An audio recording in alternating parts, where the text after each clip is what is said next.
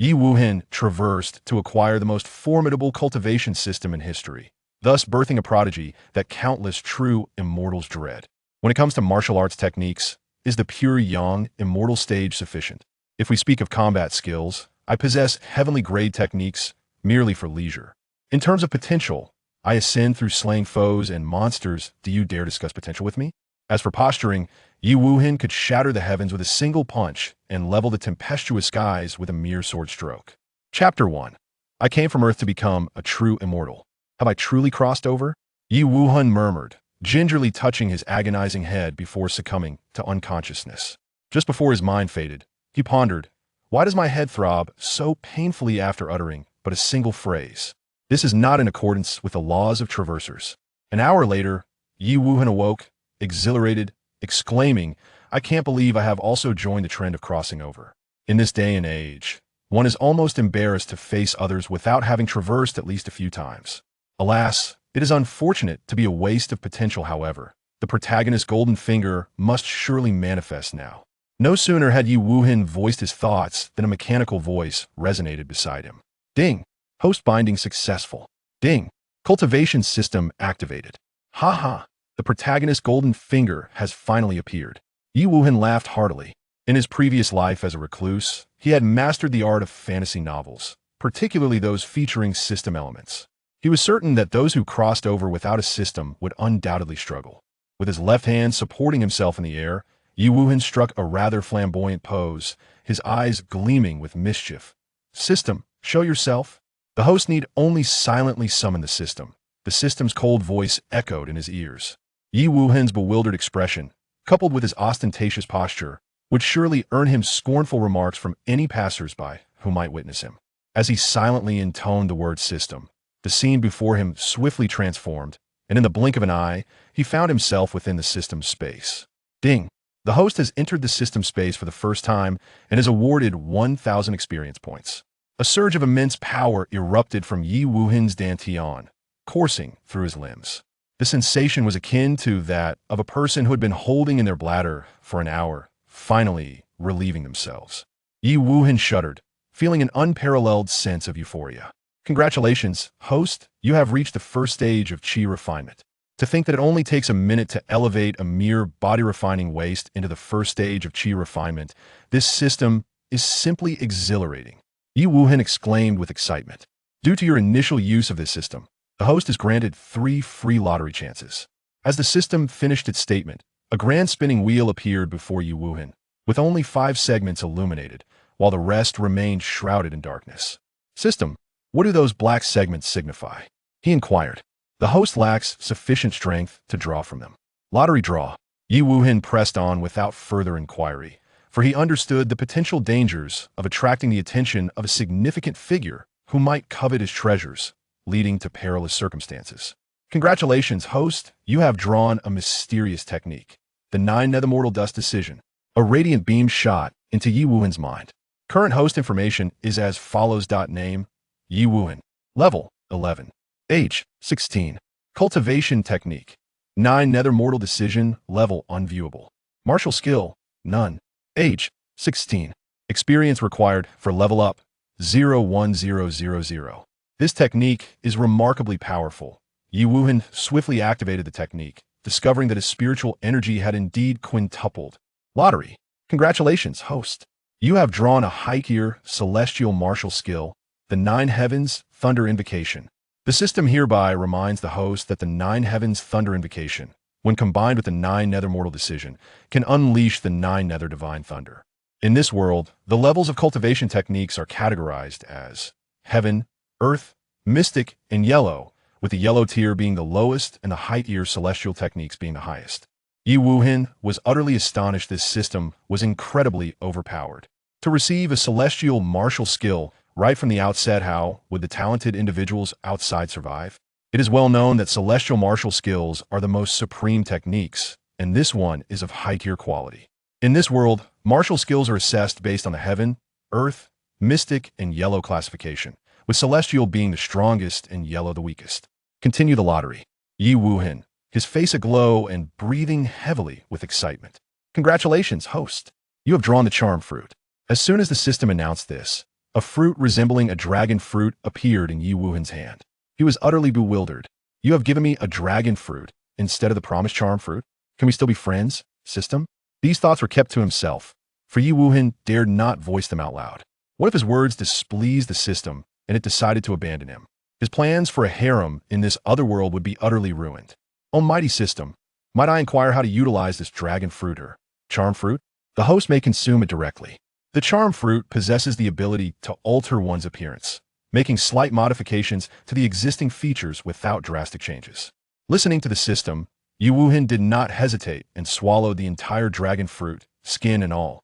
As soon as he consumed it, a warm sensation enveloped his face, followed by an intense pain.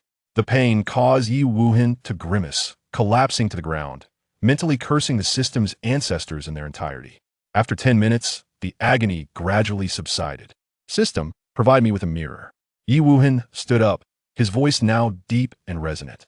A bronze mirror materialized before him, reflecting a youth with an alluring charm and a carefree smile. To think I have become so handsome, does this mean I could earn the title of Heartthrob Slayer? Yi Wuhan mused as he touched his face. He had to admit that his appearance now bore a hint of youthful elegance, yet with a distinctly more masculine allure than the typical pretty boy. Exit the system space, Yi Wuhan murmured softly. In an instant, the scene shifted back to his dilapidated room. Having just regained consciousness, the memories of this alternate Yi Wuhan flooded his mind. He was the son of the clan leader, yet due to his inability to cultivate, he became the subject of scorn. The second elder and others took advantage of the clan leader's seclusion to banish him to this place, where he toiled from dawn till dusk, surviving on a single meal each day. After a month, he ultimately succumbed to exhaustion and perished in his room. Meanwhile, the Yi Wuhan of Earth met his untimely demise in his sleep due to heart failure, thus allowing the heart-failed Yi Wuhan to seize control. The second elder, Yi Xian, and his son, Yi Tian, must perish. I shall claim this body and exact vengeance upon them as a tribute to you. Yi Wuhan clenched his teeth, his slender fingers forming into fists, nails digging into his flesh as the 9 nether mortal dust technique surged with immense spiritual energy in response to his rising fury. In his previous life, though he was a recluse, he was also passionate and harbored a deep-seated enmity towards evil. Furthermore, fate has granted him a second chance at life. Who among the young does not possess a streak of recklessness? This immortality shall be mine. I shall defy the heavens. Yi Wuhan nearly spat the words through clenched teeth. Initially, he had given little thought to the gravity of his situation within the system space. However, upon exiting and organizing his memories, he realized the depth of his indignation being trampled upon and forced to kneel, enduring daily beatings. He could hardly bear to witness such treatment inflicted upon others, let alone himself. This world operates on the principle of the survival of the fittest. The strong instill fear, while the weak become targets. Good-natured individuals are often preyed upon, and gentle horses are ridden mercilessly. Yi Wuhan took a moment to quell the anger bubbling within him and restructured his memories. In this world, he had but one loyal servant and friend. Very well, I shall commence my cultivation tomorrow, he declared, striding towards the edge of his bed. Ding! Congratulations, host, for crushing an ant and gaining 1 experience point. Experience system activated. Congratulations, host, for unlocking the experience system and receiving 1 cleansing elixir. A series of notifications rang in Yi Wuhan's ears, prompting a smile to grace his lips. He was no longer fazed by such surprises. The experience system has been initiated. It seems my time to eliminate Yi Tian has been advanced. I shall slay you before your father during the 5 Houses War in 3 months. Yi Wuhan smirked wickedly. Chapter 2. Brother specializes in defying all oppression. The following day, Yi Wuhan rose early, indulging in a refreshing bath that left him feeling invigorated. Just as he donned his garments, the wooden door of his room was kicked open, revealing a diminutive man. Upon seeing Yi Wuhan alive, the small man was taken aback and instinctively exclaimed, "You? How?" Before he could finish, Yi Wuhan interrupted, narrowing his eyes with a smile. "Are you wondering how I am still breathing?" Yi Wuhan recognized him as Yi Tian's devoted servant. Had it not been for him, Yi Wuhan would not have had to endure such labor. Realizing that Yi Wuhan was aware of his schemes, the small man grew emboldened. "You worthless fool. After 3 years of cultivation, you remain at the first stage of body refinement. Since you have proven remarkably resilient, Allow me to escort you on your final journey. With that, he charged towards Yi Wuhan. A mere third-tier body cultivator dares to be so audacious? Yi Wuhan casually unleashed a punch, sending the diminutive man flying. The small man lay on the ground, blood spilling from his mouth as he clutched his chest and groaned. Yi Wuhan, how did your strength become so formidable? That's none of your concern, Yi Wuhan replied with a sneer, twisting his wrist. Bark like a dog, or else you shall perish. Brother Yi, please spare my life. As long as you do not kill me, I will be your loyal dog. Woof woof. The small man, momentarily stunned, abandoned his dignity, lying on the ground and mimicking a dog. Though his words suggested compliance, he secretly plotted, "You arrogant cur, just wait until I return to the Yi residence and summon Yi Tian." Is your master Yi Tian? Yi Wuhan inquired. The small man, sensing Yi Wuhan's fear of Yi Tian, hastily replied, "Yes, my master is indeed Yi Tian. Yi Tian is it? Fear not, he shall soon join you in the afterlife." With that, Yi Wuhan ruthlessly crushed the small man's neck with a single stamp of his foot. Regarding the act of killing, Yi Wuhan felt a slight pang of remorse, but was largely unaffected, for this small man had often subjected him to arduous tasks in the past. Ding! Congratulations to the host for slaying a humanoid monster, earning 1,000 experience points. Ding! Experience is full. The host has leveled up to second-tier Qi refinement. Feeling the surge of spiritual energy within him, Yi Wuhan exclaimed, "How exhilarating! To think that killing could lead to leveling up, and without any bottlenecks. I shall become invincible." Without further ado, I must head to the Beast Mountain Range. Within the Beast Mountain Range, a strikingly handsome young man was mercilessly annihilating magical beasts. Indeed, this dashing figure was none other than Yi Wuhan, our male protagonist. Yi Wuhan lured the beasts into a cluster, executing the 9 Nether Mortal technique combined with the 9 Heavens Thunder spell.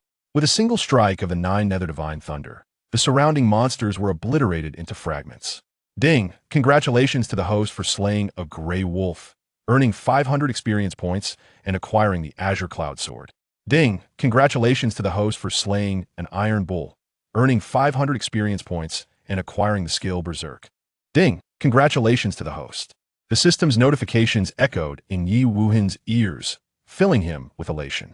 He marveled at the fact that after merely half an hour of wandering the Beast Mountain Range, he had ascended from 2nd tier to 4th tier Qi refinement. What sheer delight. Check attributes. Name, Yi Wuhan. Age, 16. Level, 14. Cultivation technique, 9 Nether Mortal technique, level undisclosed. Martial skills, Berserk Elementary, Earth tier skill, 9 Heavens Thunder spell, Advanced Heaveneer skill. Experience required for next level, 10001500. What is the purpose of this Berserk skill? Berserk activation enhances original attack power by 50%, movement speed by 20%, but reduces defense by 30% for the next half hour. Is it truly necessary to be so violent? Nevertheless, I find it appealing. Just as Yi Wuhan reveled in his thoughts, a woman burst forth from the bushes, grasping his arm and pleading, "Save me." Yi Wuhan turned to the woman, instantly taken aback. A phrase echoed in his mind. In the north, there is a beauty unparalleled and solitary. With a single glance, she captivates a city. With another, she ensnares a nation. A beauty that topples kingdoms. Her luminous, clear pupils sparkled, framed by elegantly arched brows, and long eyelashes fluttered gently. Her flawless, porcelain skin glowed with a delicate blush, while her thin lips resembled the tender petals of a rose, poised to weep. An idea blossomed in Yi Wuhan's mind. This enchanting beauty must be welcomed into his harem. What has happened? Yi Wuhan inquired. Someone is pursuing me, the beauty replied, her face flushed from exertion, breathless and glistening with fragrant sweat. Yi Wuhan mused.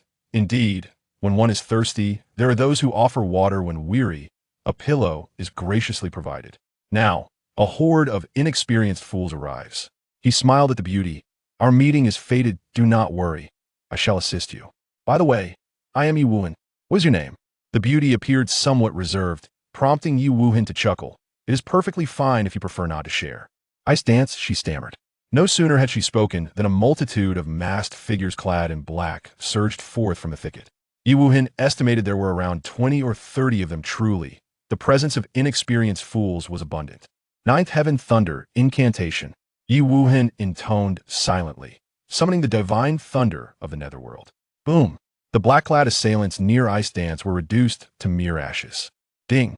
Congratulations, host, you have slain black-clad man number 1, earning 1,000 experience points. Ding! Congratulations, host, you have slain black-clad man number 2, earning 1,000 experience points. Ding! Congratulations, host. Ding! Congratulations, host, experience is now full. You have leveled up to Chi Refinement Stage 5. The remaining black-clad figures, witnessing this scene, dared not advance. The foremost among them spoke. Kid, I advise you not to interfere. You cannot afford the consequences. Yi Wuhan bristled at this. I shall interfere. Why should I not? I specialize in dealing with those who defy me. The leader of the black-clad group, incensed, commanded, retreat. We shall report back to the young master. With that, they vanished into the underbrush. Ice Dance's face flushed crimson as she finally managed to utter, You should leave. You cannot contend with them. Yi Wuhan frowned. Since I have made a promise to you, I shall ensure your safety. I will depart only once you are out of the Monster Beast Mountains. Ice Dance smiled radiantly. Thank you, Wuhan. Let us take our leave, Yi Wuhan said, taking her hand as they walked towards the outskirts of the Monster Beast Mountains. This gesture deepened the blush on Ice Dance's cheeks. Perhaps this would serve as his repayment. 2 days later. Ice Dance, may we meet again by fate. Yi Wuhan waved goodbye. Whenever those rascals dare to bully you, come to the Yi family in Tianwang City. I will ensure they meet a fate worse than death. As he spoke, his internal spiritual power surged forth, formidable and awe-inspiring. Thank you, Wuhan. When you reach the Xianzhao stage, come to Zhongzhou to find me. I shall await your arrival. Ice Dance replied, standing on her toes, to gently kiss Yi Wuhan's forehead, a fleeting touch akin to a dragonfly skimming water. Though it lasted but a second, it felt as if an eternity had passed. After the kiss, Ice Dance turned, her face flushed, and hurried away towards the outer reaches of the Monster Beast Mountains. By the time Yi Wuhan came to his senses, Bing Wu had already vanished without a trace. He touched his forehead, still lingering with the enchanting fragrance of Bing Wu, a sensation that was utterly captivating. No wonder so many had lost themselves in the tender embrace of affection only moments ago. Yi Wuhan had nearly suffered a nosebleed had it not been for his formidable cultivation, which allowed him to maintain his composure. He would have faced quite the embarrassment. Within just 2 days, he had already encountered a maiden. His harem plan was progressing swiftly indeed. Yi Wuhan shook his head over the past 2 days. His attentiveness to Bing Wu had been nothing short of meticulous, as if he were cradling something fragile, fearing it might break, or holding in his mouth, afraid it might dissolve. He had even resorted to a ploy of self-inflicted injury to elicit sympathy. Zhongzhou, is it? I shall visit one day. Yi Wuhan silently etched the name into his heart. With 3 months remaining until the Battle of the Five Houses, my current cultivation stands at the 5th stage of Qi refinement, while Yi Tian has reached the 7th stage and Yi Xi in the 9th. It appears that I must hasten my progress, Yi Wuhan declared, before venturing deep into the depths of the Beast Mountain range to immerse himself in diligent practice. Chapter 3. Like a celestial being suddenly brought down to the ground by Yang Hua, Han Hao was startled as a chilling system notification echoed in his mind. Upon hearing it, Han Hao rejoiced. Extraordinary. This system possesses such utility. I shall employ it. Without hesitation, he activated the feature. The success of the activation meant that he could now manifest nightmares within the minds of his adversaries merely by gazing at them. Mo Jie observed Zheng Jiajia's increasingly outrageous demands and glanced at the fallen Han Hao. After a moment's hesitation, she rose slowly, preparing to offer her apologies to Zheng Jiajia. Sensing Mo Jie's movement, Zheng Jiajia and Yang Hua exchanged gleeful expressions, anticipating the spectacle of Mo Jie bowing in contrition. However, just as Mo Jie stood, Han Hao seized her hands, exclaiming, Jie, there is no need to apologize to these despicable individuals. With that, he sprang to his feet, a grin illuminating his face as he turned to Yang Hua. Han Hao's words prompted Yang Hua to furrow his brow tightly. What is this? You think that sparing her the humiliation of bowing is an invitation for me to strike you? Zheng Jiajia, standing beside Yang Hua, giggled. That is precisely his intention. Darling, teach him a lesson and remind him of his place. He seems to think he can play the hero. Encouraged by the beautiful woman's words, Yang Hua's confidence swelled as he approached Han Hao leisurely. Very well then, I shall oblige him and impart a lesson he won't soon forget.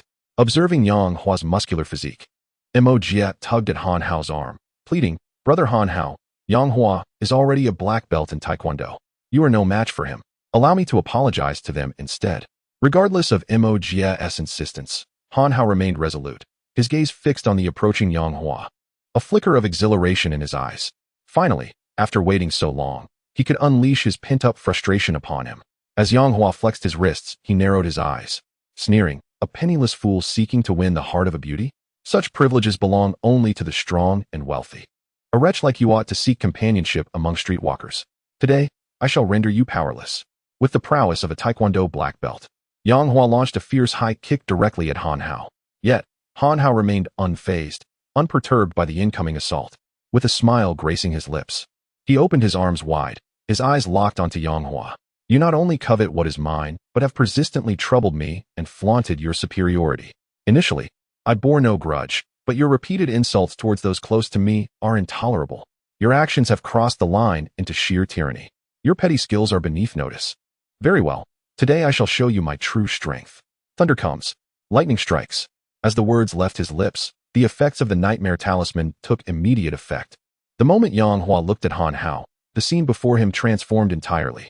In Yang Hua's eyes, Han Hao had spread his palms, from which surged bolts of lightning and thunder, enveloping him in an electrifying aura, exuding an overwhelming and terrifying presence. Initially, Yang Hua, adorned with a mocking smile, raised his leg to strike Tianqi, but before he could make contact, he was confronted with an astonishing transformation that extinguished his grin, replacing it with sheer astonishment. In an instant, he retracted his right leg, for he perceived that his thigh had collided with Han Hao's lightning. Ah, my leg. After the encounter, he hurriedly examined his foot, and, upon discovering no harm had been done, he sighed in relief. At that moment, Yang Hua silently rejoiced in his swift retreat. Otherwise, he would have surely been scorched beyond recognition. The abruptness of these events left the three present utterly bewildered. As Yang Hua recalled the earlier scene and turned his gaze back to Han Hao, a look of trepidation crossed his face. Who are you? How do you possess such power? In Yang Hua's eyes, Han Hao now appeared as a deity, enveloped in crackling lightning that erupted with ferocity, dazzling flashes illuminating the air. A sight both awe-inspiring and terrifying. After Yang Hua fell, Han Hao stepped forward, wielding the lightning with even greater intensity, and bellowed, "Jie has damaged your garments. Do you still demand compensation?" Gazing at the godlike Han Hao, Yang Hua's heart was already ensnared in a nightmare of fear, and he hastily shook his head. No need. No need for compensation. The lightning roared forth like a celestial dragon, menacingly exclaiming, "I have insulted your girlfriend and branded you a scoundrel. Do you have any objections?" Overwhelmed with fear, Yang Hua retreated, dragging his darkened legs. "What you say is entirely true. How could I possibly object?" As he stumbled backward, Han Hao advanced, his voice resonating like thunder. "I command you to kneel and apologize. Will you comply?" Under the influence of the nightmare talisman, Yang Hua perceived Han Hao as an unassailable force. Terrified into submission, he prostrated himself, declaring, "My lord, I was wrong. I failed to recognize your greatness and offended you. I beseech you, spare me." Han Hao had never felt such a sense of triumph. As Yang Hua repeatedly bowed his head, blood began to trickle from his forehead.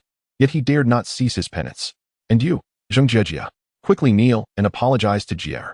As he witnessed Yang Hua's contrition, Han Hao turned his gaze to Zheng Jie, instilling her with the same nightmare. The lightning in his grasp surged, exuding an air of superiority. Zheng Jie, having never encountered such a spectacle, was utterly paralyzed by fear, trembling as she knelt to repent before Jie. This sudden turn of events was too overwhelming for Jie to process. She subtly tugged at Han Hao's sleeve, asking, "Brother Han Hao, what is happening? Why have they transformed so drastically?" In truth, Han Hao himself was bewildered, unaware of the talisman's formidable power, yet he maintained an air of divine authority, intent on further tormenting the two insolent individuals before him. "Beep. Host, please be advised, the nightmare talisman is about to expire. Proceed with caution." However, just as Han Hao was poised to continue his reckoning, the system's voice chimed in once more, alerting him that the talisman was on the verge of losing its potency. Upon hearing this, Han Hao exclaimed in dismay. He could not allow them to witness his lack of thunderous might. Thus, he bellowed, "You two may leave at once. Remember to steer clear of us in the future, or each time I lay eyes on you, I shall strike." With that, he unleashed another bolt of lightning from his hand, brutally striking the two before him, nearly sending them into unconsciousness from the pain. Upon hearing Tianqi's words, they felt as if they had been granted a reprieve and hastily scrambled to their feet, exclaiming, "Thank you for your mercy, my lord. We shall take our leave at once." With that, Yang Hua wiped the sweat from his brow and, alongside Zheng Jiejia, began to flee awkwardly towards the exit. However, after they had barely taken a few steps, Han Hao suddenly called out, "Wait, do you think you can depart so easily without compensating us for our losses?" Suddenly halted. Yang Hua quickly grasped Han Hao's intent and hurriedly retrieved a bank card from his pocket, stating, "Sir, this card contains 100,000 yuan, and the password is 325412. This is your compensation. Please use it as you see fit, and should it prove insufficient, feel free to seek me out again." Han Hao regarded the bank card he was handed with satisfaction and replied, "Begone. I do not wish to see you again." After relinquishing the card, Yang Hua wasted no time lingering, swiftly scrambling out of the CAF. Ding. Congratulations to the host for successfully completing the task, earning 5 points of cultivation value. Ding. Congratulations to the host for receiving the task reward. Misfortune successfully lifted. Ding. Congratulations to the host for receiving the task reward. A powerful beginner's gift pack has been obtained. Would you like to open it? After Yang Hua's departure, a series of system notifications echoed in Han Hao's mind. The sheer power of a mere nightmare talisman had filled him with anticipation for this system. Without hesitation, he declared, "Open. I wish to see what treasures lie within the beginner's gift pack." Upon successfully opening the beginner's gift pack, the host acquired the first volume of the cultivation method chaotic decision, 5 nightmare talismans, 5 X-ray talismans, 2 task cards, 10 points of cultivation value. As the beginner's gift pack unfolded within Han Hao's consciousness, a plethora of items materialized before him. Gazing at these treasures, Han Hao's face lit up with excitement as he directly addressed chaotic decision, saying, "Use. Congratulations to the host for successfully utilizing the cultivation method chaotic decision. Your cultivation has ascended to the opening of the ordinary realm. Would you like to view your physical attributes? View. Host. Han Hao age. 21 years cultivation value. 15 points realm. Opening of the ordinary realm cultivation method. Chaotic decision skills. None tasks. None achievements. None upon reviewing his attributes." Han Hao nearly burst into jubilant cries. From his initial status as a mere mortal, he had successfully entered the opening of the ordinary realm. It was truly astonishing. Subsequently, Han Hao began to sense the changes within himself. After a moment of reflection, he erupted into ecstatic shouts, causing Mo Jie to regard him with incredulous eyes, fearing he might lose his sanity. At this moment, Han Hao could distinctly feel the transformation within his body. Beneath his previously frail exterior lay an inexhaustible reservoir of power. This power resides within every inch of his skin and every segment of his bones. Now, Han Hao is filled with confidence. If Yang Hua were to stand before him, he believes he could knock him down with a single punch, even without the nightmarish talisman. Chapter 4. Trouble emerges. Realizing his newfound power, Han Hao was overjoyed, exclaiming, "This system is incredible. With it, I can conquer the affluent and marry the beautiful. Reaching the pinnacle of life is just around the corner, haha." Beside him, Mo Jie gazed at the exuberant Han Hao, perplexed by his exuberance, and cautiously inquired, "Brother Han Hao, are you all right?" Immersed in his delight, Han Hao momentarily subdued his laughter after Mo Jie spoke, taking her hand and leading her outside as he declared, "Not only am I well, but I am also immensely happy. Let us indulge in a grand feast. Now that I have this power, I shall no longer need to work. I will support you." At his words, Mo Jie's cheeks flushed a deep crimson, akin to ripe cherries, enchanting and delightful. "What are you saying? I do not wish for your support." Though she protested, she allowed Han Hao to pull her away from the CAF. Upon exiting, Han Hao hailed a taxi, instructing the driver to head to the fiery red Western restaurant. Before long, they arrived at the entrance of the establishment. As Mo Jie beheld the bold characters spelling out fiery red Western restaurant, she whispered to Han Hao, "Brother Han Hao, this is a 5-star restaurant in Qingshui City, frequented by the wealthy. The minimum expenditure is 10,000 yuan. It is not suitable for us. Let us quickly find a casual eatery for a simple meal." Han Hao, unfazed, replied, "We are wealthy. I just received 100,000 from that scoundrel Yang Hua, which is more than sufficient for our dining." But Mo Jie attempted to decline, yet she was swiftly interrupted as Han Hao firmly guided her into the restaurant, the fiery red Western restaurant.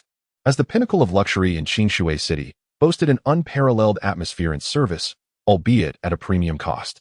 Approaching the entrance, the receptionist stood upright, diligently greeting incoming patrons with a smile. However, upon noticing Han Hao and Mo Jie, dressed in seemingly ordinary attire, she frowned slightly and interjected, "Sir and Miss. This is an upscale Western restaurant, with a minimum consumption standard of 10,000 yuan. Please reconsider." Although there was a hint of disdain in the receptionist's tone, Han Hao remained unperturbed, boldly asserting, "Do not worry. I have money. Please lead the way." "Sir, please wait. I must reiterate that attempting to dine here without payment will have serious consequences." Upon hearing this, Han Hao's demeanor shifted, and he retorted, "I have plenty of money. Just step aside. Do not block the way." With the confrontation escalating, the receptionist, seeing Han Hao's determination, reluctantly cleared the path. After he entered, a smirk crept across her face as she remarked to her companion, "Yet another fool chasing after women without realizing his own folly. Just look at his tattered clothing.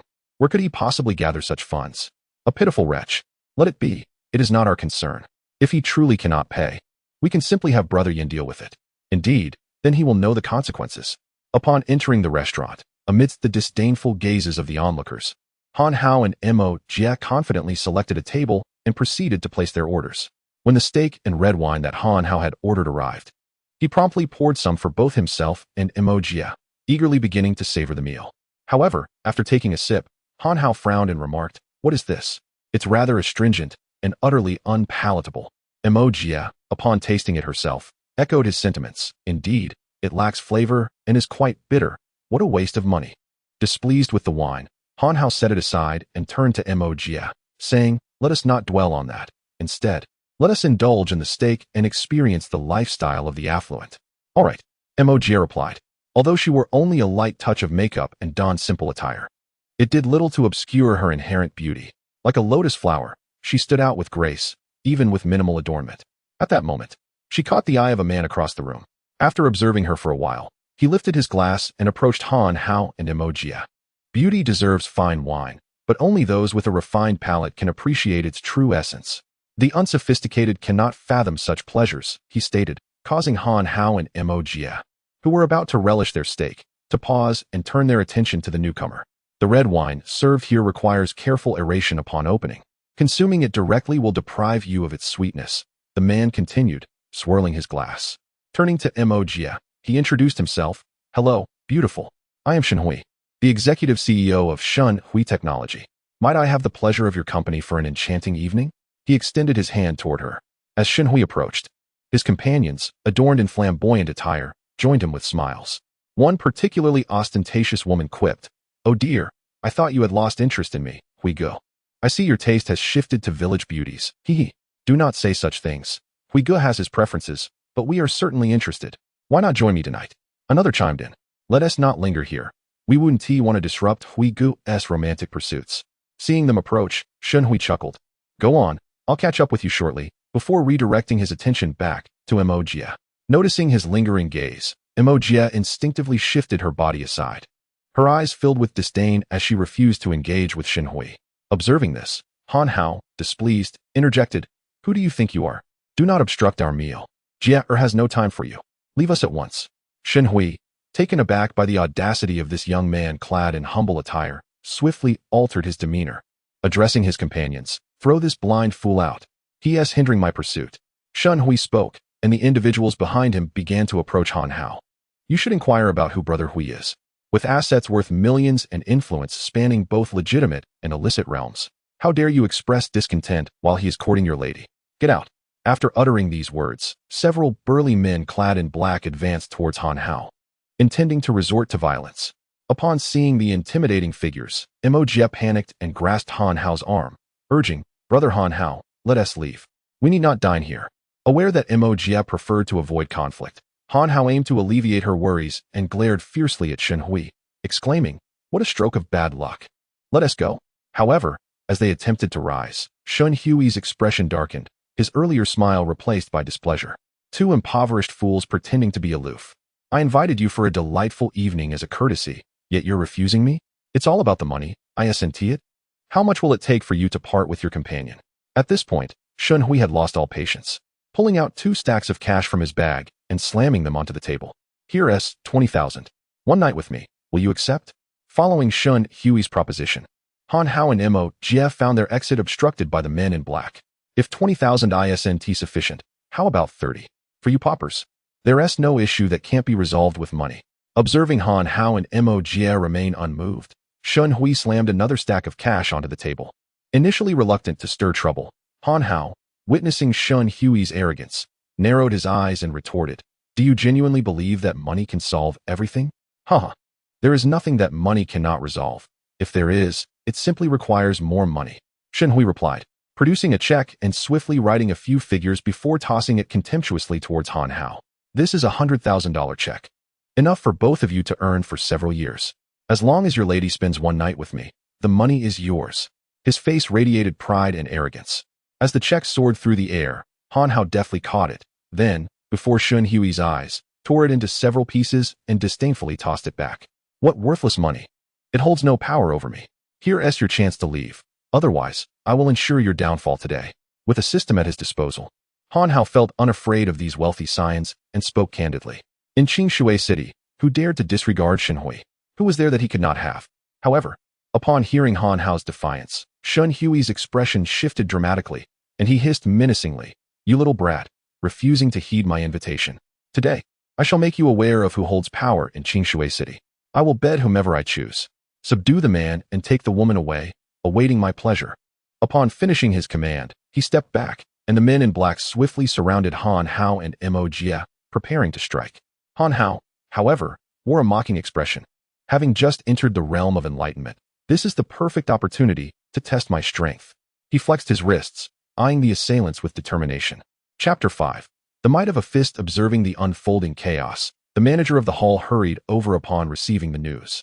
Upon arrival, he spotted Shen Hui and exclaimed in dismay, "Brother Hui, what has transpired? Why are you in such a fury? Please calm down and resume your meal. I will take care of it. The bill is on the house." In a five-star establishment, the greatest fear lies in the eruption of conflict, which could lead to serious repercussions and a potential loss of clientele. Thus, his intention was to quell the disturbance. However, Shen Hui did not even spare him a glance. Retorting, "I don't care about the cost. I have no need for your generosity. I am determined to have my way with this woman today." Unwavering, Shen Hui dismissed him entirely. The manager was at a loss for words. "But, Brother Hui, this. Spare me the nonsense.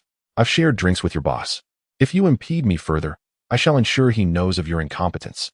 With a single statement, Shen Hui silenced the manager, who no longer dared to utter a word. Shen Hui's audacity escalated as he turned to the men in black, commanding, "What are you waiting for? Deal with him."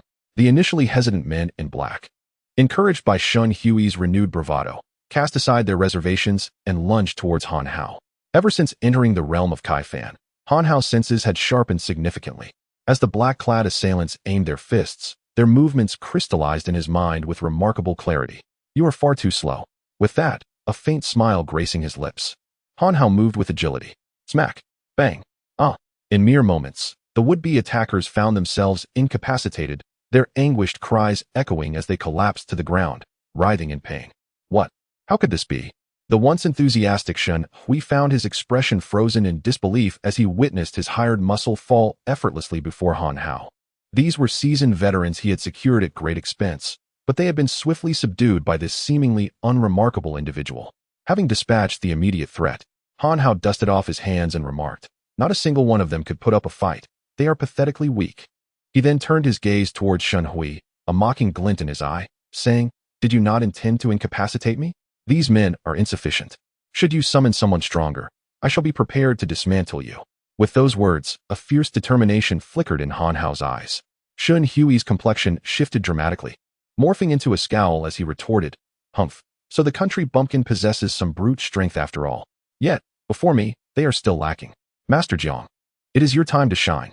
Master Jiang, Shen Hui's personal bodyguard, a retired special forces soldier and national martial arts runner-up, had faced numerous challengers and emerged unscathed. Once, when Shen Hui was cornered by over a dozen elite fighters, it was Master Jiang who saved him, incapacitating them effortlessly while remaining entirely unharmed. Shen Hui was confident that once Master Jiang intervened, this rural fool would be thoroughly subdued.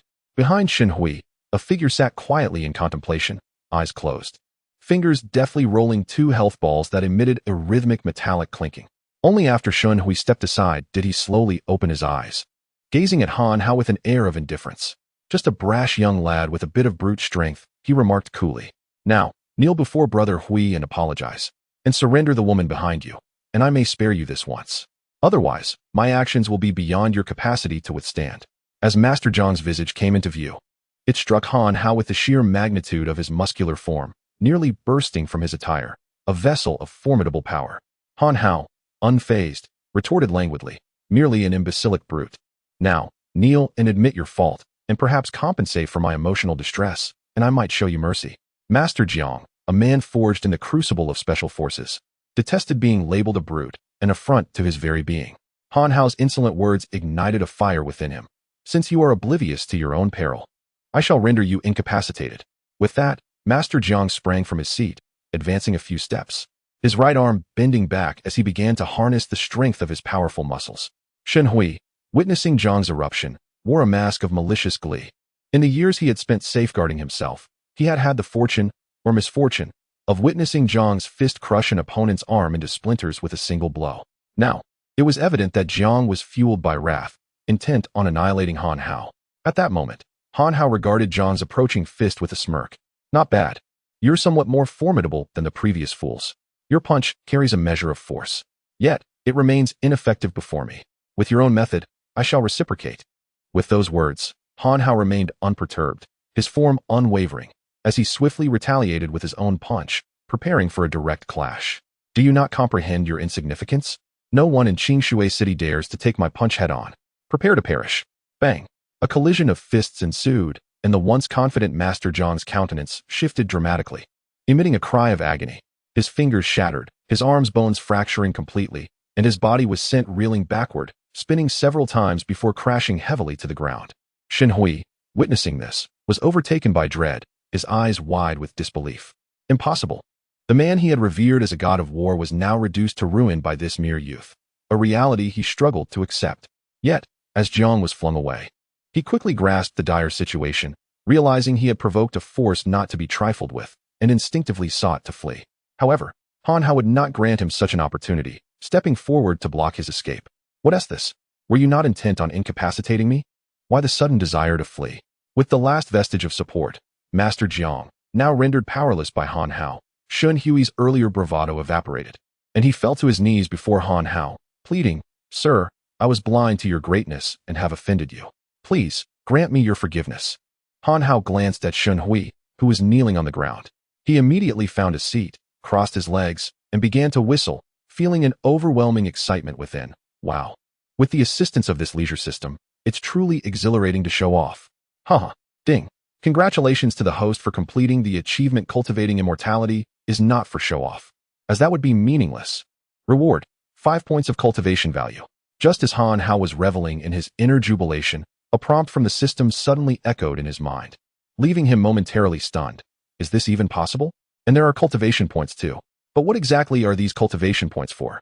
It seems I must familiarize myself with this system shortly. Once seated, Han Hao looked at Shen Hui mockingly, continuously clicking his tongue, and said, Jier, how should we deal with this fellow? Should we cripple his brother, or directly break his arms and legs? Seeing Han Hao, who seemed somewhat unfamiliar, Mo Jie was at a loss for what to do, but softly advised, Brother Han Hao, please don't act impulsively. We live in a society governed by law, and intentionally injuring someone can lead to imprisonment. After Mo Jie spoke, Shen Hui, who wore a fearful expression, hastily added, Yes, Master, you must think twice. If I were to be crippled, I would end up in jail. Perhaps we could consider other solutions. In a society governed by law, recklessly harming others could indeed lead to incarceration, which greatly troubled Han Hao, leaving him uncertain about what to do next. However, after Shen Hui finished speaking, Han Hao stepped forward and kicked him to the ground. You're such a nuisance. Once on the ground, Shen Hui, witnessing Han Hao's fury, dared not utter another word, fearing further punishment. After a moment of contemplation, Han Hao thoughtfully proposed, How about this? I pretend to accidentally bump into his groin and apply just a bit of force, ensuring his brother never stands again. This way, I should not get caught. Upon uttering this, Han Hao found his own idea quite amusing and burst into laughter. Mo Jie, who was beside him, furrowed her brow upon hearing his words and cautiously inquired, Brother Han Hao, what are you talking about? His brother isn't here. Hitting him would be pointless. Just hitting Shen Hui once would suffice. Having known Mo Jie for quite some time, Han Hao was surprised by her innocence. Realizing she couldn't comprehend his words, and could only respond, Jier, you need not understand this. Just watch and see. All right. I will watch you deal with his brother. Mo Jie, always obedient, stood behind Han Hao, patiently awaiting his action against Shen Hui's brother. Upon hearing Han Hao's words, Shen Hui understood the gravity of the situation and frantically pleaded, Master, Please spare me. You cannot harm my brother. He is my lifeline. I can offer you money, lots of money. Just let me go. Money? With this powerful system at my disposal, I shall never lack for that. Faced with Shen Hui, who continuously sought to undermine him, Han Hao was determined to teach him a lesson. He promptly stood up and strode toward Shen Hui, wearing a smile as he approached his brother. Chapter 6. Li Jia. As Han Hao advanced ominously, Shen Hui was engulfed by terror, shielding his groin with trembling hands and pleading for mercy. However, Han Hao showed no intention of sparing him. Upon reaching Shen Hui, he raised his right leg, aiming directly at Shen Hui's vulnerable area. Please, have mercy. Just as Han Hao was about to strike, a voice suddenly interrupted, halting his impending assault. Upon hearing the voice, Han Hao's displeasure was evident as he retorted, "Another fool who cannot see the situation. Do you wish to be incapacitated as well?" In that moment, Shen Hui, filled with dread, recognized the newcomer and his face brightened with hope. "Brother Yin, save me. I cannot be harmed in your territory." Despite Shen Hui's desperate plea, the newcomer disregarded him entirely and approached Han Hao with utmost courtesy. "Young man, I implore you to temper your anger. I am Li Yin, the owner here, and I sincerely apologize for Shen Hui's actions. We will resolve this matter appropriately." Though the newcomer spoke with politeness, Han Hao showed no respect in return. Languidly, he replied, "You are the one in charge here. Where were you when this scoundrel was tormenting us? Now that I seek to punish him, you emerge. Does that not seem a tad inappropriate?"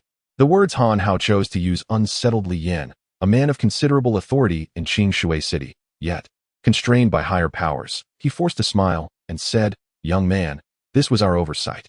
We shall ensure you receive due compensation. Additionally, I have come not only to mediate between you and Shen Hui, but also to convey a message from our elder, who wishes to meet you upstairs." Li Yin's continued defense of Shen Hui irked Han Hao, and when invited to ascend and meet the elder, Han Hao rose defiantly. "I shall not be swayed by your empty words. Your shamelessness is remarkable, attempting to protect Shen Hui while trying to lure me into a trap. Very well. Let me see what tricks you have up your sleeve. Lead the way. I wish to discover who this elder truly is." With the newfound confidence granted by the system, Han Hao boldly insisted on accompanying Li Yin to meet the elder he mentioned. Han Hao's insolent remarks incensed Li Yin, yet, having witnessed Han Hao's prowess, he knew he was no match and begrudgingly suppressed his anger, guiding Han Hao upstairs. Upon reaching the upper level, the atmosphere transformed dramatically, showcasing a stark contrast to below. Every few paces, ominous figures clad in black stood guard, and upon closer inspection, some bore bulging chests that unmistakably suggested they were armed. Realizing they were equipped with firearms, Han Hao began to regret his impulsiveness. However, retreat was no longer an option. He steeled himself and pressed forward, contemplating his strategy. Navigating through the long corridor, Li Yin abruptly halted before a door, gently knocking and respectfully announcing, "Elder, I have brought the guest. Come in." A voice responded from within.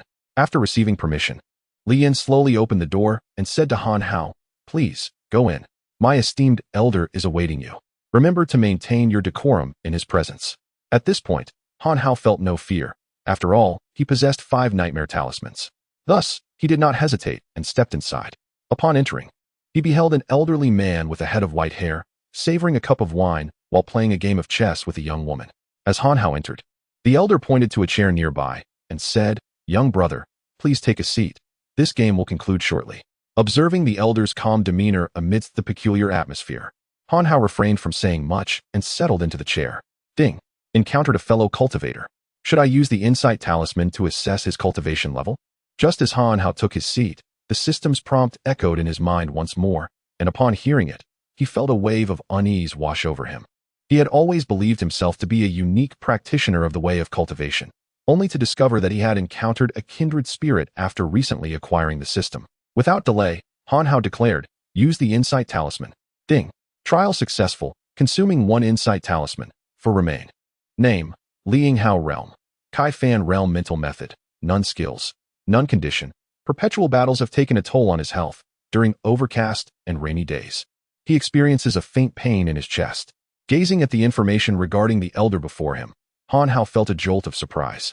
He had also reached the Kai Fan Realm, just like himself. However, he had only recently attained this level, which must indicate a significant gap between them.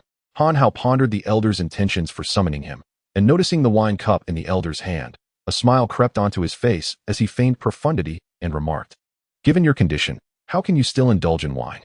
Do you seek to court death?" At this, the young woman engaged in the chess game shot a cold glare at Han Hao, her expression turning stern. What did you say? How dare you speak disrespectfully to my grandfather? Are you looking for trouble? As she prepared to rise, the elder restrained her and turned to Han Hao, saying, Young brother, what brings forth such words? Feeling elated at the elder's reaction, Han Hao continued with a grave tone. Do you not feel a profound pressure within your lungs? And does your chest not ache faintly when the skies are overcast and rain falls? Upon hearing this, the previously unflappable elder's expression shifted slightly as he responded, Young friend, from whence do you derive such knowledge, and what is your basis for it? Faced with the elder's inquiry, Han Hao found himself at a loss for words. He could not reveal that he possessed a system imparting such insights. Thus, he replied, You must also be a practitioner of the way and aware of our customs. It is unwise to divulge one's secrets to others. Ding. Congratulations, host. Remaining composed in the presence of a formidable adversary, you are rewarded with 2 cultivation points. As Han Hao earnestly engaged in nonsensical chatter, he was unexpectedly rewarded with additional cultivation points by the system, which filled him with a surge of joy. However, he could not afford to indulge in this newfound delight, as he needed to address the elderly man before him. The elder's expression, which had previously shown a hint of change, transformed dramatically upon hearing the term cultivation. He immediately rose from his seat, exclaiming, I never anticipated encountering a fellow practitioner in this small town of Qingshui, and at such a tender age. Truly, it is an honor.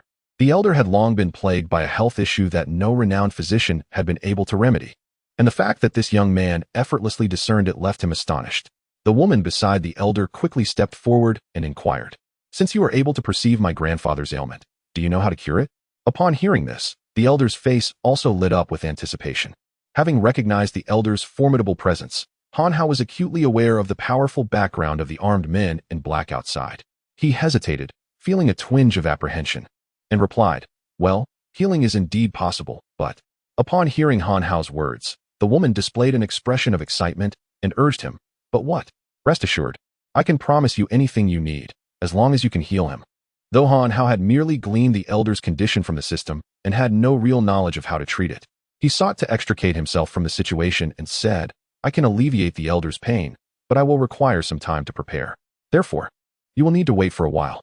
Despite having weathered many storms, the elder was greatly moved by Han Hao's words. After a brief moment to compose himself, he responded, No matter, I have endured this long, so waiting a bit longer is not an issue. How much time do you require? After a moment's hesitation, Han Hao replied, Not long, just 5 days will suffice. After that, you can come to me for treatment. 5 days. That is not much. I shall await your good news. The elder, relieved at the prospect of healing, found himself unconcerned about anything else, even forgetting his initial intention for summoning Han Hao. He continued, Since you can assist me in my ailment, I must also express my sincerity.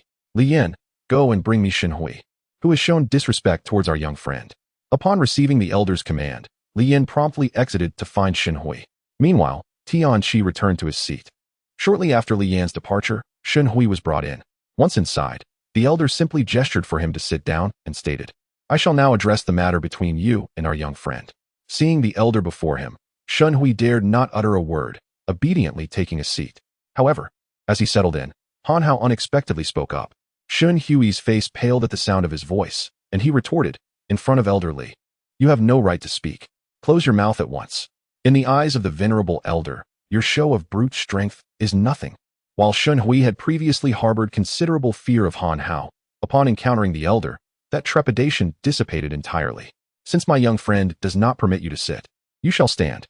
However, with a newfound semblance of confidence, Shen Hui was taken aback when he heard the elder's command for him to remain standing, leaving him utterly astonished yet too intimidated to voice his objections. His gaze towards Han Hao now brimmed with fear, and he found himself regretting his initial actions, never having anticipated the elder would hold Han Hao in such high regard. Once Shen Hui had taken his stance, the elder seated himself and addressed the situation. I have heard that you have offended my young friend. I am here to mediate a reconciliation. My young friend shall not punish you, but as restitution, you will bestow upon him the villa in Huansui district. I trust you have no objections?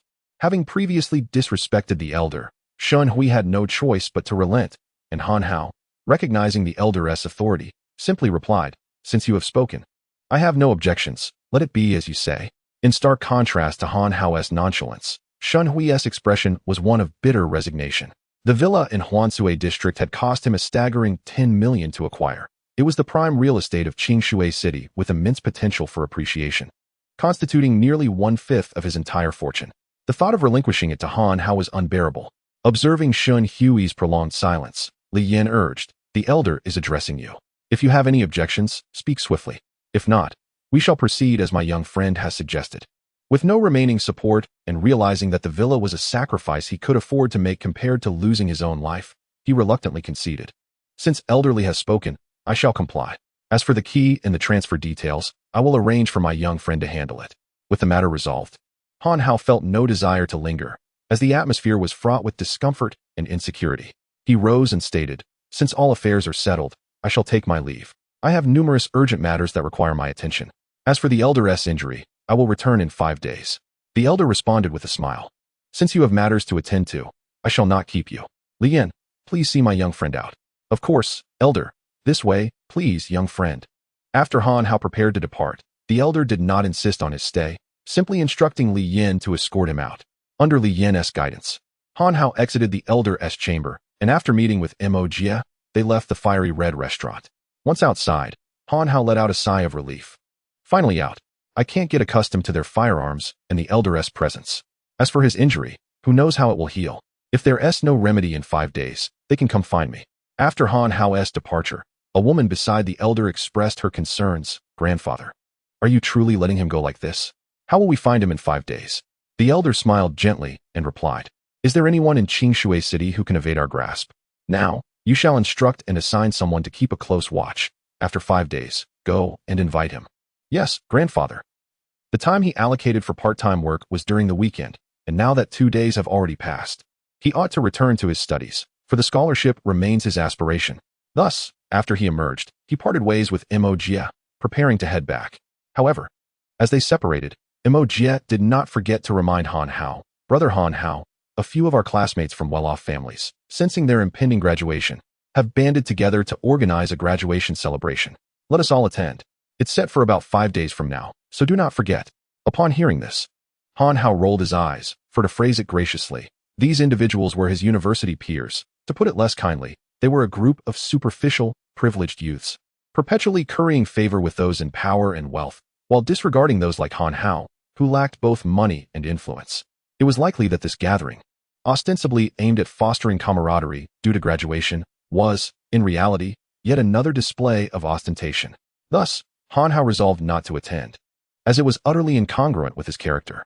Chapter 7. The graduation gathering. Upon returning to school, Han Hao attended classes as usual.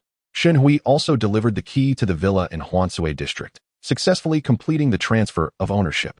Although he had not specifically visited the villa, Han Hao gladly accepted it, viewing it as a form of compensation. As for the old man's illness, he remained unperturbed, for he had discovered a solution while exploring the system. Within the most powerful cultivation system, there existed a store where the currency required was known as cultivation points. With sufficient cultivation points, one could exchange for nearly anything desired. Han Hao perused the items available and noted their prices. The second volume of Chaotic Decision was priced at 100 cultivation points. The Nightmare Talisman, X-Ray Talisman, and Strength Talisman were each 10 cultivation points. The Muscle Relaxation and Bone Nourishing Pill was 100 cultivation points, and the Healing Pill was 30 cultivation points. Elated to learn about the items he could exchange, Han Hao was particularly thrilled to discover that the Healing Pill could treat the old man's injuries. Thus, if he could acquire it, all would be resolved. However, his joy was soon overshadowed by concern, as he currently possessed only 22 cultivation points, insufficient to obtain the Healing Pill. Moreover, he remained oblivious to how to earn more cultivation points. Aside from completing tasks and achievements, he was unaware of any other means. Despite numerous attempts to uncover ways to gain cultivation points, he ultimately found himself at a standstill. 5 days swiftly passed, and the weekend arrived once more. With his part-time job terminated the previous week, Han Hao had little to occupy his time and planned to indulge in a leisurely sleep. However, before he could drift off, he received a call from Mo Jie. Groggily awakening, he answered the phone, placing it to his ear, and said, "Jie, what is it?" "I'm trying to enjoy a lazy morning." Mo Jie, hearing Han Hao's words, was momentarily speechless and replied, "Have you forgotten my reminder? Today is our class gathering, and we are waiting for you."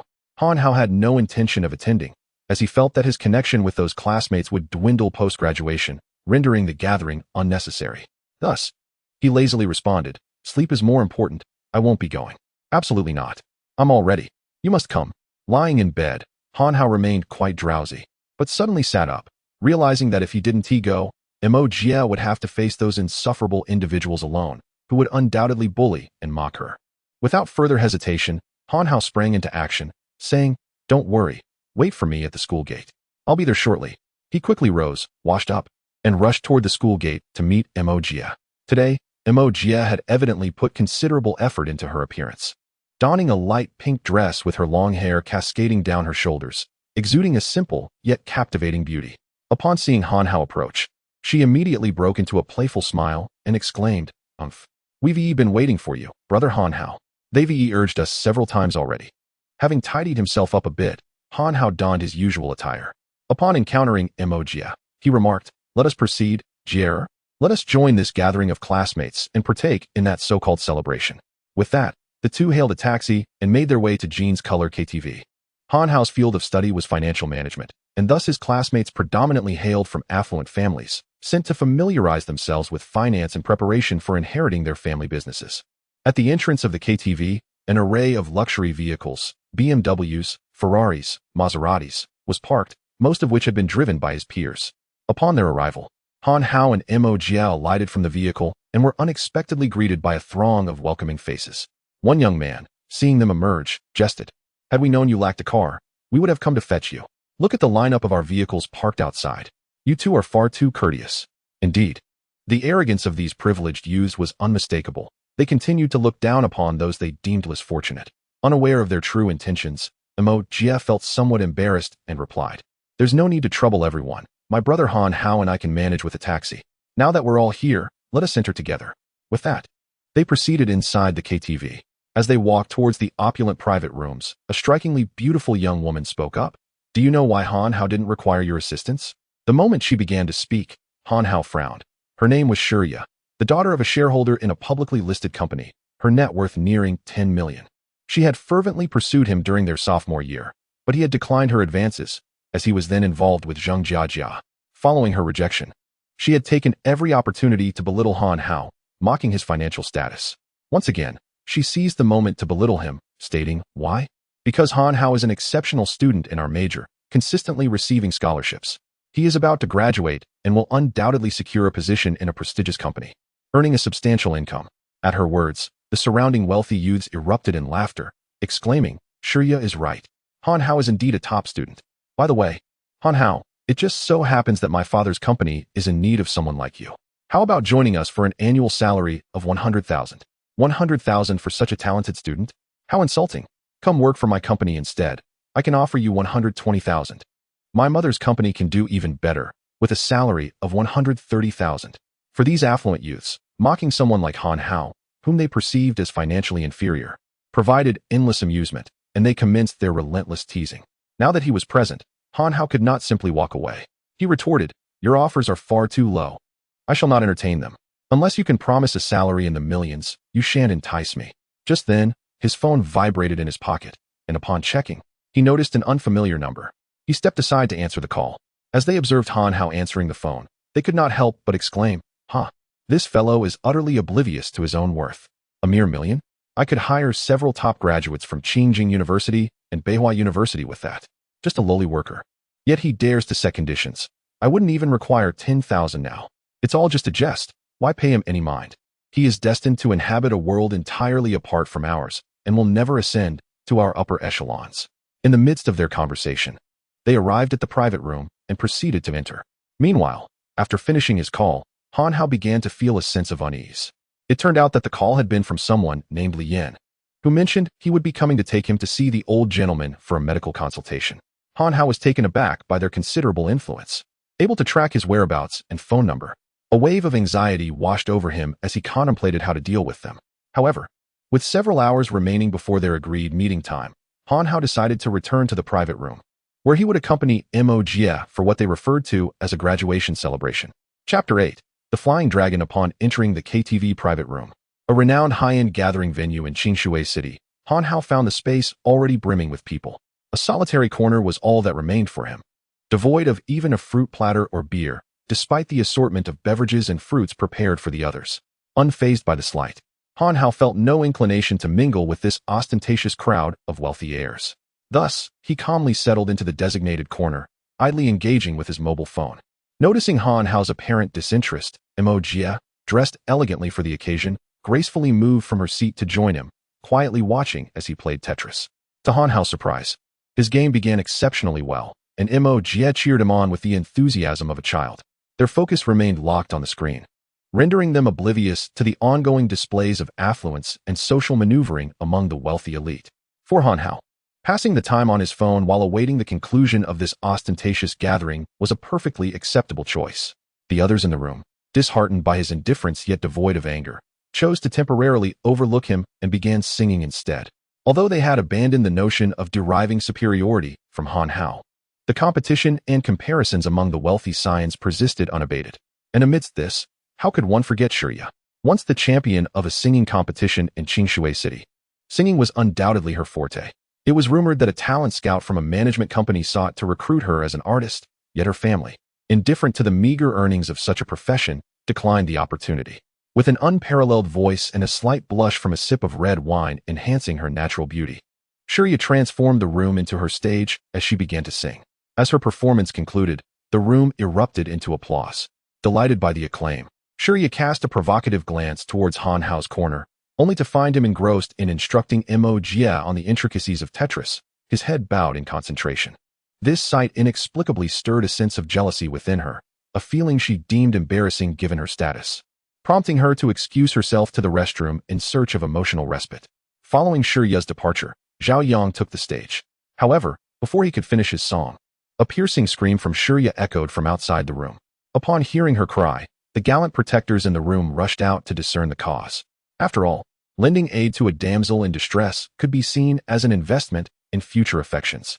Initially reluctant to join the fray, Han Hao was eventually nudged by Jie, compelling him to reluctantly set aside his phone and follow the crowd out of the room. Once outside, they sought to uncover the details behind Shiya's alarming outcry. While Shiya was in the restroom, a stranger took an inappropriate interest in her, audaciously patting her backside and inquiring, "Miss, how much for a night?" Clad in designer attire, it was evident to anyone that she was not that kind of woman. The middle-aged man's words were shockingly lewd, clearly intended to provoke Shiya. Such an affront was intolerable for someone who had always lived a life of privilege. Without a moment's hesitation, she extended her hand, intending to deliver a slap to this scoundrel. However, while it was easy to reach out, retracting her hand proved to be a challenge. The man seized her wrist, attempting to drag her into a nearby room. Overcome with fear, Shiya let out a piercing scream. As Han Hao and his companions emerged from their room, the middle-aged man still clutched Shiya's hand, regarding the newcomers with a smirk. Witnessing his brazen conduct ignited immediate fury among the group.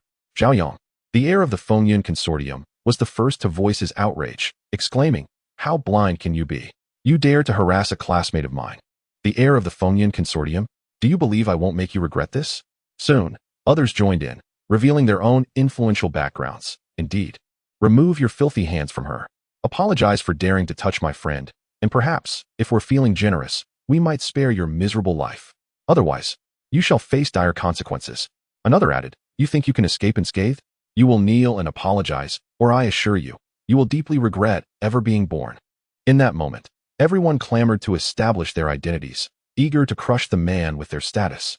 The uproar soon caught the attention of the KTV owner, who feared that the influential classmates of Han Hao might leave dissatisfied.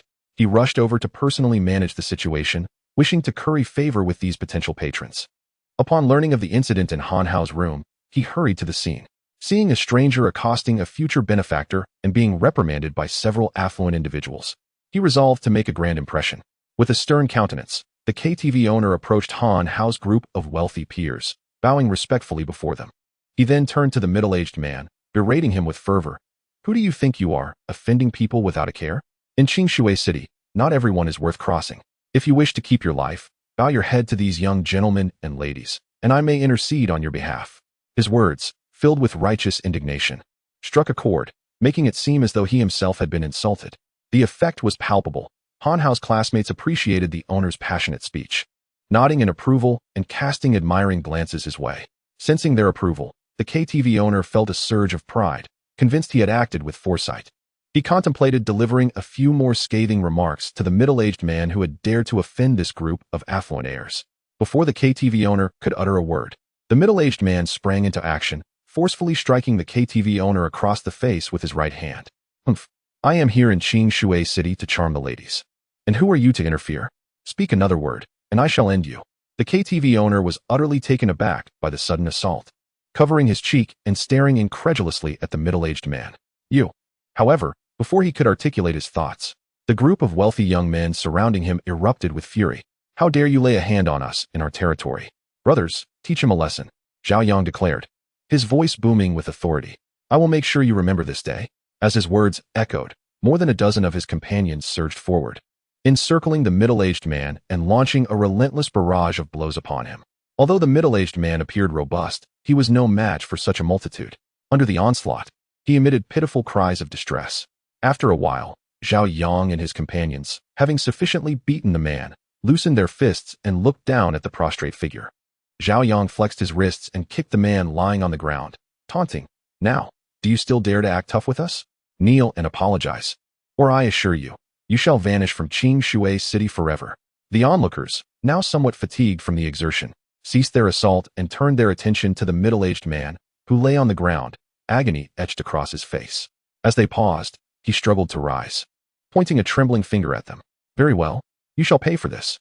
Just wait until I summon my allies to deal with you, you insignificant wretches." With that, he hurried towards a nearby private room. "Ah, he intends to call for help. Am I hearing this correctly? Huh. Is there anyone in Qing Shui City that we cannot handle?"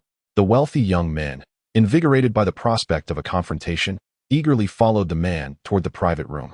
They arrived at the door, and with a resounding kick, Zhao Yang forcibly flung it open. "Let me see who dares to challenge us." However, just as Zhao Yang's words fell, a sharp crack echoed, and he was sent flying back out of the room. A vivid red handprint marred his face, and his eyes widened in terror as he gazed at the interior of the private room. The others hesitated at this unexpected turn of events, momentarily stunned. Before they could regain their composure, an elderly man emerged from the room, accompanied by the very middle-aged man they had just assaulted. The middle-aged man walked behind the elder with utmost deference, while the elder cast a disdainful glance over the group. "Humph. In all of Qing Shui City, I am unaware of anyone who has the audacity to demand an apology from my nephew, Fei Long. Who is it that spoke such words? Step forward." His declaration silenced the previously boisterous KTV, leaving an air of tension and anticipation. However, this tranquility did not endure for long. Suddenly, a resounding bang echoed through the air. As the once boisterous KTV proprietor plummeted to the ground, his face glistening with perspiration, muttering to himself, "The dragon has fallen, the dragon has fallen. It is all over." Chapter 9. Achievements through violence. Though this group of wealthy heirs may lack worldly experience, it does not imply they are foolish. They possess at least a modicum of awareness regarding the power dynamics within Qing Shui City. Upon hearing the name of Fei Long, they were struck dumb, much like a thunderclap, utterly shattered by the realization of their predicament. "It is over, truly over. How could we have provoked him? The meager assets and influence of my family are nothing but trifles in his eyes. Even my father cannot save me this time." From an early age, their parents had often warned them that there were two factions in Qing Shui City they could not afford to offend, one being the Li family, and the other, Fei Long, whose powerful ally is the enigmatic Wu Laoda. Little is known about Wu Laoda, not even his name, yet he wields extraordinary power, straddling both the legal and illicit realms. The underground order of Qing Shui City is entirely maintained by him, with Fei Long serving as his representative in the city. Observing the transformation of those before him, Fei Long noted their shift from brazen arrogance to sheepishness. With a scornful smile, he addressed them. "Young men, I have heard tales of your family's considerable influence, capable of navigating Qing Shui City with ease, yet you now wish to make my nephew vanish. Why don't you make him disappear? If you fail to do so, I assure you, I shall ensure your own disappearance."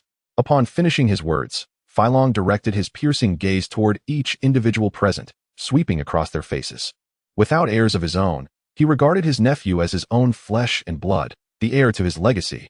Yet now, in this small Qing Shui City, someone dared to lay a hand on him, igniting his fury and determination to exact retribution. As he watched them remain frozen in place, devoid of action, Fei Long spoke again. "Kneel and apologize to my nephew, and return the woman from earlier. Perhaps then I may show you mercy. Otherwise, I guarantee that neither you nor your families will be able to exist in Qingshui City any longer.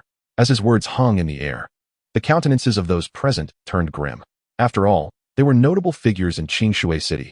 To kneel would undermine their standing in high society. Thus, Zhao Yang spoke up. Mr. Fei Long, my father is the founder and chairman of the Feng Yutian Consortium. Might you spare us, considering his reputation? Despite having heard of Fei Long's formidable reputation, Zhao Yang had never encountered him before, and the prospect of kneeling compelled him to invoke his father's name as a shield. Following his lead, the other young heirs chimed in. Mr. Fei Long, my father is Meng Wushang. With assets worth billions, we implore you to grant us this favor. My mother owns the Tianzuan Grand Hotel. Should you choose to spare us, she would be eternally grateful. After they revealed their identities, Fei Long, with a sinister smile, scrutinized everyone. Under the old man's piercing gaze, Han Hao's classmates involuntarily stepped back, pushing Han Hao, who had been observing from behind, to retreat as well. The collective retreat of the crowd only amplified the old man's imposing presence. He approached Meng Fanqi, who stood at the forefront, and delivered a sharp kick to his calf. What is Meng Wushang? What is wealth in the billions? In my presence, they are nothing but worthless trifles. I wouldn't even deign to let you polish my shoes. Kneel before me. A sharp crack echoed as Meng Fanqi grimaced in pain, crying out as he collapsed to his knees. It was evident that his leg had been broken. What use is your father's high position to me? You still dare to be disrespectful? Kneel. As soon as Meng Fanqi knelt, the old man moved to another classmate beside him, delivering the same brutal kick, resulting in another anguished groan as that student too fell to his knees. After breaking the legs of two individuals in succession, Fei Long surveyed the remaining onlookers. Will you not kneel? Do you need me to take action? At this moment, those who had yet to suffer were filled with terror and dread, fearing the agony of fractured bones. Upon making eye contact with the old man, they trembled and succumbed, reluctantly kneeling to the ground, too frightened to meet his gaze. Only Xia, Han Hao, and Ma Jie remained standing. Han Hao out of fearless defiance, Ma Jie because of her unwavering faith in him, and Xia, her face pale, retreating step by step, realizing that she had become Fei Long's target. She feared that her future would be that of a mere plaything for Fei Long's nephew, sensing that her fate was irrevocably sealed. The old man chuckled. It seems most of you are quite sensible, yet a few remain oblivious to reality. It appears you must endure some hardship to understand your own worth. With that, he bypassed the terrified Xia and approached the defiant Han Hao and Ma Jie. Seeing Fei Long approach, Ma Jie anxiously clutched Han Hao's sleeve, saying, Brother Han Hao, what should we do? Should we kneel as well? Look how helpless so many powerful and wealthy people are. After her words, Han Hao gently patted his forehead and replied nonchalantly, What is Fei Long? Why should we kneel? He is not worthy. Ah, a young man with spirit. I admire your ignorance. If you can withstand a kick from me, I shall spare you today. To others, it sounded like a glimmer of hope. But the KTV owner shivered at the words, gazing at Han Hao as if he were staring at a corpse. For Fei Long was a champion with an unbroken record of 108 victories in underground fights, a man who had killed an opponent with a single kick. Upon hearing the old man's words, Han Hao realized he was intent on delivering a fatal blow. Thus, he responded with a mocking smile, Old man, your bravado is as small as your stature. Let me impart a little life wisdom. Arrogance invites retribution. This remark ignited Fei Long's murderous intent. With an additional 30% of strength added to his original 70, he launched a direct kick towards Han Hao. Confronted with the lightning-fast and thunderous kick of the old man, Han Hao neither dodged nor retreated, allowing the elderly man to strike him. As the old man's foot made contact with Han Hao, he too raised his leg to block the assault. In the fleeting moment of their legs meeting, Han Hao whispered in a tone only they could hear, Old man, feeling good? Immediately after, a sharp crack echoed, the sound of bones breaking, distinctly clearer than the sound of Meng Fanqi's fracture. The classmates stole glances towards Han Hao, expecting him to collapse, yet instead, they witnessed the once formidable old man clutching his foot, howling in agony, his complexion ashen and drenched in sweat, ultimately collapsing to the ground, trembling with pale lips, shakily pointing at Han Hao, exclaiming, You rascal, you have the nerve to reveal your name. After much effort, the old man could only utter this single line. This spectacle left Han Hao's classmates utterly astonished, even eliciting gasps from the crowd. At this moment, everyone's perception of Han Hao was shattered. Is this truly the impoverished boy we knew? Wasn't he the weakling who struggled to run even 1,000 meters? Had he been pretending all along? As for Shirya, her previous despair was now tinged with a glimmer of hope. For the first time since Han Hao had rejected her, she wished for him not to humiliate himself, but instead to become her savior. Meanwhile, the KTV owner, witnessing the old man's fall, did not share in the triumph. His face grew even grimmer, despair etched across his pale countenance, muttering, "This is truly the end. All is lost." At that moment, Han Hao, seeing the wealthy young scions who usually held themselves with arrogance now gazing at him with envy and a hint of fear, felt a wave of satisfaction. To showcase his prowess, he disregarded the individuals sprawled on the ground and fetched a brush. Inscribing on the KTV wall, the old man fails to recognize a hero, still idly inquiring for a name. After finishing, he reveled in his calligraphy, remarking, quite beautiful." Upon seeing Han Hao's inscription, the old man's face shifted from red to black, finally gritting his teeth and pointing at Han Hao, declaring, "Very well. You've pushed me to this. If you have the guts, don't run." With that, the old man picked up the phone and dialed, "Hello, Wu, Big Wu. There's a tough nut here. My little brother has been bullied. You. All right. I'm at the Jin's KTV." After the call, Fei Long's demeanor shifted as if under the influence of anesthetics, as though he had never been struck. Pointing at Han Hao, he proclaimed, "Kid, in 10 minutes, I will make you wish you were never born." Hearing Big Wu's words, Han Hao scoffed. He did not believe that with his current strength, he needed to fear Big Wu. Thus, he nodded and replied, "All right, I'll be waiting. If he dares not come, I will drag you to find him." Following this, he found a chair, sat down, crossed his legs, and leisurely hummed a tune. At that moment, a familiar voice resonated in Han Hao's mind. "Congratulations, host, for achieving the boast and yet retreat accomplishment. You are rewarded with 5 points of cultivation value, and the hidden task boasting is an attitude has been automatically activated." Chapter 10. The infuriating hidden task. The hidden task of flaunting one's prowess has commenced. Task requirements. One must refrain from utilizing the abilities of a cultivator for 3 hours and successfully display a moment of ostentation. Reward, 20 cultivation points. Penalty for failure, total loss of cultivation points. As soon as the voice faded away, no matter how fervently Han Hao called out, it was to no avail. At that moment, Han Hao felt not only the warmth of the voice dissipate, but also an overwhelming malice permeating this world. The unfortunate old man, noticing Han Hao's dazed expression, mistook it for fear and began to laugh arrogantly, providing Han Hao with a perfect opportunity to vent his frustration. In a fit of madness, Han Hao completely abandoned the facade of a powerful expert he had just put on. With a single stride, he leaped atop the old man, biting and scratching, while muttering, "It's all your fault. I'll make you pay." Initially, Han Hao intended to inflict serious harm upon the old man, but soon discovered that his cultivation abilities had been forcibly sealed. This realization plunged Han Hao into despair. He could not fathom the possibility of the old man summoning a crowd to beat him senseless.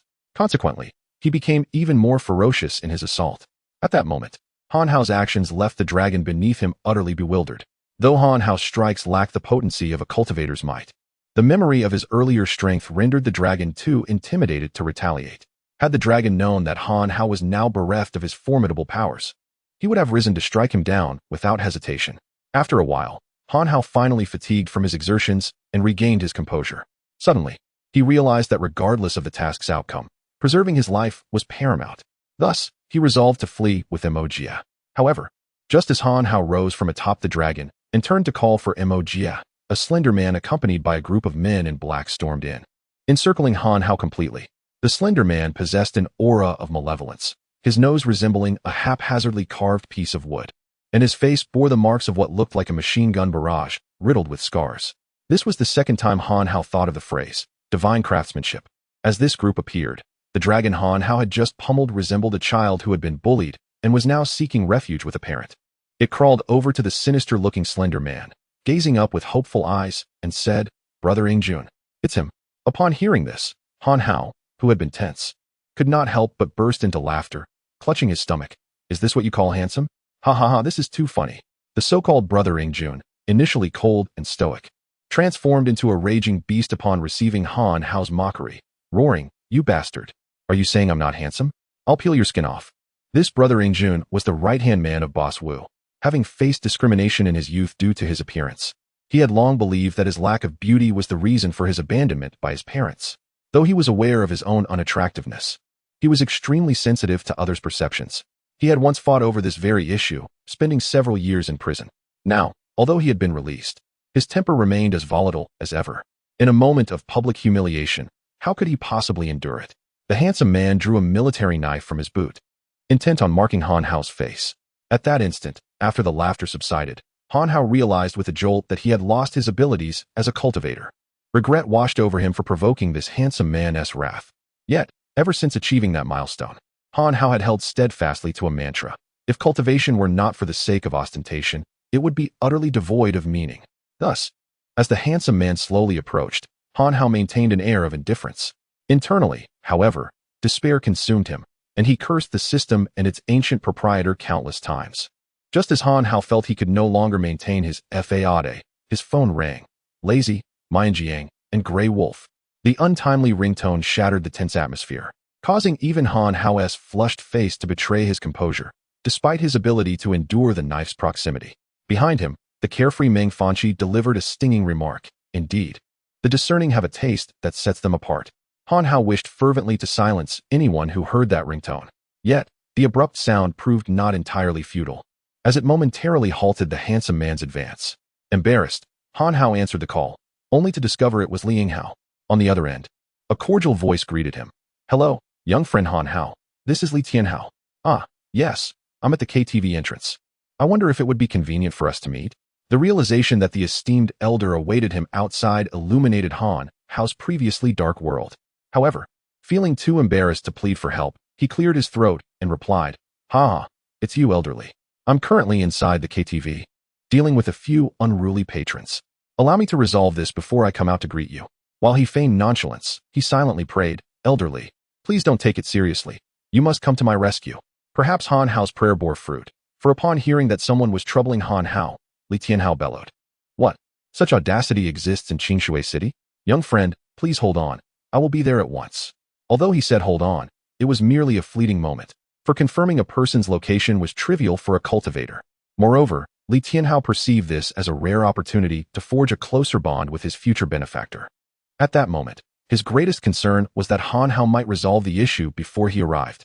Thus, he opted not to enter through the door, but instead made a hole in the wall, masking his eagerness and joy with feigned anger as he flew to Han Hao's side, glaring at the bewildered handsome man brandishing the knife. Strangely, the handsome man began to feel that the suddenly appearing elder's gaze, rather than being filled with fury, contained an element of admiration and gratitude. Moreover, a sense of foreboding emerged in the mind of the handsome fellow. Yet, he swiftly dismissed this ominous feeling. After all, he considered himself to be half a disciple of Wu, albeit not yet having reached the realm of the ordinary, but having acquired some skills in cultivation. He could be regarded as a half-cultivator. Thus, with a cold sneer, he declared, Humph, old man. Living this long isn't easy. If you wish to prolong your existence for a few more years, then kindly step aside. Upon hearing such a taunt, Li Tianhao, who had initially felt no genuine anger, was truly incensed. The youth of today truly amuse me. I have been away from the world for just a few years, and already I am forgotten. Without allowing the handsome fellow a chance to respond, he seized him by the collar and delivered a series of resounding slaps. While striking, he continued to berate. Dare you call me old again? Dare you disobey? Dare you not recognize me, Li Tianhao? Dare you, dare you? After a moment of contemplation, Li Tianhao finally conjured another insult. Dare you call yourself so ugly? At this moment, everyone, including Han Hao, was taken aback by Li Tianhao's actions, and they genuinely felt pity for the handsome fellow, who had not even had the opportunity to showcase his prowess before being forcefully ousted. For Feilong, the shock was even greater. After all, the handsome fellow was a favored aide of Wu, someone he idolized. In Feilong's eyes, the handsome fellow was the strongest master aside from Wu, almost a divine being. The sound of slaps echoed continuously, and soon, a brave audience began to gather in the KTV, with some knowledgeable elders engaging in discussion. Look, that man in black is the favored aide handsome fellow of Wu, S&T? It is said he once caught a bullet with his bare hands. How could he be so weak now? You wouldn't understand. Do you remember the leader of Qingshui City from 10 years ago? Now that you mention it, there was indeed such a person. But what does that have to do with this? Think of his name. At this, one of the onlookers suddenly displayed an expression of disbelief. Could it be that he is the Li Tianhao from back then? Shoo, not so loud. Do you wish to invite trouble? Quickly disperse, disperse. Such matters are beyond the purview of us common folk. Go. Yes, let us retreat. Instantly, the crowd that had just gathered hastily dispersed. Meanwhile, the handsome fellow, now more handsome than ever, found himself in an even more perplexing predicament. Chapter 11. The Golden Ointment at Long Last. handsome brother endured until Li Tianhao grew weary of him. With a relaxed grip on his collar, the elderly let handsome brother collapse to the ground. After discarding him, Li Tianhao brushed off his attire and spat disdainfully at handsome brother before turning to Han Hao, saying, "My young friend, this ugly fool is now in your hands." In that moment, Li Tianhao deliberately tossed handsome brother to Han Hao, intending to bestow a favor. Han Hao, having awaited his moment to shine, finally felt relieved and cast a grateful glance towards Li Tianhao. This scene did not escape Li Tianhao's notice. However, he could not fathom that Han Hao's gratitude stemmed from genuine inability to handle this predicament. To Li Tianhao, it appeared as though Han Hao was extending an olive branch. The elderly had already concluded that this young friend Han Hao was not only capable, but also righteous and humble, truly a sight for sore eyes. He believed this young man was worth befriending. Unbeknownst to Han Hao, his inadvertently expressed genuine feelings were being overly interpreted by Li Tianhao, or else he would have surely laughed aloud. After gathering his composure, Han Hao sought to maintain an air of inscrutability until he was satisfied, then approached handsome brother. Squatting down beside him, mimicking the elderly's demeanor, he delivered a sharp slap to handsome brother's face, asking, "How is it? Is the ground cool? Still feeling arrogant?" Faced with Han Hao's derision, handsome brother turned his head away, opting for silence. This, in turn, provided Han Hao with the perfect pretext to escalate his taunts. "Why don't you answer me? Are you playing mute? Are you feeling confident? Are you still arrogant? Did you provoke me? Are you shameless?" And, after much contemplation, Han Hao finally conjured another insult. "I call you ugly." At this, handsome brother could no longer contain himself and prepared to retaliate fiercely. However, having learned from past encounters, Han Hao was not about to allow handsome brother the chance to harm him again. Suddenly, he stood and kicked handsome brother, declaring, "Today, I shall show mercy since this is your first offense, but should I see you again, I will not hesitate to end you." This abrupt action left handsome brother momentarily stunned. He could not comprehend why this youth, who had seemed intent on his humiliation, would now so unexpectedly spare him. Han Hao's words extinguished any thoughts of vengeance in handsome brother's mind. After all, who would wish to fight when survival was at stake? Thus, handsome brother retrieved his knife and departed from the KTV with a band of followers, casting one last glare at Han Hao before leaving. Of course, Han Hao noticed this, but, lacking the strength to respond, pretended not to see. Meanwhile, Li Tianhao observed the scene with silent approval, nodding inwardly. This young man was truly remarkable, possessing great skill and yet choosing to rise above pettiness. He exhibited a broad-mindedness that promised an immeasurable future. In every regard, he was a figure deserving of admiration. As Feilong witnessed the handsome man he had relied on so heavily leave with a dejected expression, he too began to retreat with his nephew. Once it became clear that no one was paying attention to his insignificant presence, he promptly turned and fled, fearing that Han Hao and his companions might change their minds. After Feilong's group departed, Han Hao instructed his classmates to tend to their injuries or to head home directly. Just before Zhao Yang left, he quietly approached Han Hao and inquired, "Han, my fellow student, regarding the matter of the $1 million annual salary you mentioned." Faced with Zhao Yang's fanciful thoughts, Han Hao retorted, "Do you still think I lack money?" He dismissed him without further ado. Ultimately, the KTV was left with only Han Hao, Mo Jie, and Shirya, apart from the entourage brought by Li Tianhao. Shirya struggled to articulate her thoughts, torn between expressing gratitude and offering an apology, yet found herself unable to utter a single word. Upon glancing at Mo Jie beside Han Hao, it seemed she gained some insight, and simply sighed before turning to leave. After Han Hao had seen everyone off, the voice he despised echoed in his mind once more, "Ding. Congratulations, host, for successfully completing the hidden task. Pretentiousness is an attitude, earning 20 points of cultivation value.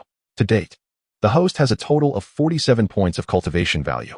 Would you like to check the detailed attributes?" Han Hao nodded in affirmation. "Check. Host, Han Hao age, 21 years cultivation value, 47 points realm, opening of the ordinary realm technique, chaotic decision skills, none tasks, none achievements. Cultivation is not for show. That would be utterly meaningless. After showing off, one should flee." Upon hearing that his cultivation had returned, Han Hao felt an overwhelming sense of relief. Suddenly, he recalled that he owed the old Master Li a golden healing pill. Thus, he mentally stated, "Very well, I wish to exchange for one golden healing pill." After making his choice, a jade box appeared in his right hand, undoubtedly containing the golden healing pill. Han Hao leisurely approached Li Tianhao, extending his right hand to present the pill before him. Seeing Han Hao offering a jade box, Li Tianhao was momentarily taken aback, but upon reflection, he quickly surmised what it contained. A joyful expression blossomed on his face, as he had not anticipated acquiring what he desired so effortlessly. He had initially prepared to pay a considerable price for it. As Li Tianhao accepted the jade box, a sense of trepidation filled him. He recalled how, 10 years ago, he had been forced to withdraw from the martial world due to his injuries and had gradually faded from the stage of Qingshui City. At that moment, Li Tianhao could not be certain that the medicine within the jade box would indeed cure him. After so many years, even doctors had left him in despair. Yet, with hope finally ignited, how could he suppress his emotions? After receiving the jade box, Li Tianhao could not resist consuming the pill immediately. At that moment, the previously silent woman beside him stepped forward, intending to dissuade Li Tianhao from so rashly placing his trust in someone.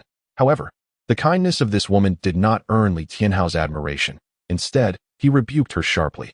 Humph, both Han and I are men of integrity. What is there to guard against? You all step aside. Aside from Han and his companions, no one else is to approach me. With that, he opened the jade box and swallowed the golden healing pill in one gulp, then seated himself, denying Han Hao any opportunity for farewell, as he immediately entered a meditative state. At that moment, the members of the Li family regarded Han Hao with suspicion, while Han Hao could only smile wryly at Li Tianhao, the old fox, who, one might ask, in Qingshui City, is more suited to be a bodyguard than himself. What irked Han Hao further was the realization that he had become a free bodyguard, yet still felt compelled to express gratitude for their trust in him. This transaction appeared to be a loss in every conceivable way. Nevertheless, Han Hao found solace in the fact that his tenure as bodyguard to the old master was brief, as the elder soon awakened from his meditation. Moreover, during that time, he had not caused Han Hao any inconvenience. Upon awakening, Li Tianhao meticulously examined himself and discovered that his long-standing injuries had healed considerably. At that moment, Han Hao appeared even more enigmatic and formidable in his eyes. Chapter 12. All right, let me show you. After Elder Li ingested the healing balm, a wave of comfort enveloped him, a sensation he had not experienced since his injury. Overwhelmed with gratitude, Elder Li grasped Han Hao's hand, incessantly expressing his thanks. Eventually, he insisted on forming a brotherly bond, proclaiming that, even if they were not born on the same day, they should die on the same day. Observing Elder Li's graying hair, Han Hao quickly shook his head, unwilling to share such a fate, especially since he had just acquired the system and had yet to enjoy its full potential. Thus, Han Hao bid a hasty farewell and departed. As he left, Elder Li called out, instructing him that if he faced any troubles in Qingshui City, he should merely invoke his name, for no one would dare to disregard him. After exiting the vibrant KTV, Han Hao escorted Mo Jie back to her dormitory before taking the key to the villa gifted by Shen Hui and heading over to inspect and tidy it up. In 3 days, this villa would serve a significant purpose for him. Upon arriving at the villa located in the Huansui district, Han Hao was utterly astonished by its opulence. The location was prime, and the interior was exquisitely decorated. Furthermore, the villa was maintained by a dedicated cleaning staff year-round, making it immaculate, as if it had just been thoroughly cleaned. After familiarizing himself with the space, Han Hao was thoroughly satisfied and chose the most luxurious room as his bedroom, eagerly anticipating the arrival of 3 days hence. Time flew swiftly, and before long, the 3 days had elapsed. Early in the morning, Han Hao dressed impeccably and took a taxi to the Qingshui City airport. Today he was there to greet 2 individuals, both of whom caused him a fair amount of concern. As the clock approached 10 in the morning, the flight he was waiting for arrived punctually. Standing at the arrival gate, Han Hao's face lit up upon seeing 2 figures approach, a mother and daughter. Upon entering, Tianqi opened his arms wide and embraced the older woman, exclaiming, "Aunt Shui, it's been a year since we last met. I've missed you dearly." Aunt Shui, upon seeing Han Hao, was filled with nostalgia. She cupped his face in her hands, scrutinizing him closely, and remarked, "You've grown even more handsome. In just a year, you've transformed from a boy into a man. So, how's graduation treating you? Is the pressure overwhelming?" After assessing Han Hao, Aunt Shui turned to the girl beside her and introduced her, saying, "Look who I've brought along. Come and meet your sister, Qiner." Han Hao smiled at the girl before him and extended his right hand, saying, "Siqin, it's been a long time." The girl, referred to as Siqin, regarded Han Hao's outstretched hand with evident disdain, reluctantly shook it, and then quickly withdrew her hand. She then turned to Aunt Shui, exclaiming in irritation, "Mom, I told you I didn't want to come. This small city is so filthy and chaotic. Just look at this decrepit airport. What is the point of being here?" Aunt Shui's expression faltered at Siqin's words, and she offered Han Hao an apologetic smile, saying, "Han Hao, Siqin is like this. Please don't take it to heart." Yet, Han Hao understood all too well what Wang Siqin was implying. Due to the long-standing friendship between their parents and the similarity in their ages, there were intentions to bring the two together. However, Han Hao's family was not particularly affluent, whereas Wang Xichen's family was quite prosperous. Consequently, in Wang Xichen's eyes, Han Hao appeared to be a rustic bumpkin, a man aspiring to ascend the social ladder. A so-called phoenix man. She consistently looked down upon him, derisively labeling him as a miser. In contrast to Wang Xichen's indifference, Aunt Xue was exceedingly kind to Han Hao, caring for him and wishing to foster a connection between them. Upon learning that Han Hao was about to graduate, she brought her daughter along under the pretense of a vacation, with the real intention of allowing the two to spend quality time together. Observing Aunt Xue's evident discomfort, Han Hao spoke up. Aunt Xue, I have arranged accommodations for you both, and I will take you there now. The journey has been arduous, and you must be weary. After saying this, Han Hao took hold of their suitcase and led them outside. After hailing a taxi, he placed the suitcase inside and invited the two women into the cab. As soon as Wang Xichen settled into her seat, she pinched her nose in distaste, exclaiming, "How foul! When have I ever taken a taxi? Now that we are in Qingshui City, there is no chauffeur to greet us. At over 20 years of age, I do not even possess a decent vehicle. How utterly disappointing." Once inside the taxi, Wang Xichen's expression was one of disdain. Han Hao chose not to engage further, simply stating the address of his villa for the driver. After a journey of over 10 minutes, they arrived at his villa.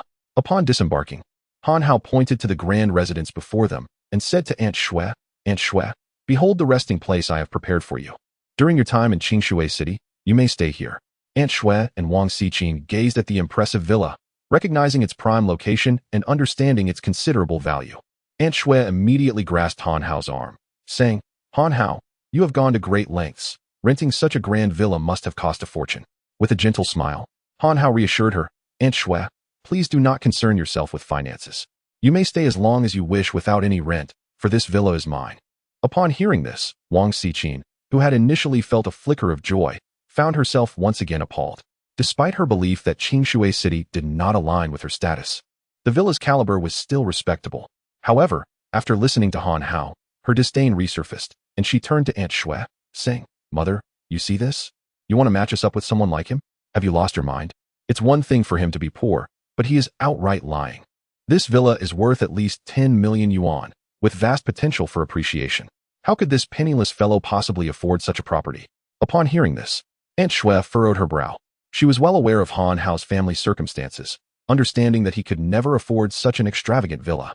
Therefore, after Wang Xichen finished speaking, he addressed Han Hao, saying, Han Hao, we are not strangers. There is no need for you to impress us. We are all familiar with one another. And truth be told, we would not hold it against you. Respecting Aunt Xue deeply, Han Hao respectfully clarified that this villa indeed belonged to him. However, before Aunt Xue could respond, Wang Xichen interjected, What are you trying to hide? If you are poor, just admit it. Why pretend to be wealthy? I have the utmost disdain for such people. Han Hao, if this villa truly belongs to you, how can you prove it to my mother? Can you? Her words genuinely displeased Han Hao. Were it not for his regard for Aunt Xue, he would have completely disregarded Wang Xichen. Yet, even divine beings cannot withstand such biting sarcasm. Consequently, Han Hao fixed his gaze on Wang Xichen, narrowed his eyes, slightly adjusted the corners of his mouth, and muttered to himself, Since Sister Xichen wishes for me to prove that this villa is mine, I shall indeed provide them with a compelling demonstration. Chapter 13. The private custom club having concluded his call, Han Hao promptly retrieved his mobile phone and dialed the esteemed elderly. Hello, elderly. Yes, indeed. I have a matter for which I seek your assistance. Thank you, elderly. I intend to address the issue concerning that property in Qingshui City, for it has become quite displeasing to me. Very well, I appreciate your help, and I shall see you shortly. With that, Han Hao ended the conversation. Although he maintained an outwardly calm demeanor, internally, his heart was bleeding. After all, he had finally acquired a villa of his own, one that he genuinely cherished for its opulent grandeur. Yet, to uphold his pride, the cost was exorbitant, far too exorbitant. Furthermore, Han Hao currently possessed a mere 100,000 yuan, insufficient even to lay the foundation for a new villa. At this moment, Han Hao could only console himself with the notion that if life were not about showcasing one's worth, it would be utterly devoid of meaning. Hearing the conversation, Aunt Xue drew Han Hao closer and said, Child, we believe in you. Please do not demolish the house. I truly adore this villa. Be a good boy and inform elderly that his visit is unnecessary. Upon hearing Aunt Xue's words, Han Hao felt a swell of gratitude. It was evident that she genuinely cared for him. Perhaps she still doubted that the villa belonged to him, yet she chose to consider his feelings, sparing him from complete embarrassment. It was akin to granting him an exit from a boastful predicament. However, just as Aunt Shui finished speaking, Wang Xiqin let out a disdainful huff. Not only did she lack faith in Han Hao, but her contempt for him deepened. One must wonder, who would truly have the heart to demolish such a beautiful villa? In her eyes, Han Hao was merely putting on a facade of grandeur. After all, last year, when she and her mother visited, Han Hao had scarcely enough money to treat them to a meal. After her scoff, Wang Xiqin turned to Aunt Shui and remarked, "Mom, how could you be so easily deceived? I cannot fathom why you would take a liking to such a pauper. Being poor is one thing, but he hasn't even learned to be pragmatic. He has only mastered the art of boasting. Can you truly entrust your daughter to such a man?" Aunt Shui's expression flickered with uncertainty upon hearing these words. Although she held Han Hao in high regard and had endeavored to foster a connection between him and her daughter, her child's pointed inquiry left her momentarily speechless. Having always seen Han Hao in a favorable light, she found herself reluctant to speak ill of her daughter to him, thus suppressing her frustration. To alleviate the awkwardness, Han Hao suggested they find a place to eat. With Aunt Shui's consent, he led the two women to an upscale private custom club not far from their location. This suggestion, however, was met with further derision from Wang Xiqin, who claimed that Han Hao was merely attempting to divert their attention. Yet at this juncture, Han Hao had come to realize that attempting to reason with someone so unreasonable was futile. Throughout the journey, Han Hao remained silent, guiding them directly to the private club. Upon entering, he was intercepted by a woman in a server's attire. "Good day, sir. Please present your VIP card or provide your VIP card number." Having once been a destitute youth, Han Hao had never set foot in such an establishment, and thus he possessed no VIP card. In Han Hao's view, the VIP card was merely a token of discounts, hence he declared, "No, I do not require any discounts."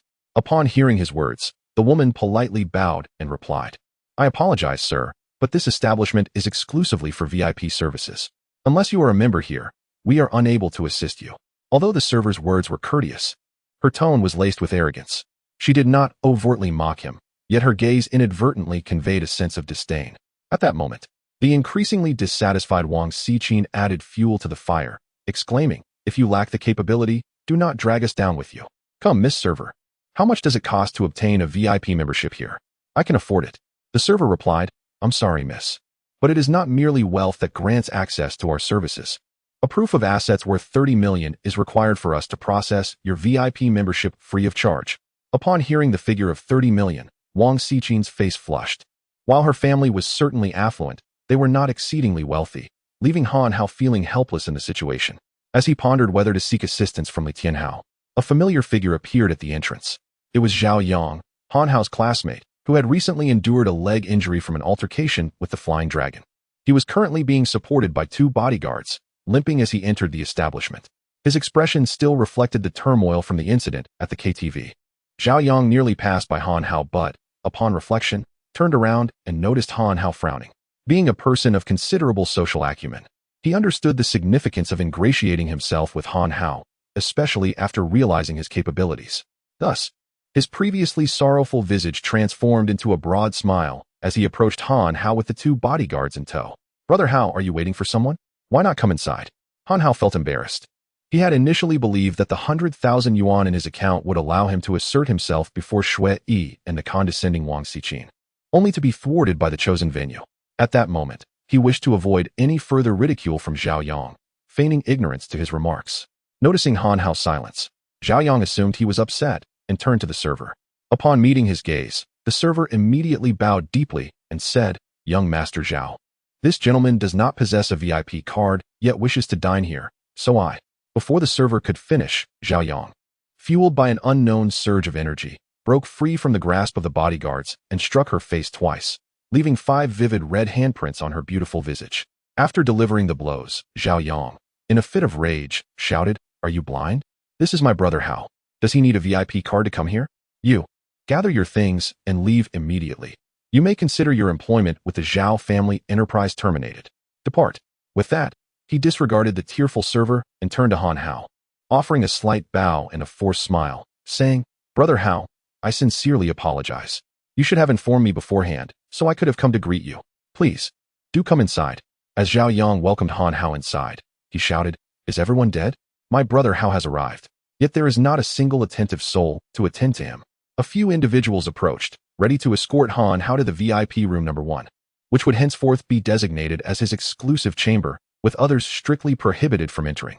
Han Hao, filled with a sense of exhilaration akin to one who has survived a calamity, was ushered into the VIP room number 1, akin to a star being adored by its admirers, with Zhao Yang, the heir of the bespoke establishment, attending to him personally. Once Han Hao was seated, Zhao Yang inquired, "What delicacies does Brother Hao prefer?" However, realizing this was Han Hao's first visit, Zhao Yang quickly added, "Shall I assist you in selecting a few appetizers?" Han Hao nodded appreciatively and uttered a word of thanks. Zhao Yang, displaying commendable discretion, exited the room. After his departure, an endless procession of dishes was presented upon the table. Some dishes were replaced before Han Hao had the chance to sample them. This lavish display left Han Hao astounded, and even the haughty Wang Xiqin was taken aback, her gaze towards Han Hao shifting for the first time, contemplating a ludicrous notion of whether her future life, should she marry Han Hao, would resemble this extravagant existence. Shaking her head, she dismissed the terrifying thought, reminding herself that Han Hao was someone she had always looked down upon. Perhaps this was merely an elaborate ruse.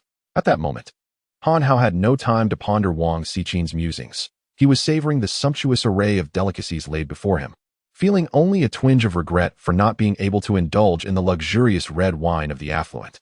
Once Han Hao and his companions had indulged to their fill, Zhao Yang reappeared in the private room, holding a golden card inscribed with the letters VIP. Since entering the realm of extraordinary perception, Han Hao could easily discern the card's composition, which was entirely forged from gold. Zhao Yang presented the golden card before Han Hao, stating, "Brother Hao, this is our club's golden VIP card. With this card, you may freely indulge in any of the Zhao family's establishments, and all expenses will be charged to my account." His eyes gleamed with anticipation, as if fearing Han Hao might decline. Without any pretense, Han Hao accepted the golden card, giving Zhao Yang a reassuring pat on the shoulder, exclaiming, "Brother, thank you. If you need anything, do not hesitate to reach out." Upon hearing these words, Zhao Yang nearly fainted from sheer joy, respectfully escorting Han Hao out of the establishment. Just as Han Hao stepped out of the bespoke club, his phone rang, playing the tune of Lazy, Beautiful Sheep, Grey Wolf. Chapter 14. The Notorious Prodigal. Upon hearing the ringing of the phone, Han Hao felt a wave of trepidation wash over him. He anticipated yet another round of mockery from Wang Xiqin, who bore an uncanny resemblance to the legendary Tang's son. Yet, to his surprise, she refrained from the usual scornful comments about his immaturity, instead preoccupying herself with tidying her hair. Relieved by the absence of ridicule, Han Hao glanced at the screen and discovered it was old Master Li calling. "Hello, old Li. Ah, my young friend.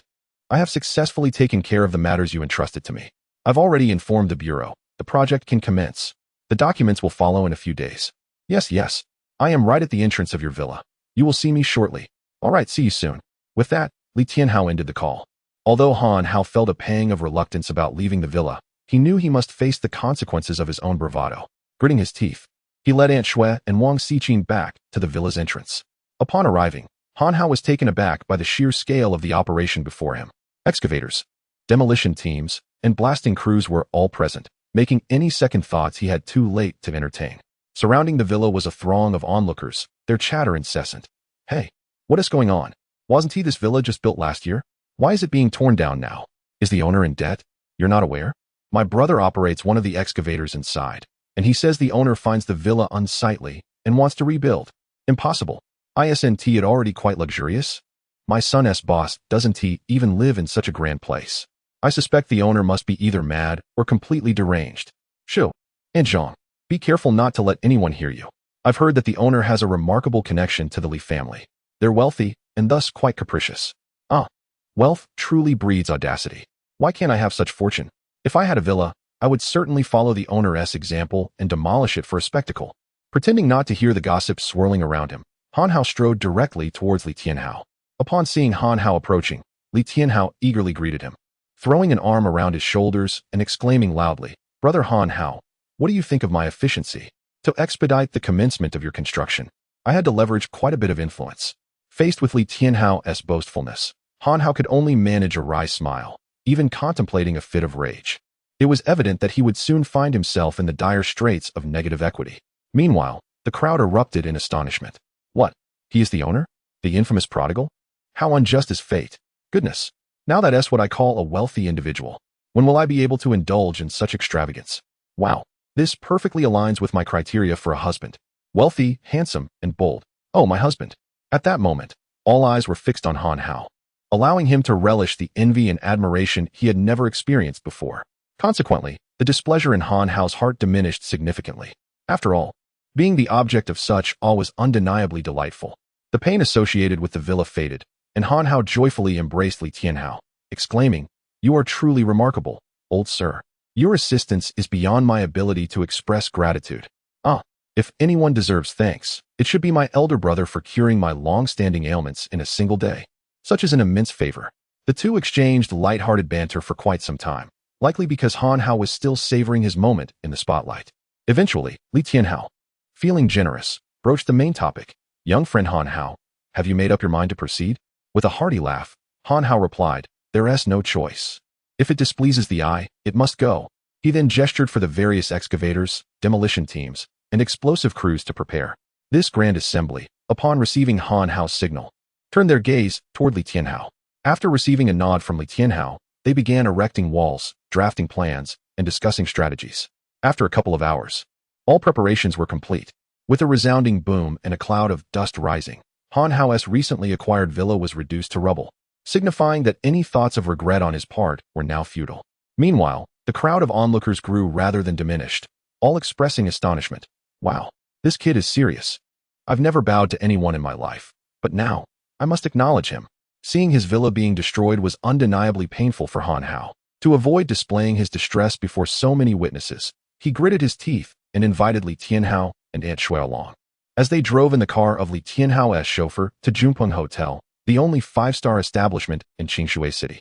In the car, Wang Xiqin's gaze toward Han Hao transformed from disdain and skepticism to fervor and admiration.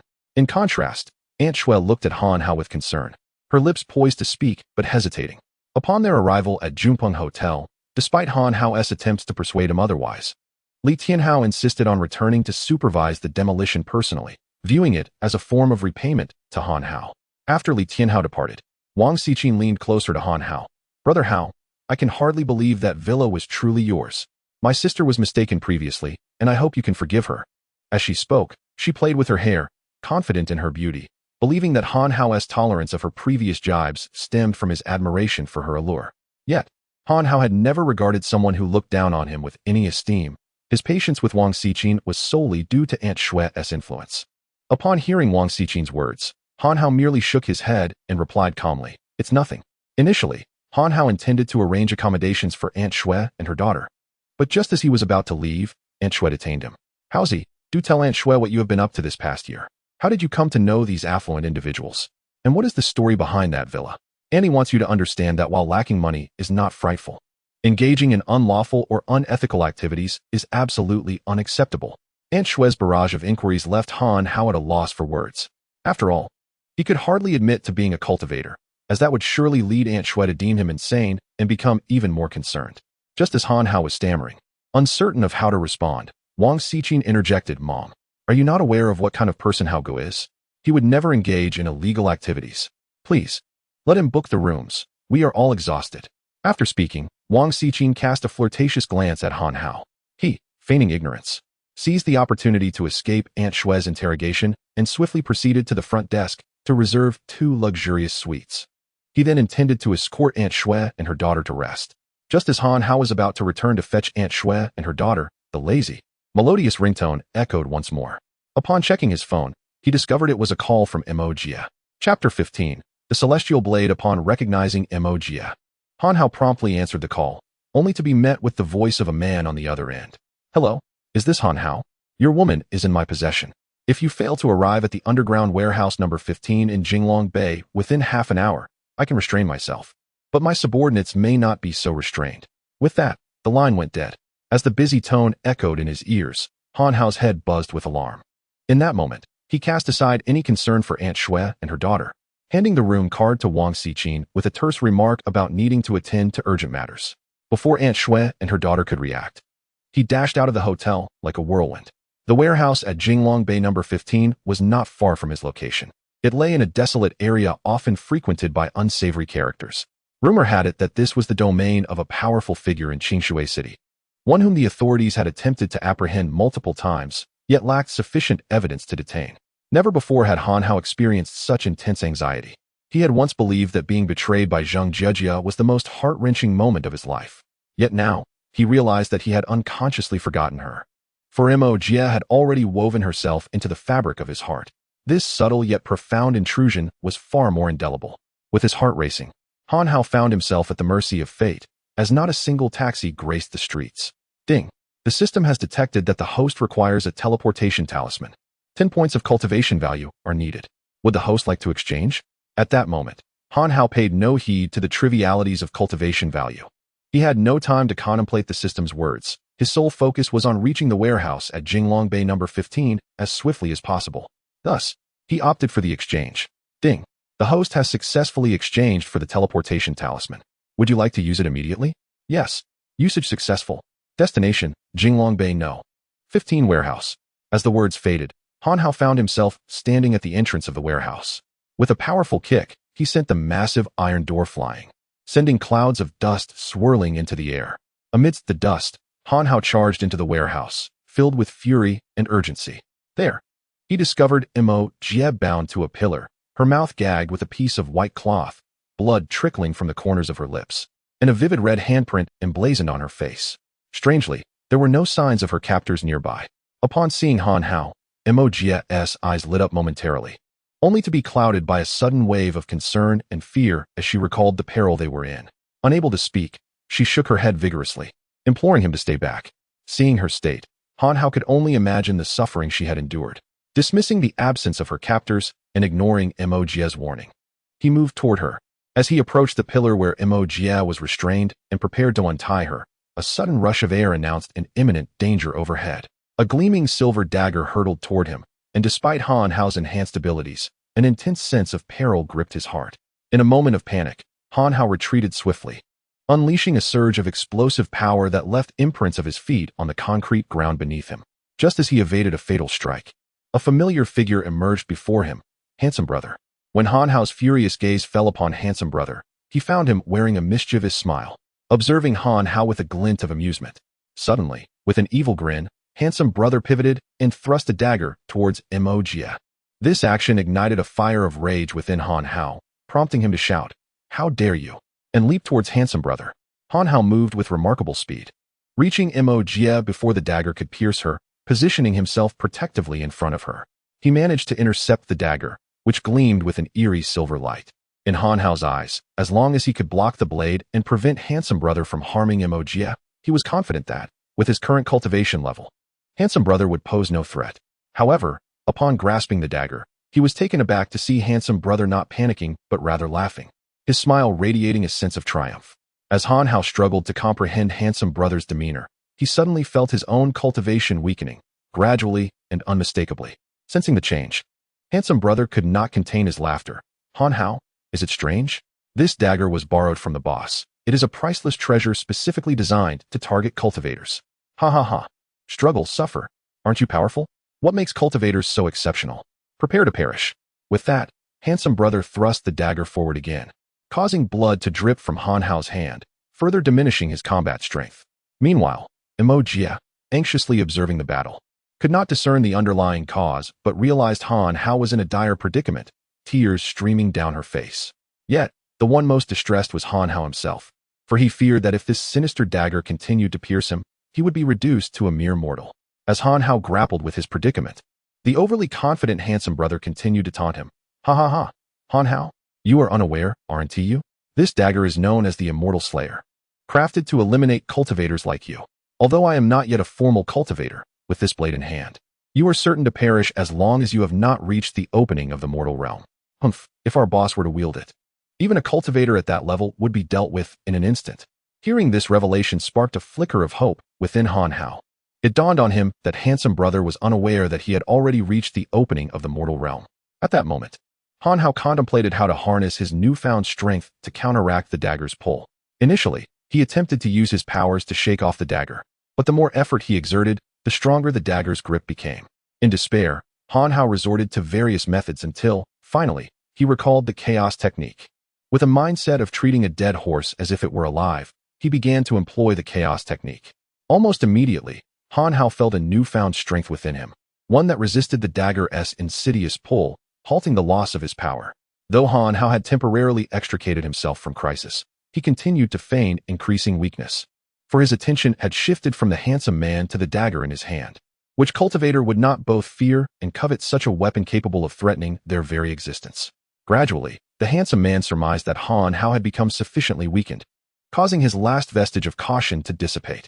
Seizing the opportune moment, Han Hao pretended to falter, collapsing onto the ground. Upon witnessing Han Hao's fall, the handsome man erupted into laughter, exclaiming, "Are you merely pretending? Weren't you quite arrogant?" With that, he advanced his foot towards Han Hao. Ever since the moment he had been called an ugly brute by Han Hao, he had longed to trample him underfoot, and now, that desire was mere moments from fruition. However, just as the handsome man's foot was about to connect with Han Hao's face, and before his smile could fully manifest, terror replaced his expression. For at that instant, the seemingly weakened Han Hao sprang to his feet, and the dagger that had been in the handsome man's grasp now gleamed in Han Hao's hand. Chapter 16. The War of Women. This sudden turn of events left handsome brother utterly flabbergasted. After a considerable pause, he finally regained his composure, pointing at Han Hao, beads of sweat forming on his forehead.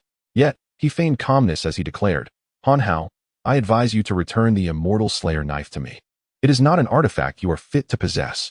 If you take that dagger, Big Wu will not let you off easily. As long as you return it to me, we can put our grievances behind us. What do you say?" In the face of handsome brother's threats, Han Hao merely chuckled derisively. Although this was not the first time he had heard the name Big Wu, it was easy to surmise that the man was formidable. However, how could Han Hao be intimidated by someone he had never encountered? Moreover, in Han Hao's view, even if Big Wu were exceptionally powerful, his own cultivation in the mortal realm would suffice to deal with any challenges. Nevertheless, Han Hao quietly etched the name Big Wu into his memory, for it might become a hurdle he would struggle to overcome in the future. Having made up his mind to seize the dagger, Han Hao disregarded handsome brother's curses and promptly untied the ropes binding Mo Jie and removed the cloth from her mouth. Once liberated, Mo Jie could no longer contain her emotions and threw herself into Han Hao's arms, weeping uncontrollably. Han Hao gently patted her back, and in that moment, Mo Jie's long, dark hair brushed against his nose, causing him to momentarily lose himself in thought. At last, Mo Jie ceased her tears and gazed at Han Hao, saying, "Brother Hao, I do not wish to remain here any longer. Let us leave." Han Hao nodded in agreement, ignoring handsome brother's persistent pleas to return the dagger, and they exited the warehouse without delay. After Han Hao's departure, handsome brother's face turned ashen. He could not fathom the torment and retribution that would befall him if Big Wu discovered that he had lost his prized possession. After a long while, handsome brother resolved to flee Qingshui City while Big Wu was still unaware, seeking refuge in a location where Big Wu could not find him.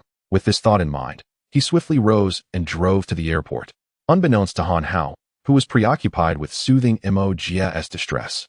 Handsome brother was making his escape. Mo Jie, likely traumatized by the kidnapping, was unwilling to leave Han Hao's side. Concerned for her safety, Han Hao decided against allowing her to return home alone, guiding her instead to Junpeng Hotel.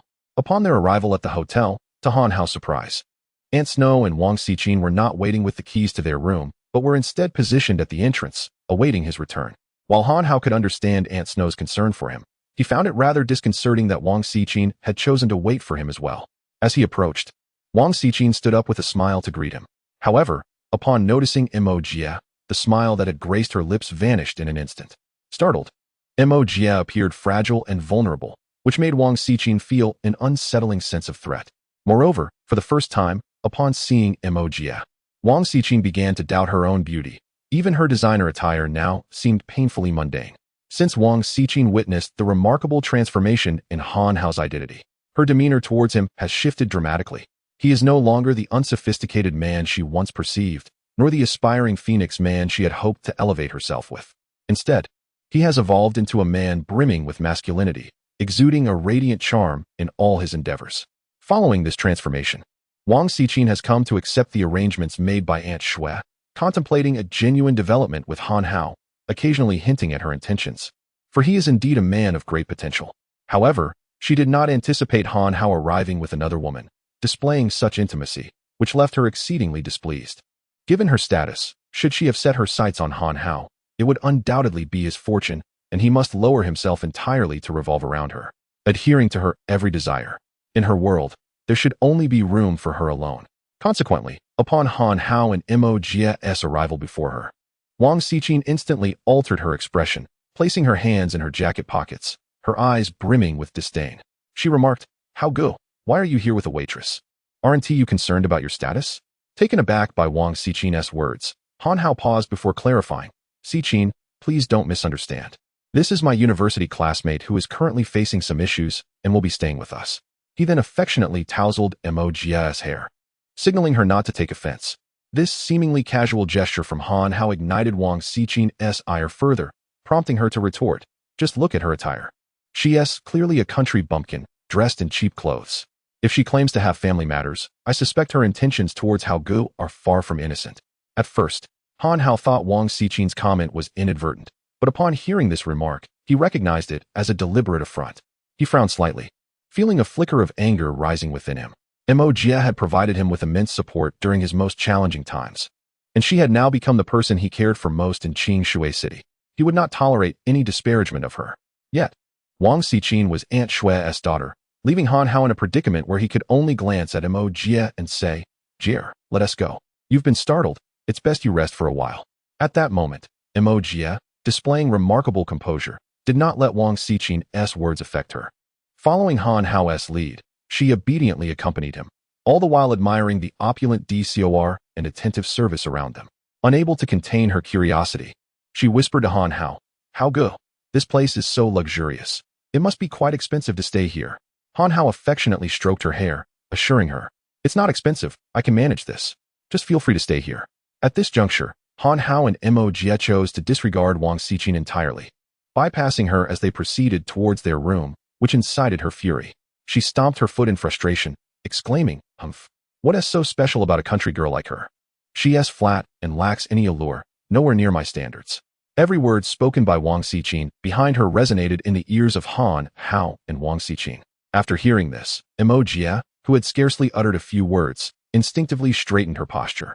Upon catching a glimpse of her own alluring figure, she furtively glanced back at Wang Xiqin and murmured to herself, "Indeed, there is no comparison. We are simply not of the same caliber."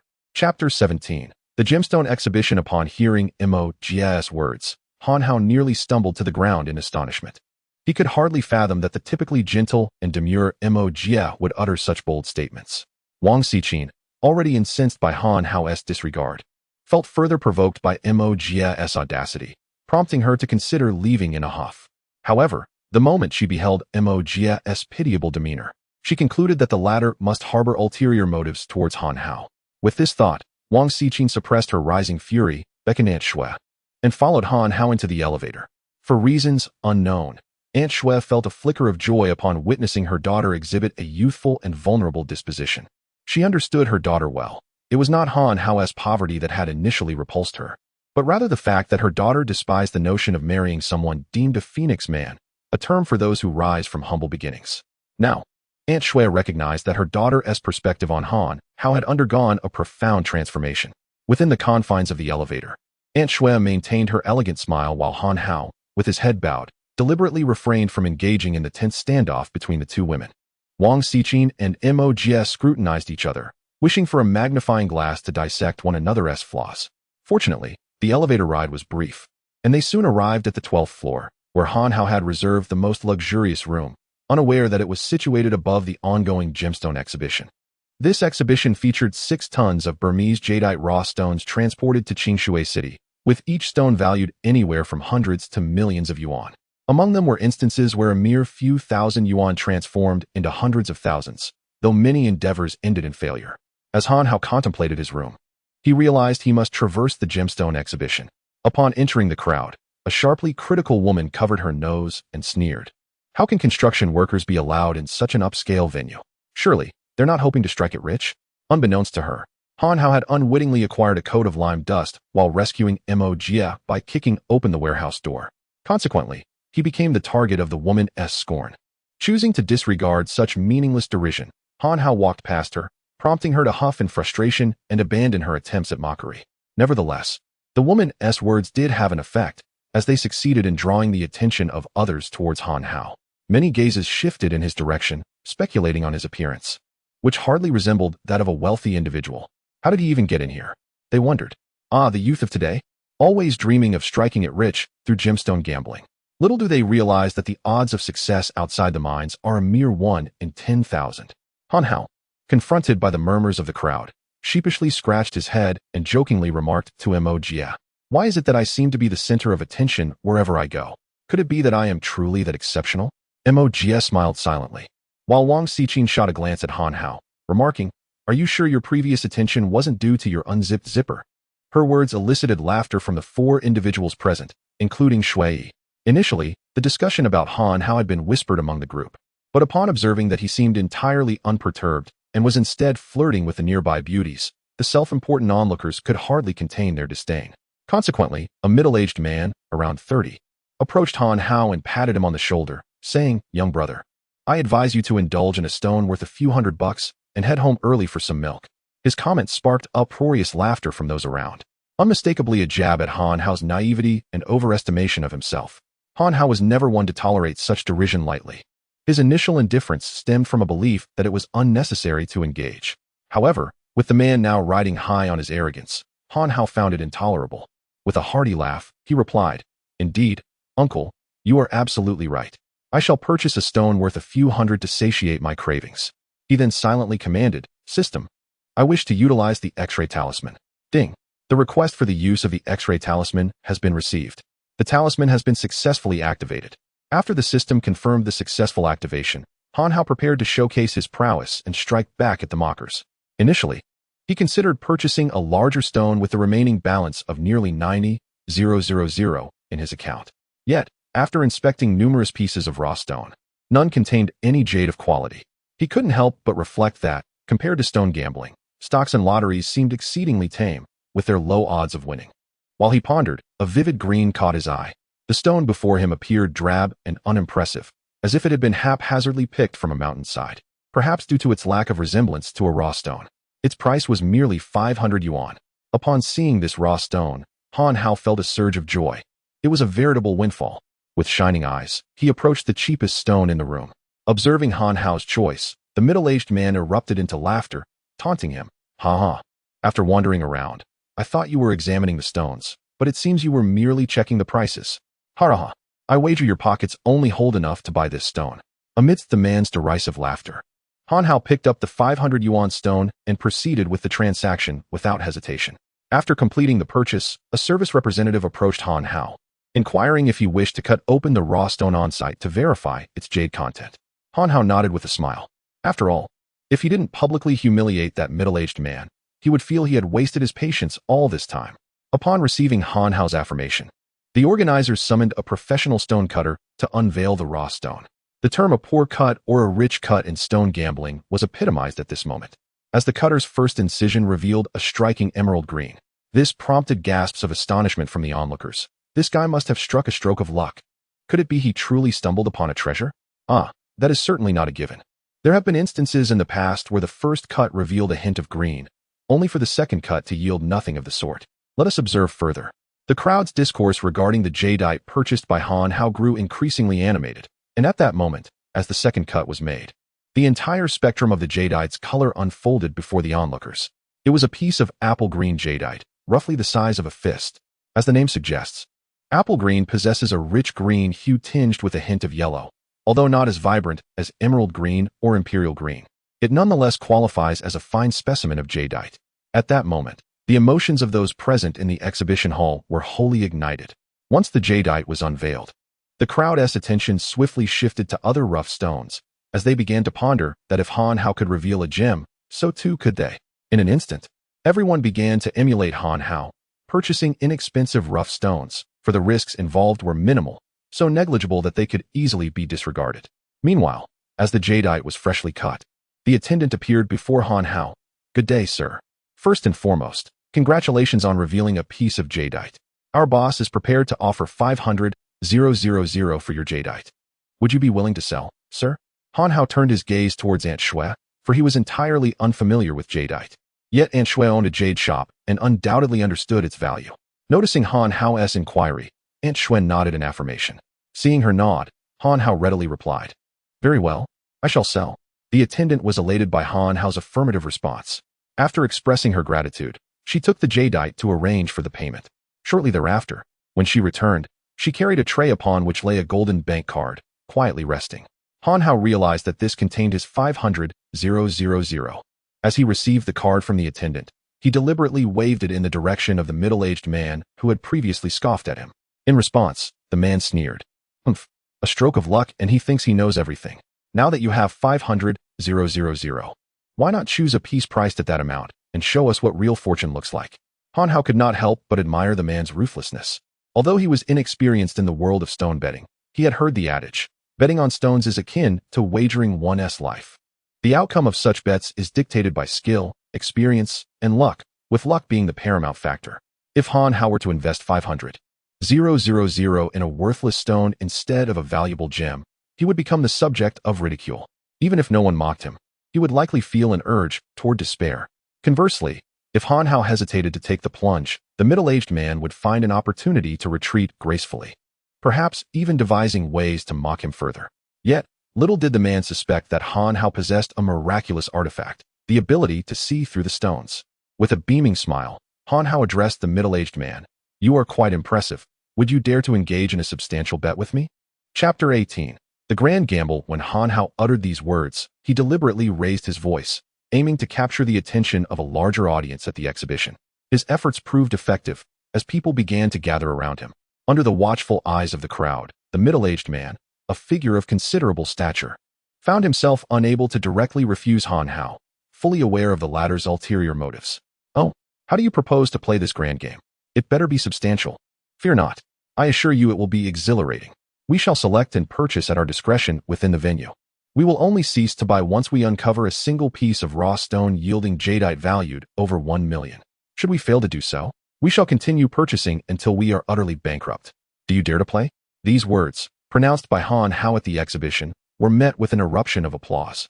Nearly everyone wore expressions of excitement.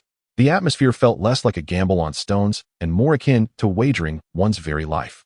At that moment, only Jie, Aunt Shui, and Wang Xiqin tugged at Han Hao, their anxiety palpable as he remained indifferent. The only one unperturbed in the crowd was the middle-aged man, who could hardly fathom that someone so reckless would engage him in such a game. The middle-aged man scoffed. "Humph, your worth is a mere 500,000. Yet I possess assets amounting to several tens of millions. This comparison seems rather inequitable, does it not?" Confident in his assured victory, Han Hao boldly retorted, "You are but a frog at the bottom of a well. I can demolish any villa in Huansui district at my whim. A paltry few tens of millions mean nothing to me." Just then, a voice rang out from the crowd. "Wow, I thought this kid looked familiar. He is the man who recently demolished his newly built villa in Huansui district. Is that him? No way. I recall this incident mentioned in the news. This young man is utterly reckless." The onlookers' astonished exclamations served as a testament to Han Hao's audacity, placing the middle-aged man in a precarious position. He knew that gambling on stones relied heavily on luck, and he believed his experience far surpassed that of this novice. Gritting his teeth, he declared, "Fine. I shall engage in this grand gamble with you." As the two prepared to embark on their audacious venture, the crowd parted to grant them space. The organizers, alerted to the unfolding drama, dispatched 2 professional jade cutters, ready to assist with the stones selected by the participants. With the eyes of the multitude upon him, Han Hao felt a surge of exhilaration. The middle-aged man lacked the confidence to relish the spotlight as Han Hao did. In truth, Han Hao had already scrutinized all the raw stones, noting that very few could yield jadeite worth over 1 million. Each had been meticulously memorized in terms of its location. The lowest priced stone was marked at 340,000, yet due to its inferior quality, its true worth remained uncertain. The sole stone that Han Hao could afford, and the only one within his reach, was priced at 570,000, while the jadeite within it was not particularly large. It was a rare specimen of emerald jade. Moreover, the jade within was exceptionally smooth and utterly flawless. At this moment, a middle-aged man was inspecting countless tons of raw stones, glancing left and right, occasionally tapping and pondering, sometimes frowning. After a prolonged examination, he still could not decide which stone to choose. Observing the man's dilemma, Han Hao directly approached the raw stone he had previously favored, priced at 570,000, and gently tapped it. Turning to the attendant, he declared, "I will take this raw stone. Please prepare it for cutting."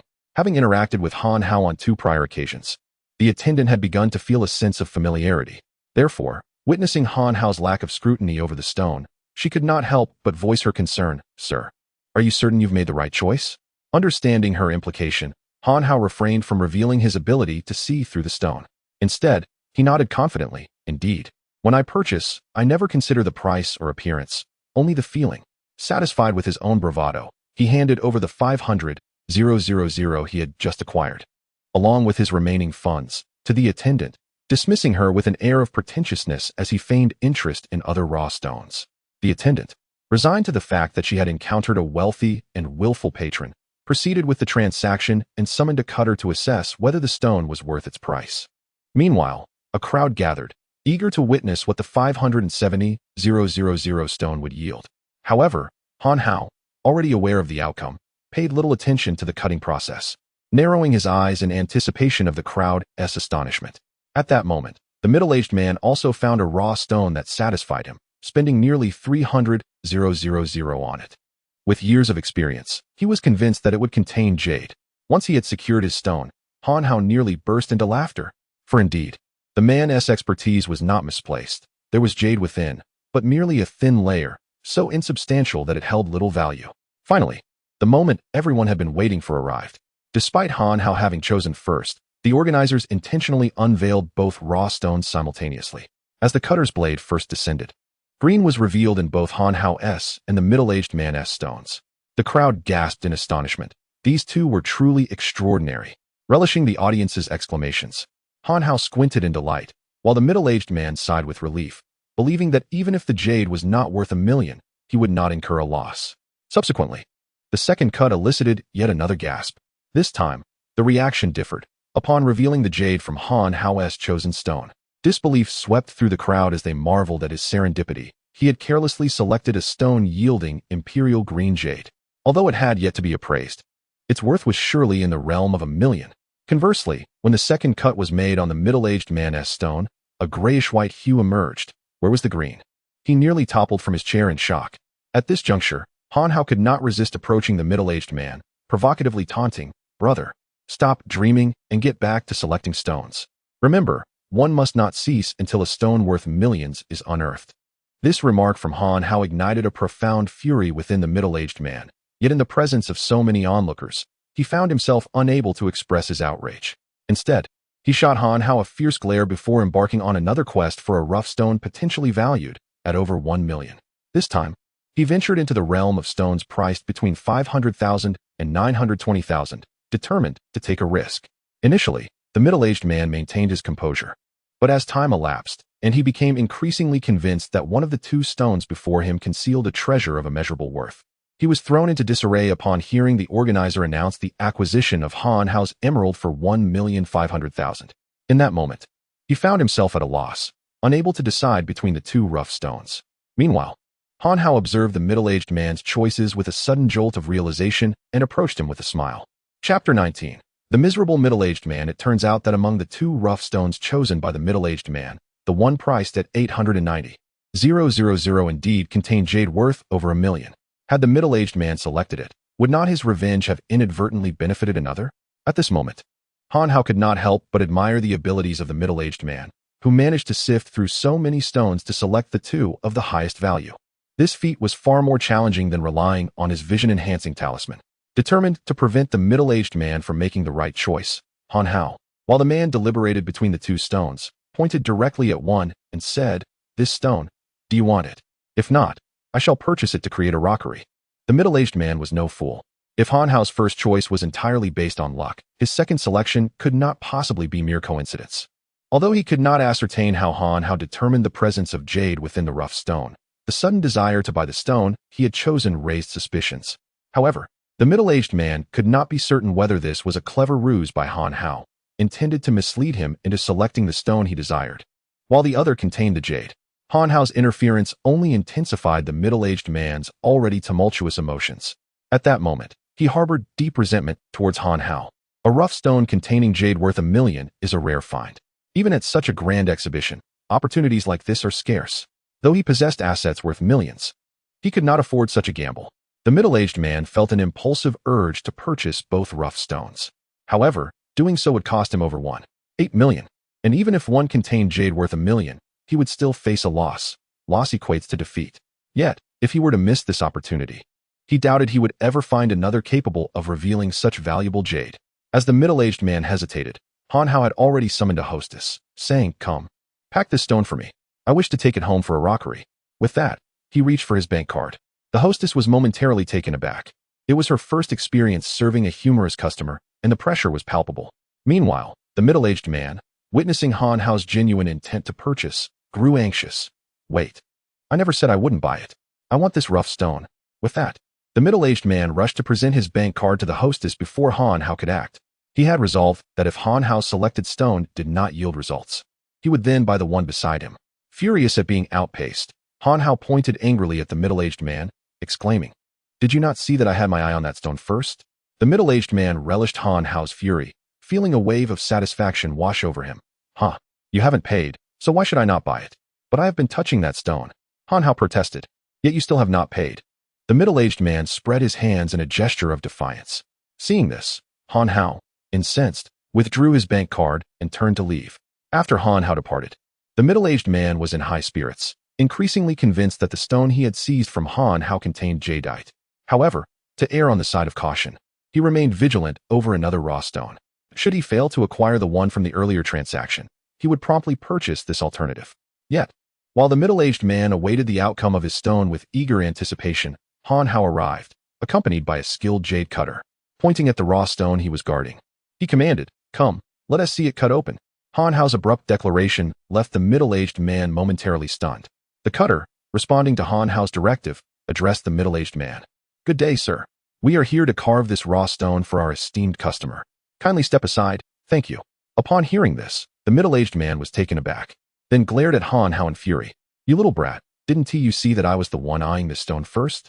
Han Hao, amused by the man's anger, laughed heartily. "But you haven't paid. Why should I not buy it? I've been observing this stone." "Well, you still haven't paid," Han Hao retorted, mimicking the middle-aged man's gesture with his arms spread wide, wearing a look of defiance. The middle-aged man, upon witnessing this, nearly fainted from rage. He felt as though he had been mocked by Han Hao, yet he still clung to a glimmer of hope, praying for a favorable outcome from the stone he had purchased. Alas, reality often diverges from expectation. When the middle-aged man's stone was cut open, it revealed only a grayish-white mass. Meanwhile, Han Hao lamented from the sidelines, "Ah, what a splendid piece of craftsmanship. My rockery, so carelessly destroyed. Such a pity, unable to bear this any longer." The middle-aged man pointed at Han Hao, exclaiming, "You insolent wretch. I'll have my revenge." He lunged toward Han Hao, but fortunately, bystanders restrained him. Han Hao, witnessing this spectacle, was elated, yet felt something was still amiss. He turned back and urged, "Master, please hurry. When will my jadeite yield its results?" After several instances of feigned impatience, a satisfactory outcome finally emerged. The same attendant returned to deliver the news, and upon seeing Han Hao, she bowed deeply as if encountering a ghost, exclaiming, "Sir, congratulations on your continued fortune. The stone you selected has yielded exceptional jadeite. Our company estimates its value at 1.2 million.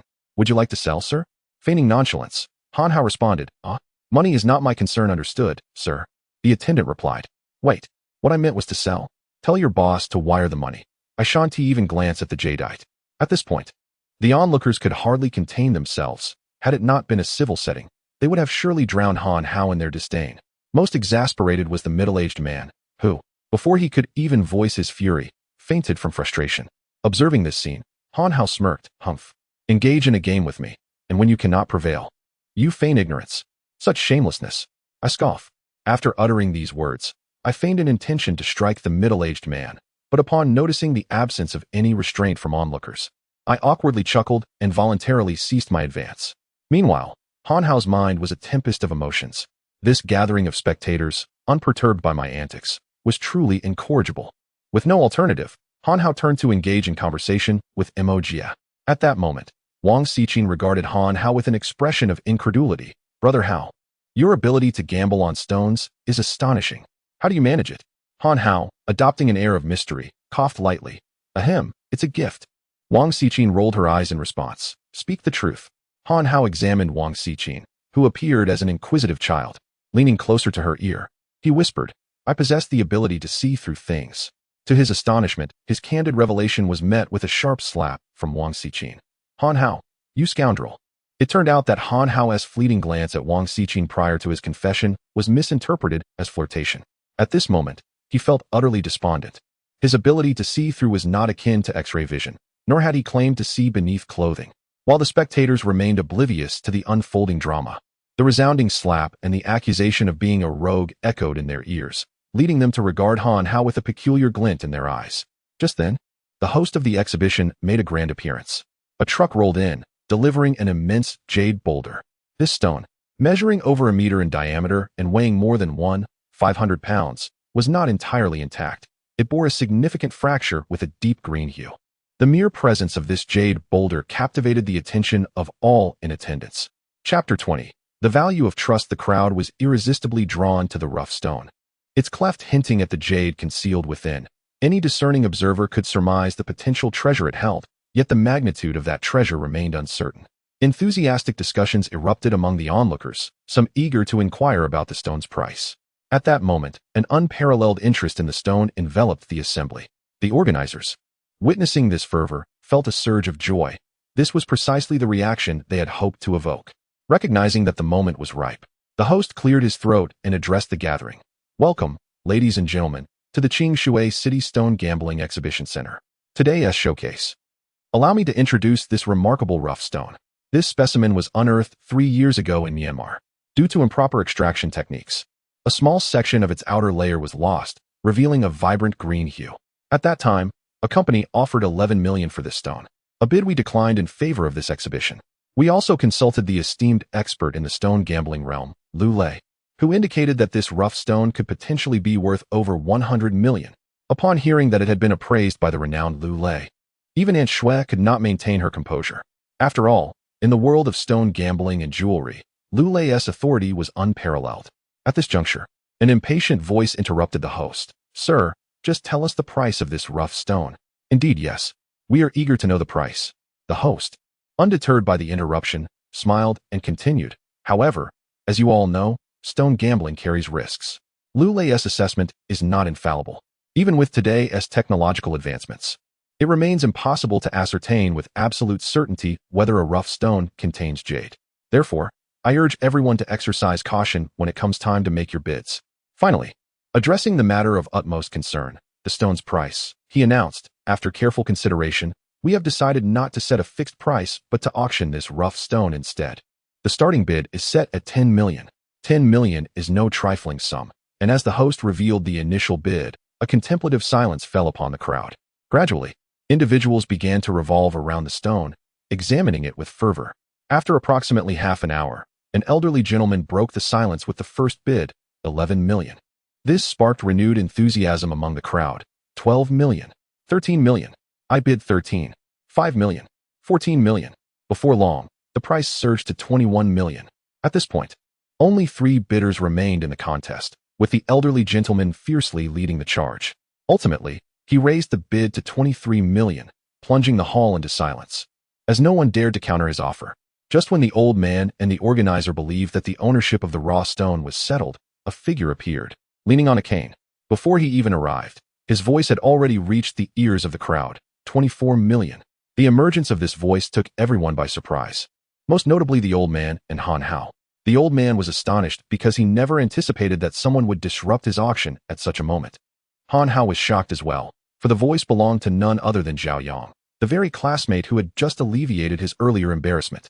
The old man glared at Zhao Yang, who limped toward him, wishing he could devour him whole. Oblivious to the tension, Zhao Yang huffed and puffed. Sorry, I'm late. I didn't miss anything, did I? My dad insisted that I must acquire the raw stone authenticated by Lu Lei. Grinding his teeth, the old man declared, I bid 25 million. Just as he uttered this amount, Zhao Yang instinctively opened his mouth to shout 26 million, but before he could articulate the words, Han Hao rushed to his side and covered his mouth, dragging him to the back of the crowd. This scene left both Zhao Yang and the old man momentarily stunned. Zhao Yang, startled, struggled against Han Hao's grip, wondering if someone intended to kidnap him in broad daylight. It was only when he turned to see Han Hao that he ceased his resistance, instead regarding him with questioning eyes, silently asking why he was not allowed to raise the bid. Han Hao, feeling helpless, lowered his voice to tell Zhao Yang, trust me, this raw stone is not worth that price. As it turned out, when the raw stone first appeared, Han Hao had employed his last effective time of the perspective talisman to discern its internal structure.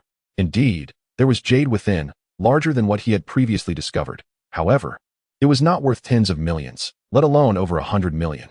If it were anyone else, Han Hao would have merely remained a spectator. However, given Zhao Yang's earlier assistance, he chose to prevent Zhao Yang from placing a bid. Though Han Hao's words were soft, they were clearly heard by the crowd. Before he could even feel embarrassed, laughter erupted all around them. This young man who has opened several jade pieces seems to have forgotten his own surname. He dares to question the words of expert Lu Lei. Indeed, while expert Lu Lei conducted his appraisal, Zhao Yang was likely unaware of what was happening. The youth of today lacks respect. In an instant, Han Hao found himself inexplicably becoming the target of ridicule.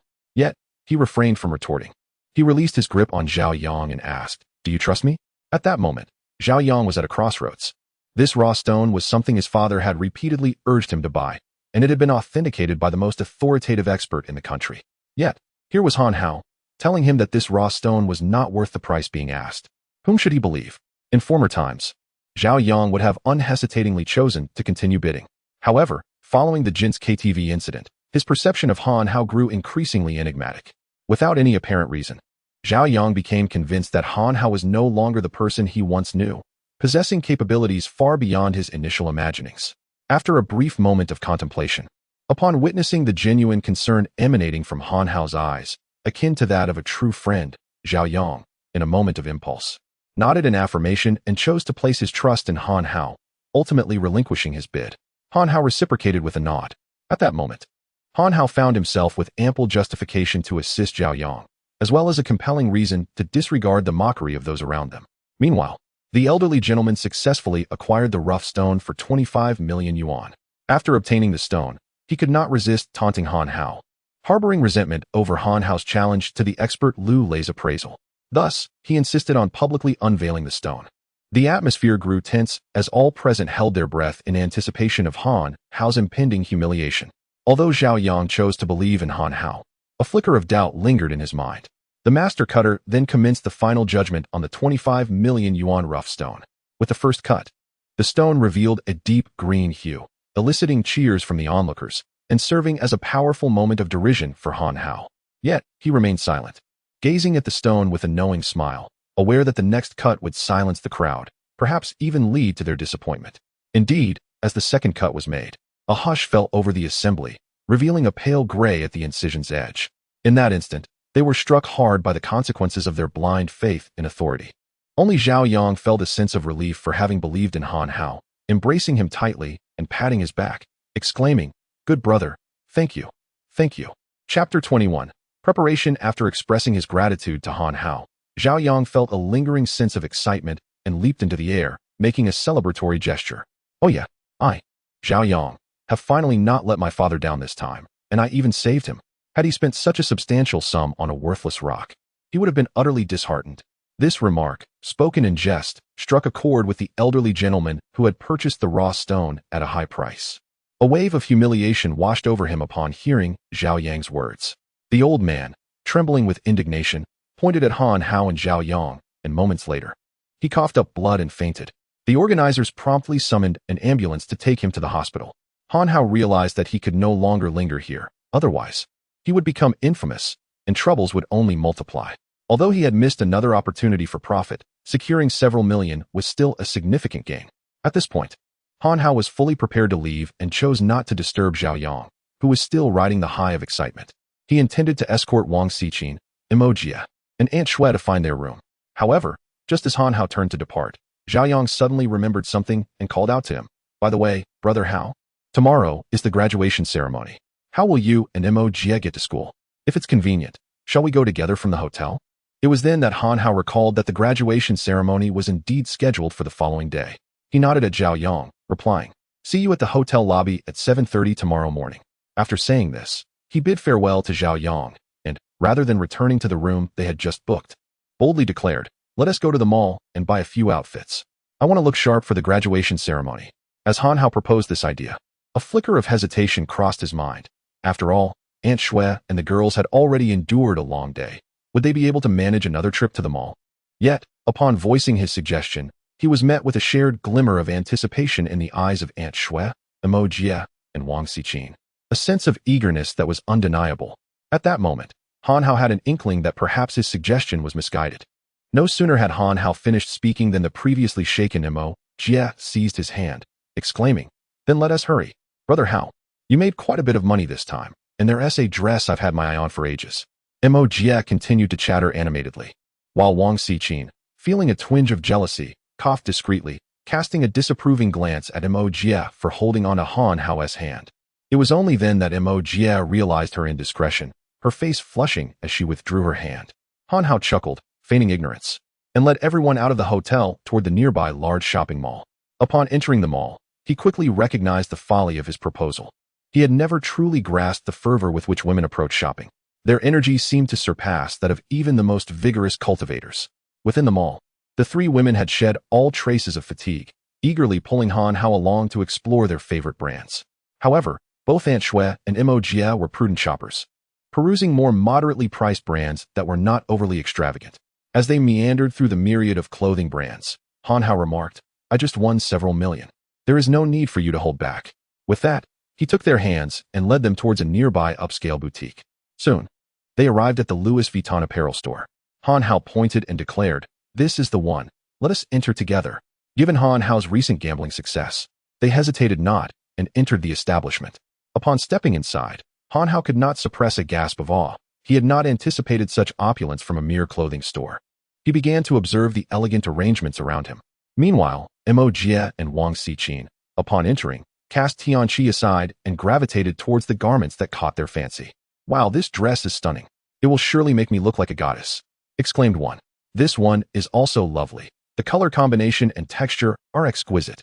It suits me perfectly," responded the other. Their previous reticence evaporated in the presence of such beautiful attire, and they began to engage in lively discussions about the clothing. Seeing their delight, Han Hao approached them with a smile. Noticing Jie holding a light blue dress to gauge its fit, he inquired, "Do you like it?" Jie, still admiring the dress, replied, "I love it. It will look wonderful on me." At her affirmation, Han Hao snapped his fingers and called out, "Excuse me. Could you assist this young lady in finding a fitting size for her to try on?" After summoning the attendant, he continued to observe Jie, nodding in approval as he thought to himself, "How did I not notice before that this girl is quite lovely, rivaling those who consider themselves goddesses? If only." Suddenly, a notification from the system echoed in his mind, indicating that his impure thoughts contradicted the principles of cultivation. Cultivation is a serious endeavor. One may indulge in pretentiousness, but not in fantasies. Consequently, his cultivation points diminished by one. Han Hao, who had been daydreaming about a blissful life with Jie, having even contemplated names for their future children, was jolted back to reality by the system alert and the loss of his cultivation points. His expression darkened as he snapped out of his reverie. Concerned, Jie asked, "How go? What is wrong? You seem flushed." "Ah, it's nothing. I was merely pondering why the attendant has yet to arrive." Han Hao, unable to admit he had been fantasizing about their idyllic life, crafted an excuse to deflect her inquiry. Afterward, he pondered aloud, "Indeed, why has the attendant not come yet? Is this not an international brand store?" With a puzzled expression, Han Hao directed his gaze towards the trio of servers who were engaged in hushed conversation, exclaiming, "Excuse me. We wish to purchase some clothing and would like to try it on now." Prompted by Han Hao's insistence, the servers, who had been chatting amiably, instantly displayed signs of displeasure, muttering among themselves, "Why are these country bumpkins so bothersome? Do they not realize the prices of the garments here? They are clearly not in a position to afford them. Indeed, judging by their attire, they appeared to be impoverished. How could they even consider shopping here?" Observing the reluctance of the two servers, another one remarked, "Such individuals deserve to be thoroughly humiliated. Let them learn a lesson. Watch closely as I deal with them. I shall ensure they never dare to set foot here again." With that, she strode toward Han Hao and his companions, her heels clicking ominously against the floor. Chapter 22. A fatal blow. The waitress, known as Sister Rome, swiftly approached Han Hao and inquired, "Good day, how may I assist you?" Upon her arrival, Han Hao pointed to the dress in Jie's hands and requested, "Could you please find a suitable size for this lady to try on?" The waitress accepted the dress and glanced at the tag, then turned to Han Hao and his companions, saying, "Sir, are you aware of the name of our establishment?" Han Hao, taken aback by her question, appeared perplexed but replied, "Isn't it written at the entrance? Louis Vuitton." Upon hearing this, the waitress chuckled softly and remarked, "It seems you are still unaware, so allow me to elucidate. Louis Vuitton, abbreviated as LV, represents a legacy of 150 years, celebrated for its exquisite craftsmanship, quality, and the philosophy of comfortable travel, perpetually sought after by the elite. Naturally, this status as a luxury brand commands an exorbitant price, far beyond the means of the average person. Her tone conveyed an unmistakable air of condescension, clearly implying that the dress was beyond the financial reach of Han Hao and his companions. Consequently, the smile that had adorned Han Hao's face instantly vanished, replaced by a look of indignation as he confronted the waitress. "What do you mean by that? We are here to purchase clothing, not to hear your lecture. Now, please find the dress without further ado."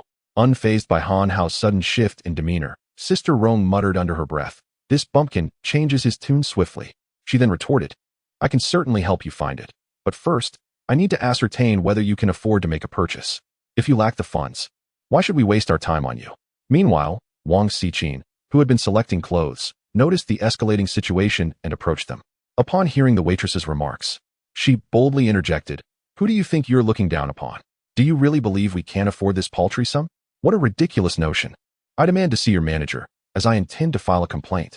Sister Rong cast a dismissive glance at Wang Xiqin and sneered, pointing at Tianqi and the others. "Look at you all. Your attire is nothing more than cheap market goods, barely worth 100 yuan. How shameless to come here and act important." Unperturbed by the waitress's scorn, Han Hao and his companions had not paid much attention to their attire, aside from Wang Xiqin, who dressed somewhat more elegantly. The others were dressed quite casually. Faced with such derision from the waitress, Wang Xiqin was furious and retorted, "You must be blind.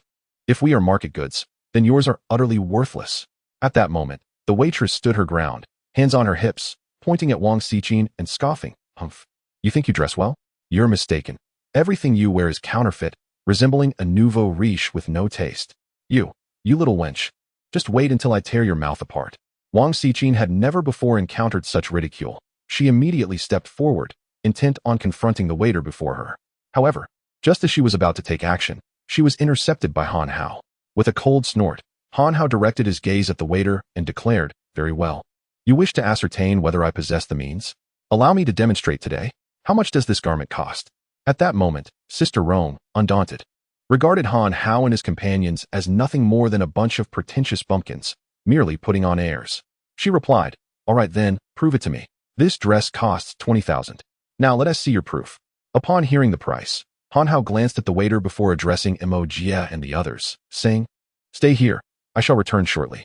With that, he swiftly exited the store. As Han Hao departed, the waiter couldn't resist sneering at the two individuals nearby, exclaiming, "Look at them, coming here to pretend they're affluent when they clearly aren't. It's laughable. That arrogant fellow just told us to wait. I wager he's just bolted." She continued, "He's merely trying to impress the ladies, but now that his facade is crumbling, he's fleeing."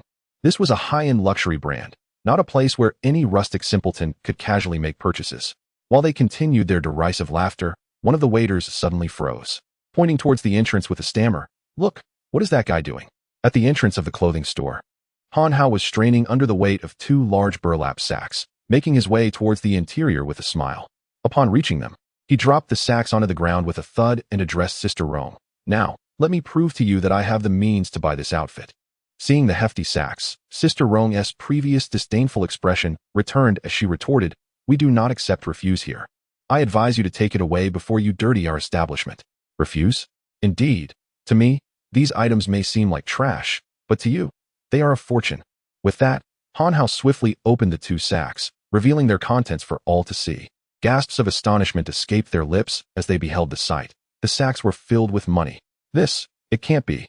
It turned out that Han Hao had stepped out to withdraw cash, amassing a total of 1 million yuan. However, out of this sum, only 500,000 was in paper notes. The remaining 500,000 consisted entirely of coins. As the sacks opened, Han Hao promptly took out several bundles of cash and tossed them forcefully towards the waiter, loudly inquiring, "Now, do you comprehend whether we possess the means?" With that, he produced more bundles, hurling them towards the waiter once again. Sister Rong, who had previously donned a mocking expression, gasped in astonishment upon catching sight of the substantial sum of money within Han Hao's sack. In that moment, she realized the gravity of her misjudgment. She had truly underestimated him, for it turned out that Tianqi was indeed a person of considerable wealth. As she was bombarded with stacks of cash, Sister Rong felt an overwhelming sense of regret and promptly offered her apologies, saying, "I beg your pardon, dear sir, I was mistaken. You possess the means to purchase. I shall retrieve it for you at once." Han Hao continued to fling the banknotes without sparing a glance at the waitress. Once all the notes had been scattered, he reached for the sack filled with coins. Witnessing this, Sister Rong immediately covered her head and exclaimed, "Sir, I was wrong. I should not have looked down upon you. Please, do not strike. Do not smash." Chapter 23. Elegantly attired. Upon witnessing Sister Rong pleading for mercy, Han Hao ceased his actions. "Go fetch your manager," he commanded. Relieved as if granted a reprieve, Sister Rong hastened away. For her, confronting the manager was a far lesser ordeal than facing Han Hao. Observing her departure, Han Hao mused upon the reality that one could indeed wield wealth as a weapon. A scene typically reserved for novels and television had unexpectedly materialized in his life. The exhilaration of utilizing financial prowess to subdue those who are greedy for money was undeniably satisfying. Before long, the store manager hurried over. Upon noticing the bags by Han Hao's side and the scattered coins strewn across the floor, the manager quickly pieced together the events that transpired. Casting a disapproving glare at Sister Rong, the manager declared, "Your wages for this month will be deducted. Starting tomorrow, you will return to headquarters for retraining, commencing anew as interns." After delivering this reprimand, the manager turned back to Han Hao, profusely apologizing. Han Hao, after a moment of deliberation, graciously forgave them. In the ensuing time, Han Hao and his companions were treated like royalty. The store employees, now acutely aware of Han Hao's wealth and formidable temperament, attended to him and his friends with utmost care, refraining from any hint of complaint. Ultimately, Han Hao successfully spent nearly 200,000 coins, purchasing a charming blue floral dress for Mo. When she donned the dress, even the proud Wang Xiqin felt a twinge of embarrassment. As they emerged from the store, dusk was approaching. Throughout their time inside, Han Hao and his companions had diligently assisted Sister Rong in sorting through the coins. At that moment, Han Hao's spirits were exceptionally high. Whether it was witnessing Sister Rong's weariness from the afternoon's labor, the astonishment of the bank tellers when he requested coins, or the incredulous expressions of passers-by as he carried 500,000 coins alongside 500,000 in notes, every moment filled him with a sense of triumph.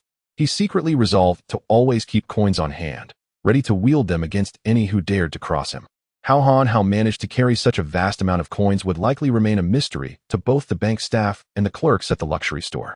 After their gratifying excursion, the three women remained undeterred in their shopping enthusiasm. At their persistent behest, Han Hao continued to accompany them until the moon hung high in the sky. Even though Han Hao, invigorated by his pursuits, possessed abundant stamina, the oddity of walking while laden with heavy sacks felt peculiar. The sole comfort was that the three discerning women had not forgotten about him.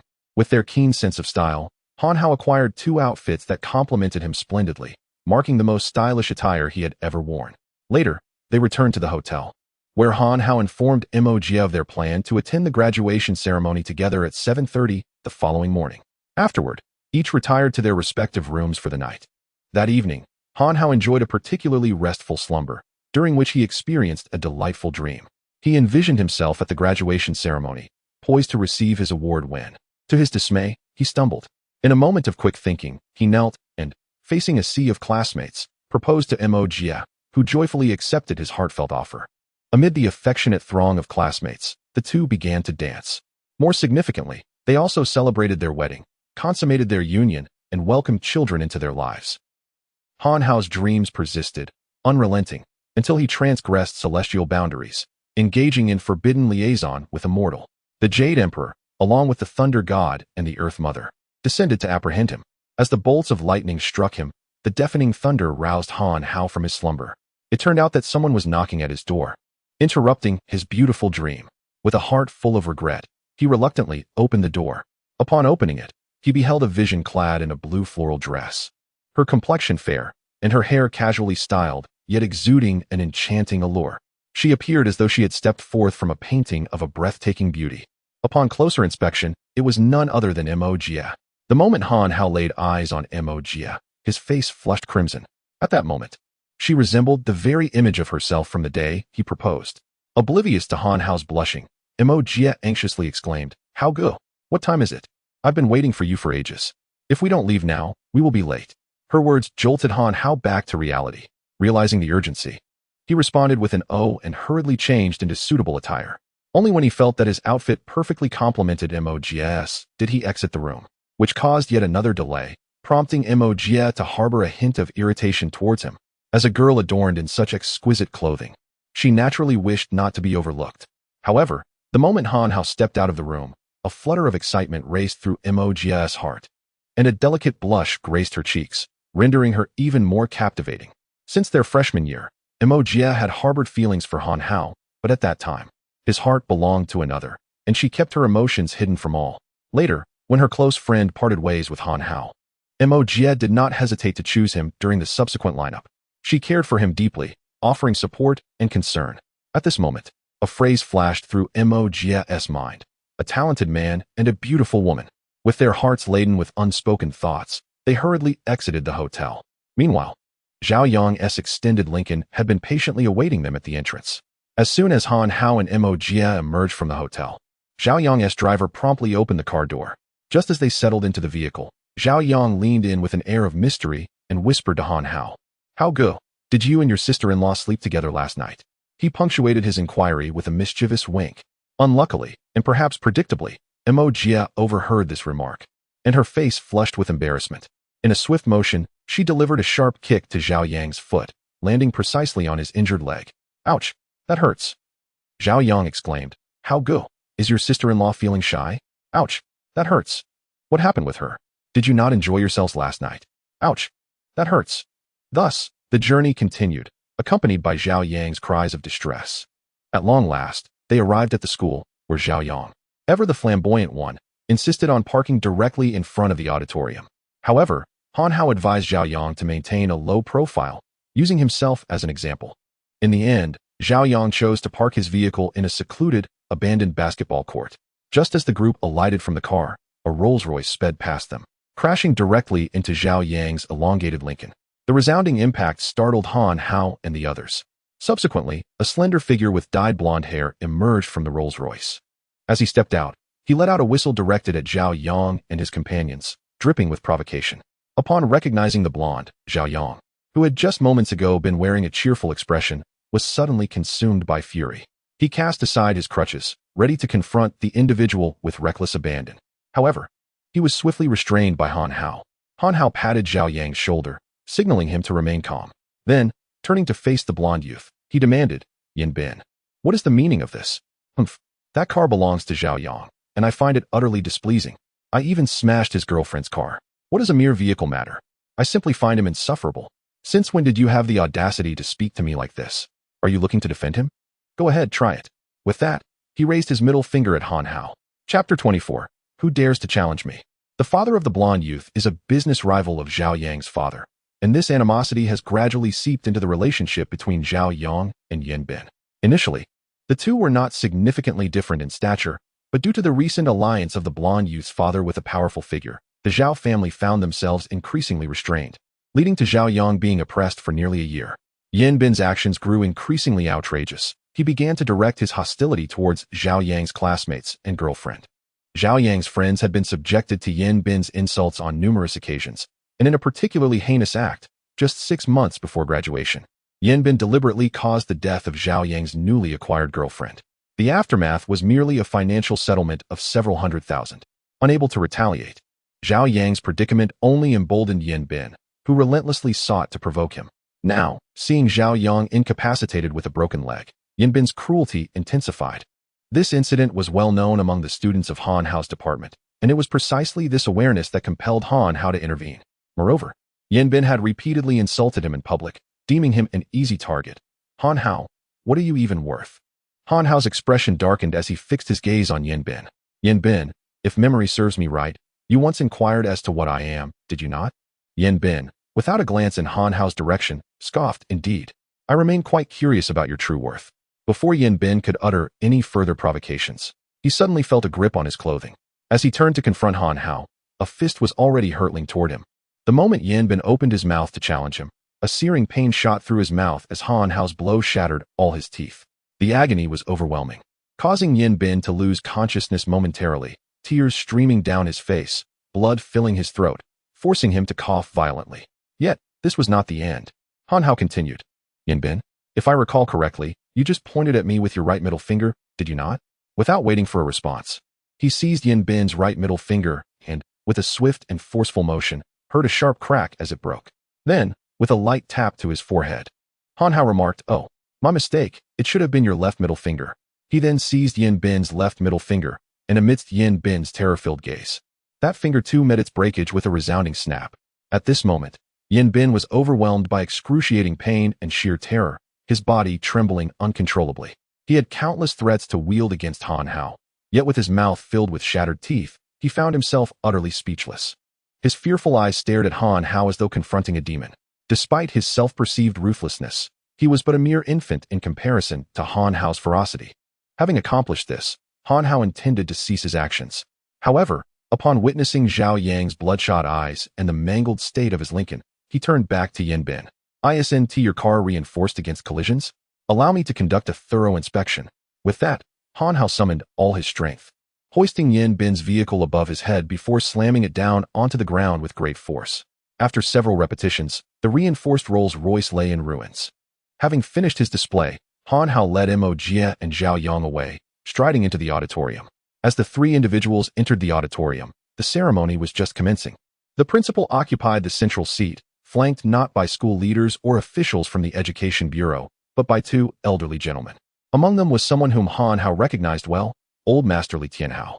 Han Hao felt a flicker of confusion. Why was Li Tianhao present at his graduation ceremony? However, after overhearing conversations among his classmates, the mystery unraveled. It turned out that just the day prior, two enigmatic figures, typically beyond the school's reach, had suddenly appeared, expressing their desire to contribute to the educational cause and offering financial support to the institution. At that moment, Han Hao surmised that Old Master Li had come to honor his graduation by lending assistance to his alma mater. As for the other mysterious figure, Han Hao neither recognized him nor felt inclined to make his acquaintance. The graduation ceremony unfolded flawlessly until, during the principal's concluding remarks, the head of the teaching department hurriedly ascended the stage. Ignoring the puzzled expressions of the faculty and students, he leaned into the principal's ear to whisper something inaudible. After listening intently, the principal then leaned toward the other enigmatic elder and uttered a few words. An unsettling atmosphere began to permeate the auditorium, felt by all present. Upon hearing the principal's whispers, the mysterious elder became visibly agitated and uttered a terse remark. In an instant, the principal's demeanor shifted from affable to menacing, his gaze locking on Han Hao.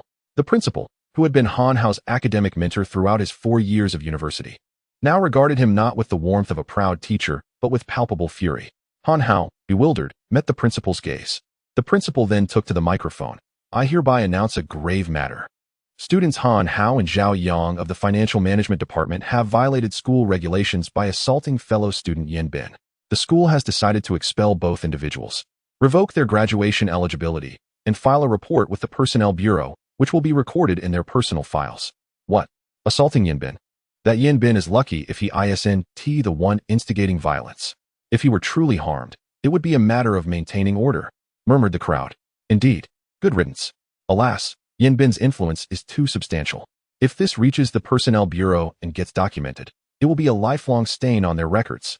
What a pity." "Pity for what? They provoke trouble beyond their means. They deserve this. Absolutely. Especially Han Hao. He lacks both wealth and influence, yet still dares to act with arrogance. How foolish." The principal's announcement ignited a frenzy in the auditorium, with voices rising in a cacophony of disbelief and speculation. Mo Jie, in a state of urgency, grasped Han Hao's arm, believing that her brother's hard-won future was slipping away. Yet, in that moment, Han Hao was not consumed by thoughts of his future. Rather, he was engulfed in a profound anger. It is evident that Yin Bin, as a malignant presence within the school, has managed to evade accountability. This situation is orchestrated by the enigmatic elder who influences the principal's decisions, undoubtedly serving as Yin Bin's protector. At this moment, Han Hao was poised to rise, intending to confront this mysterious ally of Yin Bin. However, before Han Hao could stand and challenge the elder, Li Tianhao, who had been seated on the platform, abruptly stood up and, with a thunderous clap, shattered the table before him. His resonant voice echoed throughout the auditorium, reverberating across the entire school. "I dare anyone to try." Chapter 25. Yan Hang Tian. A voice resonated, challenging, leaving the entire ceremony enveloped in silence. Li Tianhao glanced at the principal and, with a smile that was neither here nor there, inquired, "Principal, Do you not think it rather unjust to jeopardize the future of two children based solely on the words of the director? At that moment, the principal, witnessing the rising ire of the most dreaded figure in Qingshui City, felt a pang of despair. Who was Li Tianhao? Though now a shadow of the past, a decade prior, he had been the most formidable force in the city before his unexpected retreat from public life. The principal's heart raced as he frantically analyzed how he had provoked Li Tianhao's displeasure, yet he could not pinpoint the reason. He had intended to punish Zhao Yang and Han Hao. While Zhao Yang's family had some standing in Qingshui City, who was Li Tianhao? Even the mayor would not sway him. If Zhao Yang had such a powerful patron as Li Tianhao, he would not have been so easily oppressed by Yan Bin for over half a year. As for Han Hao, the principal ignored him entirely, for he knew all too well that Han Hao hailed from a humble background, lacking both wealth and influential relatives, a mere impoverished youth. Unable to discern the cause of the elder's wrath, the principal could only surmise that it stemmed from dissatisfaction with his actions. He forced a smile and said, "Oh, perhaps Elder Li is unaware that Han Hao and Zhao Yang are the two most unruly students in the academy. Fighting and brawling are quite common for them. My intention to discipline them has been long-standing." Upon hearing this, Elder Li smirked, about to unleash his fury. However, at that moment, Han Hao preemptively stood up and walked towards the stage. He was determined not to allow Elder Li to easily repay his kindness. After all, a favor is only valuable when it remains relevant. The primary reason for Han Hao's boldness lay in the principal's skewed assessment of his 4 years at university, full of bias and hostility, seemingly aimed at ingratiating himself with Yan Bin's powerful backing. The principal, once Han Hao's esteemed mentor, had always been a figure of kindness and integrity in Han Hao's eyes. He had taken pride in being a student of the principal. Yet, the once admired image of the principal, who had often expounded on life's profound truths and extolled the virtues of resilience before his students, shattered in an instant. Han Hao's decision to ascend the stage was a challenge, a confrontation with the source of Yan Bin's influence. Seeing Han Hao approach, Elder Li understood his intent and nodded, taking his seat. The principal, relieved by Elder Li's acquiescence, misinterpreted the gesture as satisfaction with his explanations. With the principal's attention wholly absorbed by Elder Li, he failed to notice Han Hao making his way to the stage. As Han Hao walked slowly to the podium under the gazes of all, whispers rippled through the crowd. Who is that? Why is he so audacious? Doesn't he see the principal and others are in discussion? I reckon he must be dreaming, lost in a trance. Don't be ridiculous. I know him. He is Han Hao, the one who fought Yan Bin. What? He is Han Hao? What a background does he possess? How dare he offend one Yan Bin and approach without the principal's permission? What background does Han Hao possess? Ha ha ha. May I reveal that he is merely a lowly individual? His family lacks both wealth and influence. He completed his university education solely through scholarships. Do not be deceived by his seemingly respectable attire. Most likely, it is rented, and a portion may even be pilfered. If he were truly such a person, how could he possibly clash with Yan Bin? Who can say? Perhaps he simply reached his breaking point. In truth, what intrigues me the most is how Han Hao managed to contend with Yan Bin. In an instant, the auditorium buzzed with discussion once more. Until today, Han Hao was an anonymous figure within the college. However, at this very moment, he is destined to be immortalized in the annals of this university. For no one has ever so inexplicably disrupted a graduation ceremony. It seems this principal may very well be the most beleaguered of all. For upon witnessing Han Hao approach him without the slightest display of respect, he audaciously seized the microphone and posed a question directly to him. Esteemed principal, dear classmates, I wish to inquire, during my 4 years at this institution, when have I ever engaged in a brawl? When have I caused disturbances instead of focusing on my studies? How, then, did I earn my scholarships over these 4 years? Are my various certificates mere fabrications? Han Hao's gaze bore into the principal, his voice growing louder with each inquiry, his frustration mounting, until, upon extending the microphone towards the principal, the latter hesitated to accept it. In the midst of Han Hao's fervor, the enigmatic elder seated beside the principal spoke up. Young man, what is your name? As the elder spoke, Han Hao turned his attention towards him, silently reciting. Using the perception talisman. Ding, trial successful, 1 perception talisman consumed, 2 remaining. Name, Yin Xingtian Realm, none technique, none skill. Innate Qigong, 8-9 palm technique status. Master of techniques, though not a cultivator, possesses formidable combat capabilities and skills, able to harm those beneath the mortal realm. No threat posed to the host. Upon learning that the individual was not a cultivator, Han Hao felt a wave of relief wash over him, mentally chiding himself for being overly sensitive.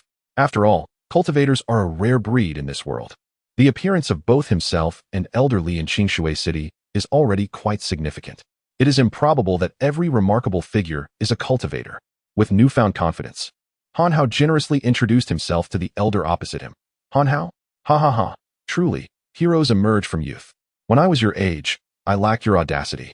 Ha ha ha, old man. Do not presume I am unaware that you are here to seek justice for Yanbin. He is the one I defeated. Moreover, each time I encounter him henceforth, I shall strike again. Ha ha ha. Young man, you possess great courage. Do you know who I am? I do not. However, considering you are nearing your end, I find no interest in learning your name. Confronted with Han Hao's arrogant demeanor, the mysterious elder did not express anger. Instead, he laughed heartily, exclaiming, "Ah, youth is indeed a marvel. I must admit, I envy you.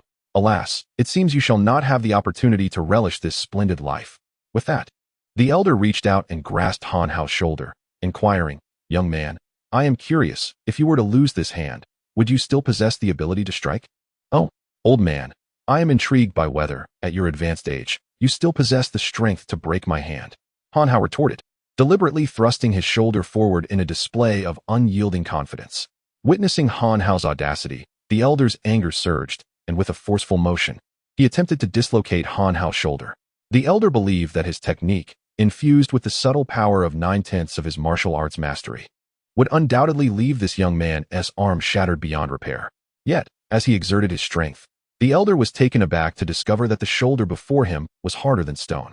Han Hao continued to smile at him, while the elder's hand was suddenly jolted by an inexplicable force, causing him considerable pain.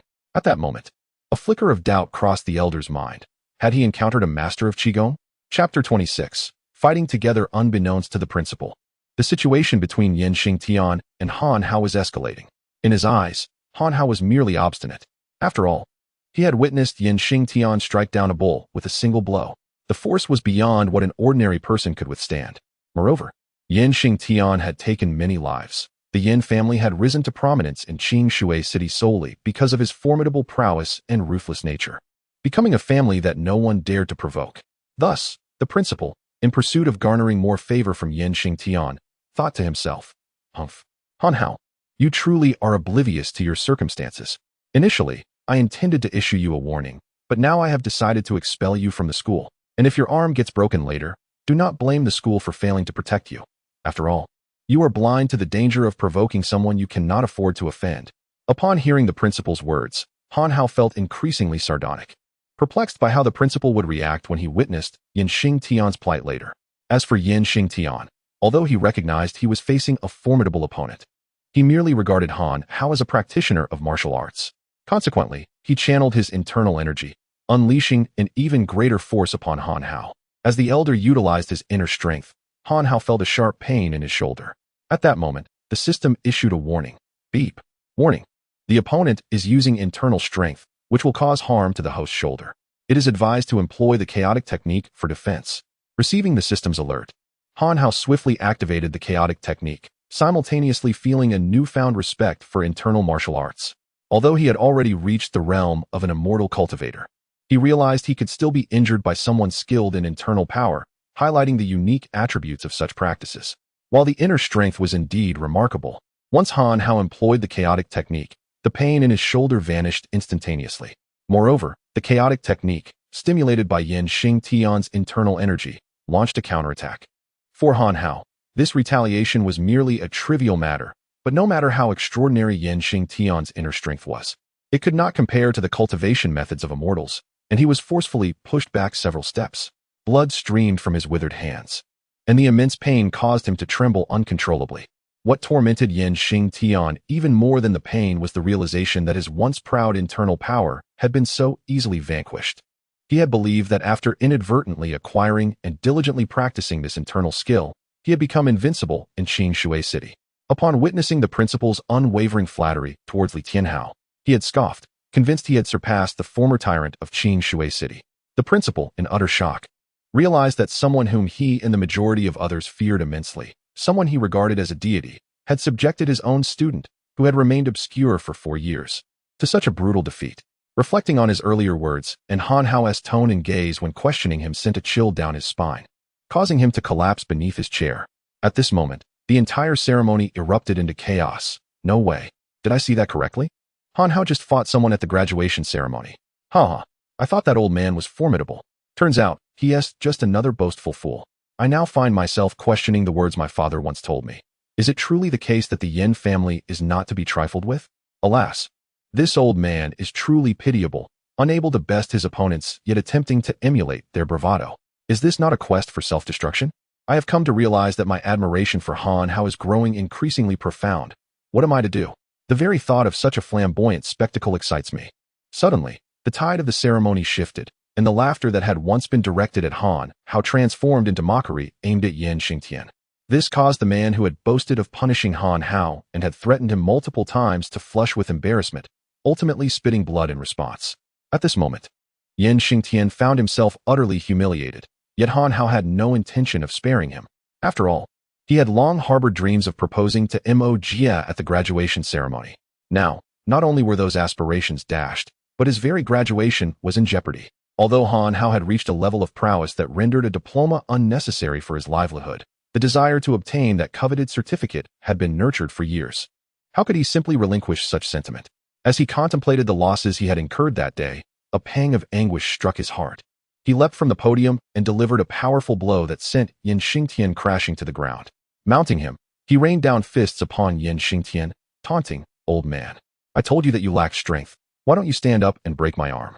He pressed further, "Tell me, who has Yin been to you?" At that moment, the old man was reluctant to respond, but compelled by Han Hao's inquiry, Yan Xingtian found himself involuntarily divulging, "Yin bin he. He is my grandson." "Your grandson? Very well. Today I shall not only strike your grandson, but I shall also take you down with him. Furthermore, I will make it a point to thrash you every time I see you." With that declaration, Han Hao intensified his assault. By the end, Yan Xingtian's visage was marred with bruises. Fortunately, Han Hao refrained from employing the strength of a cultivator. Otherwise, Yan Xingtian might have met his demise. Though he remained alive, Yan Xingtian felt that death would have been preferable, for at his age, such public humiliation was unbearable. Ultimately, unable to endure the spectacle of being beaten before so many onlookers, he closed his eyes and feigned unconsciousness. Han Hao was aware that Yan Xingtian was merely pretending. However, continuing the assault served no purpose. In this society governed by law, taking a life would lead to dire consequences. Thus, he shifted his focus to the principal. Turning towards him, he inquired, "Esteemed principal, who exactly is the true troublemaker in our school, the one who engages in daily brawls?" Han Hao initially intended to force the principal into an admission of guilt, but the principal perceived that Han Hao would soon suffer the same fate as Yan Xingtian. Over the years, the principal had developed a profound aversion to violence. Otherwise, he would not have devoted himself to appeasing every faction. Consequently, he placed his last hope of salvation in the hands of Elder Li. However, the principal was unprepared for Elder Li's reaction. Upon witnessing the principal's plea for help, he merely turned away, his back to the crowd, lost in his own thoughts. Fortunately, the principal lacked Yan Xingtian's fortitude, and he trembled as he addressed Han Hao, stammering, Han Hao, let us speak." Calmly, this time it was, "My mistake. I was foolish." Upon finishing his words, seeing that Han Hao remained unyielding, he glanced at Yan Xingtian, who lay on the ground feigning unconsciousness, and promptly closed his eyes, succumbing to a faint. However, the principal was genuinely unconscious. Following the principal's collapse, the students in the auditorium were left bewildered. Would this graduation ceremony still proceed with such chaos? As Han Hao observed both protagonists sprawled on the floor, he disregarded the perplexed students and teachers and descended from the stage, taking Mo Jia by the hand as they made their way out of the auditorium. Meanwhile, Zhao Yang, who had been anxiously waiting below, hesitated momentarily before summoning his resolve and following Han Hao out, leaving behind thousands of soon-to-be graduates and teachers who were left in disarray within the hall. Chapter 27. The unfortunate Chen Tianjiao failing to propose to Mo Jia during the graduation ceremony left Han Hao quite disheartened. He aimlessly strolled through the only park on campus with Mo Jia, who today donned a charming blue floral dress that accentuated her long, slender legs, exuding a vibrant youthful energy as she walked. As they meandered along the park's path, the atmosphere was thick with ambiguity and awkwardness, and Han Hao found himself wishing fervently for someone to shatter this discomfort. To his astonishment, his wish was rather effortlessly fulfilled when Zhao Yang appeared. Limping towards Han Hao, Zhao Yang exclaimed, "Brother Hao, you are incredible. To humiliate the principal like that, leaving the Yin family in disgrace, simply exhilarating. Haha, thank you for avenging me. If this jeopardizes your future, fret not. my family will rally to make amends for your losses." Upon his arrival, Zhao Yang showcased his gift for gab, causing Han Hao to question whether he had erred in some way, prompting the heavens to send Zhao Yang as a form of punishment. Oblivious to Han Hao's exasperation, Zhao Yang continued to play the role of an enthusiastic third wheel, thereby snatching away any opportunity Han Hao might have had to confess his feelings to Emoji. This left Han Hao feeling that perhaps the two of them alone were quite agreeable after all. Then, as if the heavens were attuned to Han Hao's silent plea, just as Zhao Yang rambled on about his admiration for Han Hao, a phone call abruptly rang out, leading Zhao Yang to be summoned away by his father. Once again, the park's path was left with only Han Hao and Emoji. As they continued walking, Emoji seemed to anticipate Han Hao uttering something, her gaze fixed upon him. Yet, despite his palms being slick with perspiration, Han Hao lacked the courage to speak. In that moment, he longed for someone to disrupt the awkwardness once more. With a facade of appreciation for the crimson flowers lining the path, he glanced left and right, momentarily forgetting Emoji was beside him. Observing Han Hao's behavior, Emoji sighed inwardly and lowered her head. Just as Han Hao believed they might endure the awkwardness together, a piercing curse suddenly reached his ears. "Damn it! Which blind fool dares to block my way?" The exclamation was startling, causing a flush to rise on Han Hao's face as he froze in his tracks. Before he could grasp the situation, a haughty voice rang out before him. "Damn it, Han Hao. So it's you, you little bastard, daring to obstruct my path. If I don't teach you a lesson, I'd truly be remiss in managing my temper." At that moment, Han realized that he had been reprimanded merely for blocking the way of a freshman. Due to Han Hao's upbringing as a child of impoverished origins, he has seldom interacted with outsiders, resulting in a rather vague disposition. Moreover, at this moment, Han Hao has just finished showcasing his prowess at the graduation ceremony and is mulling over how to propose to Emoji. Consequently, he yearns for tranquility and to avoid conflict. In his pursuit of a humble existence post-cultivation, Han Hao has adopted a philosophy of maintaining a low profile in his endeavors, hoping to keep his identity as a cultivator concealed. He instinctively senses that cultivators in this world are not free to act without restraint. Had they been, figures like Elder Li or those with even greater prowess would have long since dominated the realm. Despite Han Hao's rare desire for peace, there are always those who, oblivious to their own foolishness, choose to confront him with arrogance. Amidst the unabashed insults hurled by Chun Tianjiao, a crowd begins to gather along the park pathway. Among them is Zhao Yang, who had pretended to leave moments ago. Upon witnessing Han being inexplicably insulted, Zhao Yang, filled with indignation, is prepared to intervene and teach Chun Tianjiao a lesson. However, before he can act, an incredibly swift figure appears before the previously haughty Chun Tianjiao, delivering a resounding slap to his face as Han Hao materializes before him. "By the heavens, who do we have here? It's the insignificant scion of the Chen family," Han Hao exclaims, his tone dripping with disdain. "Dare to flaunt your bravado in the park? I would be remiss if I did not temper your arrogance." His words echo the insults Chun Tianjiao had previously directed at him, yet his presence is imbued with a more commanding fervor. As Chun Tianjiao stands before the gathered crowd, struck by the very impoverished youth he has always looked down upon, he is consumed by rage, yearning to strike Han Hao down. Yet, despite raising his hand thrice, he ultimately refrains from following through. Each time he lifts his hand, an ominous premonition gnaws at him, as if delivering that blow would seal his own fate. Though Chun Tianjiao resists the urge to retaliate, he scoffs at Han Hao. "Humph, don't think that just because I Haven Tea obliterated you today, I fear you. You'd best tread carefully. And remember, my wealth could easily extinguish the lives of dozens like you." In response to Chun Tianjiao's threat, the former Han Hao might have been intimidated, but the current Han Hao merely laughs heartily. "Ha, what a joke. You swagger because of your father's vast fortunes. Yet here I am, possessing wealth of my own. Does that grant me the same liberty to act without compassion? Humph, act without compassion? You, Han Hao, are hardly worthy. Do not forget, you are the impoverished wretch of our department. Even if you were to amass wealth, it would change nothing. A pauper is forever a pauper." These words strike a chord deep within Han Hao, as he reflects on the countless scorn and injustices he has endured due to his poverty. Were he still the worthless Han Hao of the past, he would have no choice but to endure such a slap. At this moment, Han Hao feels disheartened, his thoughts of proposing to Emoji fading into the ether. Upon discovering this, Chun Tianjiao mistakenly believed that his words had struck a nerve with Han Hao, thinking he had uncovered Han Hao's vulnerability. In his arrogance, he let out a boisterous laugh.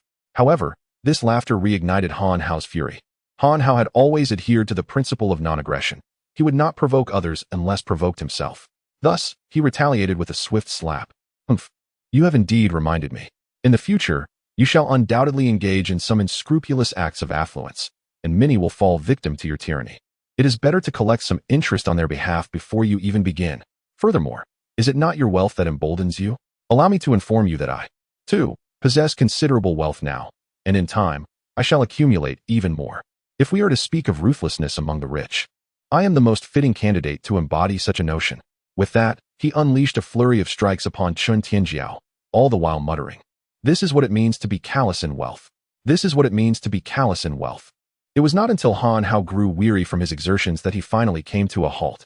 Throughout this ordeal, Chun Tianjiao remained motionless, his gaze fixed on Han Hao with a look of hatred, for he understood that any attempt at retaliation would only provide Han Hao, the far more formidable opponent, with further justification to continue his assault. In such a scenario, even the family that had always protected him would be powerless to save him. Chapter 28.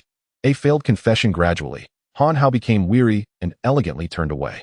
As he departed, he did not hesitate to raise his middle finger at Chun Tianjiao, exclaiming, "You little wretch from the Qin family, should I ever lay eyes on you again, and should you continue to exhibit such arrogance, I shall confront you each time." With that, he departed with a flourish, leaving Chun Tianjiao seething with resentment, alone amidst the chaos of the wind.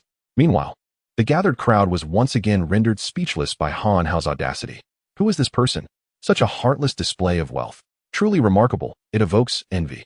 He is nothing short of a role model. Indeed, experiencing such a moment of bravado is simply exhilarating. In light of the crowd's chatter, Han Hao was not in the mood to revel in their admiration. He took the still-dazed Mo Jie by the hand and left the park, which had become a source of awkwardness for them, wandering aimlessly. He longed to say something to Mo Jie to alleviate the tension, yet found himself at a loss for words. Simultaneously, Han Hao was struck by the realization that the society he had tirelessly endeavored to succeed in was, in truth, a ruthless arena where the strong preyed upon the weak. However, he felt a profound sense of gratitude for having inadvertently acquired this system, which empowered him to no longer be bullied and to assert himself against those lofty figures who had previously existed only in his imagination. This golden opportunity afforded him the strength and confidence to shatter the chains of fate, to undertake endeavors he once deemed impossible, and to explore a world entirely distinct from his own, where he was the sovereign. As Han Hao pondered these reflections, the gentle voice of the system suddenly chimed in. Ding ding ding. Congratulations, host, on achieving the first reflection in life accomplishment. Reward, 5 points of cultivation value. Additionally, please be informed that 2 task cards are nearing expiration. Would you like to use them? Upon hearing this, Han Hao ceased his reverie and eagerly opted to utilize the cards. System, ding ding ding. Congratulations, host, on receiving a new task. Task 1. Pursuing romance is essential to cultivation. Requirement, successfully confess to a girl. Reward, 5 points of cultivation value. Task 2. Available for viewing only upon completion of Task 1. Requirement, unknown. Reward, unknown. Upon learning of the leisure system's tasks, Han Hao could not help but admire its thoughtful design, while his gaze instinctively drifted toward Mo Jie, feeling a surge of delight. At that moment, Mo Jie sensed a shift in Han Hao's demeanor. When she glanced at him, she caught the glint of his eyes, filled with a predatory urgency, akin to that of a wolf. A shiver coursed through her, making her feel like a lamb in the sights of a wild beast. She stammered, How go? What's wrong? Is something the matter? Han Hao made a concerted effort to steady his breathing, gazing at Mo Jie with deep affection. Do you not realize that I have always harbored feelings for you? I genuinely, truly adore you. Just now, I intended to propose. Last night, I dreamt of you, dreamt of proposing, of marrying you, and of us having a child together. Moreover, Mo Jie, although I am currently facing disciplinary action from the academy, resulting in the loss of a direct opportunity to secure a promising job, I firmly believe you have recognized my capabilities. I am confident, and I steadfastly hold the conviction that I can offer you a bright future. Han Hao professed his feelings with deep sincerity and self-assuredness. However, Mo Jie perceived Han Hao as deranged, suspecting either that he was jesting, or more so, that her modesty as a woman compelled her to flee, her cheeks flushed with embarrassment. At that moment, the system unexpectedly echoed in Han Hao's mind. Ha ha ha. My dear host, I regret to inform you that your task has temporarily failed. You have 2 more opportunities to strive for success, but the object of your affection cannot be altered, and you must complete this within 2 days. Otherwise, 10 points of your cultivation value will be deducted. Upon hearing this notification, Han Hao felt as if his world was crumbling. He had never fathomed why Mo Jia would hastily retreat. He had sensed that she harbored feelings for him as well. Could it be that he had been too self-absorbed? That seemed improbable. Filled with a myriad of questions, Han Hao unconsciously wandered to the hotel, just as Mo Jia rushed inside. Spotting her, he intended to intercept her for a second declaration of love. But just as he was about to do so, Aunt Shui halted him. "You're back, Hausie." "Yes, I am back, Aunt Shui. Is there something you need?" "I shall speak with the front desk right away." "Oh no, that's not it. I actually wish to inquire about something else." "What are you saying, Annie? You have watched me grow up. In my eyes, you are like a mother. Please, speak your mind." "Well, the matter is this. I came here partly to explore Qingshui City, but primarily, how shall I put it? Han Hao, you must know that I have only one daughter. Although she has been pampered since childhood and can be rather temperamental, her essence is genuinely good. I have always hoped that the two of you could become a couple, and we could become one family. I wonder how you feel about this, Hausie." Just as Han Hao was grappling with Mo Jia's rejection, an even more complex situation arose. From a young age, he had regarded Si Qin as his beloved younger sister. However, Aunt Shui mistook her sisterly affection for romantic love and had longed to facilitate their union. Yet now, faced with an implicit rejection, Han Hao was at a loss for words. Unluckily, Aunt Shui misinterpreted Han Hao's hesitation as concern over his lack of affection for Si Qin, patting him reassuringly on the shoulder. "Don't worry, Hausie. I will speak to Si Qin. Just await the good news from Aunt Shui." "Ha ha ha. Perhaps I should say good son-in-law. Ha ha." With that, she left for the elevator, leaving a bewildered Han Hao behind. At that moment, Han Hao was engulfed in confusion, unsure of how to articulate an explanation to Aunt Shui. To his dismay, as Han Hao lifted his head, he discovered that Mo Jia, who had been in a state of bewilderment, was secretly observing him from the corner of the staircase. It was evident that she had been eavesdropping on his conversation with Aunt Shui. Upon realizing that Han Hao had noticed her, Mo Jia let out a disdainful grunt and hurriedly ascended the stairs. Han Hao understood that his reluctance to openly express his disinterest in Si Qin had brought him considerable trouble. At that moment, his heart roared in frustration. "Heaven, are you toying with me?" Chapter 29. The Heart Shatters Stones. A man must strive. Han Hao silently ascended the stairs to the 17th floor. Upon arrival, he refrained from entering his room, for the memory of his clumsy confession weighed heavily on his heart, filling him with profound melancholy. Thus, he ventured to the balcony, seeking a breath of fresh air.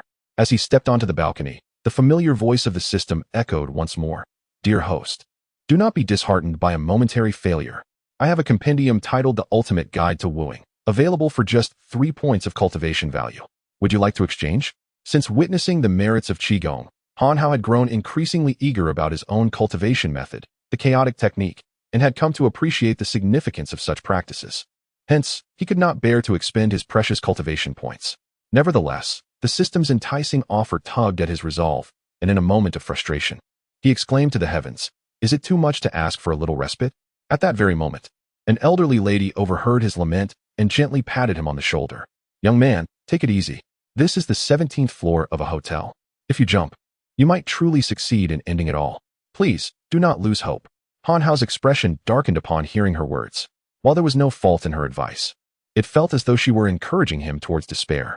However, Han Hao was not one to be easily defeated. He replied, "Grandma, fret not. I have many years ahead of me. But you, do be careful while walking.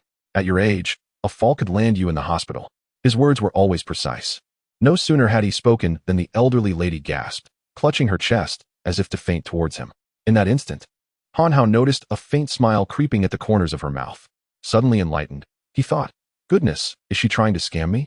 With that realization, he instinctively stepped back, only to forget that he stood on an open balcony, one designed to embrace nature's fresh air, devoid of any railing. Han Hao felt his feet slip beneath him, and in that fleeting moment, the only thought that echoed in his mind was, "It's over." The rush of wind whistled past his ears, and at that crucial juncture, the system's voice chimed in again. "Oh dear host, how careless of you. Do you wish to escape this predicament?" Had it not been a dire moment, Han Hao would have cursed the system for its insensitivity. How could it pose such a question in a time like this? Of course, he desperately wanted to escape. "System, please choose your method of survival. Option 1. The wind shall rise, and clouds shall soar, lifting you to heights of 90,000 miles. Note, this method may incite panic among humans. Please choose wisely. Option 2. The heart shatters stones. A man must strive for self-reliance. Note, this method may lead to disfigurement. Think twice." Han Hao was on the brink of despair. Could it not be more straightforward? Was this some kind of cruel game? Option 2. I choose option 2. At the very least, it sounded practical. System. This method requires 5 points of cultivation value. Please confirm your choice. Han Hao felt as if he might vomit blood. Truly, it was an opportunistic demand. A lion's share being asked at his moment of vulnerability. Confirm, cease your incessant prattle, and allow me to survive forthwith. Otherwise, you shall not escape unscathed. System. Deducting 5 points from cultivation value. The mode of affluent support and personal support is now activated. Please prepare yourself, host. Upon reading this, Han Hao was perplexed. What on earth is this? Is the system truly intent on ending my life only to seek another host? As he pondered, he suddenly heard a cacophony of gasps below. Run, run. Don't let him crash down. He.s. really going to jump. He'll surely die? Call the police. Opening his eyes, he was met with a multitude of onlookers, encircled in layers, all gazing skyward with mouths agape, eagerly awaiting his descent. Even reporters from television stations had arrived. Amusement bubbled within him. In just a few minutes, where had all these people come from? They truly relished the spectacle. Undeterred by the crowding, in a flash of inspiration, Han Hao suddenly declared, "Emoji, I love you." With a thud, Han Hao finally hit the ground. In that fleeting moment of contact, trepidation washed over him. Despite the system's assurance of his survival, plummeting from the 17th floor was no trivial matter. Denying fear would be disingenuous. He braced for pain, yet aside from a slight sting on his forehead, he felt no discomfort, as though he had landed in a bed of cotton candy. A sigh of relief escaped him. It seemed the system was indeed reliable. System. The affluent support and personal support mode has concluded. Please rate this service, host. 1. Satisfied. 2. Good. Han Hao. Has the system lost its mind? Is this some kind of jest? What on earth is up with this absurdly lengthy name? Make way, make way. A multitude of medical personnel arrived, intent on transporting him to the hospital via stretcher. Han Hao hesitated for a moment, then decided to feign unconsciousness. He felt his body being turned over and lifted onto the stretcher, accompanied by gasps of astonishment.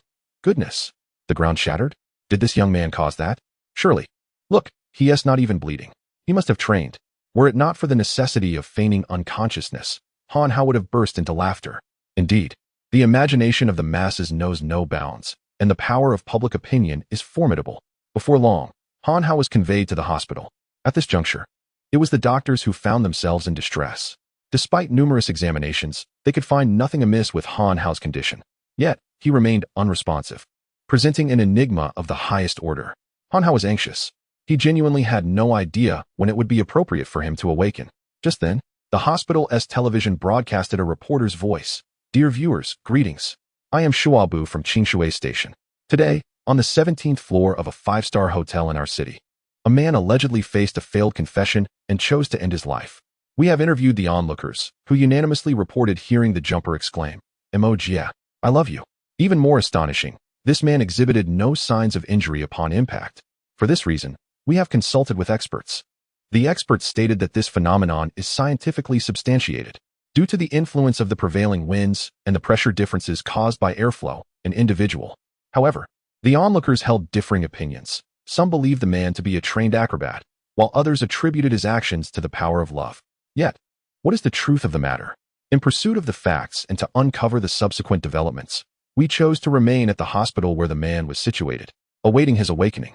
Meanwhile, we remind all viewers to cherish life and steer clear of the 17th floor of hotels.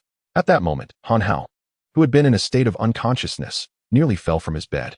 Oh no, this time, I am truly famous. Beep. A reminder to the host. There remains 1 day until the task deadline. Please confess your feelings swiftly or risk a deduction of cultivation points. At this critical juncture, Han Hao was taken aback that the system continued to mention cultivation points. Was it not sufficient that he had already made such a fool of himself? Foolish system, explain to me how I am to proclaim emoji, I love you. This. I shall provide you with a reasonable explanation for your leap. Then why not offer me a logical explanation for jumping without injury? Rest assured, host. Has not the expert already provided an explanation? But who listens to experts anymore? The system busily beeps, beep beep. Oh no, do not feign innocence. Come out, come forth. Chapter 30.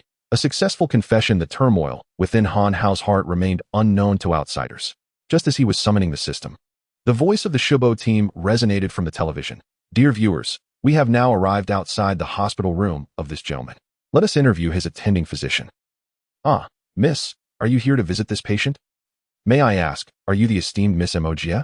Han Hao's heart stirred. Jie had arrived? Beep, beep, beep. Host, you must complete the task immediately. The system's voice suddenly interrupted, startling Han Hao, who then grasped its intent. Now, we are honored to meet the beloved Miss Jie. Let us follow her as she unveils the mystery surrounding this gentleman. Oh my, Jie was about to enter. Han Hao hurriedly composed himself, determined not to reveal his true feelings.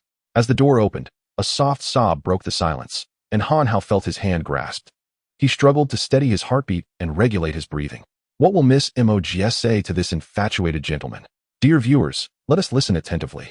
Han Hao thought to himself, goodness, how long must I endure this cacophony? Brother Hao, I am truly sorry. Had I known you would attempt to jump, I would have certainly promised you. Please wake up. If you awaken, I will immediately agree to be with you properly. Please, just wake up. Jie wept, her tears cascading on Han Hao's face. What a heartfelt declaration. Would this gentleman be able to hear her? Would fate unite these star-crossed lovers? Let us wait and see. Han Hao mused, I must awaken just to silence you. Recalling the melodramatic scenes he had witnessed before, he thought, yes, start with a tremble, roll the eyes, and then open them to request water. Thus, the ever-cooperative Shubo team exclaimed. He moved. Jie ceased her tears. Really? Brother Hao, did you hear my words? Please wake up, I promise you. Han Hao strained to roll his eyes, his eyelids fluttering, feeling a wave of emotion wash over him. How exhausting. I truly admire how actors manage this. The ever-enthusiastic Shubo team chimed in again. Look, he is awakening. With great effort, Han Hao opened his eyes and, in a feeble voice, uttered, water, drink. Jie, wow, he is awake. He is awake. At this moment, the Shubo team's excitement reached a fever pitch, their microphone nearly bursting from their grip.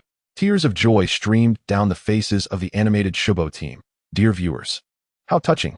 This is the power of love. Beloved audience, please believe in love. Let us cheer for their romance, pray for their love, and bless their union. The Shubo team, in their fervor, stirred a sense of embarrassment within Han Hao. However, this was immensely beneficial for Jie. She grasped Han Hao's hand, her gaze filled with tenderness, tears cascading down her cheeks. At that moment, the system in Han Hao's mind erupted in a frenzy. Hurry, confess your feelings. An opportunity has arisen. Han Hao regarded the system with disdain, thinking, the emperor is not anxious. It's merely the eunuchs who are. Nevertheless, he decided to heed the system's advice. Jie, your earlier words, were they true? By now Jie, having dissolved into tears, disregarded any semblance of shyness, and threw her arms around Han Hao. Brother Hao, I promise. I love you too. Brother Hao. Jie expressed her excitement and affection in myriad ways. Meanwhile, the system's voice echoed once more in Han Hao's mind. Ding ding ding. Congratulations, host. You have completed the task. You are rewarded with 5 points of cultivation value and an additional opportunity to refresh the task. A new task has been initiated. Have a baby. Task requirements. Bear a healthy son with the object of your successful confession.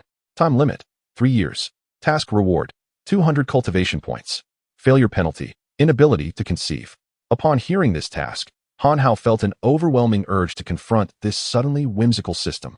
At that moment, the system seemed to sense Han Hao's heightened emotions and quickly added, considering that this task is unlikely to be completed in the short term and carries a high risk of failure, we would like to remind you that you may use the task refresh opportunity.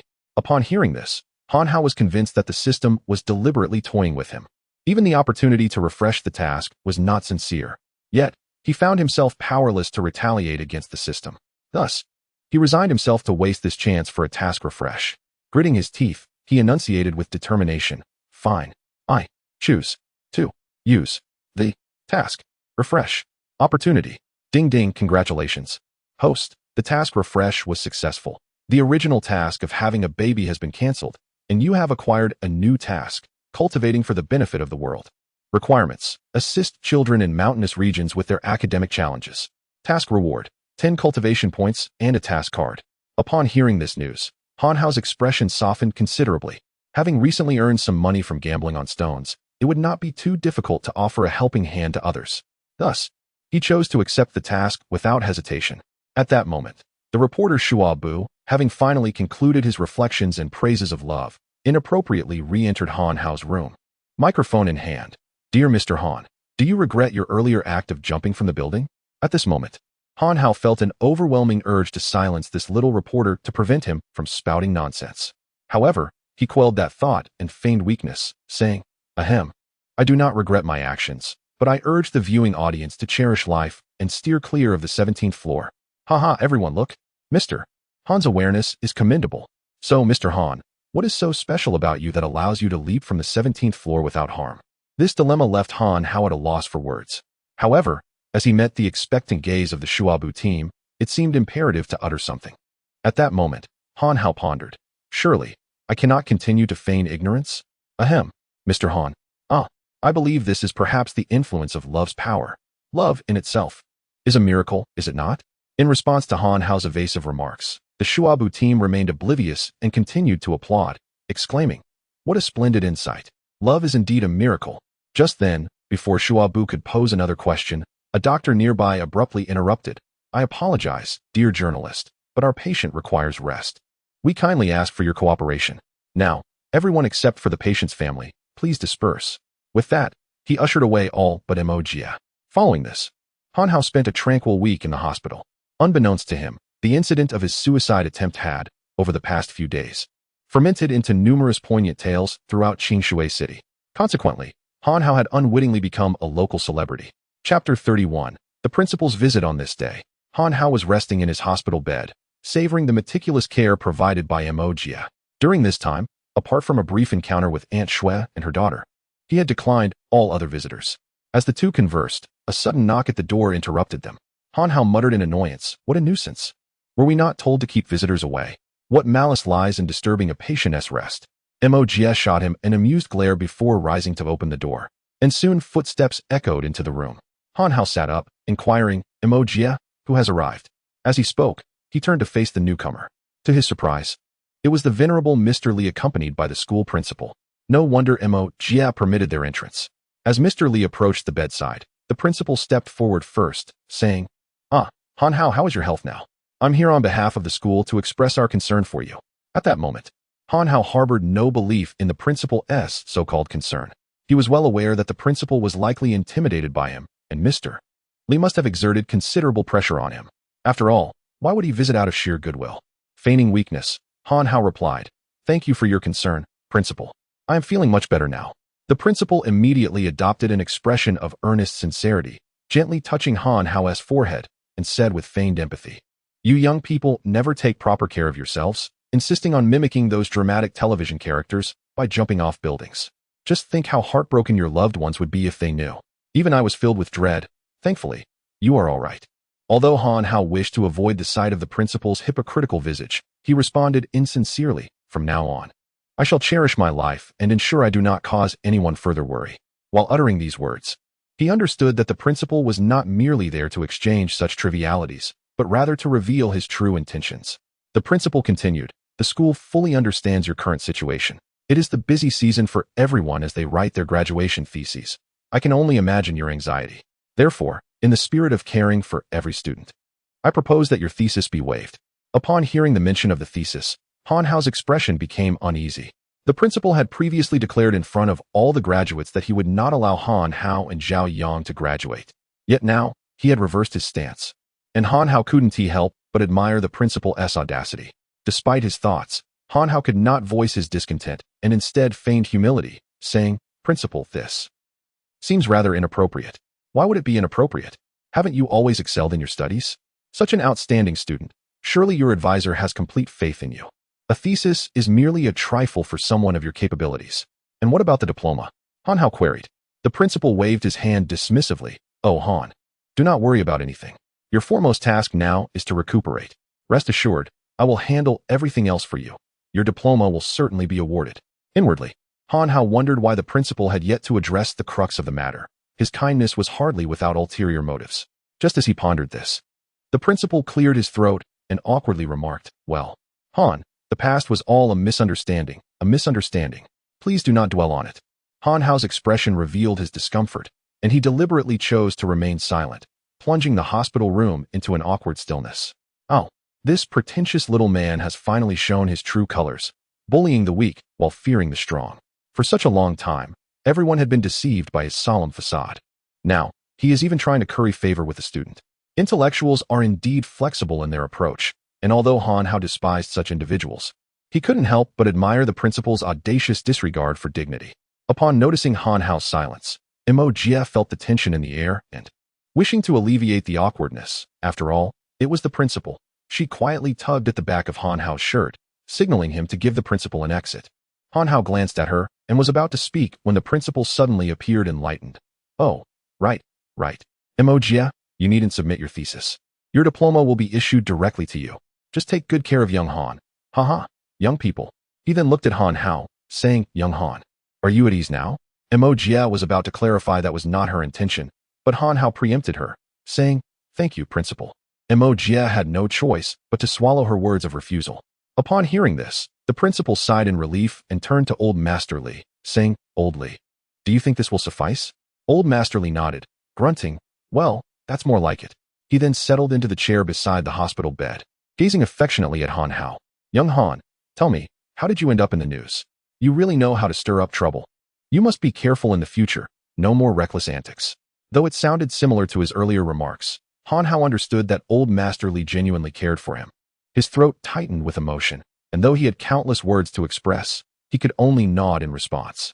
After a few more admonitions, Old Master Li, noticing Han Hao's silence, finally exclaimed in exasperation, I give up on you youngsters. You simply lack awareness. Han Hao quickly assured him he would never dare again and would strive to be a good citizen to repay his country. Old Master Li then reminded Jie to take good care of Han Hao before departing with the principal. As they left, the principal kept insisting that all past grievances should be put behind them. Han Hao was thoroughly exasperated by his insincere demeanor and merely offered a perfunctory reply. Jie escorted them out of the ward and returned, chiding Han Hao for agreeing to the principal's request for her not to write her thesis.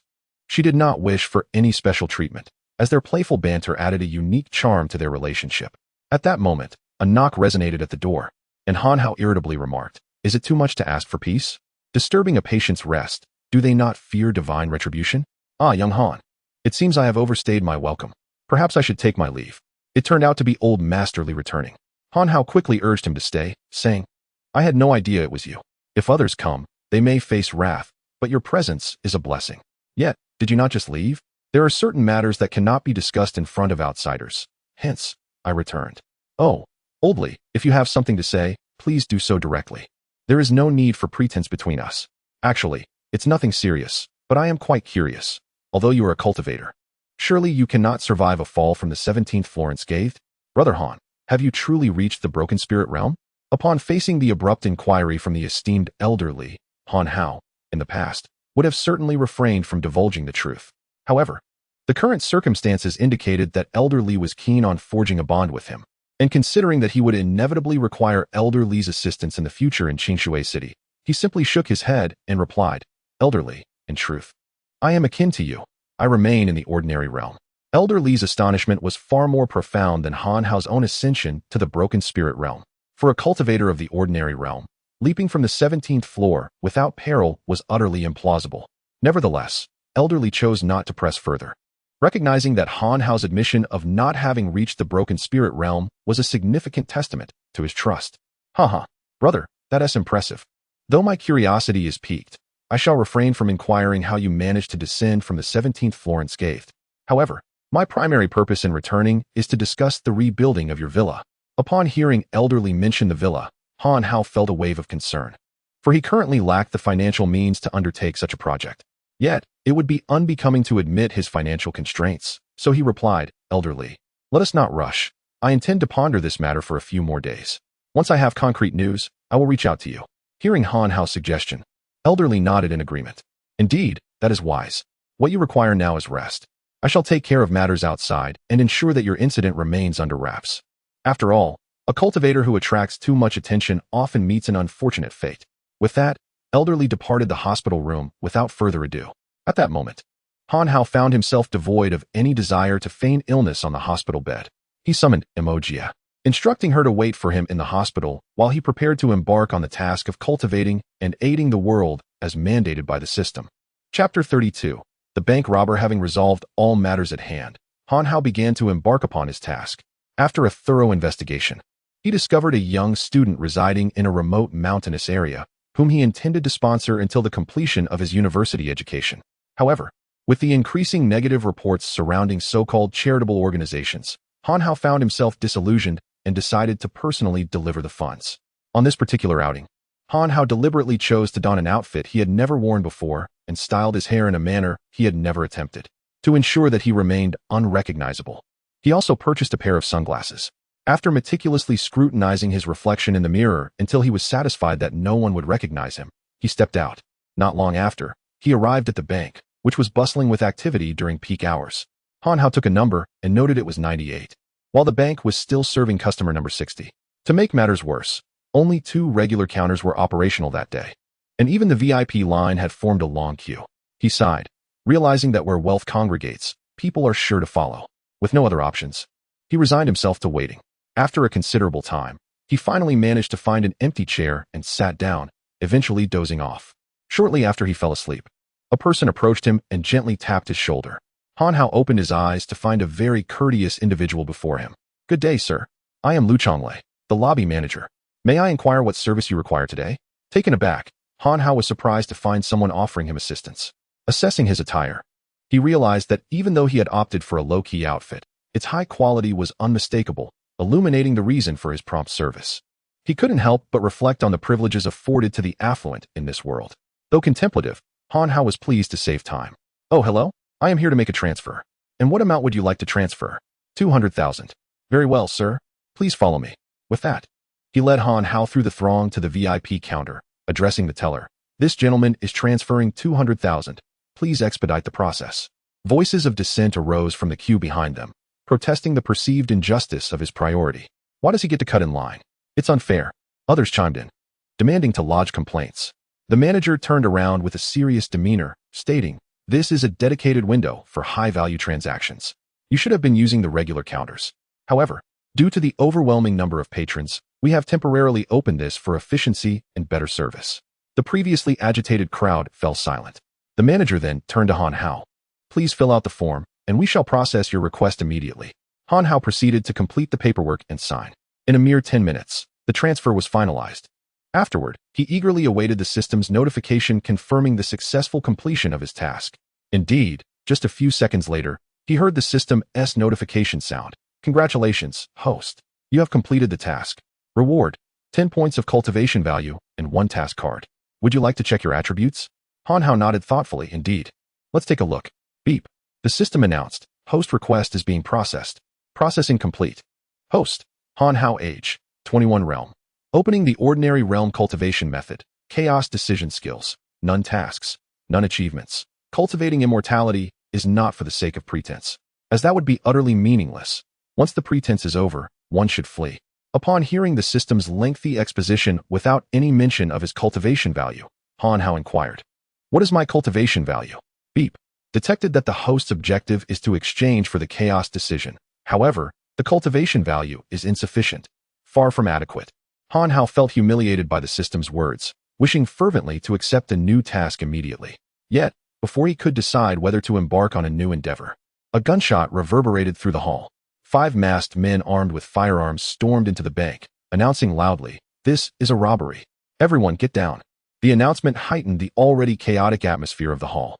Among the crowd, a woman, perhaps overwhelmed by fear, screamed for help and dashed towards the exit. However, as she neared the door, a gunshot rang out, and she collapsed into a pool of blood. This sudden turn of events quelled the previously agitated crowd, who, in response to another command to get down if they wished to live, gradually complied. Some even instinctively protected their heads. At that moment, Lu Chonglei, who had earlier facilitated Han Hao's ease, did not crouch down. Instead, he approached the robbers, his gaze fixed intently on the middle-aged woman lying on the ground. Upon reaching her side, he disregarded the threatening robbers and knelt down to tend to her wounds. Lu Chonglei's actions incensed the ruthless robbers, who saw this as a serious provocation that warranted lethal retribution. How else could they intimidate the onlookers and ensure a successful heist? Thus, the robber who had fired the shot raised his weapon once more, aiming directly at Lu Chonglei, prepared to make an example out of him. Initially, Han Hao had hesitated when confronted by the robbers. However, witnessing Lu Chonglei's bravery transformed his perception of him, fostering a significant admiration. As Han Hao observed the imminent threat to the manager of the hall, he could no longer contain himself and shouted, "Stop!" This command thrust Han Hao back into the limelight. For reasons unknown, a wave of anxiety washed over him, as if he felt recognized by someone. His shout captured the robbers' attention, and upon recognizing Han Hao, they erupted into laughter. Huh, look at this, everyone seems to be growing up these days. A pale-faced scholar, instead of studying diligently, is here trying to play the hero. They spat at Han Hao, the saliva landing on his new attire. This act ignited a flame of fury within Han Hao, his gaze towards the robber nearly ablaze with wrath. However, Han Hao's fury did not deter the bandits. Instead, it provoked even greater ridicule from them. Ha, boy, are you feeling enraged? One of them mocked, lunging a fist towards Han Hao. At that moment, Han Hao did not even flinch. Observing Han Hao's inaction, the man who threw the punch suddenly withdrew his fist, laughing mockingly. Ha, boy. Have you been scared, silly? One blow from me, and you shall be utterly finished. Just then, a tall man who had remained silent since entering the hall spoke up. Third brother, stop toying with him. Just kill him. We need to wrap this up and leave Qing Shui City. Upon hearing this, the man referred to as third brother promptly retracted his hand, thrusting it into his pocket, and then produced a gun, aiming it at Han Hao's head. Boy, it's time for you to die. Chapter 33. The return of Big Wu. Gazing at the ominous muzzle of the gun, Han Hao felt an unsettling discomfort. However, with the system at his disposal, he harbored no real fear. Embracing a spirit of upholding justice, he slowly uttered, "Brothers, do not be angry. I assure you, my previous actions were entirely unintentional. Please do not fire. I implore you. I have just deposited a small sum of money here. Feel free to take it, and if need be, I shall assist you in keeping watch." Initially poised to pull the trigger, the third bandit, upon witnessing Han Hao's sudden shift in demeanor, erupted into laughter. Huh, I thought you were a tough guy, yet it appears you are merely a coward. If you wish to live, step aside. Get out of my way. With that, he delivered a forceful kick aimed at Han Hao, intending to shove him aside. However, upon making contact, he was met with an unexpected resistance, as though he had kicked a solid pillar, unyielding and unmoving. Immediately, a frown of displeasure crossed the third bandit's face. As a robber, it was humiliating to find himself unable to topple even a slender coward. He bellowed, "How dare you defy me? Get down this instant. Otherwise, I shall treat you to a fireworks display." With that, he once again leveled the menacing barrel of his gun at Han Hao. Han Hao glanced at the gun, then at the shoe print on his trousers, and retorted, "You see, if you're going to rob me, just rob me. What was the need to kick me and soil my clothes? You've utterly ruined my handsome image. What shall I do if a beautiful lady seeks me out later?" With that, Han Hao glared indignantly at the so-called third bandit. The latter, taken aback, now questioned his own ears. As a robber, he was being provoked by a mere coward. He growled menacingly, "Are you looking for trouble? Do you wish to die?" He fixed Han Hao with a terrifying glare. At that moment, the leader beside them displayed evident impatience. He delivered a sharp slap to the third bandit and commanded, "Stop wasting time. Quickly unlock the safe and retrieve the money. I will handle matters here." The third bandit complied without hesitation. Meanwhile, the leader aimed his gun directly at Han Hao and declared, "I will count to 3. You had better lie down immediately, or I will ensure that everyone here, including you, meets their end. Not a single soul shall escape." Following this, he fired a shot into the air. The gunshot echoed, causing the customers in the vicinity to scream once more, clutching their heads tightly, too terrified to breathe. Yet, Han Hao remained utterly unmoved, displaying not a trace of fear. The leader of this robbery was a seasoned criminal, notorious for his ruthlessness, with a tally of over a dozen murders to his name, and he had long since lost any fear of taking a life. Upon counting the first number, Han Hao astonishingly exhibited no fear, nor did he have any intention of crouching down. A glint of resolve flickered in his eyes as he declared, "If I finish counting to 3, everyone here, including you, shall perish, none shall survive."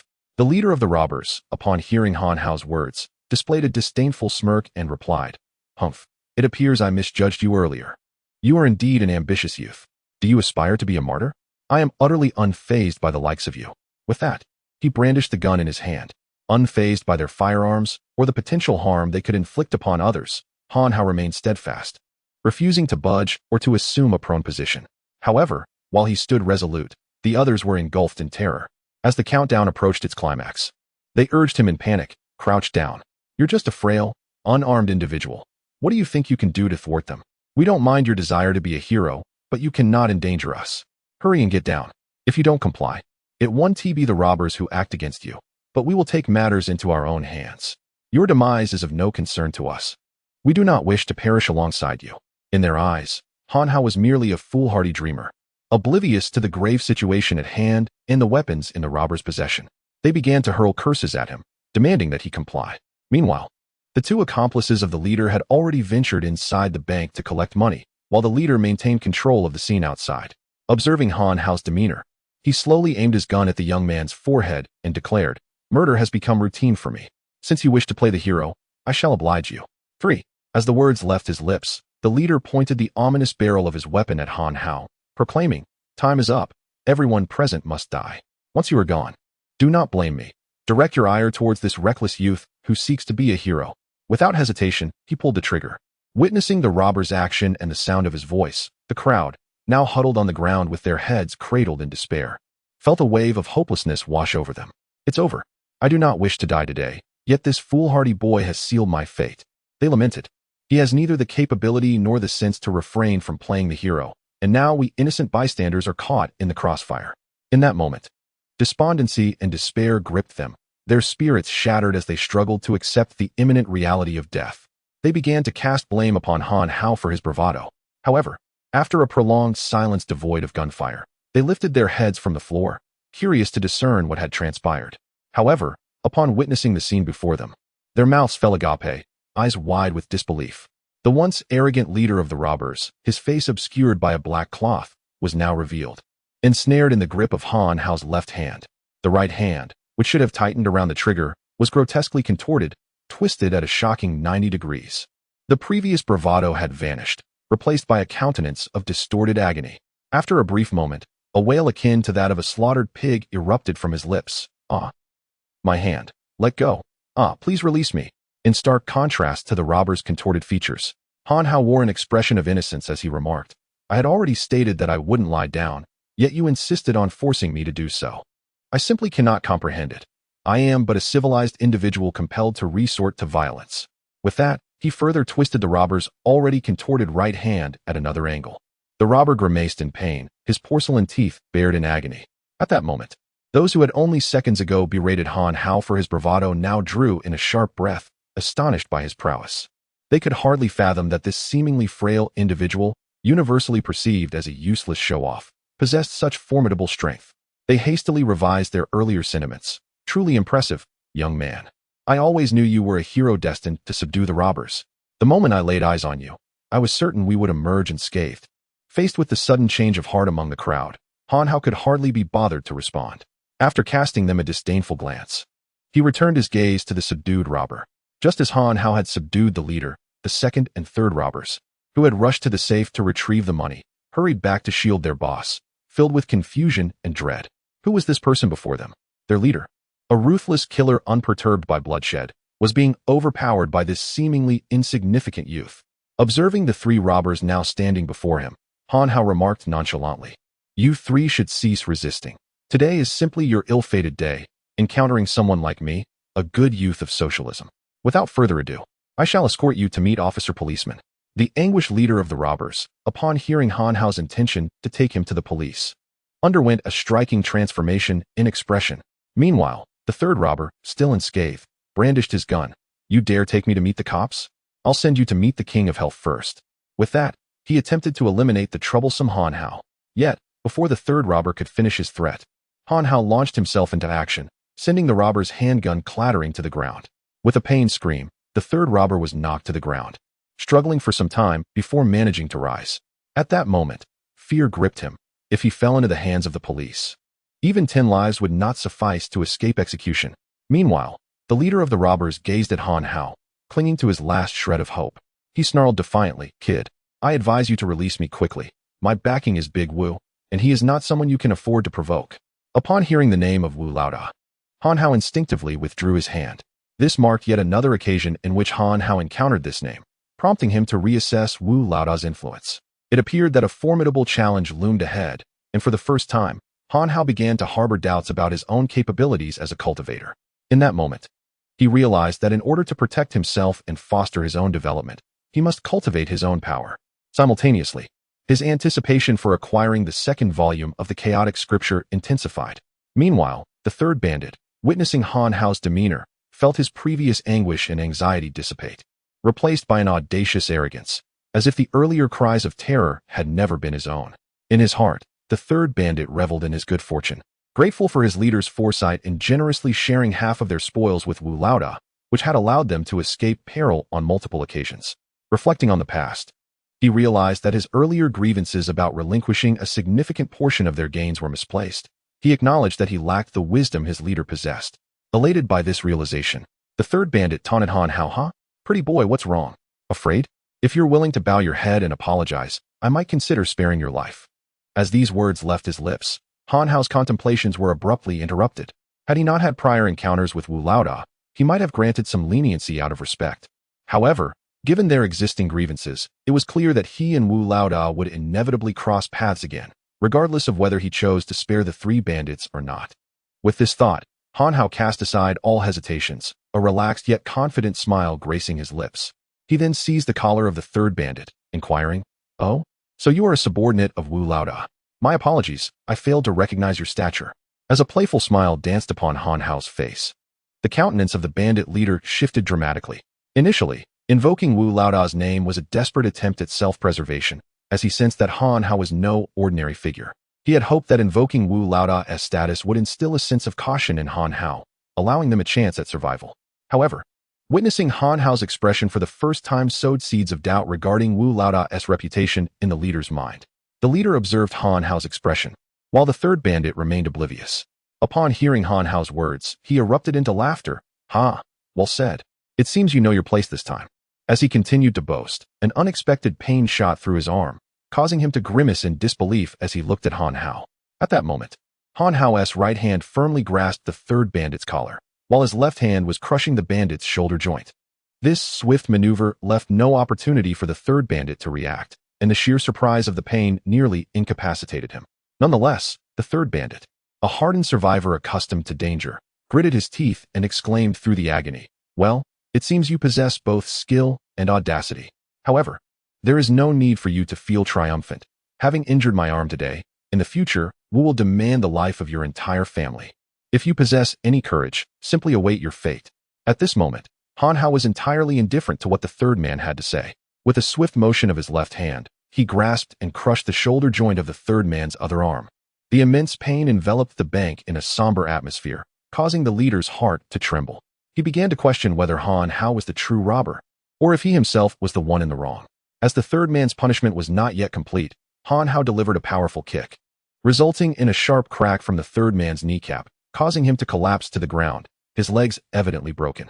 Having dealt with the third man, Han Hao turned his gaze toward the leader and the second man. Witnessing Han Hao's formidable skills and ruthless nature, the leader and the second man recoiled in fear. Yet, in the confines of the small bank, where could they possibly hide? With a piercing scream, the leader found himself grasped by Han Hao, subsequently enduring the same fate as his brother, ultimately collapsing onto the bank floor. Once the leader was subdued, Han Hao's attention shifted to the second man. Before Han Hao even reached him, the timid second man let out a horrified scream and fainted. After a brief moment of hesitation, Han Hao chose to decisively stomp on the second man's leg, ensuring he could finally relax. Satisfied with his handiwork, he nodded in approval.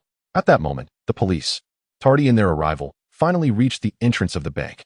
"Hey, robbers inside, listen up. You are surrounded." Upon hearing that familiar voice, Han Hao felt anything but warmth. Irritation washed over him. Thus, he forcefully kicked open the bank's doors, exclaiming, "Hello, officers. The robbers have already been subdued." With a wave of his hand, he beckoned, "Everyone, please come out." At his words, the terrified individuals inside finally found the courage to escape, rushing out amidst cries and wails. In no time, the bank was left with only Han Hao, Lu Chonglei, the injured woman, and the robbers. Subsequently, the police entered the bank and easily apprehended the robbers. As the police began to gather evidence and the ambulance tended to the injured woman, Han Hao curiously turned to Lu Chonglei and asked, "Why haven't you left yet?" With a smile, Lu Chonglei replied, "Because I am the person in charge here. I must take responsibility for this place." Upon hearing Lu Chonglei's words, Han Hao's mind began to formulate a thought. If he were to expand his influence, then Lu Chonglei would undoubtedly be an indispensable asset. He possessed courage, vision, responsibility, and a kind heart. The more Han Hao observed, the more he appreciated Lu Chonglei. After a moment's reflection, he directly posed the question, "Would you be interested in working with me? After all, given the magnitude of the incident at the bank, you are no longer suited to remain here." Chapter 34. The invitation from the KTV owner after posing the question, Han Hao felt a twinge of regret. He worried that if Lu Chonglei were to inquire about the purpose of his invitation, he would be at a loss for words. Would Lu perceive him as merely jesting? Han Hao pondered how he might respond should Lu press him for an explanation. However, his apprehensions were entirely unfounded, for Lu Chonglei was no fool. A man capable of subduing 3 armed robbers single-handedly, without a trace of concern for retribution, was a testament to his formidable prowess. Yet, despite Lu's awareness of Han's capabilities, it was unreasonable to expect that he would readily agree to assist anyone who simply asked.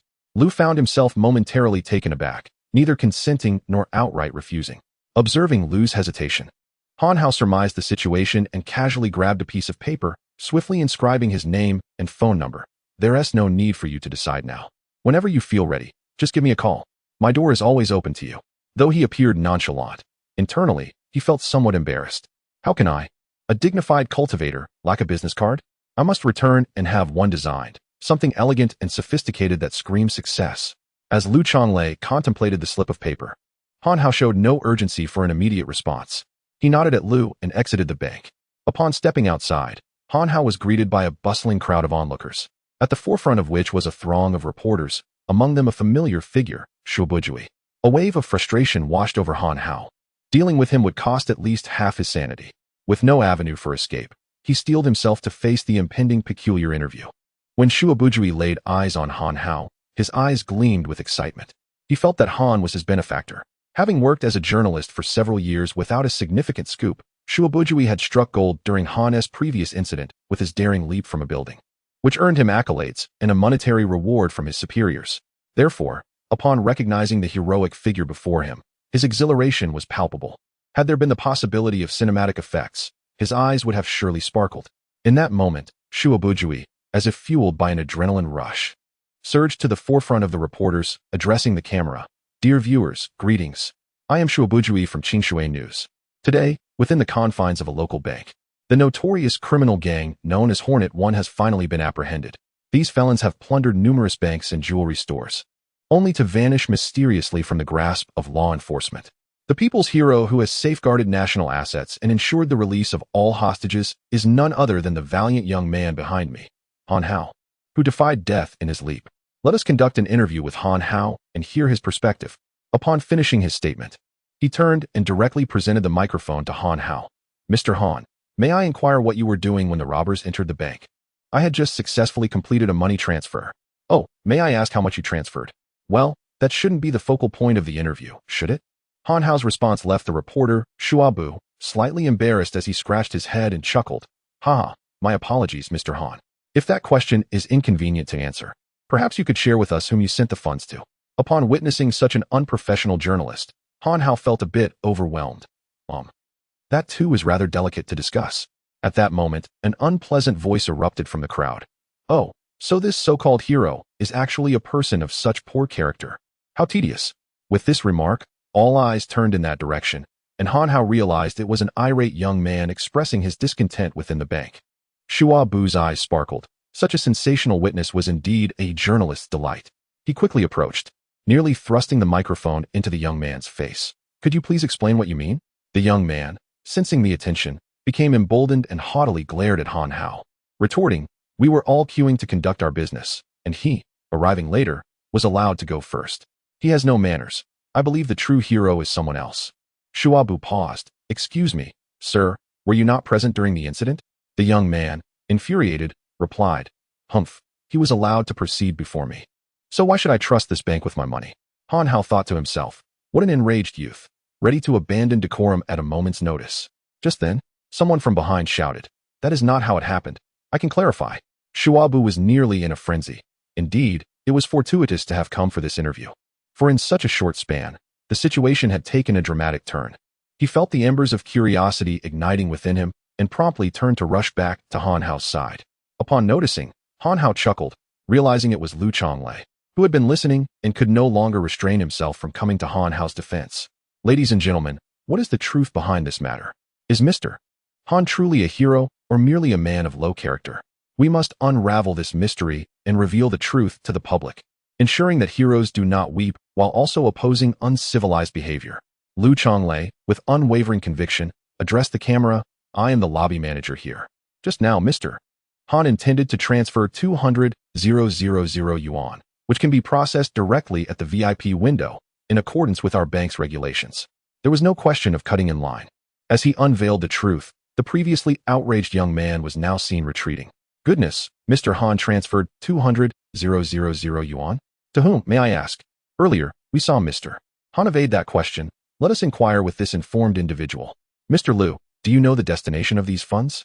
Liu Chonglei could not help but echo Han Hao's sentiments, pondering why this journalist consistently failed to grasp the essence of the matter, meandering off topic. We are obliged to safeguard our client's privacy, my apologies. The reporter from Shubwa then directed the microphone towards Han Hao. Mr. Han, does Miss Mo Jian know about your remittance of 200,000? Were it not for the live broadcast, Han Hao would have liked to inquire of Shubwa. Is your major in journalism or physical education? Have you mistakenly wandered into the realm of entertainment reporting? Growing increasingly irritated by the line of questioning, Han Hao wished to terminate the dialogue and curtly replied, she does not know. Are you concealing this from her out of fear that it may lead to a breakup? Han Hao was convinced that this Shubwa reporter was undoubtedly sent from the entertainment section to provide comic relief. Before the conversation veered even further off course, he decided to clarify. Since the reporter was so curious about the money's destination, he felt compelled to prevent any misunderstandings with his girlfriend. Thus he candidly stated, this money is donated to children in impoverished mountainous areas. After speaking, Han Hao thought to himself, can you please stop talking? What should have been a straightforward interview has devolved into a moral play. It turns out our hero is a compassionate and responsible young man. Moreover, at such a tender age, he can contribute 200,000 to assist the underprivileged. As I understand, you are merely on the verge of graduation, and this sum. Han Hao could no longer bear it, asserting, this money is entirely legitimate, a product of my personal income. Ahem, very well, let us return to the main topic. Are you not afraid when confronted by robbers? What are your thoughts on this? In a bid to swiftly conclude this absurdly unprofessional interview, Han Hao quickly formulated a summarizing statement. I merely did what I ought to do. If not me today, it would have been someone else to confront them. Standing up against evil is a traditional virtue of the Chinese people. I hope that more individuals will rise to uphold social stability. For I believe that justice will ultimately triumph over evil. The world shall become a better place. Thank you. After expressing his reflections, he thought, well, all those elementary school essays were not in vain. Shubwa, with tears in his eyes, remarked, what a wonderful sentiment. There is true kindness and great love in this world. Indeed, if everyone has the courage to oppose evil, then one day, the world will transform into a beautiful paradise. This interview comes to a close. Once again, we express our gratitude to the hero Han Hao. The audience erupted in applause, and Shubwa's sudden emotional rhetoric imbued the atmosphere with a sense reminiscent of an awards ceremony honoring the top 10 figures who have moved China. One could not help but admire Shubwa's uniquely captivating style. At that moment, Han Hao noticed a throng of reporters pushing towards him, and he feared that the Shubwa reporter, after his sentimental conclusion, would bombard him with an array of peculiar questions. Thus, Han Hao made his way out of the crowd. At last, he emerged from the throng. Yet even from a distance, he could feel someone trailing behind him. Observing this scene, Han Hao sighed inwardly. Being popular is exhausting. Greater ability brings greater responsibility. Just as he contemplated this, the long silent system inopportunely re-emerged to chastise him. Host, your pretentiousness is lacking. A warning is issued. Next time, your cultivation points will be directly deducted. Upon hearing this, Han Hao could not help but mentally exclaim, what on earth? Are you a pretentious system or a cultivation system? Why must you always engage in this pretense? Before he could finish his inner outburst, the somewhat haughty system interrupted him. Beep, beep. A reminder to the host. This system is a genuine cultivation system, and questioning it is strictly prohibited. After all, the host is merely a novice at the initial stage, capable only of performing tasks that involve pretentiousness. Moreover, do you truly believe cultivation is for profit? How banal. For immortality? That is no longer in vogue. Allow me to enlighten you. If cultivation is not for the sake of pretense, it is utterly devoid of meaning. Han Hao resigned, spread his hands, and chose to succumb to the system's brainwashing. He had no choice. Returning it was not an option he could entertain. Just as he was being mentally overwhelmed by the system, the phone rang again, echoing with the cheerful tunes of Happy Sheep and Grey Wolf. Upon glancing at the screen, he noticed an unfamiliar number. Initially hesitant to answer, he was compelled to do so when a wave of astonishment erupted from the bystanders, followed by uproarious laughter. A hero is distinguished from ordinary folk, Their taste is simply different. Ha! This is a reflection of their kind heart. Haven't you heard? They even send donations to children in remote areas. Such childlike innocence and love. At that moment, Han Hao felt his heroic image thoroughly disrupted by the phone call. It was utterly embarrassing. He promptly answered the call and, amidst the hello exchanges, discreetly slipped away, pretending not to hear the ongoing discussions. As he retreated from the crowd, he reflected on the tumultuous outing, sighing, life is truly filled with surprises. After the brief exchanges, a familiar voice emerged from the other end of the line. Hello. Is this Mr. Han? I am the owner of Jin's KTV, and I wish to discuss a matter with you. Do you have a moment? Curiosity piqued. Han Hao agreed to meet, eager to discover what the KTV owner desired to discuss. The following day, in a private room at a hotel, Han Hao met the KTV owner, who had come alone. This secrecy stirred a sense of apprehension in Han Hao. Why the insistence on a face-to-face meeting?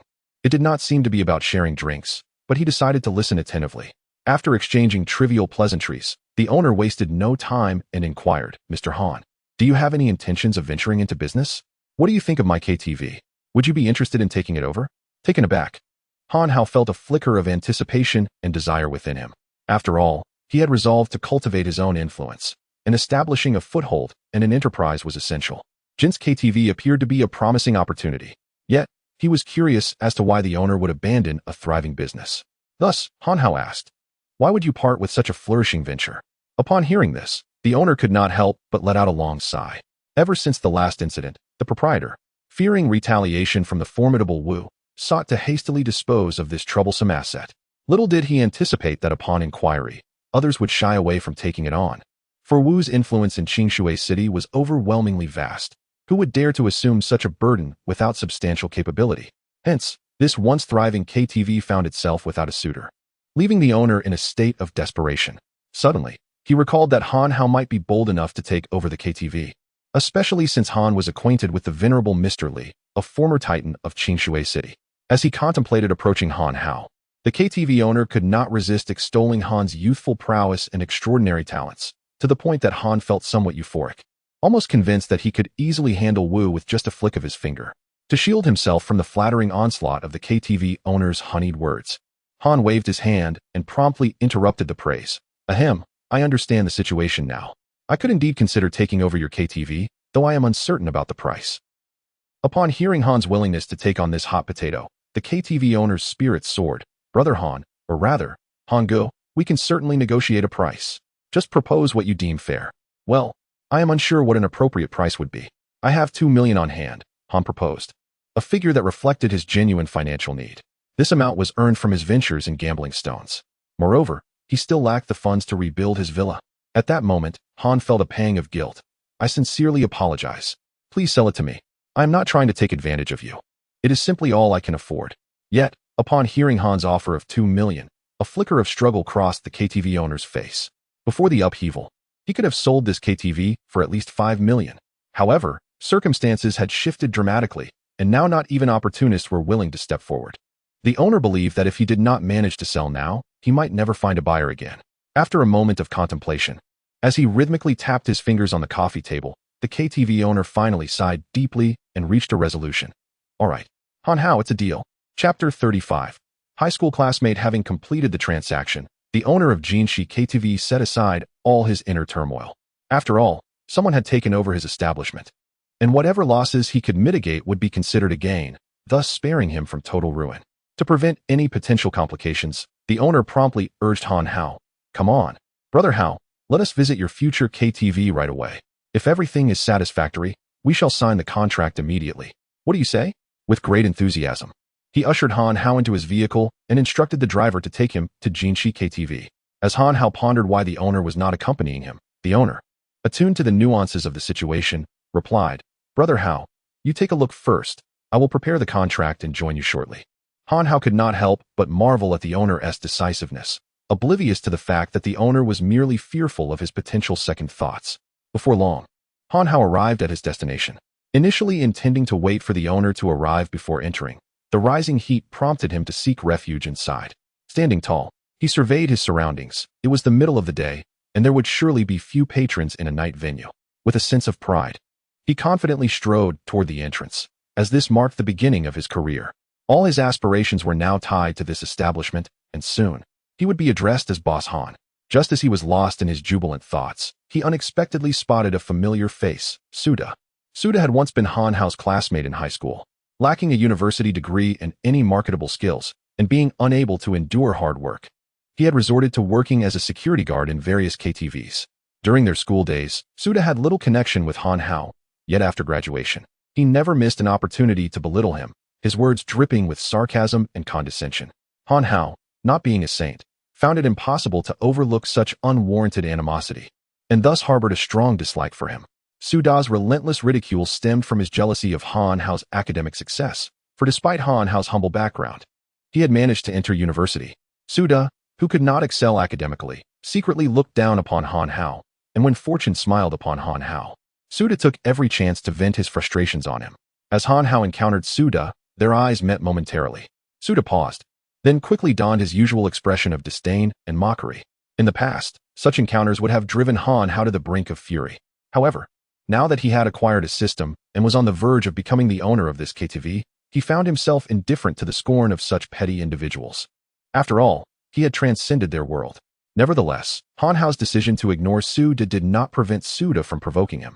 Just as Han Hao was about to enter Jinshi KTV, Suda obstructed his path, exclaiming, "Hey sir, please hold on. The air conditioning here is not for your complimentary use. If you wish to enjoy the cool air, kindly seek another venue." Upon hearing such words from his former high school classmate, Han Hao felt a profound discomfort. Moreover, Suda's earlier remarks were clearly intended to mock him. It was akin to an insidious stain that one could not easily shake off. Even if he managed to rid himself of it, the foul odor would linger. An angry smile crept across Han Hao's face as he resolved to retaliate. After Suda finished speaking, an older security guard beside him tugged at his sleeve, cautioning him. "Shoo, little Su, refrain from speaking carelessly. He is our guest. If he has come to patronize us, we must show him the respect he deserves. Please, sir, do come in. Welcome to Jin's KTV." He moved to open the door for Han Hao. "Consume? A person like him? I would wager that this lad is merely here to enjoy the air conditioning. Even if he is not here for that, he is likely just seeking refuge in the restroom. If he could truly afford to spend, I would gladly prostrate myself and bark like a dog." Suda's comments grew increasingly outrageous and gleeful, his voice rising with each word. Eventually, the older security guard recognized that Suda was deliberately speaking within Han Hao's hearing. He assumed they must be acquainted and began to suspect that Han Hao might indeed fit Suda's description. Thus he ceased to intervene. Yet, he couldn't shake the feeling that he had seen Han Hao somewhere before, though he couldn't recall where. In the face of Suda's insults, Han Hao, despite the seething anger within, refrained from immediate retort. He simply observed Suda's self-destruction, curious to see how far his old classmate would go in his derision. At that moment, the security guard glanced at Han Hao, and suddenly, as if struck by a revelation, he reached out again to Suda. "Little Su, heed Brother Lu's advice. Cease your words. You cannot provoke him."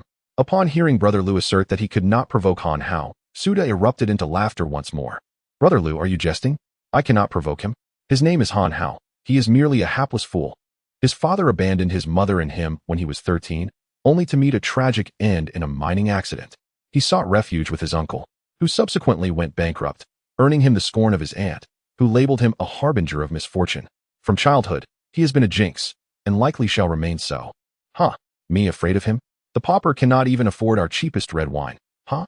Suda's tirade continued. Yet Brother Lu absorbed only the initial revelation. His name is Han Hao.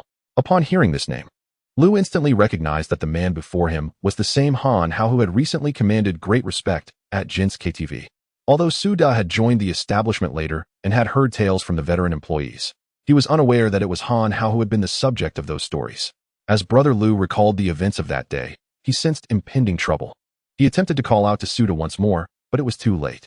At that moment, Suda wore an expression of arrogance, oblivious to the fact that he had struck at Han Hao's most vulnerable point, his father. It was common knowledge that Han Hao's father was said to have died as a consequence of his own actions, a topic Han Hao had always avoided and dared not contemplate. The moment Suda uttered those words, he had effectively sealed his fate in Han Hao's eyes. However, Han Hao did not immediately act against Suda. He merely smiled deeply, saying, very well, Suda, did you not claim that if I could afford it, you would prostrate yourself on the ground and bark like a dog? Did you not assert that I could not even afford a bottle of red wine? Did you not label me as a jinx? Remember your words, for soon I shall make you regret them." With that, Han Hao swiftly retrieved his phone, scrolled through his call history, and located the number of the KTV owner. After all, it was merely a jest to confront him personally. He believed that teaching him a lesson directly would be too lenient. The true revenge would be to ensure that the other party comprehended that I am not someone to be trifled with, someone unworthy of even being looked up to. Upon finding the number, Han Hao connected the call and directly confronted the KTV owner. "Hello, did you crawl over here? Why have you taken so long? Or did you deliberately send your security to humiliate me? Do you really think I, Han Hao, am so easy to bully? It seems I am not welcome here." As Han Hao expressed his displeasure, an apologetic voice came through the phone. "Brother Hao, I sincerely apologize. I will be there shortly to address the matter. Please hold on. Hurry up, don't keep me waiting," Han Hao retorted before hanging up. At that moment, Han Hao had ended the call, yet the KTV owner's sense of impending doom lingered. He recalled Han Hao's earlier conduct at his establishment and feared that before he could even face the wrath of Boss Wu, he might be dealt with by Han Hao and Li Tianhao. Before long, the KTV owner hastily arrived at the entrance. Upon seeing Han Hao, he sensed the tension in the air and immediately began to bow his head in apology. "Hao, Brother Hao, I am truly sorry for making you wait." At that moment, Suda stood in shock, witnessing his boss treat Han Hao with such deference. Moreover, the owner, being of considerable age, addressed a recent university graduate as Brother Hao, utterly shattering Suda's worldview. "Let us settle this matter before we discuss business." Han Hao coldly gestured towards Suda, indicating it was time for the KTV owner to take action. "Rest assured, it will be taken care of immediately." With that, the owner turned his furious gaze towards the bewildered Suda and stormed over, delivering a sharp slap. "You scoundrel! You came here to ruin me, didn't you?" Chapter 36. The pitiful Suda. At this moment, the KTV owner appeared utterly exasperated, astonishing Han Hao, who had never anticipated that the usually affable and sycophantic proprietor could display such a temper. After striking Suda for a minute, he abruptly raised his head and inquired, "Xiao Lu, are you also complicit in preventing Hao Ge from entering?" The KTV owner shot a cold glare at the security guard surnamed Lu, causing Lu to hastily disassociate himself from the situation, exclaiming, "No, it has nothing to do with me. I advised him against stopping Hao Ge, but he wouldn't listen." At this point, Suda was on the verge of tears, frantically attempting to explain, "Boss, please let me clarify. I genuinely only had the safety of our KTV in mind." Despite his verbal justifications, Suda felt a profound sense of injustice. Who could have imagined that the person often labeled as a jinx, Han Hao, would transform into someone so esteemed that even his own boss sought to curry favor with him? Understanding his boss's background, Suda realized that if even his boss was striving to appease Han Hao, his own fate was undoubtedly precarious. "What? Are you implying that Hao Ge, so brilliant and formidable, is akin to a villain? Today, I shall gouge out your eyes." Hearing his boss's menacing threat, Suda, knowing full well the ruthlessness of his employer, quickly pleaded for mercy. "Please, boss, spare me. I was blind to your greatness. I was blind. I shall never be so foolish again." The boss pretended not to hear his cries, summoning several more security guards to seize Suda, demanding, "Now, tell me in detail what you said to Hao Ge." Suda stammered, unable to articulate a coherent response. The boss, lacking the patience to wait for Suda's explanation, turned to the security guard Lu, asking, "You were present the entire time, correct? If he refuses to speak, you must. Do not alter a single word. What exactly did he say to Hao Ge?" Seeing the situation, the guard dared not conceal the truth and recounted everything without reservation. The owner, infuriated further, exclaimed, "Well, I never would have guessed, Suda, that you could be so audacious. Who granted you such authority? What did you say?" "Hao Ge cannot afford red wine and must resort to barking like a dog." I will learn, Suda said, this time without hesitation, and actually began to bark, "Woof, woof, woof." The boss turned to Han Hao, asking, "Hao Ge, are you satisfied?" Han Hao, wishing to teach Suda a lesson, deliberately maintained a stern silence. The owner promptly grasped his intent and waved his hand, commanding, "Bring forth our finest red wine." In no time, the wine was procured. But the owner frowned, declaring, "One bottle is insufficient. Bring them all. Fetch as many as you can." He then looked at Suda with a sardonic smile, stating, "Consider yourself fortunate to sample such exquisite wine. Come now, let us pour until Hao Ge is satisfied. And remember, Suda, not only can Hao Ge afford red wine for himself, but he can also ensure you have your fill." Two individuals restrained Suda, one prying his mouth open to pour in liquor. Terrified, Suda struggled futilely, unable to escape their clutches, resigned to their manipulation as bottle after bottle was forced upon him. Eventually, he lost count of how much he had consumed, becoming dazed and overwhelmed by a sense of humiliation so profound that death seemed preferable. The disdainful gaze of those lesser than himself only fueled his resentment, culminating in an unconscious state. The proprietor approached, giving Sude a kick, exclaiming, "What a pathetic creature. He fainted before we've even begun. Such a waste of stature."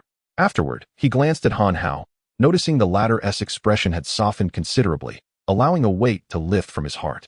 He then addressed the nearby security personnel. "What are you all staring at? Pay attention. Get this unfortunate fool out of my sight. Leaving him here only brings bad luck." Upon hearing their employer's command, the subordinates hastily lifted Suda and discarded him by the roadside. Meanwhile, passers-by, oblivious to the unfolding drama, pointed and murmured, "Look at these young people today. Why can't they find proper work during the day, instead of drinking like fools? Thank goodness my son isn't like that." Subsequently, the KTV owner surveyed the disarray strewn across the floor, spat in Suda's direction. "Bah, what a stroke of bad luck to have attracted such a scoundrel, and now my entrance is sullied. Someone clean this up quickly." Once the entrance was tidied up, the proprietor turned to all security and staff present, proclaiming, "Keep your eyes wide open. In Qingshui City, always assess the situation before acting. Remember, this KTV now belongs to Brother Hao. He will be your boss in the future. Understood?" The owner's declaration left everyone momentarily stunned, their astonishment barely contained. They could scarcely fathom why their employer would relinquish control of such a lucrative establishment. It was his lifeblood. Han Hao, unfazed by their surprise or speculations, summoned the KTV owner to tour the venue. The establishment was vast and impressively adorned. Satisfied with the overall ambience, Han Hao nodded and signed the transfer contract with the proprietor. They agreed to convene 2 days hence to address subsequent matters. At this juncture, the trouble-averse Han Hao began contemplating whom to enlist for assistance in managing the KTV's affairs. Initially, Lu Chonglei seemed the optimal candidate, though he feared the latter might decline. Having concluded these arrangements, Han Hao departed the KTV and returned to the hospital, where he found Mo Jie and completed the discharge procedures, subsequently heading back to the 5-star hotel. Upon returning to the hotel, noticing Han Hao's fatigue, Mo Jie declined his request for a conversation, promptly ushering him out of her room. After bidding farewell to Mo Jie, Han Hao reclined on the hotel bed, lost in profound contemplation. The once adversarial Suda, who had evoked such intense animosity within him, had ultimately been subdued by his own hand. It appeared that strength was indeed of paramount importance. Perhaps it was the exceptional comfort of the bed that lulled him into a state of weariness. Beep. The system detected the host's exhaustion and noted that he had never actively practiced the chaos technique.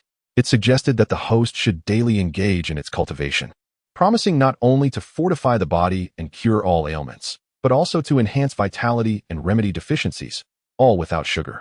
Upon hearing this, Han Hao found the system increasingly amusing. He had no desire for his system to evolve into a tiresome figure akin to Tang Sung. Thus, he promptly interjected, "Stop.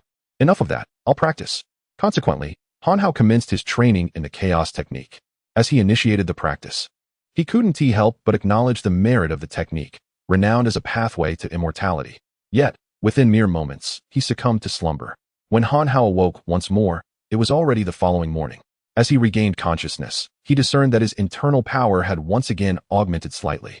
Han Hao was convinced that with a few years of diligent cultivation, he would surpass even the formidable Li Tianhao of the present.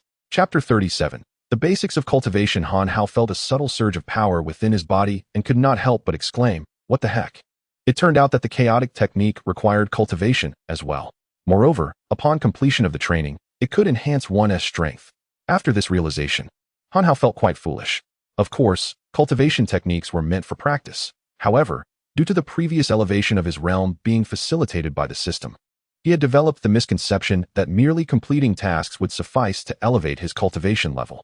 Now understanding that practicing the chaotic technique could augment his abilities, Han Hao felt a wave of dissatisfaction wash over him regarding his recent idleness. He couldn't help but admonish the system.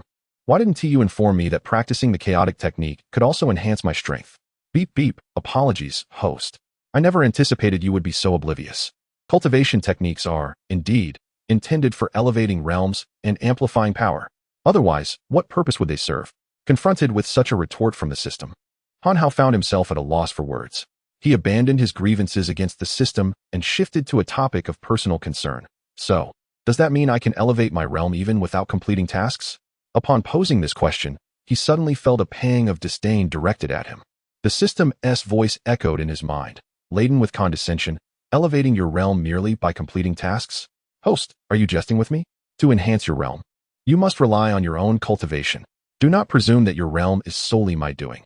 It would be quite the overindulgence. Feeling increasingly irritated by the system's disdain, Han Hao retorted, If I have to rely solely on my own cultivation, what use are you then? In response, the system proudly declared, Do you think you can succeed in cultivation merely by your current efforts? Allow me to enlighten you. The first volume of the chaotic technique only permits cultivation up to the peak of the mortal realm.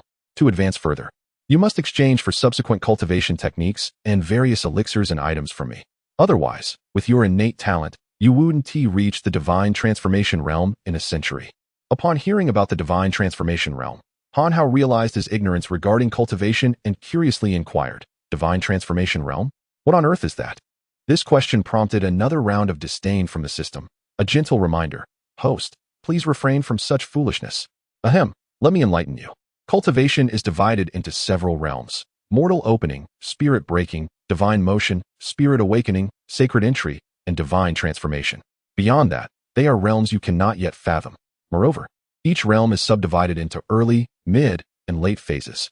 Currently, the host is at the early stage of mortal opening, equivalent to 10 champions in free fighting. If you were to encounter an opponent significantly higher in realm, there exists a danger of being knocked out immediately. Furthermore, advancing in realm is merely a facet of strength. As one elevates their realm, skills can bestow unexpected surprises upon the cultivator. In confrontations between cultivators of the same realm, skills often play a decisive role. Upon hearing the mention of skills, Han Hao recalled that each time the system detailed his status, there was a line stating, skills, none.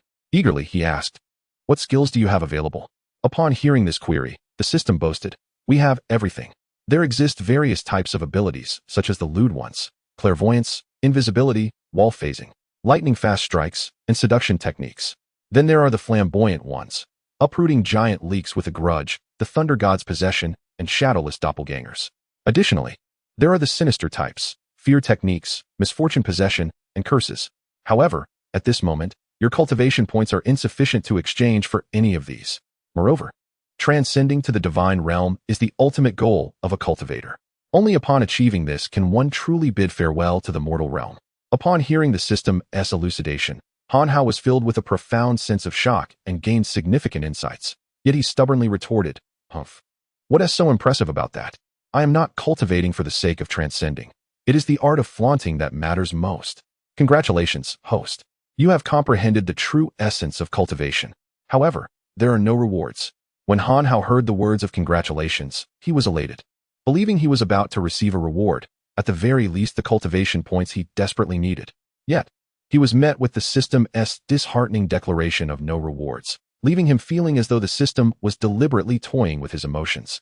Han Hao was left speechless, pondering what to say next.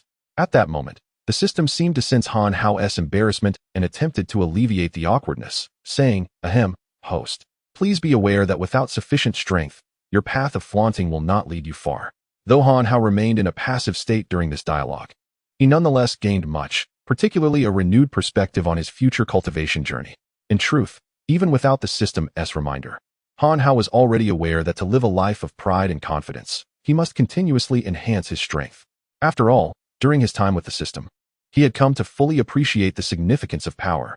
With a heart brimming with ambition, Han Hao promptly began practicing the chaos technique. At this moment, he once again recognized the formidable nature of the chaos technique. Unfortunately, having just begun his training, he soon fell asleep once more. When he awakened again, it was already afternoon. Had it not been for Mo Jie bringing him a meal, Han Hao might have slept until the following morning. Feeling dejected, Han Hao resumed his communication with the system. Hey, why do I always fall asleep when I practice? You are exceedingly lazy. Speak plainly. What is the point of being fierce? The chaos technique possesses extraordinary power to enhance strength, ranking among the top 3 cultivation methods. However, the host's abilities are too weak, and his body cannot endure the prolonged operation of the chaos technique. To protect the host, once the technique reaches its limit within your body, you will inevitably fall asleep. At this realization, Han Hao understood that cultivation could not be rushed. Yet, he remained unwilling to slowly advance his realm and inquired of the system, is there a way to resolve this issue? Yes, of course there is. Thus, Exchanging for a muscle relaxation pill would enhance the host's ability to adapt to the chaotic art, allowing for a significantly more efficient cultivation process and greatly increasing the likelihood of the host reaching the mid-peak of the awakening realm. However, one must first accumulate 100 points of cultivation value. What on earth? 100 points of cultivation value? Why not simply tell me it's impossible? Faced with such a daunting requirement, Han Hao temporarily abandoned the idea of swiftly elevating his realm, choosing instead to focus on enjoying a meal and engaging in conversation with Jia. The entirety of the afternoon was spent in her company. Just as evening approached, and Han Hao was about to escort Jia back to her room for some rest, Zhao Yang rushed into the hotel in a state of panic. Upon spotting Han Hao, he seized his arm urgently, exclaiming, "Hao, brother Hao, we must leave. This place is not safe." After tugging at Han Hao's clothing a few times, Han Hao remained unmoved, just as he was about to inquire about Zhao Yang's distress. The hotel's revolving door shattered with a resounding crash, scattering countless shards of crystalline glass across the floor. Shortly thereafter, an elderly man appeared before Han Hao, supported by someone he recognized all too well, the same person from the graduation ceremony, Yinxingtian. Chapter 38. Is he famous? The sound of the revolving door shattering was deafening, drawing a crowd that gasped in astonishment. Observing the commotion caused by the elderly man supported by Yinxingtian, Han Hao felt a deep appreciation of such a grand entrance. Truly impressive. It appears that I must learn from this when I make my own entrance next time. Such bravado instantly conveys one's remarkable prowess. As Han Hao admired this display, his mind began to envision his own future appearances, filled with an imposing demeanor. Completely forgetting that the elderly gentleman was there to confront him, his gaze became fixated, almost drooling in awe. Yin Tianxing and the old man, however, interpreted Han Hao's starstruck expression as sheer terror. At that moment, Yin Tianxing felt a surge of pride. My master is indeed formidable. With just this one act, he has managed to intimidate this insolent youth who once humiliated me. I wonder when I will possess such skills, enabling me to confront anyone I disdain. Inviting my master here was undoubtedly the right decision. Lost in his joyful thoughts, Yin Tianxing erupted into laughter, which jolted Han Hao from his reverie. Han Hao's delightful daydream was abruptly interrupted, leaving him quite displeased. "Hey, you, the bastard who got beaten a few days ago. What are you doing here making a scene? You startled me. And why are you supporting an elderly man on the verge of death? Are you trying to swindle money?" Han Hao's words took both the old man and Yin Tianxing by surprise, leaving them momentarily speechless. Nevertheless, Han Hao persisted, demanding, "Hey, I'm speaking to you. What is your name?" At this moment, the elderly man, assisted by Yin Tianxing, shook off his support. His eyes ablaze with fury as he glared at Han Hao and said, "Young man, do you truly not recognize me, Lu Zhanbai?" As the old man proclaimed his identity, Han Hao barely had the chance to respond before Zhao Yang, standing nearby, took 2 steps back in terror, muttering under his breath, audible only to Han Hao, Is that really Lu Zhanbai? Wasn't he at Songsan? It seems it's all true. Brother Hao, you might want to step back." Upon hearing Zhao Yang's fear, Han Hao realized that this man named Lu must be a significant figure. However, considering that the system had provided no warning of danger, he dismissed the concern. He turned to Zhao Yang and asked, "Lu Zhanbai, is he renowned?" Upon this inquiry, beads of sweat began to trickle down Zhao Yang's face. As Han Hao's friend, he certainly couldn't boost the enemy's morale while diminishing his own ally's stature. Yet, even if it meant his life, he could not bring himself to declare that Lu Zhanbai was obscure. Seeing Zhao Yang's discomfort, Han Hao chose not to press further. Instead, turning to Lu Zhanbai and asking bluntly, "Hey, old man Lu, are you really famous?" This question ignited a wave of astonishment among the onlookers. My goodness, has that young man never watched television? Lu Zhanbai is one of the 4 great masters of Qigong in China. Even the President of the United States has personally visited Lu Zhanbai. Indeed, just 2 years ago, at the remarkable age of 95, Lu Zhanbai live-streamed himself effortlessly shattering a stone tablet with one hand. His fame is unparalleled. How has Lu Zhanbai come to our Qingshui city? Countless dignitaries have sought his favor, yet he has never acquiesced. Han Hao never anticipated that a mere taunt would attract a multitude of admirers. However, this may not be detrimental for him, as the more followers he garners, the more gratifying it will be when he receives his comeuppance. In that moment, the thrill of delivering a blow will be all the sweeter. In response to Han Hao's earlier remarks, Yinxingtian scoffed with disdain, his confidence swelling as he retorted, Han, have you been rendered speechless by my master's name?" Faced with Yinxingtian's provocation, Han Hao coolly countered with a time-tested phrase, "Your master? Is he renowned?" Han Hao's relentless mockery had pushed both Yin Xingtian and his esteemed master, Lu Zhanbai, to the brink of fury. The self-proclaimed dignified elder let out a cold snort, and Yin Xingtian pointed at Han Hao, declaring, "Han, do not delude yourself into thinking you are invincible. My master has arrived. You should hastily call someone to collect your remains. Is that so? Are you prepared to send your master off?" This statement further incensed Lu Zhanbai, who was already irate due to Han Hao's arrogance. Lu Zhanbai laughed maniacally, shaking the earth with his booming voice. "Ha ha, splendid. Youthful exuberance indeed. When I was 15, I was recognized by a master of Qigong and hailed as a prodigy. Your grandfather was still in swaddling clothes. At 23, after mastering the 8-9 Qigong, I became impervious to ailments. Your father had yet to be born. At 45, I was acclaimed as one of the 4 great Qigong masters of Huaxia, having triumphed over 79 formidable opponents. Such strength is beyond your comprehension. At 75, my Qigong cultivation reached the innate level, and even my ability to split stone tablets with ease is but childish play. Now, at the venerable age of 97, I find no equal in this world. Yet, I still feel my learning is boundless. Pray tell, with your youthful bravado, do you presume to challenge me? One must possess commensurate strength to back up such sharp wit." With that, Lu Zhanbai aimed to quash Han Hao's arrogance, channeling his qi to create a cacophony of shattering glass beneath them, transforming it into mere shards. Even Mo Jie and Zhao Yang, who had always held unwavering confidence in Han Hao, began to waver. Zhao Yang regretted not disregarding the red light. What was a minor penalty compared to the danger Han Hao now faced? Had he alerted Han Hao sooner, perhaps this peril could have been averted. In that moment, Han Hao could not help but internally exclaim, "So impressive." Just as he finished his reverie, the system's haughty voice echoed again. "Humph. Lu Zhanbai's aura may be more intimidating than yours, but it is merely superficial, intended to intimidate the uninitiated. Pray tell, with such a diluted distribution of power, how formidable can he truly be?" In agreement with the system's assessment, Han Hao nodded and inquired, "Do you possess any equally dazzling techniques?" "I wish to learn." Regarding Han Hao's predicament, the system merely uttered a single phrase, 120 cultivation points. Upon hearing this, Han Hao found himself at a loss for words. Meanwhile, the enraged Lu Zhanbai had no intention of granting Han Hao even a moment's respite. He directly clawed at Han Hao's throat with both hands. It was at this moment that Han Hao took note of Lu Zhanbai's hands, which resembled a pair of steel pincers. Before he could even reach him, Han Hao felt a gust of wind rush towards him, accompanied by an intimidating aura that forced Zhao Yang and Mo Jie, who were beside him, to involuntarily retreat, their faces paling in fear. As Lu Zhanbai's clawed hands approached Han Hao, he could not help but admire the immense power emanating from them. The formidable presence he sensed was already alarmingly close to that of a cultivator's prowess. Just as Lu Zhanbai's strike was about to connect with Han Hao, the onlookers collectively gasped in concern, while Zhao Yang and Mo Jie shouted anxiously, "Brother Hao!" At that moment, perhaps sensing the provocation, Han Hao's chaos art activated instinctively within him. Almost instantaneously, the overwhelming gust of palm wind transformed into a gentle breeze.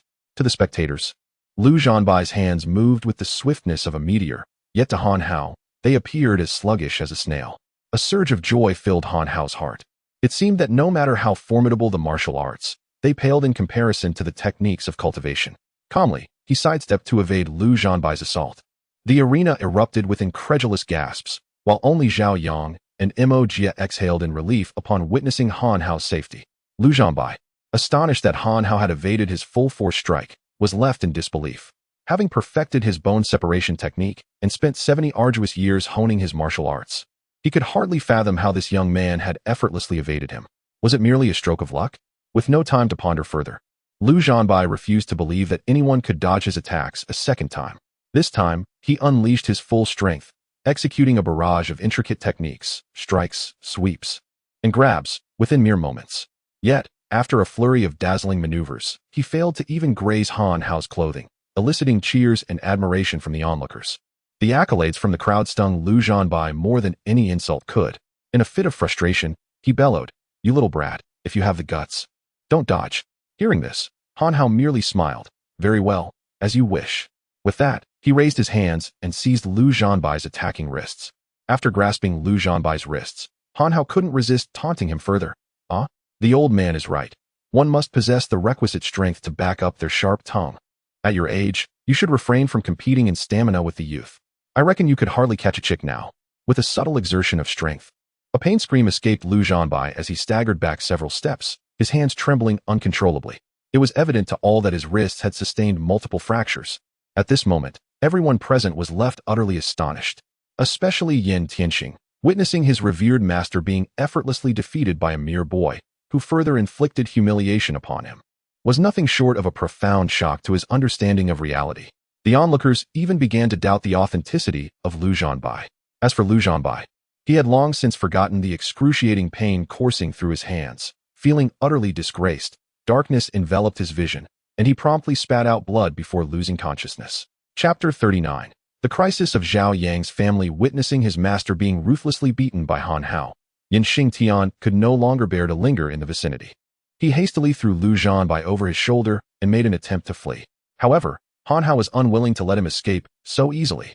Having squandered the majority of his funds on a raucous KTV, he found himself devoid of any spare cash to compensate for the damage to the hotel entrance. With urgency, Han Hao called out to Yin Xingtian, "Hold on. You think you can just walk away?" The abrupt shout startled Yin Xingtian, causing him to tremble. Fearing another beating, after a moment's hesitation, he mustered his courage and turned back. Upon facing Han Hao, he noticed Han Hao pointing at the shards of glass strewn across the ground, rubbing his thumb and middle finger together, indicating that he should cover the cost of the hotel door. However, to Yin Xingtian, Han Hao's gesture appeared as an attempt to extort him further. How audacious to create such a commotion and then simply attempt to slink away. It was evident that Han Hao was seizing this opportunity to blackmail him. Cursing his ill fortune internally, Yin Xingtian lamented that he was usually the one doing the extorting, yet here he was, on the receiving end. It seemed he could not escape incurring additional expenses this time. After a brief moment of contemplation, Yin Xingtian gritted his teeth and presented a check for 1 million to Han Hao. "Han, I concede this time. Here is 1 million for you." Han Hao, taken aback by the mention of 1 million, gaped in astonishment, pondering how a mere revolving door could warrant such compensation. As he stared at the check, thoughts of having to hand it over to the hotel began to stir reluctance within him, igniting a struggle over whether to keep the money for himself. In the throes of this internal conflict, his brow furrowed unconsciously. Seeing Han Hao's astonished expression and furrowed brow, Yin Xingtian misinterpreted the reaction as dissatisfaction with the sum. He cursed Han Hao's ancestors in his mind. "How greedy can you be? When I extorted others, I never thought of 1 million as a trifling amount, and you dare to wrinkle your brow at 100,000. However, recalling Han Hao's unsettling ability to effortlessly snap his master's wrist, fear quickly overshadowed his irritation over the money. Gritting his teeth once more, he pinned a check for 2 million and handed it to Han Hao. "Han, this is my final offer. I hope we can coexist peacefully from now on. If you agree, please accept this." Still grappling with the shock of the previous offer, Han Hao was taken aback once more by the appearance of a 2 million check in his hands. His heart soared with delight, and he couldn't help but reflect. No wonder they say silence is golden. I stood there dazed and suddenly found an additional 2 million in my account. This is simply too delightful. Simultaneously, he resolved to adopt a more silent approach in future altercations, perhaps rubbing his hands together more frequently. However, after presenting the 2 million check, Yin Xingtian noticed that Han Hao was hesitating to accept it. Assuming Han Hao found the amount insufficient, he was on the verge of confronting him in desperation. "How dare you demand more after I've already been beaten and am offering you money?" Yet before he could retract the check, Han Hao, having shaken off his reverie, snatched it from him, exclaiming, "Ha! How could I possibly refuse? As long as no one provokes me, I am not one to initiate conflict. I implore you to refrain from troubling me in the future. After all, my life's motto is to win others over through virtue." Han Hao's words ignited a fierce desire in Yin Xingtian, who had invested 3 million, to confront him with utmost fervor. It was absurd. He would rather face death than encounter this maniac again. And how could he be so heartless as to seek out trouble?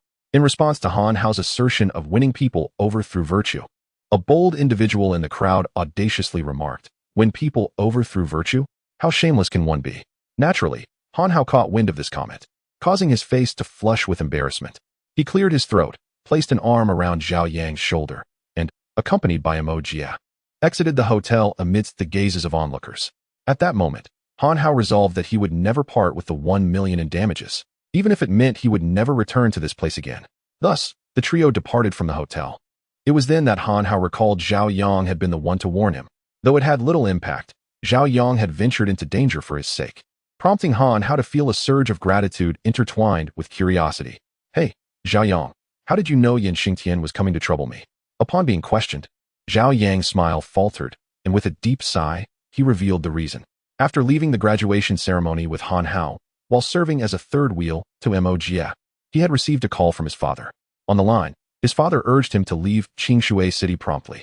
At the time, Zhao Yang did not take the matter to heart, but upon returning home and pressing for answers, he learned from his father that his father's nemesis, Cheng Yi, had assaulted several of the Zhao family's wineries in Hongxin City and threatened to return to Qingshui City within 10 days to eliminate the Zhao family from the area. From Zhao Yang's understanding, Cheng Yi had initially been a mere thug in Qingshui City, while his father, Zhao Tianda, had also been just a small restaurant owner at that time. Cheng Yi often caused disturbances in Zhao Tianda's establishment until, unable to endure any longer, Zhao Tianda hired a formidable figure to teach Cheng Yi a lesson, ultimately expelling him from Qingshui City. From that point on, Cheng Yi harbored a deep-seated grudge. After leaving Qingshui City, he evidently seized an opportunity and took control of a local assassination organization in Hongxin City, thus gaining considerable power. Originally, Cheng Yi's influence in Hongxin City should not have reached Qingshui City. However, the Zhao family was deeply concerned because Cheng Yi's organization was notorious for assassinations. Moreover, it was rumored that he himself was an assassination expert. While one might evade a direct attack, a covert strike is far more insidious. Fearing that this matter would extend to the next generation, the Zhao family urged Zhao Yang to leave, but he steadfastly refused, leading them to abandon that plan. Consequently, the Zhao family found themselves in a state of heightened alertness, vigilantly monitoring any disturbances in Qingshui City. They meticulously gathered intelligence on any outsiders, their tension palpable. Today marked the 9th day since Cheng Yi had made his threats. Within the next day, he would arrive in Qingshui City to seek retribution against the Zhao family. However, in recent days, no information regarding Cheng Yi's whereabouts in Qingshui City has been uncovered. Instead, it was unexpectedly discovered that Yan Tianxing had journeyed to Songshan and returned with an elderly man, to whom he supposedly showed great deference. When this news reached Zhao Yang's ears, it immediately reminded him of the past enmity between Han Hao and Yan Xingtian. Although Zhao Yang feared drawing trouble upon himself, he realized that Han Hao's grievances with Yan Xingtian stemmed entirely from his desire to avenge Zhao Yang. Thus, with a resolute heart, Zhao Yang disregarded his fears and rushed to inform Han Hao, only to find that he was a step too late. Fortunately, Han Hao's capabilities prevented Yan Xingtian from succeeding in his intentions. After Zhao Yang expressed his concerns regarding the troubles faced by the Zhao family, Han Hao nodded in acknowledgement. Previously, Han Hao viewed Zhao Yang merely as a reckless young man. However, it now appeared that Zhao Yang was a person of gratitude and integrity. Given Zhao Yang's audacity to inform him about the formidable power of Yan Xingtian's master, Lu Zhanbai, Han Hao resolved to assist the Zhao family in overcoming this crisis. Chapter 40. The exchange of the phantom capture array. Having made his decision, Han Hao patted Zhao Yang on the shoulder. Zhao Yang, take me to your home. With me here, you need not worry. Upon hearing Han Hao's resolve to assist, Zhao Yang exclaimed in excitement, Really? Brother Hao. Zhao Yang held Han Hao's strength in the highest regard, believing that he could triumph over anyone. However, just as a smile graced Zhao Yang's face, it quickly faded, and he shook his head. Perhaps it's best to reconsider, Brother Hao. It's not that I doubt your prowess, but the opponent does not engage openly. They resort to assassination. Even the mightiest fear the attention of assassins.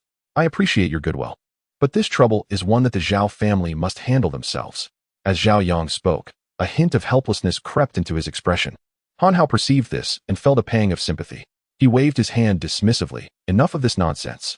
If I say I can handle it, then I certainly can. Stop dawdling like a timid woman. Zhao Yang hesitated for a moment, casting a grateful glance at Han Hao before nodding in agreement.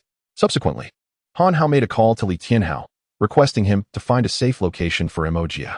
Although Han Hao was unafraid, he still harbored concerns for Mo Jie in light of the assassin threat, not wanting her to be harmed in any way. Once Mo Jie was secured, Han Hao accompanied Zhao Yang to his home. Zhao Yang's residence was not situated in a bustling area of the city, not due to a lack of wealth, but rather because the cramped city center could not adequately reflect their family stature. As Han Hao settled into Zhao Yang's car, he began conversing with the system. Is there any method to detect others' plots? Beep beep. Request received from the host, gathering results. Results found and actively filtered. The current method compatible with the host's abilities is Phantom Capture Array. Upon hearing that a solution existed, Han Hao joyfully exclaimed, Then let's set up a Phantom Capture Array at the Zhao residence. Please be advised, host. The setup of the phantom capture array requires knowledge of the formation. Learning the array necessitates 40 points of cultivation value. Insufficient cultivation value detected. Then what good is that? Should I just owe you? Apologies, host. But I cannot violate system protocols. I suggest seeking assistance elsewhere. Is there truly no alternative? Do you wish to see me humiliated? Sigh. Is cultivation not meant for ostentation? Now I find myself in disgrace. This cultivation is truly frustrating. Well, there is one option. Would you like a custom spell for the phantom capture array? However, this spell requires a deduction of 12 points of cultivation value. Would you like to proceed with the order? Order your sister. This is outright robbery. Ugh, fine. I'll accept it this time. Let us go ahead and custom order one. Request received from the host. Commencing the custom order for the spirit searching spell. Beep beep. Custom order successful. It is now ready for immediate use. Deducting 22 points of cultivation value. Please be advised, your current cultivation value is now 0. Upon hearing that 22 points had been deducted and realizing his cultivation value had plummeted to 0, Han Hao felt a wave of dismay. Han Hao abruptly resigned. Did you not say it would only require 12 points? How has it escalated to 22 points? The 12 points were the customization fee, while the 10 points pertained to the price of the elusive wind-catching array. A total of 22 points of cultivation value. At that moment, Han Hao felt as though he had sustained 1,000 points of damage. He firmly believed that the system was intentionally designed to reduce his cultivation value to 0. It was a lamentable fate that all his hard-earned cultivation value had been squandered due to a moment of impulse. He still needed that cultivation value to exchange for techniques, skills, and elixirs.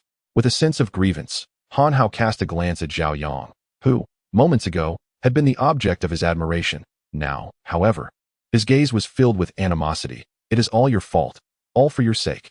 Meanwhile, as Zhao Yang drove, he suddenly felt a chill run down his spine, though he could not discern the reason. With a sigh, he attributed it to his own heightened nerves, convincing himself it was merely a figment of his imagination. Before long, the two arrived at Zhao Yang's residence. Situated in the suburbs, his home was impressively spacious. It took Han Hao a full 10 minutes to traverse from the entrance to the living room alongside Zhao Yang.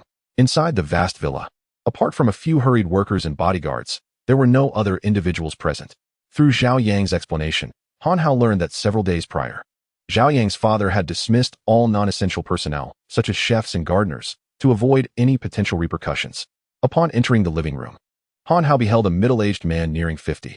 This individual possessed high cheekbones and piercing eyes, standing at an impressive height of 6 feet tall with a robust physique. He exuded the aura of a seasoned businessman. Moreover, Han Hao noticed a striking resemblance between him and Zhao Yang, and at that moment, he understood that this man must be Zhao Yang's father. Zhao Yang's father had bloodshot eyes, indicating he had not rested properly for quite some time. He was currently instructing several individuals to install surveillance cameras. You, install one over there. No, I require a 360-degree view with no blind spots. Why can't this tree be captured? Install another. If not, chop down the obstructing tree. Xiao Wang, go hire a few sharp-eyed, clever individuals. For the next few days, you will monitor the surveillance around the clock. Not a single fly is to enter. Under Zhao Yang's father's directives, the workers were bustling about with fervor. Zhao Yang led Han Hao directly to his father. Dad, this is my classmate Han Hao, a remarkably capable individual who has come to assist us in navigating this crisis. As Han Hao observed Zhao Yang introducing him, he politely nodded to Zhao Yang's father. Hello, uncle. Zhao Yang's father glanced at Han Hao and, noticing his seemingly unremarkable appearance, inwardly lamented his son's lack of decorum. However, being a seasoned businessman, he maintained his composure and refrained from displaying any disdain towards Han Hao. He returned the gesture with a polite nod. Ah, Han Hao, is it? I am pleased to see your willingness to lend a hand. However, this time the adversary is rather formidable. To be honest, I fear you may find it amusing, but I cannot guarantee my own safety. We, the Zhao family, appreciate your intentions, but it is paramount that you prioritize your own protection. If I, Zhao Tianda, manage to navigate through this ordeal, the Zhao family will undoubtedly remember your kindness. Yang, please escort our friend away. This place is too perilous.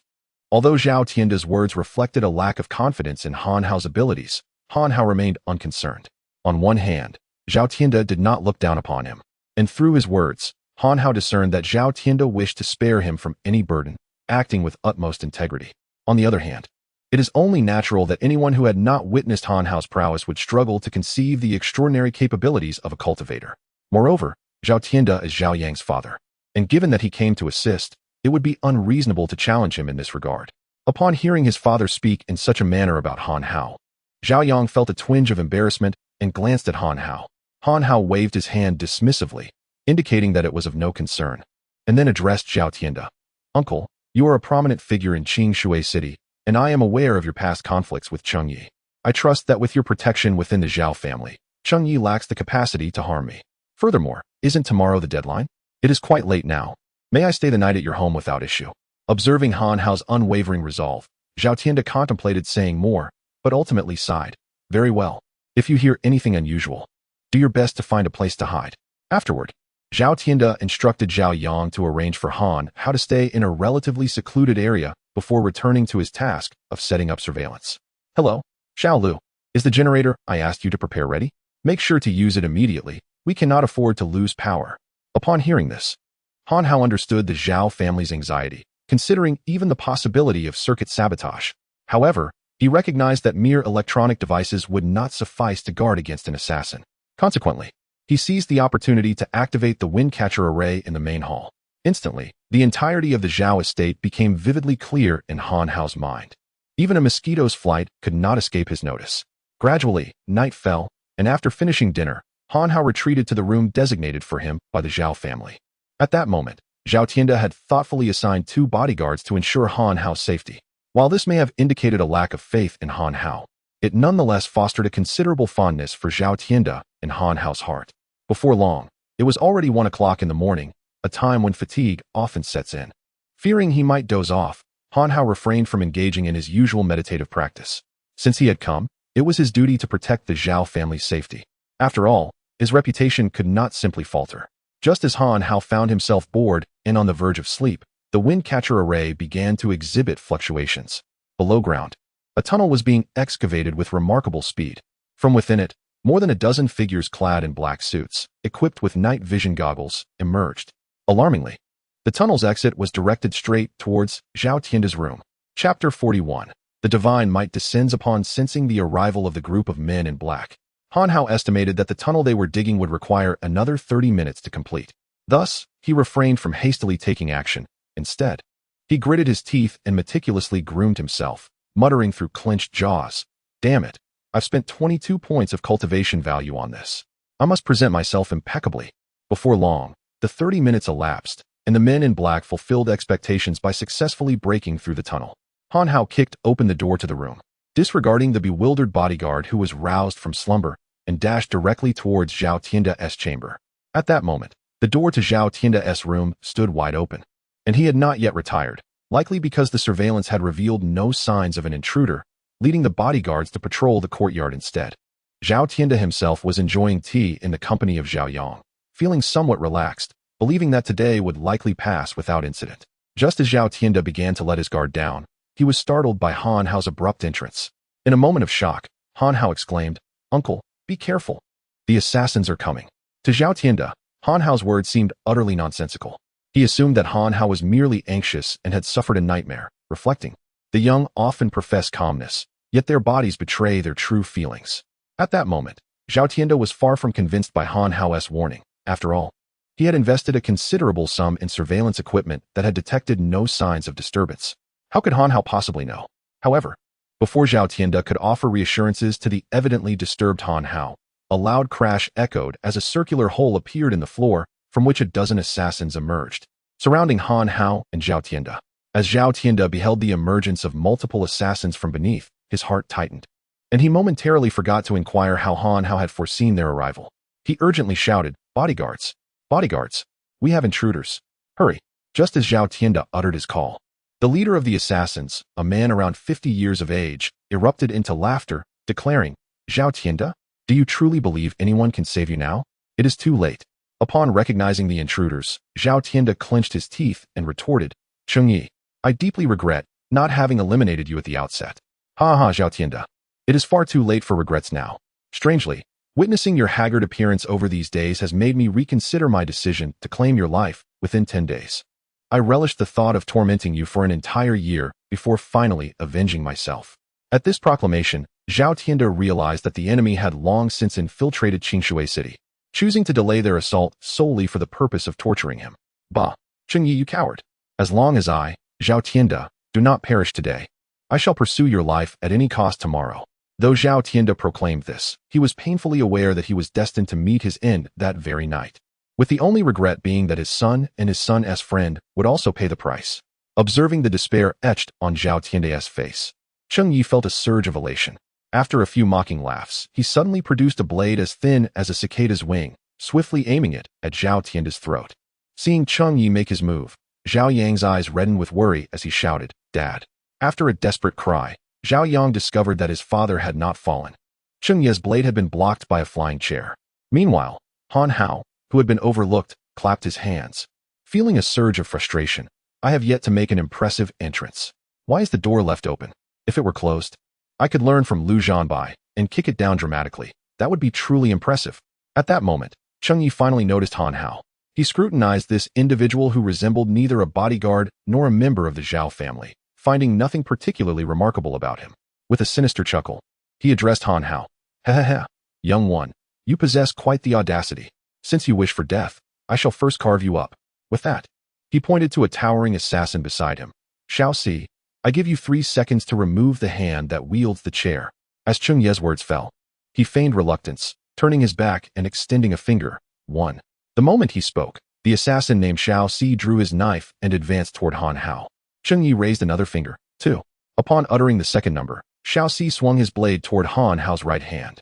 Cheng Yi raised a third finger. 3. The sound of a tremendous wail echoed through the room before the last syllable had even escaped his lips. Pleased, Cheng Yi nodded and turned back, intending to commend Shao Si for his performance. However, when he beheld the scene before him, he was utterly taken aback, forgetting even to lower his fingers. At that moment, Han Hao was examining the very knife that had been in Shao Si's possession, while Shao Si knelt on the ground, his right hand severed from his shoulder. The excruciating pain caused beads of sweat to form on his forehead, his body trembling uncontrollably, blood pooling around him. Witnessing the astonished expressions on Cheng Ye's and Zhao Tianda's faces, Han Hao's earlier resentment over not making a grand entrance began to dissipate. To elevate his prestige, Han Hao adopted the demeanor of a martial arts master reminiscing about the past, and spoke languidly. "I recall it was a snowy day 30 years ago, when a dog barked furiously before me. In my anger, I cut off its tongue, and since then, I have developed a habit. Whenever a dog barks at me, I sever its tongue, and whenever someone attempts to strike me, I sever their outstretched hand." Listening to Han Hao's nonsensical ramblings, Cheng Yi shouted in outrage. "Nonsense! How old are you, you brat?" 30 years ago. This retort shattered Han Hao's storytelling mood, and he looked at Cheng Yi. "Ah? It seems another dog is barking at me tonight." Upon hearing this, Cheng Yi scoffed. "Haha, young man. Do not think that injuring my subordinate grants you the right to swagger about. It appears I must take matters into my own hands today." In that instant, the delicate blade reappeared between Cheng Ye's outstretched fingers, and with a flick of his hand, he aimed for Han Hao's throat. In Cheng Ye's eyes, while Han Hao had managed to defeat Shao Si, he was still merely a youth, far from matching the prowess of a seasoned killer like himself. However, as Cheng Ye's hand drew near to Han Hao, an excruciating pain suddenly radiated from his fingertips. When Cheng Yi regained his composure and glanced down, he discovered that his blade and the 3 fingers he had extended were now absent. Meanwhile, Han Hao's hand bore the evidence of blood on the stumps of those 3 severed fingers. "Huh, this is what you get for pointing those 3 fingers at me." Upon uttering this, Han Hao discarded the fingers onto the ground and, without hesitation, delivered a crushing blow to Cheng Yi, shattering all his teeth. He then mounted the fallen Cheng Yi, venting his fury. "How dare you pretend to be superior to me? How dare you attempt to teach me a lesson? Vandalize my space, or arrive at such an ungodly hour wearing sunglasses? How blind you must be to overlook my striking presence? How dare you come here at night, depriving me of a grand entrance, and leave the door ajar?"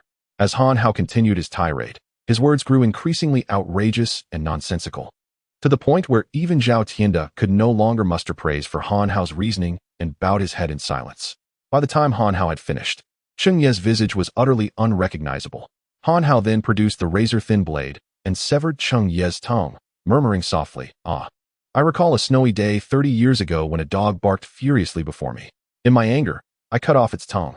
Since then, I have cultivated the habit of silencing any dog that dares to bark at me by severing its tongue." Upon hearing Han Hao's patently absurd claims, the onlookers found themselves not amused, but rather chilled to the bone. Chapter 42. A new assignment unlike the chilling aura of a killer. And devoid of the initial awareness that Zhao Yang possessed regarding Han Hao's capabilities, Zhao Tianda now regarded Han Hao with utmost reverence. Witnessing Han Hao's formidable strength, he felt an overwhelming sense of shame for his earlier distrust. As Han Hao reveled in his display of prowess, the bodyguards hired by Zhao Tianda gradually arrived at the scene. However, upon witnessing the stark contrast between the reality before them and their expectations, they found themselves at a loss, merely staring in bewilderment at the unfolding spectacle. Particularly, the two bodyguards assigned to protect Han Hao were nearly rendered speechless, their jaws nearly hitting the floor. Was this the so-called weakling that Zhao had repeatedly instructed them to safeguard?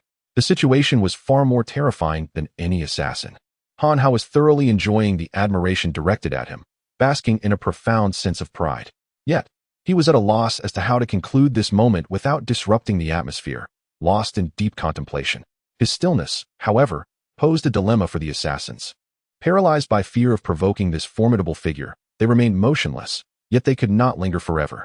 The gathering bodyguards only increased their predicament, making escape increasingly difficult.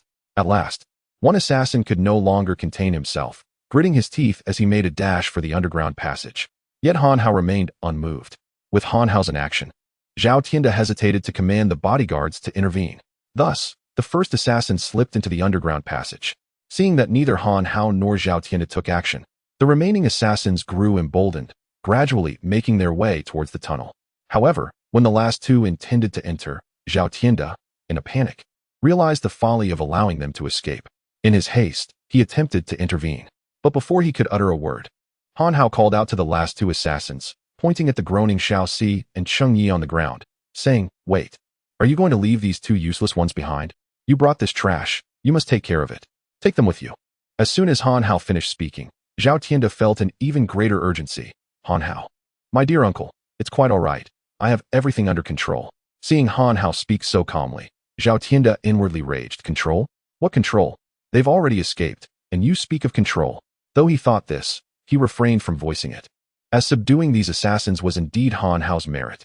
The two remaining assassins, upon hearing that Han Hao intended to let their leader and Xiao Si go, felt a flicker of joy, relieved to be among the last to leave, thinking of it as a grand gift.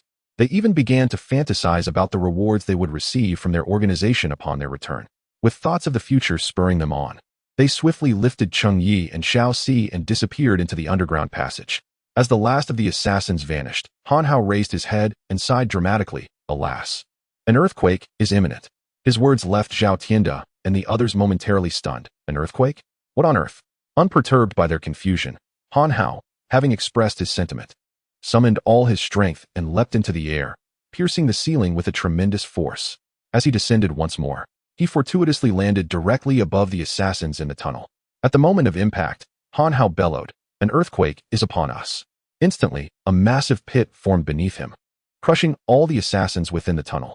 In their final moments, they could scarcely believe that they had not fallen victim to Han Hao, the harbinger of doom, but had instead perished beneath the very tunnel they had excavated. The sheer force of Han Hao's landing evoked gasps of astonishment from the bodyguards, and as he burst through the ceiling, Zhao Tianda exclaimed in shock. Gazing at the gaping hole he had created, Han Hao chuckled heartily to himself, reveling in the fact that he had finally compensated for the regret of not having kicked down the door. Surely, this display was sufficiently grandiose. However, not long after his revelry, Han Hao excused himself from the Zhao family, citing fatigue, and retreated to his chamber. In truth, he was reluctant to depart from this place of adoration. Yet, after having collided with the ceiling, his head throbbed incessantly, and his feet trembled painfully from the force of the impact.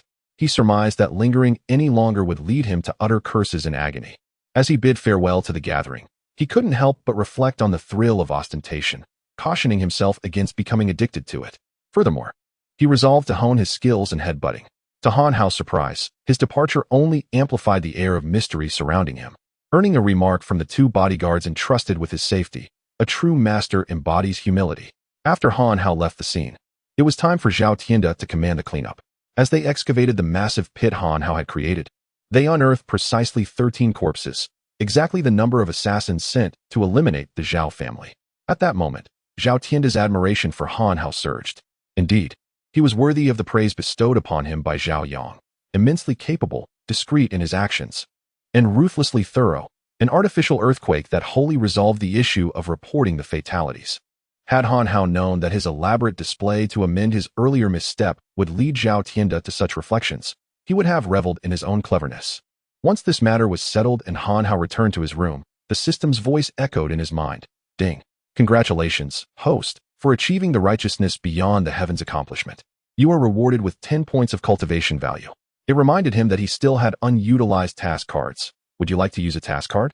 Upon hearing that assisting a friend could also yield achievements, Han Hao felt a surge of positivity. Perhaps this system was not devoid of compassion. His spirits lifted. He mused. Did my splendid display not trigger any achievements? Humph. Not every act of bravado warrants an achievement. I am a cultivation system, not a showboating system. Ah, so now you acknowledge you are a cultivation system? The capricious system, weary of Han Hao's complaints, interrupted him directly. Host, do you wish to use the task card or not? Understanding that this shameless system sought to sever their connection, Han Hao replied decisively. Use it. Of course. I shall use it. Ding. The host has successfully utilized the task card. Task name. Cultivating immortality is a serious matter. Task description. To prevent the host from succumbing to laziness in their cultivation, the host must enter seclusion for rigorous training. Task requirements. Comprehend the first level of the chaos formula, lifting heavy as if light. The host must not leave their quarters until the task is completed. Task rewards. 10 points of cultivation value and 1 spirit gathering pill. Failure penalty. Paralysis of both legs, rendering the host unable to venture outside. As the system outlined the task, Han Hao nodded in agreement, acknowledging the necessity of diligent practice. However, upon hearing the penalty for failure, he erupted in anger, exclaiming, "How dare you!" Ding ding. The system detected the host's threat and adjusted the task completion deadline from indefinite to 1 month. Should the host voice any further objections, the system will automatically deem the task a failure. I wish to know how to comprehend this lifting heavy as if light. Han Hao, filled with grievances, ultimately refrained from further provoking this unpredictable system. Instead, he opted for a different inquiry. The host simply needs to diligently practice the chaos formula. When the time is right, comprehension will naturally follow. The system's words were as vague as silence. Realizing that further questioning would yield no fruitful answers, Han Hao resolved to commence his training immediately. However, shortly after he began to channel the chaos formula, he predictably fell asleep. Chapter 43. The Gratitude of the Zhao Family Upon Awakening. Han Hao found himself slumbering until midday, roused only by the summons of Zhao Tianda. As he opened the door to greet Zhao Tianda, he noticed Zhao Yang standing beside him, holding a crimson box in his hands. The moment Han Hao appeared at the threshold, Zhao Tianda approached him with a beaming smile, exclaiming, "My dear nephew Han Hao, I hope I have not disturbed your rest?" "Oh, not at all. I have been awake for quite some time, practicing in my room. I was unaware that uncle was looking for me." "Ah, I recall stating when you first arrived at the Zhao family that should I, Zhao Tianda, overcome this adversity, our family would forever cherish your goodwill. Now, not only do we express our gratitude for your kindness, but the entire Zhao family owes you a debt of gratitude. I, Zhao Tianda, find myself at a loss as to how to repay you. Yet presenting money would be rather commonplace and a disservice to your generosity." Upon hearing the mention of not offering money, Han Hao's heart screamed in protest. "How can that be mundane? That scoundrel dares to claim money is trivial? I am in dire need of funds. If you deem it trivial, then bestow it all upon me." Quickly, despite the tempest of emotions raging within him, Han Hao maintained a facade of agreement with Zhao Tianda's sentiments, replying, "Uncle, your words are too kind. My assistance to the Zhao family stems solely from my friendship with Zhao Yang. To seek compensation would be akin to striking a blow to my own kin." Zhao Tianda nodded, increasingly convinced that Han Hao was a man of noble spirit and integrity. He then gestured for Zhao Yang to present the box he held. Noticing his father's signal, Zhao Yang promptly extended the wooden box towards Zhao Tianda. Upon receiving it, Zhao Tianda opened the box to reveal a piece of wood, its gnarled form resembling a majestic dragon in flight. As Han Hao beheld the wooden artifact, disappointment washed over him. Any fleeting interest he had in the box vanished entirely. Observing the meager token of gratitude prepared by the Zhao family, he mused inwardly. "Oh, the wealthy truly possess peculiar tastes.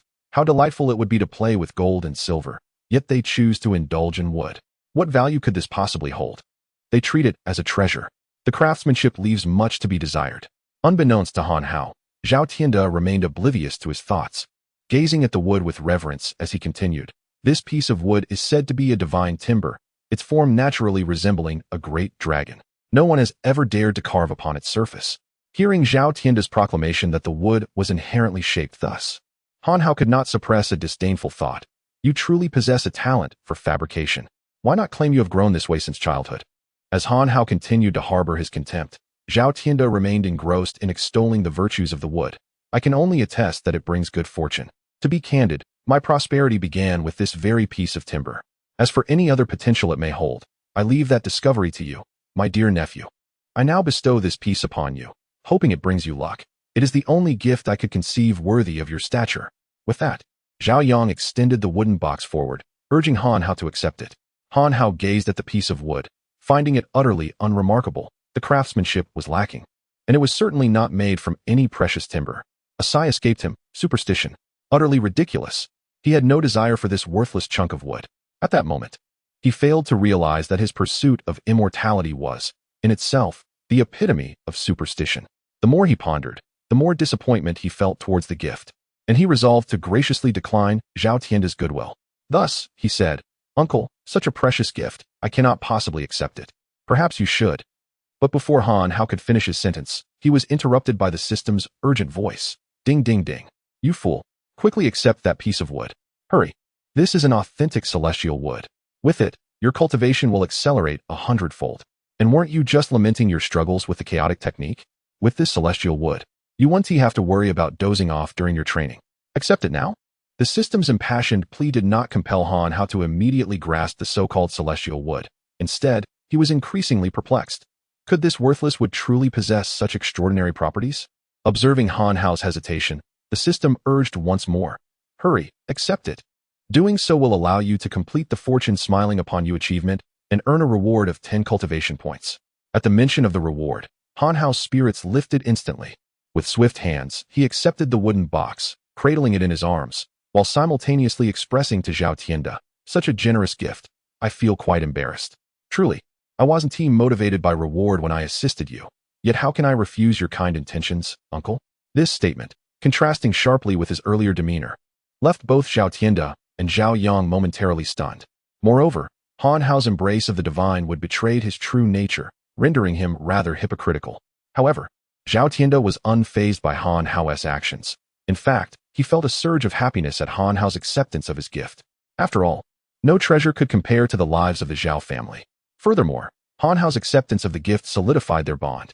Exchanging a mere piece of rumored divine wood for an ally of immeasurable potential, an unassailable bargain for the Zhao family.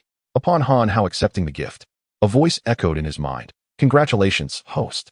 You have acquired celestial wood and completed the fortune smiling upon you achievement, earning 10 cultivation points."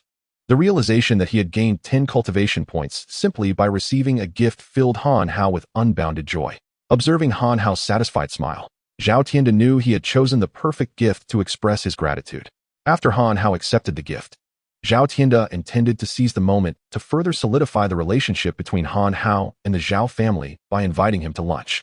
However, Han Hao politely declined, for his foremost priority was to immediately begin practicing the chaotic technique to comprehend the elusive notion of lifting weights as if they were light, in order to fulfill his task. He certainly did not wish to be incapacitated for a lifetime. Thus, Han Hao graciously declined Zhao Tianda's kind offer and directly bid farewell to both Zhao Tianda and Zhao Yang. This time, he did not immediately return to the city. Instead, he ventured to the outskirts, seeking a tranquil inn where he procured ample provisions for sustenance and embarked upon his cultivation. Prior to commencing his practice, Han Hao, guided by the system, placed the towering wood in his right hand and began his training. Indeed, as he activated the chaotic technique, the towering wood in his hand emanated a floral fragrance, and upon inhaling this aroma, the drowsiness that had just begun to envelop him vanished without a trace. Thus, Han Hao continued his cultivation until the early hours of the following day, feeling no fatigue whatsoever. Remarkably, he experienced neither hunger nor thirst. With nothing to distract him, Han Hao found no reason to cease his relentless practice. In the beginning, he could still perceive the passage of time, but gradually, he lost all awareness of it. It was unclear how long had passed when Han Hao fully immersed himself in the state of cultivation. His perception of the external world completely faded away. Chapter 44. Lifting light as a feather. As Han Hao lost all sense of the external world, the system began to roar.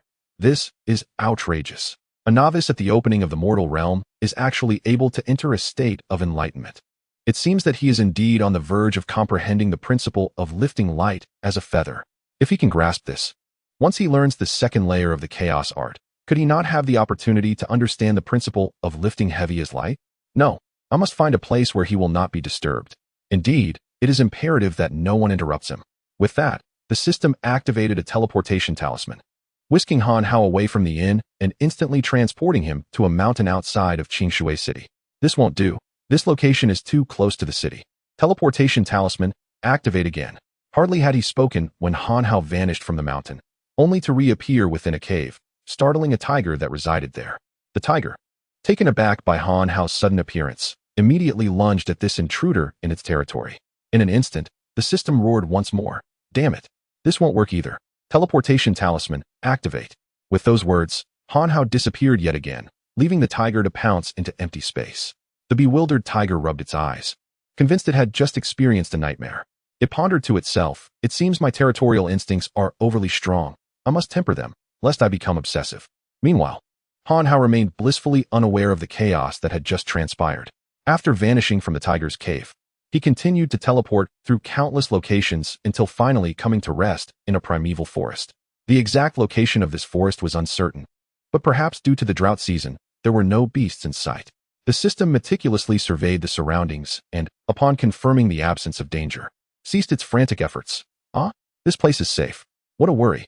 Oblivious to the series of events that had unfolded, Han Hao felt the chaos art within him surging ever faster.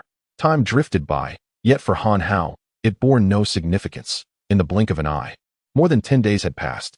Suddenly, a foul odor emanated from his body, followed by the expulsion of countless black impurities. Instantly, Han Hao's aura strengthened tremendously, causing the towering trees to sway as if stirred by an unseen wind. Witnessing this spectacle, the system exclaimed in astonishment, "Oh my, this is incredible. This lad has advanced to the mid-stage of the opening of the mortal realm so swiftly. Such talent, such aptitude, truly remarkable." The system lavished praise upon Han Hao's progress, though he remained entirely oblivious to it. Just as the system marveled at Han Hao's rapid advancement, a new transformation occurred within him, which did not escape the system's notice. Could it be that this young man is about to comprehend lifting light as a feather? No, that is not it. This is not lifting light as a feather. Could it be? No, that is impossible. He has not yet qualified for such comprehension. The system was astonished because, at that moment, within Han Hao's body, each operation of the chaos technique felt as if his bones were being hammered, resulting in numerous fine cracks. Yet, the chaos technique resembled an elixir. As its power traversed the fissures in Han Hao's bones, those cracks would vanish spontaneously. With each cycle of this transformation, Han Hao's skeletal structure grew stronger. Gradually, through the relentless tempering of the chaos technique, his bones began to harbor an astonishing explosive force. Once Han Hao's bones reached a delicate threshold, the chaos technique ceased its refinement of his bones and shifted its focus to his muscles. This time, with every activation of the chaos technique, Han Hao's muscles quivered, and after its passage, his muscles became more robust. This repetitive pounding continued for an indeterminate time, with Han Hao's veins bulging and sweat gradually soaking his clothes. Fortunately, Han Hao remained in a state of oblivion. Otherwise, the pain would have been unbearable. As time trickled by, Han Hao's cultivation rapidly advanced, and suddenly, a smile crept onto his lips, reminiscent of a baby dreaming of its favorite delights. At that moment, in the recesses of Han Hao's mind, he was reliving the most satisfying moment of his life, his imposing presence as he stomped the ground at the Zhao family estate with commanding authority. Gradually, this image replayed in Han Hao's mind, and he could distinctly perceive the trajectory of every muscle's movement as he forcefully struck the ground, along with the fluctuations of his chaos technique. Soon, Han Hao found himself involuntarily mimicking his past actions. His entire body adapted to these changes. More importantly, the sensations became increasingly vivid and intense. At that moment, Han Hao realized that the power behind that kick was far greater than he had initially perceived, and many flaws were identified and rectified. Ultimately, Han Hao discovered that if he were to execute a kick with his current understanding, it would undoubtedly cause the ground to collapse an additional meter. If such force was capable of such impact upon the earth, the consequences of striking a person would be terrifying to contemplate. Seizing this opportunity, Han Hao began to practice repeatedly, refining his technique time and again. Eventually, the forest floor could no longer bear Han Hao's weight, and he slowly sank into the ground. Witnessing this scene, the leisure system could no longer remain composed. It erupted in exclamation, "A demon beast! This is light as a feather. Is this not a realm only attainable through the second level of the chaos technique?" How could this brat comprehend it? To grasp lightness without mastering heaviness. What manner of being is this? This defies all reason. Help! I can't endure this any longer. The system's understanding of reality was shattered. It had never encountered someone who had not yet comprehended heaviness, yet could directly grasp lightness. At that moment, the system recalled another matter. How should Han Hao's task be evaluated? If one were to consider success, it could be said that Han Hao had not yet grasped the concept of light as a feather. However, it would be inaccurate to declare Han Hao's endeavor a failure, for he had indeed comprehended the significantly more challenging principle of heavy as a feather. Just as the system hesitated, Han Hao gently cleared his throat and gradually awakened. At that moment, half of his body was already ensconced below, perhaps sensing the constricted space around him, or due to his prolonged immobility. Han Hao mustered his strength and leaped out of the pit. Upon his emergence, the spot he had vacated revealed clear footprints, unmistakably marked with the pattern of his shoe's sole. As Han Hao regained consciousness, the system's voice resonated within his mind. Ding ding. Congratulations, host. Your realm has reached the mid-stage of Kai Fan, and you are awarded 20 points of cultivation value. Although you have not comprehended light as a feather, you have unexpectedly grasped the more difficult heavy as a feather. We shall reluctantly consider this task completed, awarding you an additional 10 points of cultivation value. Upon hearing of his elevation to the mid-stage of Kai Fan, Han Hao immediately assessed his strength, discovering that it had indeed increased significantly since his initial training. The prospect of further cultivation, coupled with the accumulation of cultivation value, invigorated Han Hao's motivation. The joy of completing his task nearly prompted Han Hao to leap with elation. Yet, what delighted him most was the newfound ability, termed heavy as a feather by the system, which instilled in him a confidence that he could now, even without the powers of a cultivator, effortlessly dispatch a cow with a single kick. With the augmentation of his cultivation abilities, he surmised that his strength would be exponentially greater than before. At this juncture, having completed his task and elevated his realm, coupled with the profound understanding of heavy as a feather, Han Hao found the world to be exquisitely beautiful. The sunlight radiantly brilliant. Wait, something is amiss. Sunlight? Goodness, am I not in a hotel? What is happening? It was then that Han Hao realized he was no longer in the hotel where he had initially commenced his training. Instead, he found himself in an unfamiliar locale that resembled the primitive forests he had seen depicted on television. This revelation stirred an ominous premonition within him. Consequently, Han Hao swiftly contacted the system, filled with confusion, and inquired, "Where am I now?" Chapter 45, Qing Shui City, your child has returned. After Han Hao posed his question, the system did not respond directly but instead urged him, "You must quickly secure the towering tree. Should it fall, it could injure a child. And even if there are no children around, it would be detrimental to the flowers and plants." Upon hearing this classic line, Han Hao felt an involuntary throbbing in his head. In a bid to end the system's incessant chiding, he hastily stowed away the towering tree and inquired, "Now, can you finally tell me where I am?" Faced with Han Hao's persistent questioning, the system chuckled awkwardly. "Hey, no need to be so excited. Let us think of something cheerful first. For instance, your realm has now ascended to the mid-stage of the opening realm. Or perhaps you might consider that your cultivation points have risen from 0 to 50. Alternatively, take a moment to admire the stunning scenery. I have searched long and hard for such beauty, for reasons unknown." As Han Hao listened to the system banter, a peculiar thought crossed his mind. Could this foolish system be lost as well? With that notion in mind, he urgently pressed the system. "Honestly, are you also lost? Hey, no need to be so serious. Look at you, having reached the mid-stage of the opening realm, yet you exhibit no semblance of a master." The system's attempts to divert the conversation only strengthened Han Hao's suspicions, prompting him to roar, "Stop with the nonsense. I simply wish to know where I am." Realizing that Han Hao's relentless inquiries could no longer be dismissed, the system, feeling a tinge of guilt, confessed, "All right, I will tell you the truth. This time I used random teleportation, and due to the extensive distance and frequency, I can no longer pinpoint our original location. You know how unpredictable long-distance teleportation can be." Han Hao was on the brink of despair. "I don't care. Just take me back." He had always felt a sense of security with the system at his disposal, believing that with it, he could conquer anything. However, at this moment, he felt that having such an unreliable system could be perilous. Today, it had brought him to this place, and he could only dread that one day, while he slept, it might send him to feed tigers. Unbeknownst to him, he had nearly become tiger fodder. Following this ordeal, Han Hao's initial joy from his elevation in realm and the profound understanding he had gained was swiftly overshadowed by worry, fearing he might never escape this wretched place. With no other options, he thought to make a phone call for help, but upon retrieving his mobile device, he discovered there was no signal. Just how remote could this location be? Subsequently, both Han Hao and the system observed the empty signal bars with a profound silence. After a moment of quietude, Han Hao urged the system once more. Hurry and take me back. Tell me, is there any solution? There is a way, but don't give me but. Just take me back.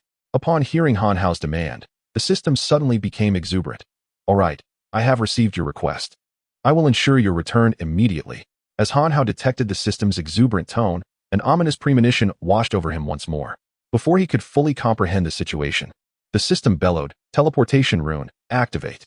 No sooner had the words left its mouth than Han Hao felt as though his body were being torn asunder, a wave of excruciating pain enveloping him. Accompanying this agony was a sensation akin to motion sickness, a stark contrast to the teleportation he had previously employed when rescuing Emogia. Unbeknownst to him, the previous instance had involved a shorter distance, thus lacking such overwhelming velocity. More critically, as the system had warned, teleporting over vast distances was fraught with uncertainty.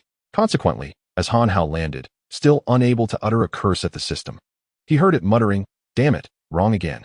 Teleportation rune, activate." Once more, he was subjected to the intense pain and nausea. After enduring this cycle 6 or 7 times, Han Hao finally returned to Qingshui City, landing beside a construction site. Upon his return, he felt as though he had narrowly escaped death. At that moment, he forgot to curse the system, his eyes brimming with tears as he murmured, "Qingshui City, how I have missed you. Qingshui City, your child, the future hero of the world, has returned." With his heartfelt sentiment expressed, Han Hao burst into laughter. Just as he was reveling in his mirth, a voice called out, "Hey, you little brat, are you trying to get yourself killed? This is a construction site. Get out of the way." Following the sound, Han Hao realized he was standing directly in the path of a cement truck.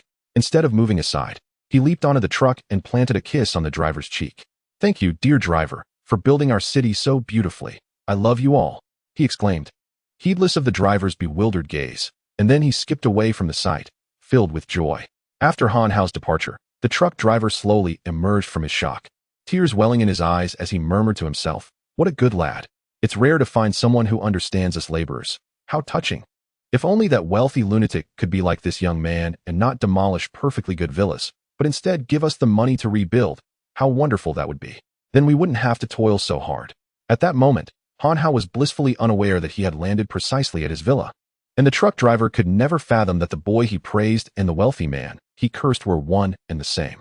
Upon returning to Qingshui City, Han Hao's phone regained signal, instantly inundating him with 40 to 50 text messages. Just as he was about to peruse the messages, his phone chimed with a melodious ringtone, "Happy goat, beautiful sheep, gray wolf." Upon glancing at the caller ID, he recognized it as the number of the KTV owner, suddenly reminded that he had yet to complete the handover with Jingsa KTV. Han Hao then posed a question he had long overlooked. "System, how long have I been training?" "A month." Upon hearing this, Han Hao's immediate reaction was disbelief. Has it really been that long? Subsequently, the owner of the KTV expressed a hint of regret and connected the call. As soon as the line was established, the cheerful voice of the KTV owner resonated. "Hello, Brother Hao. I have finally reached you. Do you have time today to directly hand over the KTV? All right. Let's meet at Jinshi KTV in 30 minutes. With that, Han Hao hung up, hailed a taxi, and made his way to Jinshi KTV. While en route, Han Hao hurriedly perused the dozens of messages on his phone. 20 were notifications of lottery winnings, which he promptly deleted. 15 pertained to his son being kidnapped and his grandson's severe illness, which he also deleted. Over 30 were from Emogia, inquiring about his whereabouts and when he would come to pick her up. He decided to reply to those. Only one message remained, from an unfamiliar number. Han Hao opened it to find, "Hello, Mr. Han, I am Lu Chonglei. I would like to work for you. May I ask when you are available?" Upon reading this, Han Hao promptly called Lu Chonglei, instructing him to come to Jinshi KTV immediately. After hanging up, Han Hao felt an immense sense of relief and could not help but feel triumphant. Truly, fortune favors me. Just when I was concerned about lacking assistance to manage the KTV affairs, someone has volunteered to apply. Chapter 46. Venting at the bank at the entrance of the KTV. The owner awaited Han Hao's arrival. Upon seeing him alight from the car, his eyes gleamed with anticipation. "Brother Hao, I've been looking forward to your arrival." Han Hao sensed the owner's palpable resentment and felt a twinge of embarrassment. "Cough, it's been a while, indeed." The owner extended his hand, inviting Han Hao inside. Han Hao waved his hand dismissively, saying, "No rush, no rush. I need to wait for someone. You all go ahead." The owner, puzzled, inquired, "Brother Hao, what is this about?" "Someone who will manage this place for me in the future. After all, I have too much on my plate. You know what they say, with great power comes great responsibility." At that moment, Han Hao almost let slip that he was also tasked with maintaining world peace. But he wisely refrained from doing so. "Oh, so you're just waiting for one person? That shouldn't interfere with our business, right?" Han Hao thought to himself. Business? It means little to me. However, for you, Lu Chonglei is indeed the priority." Han Hao had already resolved to let Lu Chonglei handle the matters of the day, as he needed to assess his capabilities before entrusting the KTV to him. Though Han Hao harbored these thoughts, he kindly reassured the KTV owner, "No worries. We can wrap this up today. However, I intend to have my subordinate assist me with the subsequent transition." Upon hearing this, the owner was initially taken aback, bewildered as to how someone could dare to confront Boss Wu, yet casually hand over a multi-million enterprise to someone else. He soon exhaled in relief, understanding that as long as the transaction proceeded smoothly, he wished for nothing more than to extricate himself from this burden and cease worrying incessantly. Then, "Brother Hao, we can wait inside and chat for a while. It has been quite some time. I wonder if you have any new stories to share?" he invited. Han Hao considered this and agreed, stepping into the KTV. Inside the private room, while the owner and Han Hao sat across from each other. Just as he was about to exchange pleasantries, a phone call interrupted them. The owner-s group awkwardly listened to the cheerful ringtone of Pleasant Goat, each of them silently critiquing Han Hao's peculiar taste in ringtones, wondering why he hadn't changed it yet. Meanwhile, Lu Chonglei stood outside the KTV, perplexed by the lack of response to his calls. Just then, he noticed someone emerging. It was Han Hao. Compared to their initial meeting at the bank, Han Hao's appearance had undergone a significant transformation. It was not merely his attire. Even though his possessions were undeniably lavish, there was an aura about him that suggested a shift in his demeanor. He exuded a certain elegance befitting a person of higher status, leaving Lu Chonglei secretly astonished at the potential of his future employer. Little did he know, at that moment, Han Hao was engaged in a dialogue with the system. "Ding ding. Dear host, in light of your composure after this incident, and your lack of disparagement towards this system, you are rewarded with a charisma aura, one that draws the admiration of others, standing apart from the mundane. Note, this is a gift from the system and will not deduct from your cultivation points. I only wish to inquire, is there a fair maiden who would be captivated by me?" Han Hao found himself thoroughly defeated by the system's whimsical sense of humor. "Host, you are overthinking. The effectiveness lasts only 2 hours. Can you retract this? It serves no purpose, as I have no intention of seducing anyone. Are you intentionally trying to deceive me? Now you want me to don a facade of grandeur. What shall I do after 2 hours? Or are you simply bored?" A profound silence ensued, and the system unexpectedly severed its dialogue with him. Han Hao, filled with frustration from his unvoiced complaints, felt a deep sense of suffocation. As the system remained unresponsive, he ultimately relinquished the attempt to communicate, steadied himself, and turned his gaze toward Lu Chonglei. Han Hao was indeed curious as to why Lu Chonglei had altered his decision to assist him, especially since he had not exhibited such intentions previously. Han Hao refrained from hastily revealing the purpose of Lu Chonglei's presence, instead inquiring, "It is difficult to articulate over the phone. What prompted you to seek me out?" Nonetheless, he was acutely aware that there must have been an incident at the bank. Otherwise, a person of Lu Chonglei's integrity and dedication would not have chosen to resign. In truth, Lu Chonglei had tendered his resignation long ago, specifically a few days after the bank robbery occurred. His former employer, the bank president, was a self-serving individual who had long harbored jealousy over Lu Chonglei's capabilities, subjecting him to relentless exclusion. Following the robbery, during a report to superiors, the president audaciously distorted the facts, claiming he had bravely intervened to assist the injured woman, unafraid of the robbers' threats, while accusing Lu Chonglei of exploiting his position to cut in line and hiding away during the incident. After the arrest of the robbers, he further alleged that Lu Chonglei failed to calm the client's distress and had even sought media attention. What should have been an act of valor turned into a misdeed, unjustly subjecting Lu Chonglei to criticism and a salary reduction. Though his colleagues were well aware of the truth, none dared to speak on his behalf, leading Lu Chonglei to resign in indignation. Upon hearing this, Han Hao was equally incensed and placed a reassuring hand on Lu Chonglei's shoulder. "Do not worry. First, let's resolve matters here, and I shall ensure you receive your due retribution." With that, he led Lu Chonglei into the KTV, introducing him to the owner and commencing the transition. This handover, from the transfer of documents to personnel changes and procedural verifications, was remarkably smooth due to Lu Chonglei's adept handling of affairs, even prompting the KTV owner to express envy at Han Hao's fortune in finding such a capable employee.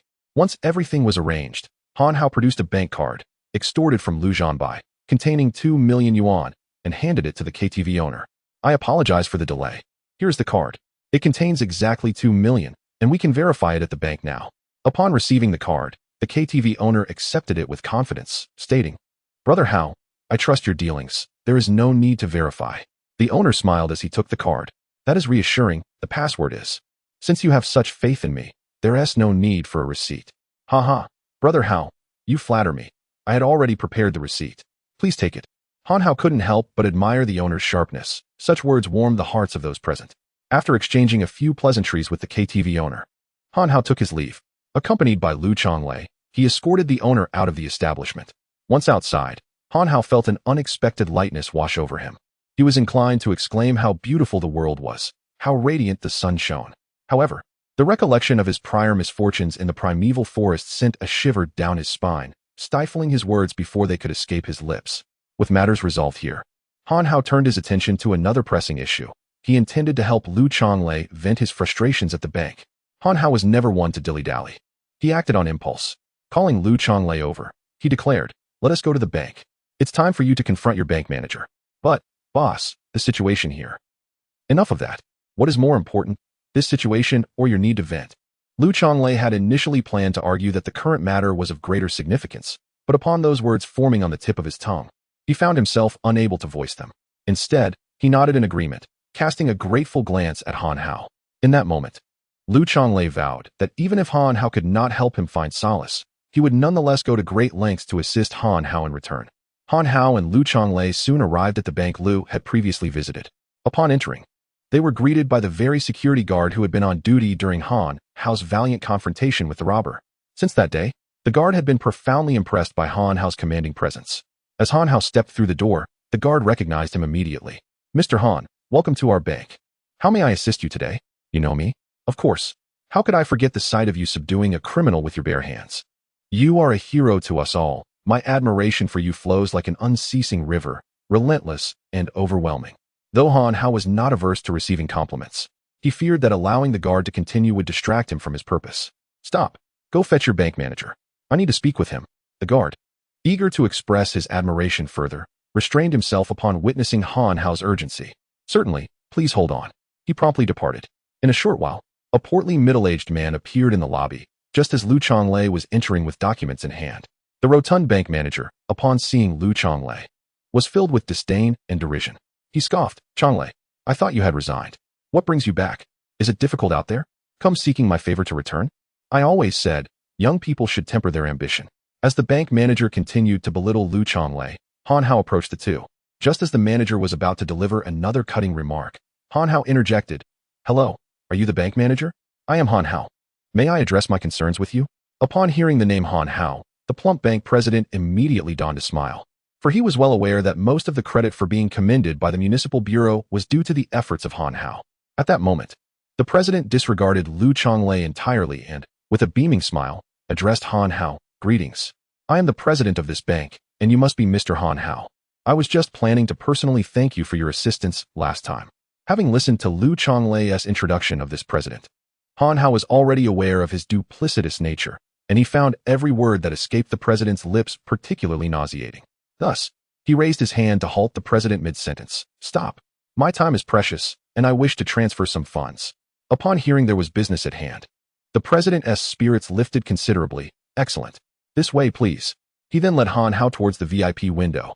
Naturally, Lu Chonglei followed closely behind, but upon noticing him, the plump president reprimanded Lu Chonglei sharply. Lu Chonglei, you are no longer the lobby manager, so please do not impede our business. Step outside. At this point, the president had yet to realize that Han Hao and Lu Chonglei were companions, which prompted a sigh from Han Hao. When it came to discerning the subtleties of human character, the president was vastly inferior to Lu Chonglei. How unfair this world could be. Once the president had finished speaking, Han Hao offered a gentle smile and stated, My apologies, President, but Mr. Lu and I are indeed together. Furthermore, the funds I wish to transfer are intended for him. With that, he handed over a bank card containing 1 million yuan, obtained from Lu Zhanbai, to the president. Please transfer this 1 million to Mr. Zhao, as it constitutes his salary for the quarter.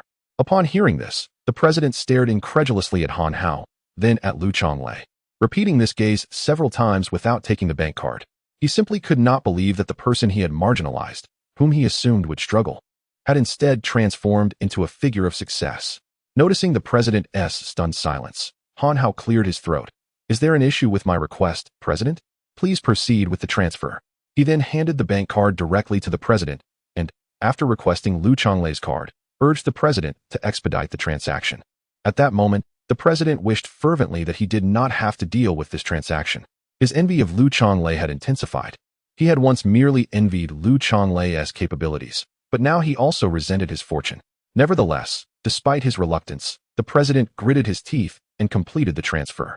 Once the transaction was finalized, Han Hao deliberately addressed Lu Chonglei in front of the president. Do well. The KTV will henceforth be under your full responsibility. Next quarter, your salary will double. Turning back to the plump president, Han Hao flashed a smile. Thank you for providing me with such an excellent employee. Without further regard for the president's fiery gaze, he departed from the bank. Chapter 47. Another misstep after Han Hao departed the bank with Lu Chonglei. Lu presented Han with the bank card containing the 1 million yuan he had just transferred to him, expressing his gratitude. Thank you. Han Hao glanced at the card and then at Lu Chonglei, perplexed. What is this? Boss, this is your money. I'm returning it to you. Nonsense. I told you that money is yours, and it is yours. Do my words not hold weight? But nothing. Put it away and return to work. If I catch you slacking off, I will dock your wages. Hurry back. Though Lu Chonglei wished to argue further, Han Hao's stern glare silenced him. Yes, boss. With that, Lu intended to return to the KTV. Just as he turned to leave, Han Hao called out, Wait a moment. Don't call me boss next time. Do I seem that old? Call me Hao Gu instead. Moreover, I've given you 1 million.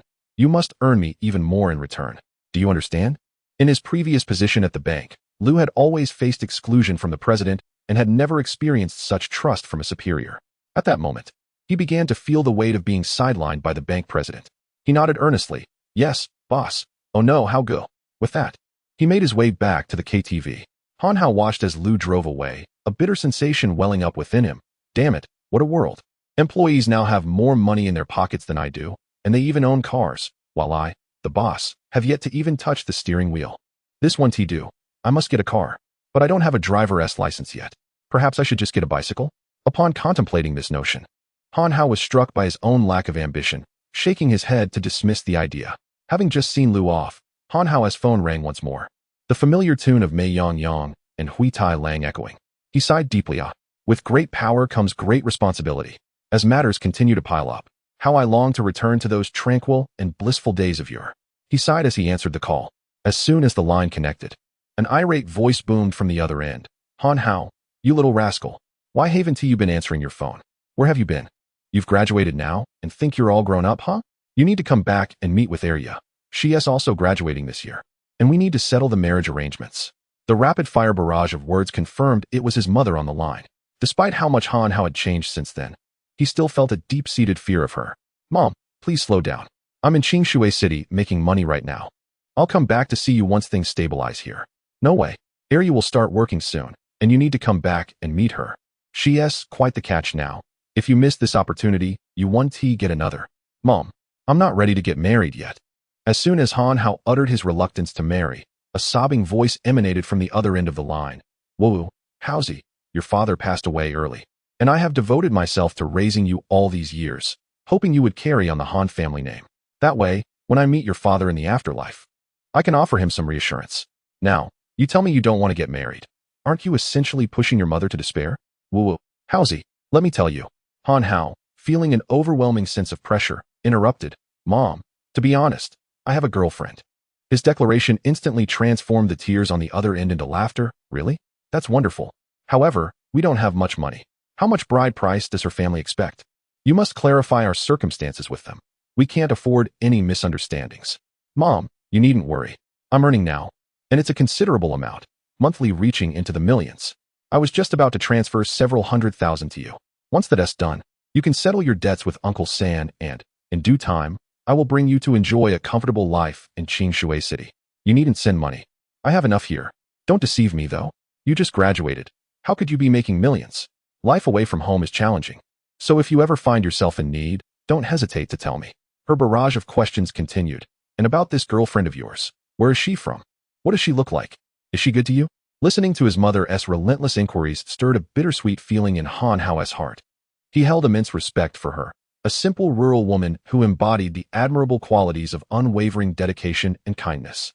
After the death of his father when he was 13, she single-handedly supported his education, enduring hardships without complaint.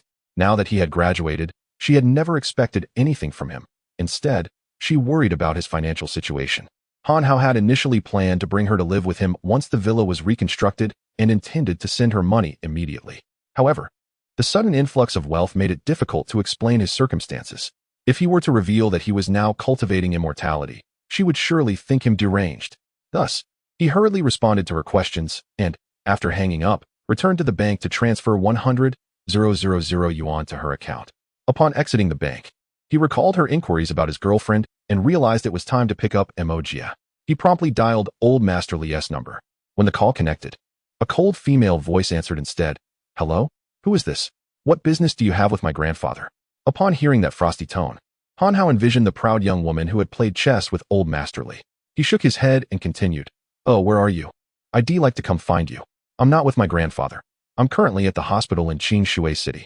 If you need to reach him, just let me know, and I will assist you in contacting him." Confronted by the icy voice on the other end of the line, Han Hao was struck by a peculiar thought. This woman, so formidable, what a lamentable fate awaited any unfortunate soul who dared to marry her. With this notion in mind, Han Hao felt a mischievous urge to tease her, and thus, he playfully remarked, "Ah, you are indeed the granddaughter of the esteemed Mr. Li. I have come to play matchmaker for you, considering you are not getting any younger, and I happen to know several outstanding young men." As he spoke animatedly, he eagerly anticipated the flustered response from the other side. However, after a prolonged silence, all he heard were a few stammered words before the line fell silent. Just as he was beginning to wonder, a frantic voice pierced through. Doctor, the patient in room 3 has collapsed again. Hurry." At the sound of this, Han Hao's heart sank. It dawned on him that this haughty woman was not at the hospital to visit someone else, but rather, she herself was the patient. Realizing he had unwittingly landed himself in trouble once more, he promptly hailed a taxi and made his way to the Shui City Hospital. As he settled into the vehicle, Han Hao fervently prayed in his heart, "Oh, divine beings, please let nothing befall this woman. I cannot bear the thought of facing the venerable Mr. Li should anything happen." Chapter 48. The love curse. Han Hao hurriedly arrived at the hospital, just in time to see Li Tianhao and Emoji rushing towards the emergency room.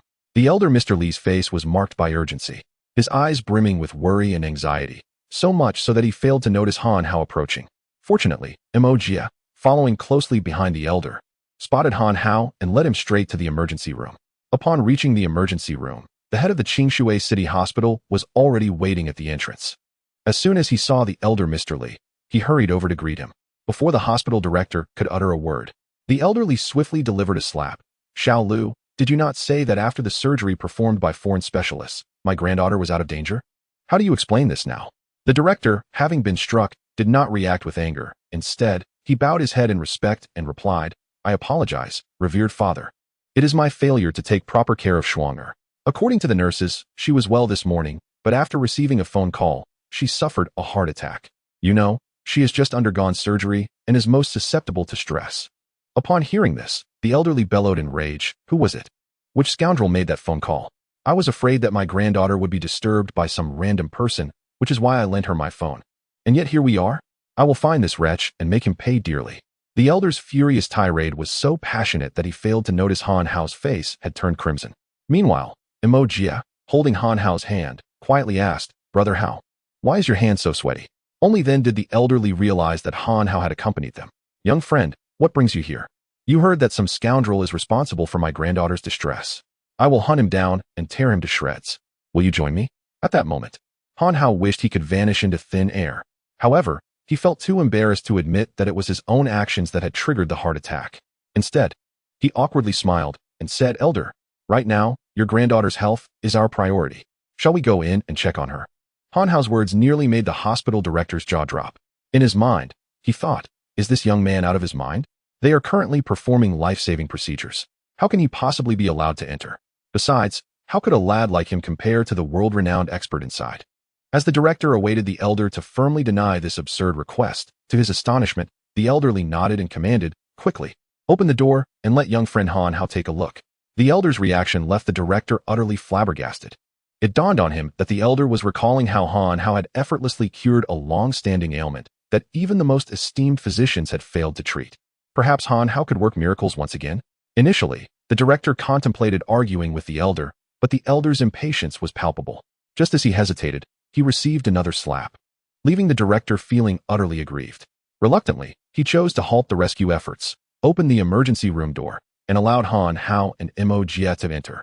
As Han Hao entered the emergency room, the specialists immediately obstructed him and his companions, stating that if they were allowed to enter, they would be unable to save the granddaughter of the formidable Old Master Li. In a fit of rage, Old Master Li even more resolutely declared, "When I placed my trust in you, you failed to heal my granddaughter," thus expelling the experts, including the hospital director, from the emergency room. At that moment, Han Hao had already commanded the system to utilize a perspective charm to examine the condition of Old Master Li's granddaughter. Beep, the perspective charm was successfully activated. Due to the patient's gender, this system will now undertake the examination of her ailment on your behalf. I am not that despicable, am I? Humph. Who would believe your words? Commencing the examination now. Please refrain from interfering with the system's analysis. Name, Li Xiaoshuang. Gender, female. Age, 23 years. Condition, issues with the heart. Cause, the system is currently investigating. Please hold on. After approximately 5 minutes of silence, the system concluded its examination. The examination is complete. It has now been confirmed that there is no pathological change in the heart. The cause of the physical abnormality is due to goo poison. Goo poison? Han Hao was utterly astonished and couldn't help but exclaim. Fortunately, Old Master Li had already dismissed everyone except for Han Hao and Mo Jie, or the revelation would have been too shocking to bear. Upon hearing the term goo poison, Old Master Li's face turned pale. He grasped Han Hao's shoulders with fervor, shaking him as he inquired, "Han Hao, what did you say?" She has been afflicted by goo poison? Old Master Li, you are aware of goo poison?" "Of course, I am aware. It can be said that both my injuries from years ago and the deaths of Xiaoshuang's parents are intricately connected to this goo poison." Years ago, it turned out that Old Master Li had been the most influential figure in Qingshui City a decade prior. As a cultivator, he was at the pinnacle of power. However, during his zenith, a person named Xianhong offended Li Tianhao, who promptly killed him with a single strike. What Old Master Li did not know was that Xianhong belonged to a family of goo poison practitioners from Yaojiang and was the only one of his generation with the talent to master goo techniques. Thus, with Xianhong's death, the lineage of that family's goo arts was at risk of extinction, inevitably inciting a furious reprisal from them. In the ensuing conflict, Old Master Li survived due to his formidable cultivation abilities, yet his son and daughter-in-law were ultimately tortured to death by goo poison. The memories of that harrowing time continued to haunt Old Master Li, compounded by his severe injuries, leading him to withdraw with his only granddaughter from the world of cultivation. What was once thought to be concluded took a shocking turn, for Old Master Li had long believed his granddaughter suffered from a heart condition, when in fact, she had been poisoned. No wonder she had been untreatable both domestically and abroad. As he recounted these hidden truths, Old Master Li could not conceal his anguish and fury. Overwhelmed by the revelation of such profound secrets, Han Hao struggled to regain his composure. He could hardly fathom that the goo poison, which he had only encountered in novels, was indeed a tangible reality, not merely a figment of imagination. Since he had identified the cause of Old Master Li's granddaughter's affliction, and given Old Master Li's past encounters with the goo poison family, he hoped he could shed light on how to treat it. Thus, Han Hao asked Old Master Li, "How much do you know about goo poison?" Upon hearing the question, Old Master Li despondently shook his head, "Not much at all. The reason I was not subjected to the sinister art of goo back then was my formidable cultivation and vigilant precautions. However, my understanding of the enigmatic goo was still quite limited." Upon realizing that he could find no leads from the elder Li, Han Hao returned to inquire about the nature of goo from the system. Goo techniques are primarily practiced by the people of the Miao region, existing alongside the realm of immortality but distinctly different from it. While the pursuit of immortality focuses on prolonging one's lifespan and enhancing physical prowess to gain immense power, goo techniques diverge entirely. The lifespan and abilities of a goo master bear little resemblance to those of an ordinary person. Instead, they cultivate various types of goo to eliminate their foes, often in an imperceptible manner. For cultivators, the threat posed by goo techniques is far more significant than that from fellow practitioners of immortality. After all, the might of an immortal is laid bare, while the dangers of goo poison remain elusive and insidious.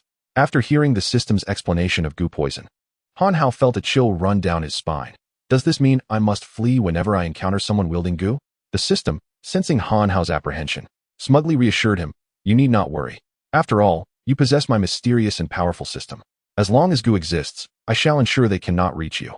Moreover, the chaotic art you practice is precisely the nemesis of goo poison. Is the chaotic art truly the bane of goo poison? Wouldn't that mean if I transfer my true essence to her, she would be safe? Han Hao mused. Oh, it is not that simple. She has been afflicted with the heartache goo. Do not be deceived by its melodious name. It is among the most malevolent of goo. Once implanted, it is exceedingly difficult to detect and gradually devours the host's heart vitality, leading to a slow decline until death. Moreover, once this goo is implanted, it is nearly impossible to remove. If the host perishes, the goo master remains unharmed. However, should the goo master die, the host will immediately follow suit. Furthermore, if the heartache goo is separated from the host, it will instantly retaliate, releasing a substance that petrifies the heart, causing immediate demise. Is there truly no recourse? There is a way, but one must first identify the practitioner of the goo to seek salvation. For now, your priority should be to stabilize her life. Chapter 49. The 10,000 Worms Sleep Elixir. Upon hearing the system's words, Han Hao remained undeterred and pressed on with his inquiries. Is there truly no way? None. The system's response was resolute, effectively extinguishing all of Han Hao's hopes. Very well, then enlighten me on how to stabilize her current condition. I possess a potion known as the 10,000 Worms Sleep Elixir, which can temporarily sever the connection between the caster and the love worm. Furthermore, it can pinpoint the caster's location through the love worm. However, the severance effect lasts only 7 days. After this period, should the love worm and the caster re-establish their bond, the latter will undoubtedly realize we have discovered the love worm. At that juncture, the caster will surely devise a means to eliminate the love worm, leading to the unfortunate demise of the young lady you were intending to betroth. The mention of matchmaking deepened Han Hao's remorse towards old Li and Li Xiaoshuang. Although he bore no direct blame for the situation, it was undeniably his actions that had exacerbated her condition. Thus, he hastily inquired, can you locate the caster within those 7 days? It's a matter of chance. The elixir can only ascertain the general vicinity of the caster. Whether or not we can pinpoint the individual depends on fortune. After concluding his dialogue with the system, Han Hao meticulously relayed the information and potential solutions he had acquired to Old Li, allowing him to decide whether to gamble on the elixir. In truth, Old Li found himself devoid of options. Utilizing the elixir provided a glimmer of hope for his granddaughter's survival, while inaction would undoubtedly lead to despair. Old Li was a man of steely resolve, and with clenched teeth, he declared, very well. Young brother Han Hao, you may proceed. If this can save my granddaughter, I, Li Tianhao, will grant you anything you desire. Han Hao waved his hand dismissively. You speak so formally, Old Li. Simply call me a friend, and I shall be compelled to assist. Moreover, your Han Hao intended to express that he too bore some responsibility for his granddaughter's unconscious state. But the words transformed into, your kindness towards me makes it only natural that I lend my aid. As soon as he finished speaking, the system chimed in Han Hao's mind. Would the host like to exchange for the 10,000 Worms Sleep Elixir now? If so, 15 points of cultivation value will be deducted. Good heavens. Why don't you go rob a bank? Last time I checked the exchange interface, this elixir was only 10 points of cultivation value. Furthermore, could you please inform me of the required cultivation value alongside the effects in future transactions? Beep. Did the host not realize? The prices are soaring. Even elixirs are subject to inflation. Will the host choose to forego the exchange for the 10,000 Worms Sleep Elixir? After this whimsical, infuriating, yet amusing exchange, the system attempted to sever its connection with Han Hao. Han Hao quickly intervened. Wait. Is it not possible for me to exchange after all? Very well, the host has successfully exchanged for the sleep elixir. Upon completion of the transaction, a black elixir appeared in Han Hao's hand, emanating a pungent odor. Having acquired the elixir, he promptly handed it over to Old Li, for it was ultimately his decision, and Han Hao could assist no further. Old Li accepted the elixir without hesitation and administered it to his granddaughter without a second thought. After Li Xiaoshuang consumed the hibernation potion, her complexion improved significantly, and her pallor faded, yet she remained in a deep slumber. Old Master Li waited for a considerable time, observing that his granddaughter still appeared to be asleep, and thus directed a questioning gaze toward Han Hao. Naturally, Han Hao was equally perplexed by the situation and promptly inquired of the system, what is happening? Oh, I forgot to mention. She can only remain in this state until the love curse is lifted. Why didn't you mention this sooner? While grumbling at the system, Han Hao explained the situation to Old Master Li, though he refrained from revealing that if they failed to confront the caster of the curse, his granddaughter might never awaken again. Upon hearing Han Hao's explanation, Old Master Li nodded, understanding that his granddaughter's current state was normal, which relieved him. The next step was to locate the caster of the curse within 7 days. Thus, old Master Li inquired of Han Hao, "Young friend Han Hao, shall we embark on the quest to find that wretched caster?" "Hold on, old master," Han Hao interjected. "You should first inform those outside about your granddaughter's demise. Let them prepare for the funeral at once." Han Hao's abrupt statement left old Master Li bewildered. He was about to erupt in anger when suddenly he comprehended Han Hao's scheme and felt a surge of admiration for his intellect. It turned out that Han Hao had long suspected the caster was in Qingshui City, perhaps even currently monitoring the affairs of the Li family. Now that the love curse had severed its connection with the caster, failing to announce Li Xiaoshuang's supposed death could alert the caster, leading to greater complications and a high likelihood of failure in their rescue attempt. Consequently, the hospital erupted in chaos, as the director was soundly beaten by an old man driven mad by grief over his granddaughter's death, vowing to make the director's life a living hell. Soon, this incident escalated into the news, thrusting doctor-patient relations once again into the public spotlight, with old Master Li becoming the target of widespread criticism.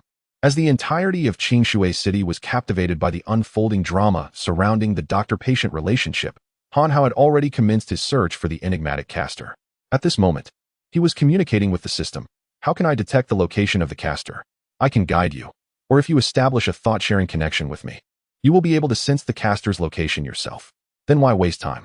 Let us establish that thought-sharing connection quickly." All right, the thought-sharing connection has been established. We are now initiating. Once the thought-sharing connection was activated, a small red suddenly appeared in Han Hao's mind, indicating a location within Qingshui City, not far from the city hospital where he and the others were situated. However, before Han Hao could feel elated, the system erupted into laughter within his mind. "Host, you little rascal, you actually want to pursue Emogia. Wow, you watched Arya bathing in the river when you were just 7. How perverse of you.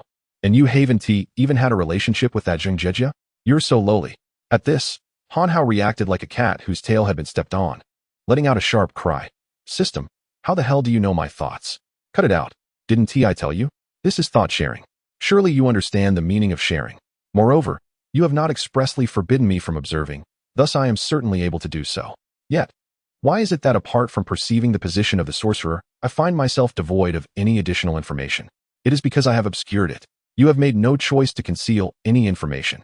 Well, I shall now obscure all information." Concealment is but concealment. What is so remarkable about it? I have already perused everything.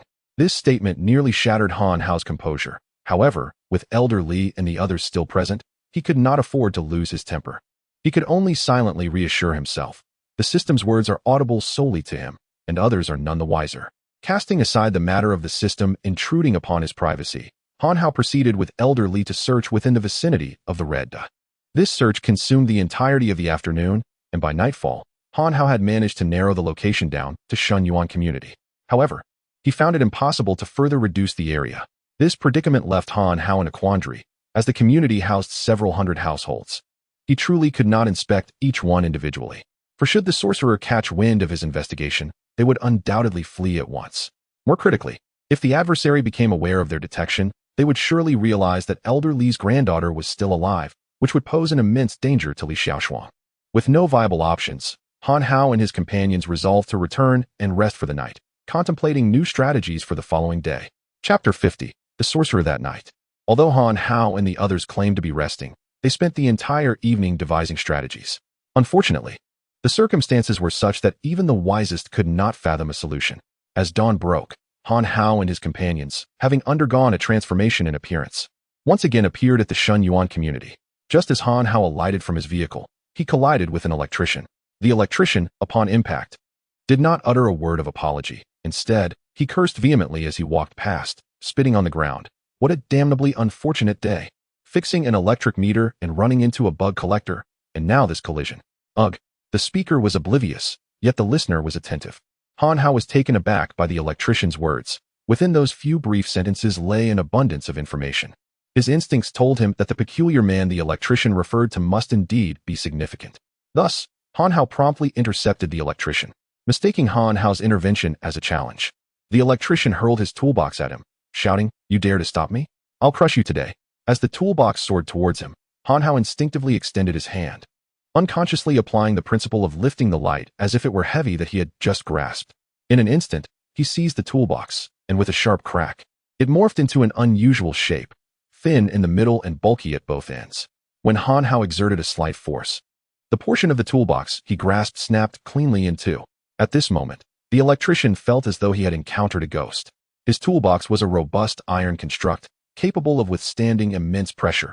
It could not possibly break under such circumstances, even if run over by a truck. Yet, the electrician's astonishment was far from over. When the two halves of the toolbox hit the ground, they did not produce the expected clang of metal. Instead, they sank directly into the earth. With a smile, Han Hao turned to the electrician and said, "You wish to strike me?" The electrician had never witnessed such a spectacle and stammered in fear. "Why you stay back? I was wrong. It's all that strange man in Unit 501's fault. A grown man raising all sorts of bizarre insects, calling them treasures. I was terrified by him. If you're angry, go find him instead, just don't kill me." "Oh, then tell me, what is the name of this strange man?" "I wouldn't know. I'm just filling in for a colleague. That bastard must have known about this resident's peculiarities and purposely sent me here. You don't understand, he's terrifying, mumbling to a bunch of insects like a lunatic." Upon hearing this description of the man muttering to insects, Han Hao's suspicion regarding the peculiar individual deepened. Grabbing the electrician by the collar, he commanded, "Lead me to this strange man. I want to go, even if you kill me. He.S. in Building 2, Unit 501.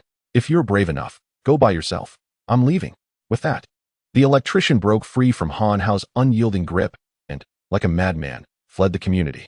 Han Hao made no attempt to detain him, knowing the location was sufficient. Thus, Han Hao summoned the venerable Li and his two subordinates from the vehicle and proceeded directly to room 501 of Building 2. As the four of them reached the fourth floor, the system in Han Hao's mind exclaimed with certainty, "Indeed, the individual residing above is the practitioner of the heart-ensnaring curse."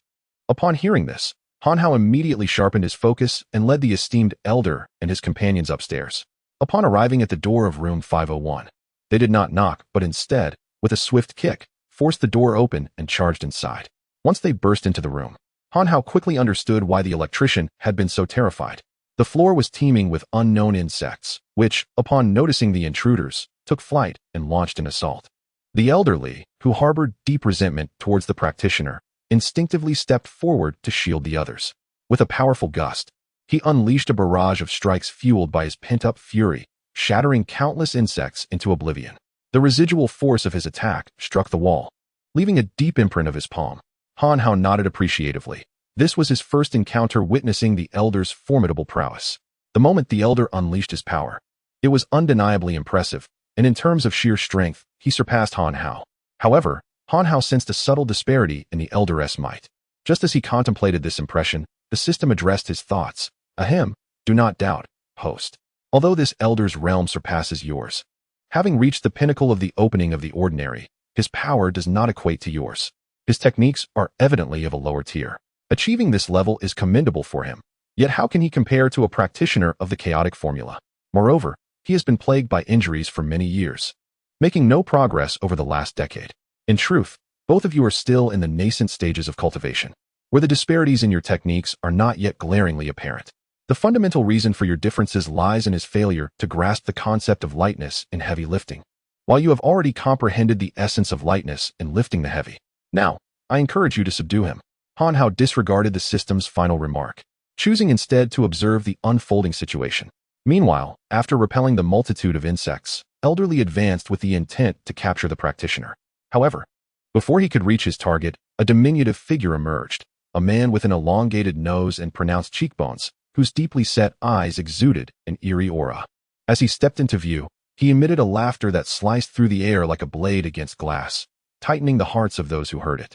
Before Elderly could utter a word, the two companions who accompanied Han Hao collapsed, losing consciousness.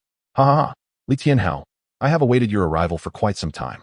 Tell me, which agony is more maddening, the loss of your granddaughter or the pain of your son's demise?" Upon hearing the practitioner strike at the very core of his grief, Elderly could no longer endure the thought of allowing him to live another moment. With a swift motion, he launched himself forward with the intent to eliminate the practitioner. However, in the face of the wrathful kick unleashed by Elderly, the sorcerer appeared oblivious, gazing at him with a smile before gently uttering, "Naive. Did you truly believe those harmless insects were meant for your slaughter? Did you not detect a fragrant aroma upon their demise? Now bow before me." In an instant, the once lightning-fast figure came to a halt, and the seemingly powerful kick lost its support, descending limply. Elderly trembled, appearing particularly frail, attempting to rise multiple times, only to ultimately fail. As Elderly collapsed, the sorcerer erupted into maniacal laughter, only pausing when he had exhausted himself, then suddenly adopting a contemplative expression, speaking to himself. Li Tianhao, how does this sensation feel? Exhilarating. Is it not? Oh, by the way, you might not even know my name. I am Xian Xiao, the brother of the Xian Hong you so easily dispatched. My elder brother was the sole member of our family capable of mastering the art of sorcery, our family's beacon of hope. Yet, you have obliterated that hope. You may be curious as to why, despite my brother being the only one able to learn sorcery, I am still capable of wielding it. Allow me to enlighten you. I chose to embrace the most malevolent of our family's sorcery when I witnessed our lineage on the brink of utter despair. Unable to cultivate any further practitioners, I subjected myself to the torturous bites of the mother of myriad insects, absorbing their essence, thus commanding their obedience. You can never comprehend the despair of a family, nor can you endure the agony of being torn apart by countless insects. When I was being devoured in the nest of the insect mother, I vowed to ensure you experienced the greatest punishments the world has to offer. Fortunately, heaven does not forsake the diligent. I not only emerged alive, capable of mastering sorcery, but I also attained an immortal existence. Now, allow me to express my gratitude to you. Having concluded his words, the individual known as Xian Xiao extracted a tiny green insect, the size of a fingernail, from his mouth and approached Elderly, all the while cackling maniacally. Chapter 51. A man must be poison-free upon the emergence of this minuscule poisonous insect. The cultivation system was taken aback. Han Hao, this creature is toxic. Do you recognize it? I do not, but I harbor a strong aversion to green bugs. Now, I bestow upon you an additional task to eliminate it, and I shall grant you 10 cultivation points. What the hell? You are so capricious. Make it 15. If you refuse the task, so be it. Its master is immortal, did you not hear? Humph. Nonsense. It is merely that his body is saturated with toxins, allowing him to evade aging. You could easily knock him down with a single punch. However, if you refuse, then so be it. Wait, I accept. It's a deal. With that, he bellowed, Xian, halt. At Han Hao's shout, Xian Xiao came to a sudden stop.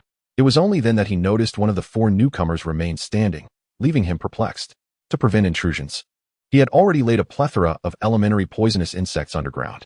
The purpose of these insects was not cultivation. Rather, each one contained a substantial amount of toxin. If even a single insect perished, the toxins within would instantaneously disperse into the air, causing anyone who inhaled them to collapse immediately. This was also the reason why the formidable Li Lao had fallen even before Xian Xiao made his move. Even a cultivator as powerful as Li Lao could not withstand such poison. Yet, unbeknownst to Xian Xiao, Han Hao practiced the chaotic technique, which was the nemesis of these poisons. Nonsense. My surname is not Xian. It is Mu Qi. I am Xian Xiao. As for you, leave your name before you perish. Xian Xiao regarded Han Hao with curiosity. Although he found it strange that Han Hao had not collapsed, he paid little heed to it. After all, the toxic mist within these insects had a fatal flaw. It could not withstand the wind. Were it otherwise, he would not have needed to set up these insects indoors, and could have unified the world long ago. Xian Xiao believed that the wind was the reason Han Hao had escaped unharmed. You call yourself the shameless Xian? Huh, quite fitting. I am called Dong Qi, the one who strikes shame. Having said this, Han Hao was completely enamored with his own cleverness, erupting into wild laughter. Mu Qi, a prestigious surname from Miaojiang, had always been highly valued by Xian Xiao. Naturally, he could not tolerate Han Hao's mockery and retorted fiercely, "You seek death." With that, Xian Xiao began to chant a series of incantations that Han Hao could not hear. Then, the system spoke in Han Hao's mind. Quickly activate the chaotic technique. A poisonous insect has already entered your body through your nostrils. Really? I didn't notice. Humph. You may doubt it now, but when your body feels as if thousands of insects are biting you, do not come looking for me. Though Han Hao questioned the system verbally, he promptly initiated the chaotic technique as soon as he received the alert. Simultaneously, he silently counted 1, 2, 3. After the third count, Han Hao let out a harrowing scream, collapsing to the ground, writhing as if enduring endless torment, while pointing at Xian Xiao and cursing, "Bastard, your poison is vicious." Hearing Han Hao's curses, Xian Xiao laughed heartily. "Young man, do you now understand the pain? Still so defiant? Let me tell you, a man must be poison-free." Upon hearing Xuan Xiao's words, Han Hao cursed with greater fervor, his lamentations growing increasingly sorrowful. Concurrently, Han Hao sought guidance from the system regarding how to dispel the longing curse. It was then he learned that only by allowing the caster to suffer the backlash of their own curse could the longing spell be automatically lifted. Should the caster perish before the curse's removal, Li Xiaoshuang would be doomed as well. This revelation plunged Han Hao into deeper anguish, his cries of despair echoing throughout the room. Witnessing Han Hao's torment, Xianxiao approached him, taunting, "Are you still so arrogant? Did you not call me the shameless Xianxiao? How dare you insult my name? Today, I shall see whether your tongue is sharper than my blade." As he spoke, Xianxiao drew forth a dark blade from behind him, declaring, "This is the ancestral sword of the Muqi clan, forged to punish those who dare to insult us." Once gleaming silver, it has turned crimson from the blood it has shed. As he neared Han Hao, Xianxiao crouched down, gripping the knife with both hands, and thrust it toward Han Hao's heart. In that moment, the elderly Li, filled with rage, struggled in vain to save Han Hao, his own survival hanging by a thread. With no other recourse, he could only plead, "Xianxiao, I am your adversary. Come and slay me instead." Confident of his victory, Xianxiao turned to display a green cursed insect to the elder, saying, "Li Tianhao, do not fret, I shall attend to you shortly. And I have prepared the heart-eating insect that I have meticulously trained for a decade. Just wait a moment, ha." With that, he disregarded the elder's curses and aimed to strike down Han Hao. At that moment, after enduring much wailing and waiting for Xianxiao to approach, a peculiar smile crept across Han Hao's lips. This expression sent a shiver through Xianxiao, and before he could react, a sharp pain shot through his wrist, causing him to lose his cherished Muqi knife. A heart-wrenching scream escaped Xuanxiao's lips as he realized that Han Hao had forcefully broken both of his hands, severing them cleanly from his wrists as though cut by a blade. Suddenly, the seemingly defeated Han Hao sprang to life, leaping from the ground and seizing Xianxiao by the throat, lifting him effortlessly. Determined to fulfill the system's requirement of having Xianxiao suffer the backlash of the cursed insects, Han Hao set about forcing Xianxiao to consume them all. As the realization dawned upon Xianxiao, he cursed Han Hao fiercely, "You vile scoundrel! Just kill me. No, do not make me eat that." How could Han Hao heed Xianxiao's words? He continued to rummage through the array of items, indiscriminately feeding anything that resembled a bug to Xianxiao. "This insect, eat it," he commanded. "And this one too, consume it." There are so many to do this weekend. Regardless, he persisted, "Just eat." However, as Han Hao fed those red, strip-like items to Xianxiao, he suddenly remembered that he had given him chili peppers. Soon, Xianxiao let out an even louder roar. "You scoundrel, your malice will not go unpunished." Hearing Xianxiao's curse, Han Hao leaned closer and grinned mischievously. "Did you not say that a man without poison is not a true man?" With that, he continued to feed Xianxiao the bugs. Eventually, Xianxiao's belly swelled to a noticeable size, unable to consume any more. Yet there was no sign of him being harmed by the poison. System, why is he not suffering from the backlash? Ahem. It may be that he was once bitten by the mother of 10,000 bugs, rendering him immune to the backlash of the poison. Then what should we do? We must help him detoxify. Detoxify? Indeed. As long as we eliminate the poison of the mother of 10,000 bugs, I believe he will soon suffer the backlash. The key is how to detoxify. Utilize your true essence. Specifically, apply the chaos technique to him. Understood. After agreeing, Han Hao grinned wickedly at Xianxiao. "Did you not accuse me of being malicious? Do not claim I lack compassion. I shall now help purge the poison inflicted upon you by the mother of 10,000 bugs." Without waiting for Xianxiao's consent, Han Hao directly infused his true essence into Xianxiao's body. As the true essence flowed in, torrents of black blood oozed from the corners of Xianxiao's mouth. Initially intended to detoxify him, this act proved fatal for Xianxiao.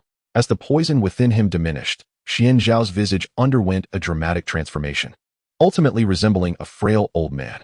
Then, Han Hao noticed the green bug in Xianxiao's hand. Xianxiao had mentioned that this bug had been nurtured for 10 years, specifically for Old Master Li, making it undoubtedly the most formidable poison in Xianxiao's possession.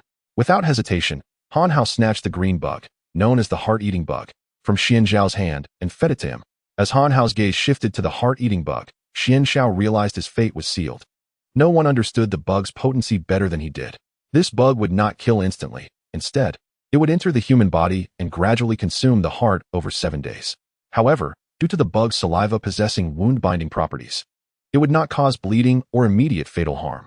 Instead, the victim would endure the torment of having their heart devoured for 7 days before succumbing to asphyxiation. After administering the bug to Xianxiao, Han Hao procured a rope, binding Xianxiao and placing him into a burlap sack.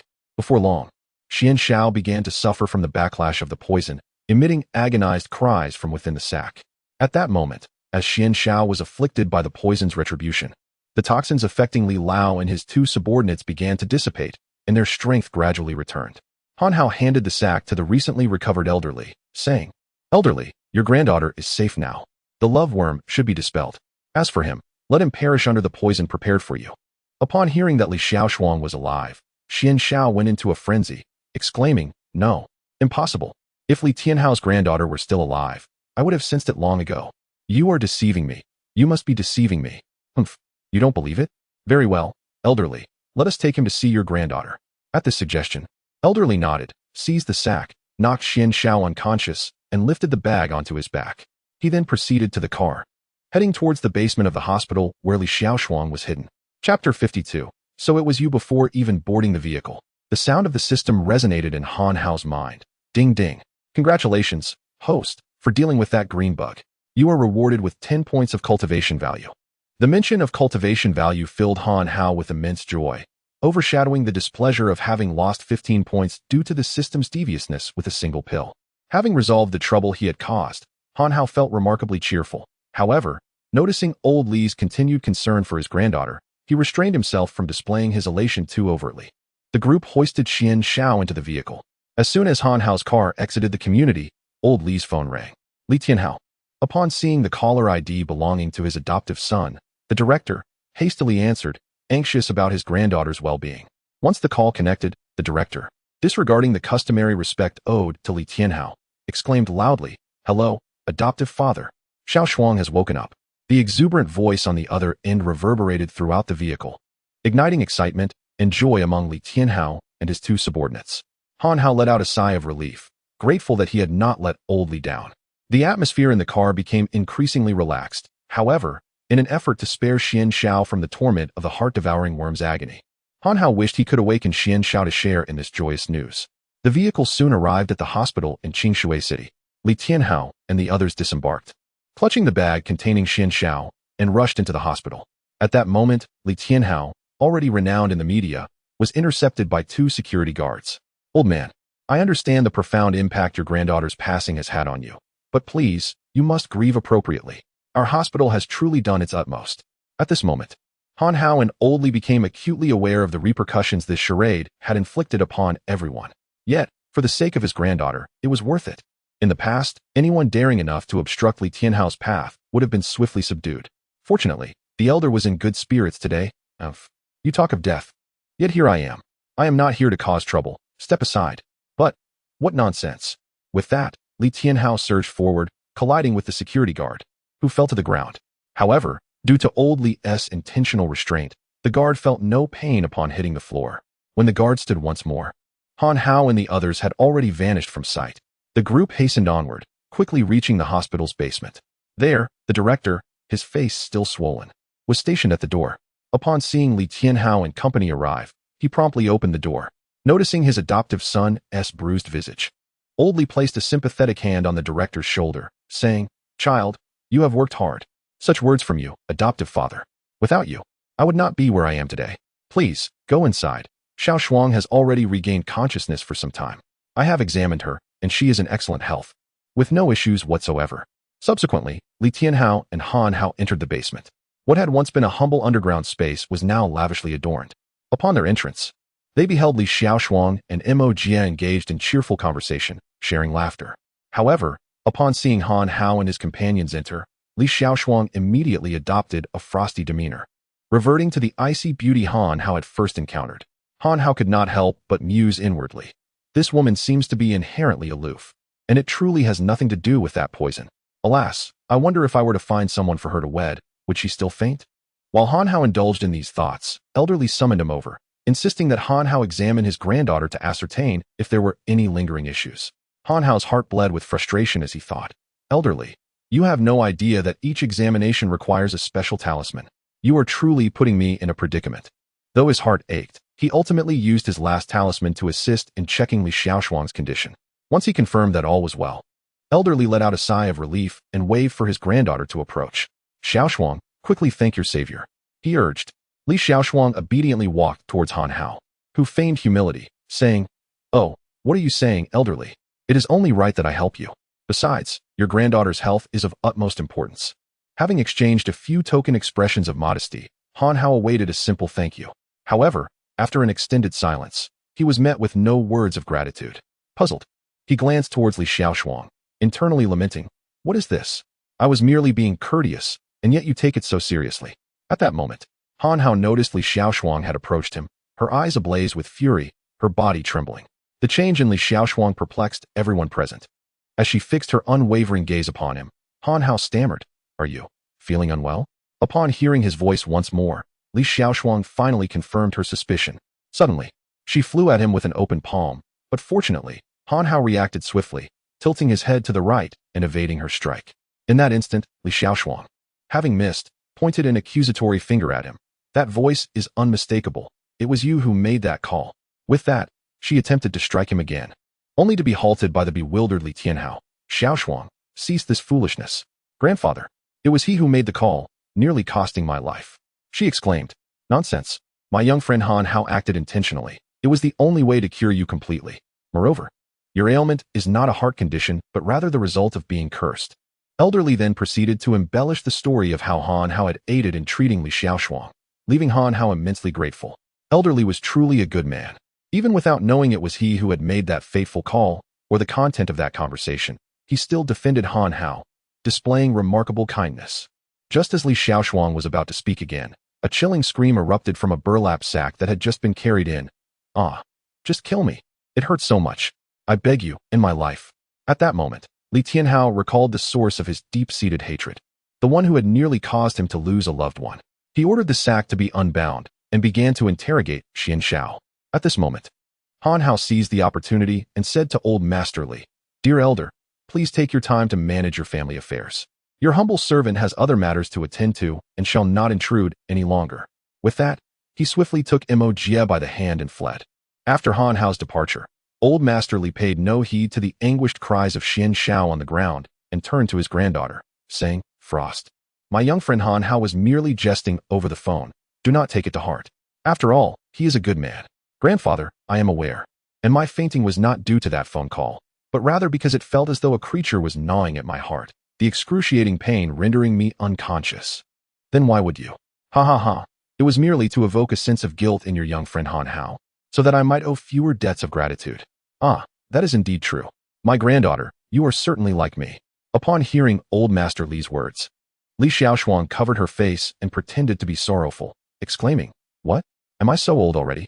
Hearing this, old Master Li was both amused and exasperated as he pointed at his precious granddaughter, "You." Immediately, Li Xiaoshuang wrapped her arms around Li Tianhao's and began to shake him playfully, saying, "Grandfather, I was just teasing you. You are eternally youthful, even younger than I. Ha ha ha, what a delightful granddaughter." At this moment, the basement was filled with Xian Zhao's wretched screams, accompanied by the joyful laughter of those relishing familial bliss. Chapter 53. If you are well. It is a sunny day as Meng Jie and Han Hao departed from the hospital. Han Hao could not help but extol the magnanimity and generosity of old Master Li. Completely oblivious to the conversation unfolding between the grandfather and grandson, which, if known to him, would have surely incited a fit of rage. Strolling along the bustling street, Meng Jie inquired about Han Hao's recent activities, especially since Zhao Yang had reported his safety to her the very next day after the situation was resolved. In response, Han Hao recounted the events of the past month and whimsically proposed taking Meng Jie to see his new establishment, the vibrant KTV. This time, Han Hao opted against taking a taxi. Instead, the two meandered leisurely, arriving at the KTV entrance after over an hour. Upon entering, they were met with a stark contrast to their previous experiences, as no scornful gazes were cast upon Han Hao. Every employee they encountered paused to bow and greet him respectfully. Rather than feeling embarrassed by this unexpected reverence, Han Hao reveled in it, proudly showcasing his newfound status to Meng Jie. However, just as they were basking in the admiration, a loud demand for your boss abruptly extinguished Han Hao's enthusiasm. Following the source of the furious voice, he discovered it emanated from the VIP room number 5. With urgency, Han Hao bellowed for security. In response to his command, several security personnel rushed to his side. "How are you handling matters here? The commotion is quite substantial. Why have you not intervened? Go in there and resolve the situation at once." Han Hao was reluctant to intervene personally, considering himself the owner, if every issue required his direct involvement. What purpose did the security serve? He issued his orders, yet the guards exchanged hesitant glances, seemingly caught in a dilemma. Puzzled by their reluctance, Han Hao queried, "What seems to be the problem?" "Boss, The individuals in room number 5 are notorious bullies in our city. One of them, a man with a bushy beard, is a martial artist skilled in karate, and few in our city could contend with him. Moreover, his connections run deep, and local businesses dare not provoke him. Our KTV. Understanding the gravity of the situation, Han Hao nodded.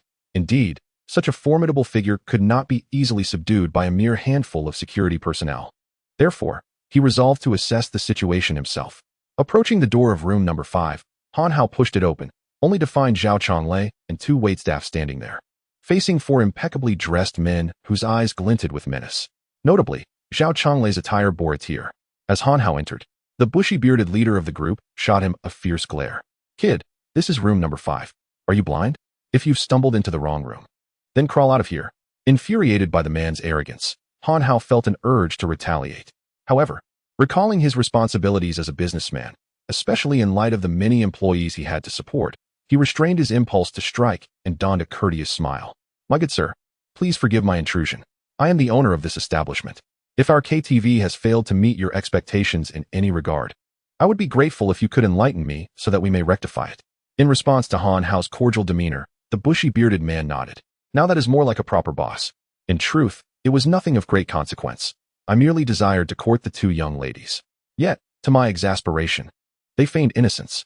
With that, the man with the bushy beard spat disdainfully and pointed at Zhao Chonglei, exclaiming, "And this brat, how dare he issue me an eviction notice, claiming that this establishment does not cater to someone of my ilk? Utter nonsense. Today, I demand that this boy bow and apologize." Upon hearing the unfolding events, Han Hao felt a wave of displeasure, yet adhering to the principle of amiability fostering prosperity, he smiled at the bearded man and said, "Ah, my good sir, you may not be aware, but our KTV indeed does not engage in such transactions. Should you be interested, I suggest seeking alternatives elsewhere." At Han Hao's words, the bearded man's countenance darkened. "What? Is this your eviction notice as well? Do you dare to believe I won't smash this wretched place to pieces today?" With that, he spat once more, deliberately aiming for Han Hao's shoes. Provoked repeatedly, Han Hao could no longer contain his ire, and his voice brimmed with fury. "Oh? Pray tell, what do you propose?" "It's simple. You 2 gentlemen will bow, apologize, and then depart, leaving these 2 young ladies to accompany us for the night." Upon hearing this, the bearded man erupted in laughter, while Han Hao ground his teeth in frustration. "Is that so? I wonder if you can afford such a price." As Han Hao relented, the 2 young ladies in the private room revealed their despair amidst their anxiety. With their boss yielding, how could they possibly resist? Lu Chonglei attempted to intervene, but was halted by a mere glance from Han Hao. The bearded man, emboldened by Han Hao's words, scoffed arrogantly, "Humph. I have yet to encounter a price in Qingshui City that Zhao Laosan cannot meet. Name your price." Han Hao nodded, a sinister smile gracing his lips as he replied, "Very well. For one night, neither more nor less. It shall be exactly the worth of your life. However, you must first pay with your life before indulging." Upon hearing Han Hao's declaration, Zhao Laosan's fury ignited. "You dare to toy with me? Today, I shall make you aware of the consequences of opposing Zhao Laosan." With that, he kicked the marble coffee table before him into fragments, eliciting a shriek from the 2 young ladies in the room. Han Hao silently acknowledged this display of strength, recognizing him as a formidable opponent. However, for one who had cultivated the path of immortality, it was but a trivial matter. After showcasing his prowess, Zhao Laosan noticed that Han Hao exhibited not a hint of fear, nor even surprise. Thus, with a disdainful snort, he unleashed a left hook towards Han Hao. In response, Han Hao merely smiled derisively, extending his hand to seize Zhao Laosan's fist. Acknowledging his martial training, Zhao Laosan swiftly targeted Han Hao's lower body with a kick the moment his hand was caught. Initially, Zhao Laosan intended to employ a strategy reminiscent of surrounding Wei to rescue Zhao, hoping that Han Hao would liberate his fist in the moment of evasion. However, Han Hao not only refrained from dodging but also elevated his leg, directly colliding with the one Zhao Laosan had kicked out. Upon the meeting of their feet, Zhao Laosan was seized by a sudden numbness in his leg, followed by a brief loss of sensation. He desired to lift his foot, yet it was unresponsive. In disbelief, Zhao Laosan glanced at his leg, only to discover a dire situation. The bone had protruded from the flesh, accompanied by a trickle of blood, a sight most unsettling. Subsequently, an overwhelming wave of pain surged through him, eliciting a mournful howl. He pointed at Han Hao, exclaiming, "You dare treat me this way? Do you know who my uncle is?" Before Zhao Laosan could finish his sentence, Han Hao interrupted, casting a sorrowful gaze at the shattered coffee table, and retorted, I care not for your uncle's identity. What I do know is that you dare to vandalize our KTV property. You must ensure your well-being. If you are well, it will be a clear day. Should you falter, for every piece of the table that shatters, I shall see you fragmented in kind. With that, he pointed directly at Zhao Laosan's accomplices, commanding, "You lot, count for me. If the numbers align, I shall let you depart. If they do not, for every piece lacking, I shall have you severed into segments." Chapter 54. Fate, being the master of one's own destiny. Upon finishing his statement, Han Hao was met with a vehement curse from one of the more robust individuals among the three. "Damn it. I have no idea what your surname is, but today, Song Hao shall render you useless." With that, he launched a punch directly at Han Hao. Observing the utter lack of fear in his opponent, Han Hao shook his head, murmuring to himself, "Alas, it seems I have been overly merciful. Had I known, I would have embraced a more ruthless demeanor." Without further ado, he disregarded the incoming fist and retaliated with a punch aimed at the burly man. Although his strike was slower than that of the muscular assailant, the velocity of Han Hao's blow was in an entirely different league. Before Song Hao's fist could even graze Han Hao, the latter's strike had already made contact with Song Hao's face. In an instant, a wail echoed as Song Hao was sent hurtling backwards, landing unconscious upon the ground. The remaining two individuals stood frozen in disbelief, uncertain whether to intervene. If they did, it would be a grave disservice to the fallen Zhao Laosan and Song Hao. Yet if they refrained, they too risked meeting a similar fate. Amidst their hesitation, Han Hao inquired, "What is this? Do you two wish to try your hand as well? I am quite benevolent, yet I hope you do not compel me to inflict harm." His words, delivered with a nonchalant air, struck the two like the most venomous of curses, prompting them to crouch down and pick up the shattered marble pieces from the ground. We'll investigate, they stammered. Han Hao surveyed the two scavenging for debris with a satisfied nod. "Ah, excellent. If only everyone were like you. I wouldn't have to exert such effort to inflict pain. You see, my benevolence makes it rather uncomfortable to be continually engaged in violence." Upon hearing this, Zhao Laosan, who lay on the ground, nearly choked with indignation. In his eyes, Han Hao was nothing more than a cunning wolf in sheep's clothing. He was undeniably formidable, yet feigned weakness, only to strike when least expected. It was simply too malicious. After dealing with Zhao Laosan's companions, Han Hao seized Zhao Laosan once more, declaring, "Humph, daring to spit on my shoes. Now, I demand you clean them." Zhao Laosan, naturally unwilling, thought to himself that if he were to actually lick Han Hao's shoes, he would become a laughingstock. Such an act would render him unable to hold his head high in Qing Shui City ever again. Thus, he spat defiantly at Han Hao once more. "Bah?" Seeing Zhao Laosan's disdainful act, Han Hao laughed heartily. "What a troublesome head. Today, I shall see just how tough your resolve is." With that, he delivered a powerful punch to Zhao Laosan. The impact crushed his nose, eliciting tears from his eyes. Zhao Laosan, though a man of grit, uttered not a single cry of anguish. Observing this, Han Hao could not help but exclaim, "Ah, quite spirited. I admire your tenacity." Yet, as he spoke of admiration, his hand rose high, preparing to deliver another blow to Zhao Laosan's abdomen. With a single punch, the beer that Zhao Laosan had just consumed was violently expelled, splattering the ground. Yet, Zhao Laosan remained silent, his gaze fixated on Han Hao with an intensity that suggested he wished to devour him whole. Observing this, Han Hao struck Zhao Laosan's abdomen once more. Again, Zhao Laosan spewed forth a mouthful of beer, yet he remained resolute in his silence. Witnessing Zhao Laosan's stubbornness, Han Hao could not help but admire him internally. This was not mere resilience. It bordered on foolishness. Why endure such punishment without pleading for mercy? What was he waiting for? Han Hao summoned his strength and delivered another blow to Zhao Laosan's midsection. Perhaps the cumulative damage of the 3 punches had taken its toll. Or perhaps the force of Han Hao's final strike was too great. This time, Zhao Laosan coughed up not just beer, but blood as well. After this blow, Zhao Laosan's body could withstand no more. His complexion turned ashen, and had Han Hao not been holding him up, he would have collapsed lifelessly to the ground. Observing Zhao Laosan's plight, Lu Chonglei remained unfazed, having witnessed Han Hao's earlier confrontation with the robbers. However, the 2 waitstaff and Zhao Laosan's accomplice were utterly terrified, astonished by how the seemingly scholarly Han Hao now resembled a reaper of souls. The 2 individuals on the ground, counting the fragments of marble, felt a flicker of relief that they had chosen not to resist. Otherwise, they too might have suffered a fate akin to Zhao Laosan's. With this thought, they meticulously continued their task, fearful of miscounting a piece and incurring Han Hao's wrath. At that moment, Han Hao had no time to ponder the thoughts of those around him.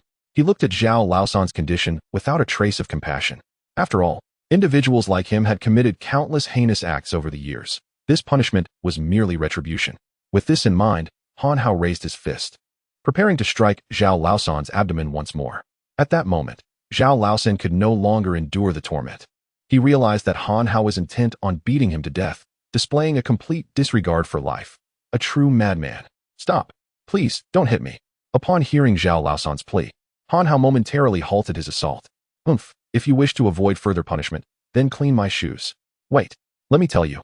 My uncle is the director of the Land Bureau in Qingshui City. If you dare to harm me, he will ensure you pay dearly. Upon hearing that Zhao Laosan's uncle held such a position, Han Hao hesitated.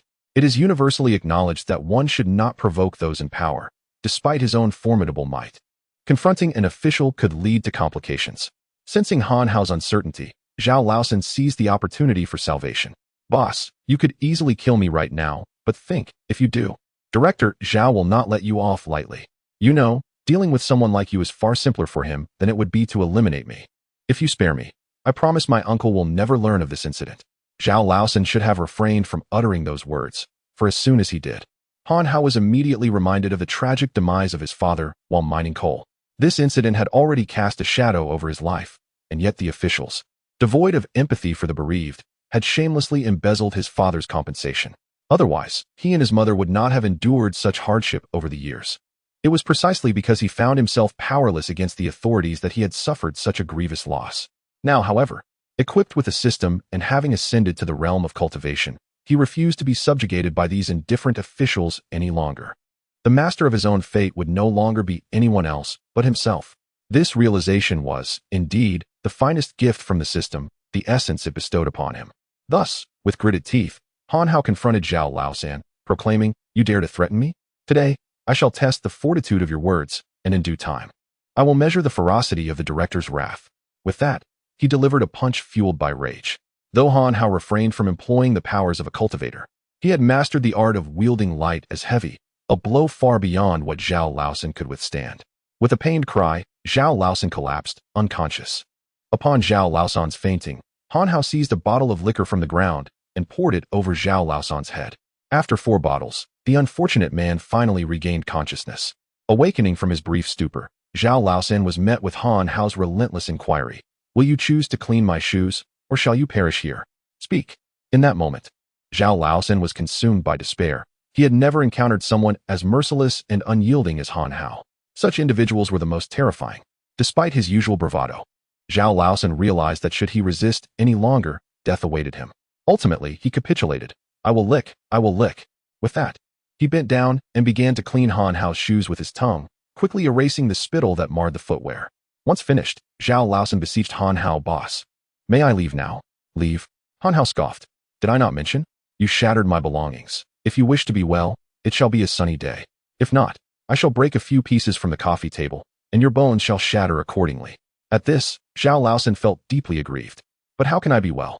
Can I not offer compensation?" The mention of compensation made Han Hao's eyes widen in excitement. "Of course, our prices are most reasonable, fair to young and old alike. Each fragment is worth 500,000. Hearing this, Zhao Laosan nearly cursed in disbelief. Was this truly fair? It was an utter madness. Yet, recognizing the dire circumstances, he dared not argue, simply stating, "But I do not have that much money. Borrow it. Do you not have 3 friends? Go and ask them." Zhao Laosan then turned to his 3 companions, who were equally eager to escape this dreadful place. They pooled their resources and managed to gather 4 million. Yet, in light of the scattered shards, it was but a drop in the bucket. As Han Hao listened to the figure of 4 million, his heart surged with excitement. "All right, I consider myself a reasonable person. Do not accuse me of lacking compassion. Since you can only muster 4 million, then let it be 4 million. Upon concluding his statement, he instructed Lu Chonglei to procure a computer and promptly executed an online transfer to Han Hao's account. Watching the 4 million vanish before his eyes, Zhao Laosan cursed Han Hao vehemently. "Is this what you call being reasonable? Why not just rob a bank if you want to be so quick about it?" After receiving the funds, Han Hao disregarded the 3 individuals on the floor, dismissing them with a curt, "Stop counting the fragments. Just get the hell out of my sight." Upon hearing his command, the 2 individuals, who had been counting the marble shards, felt as if they had been granted a reprieve and hastily fled the KTV, each carrying a share of the debris. Chapter 55. The abilities of elderly. After a few individuals departed from the KTV, Two pressing matters confronted Han Hao. The first was his realization that the security at the KTV was woefully inadequate, incapable of addressing any sudden incidents. The second, and more complex issue, was how to guard against the retaliation of Zhao, the director of the Land Bureau in Qingshui City, who happened to be his uncle. Han Hao was not naive enough to believe that this situation would resolve itself effortlessly. As for the potential vengeance from Director Zhao, Han Hao felt little fear, since his prowess as a cultivator placed him beyond the reach of a mere bureau chief. However, with his burgeoning enterprises in Qingshui City, he found himself increasingly concerned. Thus, Han Hao first sought to reassure Lu Chonglei and the two attendants, urging them to keep the incident confidential to prevent unrest among the KTV staff. He also assured them that he would handle the situation adeptly. Subsequently, he redialed Elder Li's number, acutely aware of his own tenuous foothold in Qingshui City.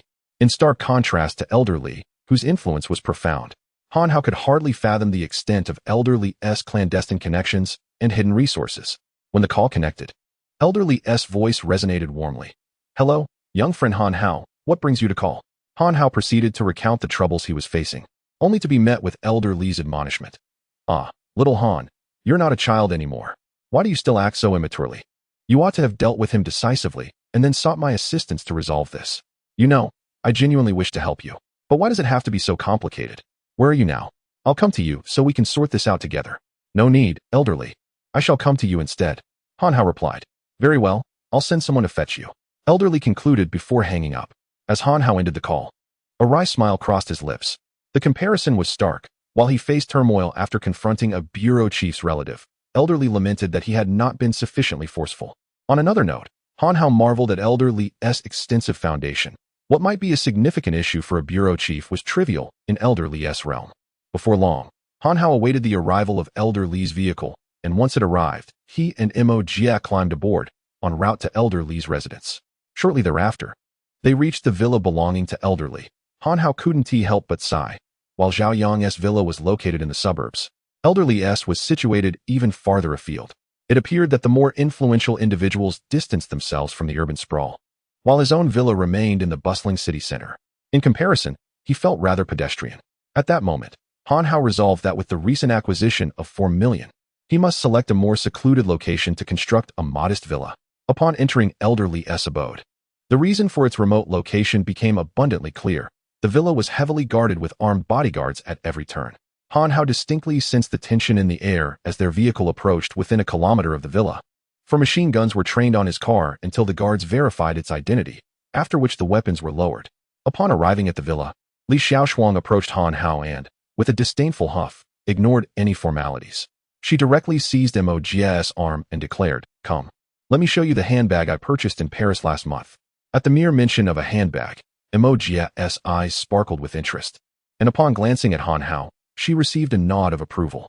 Subsequently, she was led away by Li Xiaoshuang. Soon after, a butler, adorned in formal attire, approached Han Hao with warmth and ushered him toward the study of Old Master Li. Following closely behind the elder butler, Han Hao felt a surge of admiration for Old Master Li, for the butler's hands were calloused, indicative of many years devoted to martial arts. Despite appearing to be in his 60s or 70s, the butler moved with a lightness and steadiness that convinced Han Hao he was far more formidable than the so-called legends of undefeated fighters in the underground boxing circuits or the adept masters of karate. It became apparent that those who held public prominence were merely superficial figures. The true strength hidden within Qingshui City was indeed immeasurable. Reflecting on his own circumstances, Han Hao lamented the absence of even a single capable individual to safeguard the KTV and manage emergencies. Alas, what a frustrating predicament. As he pondered these thoughts, he arrived at Old Master Li's study. There, the old gentleman was leisurely sipping tea, perusing various documents. Upon noticing Han Hao's arrival, Old Master Li joyfully approached him, exclaiming, "Ah, my young friend Han Hao, who would have thought that less than 2 hours after parting ways in the hospital, we would meet again?" Feeling slightly embarrassed by Old Master Li's exuberance, Han Hao replied, "Old Master, you flatter me. My abilities are limited, and encountering some troubles has necessitated your assistance. Ha, fret not. My young friend merely lacks time in Qingshui City and has yet to establish his own influence. However, given your capabilities, I firmly believe that in 2 years' time, you shall command respect throughout the entirety of Qingshui City." You overestimate me, Old Master. Indeed, I speak from the heart. But let us not linger on pleasantries. We must discuss business. Do you know why I have summoned you here? Han Hao surveyed the study, noting nothing particularly remarkable, and shook his head in response. My young friend, come and see. Old Masterly beckoned, leading Han Hao to the tea table where he poured a cup of his prized silver needle tea for him. Then, he returned to his desk and presented the documents he had been holding. Take a look at these, my young friend. As Old Masterly handed over the documents, Han Hao hastily set down his teacup to accept them. Upon glancing at the cover page, he was struck with astonishment, for it read, Profile of Zhao Haidong, Director of the Qingshui City Land Bureau. Quickly opening the file, Han Hao discovered a meticulous account of Zhao Haidong's life, detailing everything from his birthplace to his educational background, primary school, middle school, high school, and university, along with the names of those who had promoted him and the years he had assumed office, leaving no detail overlooked. Further into the documents, he was shocked to find a comprehensive record of Director Zhao's bribery, corruption, and extramarital affairs, including meticulous notes on the locations of his rendezvous. Each instance of bribery and corruption was corroborated by photographic evidence. With this information in hand, it would be a simple task to bring down Director Zhao. At this moment, Han Hao reevaluated the methods employed by Elder Li and ultimately found that the more he assessed, the more he recognized the formidable nature of Elder Li. A profound desire to possess such influence surged within him. Following his astonishment, Han Hao felt a wave of relief. In his eyes, Director Zhao no longer posed a threat. Elder Li, may I borrow this dossier for a while? Han Hao inquired. Aware of Han Hao's intentions, Elder Li merely smiled and shook his head. My young friend, possessing this dossier does not guarantee you can topple the director. Many are aware of his guilt, yet he remains unscathed. Do you know why? To act against him, one must identify the right individuals. If you trust me, why not allow me to handle this matter? I assure you, within 10 days, you shall receive good news. Upon hearing Elder Li's words, Han Hao realized that his thoughts had been overly simplistic and returned the dossier to Elder Li. Thank you, Elder Li. Ah, my young friend. Why such formality? I have yet to express my gratitude regarding my granddaughter's affairs. Mentioning Li Xiaoshuang suddenly reminded Han Hao of the shameless Xian Xiao, prompting him to ask Elder Li, what has become of that scoundrel Xian Xiao? Haha. How could I allow him to escape unscathed after daring to lay a hand on my granddaughter? He is currently lamenting in a pigsty. Unfortunately, the poison he cultivated can only torment him for 7 days.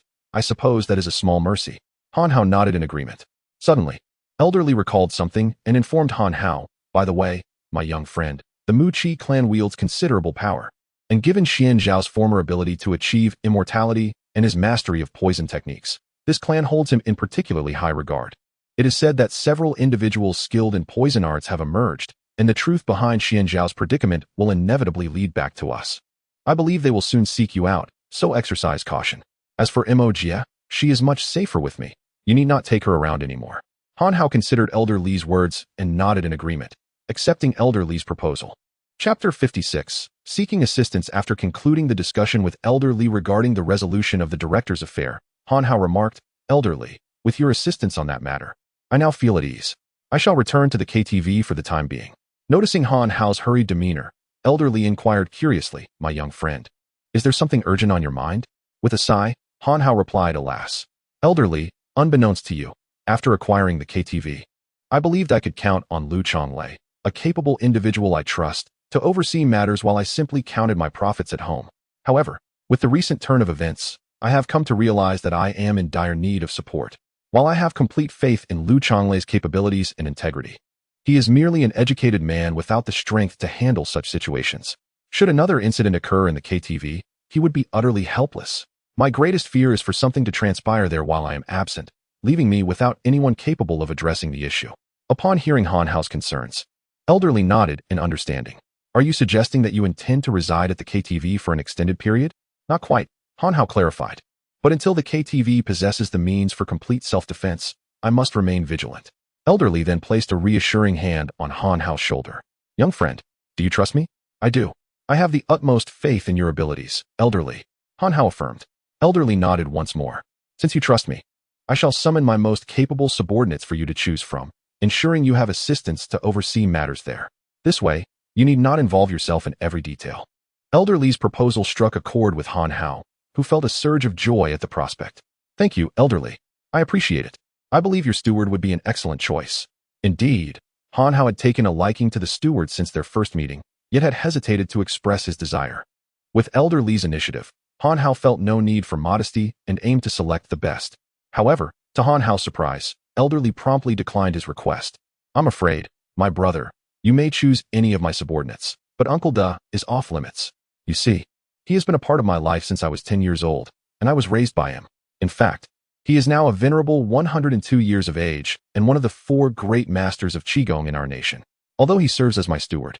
Within the Li household, while some may dare to oppose me, none would challenge Uncle Da. He is the most respected figure in the Li residence. Upon hearing this, Han Hao couldn't help but marvel inwardly. As a fellow grandmaster of Qigong, it was evident that Uncle Da surpassed Lu Zhanbai significantly, considering Uncle Da, at 102, appeared no older than 70.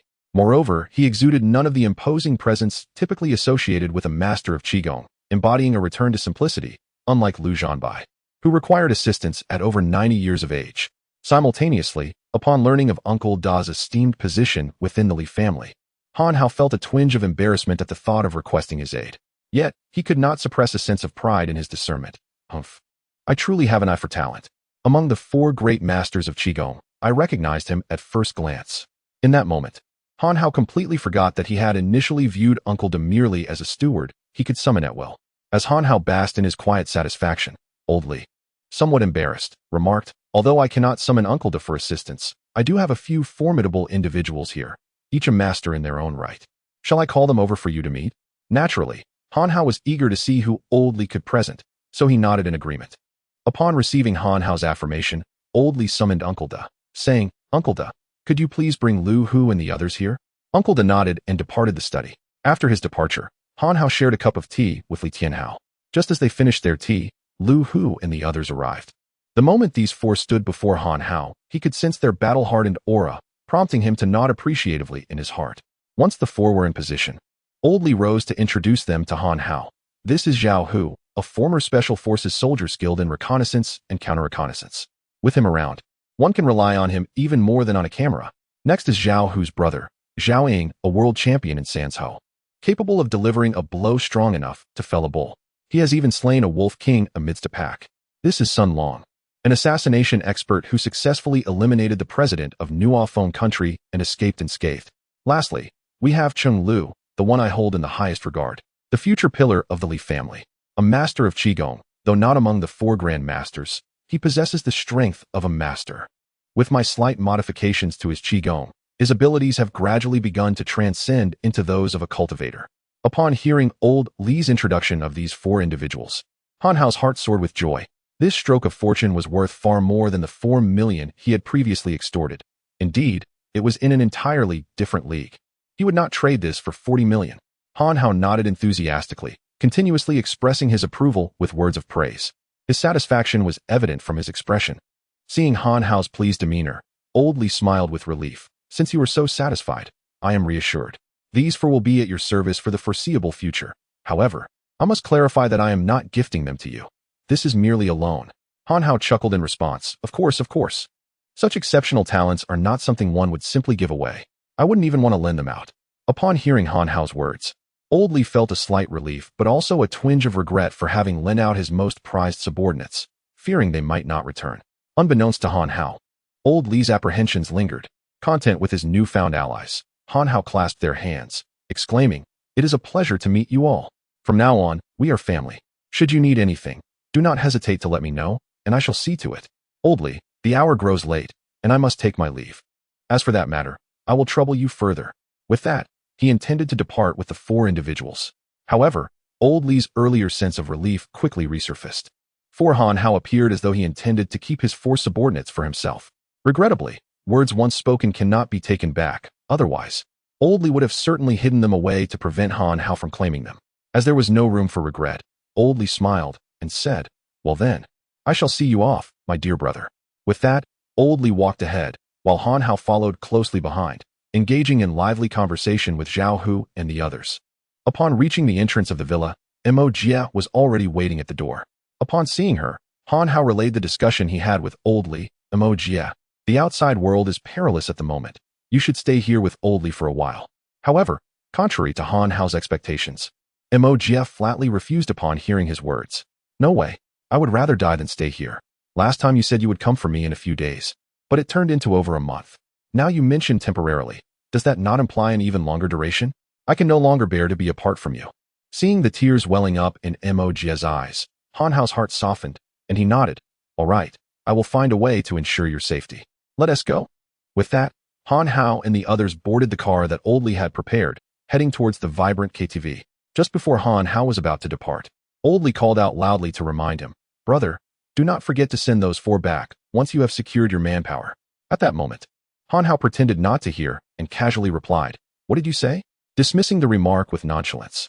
Chapter 57. The fall of the director. Han Hao returned to the Jingse KTV with 4 individuals he had borrowed.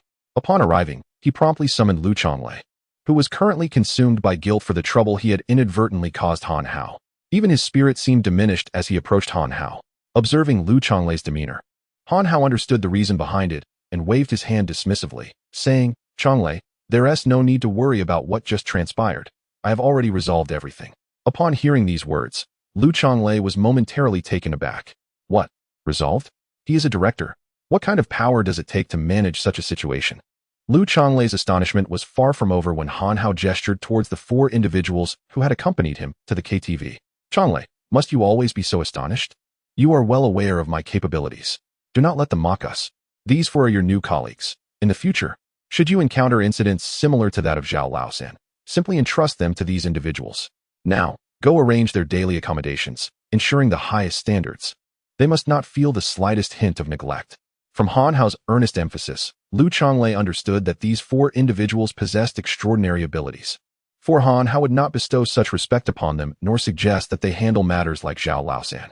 Simultaneously, Lu Chonglei's admiration for Han Hao grew. He had managed to resolve the director's predicament and locate experts capable of dealing with troublesome figures like Zhao Laosan in a mere few hours. Moreover, the presence of these 4 individuals alleviated Lu Chonglei's concerns, granting him the assurance to fully unleash his talents without fear of disturbances or the influence of the powerful. This reinforced Lu Chonglei's conviction that he had aligned himself with the right person and further solidified his gratitude for his employment at this establishment. Shortly thereafter, Lu Chonglei bowed to Han Hao and, bidding farewell, began to familiarize the 4 individuals with the KTV, preparing the finest rooms and arranging the best personnel to cater to their needs. Meanwhile, Han Hao, whose villa was yet to be renovated, had no intention of returning to the hotel due to the unresolved issues with the entrance. He found a quiet room within the KTV and settled in for a rest, while Mo Jie was assigned to the room adjacent to his. That night, Han Hao enjoyed a particularly deep slumber, and before he knew it, dawn had arrived. President Han. President Han. Upon awakening, he was greeted by Lu Chonglei's urgent knocking at the door. When Han Hao opened it, he found Lu Chonglei, breathless and agitated, looking at him. "President Han, something major has happened." At the mention of a significant issue, Han Hao initially feared another disturbance. "Calm down. In life, one must remain composed. Speak. Who is causing trouble now? You can have those 4 from yesterday handle it." "No, it's not that. It's Director Zhao from the Land Bureau in Qingshui City. Zhao Laosan's uncle. He is under investigation, and the Disciplinary Inspection Department visited last night. It has already been reported in the newspapers." Upon receiving this news, Han Hao, though confident that Li Lao would handle the situation, couldn't he help but marvel at the efficiency of the process. "Quick, bring me a newspaper. Hurry. Let me relish this moment." Han Hao's eager expression prompted Lu Chonglei to silently reflect. Did you not just remind me to remain calm? It seems someone has forgotten that lesson." Though these thoughts crossed his mind, Lu Chonglei lacked the courage to voice them and swiftly handed the newspaper to Han Hao. Upon seeing the report, particularly the evidence of Director Zhao's bribery, Han Hao felt a surge of certainty. Director Zhao was finished. At that moment, the system's languid voice chimed in. "Ding. Congratulations, host. You have achieved the joy of battling officials. Reward, 10 points of cultivation value. You have also received a task card. Would you like to use it now?" The prospect of another achievement further elevated Han Hao's already buoyant spirits. "Chonglei, go notify everyone that drinks are on the house today, and the private room fee is waived." However, it was rare for their KTV to be fully booked, and today was no exception. With reservations filling up the entire day, earning an estimated profit of several hundred thousand. "What is there to discuss? I'll cover the expenses," he declared, sending Lu Chonglei off to relay the news. After Lu Chonglei departed, Han Hao painfully banged his head against the door several times, exclaiming, "You scoundrel, Chonglei. I treated you well. Why didn't you mention the full bookings earlier? My money, my hundreds of thousands." After lamenting over his finances, Han Hao called Li Tianhao, expressing his gratitude before reluctantly hanging up. He muttered, How can I enjoy spending money without indulging? He then summoned Lu Chonglei back, declaring, I don't care if the rooms are fully booked. Find me the best room immediately. I'm throwing a party. Ignoring Lu Chonglei's troubled expression, he made a call to a classmate, eager to flaunt his wealth once more. Many classmates, who had come to respect Han Hao after his notable contributions to the KTV scene, eagerly accepted his invitation, particularly since someone else was footing the bill. The first to arrive was Zhao Yang, once a rival, now a close friend. Their relationship deepened significantly after Han Hao aided the Zhao family, prompting Zhao Yang to feel immense gratitude. As more classmates gathered, Lu Chonglei had prepared the room. However, Han Hao felt a pang of regret when he learned that the original occupant had only agreed to vacate after receiving a compensation of 10,000 yuan, a cost that would ultimately fall upon Han Hao. Soon, the group of classmates began to revel, and Han Hao, now transformed from being sidelined and mocked to becoming the center of attention alongside Mo Jia, basked in the newfound admiration. Come on, brother Hao, let us toast. I always knew you would rise to greatness. They cheered. Indeed, brother Hao is the pride of our department, always winning scholarships and securing first place. Another chimed in. And Mo Jia, you are becoming more beautiful by the day. I always said, brother Hao and Mo Jia are the perfect pair in our department. Upon hearing these words, Han Hao thought to himself, Humph, I recall you once remarked that we are but a poor match for a lovesick maiden. Yet, amidst the joyous atmosphere, Han Hao chose not to dwell on past grievances. Indeed, brother Hao.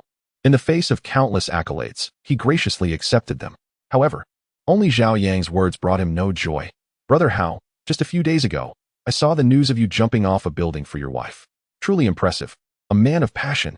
Consequently, a topic that would resonate throughout the gathering erupted, leaving Han Hao with no choice but to endure it, as everyone relentlessly questioned him.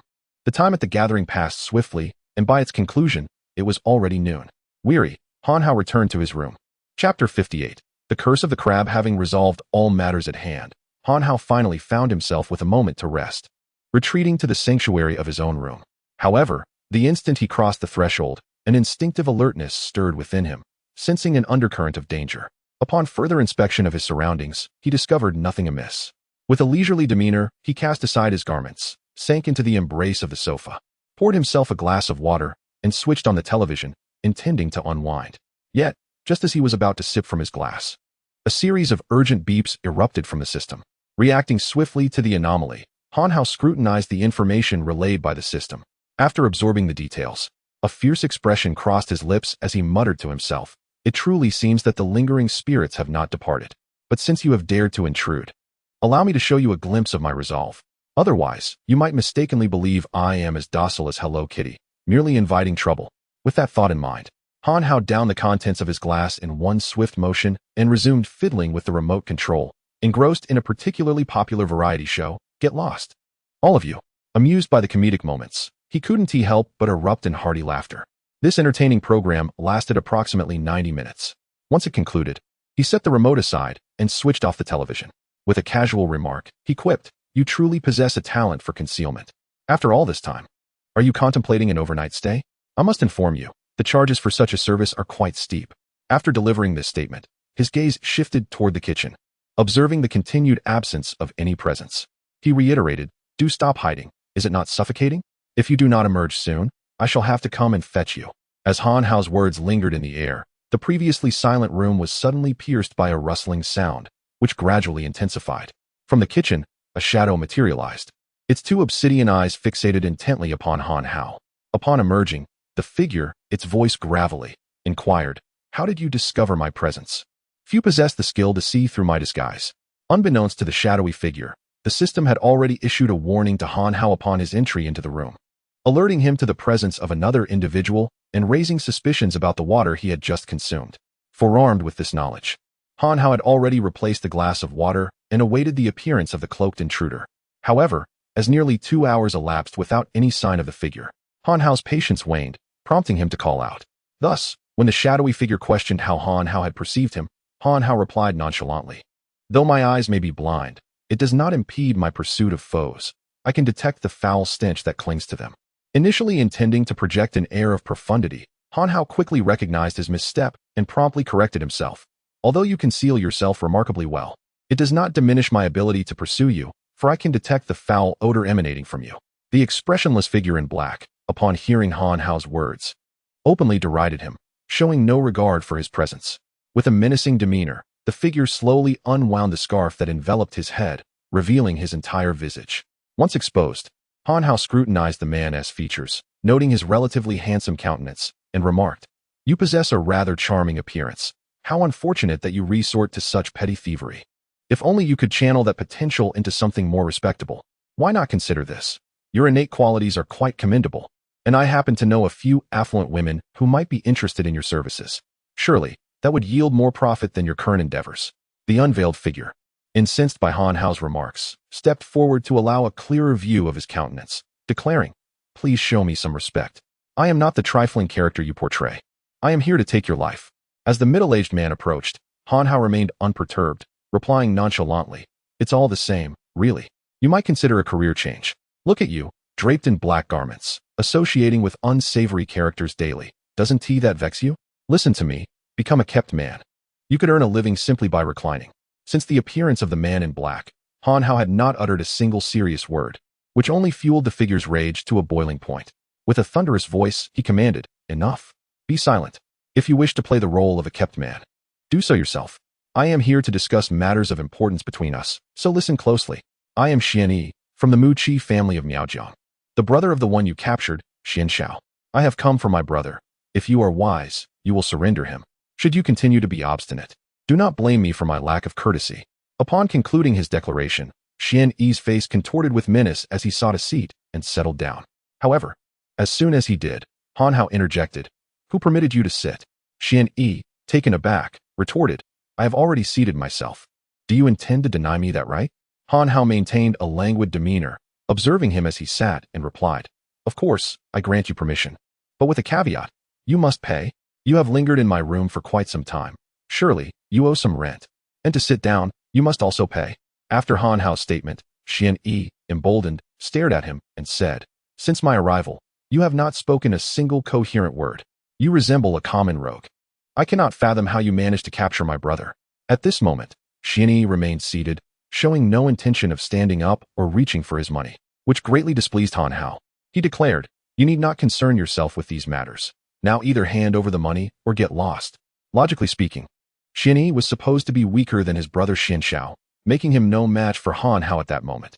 However, upon witnessing Han Hao consume the cup of water he had poisoned, Xian Yi grew fearless. He crossed his legs nonchalantly and proclaimed, "Very well. I shall answer you today. I have money, but I shall not give it to you, and I am firmly seated in this position." Given this situation, Han Hao realized he would have to take matters into his own hands. Without a moment's hesitation, he leaped forward. Arriving in front of Xian Yi in the blink of an eye, he raised his right hand and struck Xian Yi's cheek with great force, sending him tumbling to the ground. Xian Yi was taken aback by Han Hao's unexpected strength, finding himself utterly powerless before him. As Han Hao looked down at the fallen Xian Yi, he inquired once more, "So, are you ready to pay up, or shall I break a leg for you to remember this encounter?"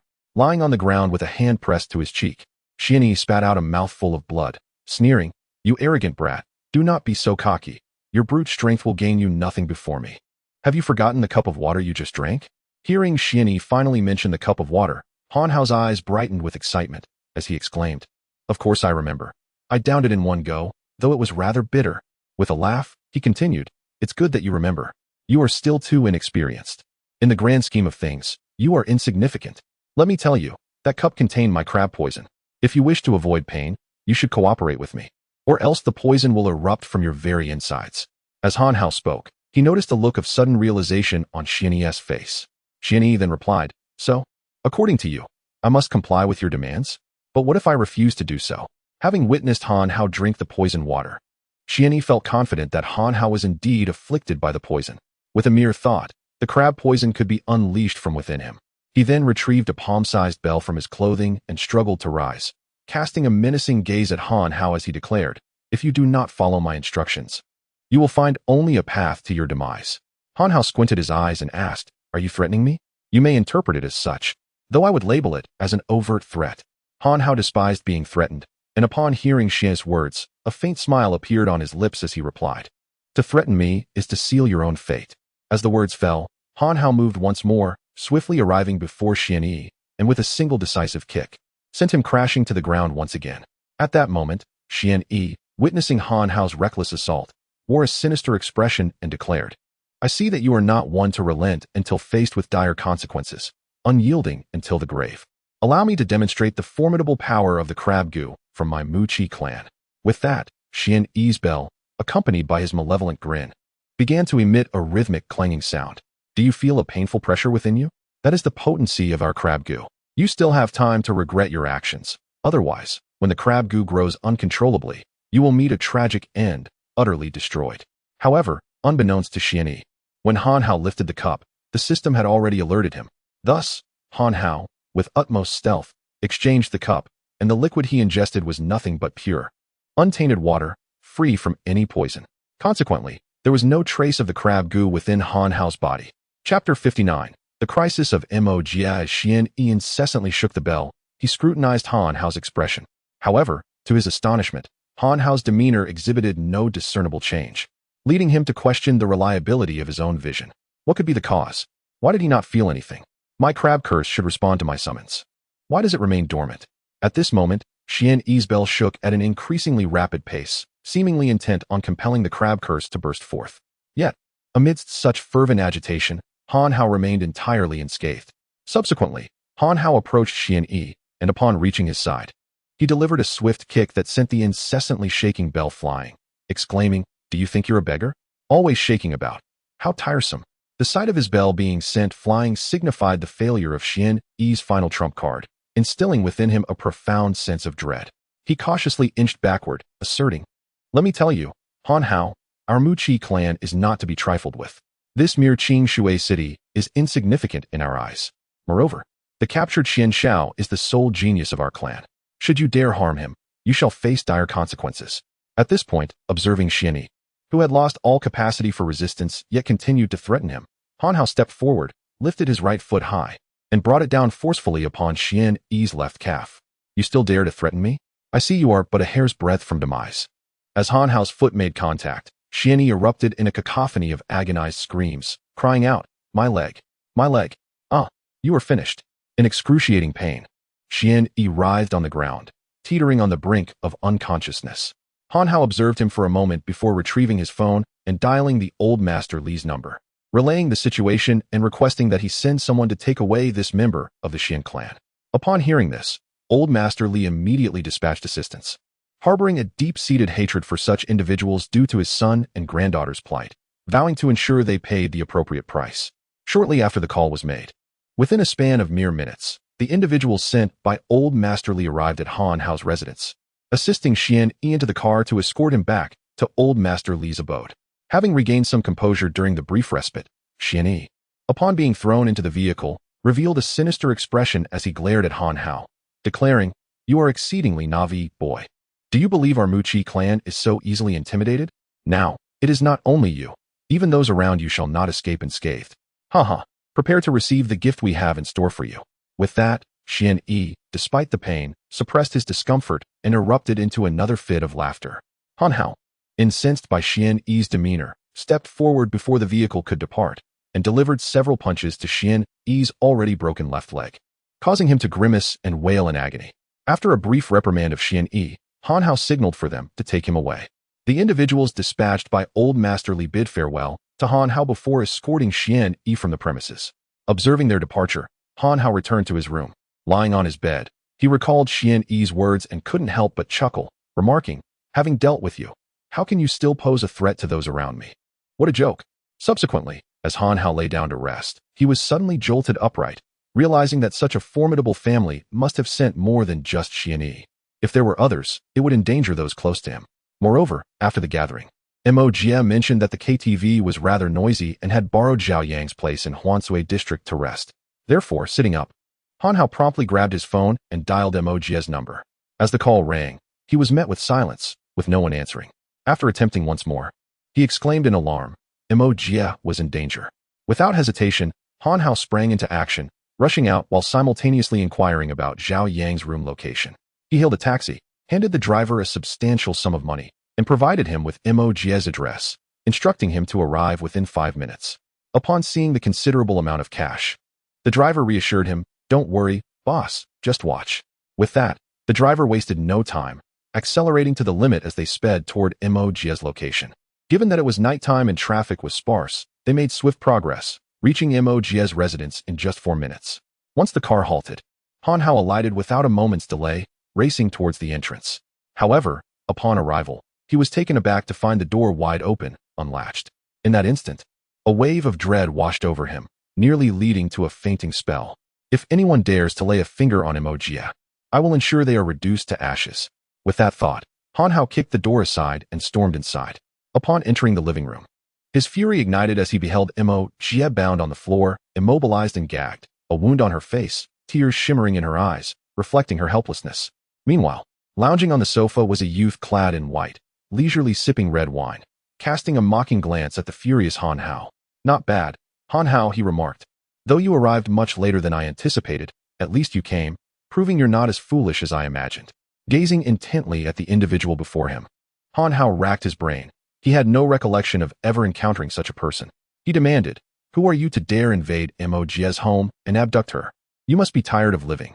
The young man in white smiled slightly at Han Hao's outburst, replying, "Who I am is of little consequence. What matters is that today marks the end for both you and her. Are you prepared?" Han Hao glanced at the man before him and declared, "Your silence matters not. However, today, your demise is inevitable. To dare to touch those dear to me is to have signed your own death warrant. Make me perish?" "Huh." The man in white scoffed at Han Hao's words, a mocking smile creeping across his face. "Countless individuals have harbored thoughts akin to yours. Yet, ironically, each of them has ultimately become a mere specter in my grasp. Although you may wish to remain oblivious to my identity, I am quite eager to reveal it to you. Those who have heard of me refer to me as an assassin or a cold-blooded killer. Yet, those titles fail to satisfy me, as I take delight in being called a perverse killer. Huh, do you know? Whenever I embark on a mission, I relish in the most twisted forms of torment, particularly towards women. To this day, I have lost count of the number of young girls I have subjected to a torturous end, to the point where I find no pleasure in it anymore. Hence, I continually seek more exhilarating endeavors, such as ravaging a beloved before their eyes until they meet a tragic fate. The sensation is beyond description, simply exquisite." As the man in white concluded, his expression was one of unrestrained ecstasy, as if he had already ensnared Han Hao, inviting him to behold his masterpiece. Han Hao, burdened with guilt for the 2 abductions of Mo.Jie that had occurred in such a short span due to his actions, first by the handsome man, and now by this man in white, felt an unprecedented surge of rage coursing through him upon hearing the latter's taunts. His fists clenched tightly, producing a series of ominous cracks. Beep, beep, beep. The system detected an overwhelming surge of anger from the host. Would assistance be required? If so, please say system adorable. If not, please say system super cute.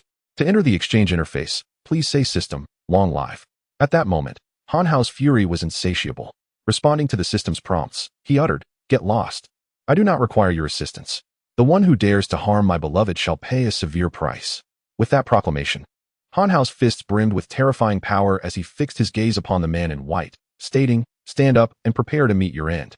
Seeing Han Hao's wrath, the man in white's smile deepened. He reveled in such scenes and relished the moment. Licking his lips with a sneer, he replied, "Ha! I am utterly pleased with your display. Now, brace yourself to be captured and savor my masterpiece." With that, the man's demeanor shifted abruptly, becoming chillingly frigid, his aura radiating a menacing killing intent, tinged with a hint of the uncanny. Such a palpable aura could only be forged through the shedding of countless lives. In Han Hao's mind, a singular thought consumed him: to annihilate the wretch before him, ensuring he paid the price for his heinous actions. Thus, Han Hao unleashed his fists, striking with ferocious intent towards the man. The man in white, with a disdainful smile, remarked, "How arrogant, to think he can engage in hand-to-hand combat with me. A mere assassin. Such folly. You shall perish."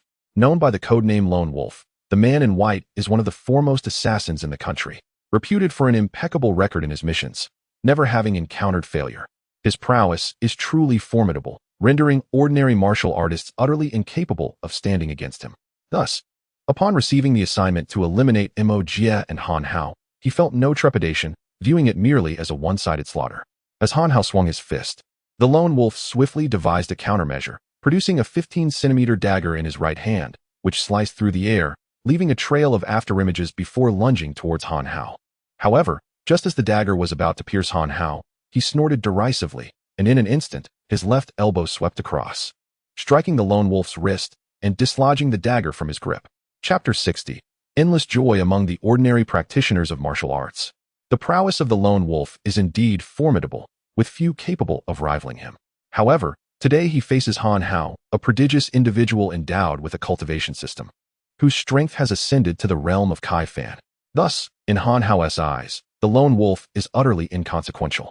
After Han Hao deftly disarmed him with his left hand, his right fist swiftly followed, delivering a powerful strike to the lone wolf's body. A sharp crack resonated as Han Hao's heavy punch shattered the lone wolf's spine, sending him crashing to the ground. As the lone wolf lay on the ground, grappling with the excruciating pain radiating from his back, he gritted his teeth, enduring the agony without uttering a sound. After a brief moment of composure, he finally mustered the strength to inquire, "What exactly are you? How is your power so overwhelming, your reaction speed surpassing mine by such a margin, and your strength beyond my capacity to withstand?" Having decisively vanquished the lone wolf, Han Hao paid no heed to his bewilderment. He stepped forward, anger etched across his face, and firmly placed his foot upon him, declaring, "Now, reveal who hired you to confront me and Jie, and where they are located. Speak, and I shall ensure your demise is swift and merciful." The lone wolf, now thoroughly outmatched, felt the weight of oppression upon his chest. With a grimace, he retorted, "Huh? You think too highly of yourself. As a renowned assassin, do you believe I would betray my professional ethics and divulge my employer's identity? You are mistaken." Though the lone wolf was no longer a match for Han Hao, he remained defiant, unafraid of death, unwilling to disclose the identity of his employer. Observing this, Han Hao retrieved the dagger that had previously been knocked from the lone wolf's grasp, twirling it in his hand as he remarked, "You may choose silence, but I have a good inkling of who is behind this. Nonetheless, you should have prepared yourself for a torturous demise before you set foot here." Han Hao had attentively listened to every word the lone wolf had uttered upon his arrival, and now he intended to subject him to the most excruciating torment, compelling him to pay the ultimate price. However, prior to enacting his vengeance upon the lone wolf, Han Hao approached Jie, carefully unbinding her, and gently removed the tape from her mouth. He then lifted her and placed her in the inner bedroom. Once she was settled on the bed, he tenderly moved her hand aside, softening his expression as he said, "Jie, wait for me here. I shall return shortly to keep you company." With that, Han Hao turned on his heel, the tenderness in his visage evaporating, replaced by a chilling coldness. As he closed the door behind him, his gaze fixed menacingly upon the fallen lone wolf, revealing a ferocious glint. In that moment, the lone wolf, who had previously exhibited little fear of Han Hao, felt a primal dread surging from the depths of his being at the sight of Han Hao's icy stare. As Han Hao gazed at the approaching figure of the lone wolf, he declared, "What do you intend to do? If you are a man, grant me a swift end. In 20 years, I shall rise again as a man." The actions of the lone wolf had breached Han Hao's limits, provoking his deepest ire. Thus, the lone wolf was destined to perish today. You shall discover that death is an extravagant wish for you. Prepare to endure infinite torment. With that, Han Hao approached the lone wolf, wielding a small knife, and retrieved a bag of salt from the kitchen, placing it on the ground. "Do you not revel in tormenting others? Today, I shall ensure you experience the essence of suffering." With these words, Han Hao began to let the knife dance across the lone wolf's body, sprinkling salt on every incision made. Under the weight of such excruciating agony, even the lone wolf, with his steadfast resolve and specialized training, could not withstand the pain, emitting anguished cries akin to that of a slaughtered pig. Upon hearing this, Han Hao swiftly applied tape to the lone wolf's mouth, silencing his cries. Under Han Hao's relentless methods, the lone wolf was on the verge of losing consciousness. Yet Han Hao skillfully controlled his strikes to prevent that from occurring. After 20 minutes of this torment, Han Hao removed the tape from the lone wolf's mouth and inquired, "Are you comfortable? You must now realize that the prospect of death is the greatest luxury of all. I shall ask you once more, who sent you? If you answer me honestly now, I may grant you a merciful end, but if you squander this opportunity, there will be no further chances." At this moment, the lone wolf had lost all semblance of his initial bravado. Having tasted the piercing pain, he understood that the gift of death was indeed a profound mercy. I will speak. I will speak. Just grant me a swift end," he pleaded. "My employer is not from Qingshui City, but from another city. I do not know the exact location, as we only communicate via phone. All I know is that they belong to a family from the Miao region, known as the Mu Qi family, infamous for their terrifying poison." Han Hao, possessing some understanding of the nature of assassins, realized they typically only know their target and the payment involved, with little else. However, the information he gleaned from the lone wolf was sufficient for him to draw conclusions. He confirmed that the lone wolf's employer was indeed affiliated with the Su-In family, linked to Xianyi and Xianxiao. With this newfound clarity, Han Hao felt a surge of purpose. Since you have harmed those close to me, prepare to face my wrath. I shall ensure your eternal disappearance from Qingshui City. The lone wolf had now become utterly redundant. As a top-tier assassin with a multitude of murders to his name, Han Hao hesitated not a moment longer. With a swift motion, he plunged the knife into the lone wolf's chest, extinguishing his life. Having resolved everything, Han Hao stood up, picked up the phone, and called Old Master Li, requesting him to send someone to tidy up the scene. In regard to the corpse of the lone wolf, there should be no further complications. After all, capturing a major criminal is indeed a remarkable achievement. Subsequently, the aftermath was concluded, and Han Hao entered Mo's room, offering her some comfort before leading her away from the premises. It was clear that this place was no longer suitable for them to stay.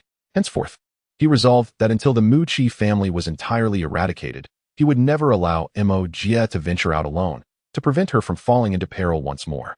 Upon returning to his own room with Mo, he allowed her to rest peacefully in his embrace.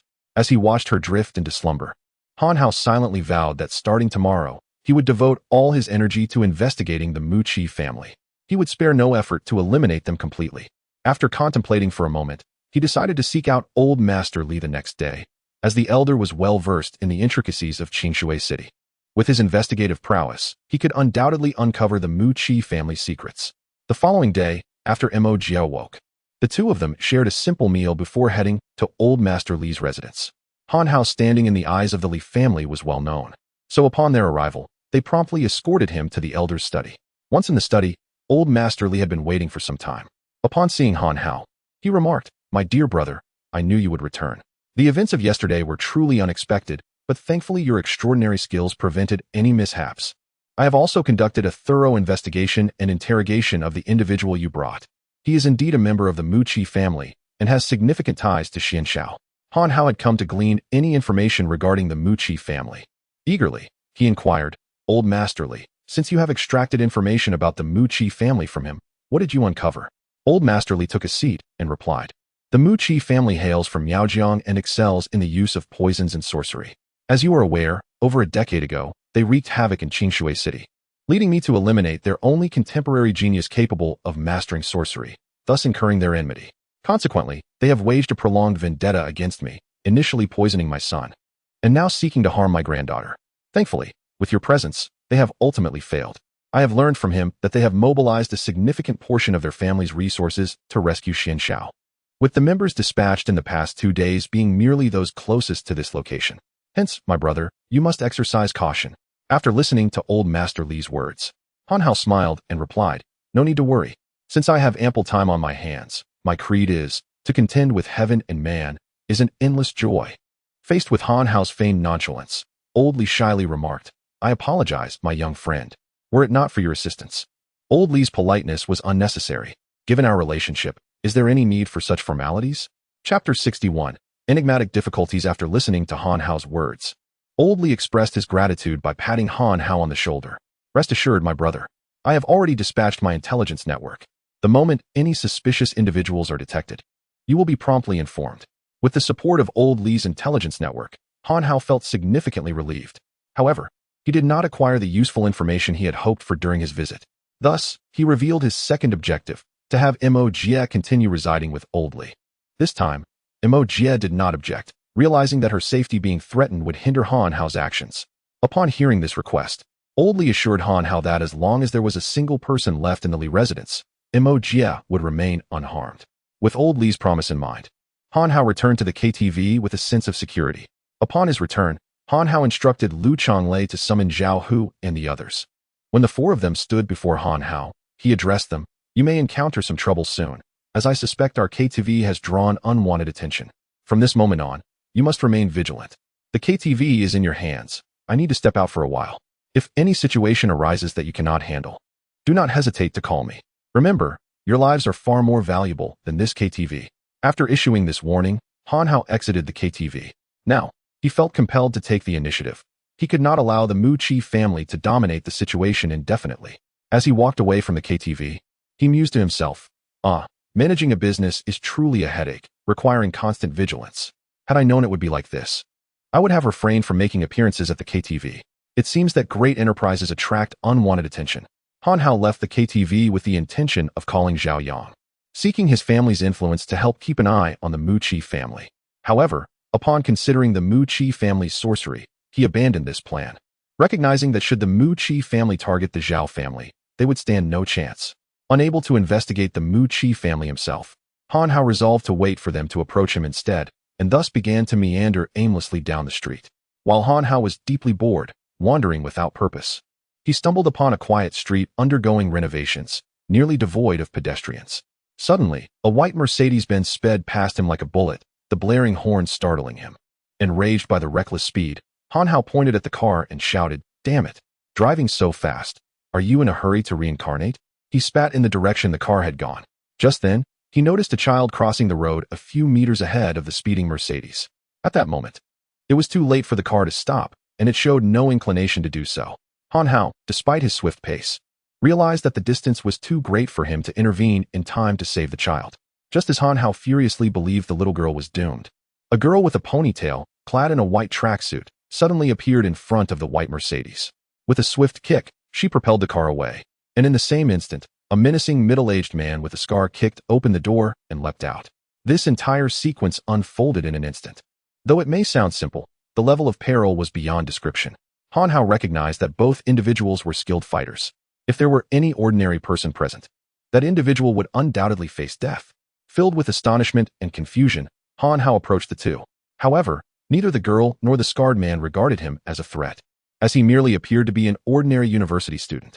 As Han Hao drew closer, the scarred man didn't even glance at him, but instead smiled while sizing up the girl in white. I wondered who it was. Turns out to be the little girl from the Chiu family. You've come all the way to Qingshui City. Doesn't your father fear you might be taken by bad people? Humph. My father said that the reason he initially forbade me from going out was due to a villain named Xian Nan. As long as I don't encounter him, there are no bad people in this world. Ha ha, your father is correct. But alas, you still lack foresight and have run into me. Upon hearing the name Xian Nan, Han Hao immediately recalled the Mu Qi clan. The two he had encountered both bore the character Xian in their names. Could this man also belong to the Mu Qi family? However, the two he had met, despite their mastery of witchcraft, did not possess such prowess. Unsure, Han Hao decided to observe further. Meanwhile, Xian Nan had taken a step toward the girl from the Chiu family, poised to seize her. At that moment, instead of retreating, she advanced and engaged Xian Nan in combat. As they fought, she scolded him. "Xian Nan, you ungrateful wretch. How could my father spare your life all those years ago? It's shocking that you not only failed to reform, but have instead targeted our Chiu family at every turn. Had I known, my father should have ended you in Lishui City." Hearing the mention of Miao Jiang, Han Hao was nearly certain that Xian Nan was indeed from the Mu Qi clan. Yet, given that the young girl seemed to hold her ground, he refrained from intervening. As time passed, the scarred man evidently grew impatient. "Ha ha ha, the Chiu family's heiress. I have others to find, so I won't play with you any longer." With that, Xian Nan suddenly unleashed a surge of strength, landing a punch squarely on the girl's left shoulder. Instantly, the girl, who had been evenly matched with him, was sent flying and coughed up blood, landing right beside Han Hao. After knocking the Chiu family girl to the ground, Xian Nan wiped his fist and sneered, "Humph, you damaged my car. But don't say I'm unreasonable. If you spend one night with me, I demand compensation." With that, his hand reached toward the Chiu family girl, who now bore an expression of despair. She understood that if she were truly captured, given Xian Nan's character, he would undoubtedly follow through on his threats. Thus, the young woman from the Chiu family rose forcibly, determined to confront Xian Nan with her life on the line. At this moment, she had resolved that she would not allow Xian Nan to capture her alive, even at the cost of her own life. Just as Xian Nan's hand was about to seize the girl, Han Hao stepped in front of her, shouting, "You ugly brute, cease at once." Han Hao's words caught Xian Nan off guard. He glanced at Han Hao and laughed. "Ha ha ha. Who are you? Do you fancy yourself a hero come to save the damsel? You must be mad. Humph. My teacher instilled in us the importance of standing up against injustice. Do you dare to strike someone in my presence without my consent?"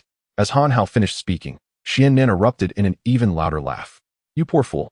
Have you been reading too many martial arts novels? Or has your teacher made a fool of you?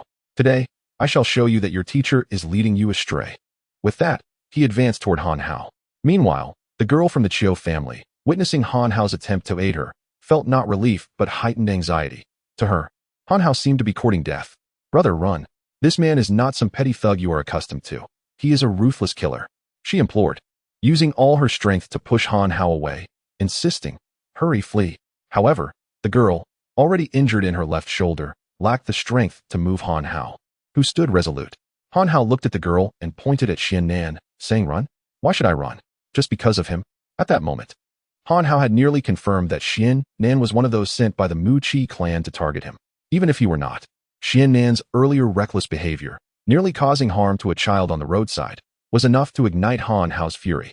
Given his presence here, he would not let Xian Nan escape easily. Moreover, the potential consequences of allowing the girl behind him to fall into Xian Nan's clutches were too dire to contemplate. The girl behind Han Hao, seeing his refusal to flee, was both anxious and furious. How can you be so naive? Even Xian Nan, who had been laughing heartily moments ago, now regarded Han Hao with disbelief. He was nothing short of a naive oddity whose head was filled with fantasies, having been rendered foolish by his studies. While others would flee when faced with danger, this boy seemed dazed, intent on playing the hero. Unaware of the peril he was courting, Xian Nan prepared to deliver a fatal blow to this bothersome fool. In an instant, he transformed, his hands resembling talons. Propelled by a gust of wind as he aimed directly for Han Hao's skull, any ordinary person would surely have their skull crushed under such an assault. However, Han Hao did not immediately choose to subdue Xian Nan. Instead, he suddenly sought to gather information regarding the Mu Qi clan. Thus, Han Hao shouted, "Stop! My elder brother is the boss of this street. Do you dare to lay a finger on me?" Chapter 62. The dog battering stick technique. Upon hearing this obscure remark, Xian Nan could not help but pause. It was not fear of Han Hao's background that halted him, but rather the sudden realization that this eccentric passerby was rather amusing. "The leader of this street? Are you jesting with me? Ha ha ha. Do you even know who I am? Ha! Did you not just say that you were Xian Nan? Do the Xian family hold some grand title?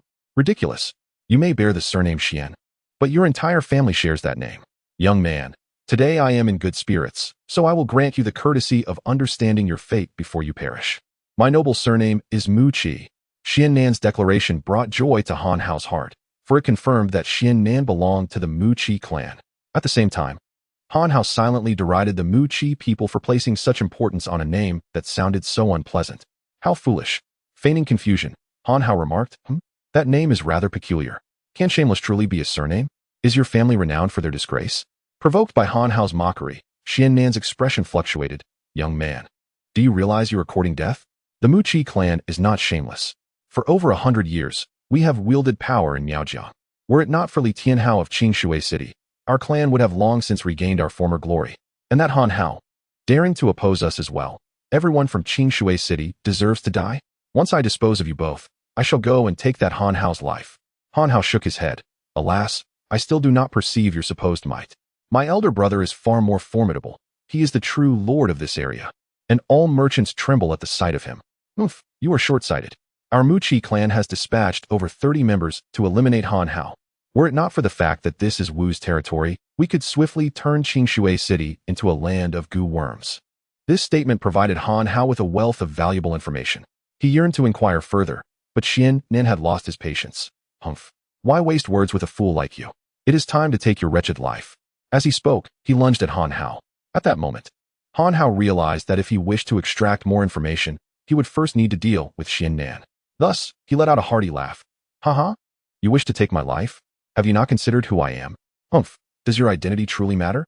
Are you someone of significance? Well, perhaps. In any case, you should know me.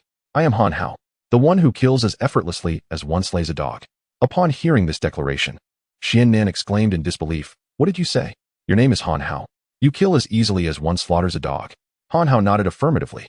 Seeing Han Hao's innocent gesture of affirmation, for some inexplicable reason, Xian Nan's rage nearly ignited. "Excellent. Truly, I have traversed countless miles only to find you without effort. I care not whether you are the true Han Hao or a mere impostor. Your end is inevitable. Prepare to die." With that, he charged at Han Hao once more. His right hand clenched into a fist, intent on delivering a lethal blow, wielding a force even greater than when he had vanquished the girl behind Han Hao. As Xian Nan advanced towards him, Han Hao remained utterly still. Just as he was about to subdue Xian Nan directly, he noticed a wooden stick lying on the ground. Suddenly struck by a playful impulse, he picked up the stick and shouted, "First stance of the dog-slaying stick technique, strike the double dogs." With that, he swung the stick towards Xian Nan's hand. Simultaneously, employing a technique of lifting the light as if it were heavy, he elicited a piercing scream from Xian Nan, whose hands turned red and swollen as he retreated. Seizing the advantage, Han Hao stepped forward, declaring, "Second stance of the dog-slaying stick technique, strike the dog's head." He then delivered a blow to Xian Nan's head, causing a sizable bump to form on his forehead.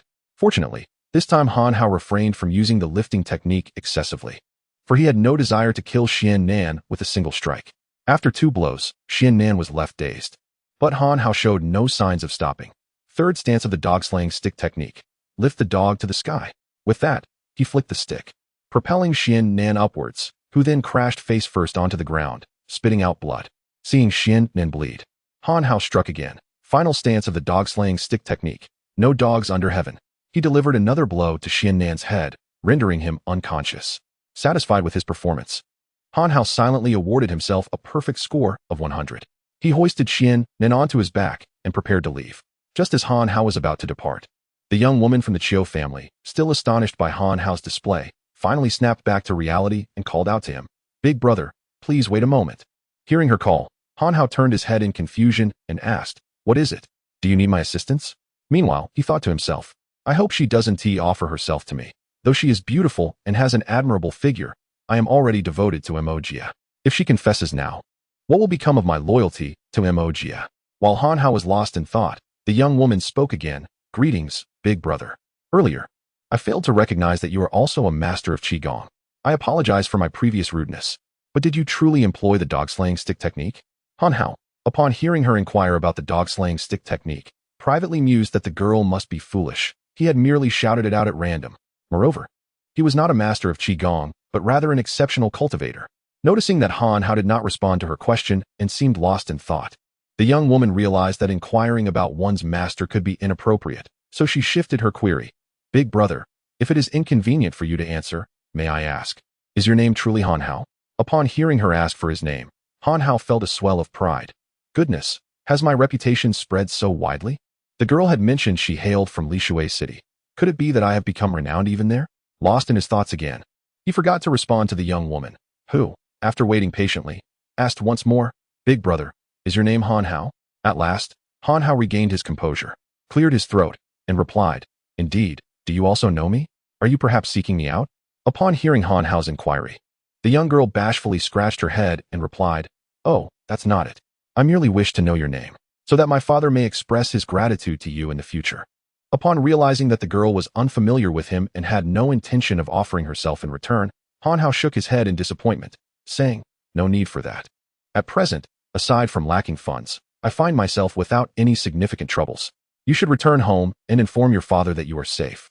With that, he hoisted the unconscious Xian Nan over his shoulder and strode away, pondering to himself, "Alas, individuals like me, who assist others without seeking recompense, have become exceedingly rare. Truly, the moral fabric of society is deteriorating, and the hearts of men have grown cold." Just as Han Hao finished his lamentation, he heard the system exclaim, "Shameless!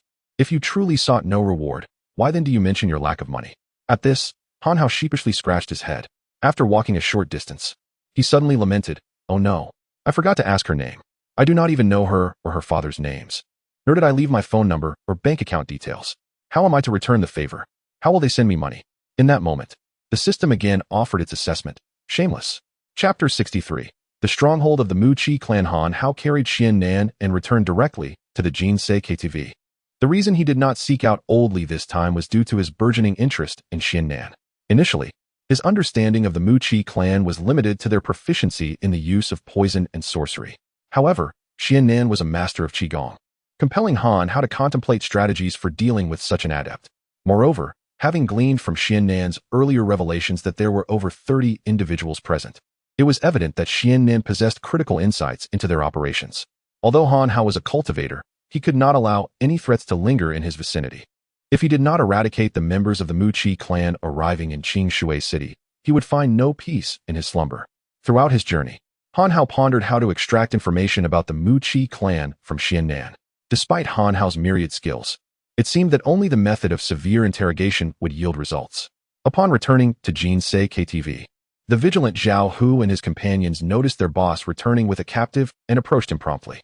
Satisfied with their diligence, Han Hao nodded approvingly and instructed them to accompany him for the interrogation of Xian Nan. Subsequently, he asked Lu Chonglei to procure a secluded room. Once inside, Zhao Hu splashed cold water on Xian Nan to awaken him. As Xian Nan regained consciousness and spotted Han Hao, he furiously pointed a finger at him, exclaiming, "You bastard! How dare you deceive me? I'll fight you." With that, he attempted to attack Han Hao, but his hands were still swollen and sore, leaving him no choice but to strike with his feet. Han Hao, however, was not one to back down. He swiftly seized Xian Nan's leg, applying pressure that elicited a pained scream as Xian Nan's foot was incapacitated, causing him to stumble backward. Yet, before Xian Nan could fall, Han Hao stepped forward and supported him. This was not out of kindness, but rather a strategic choice, as the pain from a broken limb intensifies under pressure. "Oh, Xian Nan, my friend," Han Hao began, "we have crossed paths. Why must you resort to violence upon our meeting? If you have any requests, simply voice them, and I assure you I will fulfill them, all right?" Upon hearing Han Hao's insincere words, Xian Nan recalled the earlier instance where Han Hao had feigned weakness, and his anger flared. In a fit of pique, he retorted, "Fine, just let me go home." However, as soon as he uttered this impulsive remark, he realized its folly. To his surprise, Han Hao nodded without hesitation, "No problem." "Really?" Xian Nan asked, incredulous. "Indeed, but as a gesture of reciprocity. You ought to divulge some information about," Han Hao began, but before he could finish, Xian Nan spat directly at him, exclaiming, "No way. I knew you weren't so benevolent. You want to learn about the Muqi clan? Dream on." The spit flew toward Han Hao, but he deftly evaded it. However, in dodging, he inadvertently loosened his grip, causing Xian Nan to collapse onto the floor.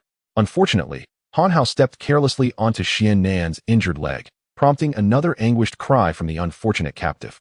Han Hao noticed that Xian Nan was silent, lost in thought, and decided to employ some tactics. At that moment, Sun Long, who hailed from a background as an assassin, expressed his opinion. "Brother Hao, I believe we should show some mercy towards the captive. Why not allow me to tend to his wounds first?"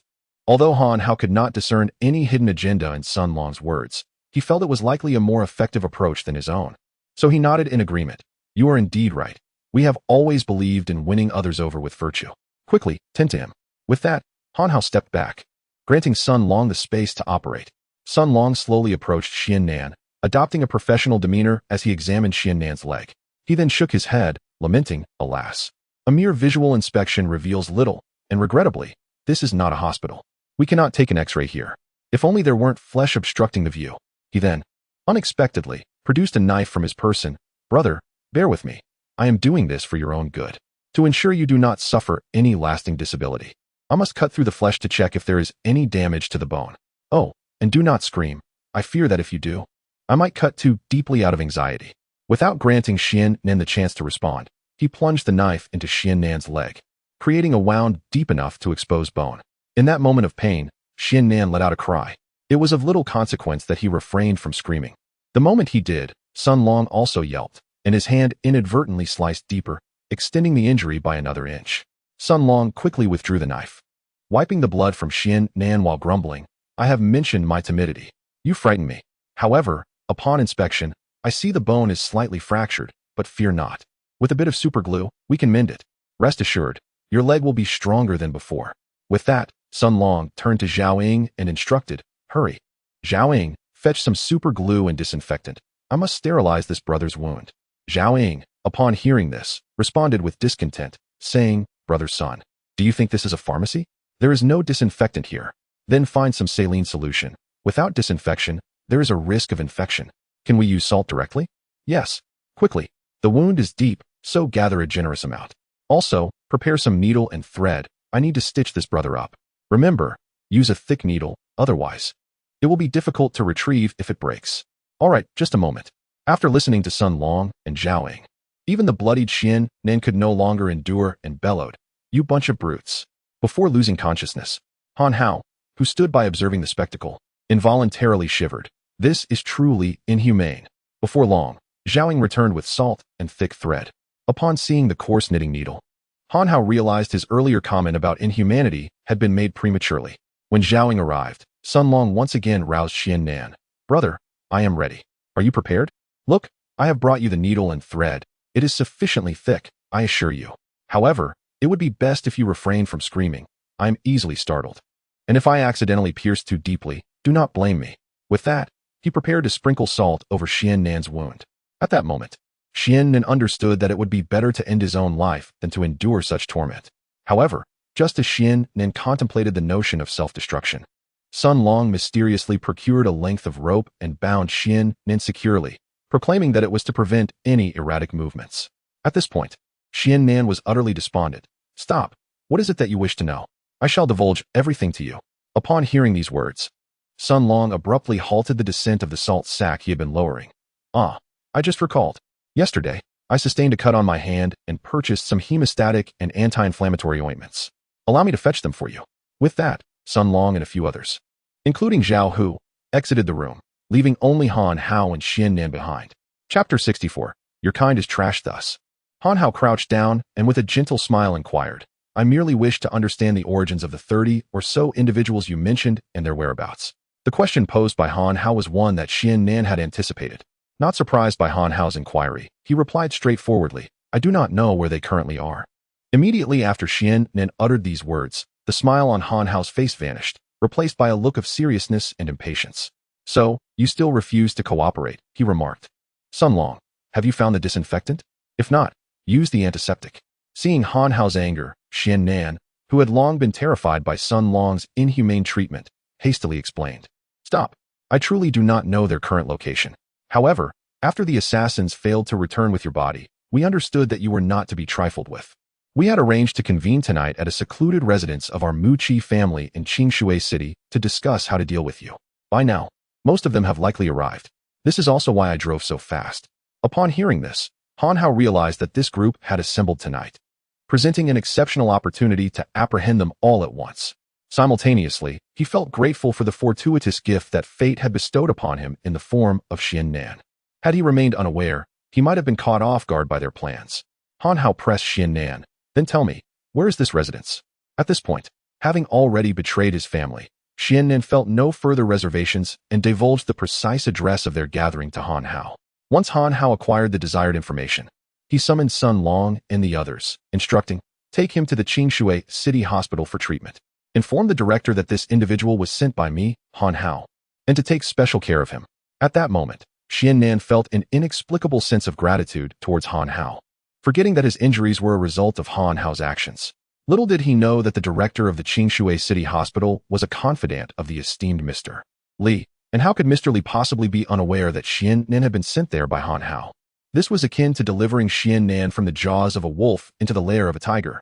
After addressing the matter concerning Xian Nan, Han Hao began to devise a strategy for locating the Mu Qi clan members that evening. He did not intend to involve too many people, as this could potentially alert the enemy. However, without a meticulous plan, allowing even one to escape would pose a significant threat, as the fear of thieves is not in their theft but in their lingering intentions. Xian Xiao was a prime example of this. Consequently, Han Hao briefed Mr.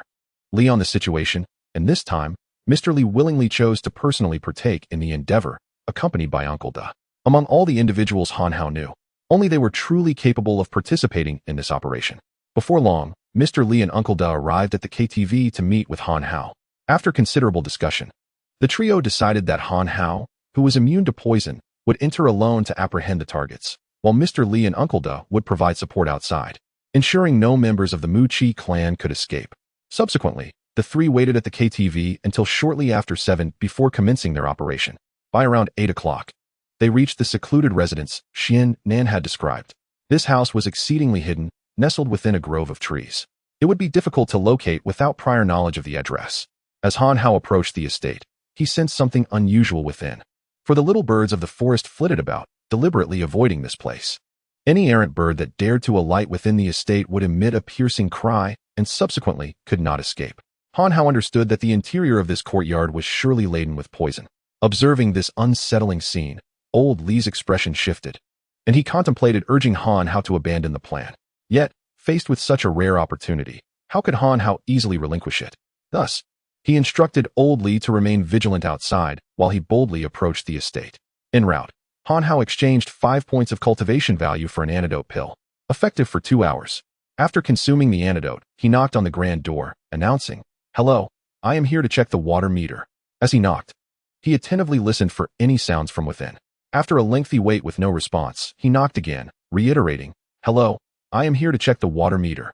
This time, the door creaked open, its rust bearing witness to the long abandonment of the estate. However, the presence of a person signified that they were likely of ill intent.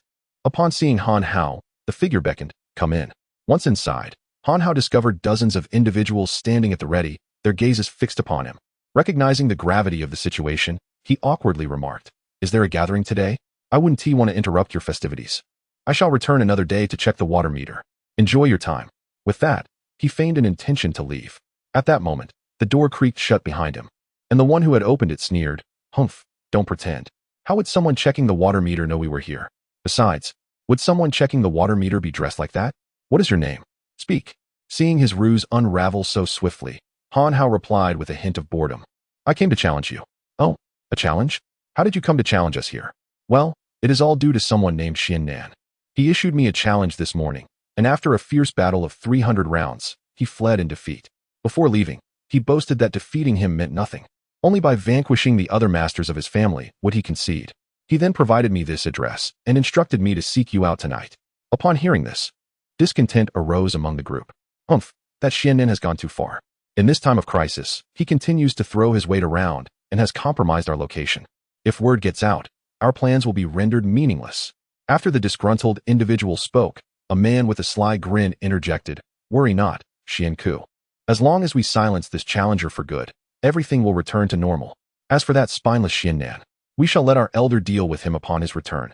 With that, the man with the devious smile approached Han Hao, patting him on the shoulder, and declared, "I must say, young brother, had you simply chosen not to enter, you would have remained unharmed. But since you insisted on knocking twice, you have sealed your own fate. Alas, there is nothing I can do." Upon concluding his statement, he began to count, 1, 2, 3, dead. With an air of confidence, he turned to gaze at Han Hao, who appeared oblivious and stared back at the smirking man with a questioning expression. In truth, the moment that man had clapped Han Hao on the shoulder, Han Hao had discerned the presence of poison on his skin. It was only after receiving assurance from the system that he would not succumb to the toxin that he felt at ease allowing the man to strike him. In response to Han Hao's deliberate display of confusion, the smirking man was genuinely perplexed. "What is happening? Has my poison failed?" At that moment, Han Hao suddenly devised a clever plan, casting a scornful look at the poisoner. "Are you feeling puzzled? Allow me to enlighten you. The poison you wield has completely lost its efficacy. If you doubt my words, feel free to test it for yourself." With that, he arrogantly raised his chin towards the heavens. The poisoner, confident in his venom, naturally found it hard to believe that it could not incapacitate Han Hao. Observing Han Hao still brimming with vitality only deepened his doubts about whether his poison had indeed been swapped. Reckoning he had the antidote, he licked his hand. However, as soon as the taste reached his lips, his expression shifted, and he rushed to retrieve the antidote from his bag. Seeing the man's frantic movement, Han Hao swiftly delivered a powerful kick to the poisoner's abdomen. Overcome by excruciating pain, the poisoner collapsed to the ground, losing his chance to procure the antidote. Han Hao, observing the fallen figure, mimicked his earlier actions and began to count, 1, 2, 3, dead. Upon finishing, the poisoner's body turned a ghastly shade of blue, blood oozing from his orifices, and he perished. After the man's demise, Han Hao pointed at the onlookers. "Humph. Trash, indeed. But do not misinterpret my words. I am not solely addressing the lifeless body on the ground, but all of you. You are all worthless." With that declaration, he incited a chorus of curses from the 30 or so spectators. Once he sensed their emotions had reached a boiling point, he shouted, "Listen well. I hereby officially challenge your shameless clan. Anyone who dares to oppose me, step forward. If you are afraid and acknowledge that your clan is nothing but trash, I will let him go." Chapter 65. Playing the fool to outwit the tiger. Han Hao's proclamation sent the members of the Mu Chi clan into a frenzy. "What did you say? How dare you spout such nonsense in front of so many? Today, I shall see to it that you meet your end. You little brat. You are simply babbling. Who do you think you are? Do you believe we could drown you with a mere spit from each of us? You are courting death. Do you understand? I will show you. Everyone, let us beat him to the ground and make him regret ever coming into this world." In an instant, a torrent of vitriol was directed at Han Hao, their fury palpable. Yet, they did not take him seriously. For with so many formidable members of the Mu Chi clan present, they believed Han Hao could not maintain his bravado for long. Amidst the cacophony of insults hurled at Han Hao, Xian Ku, who had been grumbling about Xian Nan, stepped forward. "Humph, you little brat. Today I shall measure your worth and see how much you can truly handle, daring to spew such grandiloquent words here." With that, he launched a punch directly at Han Hao. To the ordinary observer, this punch appeared as swift as lightning. However, Han Hao, being a cultivator, discerned every trajectory of Xian Ku's strike with utmost clarity. Although Han Hao could effortlessly subdue Xian Ku, he refrained from doing so. Instead, at the moment when Xian Ku's fist was about to connect, Han Hao narrowly evaded the blow. To the onlookers, this scene conveyed the impression that Xian Ku nearly knocked out his opponent, eliciting both admiration and applause for his fierce punch. This commendation swelled Xian Ku's pride, and he felt fortunate to be the first to step forward. Ordinarily, his skills would remain unappreciated among such lofty peers, and he would seldom receive such accolades. Emboldened by the cheers, Xian Ku increased the speed of his punches, appearing almost overwhelming to the spectators. Faced with this escalating momentum, Han Hao chose merely to evade, creating a near-miss sensation with each strike. The reason for Han Hao's restraint was his desire to withhold his full strength. Revealing it too soon would likely incite the more astute individuals to flee, risking a mass exodus that he could not prevent. The prospect of even a few escaping would render his efforts futile. This dance of attack and evasion persisted for over 10 minutes. Frustrated by his inability to land a decisive blow, Xian Ku finally declared, "Kid, if you have any guts, stop dodging." Upon hearing this challenge, Han Hao retreated 2 meters and shouted, "Very well." With that, he launched his own punch at Xian Ku, the battle resuming with a semblance of balance due to Han Hao's ability to conserve energy. A short while later, Han Hao feigned exhaustion, sensing the moment was ripe. He unleashed a rapid punch, employing the technique of lifting light as heavy, rendering Xian Ku unconscious. To the onlookers, it appeared merely as a knockout, but Han Hao was aware that Xian Ku would not awaken for at least 10 to 15 days. Once Xian Ku collapsed, Han Hao scoffed, "Humph, a disgraceful clan. Indeed nothing but trash." As he spoke, he deliberately quickened his breathing to give the impression that he had exerted tremendous effort to subdue Xian Ku. Just as Xian Ku fell, another figure emerged. "Humph, still daring to speak boldly? Let me, Xian Yi, take care of you." With that, Xian Yi lunged forward, aiming a kick directly at Han Hao's face. Meanwhile, he reveled in his own cleverness, believing the timing of his entrance was impeccable. In his eyes, Han Hao appeared exhausted while he himself was at the peak of his strength. Furthermore, he perceived Han Hao and Xian Ku as evenly matched, yet he inherently surpassed Xian Ku's abilities. With all favorable circumstances on his side, the opportunity to defeat the one who insulted his family was undeniably his. Among the crowd, upon witnessing Xian Yi's emergence, some sighed in disappointment, sharing a sentiment with Xian Yi. They too had intended to discipline Han Hao, but Xian Yi had beaten them to it. As Xian Yi aimed a kick towards Han Hao's face, Han Hao, instead of evading, chose to harness his strength and met the attack with a powerful punch. Upon the collision of fists and feet, Han Hao intentionally stepped back a few paces. This retreat elicited renewed cheers from the crowd. "Huh, with such meager skills, he dares to challenge the Muqi clan? He is simply courting death. Brother Xian Yi, annihilate him." Upon hearing this, Han Hao felt a surge of satisfaction within, yet he feigned immense anger, regaining his composure and shouting at Xian Yi, "Come again." With that, he launched himself forward, striking at Xian Yi, and the two engaged in combat once more. The bout continued for over 10 minutes, with Han Hao's breathing growing increasingly labored. To the spectators, it appeared that Han Hao was on the verge of defeat. However, at that moment, Han Hao executed a kick, one that he had previously refrained from using, landing squarely on Xian Yi's abdomen. Just as Xian Yi prepared to speak, Han Hao delivered another punch, rendering him unconscious on the ground. Initially, during his struggle with Xian Ku, Han Hao had relied solely on his fists, leading the crowd to believe he was merely a master of hand-to-hand combat, thus overlooking his feet. Now, witnessing Han Hao's sudden use of legs, the crowd erupted in furious shouts, "Despicable villain! How dare you use your legs? Indeed, you are treacherous. Otherwise, you would surely be defeated." Han Hao plopped down onto the ground, pointing at the crowd, and feigning exhaustion, stammered, "Humph, you all are truly amusing. I never said I wouldn't use my legs.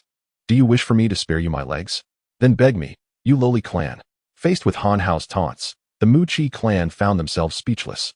Yet, witnessing Han Hao's stubbornness despite his evident fatigue, their anger only intensified. "Very well, I, Xian Bei, shall test your skills." With that, he strode toward Han Hao. The crowd had yet to recover from their fury, having forgotten the advantageous position of Han Hao seated on the ground. As Xian Bei approached, they chastised themselves inwardly for failing to seize the opportunity. Xian Bei, feigning elegance, pointed at Han Hao, "Humph, I never strike those who sit on the ground. Stand up, and let us battle." In response, Han Hao spat at Xian Bei Pa. "Is it honorable to strike someone who is already exhausted? I truly admire the shamelessness of your clan." With that, he struggled to his feet.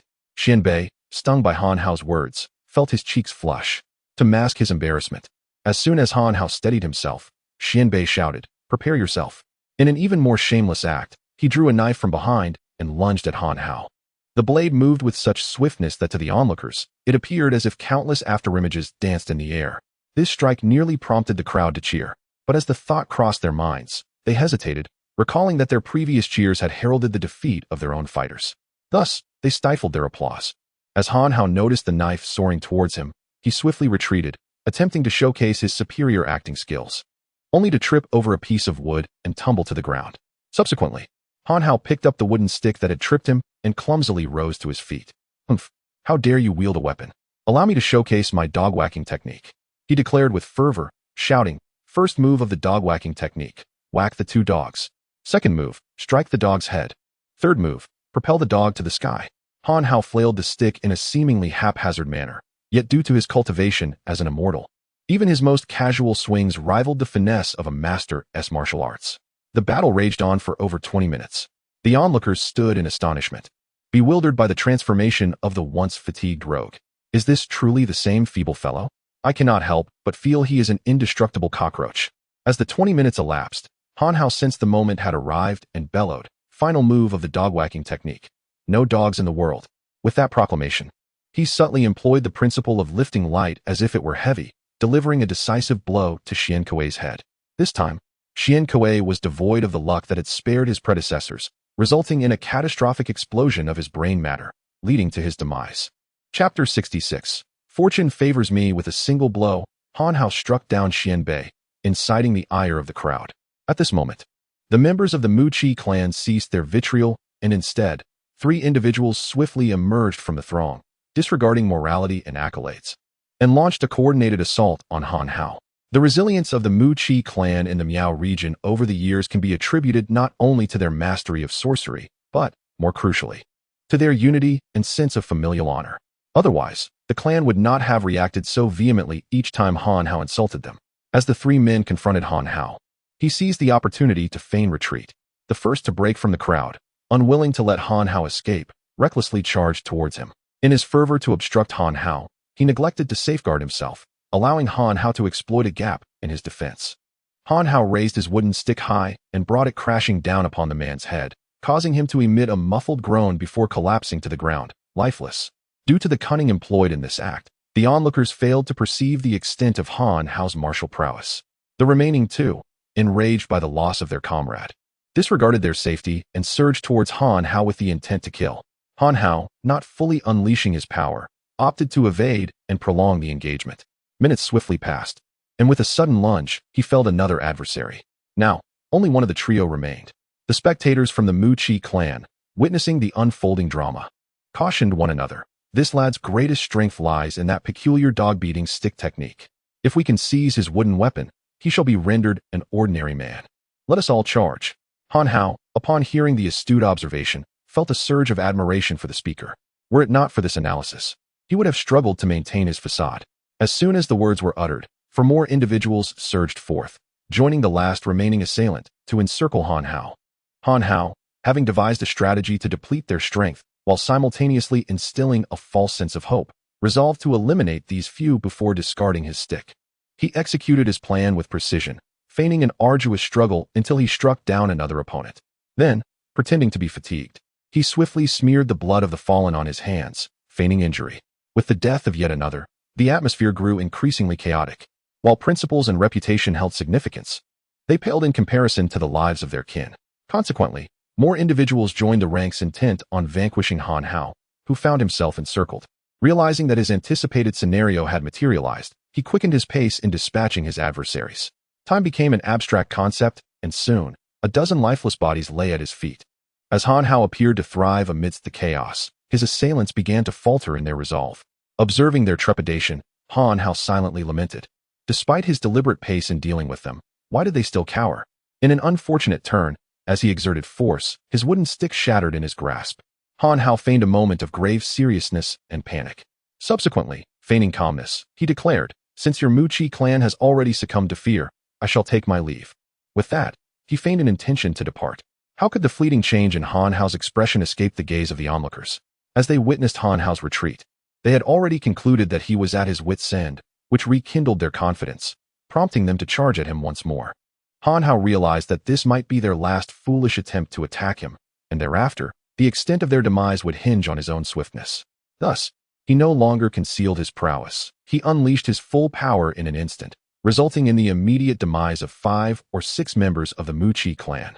Even the most obtuse among them could no longer remain oblivious to Han Hao's true strength. They finally comprehended that they lacked the capability to vanquish him. Consequently, they initiated a hasty retreat. Yet, how could Han Hao allow them such an opportunity?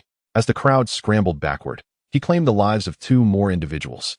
At that moment, they realized just how fragile they appeared in the eyes of their adversary. Just as Han Hao contemplated pursuing them further, an elder, indeed, the sole elder amidst the throng, confronted him. "Young man, cease your pretense. I know you are Han Hao, are you not?" Han Hao was momentarily taken aback, then feigned ignorance. "Old man, what are you talking about? Ha ha ha. You have been exposed. If you were not Han Hao, how could you have slain over 10 of my clansmen?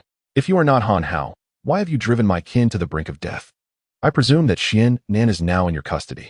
Upon realizing that his identity had been unveiled, Han Hao responded with a candid smile. "Ha ha. At last, a perceptive individual from your shameless clan. Alas, it is too late." With that, he prepared to continue his pursuit of the Muqi clan members. However, before he could act, the elder who had obstructed him raised a hand. "Han Hao, there is no need for haste. I assure you that everyone present will leave this place unharmed." Upon hearing this, Han Hao, recognizing that they were not fleeing, refrained from immediate action, eager to discern the extent of their capabilities. The elder, seeing Han Hao pause, cleared his throat a few times, and suddenly, Han Hao detected a pleasant fragrance wafting through the air. Subsequently, the system communicated in his mind, "The enemy is releasing poison, but do not be alarmed. This poison is utterly ineffective against you, for the chaos technique is not so easily subdued. However, a reminder to the host, the antidote you exchanged has expired, and the fragrance contains toxins. Would you like to exchange for another?" "Yes, of course," he replied, "unless I wish to perish." Beep. Request accepted. Antidote exchange successful. And it has been automatically administered. After consuming the antidote, Han Hao suddenly let out a wail, pointing at the elder, exclaiming, "You, how despicable." Witnessing Han Hao's plight, the elder erupted into laughter. "Ha ha. Young man, no matter how skilled you are still too inexperienced. I had almost forgotten the mightiest of our Muqi clan's poison arts. Ha ha ha." Han Hao, in a bid to gain some advantage, feigned vulnerability, beseeching, "Uncle, I implore you, help me, assist me in dispelling this poison. As long as you provide me with an antidote, I will comply with any of your requests." Han Hao declared. The old man cast a disdainful glance at Han Hao and replied, "You fool, the opportunity has slipped away. I have unleashed the unsolvable mother and son yin yang gu, mingled with the equally intractable heartbreak and muscle-relaxing powder. Once this poison takes effect, your demise is inevitable." Han Hao feigned disbelief, asserting, "No, there must be a solution. Otherwise, how could they remain unharmed?" The old man laughed. "Of course, it's because I stand guard behind them. Otherwise, what would happen?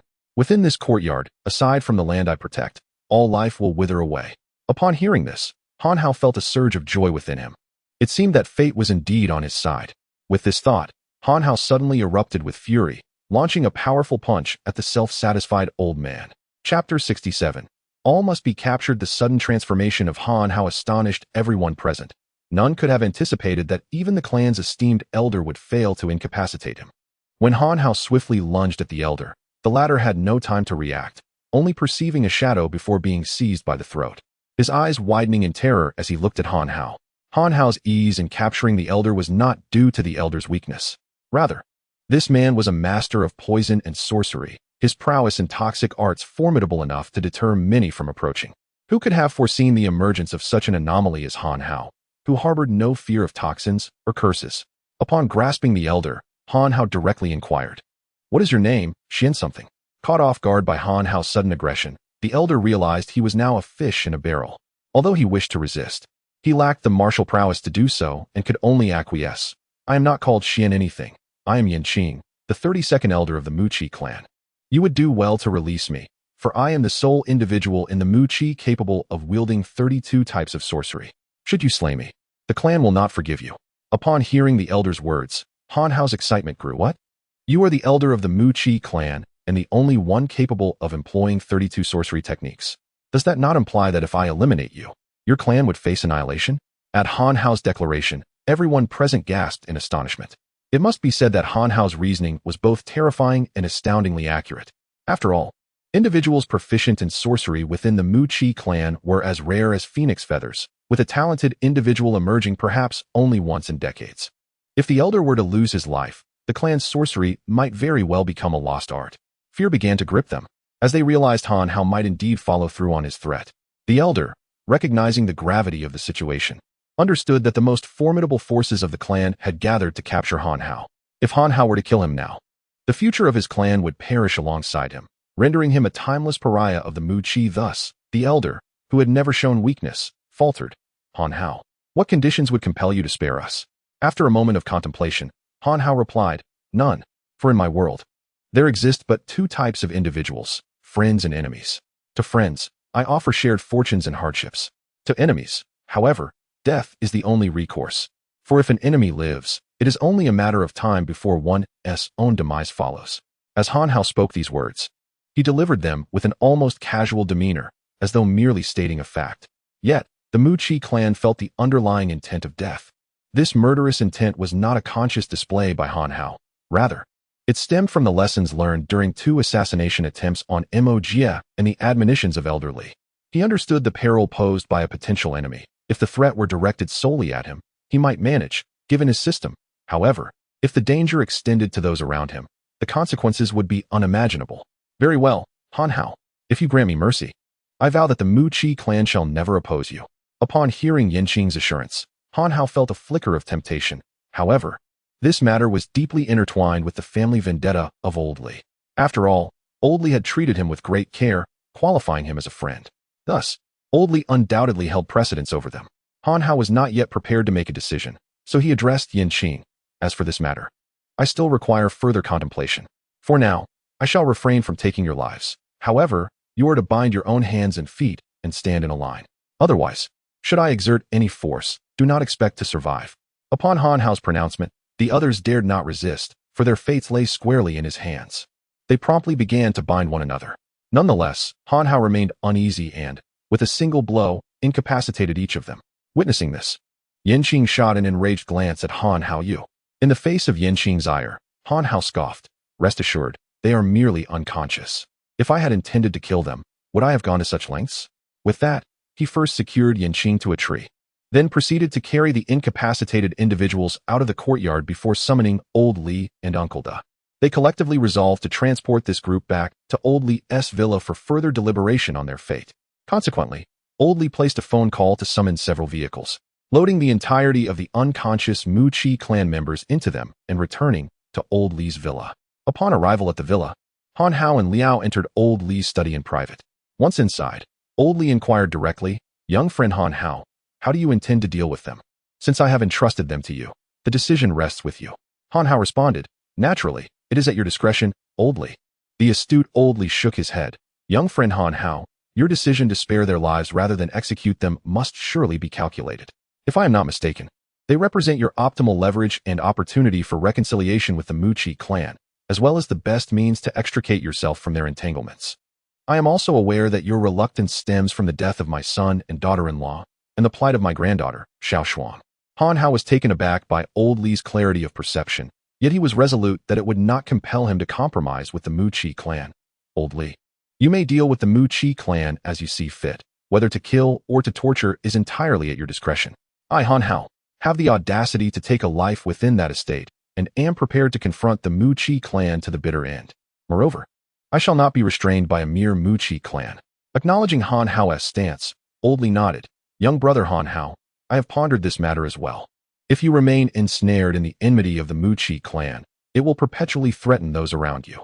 Therefore, I have decided that, with the exception of Xin Xiao, should the Mu Qi clan vow never to set foot in Qingshui City again and refrain from avenging you, I shall release the others. Upon hearing Old Li's words, Han Hao felt a genuine admiration for Li Tianhao's magnanimity and composure. In most circumstances, who would choose to spare the lives of those responsible for the death of their own son and daughter-in-law? Old Li's actions were significantly motivated by his desire to alleviate his own burdens. Old Li, You need not compromise on my behalf. Should the Mu Qi clan dare to return, I would not hesitate to ensure their entire lineage suffers misfortune. Old Li shook his head at Han Hao's words and replied, You are mistaken, Han Hao. My intentions are not solely for you. They are also for my own sake. After all, one cannot escape the passage of time. And even as a cultivator, I cannot avoid the inevitability of aging unless I achieve the transformation into divinity. However, it is equally impossible for us to eradicate the Mu Qi clan entirely. I have a granddaughter and my own circle of friends and family. I cannot perpetually shield them. This resolution with the Mu Qi clan serves as a small gesture on my part. As for the vengeance owed to my son and daughter-in-law, I have already avenged them in the past, having slain numerous members of the Mu Qi clan back then. Regarding my granddaughter's plight, the Mu Qi clan has suffered significant casualties among their elite. This can be seen as a form of retribution. Han Hao, upon hearing Old Li's perspective, nodded in agreement. Old Li, I have already stated that this matter is entirely in your hands. If you choose to execute them, I will handle the consequences regarding the Mu Qi clan. Conversely, if you decide to spare them, I will fully support that decision. With that, Han Hao ceased further discussion on the topic. He rejoined Mo Jie, took his leave from Old Li, and returned to the Jing Se KTV. Before departing, Old Li shared with Han Hao a piece of good news. His newly constructed villa would be completed in 2 months, allowing him to vacate the KTV at last. Chapter 68. The Blessed Mouth. Having resolved the issues concerning the Mu Qi clan, Han Hao finally exhaled a sigh of relief by noon the following day. Living under the constant scrutiny of others had proven to be quite burdensome. Fortunately, this time it was the declining Mu Qi clan. Had he faced the formidable Wu Laoda? As rumored, Han Hao was certain that his current strength would be insufficient. Thus, he yearned even more to expedite his own growth. The omnipotent system and his cultivation of the chaos formula now served as the foundation for his swift advancement. Upon returning to the KTV, Han Hao learned from Lu Chonglei that Zhao Yang had been searching for him since the previous afternoon. At that moment, Han Hao had been engaged in discussions with Old Master Li, prompting Lu Chonglei to inform Zhao Yang that Han Hao was unavailable. Han Hao, upon hearing this, paid little mind, prioritizing his cultivation instead. He began to prepare for his practice of the chaos formula, but just then, his phone rang with the familiar tune of Happy Sheep and Grey Wolf. Noticing it was Zhao Yang calling, he answered. Upon connecting, Zhao Yang, in a mysterious tone, inquired about his whereabouts. When Han Hao replied that he was at the KTV, Zhao Yang excitedly declared, I'm right outside the KTV. I'll come in to get you. After hanging up, Zhao Yang soon made his entrance. Upon spotting Han Hao, he enveloped him in a bear hug, exclaiming, Brother Hao, it's been days. I've missed you terribly. Han Hao raised an eyebrow, thinking to himself, it's only been a few days since I last treated him. Surely he can't have missed me that much. Thus, he retorted, Get off me. Don't be ridiculous. Now what is the matter? With an exaggeratedly aggrieved expression, Zhao Yang replied, Can't I come to see you if there is nothing wrong? I always think of you when good things happen. By the way, Brother Hao, you've been acting all mysterious these past few days. What have you been up to? Nothing much, just dealing with a few nuisances in Qingshui City.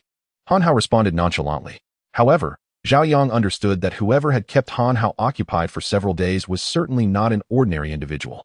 Respecting Han Hao's silence, he promptly shifted the conversation back to his purpose for visiting. Oh, Brother Hao, a new hot spring wellness resort opened in Jiangbei the day before yesterday. I managed to get a few tickets. Shall we go indulge ourselves? Having just concluded matters with the Mu Qi clan, Han Hao longed for solitude. Yet, after much coaxing from Zhao Yang, he found himself reluctantly ushered into Zhao Yang's car, heading straight for the Jiangbei Hot Spring Wellness Resort. Situated atop the renowned Guanyin Mountain in Qingshui City, this resort had quickly become a popular tourist attraction, especially with its recent inauguration, drawing throngs of visitors, including many foreigners. Upon their arrival, Han Hao could not help but exclaim, Goodness, there are so many people here, and look at all the foreigners. Just as he made his astonished remark, Zhao Yang shushed him, saying, Shill, keep it down, Brother Hao. You are now a friend of Zhao Yang. Let us avoid such uncouth expressions. Caught off guard by Zhao Yang's disdain, Han Hao feigned indignation, retorting, Zhao Yang, are you challenging me? Very well. I accept your challenge. So, shall it be a battle of wits or a contest of strength? Upon hearing Han Hao's words, Zhao Yang's face fell. Brother Hao, please don't put me in a difficult position. It seems there are hardly any in our academy who can compare to you in literary prowess, and as for martial skills. Are you jesting? I have witnessed your prowess firsthand. Unbeknownst to Zhao Yang, a passerby, clearly someone with an air of superiority, overheard their exchange. Observing the two men boasting in broad daylight, he scoffed, dismissing them as mere country bumpkins. ridiculing their discussion of literary talent and martial virtue as nothing short of a farce.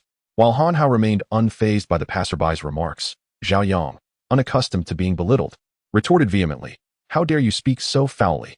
Have you just feasted on excrement?" With Han Hao beside him, Zhao Yang, emboldened, rolled up his sleeves, adopting a posture ready for a fight, causing the startled passerby to flee, exclaiming, "Barbarians!" as they watched the man scamper away in a state of panic. Both Han Hao and Zhao Yang erupted into laughter. Suddenly, Zhao Yang's mouth gaped open, and his eyes widened in astonishment. Han Hao, noticing Zhao Yang's expression, inquired, "What is wrong? Has someone called for assistance?" Zhao Yang shook his head. "Then have you spotted a beautiful woman?" Han Hao's teasing question unexpectedly elicited a nod from Zhao Yang. "Brother Hao, you truly possess an extraordinary intuition. You guessed it right." Puzzled, Han Hao questioned, "Zhao Yang, what kind of beauties have you not encountered before to react this way?" Zhao Yang swallowed hard and stammered, "Well, I saw Wu Qianqian." "Wu Qianqian? You can't mean that famous celebrity, can you?" Han Hao jested, but was taken aback when Zhao Yang affirmed with a nod. Han Hao, receiving this confirmation, couldn't help but think, has my luck changed? He turned to look back, yet saw nothing. At that moment, Zhao Yang snapped out of his astonishment. "Brother Hao, you turned back too late. She has already gone inside." With that, he led Han Hao toward the hot springs. However, perhaps due to the recent sighting of Wu Qianqian, Zhao Yang appeared distracted. Han Hao patted Zhao Yang's face and said, "Hey, keep your focus. Don't lead me into the women's bath." After expressing his concern, Zhao Yang shook the ticket in his hand, reassuring, "Brother Hao, don't worry. That won't happen. Our tickets correspond to specific rooms. This is yours. Keep it safe while I find mine." He then handed Han Hao the VIP ticket numbered 6 and wandered off, still in a daze. When Zhao Yang handed over the ticket, Han Hao didn't scrutinize it closely and simply entered the room. Upon entering the small chamber, he was enveloped in steam, the air so thick that visibility was nearly non-existent. Nevertheless, Han Hao sensed the spaciousness of the room. Even the hot spring pool was approximately 10 meters away from him. As Han Hao was enveloped by the steam within, an overwhelming sense of fatigue suddenly washed over him. He thought to himself, "Since I am already here, I might as well indulge in a soak and relish the comfort." With this resolution in mind, Han Hao stripped off his clothing and made his way towards the hot spring. However, just as he approached the water, a woman's voice pierced the air. "Ah, there's a pervert." At that moment, Han Hao felt a wave of dizziness. Could it be that my previously prophetic words have struck true once again? Yet, why can I not see the source of this outcry? Chapter 69. A heroic rescue. Han Hao was puzzled. If he could not see the other party, how could they see him?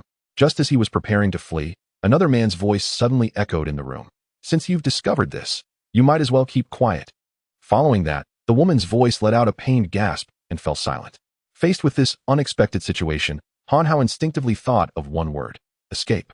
However, just as he donned his clothes and turned to leave, the man's voice resounded once more. "Haha, no wonder so many men are captivated by the stunning beauty Wu Qianqian. She is indeed exquisite.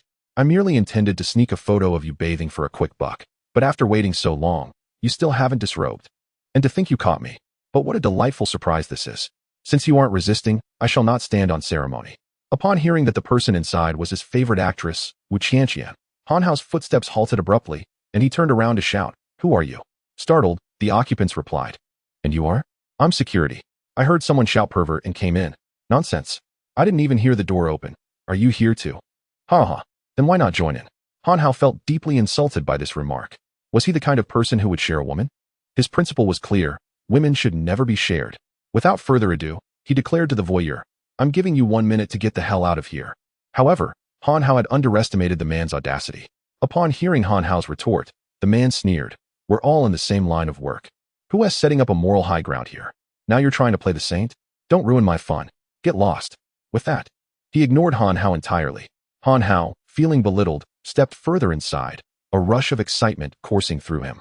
At that moment, Han Hao's system chimed in, warning him, "Hey, aspiring host, your heartbeat is racing. What are you anticipating?" Han Hao nearly spat blood at those words.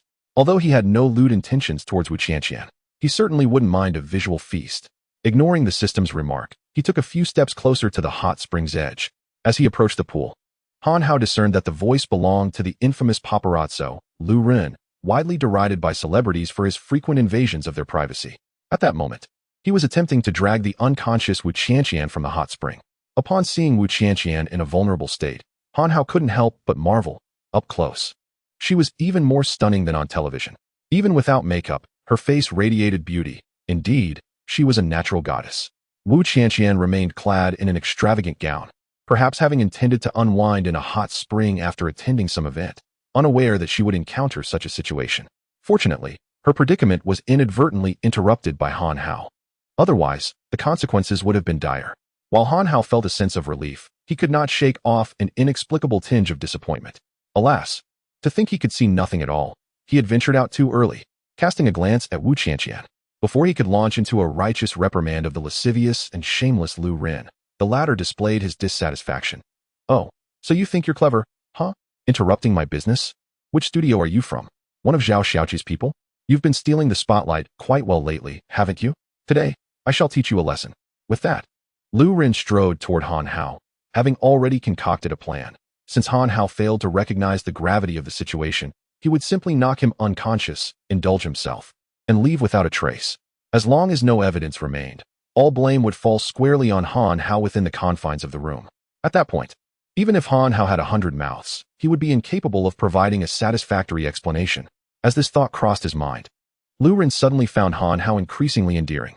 Despite his questionable character, there was a certain dedication to his craft. In pursuit of better candid shots of celebrities and to seize the moment, he frequented the gym, swiftly capturing footage, all while fearing repercussions from the stars. He had even taken up mixed martial arts and boxing, showcasing a modicum of skill. However, Lu Ren had severely misjudged Han Hao's abilities.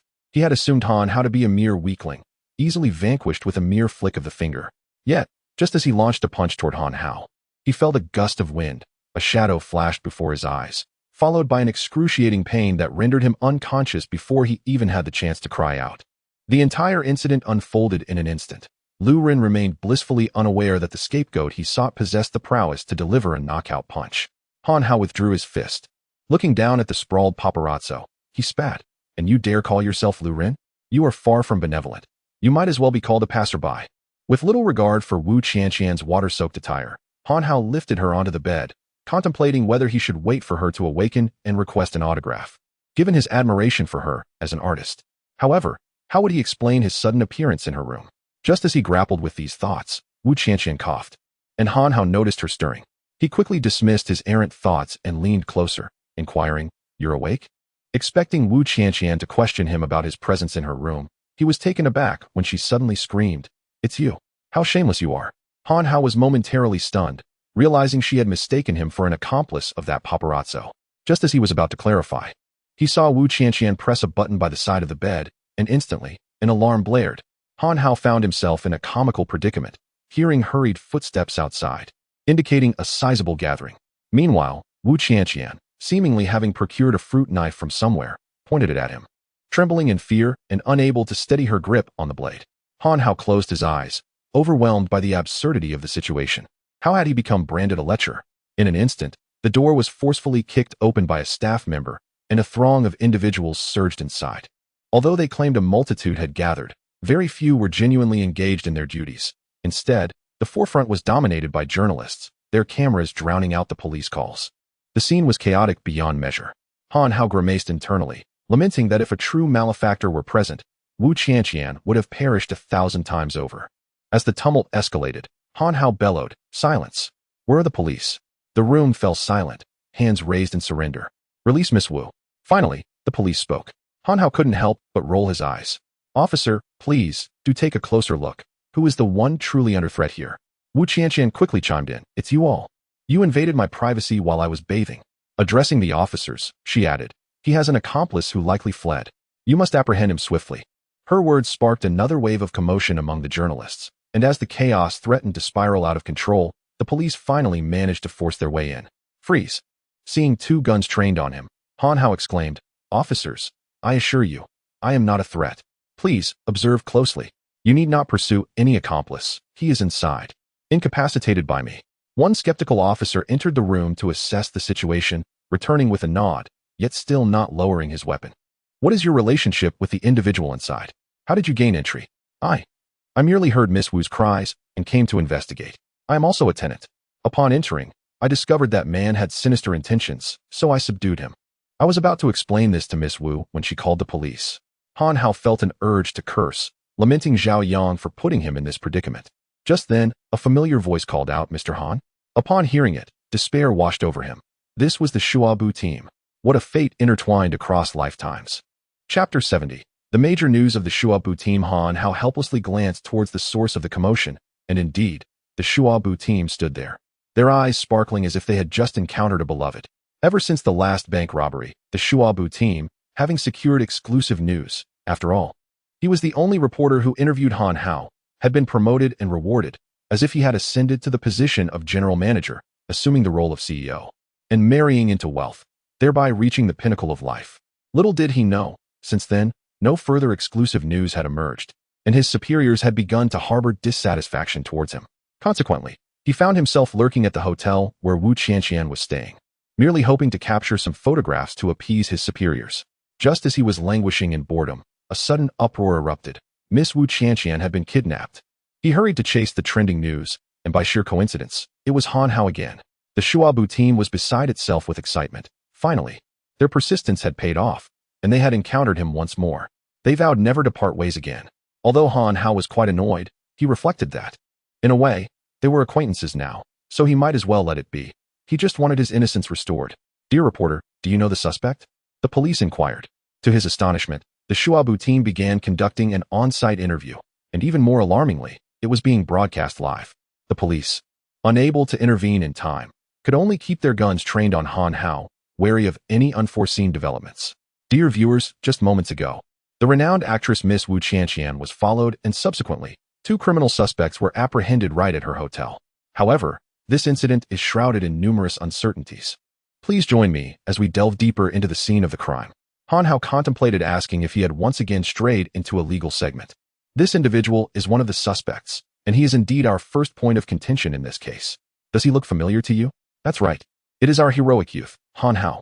Han Hao began to suspect that the Shuabu team had somehow acquired a new storytelling skill. "Hello, Han Hao. We have had 2 previous interviews. I wonder if you recall?" Han Hao, with a heavy heart, nodded. "Indeed, I do. I never anticipated our fates to be so intertwined." Encouraged by Han Hao's recollection, the Shuabu team beamed. "Thank you. However, I too feel that our connection is rather remarkable, wouldn't you agree?" Han Hao was on the verge of despair, as the police remained vigilant beside him while this reporter reminisced about their past encounters. With resignation, he replied, "Yes. One time I jumped from a building, and another I was robbed. I can't believe these embarrassing moments of mine are now being broadcasted live. If this is fate, it is a twisted one. Ha ha ha. Our old friend is truly humorous. However, I would like to interview you now. Were you present at the scene when the incident occurred?" Han Hao forced a smile and nodded. "I was." In truth, Han Hao longed to shout, "How could you interview me if I wasn't there? How could we have arrived at this point otherwise?" Yet, the Shuabu team remained oblivious to Han Hao's expression and continued, "Our young hero. I believe you must have rescued Miss Wu during this incident, correct?" Of course. At this moment, despite the Shuabu team's trivial remarks, the trust they placed in him nearly moved Han Hao to tears. "Oh, if you intend to rescue Miss Wu, why did you close the door after entering? Are you?" The words of Officer Shuabutai left Han Hao at a loss for an explanation, simultaneously alerting the police. Upon hearing Shuabutai's inquiry, the officers, for the first time, did not regret allowing this journalist to interview Han Hao, and one of them raised his gun. "Indeed, tell us. Why did you close the door after entering Miss Wu's room? Do you really believe that the door closed on its own?" Han Hao stammered. The police and Officer Shuabutai exchanged glances, then shook their heads in unison, their eyes reflecting a shared understanding. Helpless, Han Hao could only say, at that moment, "I heard a woman scream about a pervert, and I rushed in to help." But consider this, when a woman cries out about a pervert, one can imagine the chaos that might unfold inside. Although Miss Wu was unharmed, I had no idea how the situation had developed outside. I was merely trying to protect the victim's reputation. Han Hao wished to elaborate on his selfless intentions, yet Officer Shuabutai interrupted him again.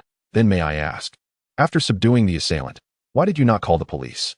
Had there not been a crowd gathered, Han Hao would have been tempted to silence Officer Shuabutai. Realizing the gravity of the situation, he explained, "As you know, Wu Qianqian is a talented actress and singer of impeccable character. I did not wish for her to appear in public under such humiliating circumstances. And I am confident that Miss Wu does not wish to gain notoriety like some actors do through sensational news. Moreover, I am a modest individual. My aim is for everyone to recognize my humility. As for acts of bravery, seeking fame has never been my intention." After hearing Mr. Shuabutai's words, great love is silent. If everyone contributes a little love, the world will become a better place. I was profoundly moved. Furthermore, I feel deep empathy for our police officers, who work tirelessly for our safety. I am truly touched by their dedication. I wish to assist them more, allowing them to rest and take care of their well-being. Therefore, in a situation that no decent person would ignore, why would I wish to disturb our hard-working police comrades? Would that make me a decent person? The more Han Hao spoke, the more fervent he became, extolling not only himself but everyone around him. It seemed that if he could find a reason, he would not hesitate to commend the onlookers as well. Indeed, one does not strike a smiling face upon hearing Han Hao's praises. The police officers and Officer Shuo Butai nodded in agreement. Even Wu Qianqian began to see him as a good person, someone who understood her plight. Seeing the approving nods from the crowd, Han Hao finally exhaled with relief and prepared to leave. However, both the police and Officer Shuo Butai simultaneously blocked his path. Officer Shuo Butai then directed the camera towards Han Hao and commenced his routine speech. Dear viewers, this is the exemplary figure of our Qingshui city. Considerate of others in all matters, daring to lead in every endeavor. If we all aspire to emulate Comrade Han Hao, showing deep affection for loved ones, unwavering resolve against adversaries, and compassion for society, our world shall undoubtedly become a more splendid place. As soon as the Shuabu team concluded their remarks, the police approached Han Hao and said, "Good day. We kindly request your cooperation in accompanying us to the station to provide a statement. If it is determined that you are not an accomplice, we shall release you." With that, they escorted Han Hao to the police station, accompanied by Wu Qianqian. As Han Hao sat in the police vehicle, he could not help but berate the ever-absent Zhao Yang. Meanwhile, Shuabu team was ecstatic, having captured not merely a first-hand interview, but indeed the sole interview. They resolved then and there to abandon all else and devote themselves to following Han Hao. They recognized him as their fortune bringer, their talisman of luck. With Han Hao in their midst, news would never elude them, bringing them ever closer to the pinnacle of their aspirations.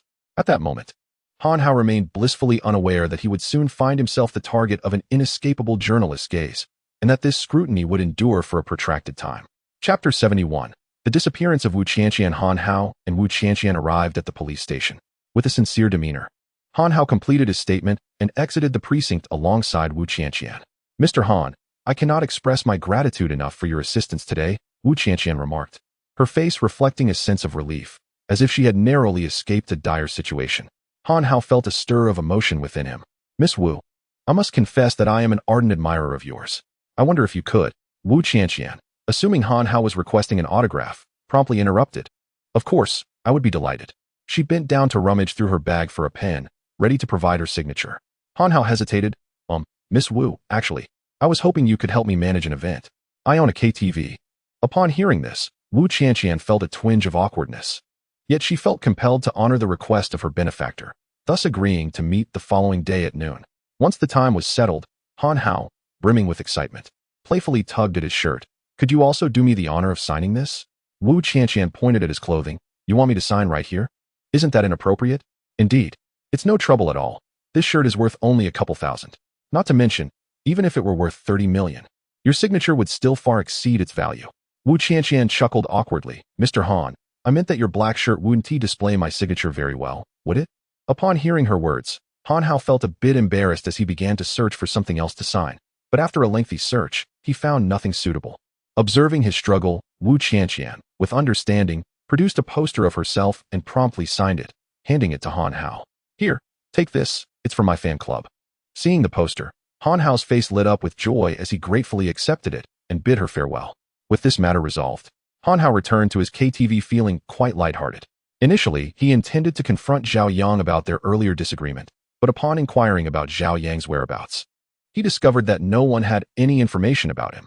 Losing interest, Han Hao shifted his focus to preparing for Wu Qianqian's arrival the next day. With countless fans devoted to Wu Qianqian, Han Hao aimed to promote the event effectively and instructed Lu Chonglei to amplify their influence. However, Lu Chonglei appeared troubled, explaining that the most effective promotional avenue would be through television, yet he lacked the necessary connections. Ultimately, they resorted to posting a message on Weibo, tagging Wu Qianqian's official account. At that moment, Han Hao recalled Xu Bo, a journalist known for his unconventional thinking. Although his professionalism was somewhat questionable, he possessed a unique talent for stirring audience emotions, making him an ideal candidate for promotion. However, Han Hao hesitated, recalling Xu Bo's unpredictable style. Nevertheless, he decided not to rush the decision, thinking he could consider it later. As preparations continued, the following day arrived. At 10 in the morning, once everything was in place, Han Hao resolved to arrive early at the entrance to await Wu Qianqian. However, upon reaching the entrance, he was taken aback to find that Wu Qianqian's devoted fans had already created a bustling crowd outside the KTV. Witnessing this scene, Han Hao felt an overwhelming surge of joy, as though he could envision countless bills soaring towards him. In a moment of joy, Han Hao did not forget to hastily instruct the security to clear a pathway, ensuring that Wu Qianqian would have unobstructed access upon her arrival. Since 10 o'clock, Han Hao had been waiting at the entrance of the KTV for Wu Qianqian, yet by 12:30, her figure remained elusive. The fans, having waited all morning, began to express their dissatisfaction, feeling deceived by the KTV. With a sigh, Han Hao realized that Wu Qianqian had likely forgotten about his insignificant presence and began to contemplate how to address the grievances of the discontented fans. Just as he was about to announce that Wu Qianqian had prior commitments and that this engagement was cancelled, his infuriating ringtone blared once more. Happy goat, beautiful goat, gray wolf. Upon seeing an unfamiliar number, Han Hao answered the call, and to his surprise, it was Wu Qianqian's manager. The manager informed him that Wu Qianqian had left the hotel at 11 to head to the KTV and inquired if she had arrived. Han Hao immediately sensed trouble. The hotel was merely a 10-minute drive from the KTV, and her absence, coupled with the lack of any news of an accident, raised alarming questions about her whereabouts. Recognizing the urgency, Han Hao instructed the manager to wait for him at the hotel and requested Lu Chonglei to drive him there. Upon reaching the hotel, Han Hao inquired with Wu Qianqian's manager about whom she had interacted with in the past 2 days. The manager recalled a significant encounter. A certain Meng Ge had approached Wu Qianqian the previous day, offering a staggering 1 million as an appearance fee for the opening ceremony of their newly launched Liufu jewelry store. However, due to a scheduling conflict with her KTV appearance, Wu Qianqian had declined. Before leaving, Meng Ge had issued a threat, implying that if she did not attend their ceremony, she would face dire consequences once the event concluded. The manager further revealed that on the day Wu Qianqian was to set off, Meng Ge had once again threatened her over the phone, only to be rebuffed harshly by Wu Qianqian. With the primary suspect now identified, Han Hao instructed Lu Chonglei to take him to the newly opened Liufu jewelry store. Upon arrival, he discovered that the rehearsal for the ceremony had already concluded. He first sent Lu Chonglei back to the KTV to pacify the fans, suggesting that complimentary drinks might be necessary to ease their frustration. Han Hao deemed Lu Chonglei's presence here potentially dangerous and of no assistance in his endeavor to rescue Wu Qianqian. After Lu Chonglei departed, Han Hao straightened his attire and boldly entered the store. Just as he was about to proceed, a staff member approached him, bowing courteously and greeting, "Good day, sir. Welcome to Liufu Jewelry. How may I assist you today? As it is our grand opening, all items are available at an 88% discount." Han Hao smiled at the attendant and replied, "Very well, then. Pray tell, how much does Meng Ge's head cost? I shall pay full price."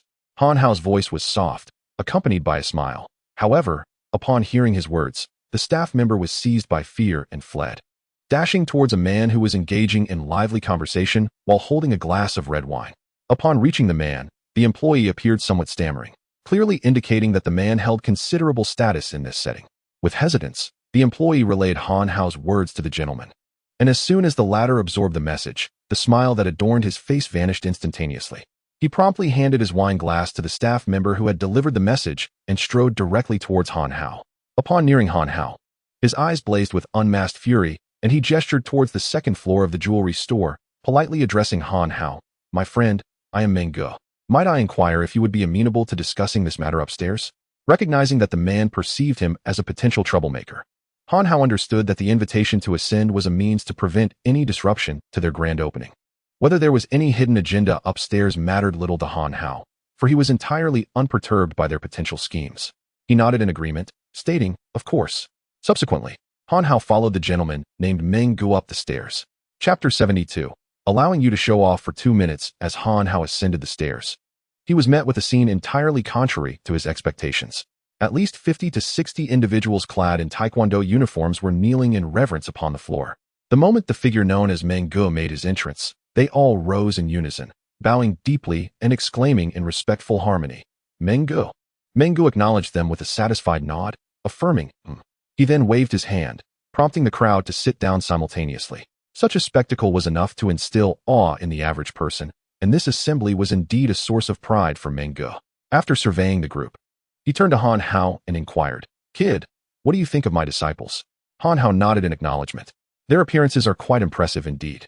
Upon hearing Han Hao's assessment, Meng Ge, though unable to discern any underlying critique, felt an inexplicable sense of discomfort.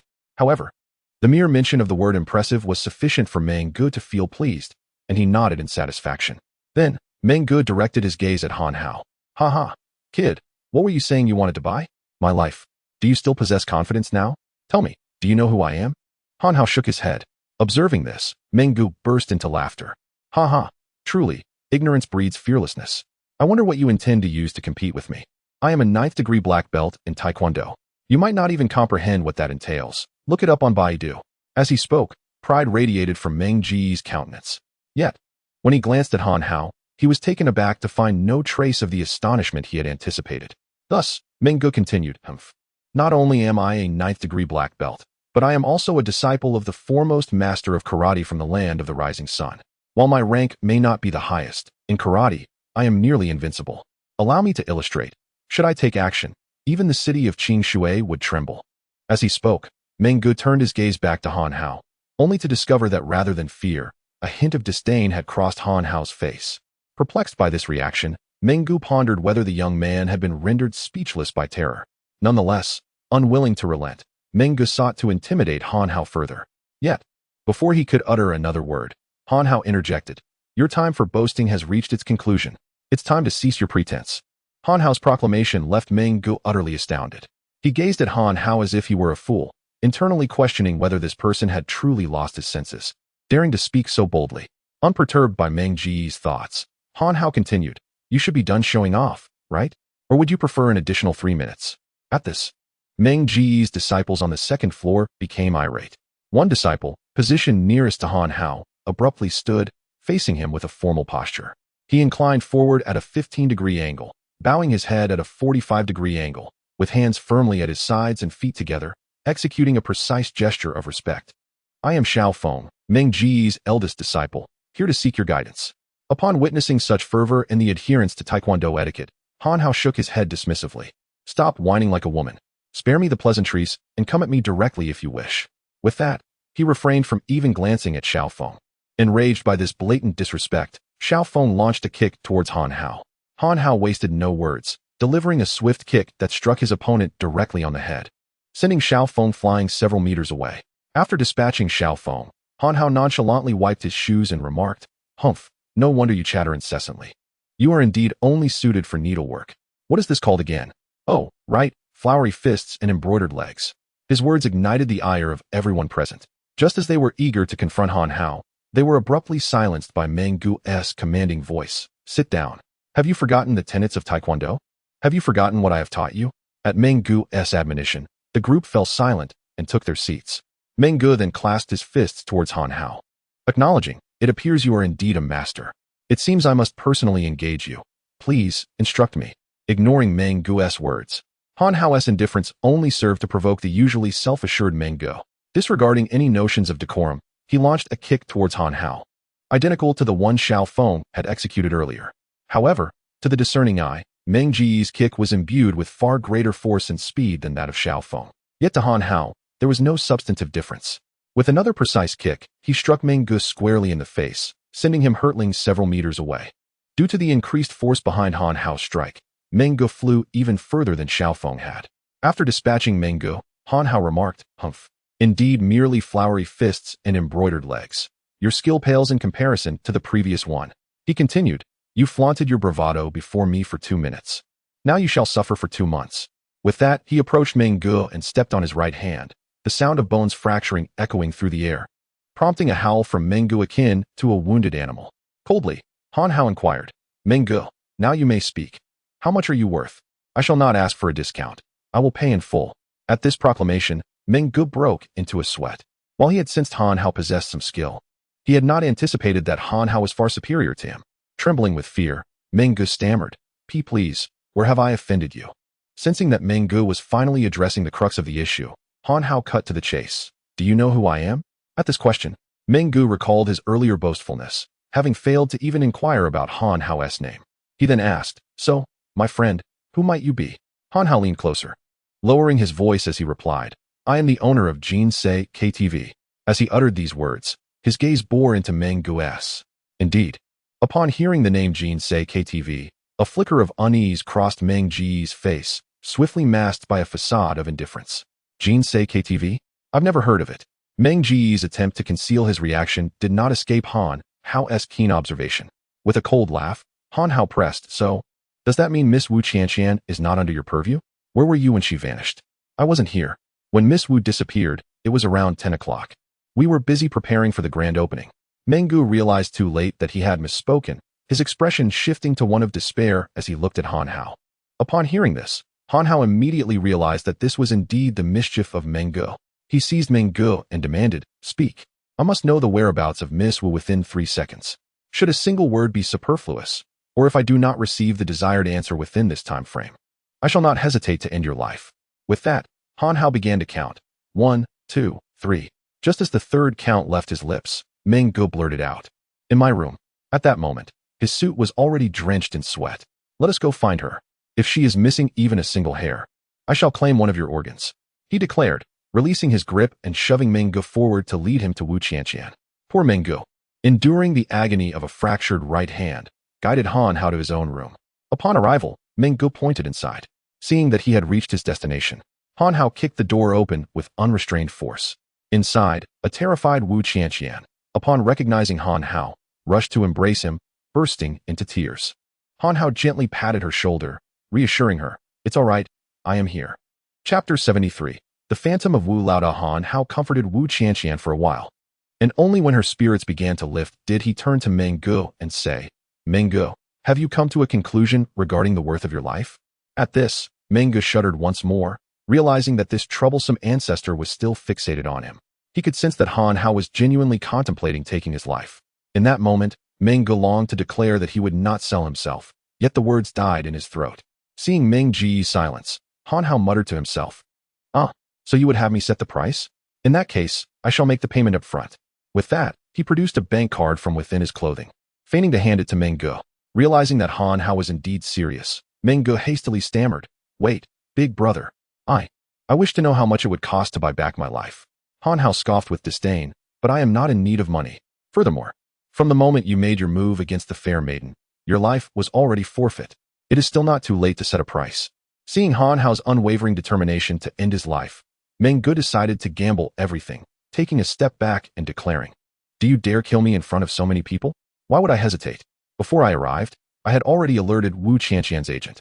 You are merely a casualty in my act of saving someone in self-defense. As for them, do you believe they would dare admit to being accomplices?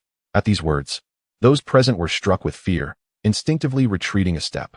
Han Hao released Wu Qianqian and advanced towards Meng Gu. In desperation, Meng Gu clung to his last hope. Brother, I beseech you, for the sake of Wu Laoda, spare me this time, and I shall repay you tenfold in the future. Upon hearing the name Wu Laoda, Han Hao's heart trembled. Amidst the turmoil of recent events, he had nearly forgotten about Wu Laoda. Puzzlement filled his mind, having stolen from the man. Why had he yet to seek retribution? Unbeknownst to him, it was the escape of Jun that had afforded him a moment of respite. Now, having resolved to consider Wu Laoda an enemy, the realization that Meng Gu was affiliated with him only solidified Han Hao's intent to eliminate him. With a single punch, he aimed to end Meng Ji's life. Meng Ji's eyes reddened as he fixed his gaze upon Han Hao, saying, you have forced my hand. With that, he produced a piece of jade inscribed with the likeness of a man in his 50s, anguish etched across his face. Crying out, Wu Laoda, save me. Meng Gu hurled the jade to the ground, shattering it and enveloping the room in a thick cloud of smoke. Han Hao, sensing his vision clouded, found it impossible to penetrate the mist. For one whose eyesight had been drastically enhanced post-cultivation, this was an extraordinary occurrence. Fearing that Meng Gu might seize the opportunity to escape, he attempted to charge forward. However, just as he was about to move, the man depicted on the jade materialized before him. Upon the man's appearance, Han Hao heard Meng Ji's voice, filled with hatred, echoing from beyond the fog, Wu Laoda, please help me kill this man. As the voice of Meng Gu resonated, the figure turned its gaze towards Han Hao, revealing a brilliance in its eyes that Han Hao had never witnessed before. The piercing intensity of that gaze surpassed all the martial experts Han Hao had encountered, even overshadowing the prowess of Elder Li. At that moment, Han Hao realized that this was his long-lost master Wu. Fortunately, it was merely a projection. Had he faced the true Wu, he would have felt no confidence in overcoming him, though merely an illusion. It presented Han Hao with an opportunity to discern the disparity in strength between himself and Wu. Fueled by an indomitable spirit, Han Hao did not wait for Wu to make a move, but instead launched a powerful punch, exerting 80% of his strength. Normally, such a strike would have incapacitated an opponent. Yet in this instance, the projection responded with equal force, and for the first time, Han Hao found himself taking 2 steps back. To his astonishment, he felt a twinge of pain in his right hand. Astonished by Wu's strength, Han Hao threw another punch, accompanied by a thunderous shout. Come again. This time, he poured every ounce of power into his strike and accelerated his speed to the maximum, determined to bring the projection down with a single blow. However, disappointment washed over him as the figure, still unhurried, responded with a punch of its own. Once again, their fists collided, and this time, Han Hao managed to withstand the impact without retreating, while the projection remained unfazed. At this juncture, Han Hao's frustration peaked. It was his first time harnessing the power of a cultivator, yet he could not subdue an opponent who was merely an illusion. In his fury, he unleashed a technique known as lifting the heavy as if it were light. This time, the projection's demeanor shifted, losing its previous calmness. The technique transformed. Instead of a straightforward punch, the figure traced a circle in front of itself before striking out. When their fists met again, Han Hao realized that even with the lifting the heavy as if it were light technique, he had not gained the upper hand. Reluctantly, he decided to unleash another full-force punch, but the outcome remained unchanged. Han Hao was thoroughly vexed, despite employing his utmost strength with the technique. He was unable to defeat an illusion. Had Wu's realm transcended the opening of the ordinary? How could he so effortlessly withstand Han Hao's full-force assault? In the midst of Han Hao's confusion, the system manifested promptly to address his queries. Ding ding. Detection indicates that the host has encountered a minor conundrum. This system is here to elucidate. Fear not. This old man is still at the opening of the ordinary, merely having reached its pinnacle. The projection possesses 7/10 of his strength, thus equating to a mid-level expert in the opening of the ordinary. Then why is he so formidable? Han Hao inquired. To which the system, adopting a tone of superiority, replied, Ahem. The reason this projection poses such a challenge lies in its exceptional skills. What skills? Han Hao questioned. How should I know? However, they likely enhance strength and agility. Aren't you omniscient? Indeed, but that is simply because the opponent's skills do not capture my discerning eye. Why do you still claim that the opponent's skills are extraordinary? Perhaps they are impressive to someone as feeble as you. Well, enlighten me. What level of skill would catch your discerning eye? Present an example. Allow me to astound you with Pangu opens the heavens and the earth. How does that sound? Quite formidable. Indeed. Upon hearing such a grandiose title, Han Hao felt a surge of excitement and promptly inquired, how many cultivation points can be exchanged for it? 10 billion cultivation points. What the hell? Mind your language. The opponent is already coming to confront you. After that, the system fell silent. Han Hao steadied himself and noticed the illusory figure had launched a punch toward him. With a furious shout, Old man, you're courting death. He once again employed his technique, meeting the illusion head-on. For a moment, neither could gain the upper hand. However, as time passed, Han Hao discerned that the apparition was growing fainter and the surrounding white mist was also dissipating, allowing him to glimpse the outside world. When he finally beheld the scene beyond, astonishment flickered across his face. For Meng Ge not only remained, but was also gazing at the mist with a blend of anticipation and concern. Han Hao realized that his fears of Meng Ge fleeing were unfounded. In his eyes, the jade bestowed upon him by Wu Laoda was a talisman for survival. Even in the face of Han Hao's bullying, he would not dare to use it. Had Han Hao not been intent on eliminating him, Meng Ge would have preferred to sacrifice everything rather than employ that jade. As the illusion weakened, Han Hao understood that it was on the verge of vanishing, prompting him to strike with greater force until the figure was nearly transparent. Just as Han Hao believed victory was assured, the apparition uttered its first words, God-slaying finger. Upon saying this, the figure raised its right hand, pointing a finger directly at Han Hao. The moment the finger was lifted, Han Hao felt himself immobilized, a powerful pressure bearing down upon him. For the first time in his life, he sensed a threat to his very existence and contemplated seeking assistance from the system. Yet, just then, the apparition vanished before it could execute its technique. As the figure disappeared, Han Hao realized cold sweat had formed on his back. At that moment, Han Hao gained a newfound respect for Wu Laoda. Had the apparition employed that technique from the outset, he would undoubtedly have perished without the aid of the system. Following the dissolution of Wu Laoda's illusion, the system let out a long sigh. That was terrifying. I never expected such a formidable skill to exist in this humble locale. I almost couldn't restrain myself from intervening. Oh, by the way, congratulations to the host for completing the achievement first battle with a cultivator, earning a reward of 80 cultivation points. Host, please kneel and accept this system's generous bestowal. Upon hearing the system's words, Han Hao was nearly overwhelmed with joy. He hadn't anticipated that engaging in combat with a cultivator would yield such a bounty of cultivation points. Had he known, he would have confronted Old Master Li long ago. With the acquisition of 80 cultivation points, Han Hao felt a significant alleviation of the pressure Wu Laoda had placed upon him. However, he chose to disregard the latter part of the system's statement. He certainly did not believe it was a gift, but rather something he rightfully earned. As the ethereal shadow faded, the white mist surrounding Han Hao gradually dissipated. At this moment, Meng Ge finally discerned the situation within. Realizing that Han Hao was approaching him with a smile, Meng Ji's world continued to crumble. He now held the grim revelation that the one sent to kill him was a cultivator, one whose prowess was hardly inferior to that of Wu Laoda. Overwhelmed by immense despair, Meng Ge felt a sharp pain in his chest and coughed up blood, collapsing to the ground. Han Hao stepped in front of Meng Ge and kicked him, exclaiming, "Damn it, stop playing dead." After delivering 2 kicks without any response, Han Hao crouched down to inspect and discovered that Meng Ge had indeed perished, and from sheer fright. Subsequently, Han Hao turned to the stunned disciples of Meng Ge and shrugged, saying, "See, this is not my doing. He died of a heart condition." With that, Han Hao intended to lead Wu Qianqian away from the scene. However, the moment Wu Qianqian took a step forward, she stumbled and nearly fell. Had it not been for Han Hao's timely support, she would have collapsed entirely. Chapter 74. Gossip. Indeed, just gossip. Han Hao inquired of Wu Qianqian. "Can you walk on your own?"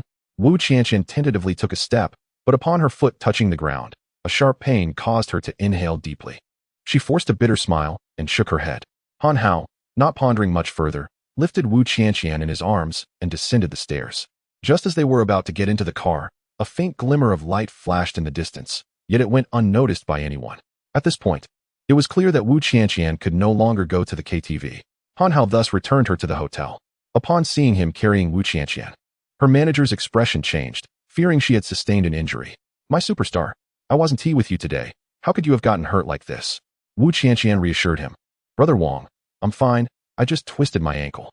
The manager, still unconvinced, insisted on taking her to the hospital for a thorough examination. After all, the health of his artist was paramount. Unable to resist his insistence, Wu Qianqian acquiesced. Feeling guilty that Wu Qianqian's condition stemmed from her predicament, Han Hao resolved to stay by her side until the doctor confirmed she was unharmed. Thus, Wu Qianqian, donning a mask and sunglasses for full disguise, made her way to the hospital, knowing her manager wouldn't be able to carry her, as he was shorter than she. Consequently, the burden fell to Han Hao. After the ordeal of reaching the hospital, they were fortunate that registering was not overly stringent. Brother Wang hastily filled out the required information, and they headed to the orthopedics department on the 3rd floor. As the elevator opened, Han Hao muttered under his breath, "Damn, so many people. How long will this take?" There was no choice. The urgency of the situation outweighed all else, and they resigned themselves to waiting. It took over an hour before they were finally called in. The doctor, without even glancing up, simply instructed, "Let us take an X-ray." Fortunately, the X-ray room was conveniently located on the 3rd floor. Han Hao hurriedly carried Wu Qianqian there, encountering several pregnant women strolling with their families along the way. He inadvertently caught sight of the ultrasound room and mused to himself about how many children were to be born this year. The two-child policy had truly come at an opportune moment. After the X-ray, they were informed that the results would take 2 hours to process. Despite Brother Wang's anxiousness, there was nothing they could do but return to the hotel and wait. Wu Qianqian, her face filled with regret, expressed, "I truly apologize, Mr. Han, for dragging you along on this errand." Although Han Hao longed to voice a complaint, he restrained himself in the presence of his idol, replying, "Not at all. It is my honor to serve the goddess." With 2 hours remaining until the results, Han Hao felt there was no need to linger at the hotel, especially with concerns about the situation at the KTV. He prepared to leave. At that moment, Wu Qianqian remembered their original plan to visit the KTV. "Mr. Han, given today's events, it seems I must post on Weibo to soothe my fans' emotions." Brother Wang chuckled, "No need to trouble the superstar. I have already posted. Just focus on your recovery." As he spoke, he opened his phone to the Weibo interface, but suddenly exclaimed, "Oh no, this is bad. We've been photographed." Wu Qianqian, alarmed, seized the phone. Just as she glanced at the notification, her phone rang. Brother Wang glanced at it and promptly hung up, muttering about the intrusive media. Seeing their urgency, Han Hao inquired, "What's the matter?" Brother Wang sighed, Someone has leaked the news about Qian going to the hospital. Look, even you have been photographed. Upon receiving the phone, the photograph appeared quite blurred, capturing the moment when Han Hao carried Wu Qian into the hospital. However, those familiar with Wu Qian would still be able to discern her identity upon closer inspection. True love Qian. A chance encounter at the hospital entrance, so thoroughly bundled up. Yet I recognized her. Haha, has our goddess been injured? My heart aches. Such a princess Carrie, how enviable. The comments section erupted. Qianfu's pointer. The blogger is magnificent. Truly a goddess. Qian's smile. Release the goddess. She belongs to me. Suddenly, Wu Qian gasped, for she too was scrolling through Weibo. Han Hao glanced at her phone, and a name caught his eye, Shua V. He quickly seized the device to investigate further, discovering the verified information, Shua Biao, a reporter from Qing Shui City television station. Han Hao took a deep breath. This situation was becoming increasingly muddled. Shua V declared, shocking. Renowned actress and singer Wu Qian's wedding is imminent. Today, she selected a ring. Her betrothed being a mysterious rich heir. Reports suggest a marriage prompted by an unexpected pregnancy. Accompanying images depicted Han Hao carrying Wu Qian out of a Liufu jewelry store. Her face clearly visible, while another image featured them in a hospital, surrounded by expectant mothers, with Han Hao's silhouette cradling Wu Qian prominently displayed. The words obstetrics and gynecology unmistakably clear. Han Hao cursed aloud. What sort of wretched hospital is this, having the obstetrics department situated beside the X-ray room? Upon reviewing the comments, the unfolding drama was indeed captivating. Fan A lamented, Wah? The goddess is getting married. Alas, it is not to me. You don your wedding gown, while I shall don a monk's robe. Fan B chimed in. Such a fine cabbage, and yet it's been trampled by a pig. How could a rich heir be a good person? Fan C retorted. The one above is envious of the wealthy. Did the rich heir rob your ancestral grave? Fan B. Thus, the conversation veered wildly from the morality of rich heirs to grave-robbing techniques, then to sentencing and legal representation, and miraculously, it circled back to the goddess's marriage. The netizens' imagination was evidently boundless, even conjuring names for potential offspring. All three individuals found themselves in a quandary. During this commotion, the trending topics on Weibo had escalated to Wu Qian marriage, Wu Qian boyfriend, Wu Qian ring. Yet, Han Hao had underestimated Shua Biao. Shua V proclaimed, shocking. The identity of Wu Qian's mysterious boyfriend has been revealed. Let us rendezvous tomorrow. Underneath, a throng of fans clamored for enlightenment, exposure, and the truth. With followers multiplying in the thousands, causing a deluge of shares, the situation spiraled out of control. Moreover, a multitude of fans flocked to Wu Qian's Weibo, expressing heartbreak and vitriol. Hee, who would have thought, appearing pristine and pure, yet ultimately entangled with a rich heir, huh? Little ding ding. Hurry and bear a son to solidify your status in the elite circle. Other fans seized the opportunity to disparage Wu Qian, accusing her of being cunning and climbing the ranks through underhanded means. Yet, amidst the chaos, a uniquely spirited fan inquired, how did you manage to win the heart of our goddess?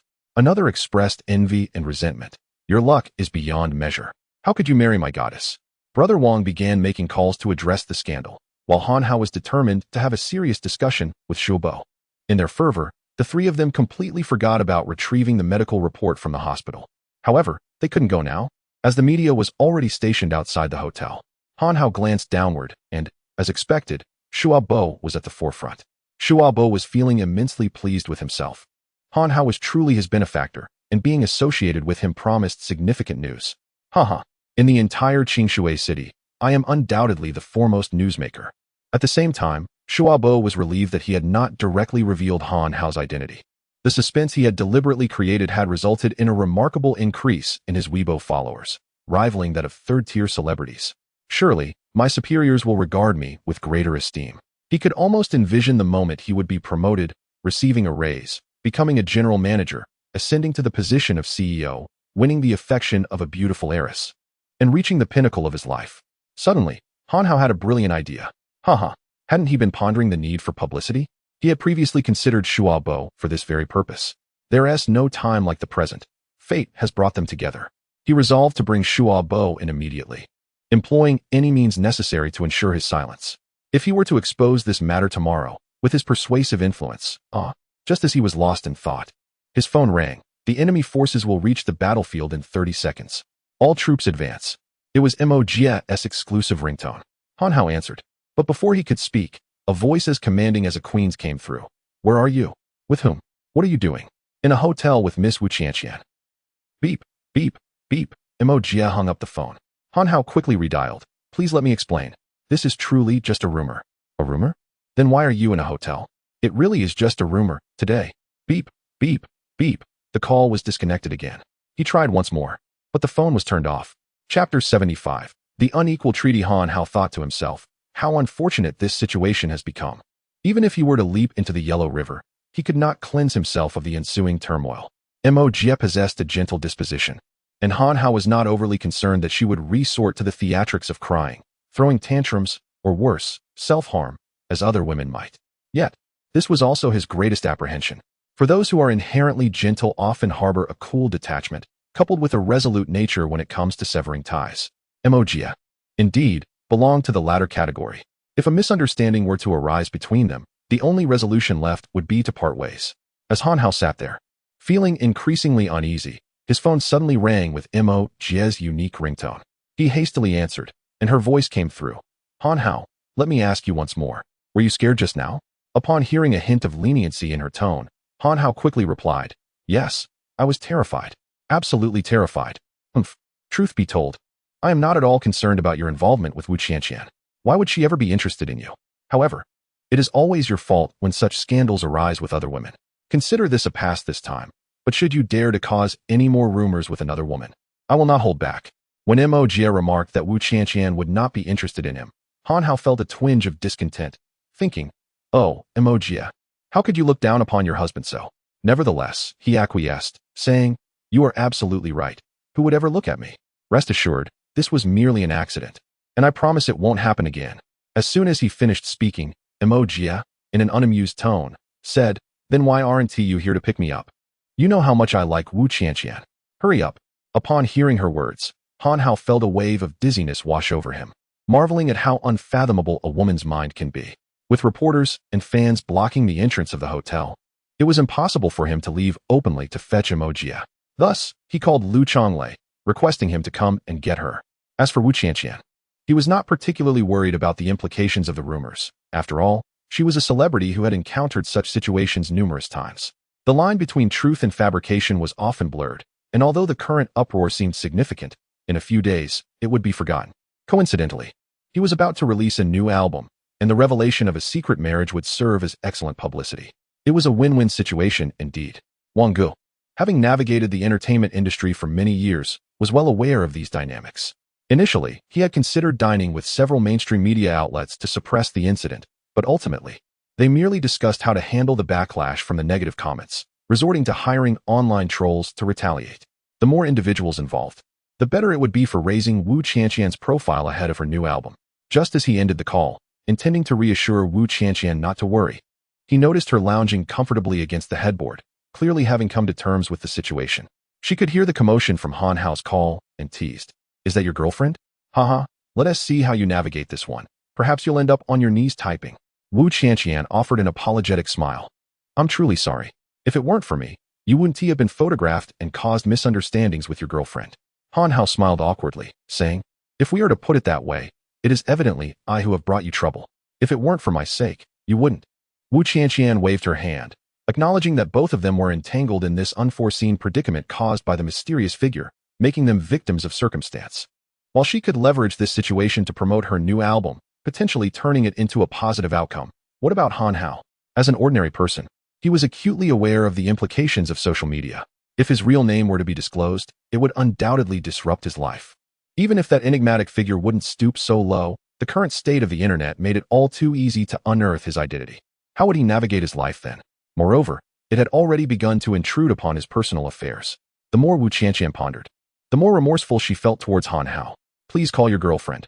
I must clarify this matter with her, she insisted. All right, don't fret, superstar. I've already sent someone to fetch her. She will be overjoyed to see you, Wang Gu remarked as he stood up to leave. Han Hao interjected. You can't go out. The reporters are all downstairs. Wang Gu chuckled. I'm not worried about you. I'm concerned that your girlfriend might have trouble getting in. Just inform the security about who you've sent to pick her up, and they'll let her in without issue. With that, he descended the stairs. Han Hao then called Lu Chonglei, giving him some instructions and asking him to swing by the hospital to retrieve Wu Qianqian's prescription should the doctor issue one. Lu Chonglei was already en route to Jia's residence. After hanging up, he focused intently on driving. Once Han Hao finished his call, he noticed Wu Qianqian gazing at him, her eyes sparkling with curiosity. From what Mr. Han just mentioned, it seems your little girlfriend quite likes me, doesn't he? She. Indeed. She adores your singing, he replied. And what about you? Of course, I'm a huge fan of yours. He exclaimed, I am your loyal admirer. Compared to your girlfriend, who do you prefer more? Caught off guard by her sudden question, Han Hao awkwardly scratched his head, a blush creeping onto his cheeks as he stammered, well, that's different. Seeing his flustered expression, Wu Qianqian burst into laughter. I'm just teasing you. Subsequently, a silence enveloped them. The air was thick with a blend of tension and awkwardness. Han Hao, lacking the enthusiasm to watch television, discreetly pulled out his phone to scroll through Weibo, wishing to stay abreast of the developments. Primarily, he was keen to see if the Shuabu team had encountered any unforeseen troubles. Another post. Bushu v. Fist, protect the goddess. Though it was merely a brief statement, the comments below were fervent. Qing Shui City Television v. Keep it up. Hang in there. Bushu v. Fist, protect the goddess. Qian Yin Qian Yu.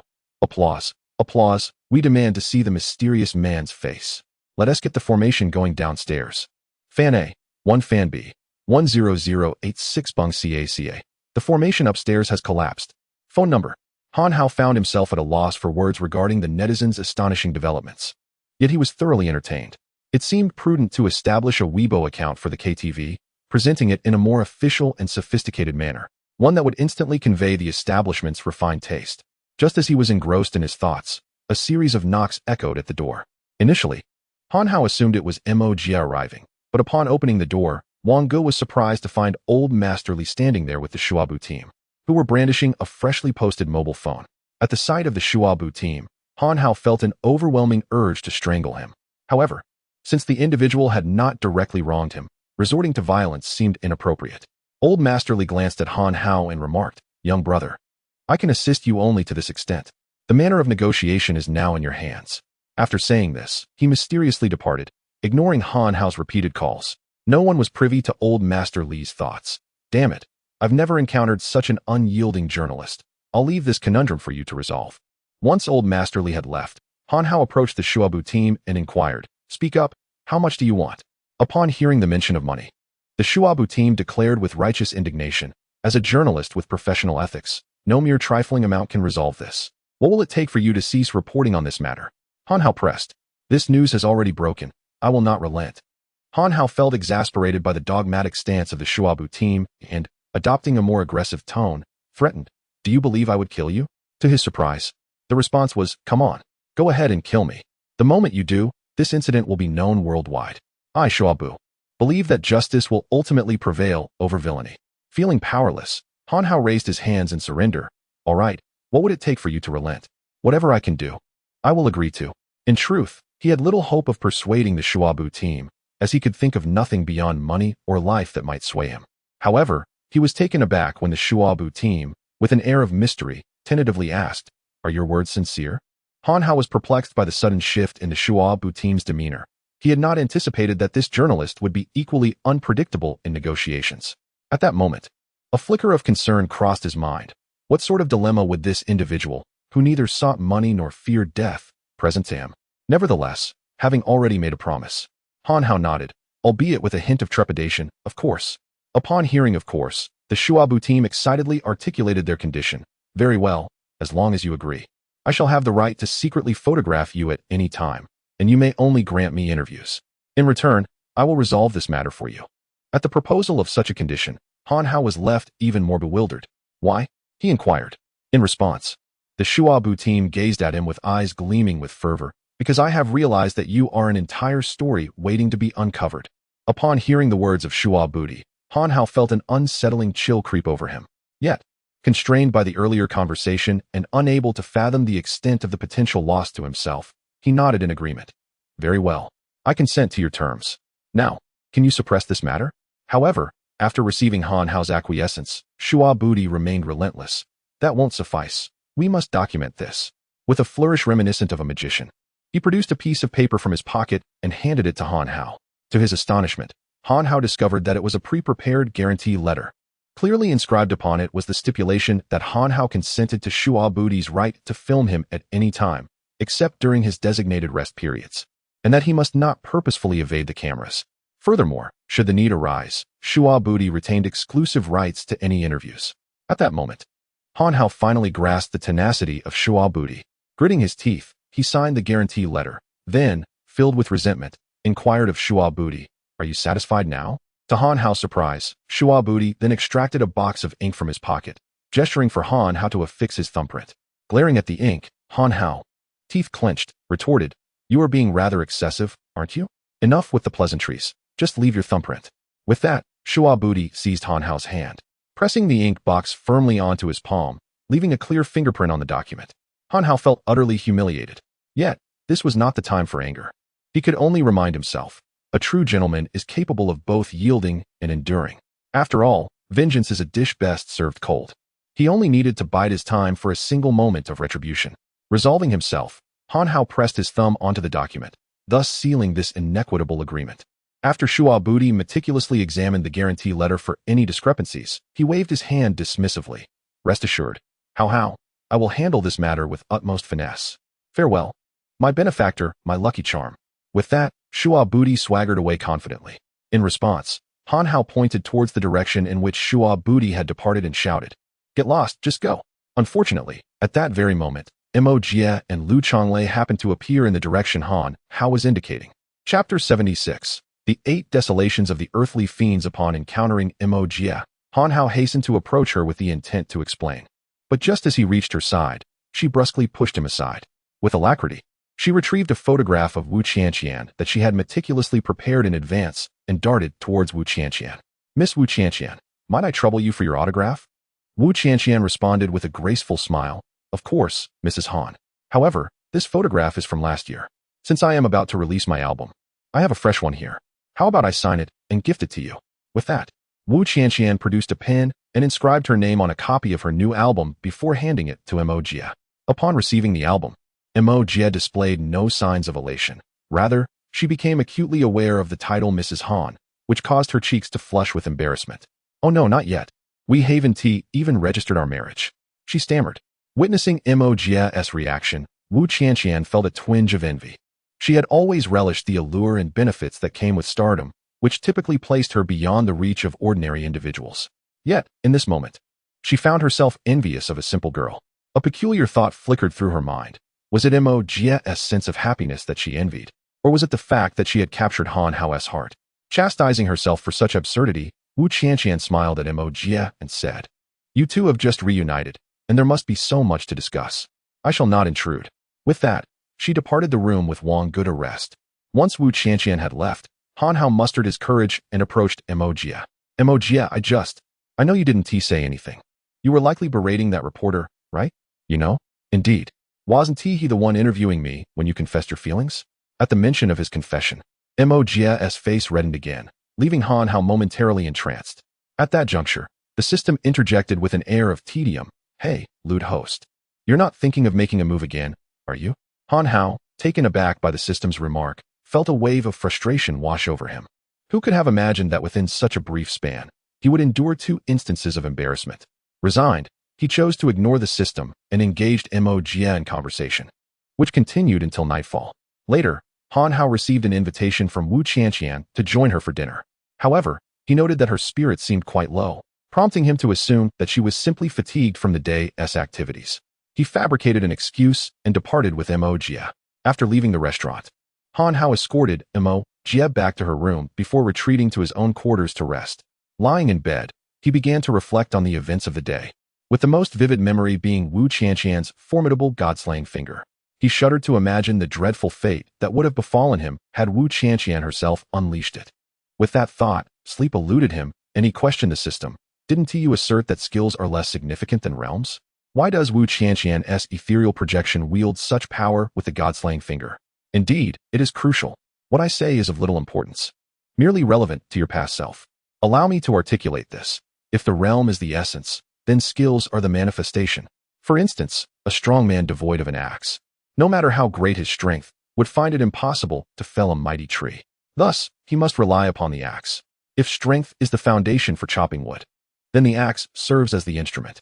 The pursuit of immortality follows a similar path. When one's realm reaches a challenging plateau, skills become the expedient means to enhance one's capabilities.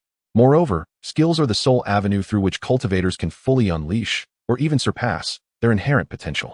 However, without a solid realm, even the most proficient skills bear no significance. The elevation of one's realm will directly influence the mastery of skills and the extent to which they can be executed. This is precisely why I initially advised against exchanging skills, urging you instead to focus on diligent cultivation.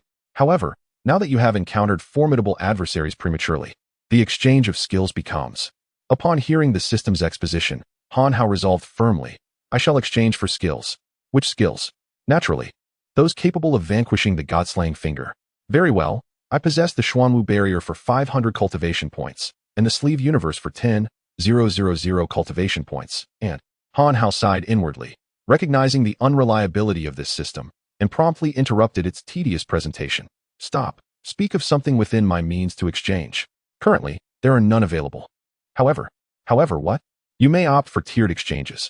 I possess a skill that makes defeating that so-called god-slaying finger exceedingly effortless, and as your realm advances, this skill will prove increasingly beneficial. Since your cultivation points are scarce, the first tier requires only 100 points, yet each subsequent tier will demand tenfold the previous.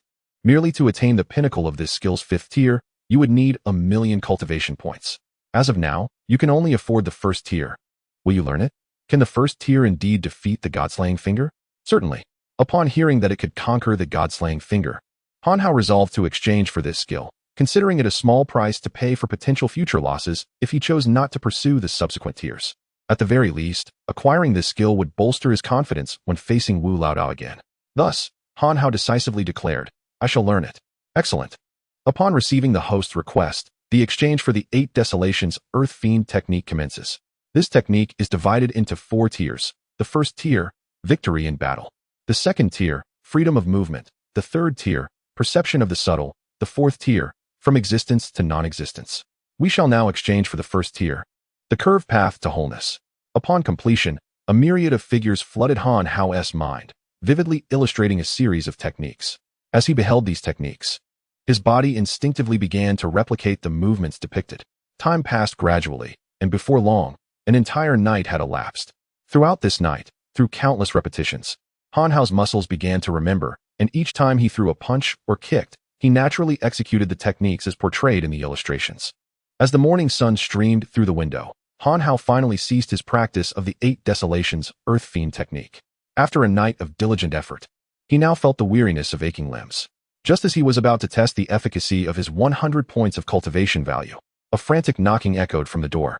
Upon opening it, he found none other than Wu Qianqian's manager. Initially, Han Hao presumed it was a matter concerning the press, and was about to reassure him that there was no cause for concern, when Wang grasped his hand urgently, exclaiming, Brother, come quickly. Qianqian is in trouble. Hearing that Wu Qianqian was in peril, Han Hao disregarded his fatigue and swiftly followed Wang towards her room. Chapter 77. The medium's ghostly mother. Han Hao hurriedly arrived at Wu Qianqian's room.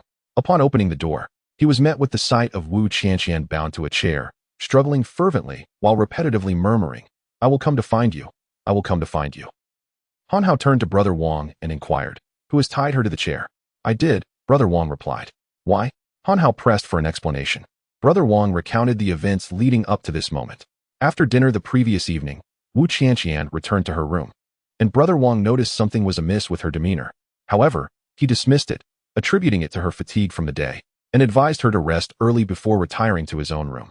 Later, reflecting on Wu Qianqian's history of insomnia and the upcoming performance, Brother Wang felt concerned about her well-being. He decided to prepare a calming soup made of sour jujube seeds and delivered it to her. Upon opening the door, he was horrified to find her poised to leap from the window. After dragging her down from the windowsill, she stood motionless, unresponsive to his words. Observing that she exhibited no physical distress, he suspected she was in a state akin to sleepwalking. He recalled that the elderly often warned against startling sleepwalkers, so he gently guided her towards the bed. Surprisingly, she complied for a few steps, and he managed to lay her down and cover her with a blanket. Just as he was about to leave, she abruptly sat up, descended from the bed, and moved towards the balcony again. With no other recourse, Brother Wang restrained her once more and resolved to remain vigilant throughout the night. By morning, Brother Wang noted that rather than improving, Wu Qianqian began to chant phrases like I will find you and I will die with you, while moving towards the balcony. Alarmed, he secured her in the chair and immediately called Han Hao, recognizing that Han Hao's capabilities surpassed his own. After absorbing the account of the events, Han Hao suddenly recalled that something had seemed off about Wu Qianqian during dinner the previous night. Clearly, the issue had already begun to manifest then. Yet he pondered why she had not sensed any discomfort at that time. With these questions in mind, Han Hao approached Wu Qianqian. As he prepared to assess her condition, he noticed a serpentine black thread, visible only to him, wandering at her brow. A frown crossed his face. Could this thread be the source of Wu Qianqian's predicament? With curiosity piqued, he extended his hand towards the black thread. The moment his fingers brushed against it, a vivid image erupted in his mind. A room wherein an elderly woman clutched a photograph of Wu Qianqian, muttering incantations. Nearby, a table was cluttered with various items. And upon closer inspection, Han Hao recognized it as a collection of marriage papers, life and death documents, and dragon and phoenix certificates. Beneath the table lay a mixture of genuine silk and gold, alongside paper replicas of various garments. A realization struck Han Hao, and the term ghost marriage flashed in his mind. Was it possible that Wu Qianqian had been ensnared by a ghostly matchmaker? Ghost marriage, also known as marriage, is a traditional custom in certain cultures. After the engagement, both parties tragically passed away, or the children had already met their untimely demise prior to the engagement. Out of deep parental affection, their parents sought to arrange a marriage for them beyond the grave. This practice, known as ghost marriage, can be categorized into two types: unions between the deceased and between the deceased and the living. When an unmarried man or woman dies, their parents often rely on ghost matchmakers to propose a union. Following divination, if the omens are favorable, the families prepare ceremonial garments for the spirits and conduct a marriage rite, ultimately interring the remains of both individuals together. Generally, such ghost marriages are conducted with the consent of both families. However, some ghost matchmakers, driven by self-interest, disregard the sentiments of others and forcibly arrange these unions. Gradually, these matchmakers learn various curses and manipulative techniques. Han Hao had always abhorred such practices, and witnessing them unfold before him, particularly involving his friend, was intolerable. Understanding that these curses could not be cast from a distance, he surmised that the source must be in the hotel. Han Hao prompted Brother Wang to recall who had interacted with Wu Qianqian prior to dinner. Wang suddenly remembered that after meeting Mo Jia at the hotel, Wu Qianqian had handed a signed photo to an elderly woman near room 1105. Wang shared this detail with Han Hao, who promptly concluded that the woman to whom Wu Qianqian had given the signed photo was indeed the ghost matchmaker. Han Hao instructed Brother Wang to wait while he descended alone to the 11th floor, arriving at room 1105. After knocking several times without response, he grew impatient and kicked the door open. As the door swung wide, a fragrant scent of incense wafted into his nostrils. Han Hao was now certain that the ghost matchmaker resided within that room. Peering inside, he observed the dimly lit space, with curtains drawn tightly, a clear indication that such matters were not meant for the light of day. Just as he was about to enter, a chilling and furious voice echoed from within. "You blind fool, daring to intrude upon my sacred space, disturbing my important affairs. You shall join the ranks of the dead." As the voice faded, Han Hao felt a cold wind sweep past him, followed by a bony hand reaching for his neck. Fortunately, Han Hao reacted swiftly, dodging to the right just in time. Before him stood the very elderly woman he had encountered when he first observed the dark mark on Wu Qianqian's forehead. The ghost matchmaker, having missed her grasp, uttered in surprise, "I didn't expect you to be so skilled. Anyone capable of evading my grasp cannot be an ordinary thief. Now, tell me, what is your purpose?" Han Hao, taken aback by her assumption of him as a thief, felt a surge of indignation. "You are the thief. Your entire family is composed of thieves." Yet, he soon recognized that his uninvited intrusion into the room could logically warrant such suspicion. Initially, Han Hao contemplated eliminating the ghost matchmaker to resolve Wu Qianqian's predicament. However, he reconsidered, realizing that such matchmakers typically operate for profit. Someone must have paid a substantial sum to enlist her services. With this thought in mind, Han Hao deftly shifted the subject. The media ghost mother? What is her purpose? Is she renowned? Ha ha ha, such youthful ignorance. Yet, it is quite understandable. How could an ordinary person have heard of my illustrious name? I possess the ability to command spirits and perform clandestine rituals. Are you frightened? As the media ghost mother proclaimed her powers of commanding deities and performing secretive rites, Han Hao silently scoffed, thinking to himself how audacious such boasts were. Even he, in his current state, would not dare claim to wield control over spirits. Merely a charlatan. Upon receiving Han Hao's disdainful evaluation, The media ghost mother was decidedly displeased. What do you know? If I were not currently attending to President Wang's affairs, you would surely experience my formidable powers firsthand, and I would arrange a ghostly marriage for you. Alas, your misfortune lies in your inability to recognize the significance of my presence. Prepare to meet your fate. With that, she lunged once more towards Han Hao. However, upon hearing President Wang's name, Han Hao's curiosity was piqued, and he quickly called for a halt. Wait, who is President Wang? Is he truly notable? The media ghost mother, sensing Han Hao's interest in President Wang, snorted derisively. You ask too many questions, young man. If you have doubts, simply wait a moment and inquire with the King of Hell in the underworld. With that, she lunged at Han Hao again. Han Hao, undeterred, evaded her grasp and insisted. First, tell me who this President Wang is. Once you do, I may grant you a swifter demise. The elderly woman, infuriated by Han Hao's impudence, scoffed. You? Such arrogance from a mere youth. Before her words could fade, her bony hand, now claw-like, reached for him again. Seeing that she would not answer his question and was unwilling to delay, Han Hao resolved to subdue this sinister old woman first, then inquire further. Thus, he dodged her claw and retaliated with a punch aimed at the media ghost mother. Chapter 78. The initial manifestation of the 8 desolate earth evil this time. The ghost mother of media, upon witnessing Han Hao not only evade her claw but also daring to strike back, felt her long-standing reputation had been challenged. She launched another claw attack, though this time her intention was not to kill Han Hao, but rather to seize his fist. As she extended her claw, her voice, chilling and foreboding, echoed, Dare to strike at me, ghost mother? Then I shall first cripple your hand. In an instant, their fists and claws collided. Han Hao remained as steady as a mountain, while the ghost mother was forced to retreat several steps. At that moment, she was utterly astonished. She had not anticipated that. Apart from Li Tianhao and Wu Laoda, another individual in Qingshui City could stand against her with such tenacity. However, Han Hao's astonishment at the old woman surpassed even the ghost mother's shock. It was important to note that although he had not employed his full strength, the power of a cultivator had been fully manifested. Since embarking on his path of cultivation, apart from the unengaged Li Laoi and the shadow of Wu Laoda, Han Hao had yet to encounter anyone capable of withstanding a punch from him. Both were astonished, yet their reactions were starkly different. The ghost mother exhibited unease, while Han Hao perceived this as a fortuitous opportunity. After all, he had just learned the 8 desolate earth evil technique yesterday, and now he found himself in need of someone to validate his skills.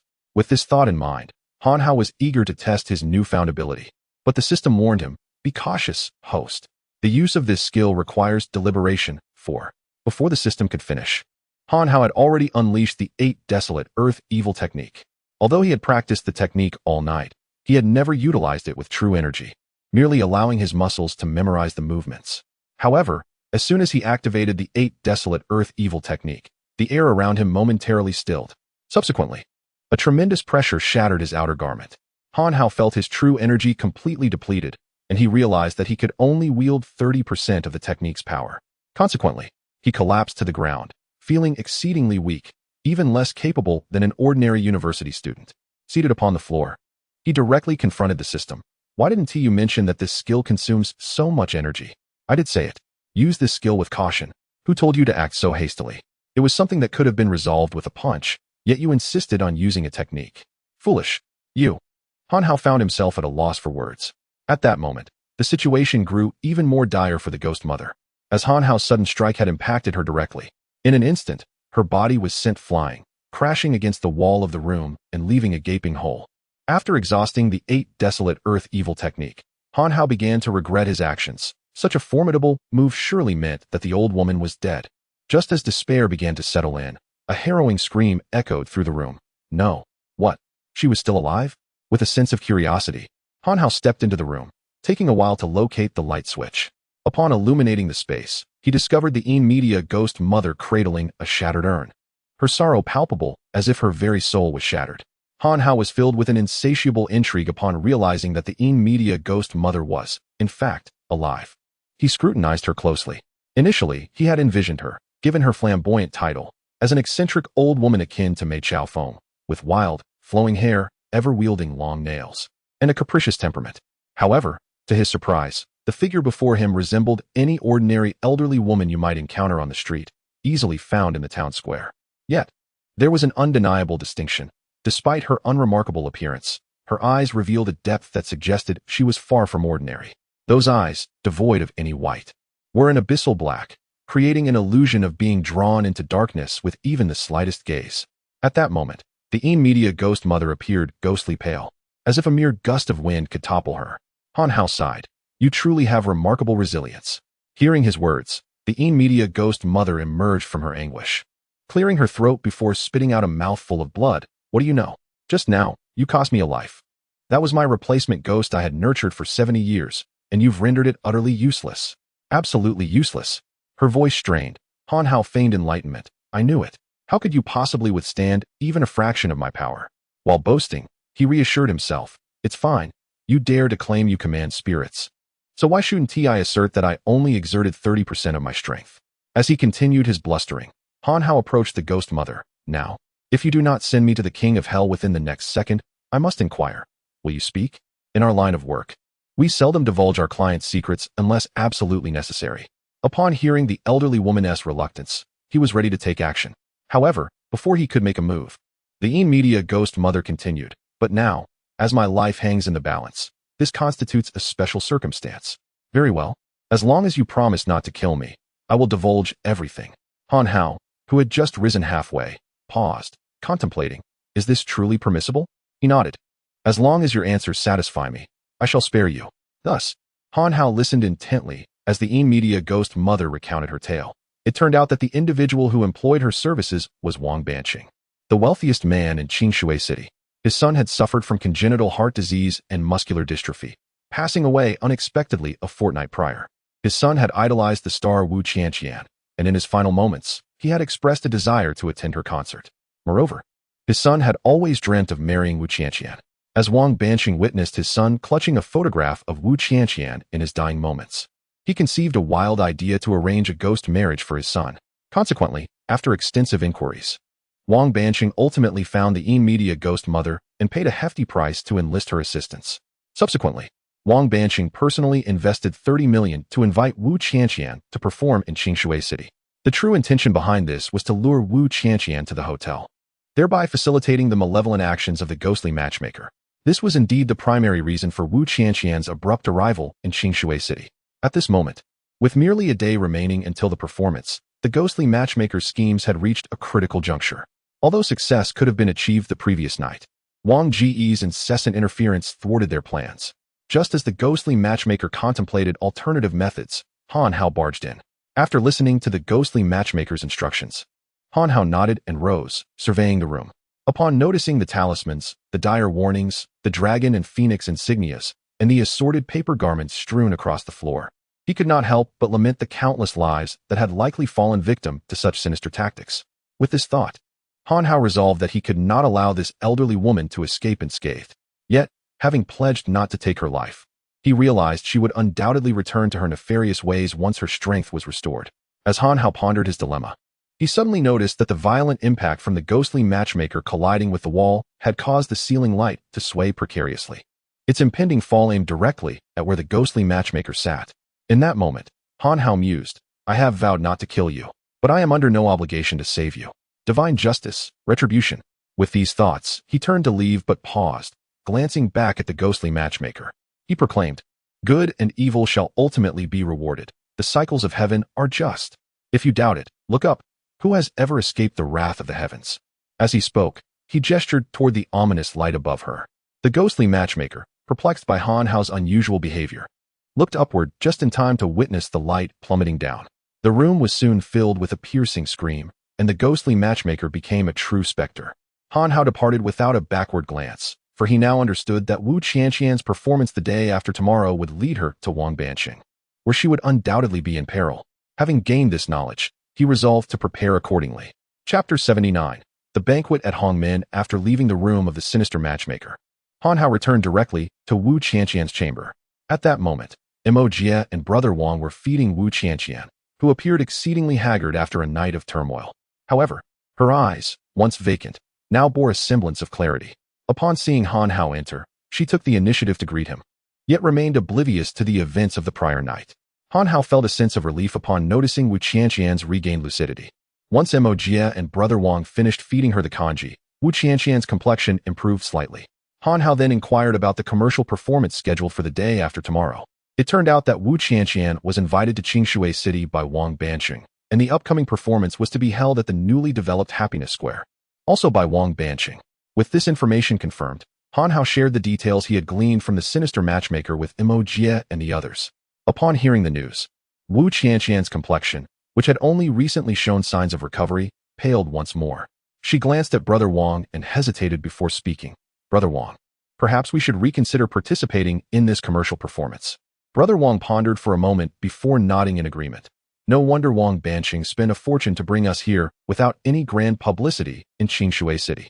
It appears he has no intention of allowing us to survive until the performance day. Now that we are aware of this, there is no need to take unnecessary risks. Let us pack our belongings and leave immediately. Just as they came to this decision, Brother Wang's phone suddenly rang. Han Hao glanced at the screen and saw that it was an incoming call from President Wang. Upon noticing the caller ID, Brother Wang looked at Han Hao with a questioning expression. Han Hao nodded, indicating that Brother Wang should take the call first. Brother Wang switched to speaker mode and answered. Hello, President Wang. This is Wu Qianqian's manager. How may I assist you? Oh, hello? With the performance approaching the day after tomorrow, I wanted to inquire about Miss Wu Qianqian's condition. Han Hao and the others immediately discerned that this cunning fox was probing for information. Considering that Wu Qianqian was preparing to leave, it was best not to let Wang Banqing know just yet. Therefore, Han Hao quickly signaled Brother Wang to reassure Wang Banqing that Wu Qianqian was fine and would definitely perform. Receiving Han Hao's cue, Brother Wang replied, Thank you for your concern, President Wang. Wu Qianqian is currently in good health, so you need not worry about the performance. After a brief silence on the other end, Wang Banqing's voice returned. Oh, that is splendid news. I was just planning to invite you for a meal. What do you think about now? Oh dear, it's quite unfortunate, but Wu Qianqian is currently. Before Brother Wang could decline, Wang Banqing interrupted him. My car is already waiting at the hotel entrance. I will come up to pick you up. With that, the line went dead, as Wang Banqing had hung up. Brother Wang, seeing the call ended, looked anxiously at Han Hao, for anyone could surmise that this meal was unlikely to bear good tidings. It was all but certain that they were facing a banquet at Hongmen. Upon witnessing Wang Banqing personally intervening, Han Hao realized that it was impossible to facilitate Wu Qianqian's departure from Qingshui City. Even if Wu Qianqian were determined to leave, Wang Banqing's financial prowess would ensure her confinement within the city.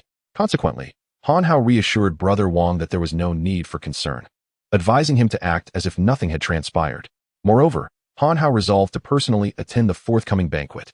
He then instructed Mo Jie to return and rest, as he could not adequately ensure the safety of numerous individuals at the gathering.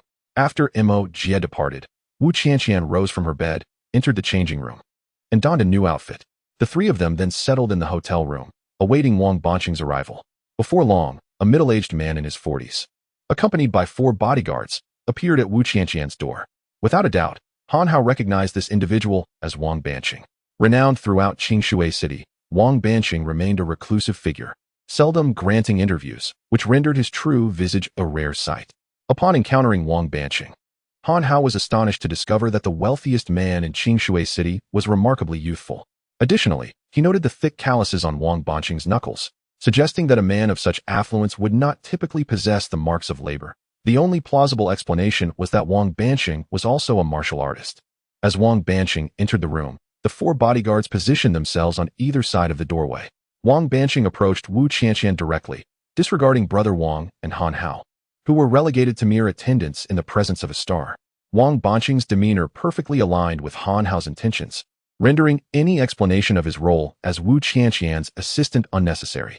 Standing before Wu Qianqian, Wang Banqing scrutinized her appearance, inquiring, Miss Wu Qianqian, you seem unwell.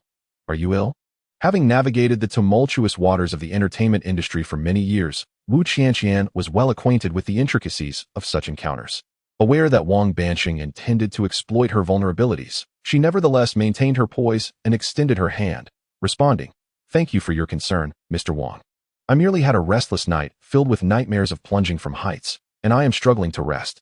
Upon hearing the mention of nightmares, a glimmer of intrigue flickered in Wang Banqing's eyes, a momentary lapse that did not escape the watchful gaze of Han Hao.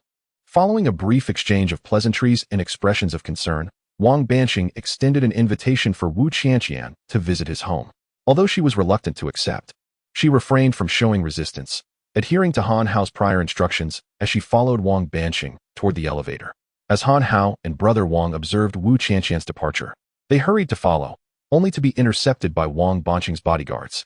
In that moment, Wu Qianqian, Brother Wang, and Han Hao turned their gazes toward Wang Banqing, creating a distinctly tense atmosphere. After a brief pause, Wang Banqing's expression darkened as he reprimanded his bodyguards. Have you lost your senses? You dare to obstruct those accompanying Miss Wu Qianqian? Get out of the way. Upon Wang Banqing's words, the group of bodyguards promptly apologized to Han Hao and Brother Wang before departing. Their swift and confident strides as they left revealed their prowess, each one capable of taking on 10 adversaries. Once the bodyguards had withdrawn, Wang Banqing took a moment to commend Wu Qianqian, remarking, Miss Wu, you are indeed unlike the others. While most celebrities are accompanied by throngs, eager for the world to recognize their fame, you, on the other hand, have chosen to venture out with merely 2 companions. In response to Wang Banqing's flattery, Wu Qianqian offered only a polite smile, reflecting inwardly. Had it not been for Han Hao's timely warning, I might have been deceived by your current fade. As they exchanged words, Han Hao and his companions exited the hotel and entered Wang Banqing's vehicle, en route to the latter's residence. Chapter 80. The Test. Once aboard the vehicle, Wang Banqing exhibited a demeanor steeped in contemplation, his silence starkly contrasting with his previous vivacity. Perhaps he had instructed the driver in advance, for the car sped along the road with remarkable haste, and soon they approached their destination. Wang Banqing's residence was situated in a renowned villa district of Qingshui City. Nestled on the mountainside, enveloped in tranquility, with mountains and waters, trees and flowers, a veritable haven for spring outings and picnics. However, only the affluent could reside here. A security guard was stationed at the foot of the mountain, and contrary to the common stereotype of guards, they stood with impeccable military posture, their salutes a pleasing sight. It was evident that the security here was of a high caliber, with even the sentinels being retired special forces. Han Hao could not help but reflect on the numerous privileges of the wealthy. Such was the nature of their dominion over the land. Ascending the mountain road, they arrived at Wang Banqing's estate. Stepping out of the vehicle and traversing the expansive courtyard, Wang Banqing whispered to Han Hao, TSK. This place is ample enough to host an athletic meet. Indeed, with a swimming pool, equestrian grounds, and a golf course, the mountain accommodated merely 2 households, fully justifying Wang Banqing's illustrious reputation. However, Han Hao harbored his own calculations, should Wang Banqing attempt anything untoward with Wu Qianqian. Even if he could manage to subdue the guards, escaping would be arduous. It would be prudent for this tycoon to exercise discretion, otherwise, Han Hao would be compelled to express his gratitude in a rather unique manner. After navigating the excessively spacious courtyard, they finally reached the main house. Fortunately, the tastes of this affluent individual diverged from that of a nouveau riche, for he had eschewed ostentatious decor that might blind the beholder. The interior was tastefully appointed, and once the servants had served tea, they discreetly withdrew, leaving only Wang Banqing, Brother Wang, Han Hao, and the butler in the reception room. Han Hao resolved to remain a passive observer, aware that Wang Banqing likely had ulterior motives in summoning Wu Qianqian to this locale, and he needed to remain vigilant regarding the man's intentions. With this thought, Han Hao positioned himself beside Wu Qianqian, ensuring her safety. Brother Wang, embodying the role of a seasoned agent, feigned relaxation while lounging on the sofa, cradling a teacup as if captivated by the fragrance of the tea. At that moment, Wang Banqing turned to Han Hao and inquired of Wu Qianqian. I almost forgot to ask. This standing figure must be your assistant, correct? What is his name? Hao. Oh, come. Butler, quickly provide this Hao with a seat. It is not appropriate for him to stand for so long. Once Wang Banqing concluded his statement, the butler exited the room. Upon his return, however, he bore not a chair, but a mere plastic stool. At this juncture, Han Hao remained silent. Yet the expressions of Brother Wang and Wu Qianqian shifted noticeably. This was an overt insult to Han Hao, given the exquisite taste Wang Banqing had just displayed. No one would believe that a plastic stool would find its way into such a residence. Just as Wu Qianqian was about to speak, Han Hao, with a smile, accepted the plastic stool, exclaiming, thank you so much, butler. After Han Hao took the stool, a hint of astonishment flickered across the steward's face, his gaze shifting directly to Wang Banqing. Wang Banqing merely nodded in acknowledgement, prompting the steward to position himself behind him. Though this exchange was subtle, Han Hao, who had been keenly observing Wang Banqing, caught sight of it. Inwardly, Han Hao chuckled with glee. You think you can probe into my affairs? I shall see what you, Wang Banqing, truly intend. Naturally, the thoughts of Han Hao remained unknown to those present. Upon noticing Han Hao comfortably seated on the plastic stool, Wang Banqing clapped his hands and bellowed toward the entrance, prepare lunch. I wish to extend a warm welcome to Miss Wu Qianqian. He then turned his attention to Han Hao. You are Han Hao, correct? Han Hao nodded. What is your role in relation to Miss Wu Qianqian? Oh, please pardon the amusement I may cause, Mr. Wang. I am merely a gopher, responsible for relaying messages for Miss Wu and keeping track of her schedule. Oh dear. Then who is responsible for Miss Wu's safety? Huh. With all due respect, we live in a society governed by law. There are not that many ill-intentioned individuals. Moreover, Miss Wu has not offended anyone, so she has no cause for retaliation. Besides, in Qingshui City, apart from you, Mr. Wang, I cannot fathom anyone daring to pose a threat to Miss Wu. Upon hearing this, Wang Banqing visibly paused before bursting into laughter once more. Huh? You make a valid point, young brother Han. Come, let us not linger idly here. Let us step outside. I have prepared a sumptuous feast for Miss Wu. With that, Wang Banqing led the group to a grassy area where numerous well-dressed individuals were already engaged in conversation. Several tables had been set up on the lawn, adorned with a myriad of delectable dishes that made Han Hao's mouth water. Were it not for the vigilant Wang Banqing regarding Miss Wu, Han Hao would have relished the opportunity to indulge in the feast. As Han Hao and his companions approached the tables, the esteemed guests hurried over to greet Wang Banqing, who joyfully began to introduce the attendees. Come, everyone, please take a seat. This is Miss Wu Qianqian. I trust you are all acquainted with her. Miss Wu, this gathering is to honor you and express our gratitude for your esteemed presence. I have specially invited many notable figures from Qingshui City. This is Mr. Li from the Elite Club, and this is President Zhao from Bank, and this is... As Wang Banqing continued his introductions, the guests gradually settled down. After a few minutes, he had introduced everyone present, including Brother Wang. However, whether by oversight or design, he notably neglected to introduce Han Hao. Han Hao, of course, was indifferent to this. Once everyone was seated, he too took his place at the table. Yet, no sooner had he settled than Mr. Li from the Elite Club slammed his hand on the table, exclaiming, Mr. Wang, how is it that such a person has infiltrated our gathering? Pointing directly at Han Hao, he continued, You, young man, I do not care how you managed to slip in here. You must vanish from my sight at once. Otherwise, I shall demonstrate the prowess of the Elite Pavilion. With that, he rolled up his sleeves and advanced towards Han Hao. Upon witnessing this, Han Hao was not taken aback. He stood up and said, My sincerest apologies, Mr. Li. Please do not misunderstand. I am but Ms. Wu's assistant. It was my ignorance of the customs that led me to sit here. I truly do not belong in this seat. Kindly temper your wrath. With that, Han Hao vacated his seat and positioned himself behind Wu Qianqian. To onlookers, it appeared that Han Hao's departure was born of fear, yet inwardly he resolved, Mr. Li. Is it the Elite Pavilion, you say? Once I resolve this matter, I shall pay a visit to your establishment. I shall ensure you learn how one's backside can bloom like a flower. Moreover, standing behind Wu Qianqian afforded Han Hao the advantage of shielding her from the bodyguard stationed outside the grass, who would otherwise have direct access to her. After Han Hao's ejection from the dining table, Wang Banqing remained silent and commenced his meal, which extended over 2 hours. Surprisingly, not a single incident transpired during this time, leaving Han Hao perplexed. Had Wang Banqing truly abandoned the notion of marrying Wu Qianqian? Upon the conclusion of the meal, Mr. Wang bid farewell to the attendees of the banquet.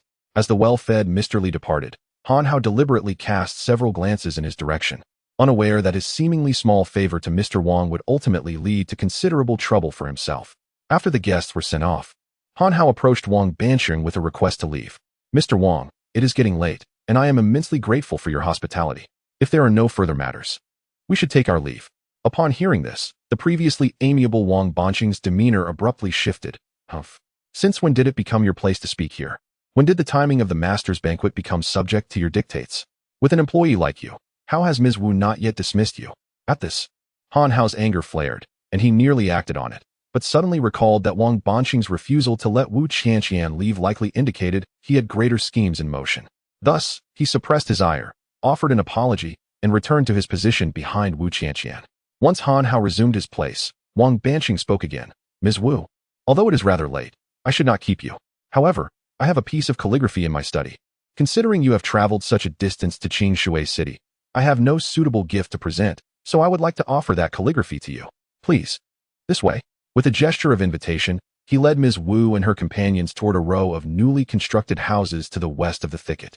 They were indeed newly built, as Han Hao could still detect the scent of fresh renovations. As Wang Banqing approached the row of houses, Han Hao heightened his vigilance. It was common knowledge that such valuable items as calligraphy would not be stored in a newly constructed, damp space. Han Hao realized that Wang Banqing had commenced his scheme. Chapter 81. The truth revealed. Han Hao discreetly heightened his vigilance as he followed Wang Banqing into the central room of the row of houses. Upon entering, Han Hao and the others, including Wu Qianqian, were taken aback, for the space they had stepped into was not a study but a funeral parlor. The first thing that caught their eyes was a massive offering table adorned with a black and white photograph depicting a young man, approximately 20 years of age. The rear wall was decorated with a floral arrangement featuring a deep green base and yellow blossoms. Long tables flanked the sides of the parlor, laden with cigarettes and tea, while the presence of wedding cakes and apples was particularly striking. Han Hao recalled that these two items were essential for a ghost marriage, traditionally included during the rites conducted by the ghostly mother. Although it was apparent that this was a funeral setting, it differed significantly from a typical one. Beneath the black and white photograph, a large red flower was placed, accompanied by a satin ribbon inscribed with the word groom. Additionally, there was a black and white photograph of Wu Qianqian beside the offering table, similarly adorned with a large red flower and a ribbon that read bride. The two photographs were tied together with a red string. Concerning the candles on the offering table, they were expected to be pure white. However, here, vibrant red candles were lit. In a conventional funeral, the atmosphere would be filled with sorrow and solemnity, with the bereaved family weeping in grief. The use of red candles would disrupt this somber tone, as funerals are not celebrations and should be approached with the utmost decorum. Wang Banqing's actions clearly indicated an intention to conduct a ghost marriage. Unperturbed by the astonishment of Han Hao and the others, Wang Banqing approached the offering table, picked up an incense stick, and ignited it. With a tone steeped in sorrow, he proclaimed, "Old Xiao, we may commence." Upon his utterance, the steward who had been standing behind him discarded his butler's attire, revealing a yellow Taoist robe underneath. He nodded slightly to Wang Banqing and remarked with nonchalance, "As you wish, Boss Wang." At that moment, it became evident to even the most oblivious observer that this steward was an impostor, likely someone Wang Banqing had hired at great expense. The old Xiao then produced a peachwood sword, reciting incantations within the funeral parlor, offer incense, pour wine, present dishes, and provide silk. As he spoke, a multitude of attendants suddenly flooded the room, following old Xiao's directives to place incense on the offering table and arrange food and drink, accompanied by paper money. Once these tasks were completed, old Xiao declared, "Present the bride price." Following his command, more attendants entered, bearing genuine goose cages, barrels of wine, wedding cakes, pig knuckles, celebratory fruits, as well as paper clothing, jewelry, and funerary items. They meticulously arranged these offerings around Wu Qianqian, who turned pale as a sheet, retreating 2 steps in terror. Had it not been for Han Hao's steadying hand, she would have surely collapsed in fright. Not long after, the individuals entering the room had completed the delivery of the betrothal gifts. The elder Qiao then approached Wu Qianqian, holding a wooden sword, and stood before her, declaring, "Please, bride, pay your respects to the deceased."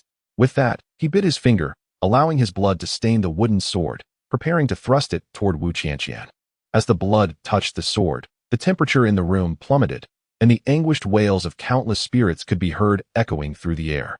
Terrified, Wu Qianqian trembled uncontrollably, while even Wang Ge, who had maintained his composure until then, was so startled by the scene that he collapsed to the ground, drenched in sweat.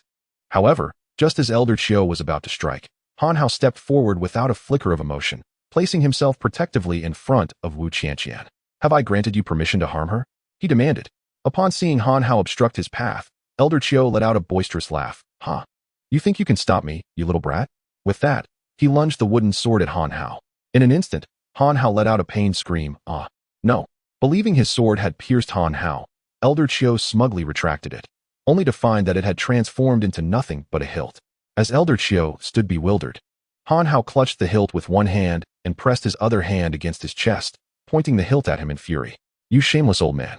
How dare you attempt to deceive me with a mere wooden sword? You possess not an ounce of professional integrity."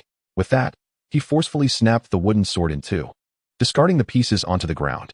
Unsatisfied, he stomped on them and then raised his gaze to Elder Qiao, a triumphant grin adorning his face. Elder Qiao, fully aware of the blatant provocation, felt his anger surge as he pointed an accusing finger at Han Hao, cursing vehemently, "You yellow-haired brat. Open your eyes wide and take a good look. This is no ordinary wooden sword. It is a treasured artifact passed down from my master's master, a prized possession of our sect. How dare you show such disrespect to our sacred heirloom?" Upon hearing this, Han Hao's pride swelled even further. A treasured artifact? Surely you jest. It can't possibly belong to a destitute sect. To utter such claims is laughable. No matter what you say, I will not be swindled by you. Fortunately, Elder Chiu had little hair to lose, or he might have demonstrated what it truly means to be enraged to the point of losing one's composure. Furious and overwhelmed, Elder Chiu lunged at Han Hao, intent on tearing him apart. Yet Han Hao interjected, "You think you can swindle me and then play the victim?" With that, he delivered a swift kick to Elder Chiu's face, sending him sprawling to the ground. When Elder Chiu finally rose again, several of his teeth lay shattered. As Elder Chiu prepared to continue his assault, Wang Banqing intervened, calling out, "Elder Chiu, take a moment to rest. This matter should be left to the shadow to resolve." Just then, a dark figure emerged behind Wang Banqing, and upon its appearance, the entire room fell into an eerie silence, as if they had been drawn into another realm where time itself seemed to slow. The air around them warped, and an indefinable smile spread across Wang Banqing's face. Han Hao, upon witnessing this entity, felt a jolt of fear. It appeared sinister, reminiscent of the shadowy guardians often depicted in novels. But upon closer inspection, he dismissed this notion. After all, shadow guards were still human and had shadows of their own, whereas this figure lacked any semblance of a corporeal form. Wang Banqing then regarded Han Hao with a grin. "Ah, I suspected you were not an ordinary individual. To be frank, I was well aware of Wu Qianqian's movements long before she arrived in Qingshui City. Do not assume that I am oblivious. There has never been an assistant named Hao by her side. Where there is an anomaly, there lies a hidden truth. Although I am not acquainted with your secrets, and my earlier probing yielded little, it is no longer necessary, as I have little interest in a deceased individual." With that, Wang Banqing stepped back, and the sinister figure behind him lunged directly at Han Hao. Chapter 82. The Reemergence of the Celestial Blade. As the sinister shadow lunged towards Han Hao, he let out a cold chuckle. Although this entity appeared malevolent, he felt no fear given his current prowess. Observing the dark figure approaching, Han Hao unleashed a powerful punch, intending to obliterate the shadow. However, as his fist made contact, he was taken aback to discover that it passed right through the shadow's form as if it were nothing. His fist instead struck a nearby door, shattering it into fragments without a trace.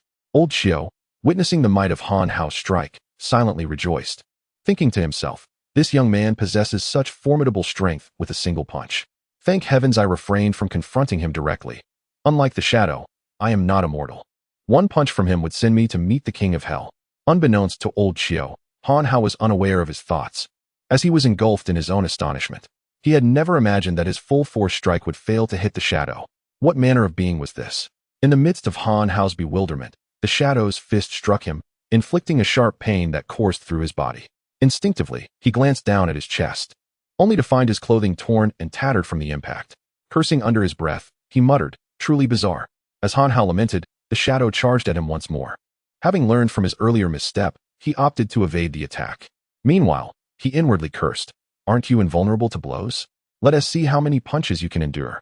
With this thought, Han Hao launched another punch at the shadow, only to find it met with no resistance, as if striking thin air, yielding no results. He attempted several more strikes, each proving fruitless. Aside from evading, he could only vent his frustration internally. How can I possibly defeat something I cannot even touch? While Han Hao continued to evade the shadow's relentless assaults, the system suddenly chimed in. Beep, beep, beep. Unidentified biological entity detected. Seeing the system take an interest, Han Hao seized the moment, inquiring, "What is this thing?" "Shadow of the inner demon. Could you elaborate?" "It would be rather mundane to explain. You should experience it for yourself." "Aren't you afraid this ghostly creature will end my life?" "Not at all.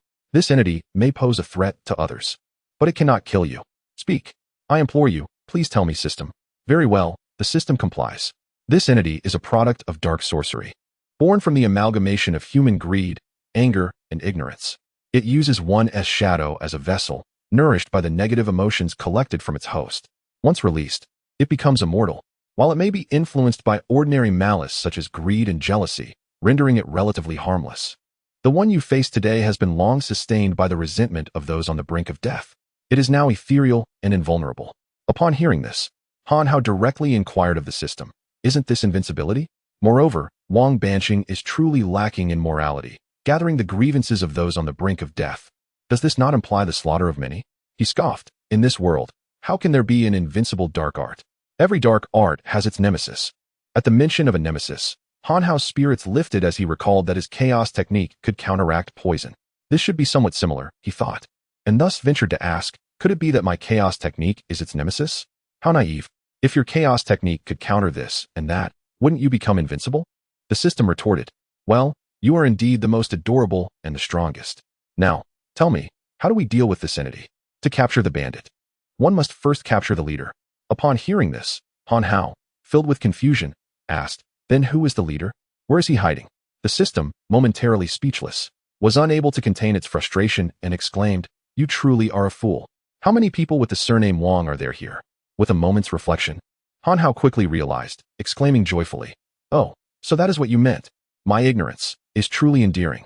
He then adopted the demeanor of a sage, proclaiming, in the vast expanse of heaven and earth, how can malevolent spirits persist? With that, he launched a punch at the malevolent shadow, which stood still, unaware that Han Hao's true target had shifted to Wang Banqing. In this blow, Han Hao summoned all of his strength. After enduring a kick from the malevolent shadow, he directed his attack towards Wang Banqing. The latter, seeing Han Hao's approach, did not evade but merely smiled. When he forged this malevolent shadow, he had long known its weakness was himself. How could he be unprepared now? As Han Hao drew near to Wang Banqing, four individuals suddenly appeared on either side of him, using their own flesh to shield Wang Banqing from Han Hao's lethal strike.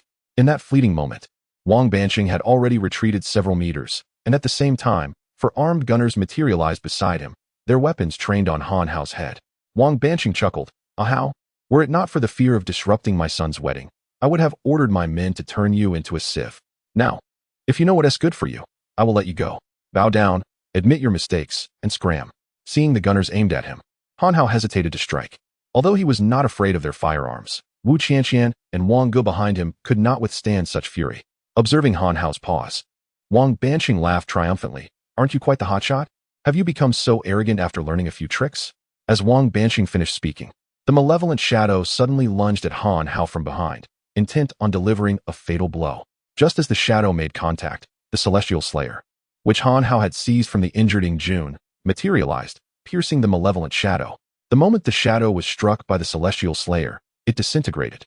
This scene left everyone in awe. Even the system was taken aback. Wow, this celestial slayer is certainly more than it appears. It can even dispel malevolent spirits. Han Hao, you have stumbled upon a treasure. In the face of the system's exaggerated alarm, Han Hao chose to disregard it entirely. Thus far, aside from this recent engagement, the immortal slaying blade had remained unused, failing to exhibit the extraordinary prowess that the system had proclaimed upon its acquisition. Although Han Hao remained unfazed, Wang Banqing was consumed by frustration as he witnessed the dissipating shadows of the malevolent specter he had painstakingly cultivated over the years, utilizing countless rare treasures. At this moment, regret gnawed at Wang Banqing. Had he foreseen this outcome, he would have refrained from unleashing the specter to display its might, and instead taken matters into his own hands. As these thoughts spiraled in his mind, his resentment towards Han Hao intensified. In a fit of rage, Wang Banqing bellowed, I will not rest until you are annihilated. Immediately, he called out, come forth. Once our objective is achieved, I, Wang Banqing, vow to assist you in reclaiming what you hold dear. No sooner had Wang Banqing uttered these words than three formidable figures burst into the room, each exuding a palpable aura of menace, unmistakably seasoned warriors. Simultaneously, Wang Banqing shed his suit, gritting his teeth as he addressed Han Hao, congratulations. You are the first to compel me, Wang Banqing, to reveal this trump card. Now, you shall die with your eyes closed. With that, the three intruders swiftly encircled Han Hao. It was at this moment that Han Hao realized that these three individuals were indeed cultivators, and their demeanor indicated a profound mastery of their craft. Chapter 83. The three heroes of Yin Mountain. Three cultivators emerged, and Wang Banqing, brimming with confidence, cast a menacing glance at Han Hao. With a fierce tone, he proclaimed, how about it? Now you shall learn that crossing me will lead to your miserable demise. These three individuals are esteemed experts I have summoned from Yin Mountain at great expense.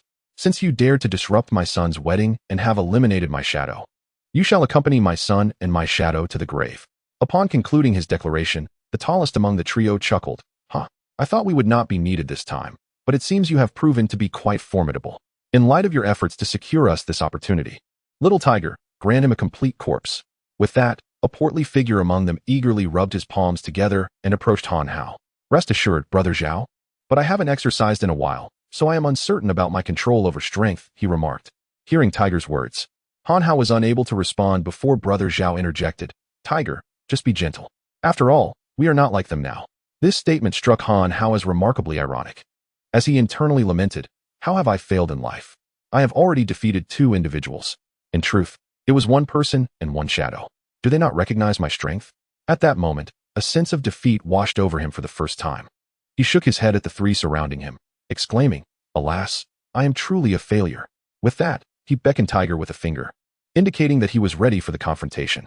Seeing Han Hao's audacious invitation for battle, Tiger extended his right index finger, summoning a flickering blue flame.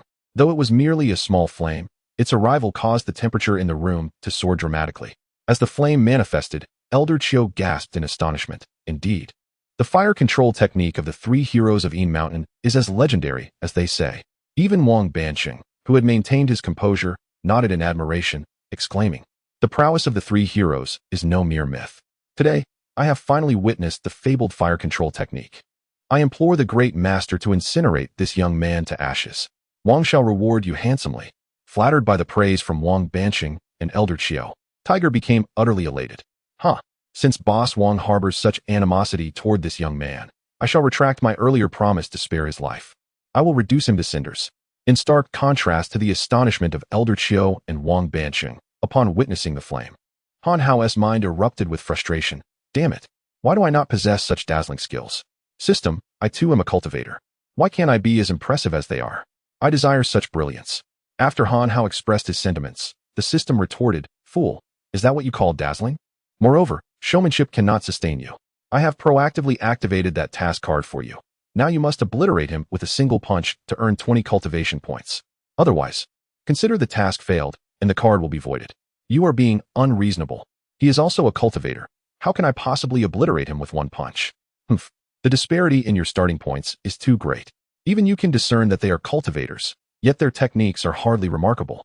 If you cannot withstand even a single punch from him, then you should abandon your aspirations of cultivation. Upon hearing the system's words, Han Hao felt a mix of skepticism and belief. Though he trusted the system's assessment, he remained cautious of Huzi, as the matter concerned his own 20 points of cultivation value. Thus, disregarding his usual demeanor, Han Hao shouted with fervor, children should not play with fire. It leads to unfortunate accidents.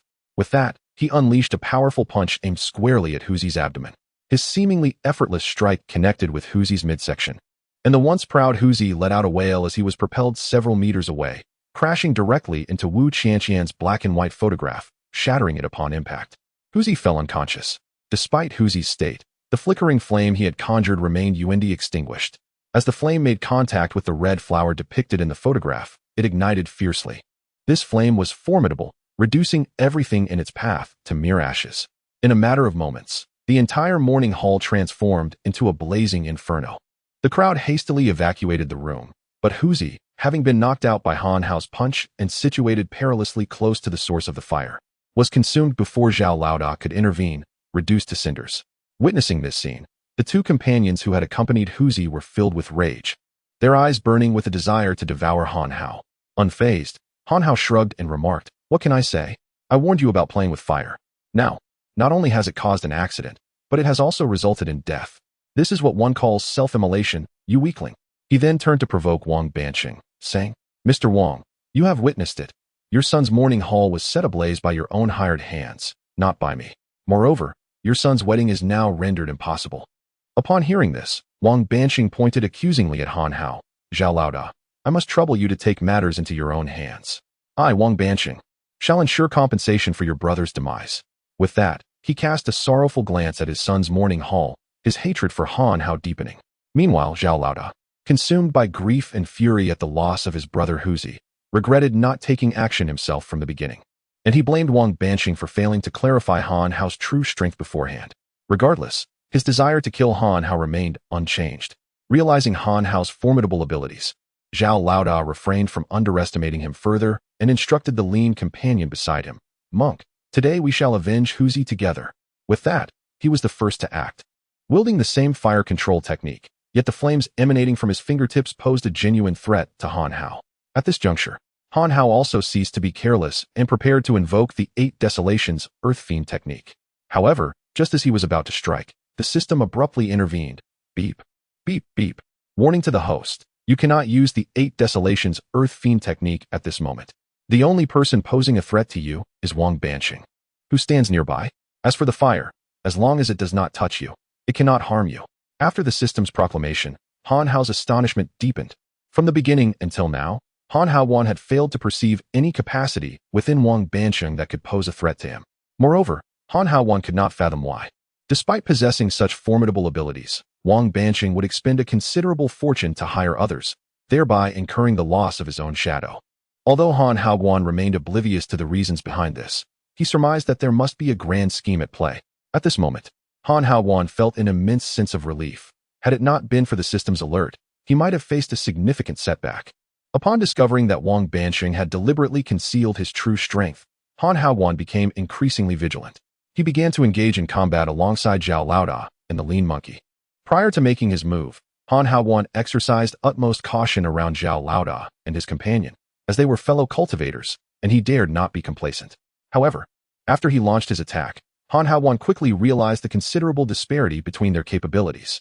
Although their fire-controlling techniques were indeed formidable, their speed and strength were markedly lacking. Even when faced with 2 opponents, he found himself at ease. At that moment, Han Haowan truly recognized the prowess of the chaos technique. During his cultivation, the technique would unknowingly transform his physique, significantly enhancing both his strength and speed. Even in the absence of specific skills, he could still be deemed a master. In stark contrast, the so-called Yinshan trio fell considerably short. Han Haowan was confident that if he possessed their fire-controlling abilities, he would leave his adversaries utterly defenseless.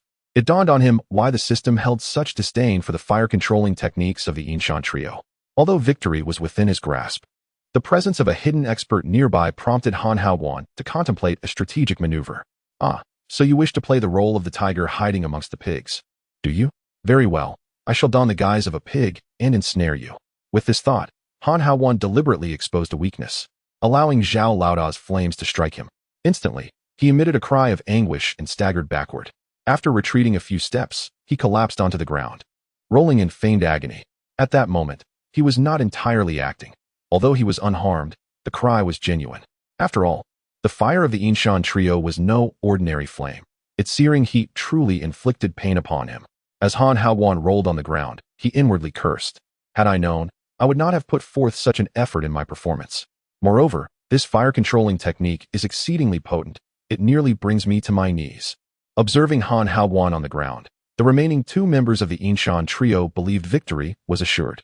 Zhao Laoda approached Han Haowan, declaring, "Humph, having slain my brother, I will now dismember you piece by piece."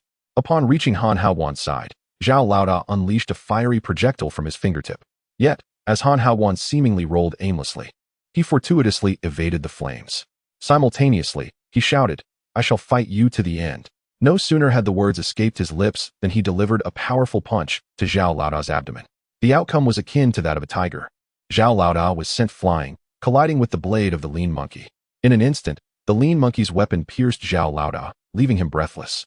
In his dazed state, Zhao Laoda mistakenly perceived the bewildered Lean Monkey as an enemy and unleashed his flames upon him. At that moment, the Yinshan trio had been thoroughly vanquished. Chapter 84. Hidden Peril. After the demise of the 3 heroes of Yinshan, Han Hao suddenly emitted a pained groan. "I can't stand." With those words, he collapsed onto the ground, unconscious. In that moment, Wu Qianqian, filled with anxiety, let out a sharp scream and rushed to Han Hao's side, shaking him vigorously. "Mr. Han, please wake up. Wake up quickly." Upon witnessing Han Hao's fainting, Wang Banqing erupted into maniacal laughter. As his laughter echoed, an astonishing aura began to emanate from him. Although Han Hao remained unfazed, to Qiu Lao and Wu Qianqian, it appeared as if the Grim Reaper himself had arrived. Suddenly, empowered by his newfound intensity, Wang Banqing unleashed a punch, not at Han Hao, but at the unsuspecting Qiu Lao who stood beside him. Caught off guard, Qiu Lao was brutally struck down by Wang Banqing's fist. Faced with the incredulous expression of Qiu Lao, Wang Banqing gritted his teeth and declared, "Humph. You dared to prattle on about assisting me while asking for too much. Allow me to make it clear, if you wish to take something from me, you must pay with your life." With that, he shoved Qiu Lao's lifeless body to the ground. In his final moments, Qiu Lao remained oblivious to the reason for his demise. With his strike successful, Wang Banqing laughed once more. "Ha ha, Mr. Han. Indeed, I may not know your true name, yet I must thank you. for you have spared me the trouble of killing the 3 phantoms of Yingshan after I eliminate you. And to think, you possess the legendary slaying immortal blade. That treasure shall henceforth bear the Wang surname." Upon hearing Wang Banqing's revelation about the slaying immortal blade, Han Hao's heart jolted. It became evident that his adversary had already recognized the blade's origins. The calm demeanor displayed by Wang Banqing upon recognizing the weapon only confirmed his cunning nature. At that moment, Wang Banqing had become Han Hao's target for vengeance. However, Han Hao refrained from acting impulsively, biding his time for the perfect opportunity. Wang Banqing continued, "Though my wicked shadow has perished, this slaying immortal blade makes it all worthwhile. Did you think I summoned the 3 heroes of Yingshan to kill you? You are mistaken. My intent was to ensure that anyone who laid eyes on the slaying immortal blade would meet their end, thus allowing me to possess it in peace. Moreover, you wish to disrupt my son's wedding? I intend to see it through to the end, even if it leads to a funeral pyre." With those words, Wang Banqing glanced at the still-burning mourning hall and advanced toward Wu Qianqian. Just as he reached for her hand, he suddenly noticed a fist hurtling toward him from behind her. In a panic, Wang Banqing stumbled backward, narrowly evading Han Hao's punch. Yet he still found himself in a rather undignified predicament. As Wang Banqing regained his footing, his fury palpable, Han Hao could barely contain his laughter. "Ha ha, Wang Banqing. I never anticipated that you would reveal your true colors now. Tell me, how does the ground taste?" Seeing Han Hao standing tall and vibrant, Wang Banqing realized that Han Hao had feigned his injuries. "You were merely pretending?" he exclaimed. "Ha ha, naturally. Otherwise, how could I draw out your true nature?"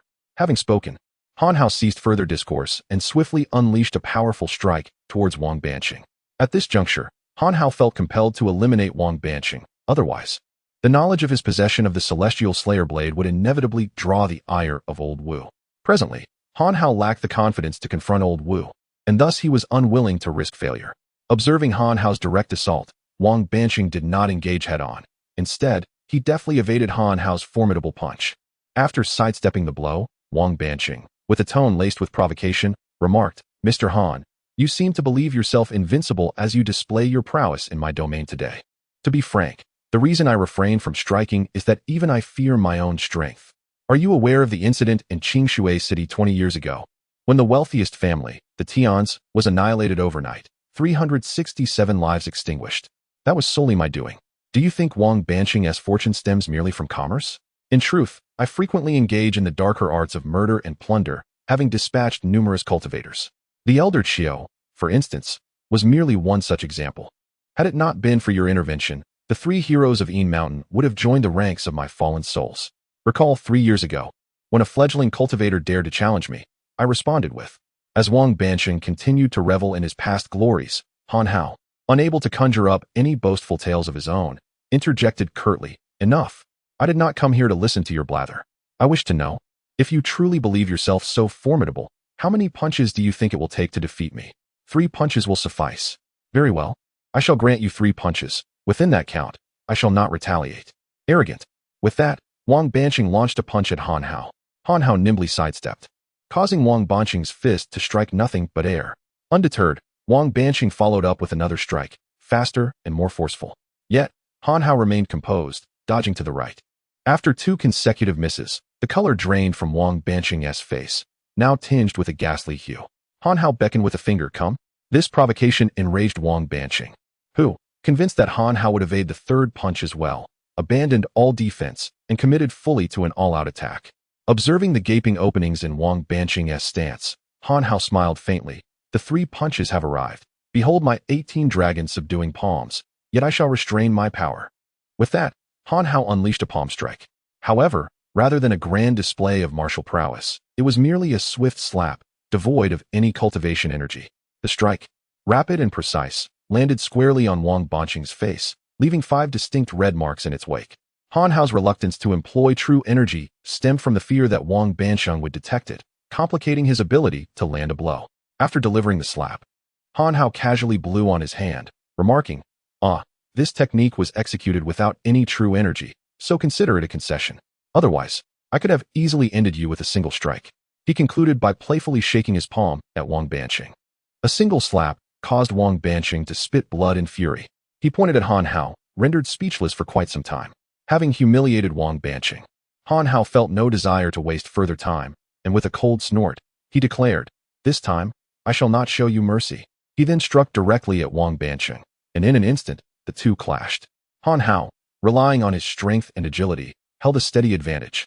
Yet he found himself unable to deliver a fatal blow to Wang Banqing in such a brief period. As time ticked away, Han Hao grew increasingly restless. Several times he was tempted to unleash the 8 Desolations and Earthly Fiends technique, but upon considering his need to escape safely after defeating Wang Banqing, he restrained himself. At this moment, Han Hao could only accelerate his punches, and soon, Wang Banqing began to show signs of defeat, his body sustaining injuries. Seeing victory within reach, Han Hao's strikes became more ferocious. Gradually, Wang Banqing found himself in perilous circumstances. Suddenly, he retreated several steps. Looking at Han Hao and laughing heartily, "Do you know why I chose to hold my son's ghost wedding here? Let me tell you. It's because his spirit hall is located here. But do you know why I designed his spirit hall in this very spot?" Upon hearing Wang Banqing's words, Han Hao furrowed his brow. Noticing Han Hao's silence, Wang Banqing continued, "Huh? Let me enlighten you. It's because only here am I absolutely safe. Are you puzzled? Allow me to demonstrate what it means to have 3 burrows, like a cunning rabbit." With that, a deep pit suddenly appeared beneath Wang Banqing, and he vanished from sight.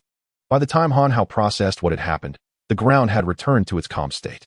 Realizing that someone who could expose his identity was escaping, Han Hao attempted to pursue him, but was halted by the system. "No need to pursue, host. This is a teleportation array, and even the user does not know where they will be transported. Moreover, this teleportation array is a one-time use. It cannot be activated again. You will not be able to locate him." Upon hearing the system's words, Han Hao relinquished his pursuit of Wang Banqing. After all, he held complete faith in the system's knowledge. At this moment, Han Hao felt no joy in resolving the matter due to Wang Banqing's escape. After all, Wang Banqing was aware of the existence of the immortal slaying blade, and with a vendetta against Han Hao, he would undoubtedly seize any opportunity to use Wu Laoda's blade against him. The only source of solace for Han Hao was the fact that the teleportation array sent its user to an unknown location. He could only hope that Wang Banqing was transported to some primordial forest, where he might remain lost for a decade or more. Nonetheless, Han Hao recognized that such hopes were rather unrealistic. With worry proving futile, he decided to lead the shaken Wu Qianqian and Wang Gu away from Wang Banqing's residence, intending to return to the hotel first. Chapter 85. The Hunyuan Pill. Han Hao glanced around, noticing that the area, once patrolled by guards prior to his arrival, had now fallen eerily silent. With a sense of unease, he approached a spot that he recalled had previously been manned by sentinels, only to find a lifeless body sprawled on the ground. He sighed, reflecting, Wang Banqing truly possesses a heart of stone. To prevent his subordinates from leaking the whereabouts of the slaying immortal blade, he resorted to murder. It was evident that the other guards in the vicinity had also met a similar fate. However, Han Hao felt a surge of relief. It was precisely due to Wang Banqing's avarice that obstacles had been removed ahead of time, sparing him considerable effort. Otherwise, dealing with those guards would have posed a significant challenge. After surveying the terrain, Han Hao set off in the direction his memory dictated. Yet another predicament arose. Aside from the bodyguards near the spirit hall who had been slain, the remaining bodyguards remained oblivious to the unfolding events, continuing their patrols as usual. Concerned for the safety of Wu Qianqian and Brother Wang, and wishing to avoid drawing undue attention, Han Hao resolved to circumvent the patrolling guards and depart unnoticed. As he sought to evade the bodyguards, Han Hao found himself wandering for over half an hour, muttering curses under his breath. What sort of wretched place is this? Does one truly need such a vast residence? However, without a guide, he could only rely on conjecture to navigate, and as the trio continuously evaded the guards, they found themselves hopelessly lost. Noticing Han Hao's bewildered expression, Wu Qianqian inquired, "Mr. Han, have we lost our way?" No, I am merely avoiding these guards," he replied. "Then why? Nothing to worry about. I am handling matters," he assured them. With no other option, Han Hao pressed on, determinedly forging ahead. Eventually, he arrived near a warehouse, where he sensed 4 formidable presences. Though not cultivators, they were undoubtedly masters of Qigong. At that moment, as Han Hao prepared to redirect Wu Qianqian and Brother Wang, a voice halted him. "Who are you? How dare you approach the Wang family's forbidden grounds?" No sooner had the words left his mouth than a man in his 60s appeared before Han Hao. Had it not been for the presence of Wu Qianqian and Brother Wang, Han Hao might have evaded detection, but their company had undoubtedly hindered his stealth, leading to their immediate discovery. Han Hao lamented inwardly. It seems that trouble seeks out individuals rather than the other way around. While contemplating this, he adopted a serious demeanor. "You are aware that these days are of particular significance. Mr. Wang fears any potential mishaps, hence I have come to investigate. As for my companions, they are my assistants, and I cannot divulge their capabilities at this moment. The elderly man paid little regard to Wu Qianqian and Brother Wang, recognizing instantly that they posed no threat. Yet, upon Han Hao's declaration, he politely scrutinized the pair, finding nothing remarkable, and thus thought little of it. "Since you are aware of this place, what do you know?" he inquired. "You must surely be a trusted confidant of Mr. Wang. However, I cannot fathom why I have never laid eyes upon you before. We are simply not of the same caliber." With that, Han Hao delivered a swift punch to the earth, and in an instant, a deep pit materialized beneath his fist. This seemingly effortless strike left the elderly gentleman in profound shock, as he realized that Han Hao surpassed him and his companions by a significant margin. With such formidable strength and knowledge of their location, any doubts regarding Han Hao's identity dissipated. He was undoubtedly an envoy sent directly by Wang Banqing. Consequently, the elder, who appeared to be in his 60s, reassured Han Hao, stating, "Rest assured, young sir, the primordial Dan within shall not be taken by anyone. Though I have made a promise to the three heroes of Yinshan, I am fully aware that Mr. Wang does not wish for them to acquire it. Thus, the location of the primordial Dan remains known solely to the four of us." Upon hearing about the primordial Dan, Han Hao, despite his ignorance of its purpose, recalled that the three heroes of Yinshan had traversed great distances to eliminate him over this very elixir, which Mr. Wang Banqing would rather resort to violence than relinquish. It must hold immense value. Adopting a serious demeanor, he replied, "You assert that the primordial Dan remains untouched? I believe you. However, Mr. Wang's apprehensions prompted my visit. I cannot report back without witnessing the item myself." The elder hesitated for a moment, yet after a brief contemplation, he nodded and gestured, "Please follow me." With that, he led Han Hao and his companions into the warehouse.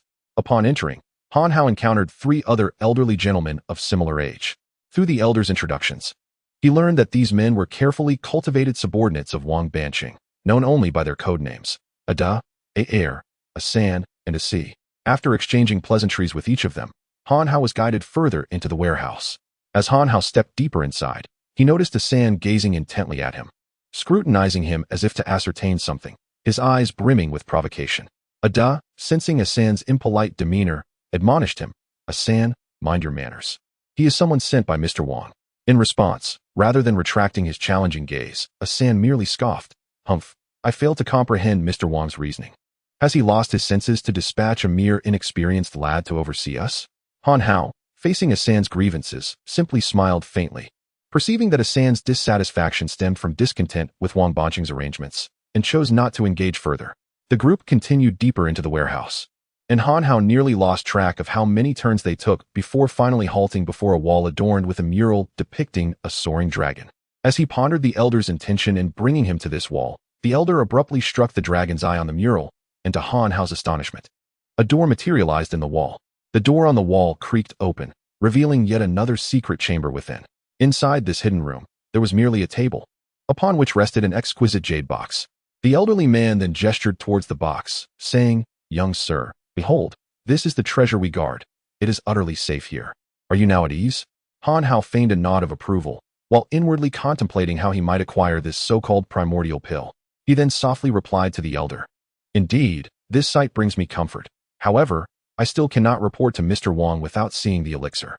Upon hearing this, the elder's countenance visibly shifted, but after a moment's hesitation, he chose to open the jade box. Just then, the old man known as Asen interjected, "Mr. Wang, you have arrived." This remark from Asen caused Han Hao to exude an aura of aggression, preparing himself for a confrontation. He quickly turned to look, only to find nothing amiss. At that moment, Han Hao understood that his ruse had been uncovered. Simultaneously, Ada, Air, Asan, and AC sprang into action, launching an assault against Han Hao. Chapter 86. The fate that awaits me. Faced with the assault of four individuals, Han Hao remained remarkably unfazed. However, a question lingered in his mind, prompting him to turn to Asan and inquire, "I am curious to know whether you recognized me from the outset, or if you have harbored doubts about me all along. If it is the latter, what led you to such suspicions?" At that moment, Asan was devoid of concern, as he was confident that with the strength of himself and his three comrades, they could easily ensnare or even eliminate Han Hao. Thus, he proudly articulated his reasoning. "Initially, I certainly did not know you. I even believed you were genuinely sent by Mr. Wang. However, I began to doubt you for several reasons. First, your obscurity is striking. The four of us have been with the Wang family for over a decade and have never heard of someone like you. But that could be excused, as we are not Mr. Wang and cannot possibly be privy to all his decisions. Second, the attire worn by the woman among you is unmistakably a product of Jiangzhou craftsmanship, custom-made over 20 years ago. I find it hard to believe that merely a secretary could afford such an extravagant garment. Third, your temperament is exceedingly placid. When I observed you closely, your provocations were evident, yet you did not display any anger. This suggests either a fear of exposure or cowardice. However, since you have managed to gain my elder brother's trust, you must have demonstrated exceptional skills, indicating that you are not a coward. Therefore, you must harbor some unspeakable secret. Most importantly, when I expressed my dissatisfaction with Mr. Wang, you exhibited not a trace of discontent, which is certainly not the demeanor one would expect from a trusted confidant. At this juncture, I cannot be entirely certain that you are not affiliated with Mr. Wang, but it is prudent to test you. Listening to this intricate reasoning, Han Hao chuckled softly and glanced at Brother Wang, who nodded knowingly and discreetly took Wu Qianqian aside. Subsequently, Han Hao fell silent and launched a sudden punch, channeling 80% of his strength towards Ada, as he sensed that Ada possessed the greatest prowess among them. As Han Hao struck towards Ada, the latter, aware of Han Hao's superior strength, summoned all his might to block the incoming fist, narrowly preserving his life. However, his right hand was left fractured by the impact. This decisive blow granted Han Hao the upper hand and the initiative in the confrontation. Without sparing a glance for Ada, he swiftly turned to A-Air and delivered another punch. A-Air, while managing to deflect Han Hao's attack, was no match for Ada's formidable strength and was sent flying several meters, spitting blood in the process. In an instant, Han Hao found himself pitted against two adversaries, each of whom faced imminent peril. Left with no choice, a San and a Si joined the fray, bringing all four together in combat against Han Hao. Having lived and adventured together for many years, their bond was forged in shared experiences, yielding an unspoken understanding. Though Ada and A-Air were injured, their profound martial prowess remained intact. Moreover, since Han Hao needed their assistance to open the jade box, he refrained from delivering fatal blows. At this moment, the seamless coordination among the four instilled a sense of confidence in Han Hao, who believed that as long as these four held their ground, even the formidable trio known as the Three Heroes of Yinshan would falter if only one of them were to confront him. Han Hao, unwilling to squander time, resolved to secure victories swiftly, thus augmenting the force of his strikes. However, Ada and A-Air, weakened by their injuries, were now on the brink of collapse. As Han Hao launched a punch toward Ada, a Si executed a swift kick aimed at Han Hao's heart, employing a strategy akin to surrounding Wei to rescue Zhao, anticipating that Han Hao would instinctively evade. Yet, all were mistaken. Han Hao remained unfazed by the assault, seemingly oblivious to the oncoming leg, maintaining his momentum as he struck Ada with a decisive blow that rendered him unconscious. Simultaneously, a Si's kick met Han Hao's chest, yet the latter remained unscathed. When a Si attempted to retract his leg, he found it inexplicably ensnared, as if glued to Han Hao's torso. A smile crept onto Han Hao's face as he seized a Si's foot with his left hand and, with a forceful grip, elicited a blood-curdling scream as a Si crumpled to the ground, clutching his right foot in agony. In the blink of an eye, two of the four had been completely incapacitated. Han Hao then unleashed two more punches, sending the already injured A-Air sprawling to the ground, utterly unconscious. At this juncture, only a San remained capable of combat. Realizing he stood no chance against Han Hao, a San retreated and shifted his focus to Wu Qianqian. Seizing the opportunity when Han Hao was distracted, he lunged at Wu Qianqian, capturing her and threatening Han Hao, "Stand down, boy. If you dare make another move, I will snap this girl's neck." As he tightened his grip, tears streamed down Wu Qianqian's face, her eyes brimming with terror. Initially, Han Hao bore no ill will toward the four. However, they had crossed a line by using those close to him as leverage. The assassins sent by the Mu Chi clan were a poignant reminder of this. A chilling glare enveloped Han Hao as he slowly addressed the San. "Your cunning suggests you are a clever man. Therefore, understand this. Release the woman in your grasp if you wish to retain your life. Otherwise, you and your companions shall meet a fate most dire." Upon hearing Han Hao's words, a San refused to relinquish his hold on Wu Qianqian, believing that her capture afforded him a means to control Han Hao. In response to Han Hao's ultimatum, a San tightened his grip further, nearly rendering Wu Qianqian unconscious as she gasped for breath. "Enough of your prattle. Bind your hands, and I shall spare her." Yet, a San underestimated Han Hao's prowess. Han Hao, fixated on a San's audacity to threaten him, retaliated with a punch that, despite appearing unremarkable, sent a sand hurtling across the distance, away from Wu Qianqian. In a fit of rage, Han Hao followed up with another strike, but just as a sand braced for imminent destruction, a sea, still moaning in pain from his injured foot, unexpectedly intervened and blocked Han Hao's punch. Before being struck by Han Hao's fist, he still shouted, "Fourth, you must leave." After uttering those words, a sea was directly hit by Han Hao, leaving a bloody mark on his face. Gradually, his clothes disintegrated into dust. And what transpired next was beyond comprehension. A sea's body shattered into identical chunks of flesh, with not a single bone left intact. Following this, the events that unfolded elicited a heart-wrenching cry from a San, who had just been threatening Han Hao. No, yet the ordeal was far from over. Han Hao turned to the only conscious San and said, "Weren't you threatening me? Well, allow me to return the favor. Go fetch that Hunyuan pill for me. If you dare utter a single word of refusal, I will immediately slay your other two brothers. You shall not escape." As soon as a San uttered his final words, Han Hao sprang into action, delivering a punch to the nearest Ada. He then approached Aer and struck him with a similar blow. A San watched helplessly as the bodies of his incapacitated elder brothers disintegrated before his eyes, ultimately transforming into a mist of blood that littered the ground. In despair, a San shouted another prolonged no. The anguish in the air was palpable, even to Han Hao. At that moment, a San was overwhelmed with guilt. He regretted his actions, feeling responsible for the demise of his brothers who had shared life and death with him. It was his own arrogance in showcasing his cleverness that had aroused Han Hao's suspicions. Had he refrained from uttering that probing remark upon entering, they would not have engaged in conflict. A San lamented that Han Hao had already deceived 3 of his brothers. He had shown Han Hao the Hunyuan pill, which should have sufficed to avoid further altercations. Even if Han Hao had ultimately seized the pill, it would not have resulted in the death of his kin.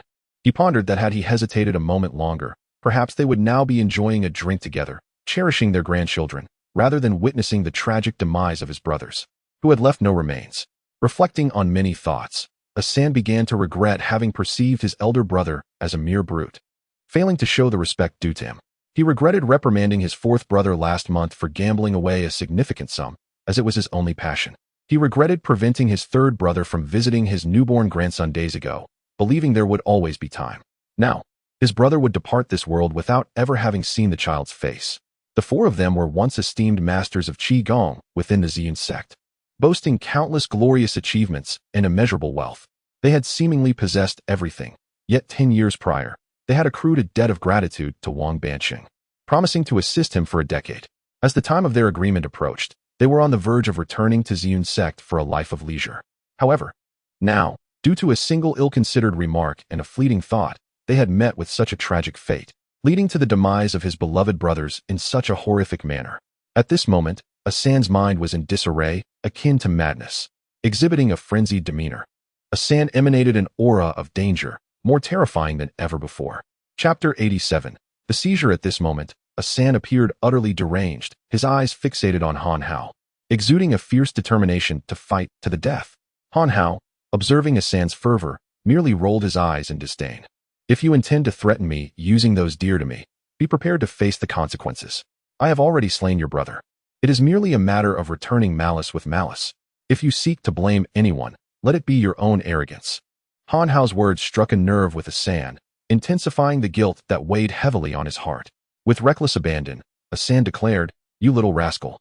I never imagined I would resort to the secret technique of the Ziyun sect, purple qi from the east. After all, utilizing it would mean my own demise, my body turning to putrid flesh. Yet, before I perish, I shall ensure you taste the bitterness of regret for ever entering this world. You have forced my hand." Upon uttering these words, Han Hao witnessed a San's complexion turning a deep shade of purple, his previously frail body transforming into one of formidable strength. Astonishingly, a San's aura surged, rivaling that of an early-stage expert in the realm of ordinary beings. Gradually, his visage was entirely enveloped in purple hues, his power reaching its zenith as he charged at Han Hao, unleashing a punch intended to end Han Hao's life. In the face of a San's desperate strike, Han Hao responded with a mere cold chuckle. "You think you are worthy of a fight to the death?" With that, he effortlessly grasped a San's fist and pushed back, causing a San to stagger several steps backward. Initially, a San had merely been a practitioner of Qi, unaware of the vast chasm between his strength and Han Hao's. He had naively believed that invoking the purple qi from the east would guarantee his victory over Han Hao. However, The result of his first punch had made it painfully clear that eliminating Han Hao was no simple task. In his mounting desperation, San activated his secret technique once more, his complexion shifting to a dark hue, signifying an elevation in power. He launched another punch at Han Hao. During this interval, Han Hao, intrigued by the so-called purple chi from the east, afforded San the opportunity to demonstrate his prowess. Had he chosen to act sooner, Han Hao could have effortlessly dispatched San during his incantation. As San's fist barreled toward him once again, Han Hao continued to intercept, pushing San back yet again with minimal effort. San, unwilling to concede defeat, relentlessly threw punches at Han Hao, yet Han Hao refrained from mounting any offensive, merely parrying San's attacks.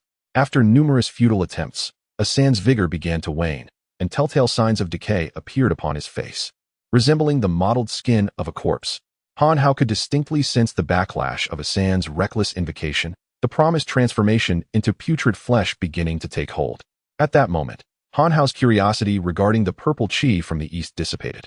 He approached San directly, stating, "I have granted you ample opportunity to utilize the purple chi from the east, yet you have proven to be sorely lacking." No sooner had he spoken than Han Hao delivered a punch aimed squarely at San. This seemingly simple strike possessed a potency that rivaled the blows he had previously used to dispatch the other three adversaries. Han Hao had anticipated that San would attempt to evade, but to his astonishment, San did not flinch. Instead, he allowed Han Hao's fist to collide with his body unimpeded. After absorbing a punch from Han Hao, San felt blood trickle from the corner of his mouth. Yet, he emitted a chilling laugh. Simultaneously, he tightly embraced Han Hao and propelled them both towards the secret chamber. In that instant, San activated all the mechanisms within the chamber. He had heard from Wang Bansheng that the activation of these mechanisms could indeed be lethal, even to a formidable cultivator. This transpired in the blink of an eye, leaving Han Hao unable to foresee the impending danger. Fortunately, due to the significant disparity in their realms, Han Hao exerted all his strength to fling San away, sending him crashing towards the jade box within the chamber. Han Hao then leapt nimbly, escaping the confines of the secret chamber. Subsequently, San met his demise under the relentless onslaught of the numerous mechanisms. Witnessing the sheer might of these contraptions, Han Hao felt a profound sense of relief. Had he ventured in recklessly without San's interference, he would have faced dire consequences. Little did San anticipate that the long-awaited opportunity for vengeance would be so ruthlessly thwarted by Han Hao, and that his own actions had inadvertently cleared the chamber of its deadly traps. Seeing San's lifeless form, Han Hao cautiously entered the chamber. To be on the safe side, he summoned the system to assist in assessing any lingering dangers. Once the system confirmed the absence of threats, Han Hao stepped into the chamber, seized the jade box, and, filled with excitement, opened it. As the lid lifted, a fragrant aroma wafted forth, captivating his senses. The system then chimed in, exclaiming, "Goodness, it's truly a Hunyuan pill. I thought those four fools were merely boasting. And the quality of this pill is exceptional. Host, your fortune is remarkable. You've hit the jackpot." Upon hearing the system's remarks, Han Hao understood the immense value of the Hunyuan pill and inquired, "Why haven't I received any cultivation points for defeating that Huzi from the Yinshan 3 heroes?" The system was taken aback by this sudden question, replying, "Shouldn't you be asking me about the uses of the Hunyuan pill? Please, I will discover how to use the Hunyuan pill in due course. Besides, it's in my possession, so it's not going anywhere. Yet you, who always promptly informs me about cultivation points, are now withholding information. How stingy. Very well. Congratulations on completing your task. You are awarded 20 cultivation points." With the points secured, Han Hao pressed further. "Now, I wish to know the significance of the Hunyuan pill for me. Information withheld. For inquiries, please provide 5 cultivation points." With a playful tone, the system responded, "Please share with me." The system, feeling pleased by the request, feigned reluctance and said, "All right, I'll grant you this one. The Hunyuan pill is exceedingly difficult to refine, which is why it is so scarce in this world. Many cultivators resort to alternative pills, as the Hunyuan pill can enhance one's cultivation by a minor realm, a benefit that can be replicated by other medications. However, this particular pill possesses an irreplaceable quality. It grants the cultivator a 10% chance to enter a state of enlightenment." "Only 10%? Han Hao scoffed. "Do not underestimate that 10%. Look at the old Master Li. He is on the brink of death and has yet to grasp the concept of weightlessness. Should you ingest the primordial essence pill now, combined with your towering tree, there exists a 30% chance of attaining enlightenment and grasping newfound abilities. At the very least, once you achieve this state of realization, lifting burdens will pose no challenge. Do I truly require the ability to lift light weights if I can handle heavy ones effortlessly? Fool, I shan't waste my breath on explanations. You will comprehend once you attain enlightenment. With that, the system severed its connection with Han Hao. Seeing that the system no longer acknowledged him, Han Hao tucked the jade box containing the primordial essence pill into his pocket and, accompanied by Wu Qianqian and Brother Wang, departed the warehouse. Since the 4 individuals who had initially guided them were now deceased, they squandered considerable time merely exiting the warehouse. By the time the quartet emerged, night had descended, and chaos had engulfed the Wang family estate. It appeared that news of Wang Banqing's disappearance, the fire at the morning hall, and the demise of all the bodyguards surrounding it had spread throughout the afternoon. The atmosphere within the Wang family was rife with trepidation. Many bodyguards had already fled, while the remaining members of the household were frantically scavenging for valuables, plunging the estate into utter disarray. Amidst the night and turmoil, Han Hao and his companions navigated their way out of the Wang residence unscathed, even finding the main gate unguarded. After a considerable distance, they fortuitously encountered one of Wu Qianqian's fervent admirers, who offered them a ride back to the hotel. Upon their return, exhausted from a day filled with tension and fatigue, the group hastily consumed a meager meal before retreating to their rooms to rest. Chapter 88. Will you consider it again? In the blink of an eye, the night had passed. When Han Hao rose the following morning and completed his morning routine, a server delivered breakfast to him. Just as he was about to commend the hotel's attentive service, the server remarked, "Mr. Han, this is from Miss Wu Qianqian. She mentioned she is waiting for you downstairs." Upon realizing that the breakfast was sent by Wu Qianqian, Han Hao finished his meal and made his way downstairs. After a night of rest, Wu Qianqian appeared much improved, her previously delicate demeanor now enhanced with a touch of allure. Upon seeing Han Hao, she stood to greet him. Once seated, she expressed, "Mr. Han, I truly do not know how to thank you this time." "Oh, there is no need for such formality. Our meeting is a matter of fate. It is but my duty," he replied graciously. "Then, Mr. Han, since I could not attend your KTV last time due to my circumstances, and since I no longer have to perform at Wang Banqing's venue, I thought, given that many fans are aware of my appearance in Qingshui City, why not host it at your KTV? It would be a favor you do for your little sister." Han Hao immediately understood that this was her way of reciprocating his kindness. Although she framed the venue choice as a favor to him, he knew that countless enterprises in Qingshui City would be willing to pay handsomely for this performance at her mere request. I wonder about the ticket prices," he began. "Brother Han, you can set the ticket prices yourself.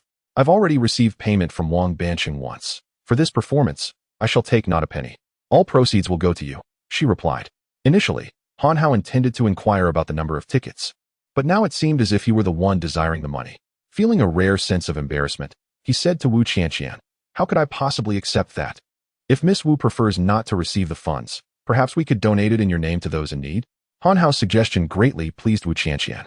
Although she would not receive any financial gain, the act of donation would enhance her reputation and serve as a small token of gratitude towards Han Hao. She nodded in agreement. "I will leave it to Brother Han to arrange."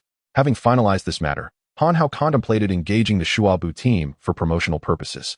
This prompted him to remember that since signing the unequal treaty, he had yet to discover how the Shuabu team was managing the rumors surrounding Wu Qianqian.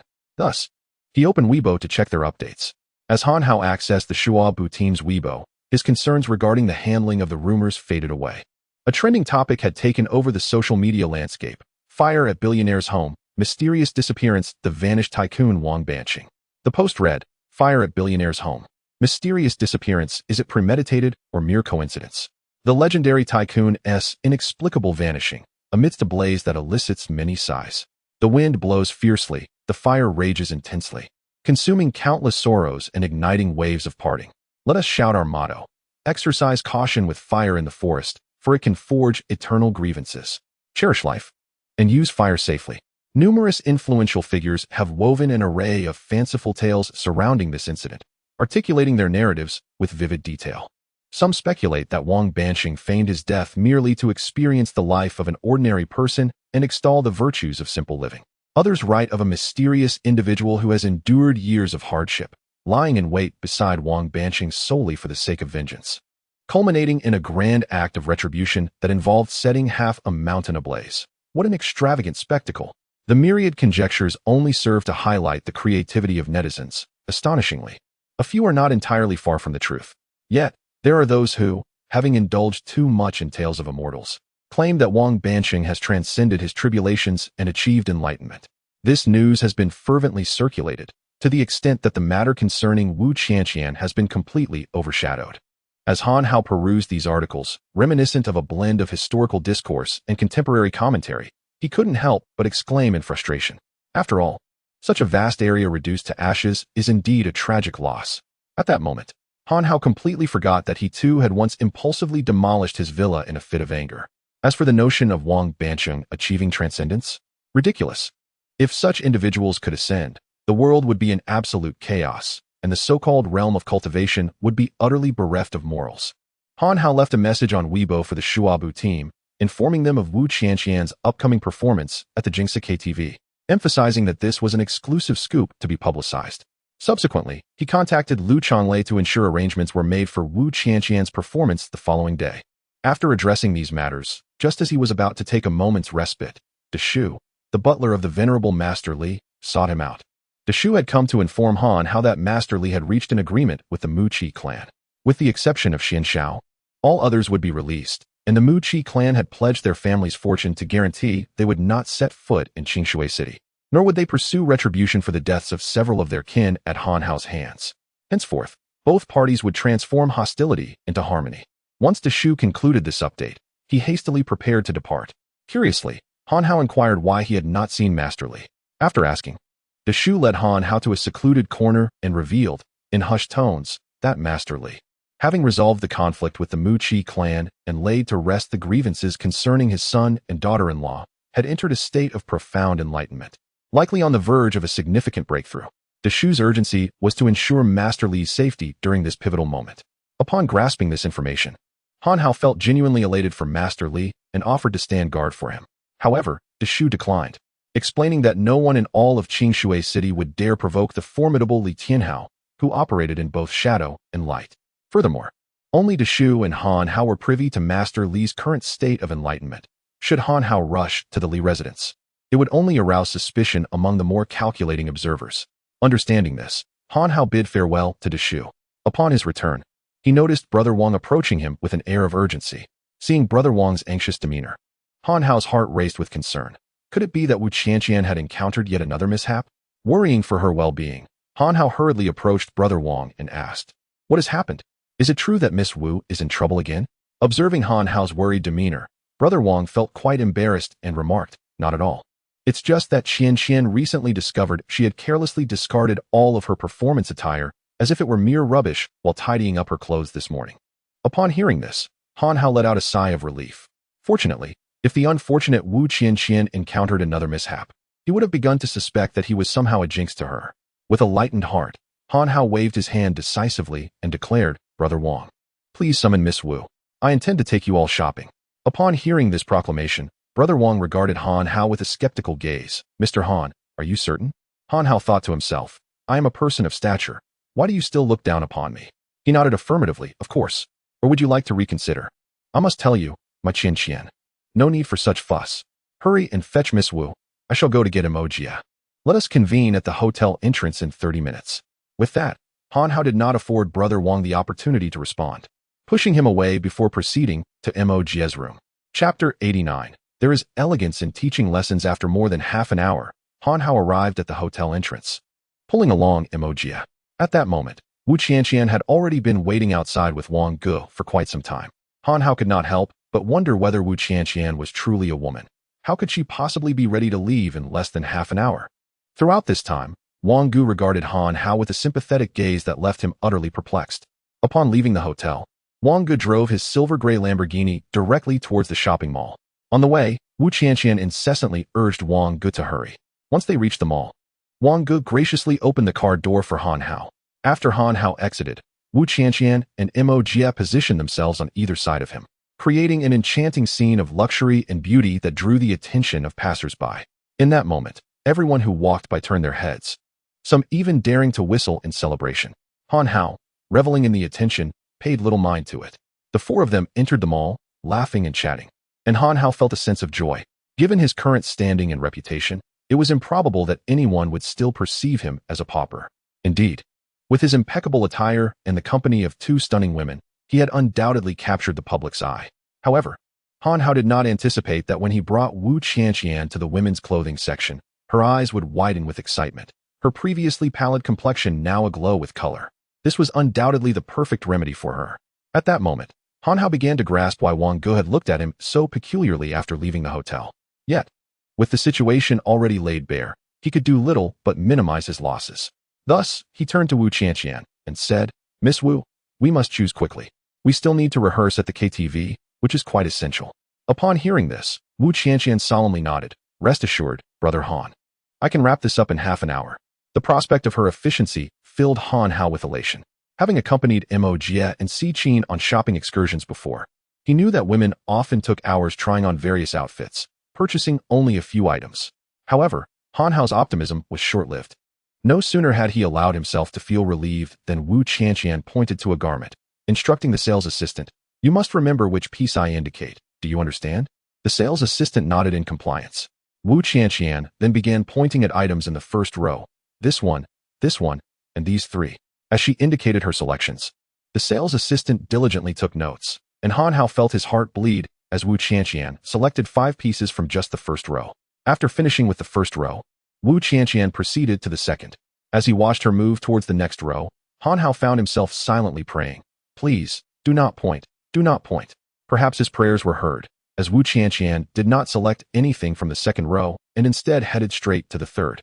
Upon reaching the third row, she resumed her selections, declaring, this one, these few, and these over here." After pointing out the garments, Wu Qianqian turned to the sales assistant and inquired, "Did you remember everything I pointed out just now?" The assistant nodded in affirmation. Subsequently, Wu Qianqian uttered a phrase that would forever resonate in Han Hao's memory. "All right. Apart from the few items I just indicated, please pack everything else. I wish to take my time trying them on at home." Her declaration left all but Wang Ge utterly astounded. The sales assistant stammered, "Miss, are you certain?" In response to the assistant's query, Wu Qianqian sincerely nodded, "Of course. My Han Ge is footing the bill. Are you worried about not being compensated?" The assistant quickly waved her hands. "I apologize, that's not what I meant. I will calculate your total right away." With that, she hurried off, continuously apologizing before departing. Watching the sales assistant retreat into the distance, Han Hao internally screamed, "Come back. Just say it was indeed that meaning. I promise I won't hold it against you. Although I possess money now, if I purchase these clothes, I will truly be destitute."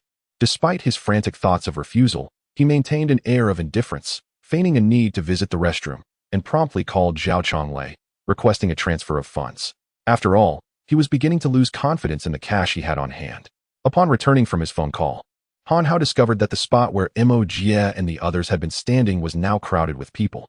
He hastily pushed his way to the front, only to find Wang Ge surrounded by several individuals, his clothing in disarray and his eyes bruised. Meanwhile, Mo Jie and Wu Qianqian were being berated by an overweight woman in a floral dress, whose waist resembled that of a water barrel. "You little harlots. Don't you dare inquire about what I, Hu Saihua, have set my sights on. Who in Qingshui City would dare to snatch it away? I will let you both understand that there are consequences for attempting to take what belongs to me." Faced with the aggressive demeanor of the rotund woman, Mo Jie and Wu Qianqian continually retreated, which only emboldened the woman further, cornering them against a wall. Then, pointing to her bodyguards, she commanded, "These 2 little vixens are so fond of these clothes. Let them try them on one by one right here." The bodyguards hesitated, understanding that this was a public space, and forcing the 2 women to change clothes in front of everyone would be utterly shameful. Noticing the bodyguard's reluctance, the woman erupted, "What do you think I pay you for? If you're too cowardly, then get lost." After her tirade, a few bodyguards stepped forward, heading directly for Mo Jie and Wu Qianqian. Witnessing this scene, Han Hao was filled with rage. If it were merely a confrontation, it would be acceptable. However, publicly stripping someone of their clothing was utterly intolerable. Before the bodyguards could lay a hand on them, Han Hao shouted, "Wait a moment." He dashed forward, his heart yearning to subdue the aggressors, yet he restrained himself. After all, one must maintain dignity even in the face of adversity. In a fleeting moment, Han Hao found himself before Mo Jie and Wu Qianqian, directly blocking their path. He addressed the plump woman with a tone of respectful familiarity. "Sister Hu, why are you so incensed?" The sudden appearance of a handsome young man, who spoke to her with such deference, softened the woman's demeanor slightly. "Humph, these 2 little vixens daring to vie for what belongs to me. Hu Saiwa, are they courting death?" When Wu Qianqian was once again insulted as a little vixen, she could hardly contain her indignation. Angrily, She tugged at Han Hao's sleeve, pleading, "Brother Han, please help me deal with her. After all, you can fight." The unexpected plea nearly drew a laugh from Han Hao. He had never imagined that the usually poised and elegant Wu Qianqian would exhibit such a chivalrous spirit, ready to throw punches at the slightest provocation. Turning to Wu Qianqian with a reproachful tone, Han Hao admonished, "Nonsense. If Sister Hu desires something, you should simply relinquish it to her. Do you truly fear that Sister Hu cannot afford to compensate you?" Stunned by Han Hao's reprimand, Wu Qianqian felt deflated. She had thought that with Han Hao's arrival, her salvation was at hand, but it appeared he had no intention of assisting her. Tears welled in her eyes. Having scolded Wu Qianqian, Han Hao pivoted back to the plump woman and inquired, "Isn't what my little brother said accurate, Sister Hu?" Hearing this, Hu Saiwan nodded in satisfaction. "Indeed, in Qingshui City, there is nothing I, Hu Saihua, cannot purchase, nor anything I would hesitate to acquire. There is certainly nothing I cannot obtain." After her proclamation, Han Hao nodded, then smiled as he continued, "Sister Hu, we have already procured this garment. However, in light of your esteemed presence, we could consider a transfer.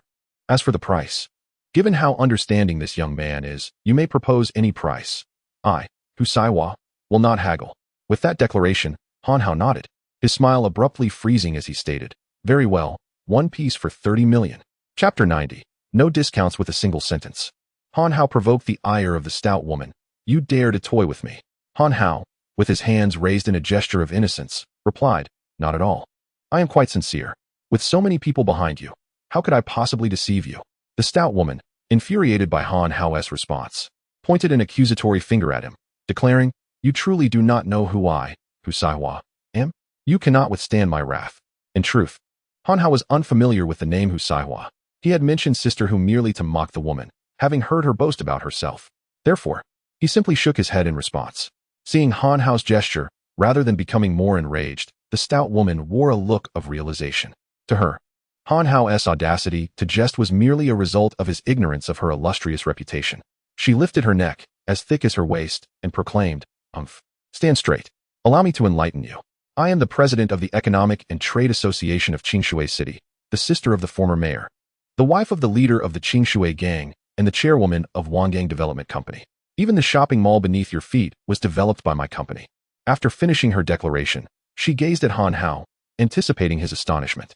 However, Han Hao was destined to disappoint her. He pointed at her and asked, "And do you know who I am?"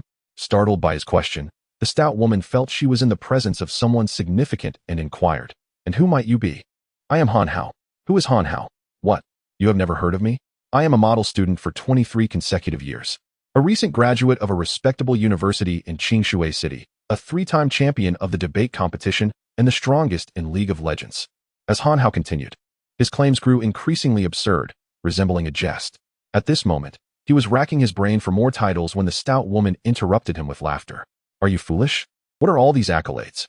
Her mockery prompted Han Hao to change his demeanor, mimicking her earlier contempt. He cast a disdainful glance her way and retorted, "And what are your accomplishments?" Infuriated by his words, the stout woman commanded the bodyguards surrounding Wang Go, "What are you waiting for? Are you waiting for a meal? Go teach this brat a lesson." She then pointed at the others, ordering, "All of you, go beat him. Do not stop until he is dead." As the group of bodyguards began advancing towards Han Hao, he raised his hand and called out, "Stop. Do you dare to give me 10 minutes to call for help?" The stout woman erupted in laughter. Go ahead and call. I'll give you 100 minutes, and if you cannot summon anyone, I shall end you myself." To her, Han Hao was merely a pretentious dandy, devoid of any genuine talent, relying solely on his silver tongue. She then kicked one of the nearby bodyguards, exclaiming, "Are you blind? I've been standing here for ages, and you can't even bring me a chair." The bodyguard, who had just been kicked, wasted no time and hurried off to find a chair. Meanwhile, Han Hao picked up his phone and called Lu Chonglei. "Hello, please summon Zhao Hu and the other 3. I have an insolent individual here who needs to be dealt with." After hanging up, the laughter of a hefty woman echoed in the air. "Haha, just 4 of them? Have you no one else to call? If you beg me now, I might be in a generous mood and spare you." Faced with the woman's mockery, even Mo Jia could no longer hold her tongue. "Brother Hao, why don't you take action directly?" Han Hao patted Mo Jia's shoulder. "Mo Jia, you must understand that if every matter is resolved solely through personal strength, then what meaning does life hold?" Upon hearing this, the onlookers felt a wave of second-hand embarrassment. Goodness, I have never encountered someone so shameless. Even when facing death, they still put on airs. Is this some kind of addiction? Indeed, It was one thing to court danger oneself, but to call for 4 others seemed excessive. One might think, oh, it is difficult to comprehend him. After all, he is young and would rather stand and face death than kneel and survive. However, it should not be said thus.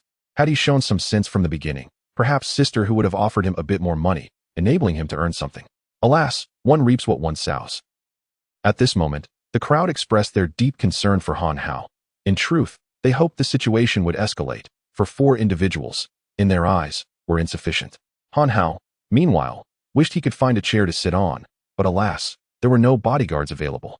Thus, he resolved within himself that once this matter concluded, he too would procure several bodyguards to enhance his presence, thereby showcasing his noble demeanor. Time passed swiftly, and in the blink of an eye, 10 minutes had gone by. Suddenly, 4 figures appeared outside the shopping mall. Han Hao smiled and approached them. Ah, you arrived 35 seconds early. Splendid. Thank you for your efforts.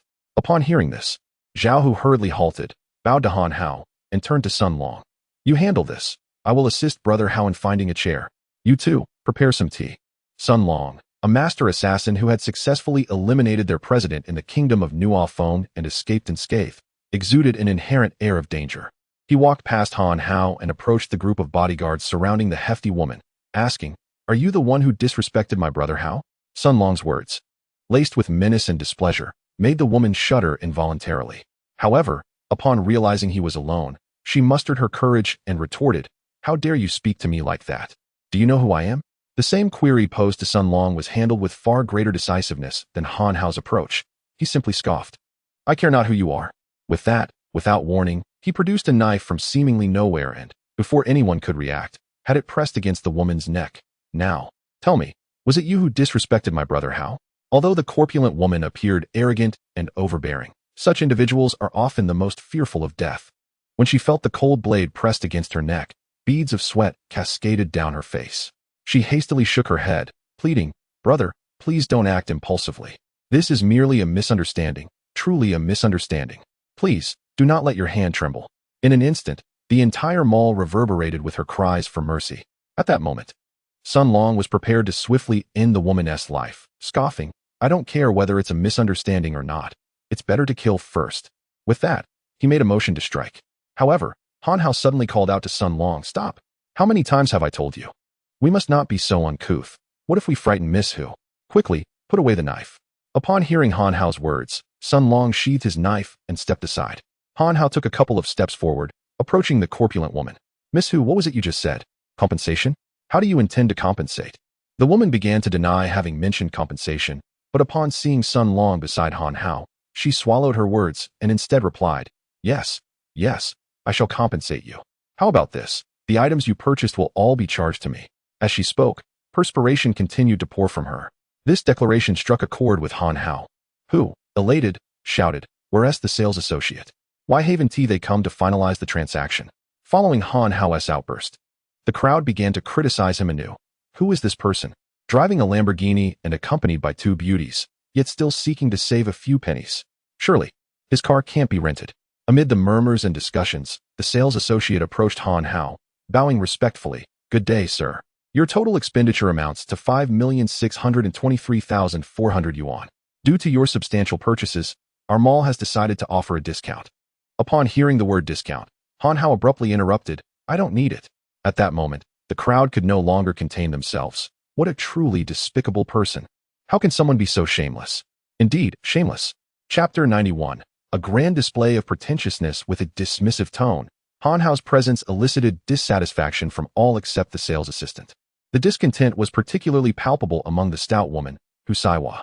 However, upon encountering the formidable Sun Long, her grievances were stifled, and she unleashed her frustrations upon the bodyguards nearby. What are you staring at? What use are you gluttons to me? Hurry and fetch my wallet. Following this, she unleashed a flurry of punches and kicks, prompting Han Hao to feel a twinge of sympathy for her beleaguered protectors. Subsequently, Hu Saiwa thrust a bank card into the sales assistant's hands, commanding, Take this and swipe it. Return to me once you're done. The sales assistant, clutching the card, hastily departed from the scene of turmoil. Throughout the altercation between Hu Saiwa and Han Hao, the sales assistant had remained nearby, unable to intervene due to her position, merely observing the unfolding drama. Initially, she feared that her transaction was doomed, as Han Hao's purchases could equate to her annual revenue. She envisioned bonuses soaring towards her. However, upon Hu Saihua's arrival, her hopes dwindled. Perhaps, among the onlookers, she alone sincerely wished for Han Hao to triumph over Hu Saihua. Now, with an unexpected turn of events, Han Hao had indeed bested Hu Saihua, allowing her to reclaim the prospect of substantial bonuses. She dashed away with renewed vigor. After her departure, Zhao Hu approached Han Hao, carrying an imposing armchair, not an ordinary wooden one, but a grand metallic chair, significantly larger than usual. Upon placing it down, the ground trembled, causing the spectators to gasp. Where did such a heavy chair come from? A steel armchair? Is it comfortable to sit on? Can we focus on the main point? It's an impressive feat to lift such a heavy chair. Indeed, indeed. At that moment, Han Hao scanned the crowd and noticed that the voices exclaiming were from the same individual. He couldn't help but admire the audacity of such a person, who could abandon principles to such an extent. Surveying the expressions of the onlookers with satisfaction, Han Hao nodded and settled into the armchair. In comparison to Hu Saihua's seat, the disparity in grandeur and aura rendered her side utterly diminished. As he reclined, Zhao Ying and Cheng Lu arrived at his side, with Cheng Lu carrying a substantial coffee table and Zhao Ying presenting a pot of freshly brewed tea. After placing the table, Zhao Ying poured a cup for Han Hao, who began to savor the tea. This scene elicited further admiration from the spectators. As Han Hao sat in the armchair, savoring his tea, a faint voice emerged from the crowd, cutting through the atmosphere. What a pretentious display. There's a designated resting area for customers nearby. Yet he insists on this extravagant setup. What a lunatic. Upon hearing this remark, Han Hao felt a surge of satisfaction. Evidently, his act of ostentation had been remarkably successful. Before long, the sales attendant completed the transaction and bowed to Han Hao, inquiring, "Sir, may I ask where you reside? I shall arrange for your garments to be delivered." Upon hearing this, Han Hao suddenly remembered that he could not possibly carry away such a multitude of clothing and promptly responded, "Please send them to Jin's KTV." With that, the attendant returned the bank card to Hu Saihua. Upon receiving the card, Hu Saihua felt a deep sense of embarrassment for the situation she found herself in and made to leave. However, recalling that the troublesome figure was still present, she hesitantly turned back and asked, "Am I allowed to leave?" To Han Hao's dismay, Hu Saihua's inquiry was directed not at him, but rather at Sun Long, who stood behind him. Han Hao reflected on how he had miscalculated, inadvertently lending Sun Long a measure of renown while remaining unnoticed himself. When the plump woman addressed Sun Long, he cast a glance at Han Hao, and upon receiving a nod of affirmation, Sun Long coldly retorted, "Get lost." The mere utterance of those words startled Hu Saihua so profoundly that she fell to the ground, and by the time she rose again, her trousers were drenched, provoking a wave of laughter from the astute onlookers.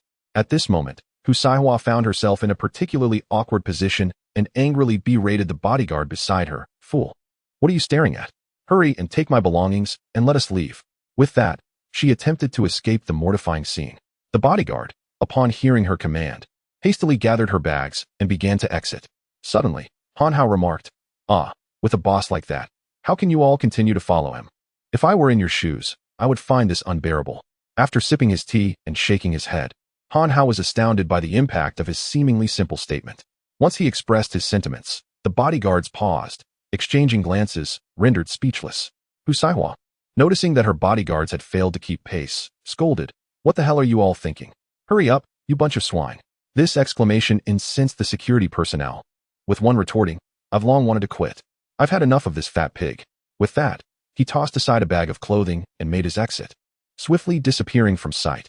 Following the departure of the first guard, the remaining bodyguards wavered even further. Working as a bodyguard for the plump woman often meant enduring her tirades, and had it not been for the decent pay, many would have already sought other employment. Now, with one person having resigned, the others began to reconsider whether the extra compensation was worth the indignity.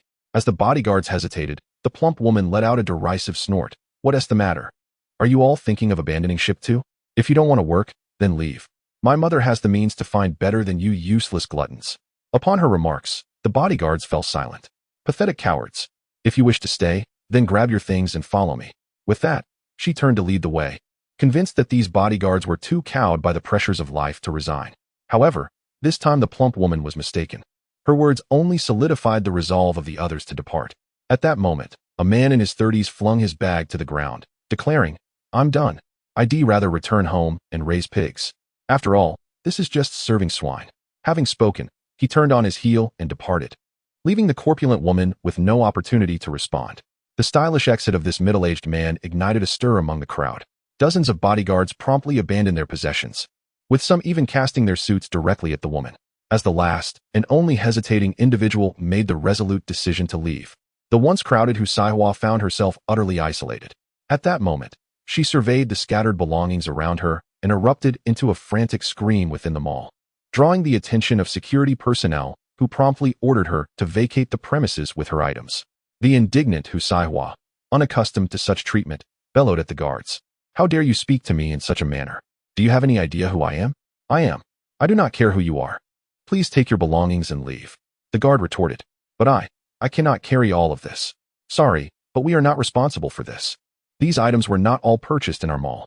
With that, the guard turned and walked away, leaving Husaiwa to struggle as she attempted to gather her scattered possessions. Witnessing this scene, Immortal felt a pang of sympathy and tugged at Han Hao's hand, saying, "Brother Hao, let us return." Han Hao, understanding Immortal's sentiment, made arrangements and led her, along with Wu Qianqian and Brother Wang, out of the mall. They stepped into the Lamborghini, departing with an air of elegance under the gazes of onlookers, making their way towards the Jinsculler KTV. Chapter 92. The mid-stage of opening up, several individuals returned to the vibrant KTV establishment, where Lu Chonglei was diligently organizing the arrangements for the upcoming performance. Enormous posters adorned the walls of the KTV and surrounding billboards, and Lu informed Han Hao that the Shuabu team had come to capture photographs and was actively promoting the event. Upon learning these developments, Han Hao intended to find a space for Wu Qianqian to rehearse, but Lu Chonglei intercepted him, handing over a bank card. "Brother Hao, this is the revenue from the KTV during this peak season. It's quite substantial. I will provide you with the bills shortly." "How much?" Han Hao inquired. 900,000. Lu replied. Nodding with satisfaction at this achievement, Han Hao returned the card to Lu. "You keep it for now. I will inform you when I need the funds. As for the bills, I am not well versed in such matters. Since I entrusted the KTV to you, I have complete confidence in your management. Just handle it as you see fit." With that, he attempted to dismiss Lu. However, noticing Lu's hesitance, Han Hao could not help but ask, "What is it? Are you facing difficulties?" Lu shook his head, but after a moment's contemplation, he revealed his thoughts. "Brother Hao, I heard that something has happened to Wang Banqing's family, and now his assets are being liquidated by his nephew. I noticed several shops available, and I am uncertain." Upon hearing this news, Han Hao's spirits soared. This indeed presented a splendid opportunity for personal advancement. Relying solely on a KTV would not suffice for his growth. He nodded and patted Lu Chonglei on the shoulder. "Keep that contact. If you see something worthwhile, acquire it. I trust your judgment and capabilities. If funds are needed, simply reach out through that number." With that, he departed the performance venue to assist Wu Qianqian with her rehearsal. As he walked, Han Hao silently apologized to Old Li, for he had given Lu Chonglei the old man's phone number. Among his acquaintances, only Old Li possessed the wealth and capacity to assist him. Han Hao then enlisted the finest band in Qingshui City. Upon learning that they were to help Wu Qianqian prepare for her new song's performance, they eagerly volunteered their services for free, viewing it as an excellent promotional opportunity for their band. Consequently, Han Hao and Wu Qianqian rehearsed until the early hours of the morning, returning to the hotel around 2 o'clock, filled with confidence for the upcoming show. Upon returning to the hotel, Han Hao intended to sleep, but the system alerted him. "Ding. Host, please note that you are currently in the mid-stage of opening up. A prime moment for enlightenment. I advise you to consume the Hunyuan Dan, as it is likely to yield great success. I still need to assist with the concert tomorrow, so..." Han Hao retorted, "One night should suffice. Do you think each time will be as effortless as last time, achieving enlightenment in a single go within a month? By the time you emerge from seclusion, Old Wu will have already come knocking. Moreover, the Hunyuan Dan accelerates the cultivation process. Even under the previous circumstances, you would only need 3 days this time."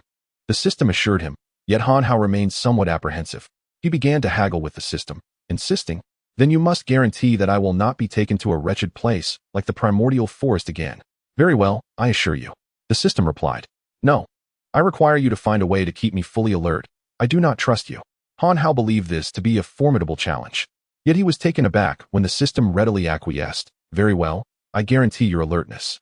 The ease with which the system complied instilled a sense of foreboding in Han Hao, but unable to conceive of any misgivings. He promptly produced the primordial pill he had acquired from Wang Banqing. Just as he was about to consume it, the system interjected once more, "Wait a moment. First, you must extract the celestial tree, otherwise it would be a waste." Subsequently, Han Hao retrieved the celestial tree and, following the system's guidance, instead of merely holding it in his hand, he sliced off a piece to mix with pure water, then ingested it before taking the primordial pill and commencing the operation of the chaotic technique. As Han Hao began to activate the chaotic technique, he soon realized that his choice had been ill-fated and understood why the system had so readily agreed to his request for alertness. Every time he practiced the chaotic technique, he felt as if his entire body were being gnawed upon by countless insects, rendering even the thought of fainting impossible. Moreover, due to the celestial tree's effects, it was now utterly beyond Han Hao's capacity to halt the execution of the chaotic technique. The more he advanced in the technique, the faster it became, and with it, the pain intensified. Just as Han Hao was enduring the immense agony, the system could not resist reveling in his suffering, exclaiming in his mind, "Ha ha ha! Host, do you truly mistake this system's good intentions for malice? How could you not trust me, given my adorableness? Now please enjoy." In that moment, Han Hao desperately wished to plead with the system for a moment of unconsciousness, yet even such a plea was met with refusal. Thus, Han Hao endured for the span of an hour, fully acclimating to the excruciating pain and gradually dismissing the physical torment. Suddenly, a scene flashed in his mind, Zhao Hu transporting a steel armchair. Zhao Hu was merely a special forces soldier, not a master of qi. Yet the strength he exhibited while moving the armchair was akin to that of a qi master. Could Zhao Hu truly possess such immense strength? It seemed impossible. No one could defy such natural laws. Thus, it must pertain to the technique with which he wielded his strength. The image of Zhao Hu lifting the armchair replayed in Han Hao's mind repeatedly, each iteration growing more fascinating. Gradually, he began to contrast it with his own understanding of the principle of lifting light as heavy. These were two entirely distinct methodologies of harnessing power. Lifting light as heavy allowed one to exert a mere fraction of force to achieve monumental impact, while Han Hao observed that Zhao Hu made 10 pounds feel as light as one. The collision of these two divergent approaches to strength within Han Hao's mind sparked a gradual understanding of the new method. As the system quietly mused, "This lad has truly entered a state of enlightenment, and it appears he has grasped the principle of lifting heavy as light." As Han Hao's comprehension of the principle of effortless strength deepened, he realized that Zhao Hu had not truly grasped this concept. Rather, it was his extensive military training and combat experience that had endowed him with certain techniques for harnessing power.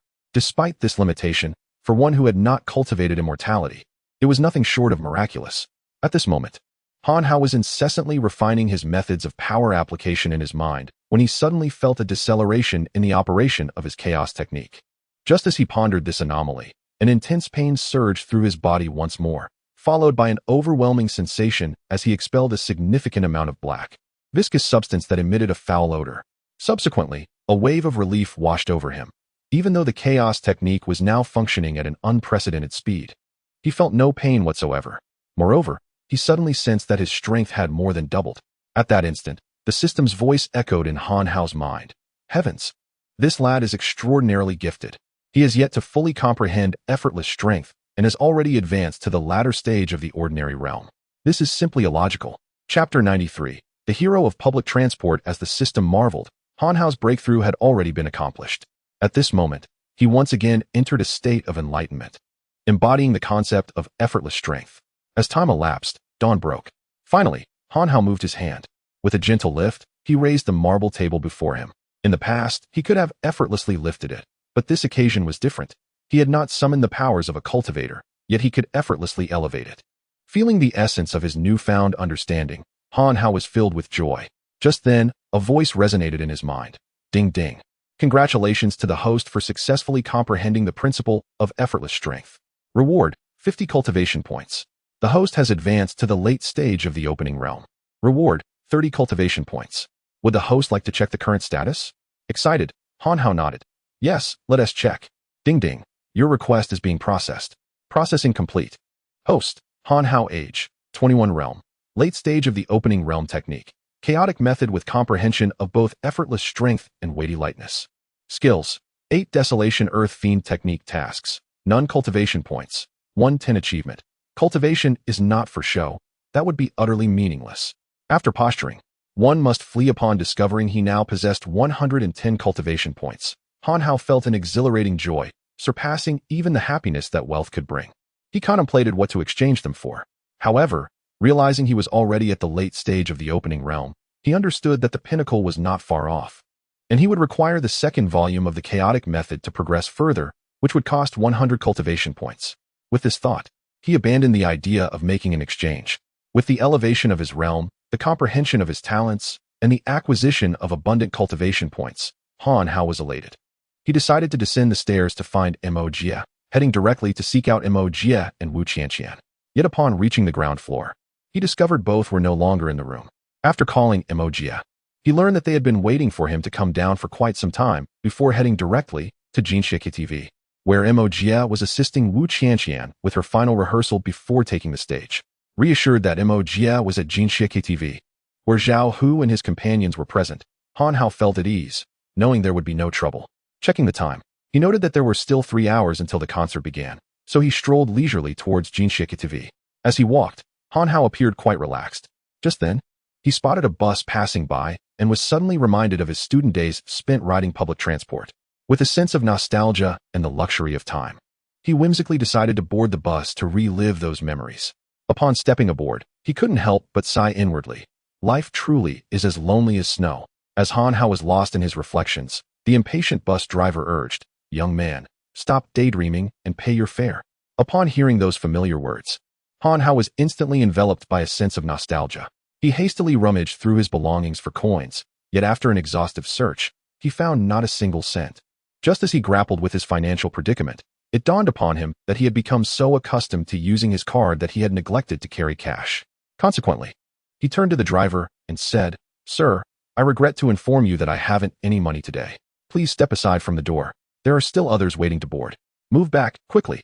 The driver's words stirred a wave of emotion within Han Hao. Suddenly, a haughty voice emerged from beside him, asking, "What is that smell? I seem to detect a sour odor." Upon hearing this, Han Hao's initial reaction was one of indignation, believing he was being mocked for his apparent poverty. However, upon reflection, he realized that there had indeed been a lingering sour scent throughout the journey, leaving him puzzled as to how the air quality in Qingshui City had deteriorated so drastically overnight. Yet, as he glanced around, he was taken aback to find that all eyes in the bus were fixed upon him.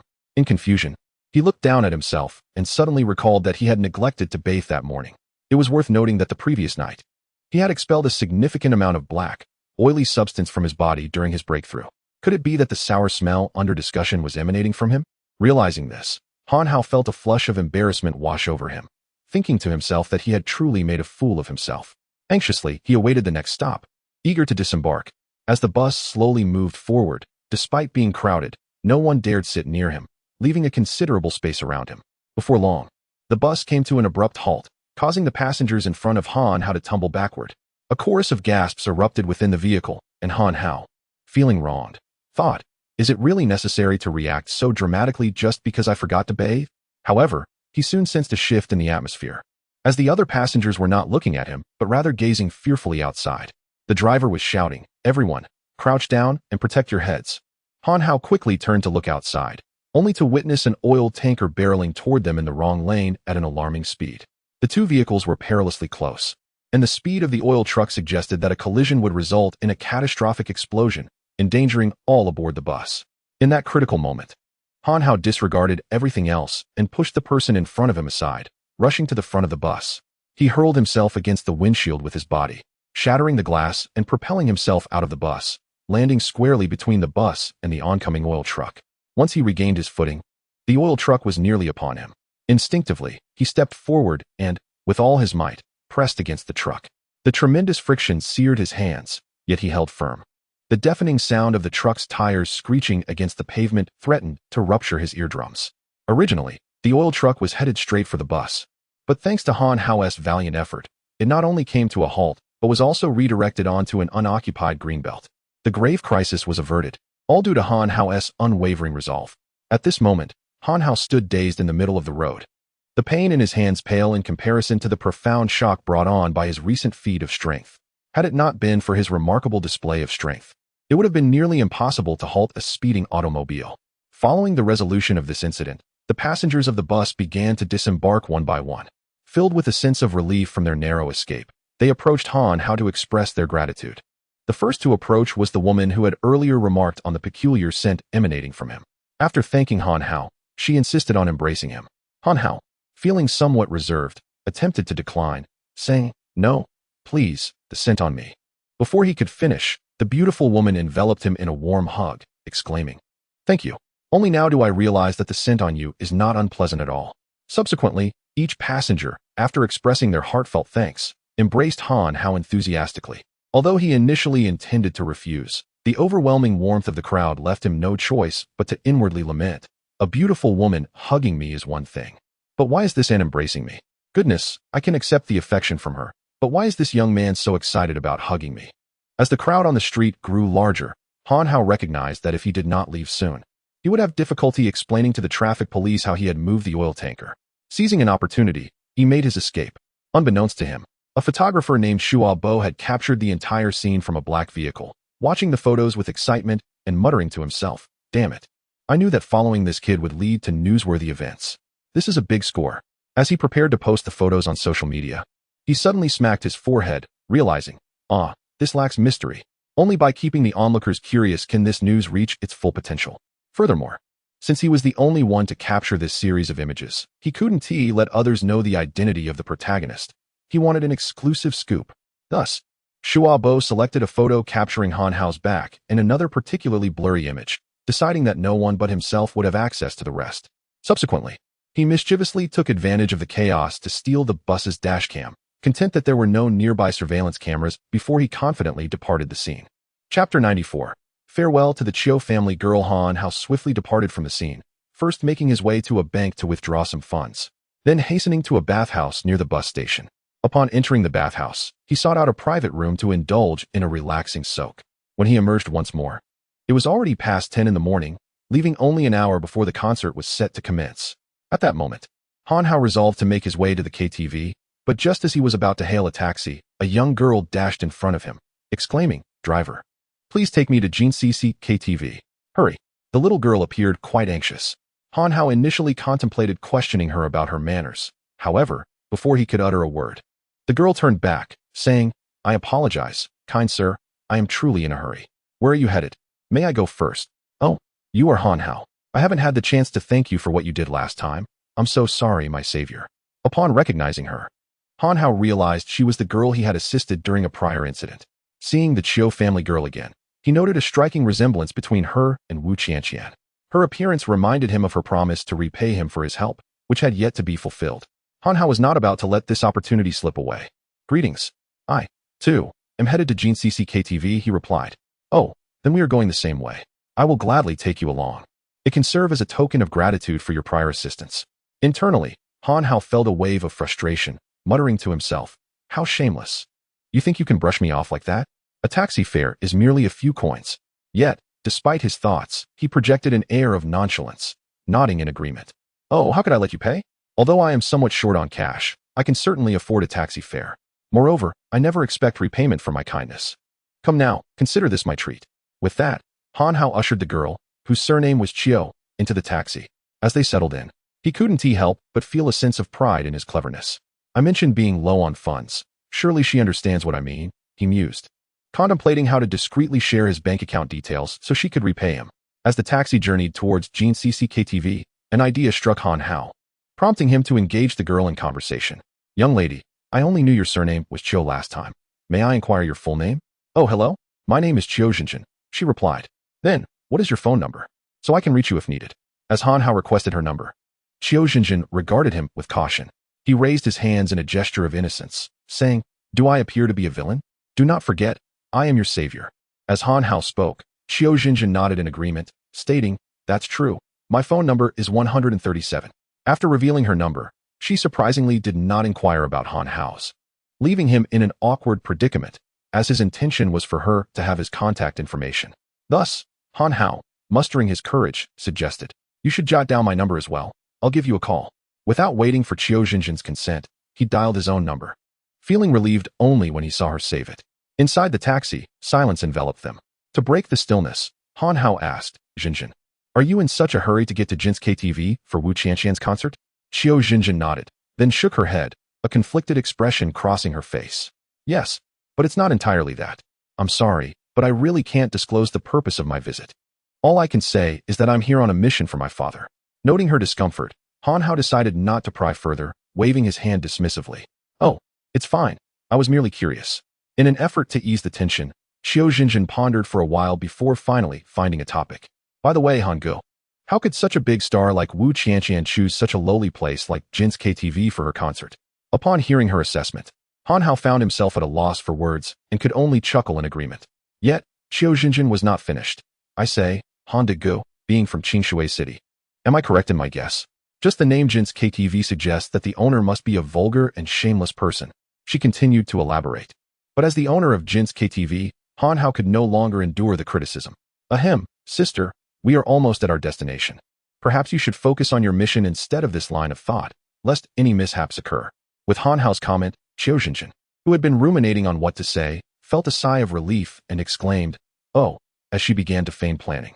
In that moment, Han Hao cherished the tranquility that enveloped them. Before long, the taxi arrived at Jin's KTV, with over 40 minutes remaining until the concert's commencement. Han Hao bid farewell to Qiu Jinjin and set off to locate Zhao Hu and others, as their presence was essential for the concert's security. In the final moments leading up to the event, Han Hao reiterated the details concerning the concert before settling in to await its commencement. As the concert began, seeing the thousands of fans gathered beneath the stage, Han Hao marveled at Wu Qianqian's tremendous appeal. He was confident that this concert would significantly boost his KTV business. Wu Qianqian delivered a remarkable performance, extending the 2-hour concert into 3. She sang her hit songs, introduced several new tracks, and concluded with renditions of classic songs from her predecessors. Certainly, what pleased Han Hao the most was Wu Qianqian's ability to change outfits for each song, especially since these garments were not purchased with her own funds. 3 hours swiftly passed amidst the fervent atmosphere created by the fans, and before long, it was time for the finale. As the curtain was about to fall, Wu Qianqian donned a splendid red gown and ascended the stage, instantly met with a chorus of admiration from the audience. In response to their praise, she expressed her gratitude multiple times, bowing deeply and stating, "Thank you all for coming to support me today. This performance could not have proceeded so smoothly without the many individuals I must thank. First and foremost, I extend my heartfelt appreciation to my loyal fans. Without your unwavering support, there would be no Wu Qianqian today. Next, I must thank my manager. Lastly, I wish to acknowledge a particularly special person, my benefactor, without whom I might not even be standing here today, speaking and singing for all of you." At this moment, the audience began to murmur amongst themselves. Who could it be?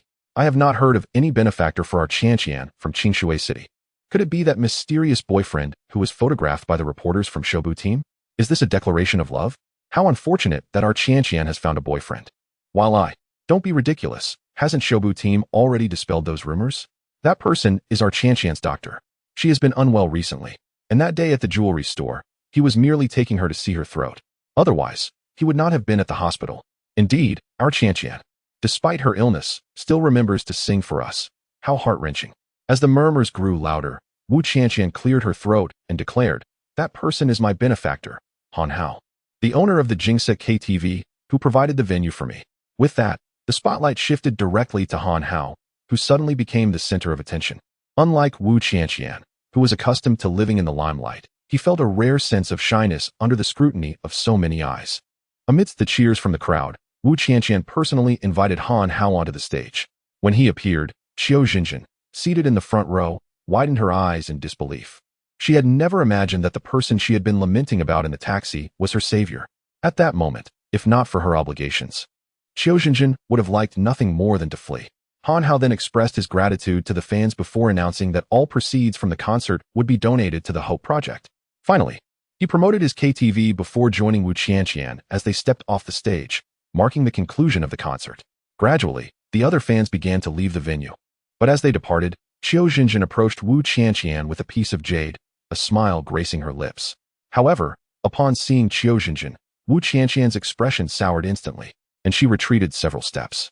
Chapter 95. The Green Mountains Remain. The waters flow forever. Observing the change in Wu Qianqian's expression, Han Hao stepped forward, intending to shield her from Qiu Jinjin, fearing she might act in a detrimental manner. However, recalling that Qiu Jinjin was a master of Qigong, he realized that if she wished to harm Wu Qianqian, she would not need to wait until now to strike.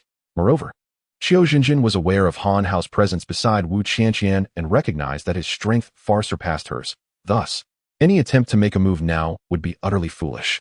Consequently, Han Hao retreated, reassured by the knowledge that he was fully capable of protecting Wu Qianqian. Furthermore, He discerned no malice in Qiu Jinjin's gaze directed at Wu Qianqian. At that moment, as Qiu Jinjin witnessed Wu Qianqian turning to leave, she anxiously called out, "Sister, do you truly wish to deny me as your sister?"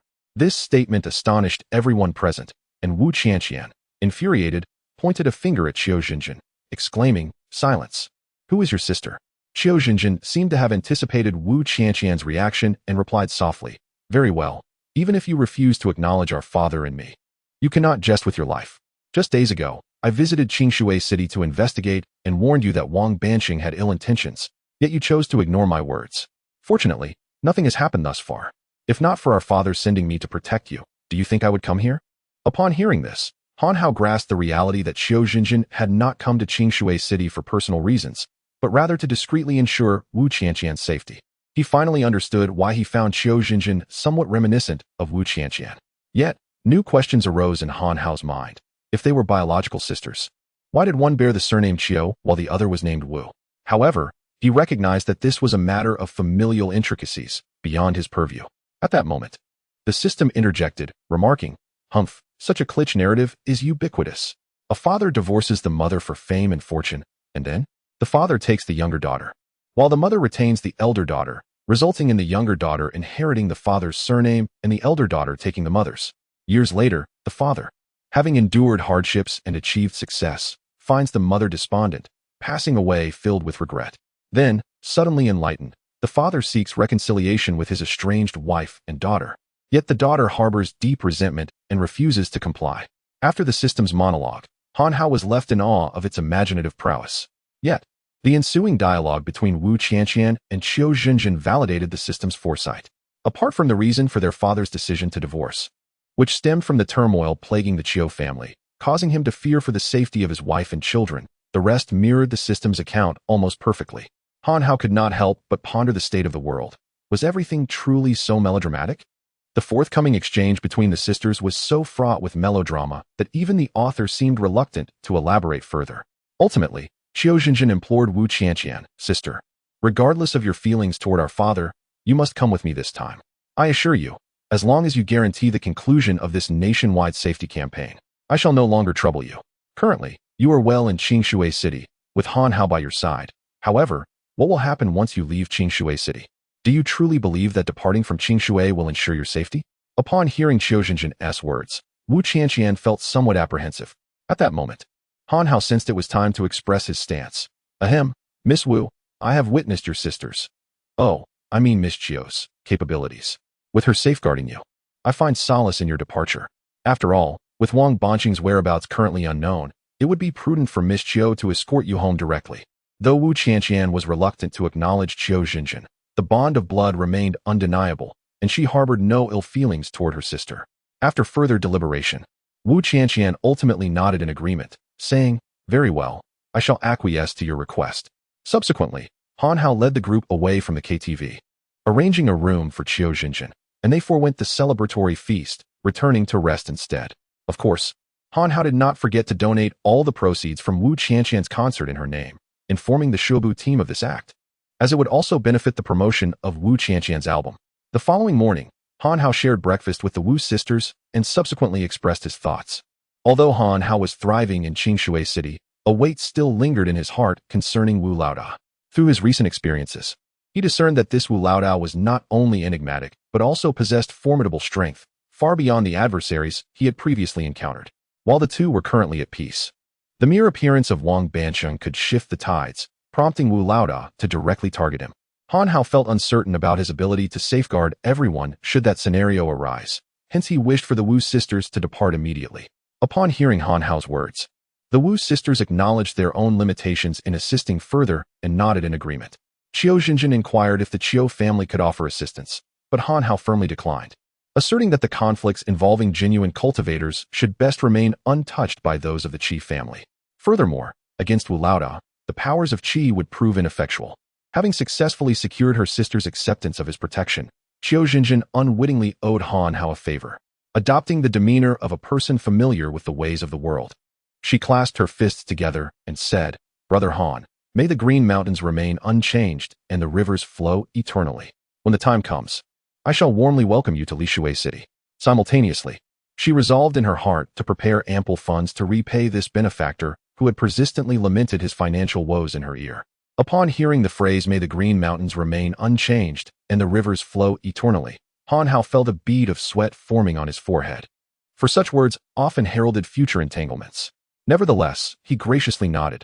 "Once I have resolved the troubles here, I shall indeed visit Lishui City to admire its gentle streams and picturesque landscapes." Upon this, Han Hao summoned Zhao Hu and a few others via telephone. When Zhao Hu arrived at the hotel in his vehicle, Han Hao accompanied Wu Qianqian and her companions to the airport. It was only after their plane had taken off that Han Hao exited the airport. As he stepped outside, Han Hao exhaled deeply, feeling a weight lifted from his heart. Instead of returning to the hotel, he led Mo Jie and the others directly to the KTV. Upon his return, he fortuitously encountered the hurried Lu Chonglei. The moment Lu Chonglei spotted Han Hao, he appeared as if he had found a beacon of hope. "Brother Hao, you have finally returned. This auction is of utmost importance, and I was quite anxious about handling it alone. Now that you are back, I feel reassured. Brother Hao, come swiftly with me." With that, Lu Chonglei grasped Han Hao's arm and turned to leave, while Han Hao, still in a state of confusion, halted him with a firm grip. "Wait, what auction?" Chapter 96. Wang Baoyu. Lu Chonglei paused momentarily before continuing. "Did I not inform you before the concert commenced? Wang Banqing's nephew is currently liquidating his assets, and today's offerings comprise substantial projects. I have thoroughly examined each one, and several are located on our street, presenting exceptionally promising prospects. However, the challenge lies in the fact that several consortiums are eyeing these sites, and there are certain matters I cannot manage alone. I was just about to seek your assistance." Han Hao waved his hand dismissively. "You can handle it on your own. Do you not trust your own capabilities?" Despite Han Hao's words, Lu Chonglei remained resolute, insisting that Han Hao accompany him, asserting that without Han Hao, the endeavor could not be accomplished. Unable to withstand Lu Chonglei's insistence, Han Hao reluctantly entered Lu Chonglei's vehicle, allowing him to drive to the auction. With Lu Chonglei behind the wheel, they sped towards a bank. Upon arriving, Han Hao, perplexed, inquired, "What brings us here?" "To secure a loan. Just yesterday morning, I spoke with my previous client, and as long as we leverage our KTV and your villa, along with my car and home, we can procure 20 million, Lu Chonglei declared, producing Han Hao's property deed and business license, along with his own property certificate.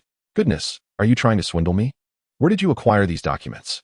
Han Hao retorted incredulously. "Come now, how can you say such a thing? We are in this together, like grasshoppers on the same string. These documents were in my possession when you entrusted the KTV to me," Lu Chonglei replied with a chuckle. "Oh, is that so? Never mind, let us proceed inside." Han Hao conceded, choosing compliance as they entered the bank. This decision appeared straightforward, yet it required immense courage to act upon. Firstly, Han Hao needed sufficient strength to avert any underhanded dealings. Secondly, had Lu Chonglei not pledged his own assets, Han Hao would not have committed so swiftly. Ultimately, Han Hao felt he had little choice. Apart from securing a bank loan, the only other option lay with Old Li, and he was somewhat reticent about requesting financial assistance. Upon entering the bank, Lu Chonglei approached his former client and promptly initiated the loan application process. Han Hao's client, mirroring Lu Chonglei's efficiency, completed all formalities in just an hour and a half. After departing from the bank, the duo drove to the auction venue, which fortuitously turned out to be Junpeng Hotel.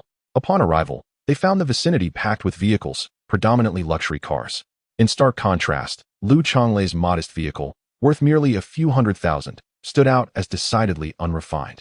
As Han Hao and Lu Chonglei exited the car, a Cadillac sports car suddenly drifted behind Han Hao, nearly colliding with him. Before Han Hao could react, a young man emerged from the Cadillac, pointing an accusatory finger at him, and exclaimed, "You pathetic pauper, how dare you occupy Wang Baoyu's parking space?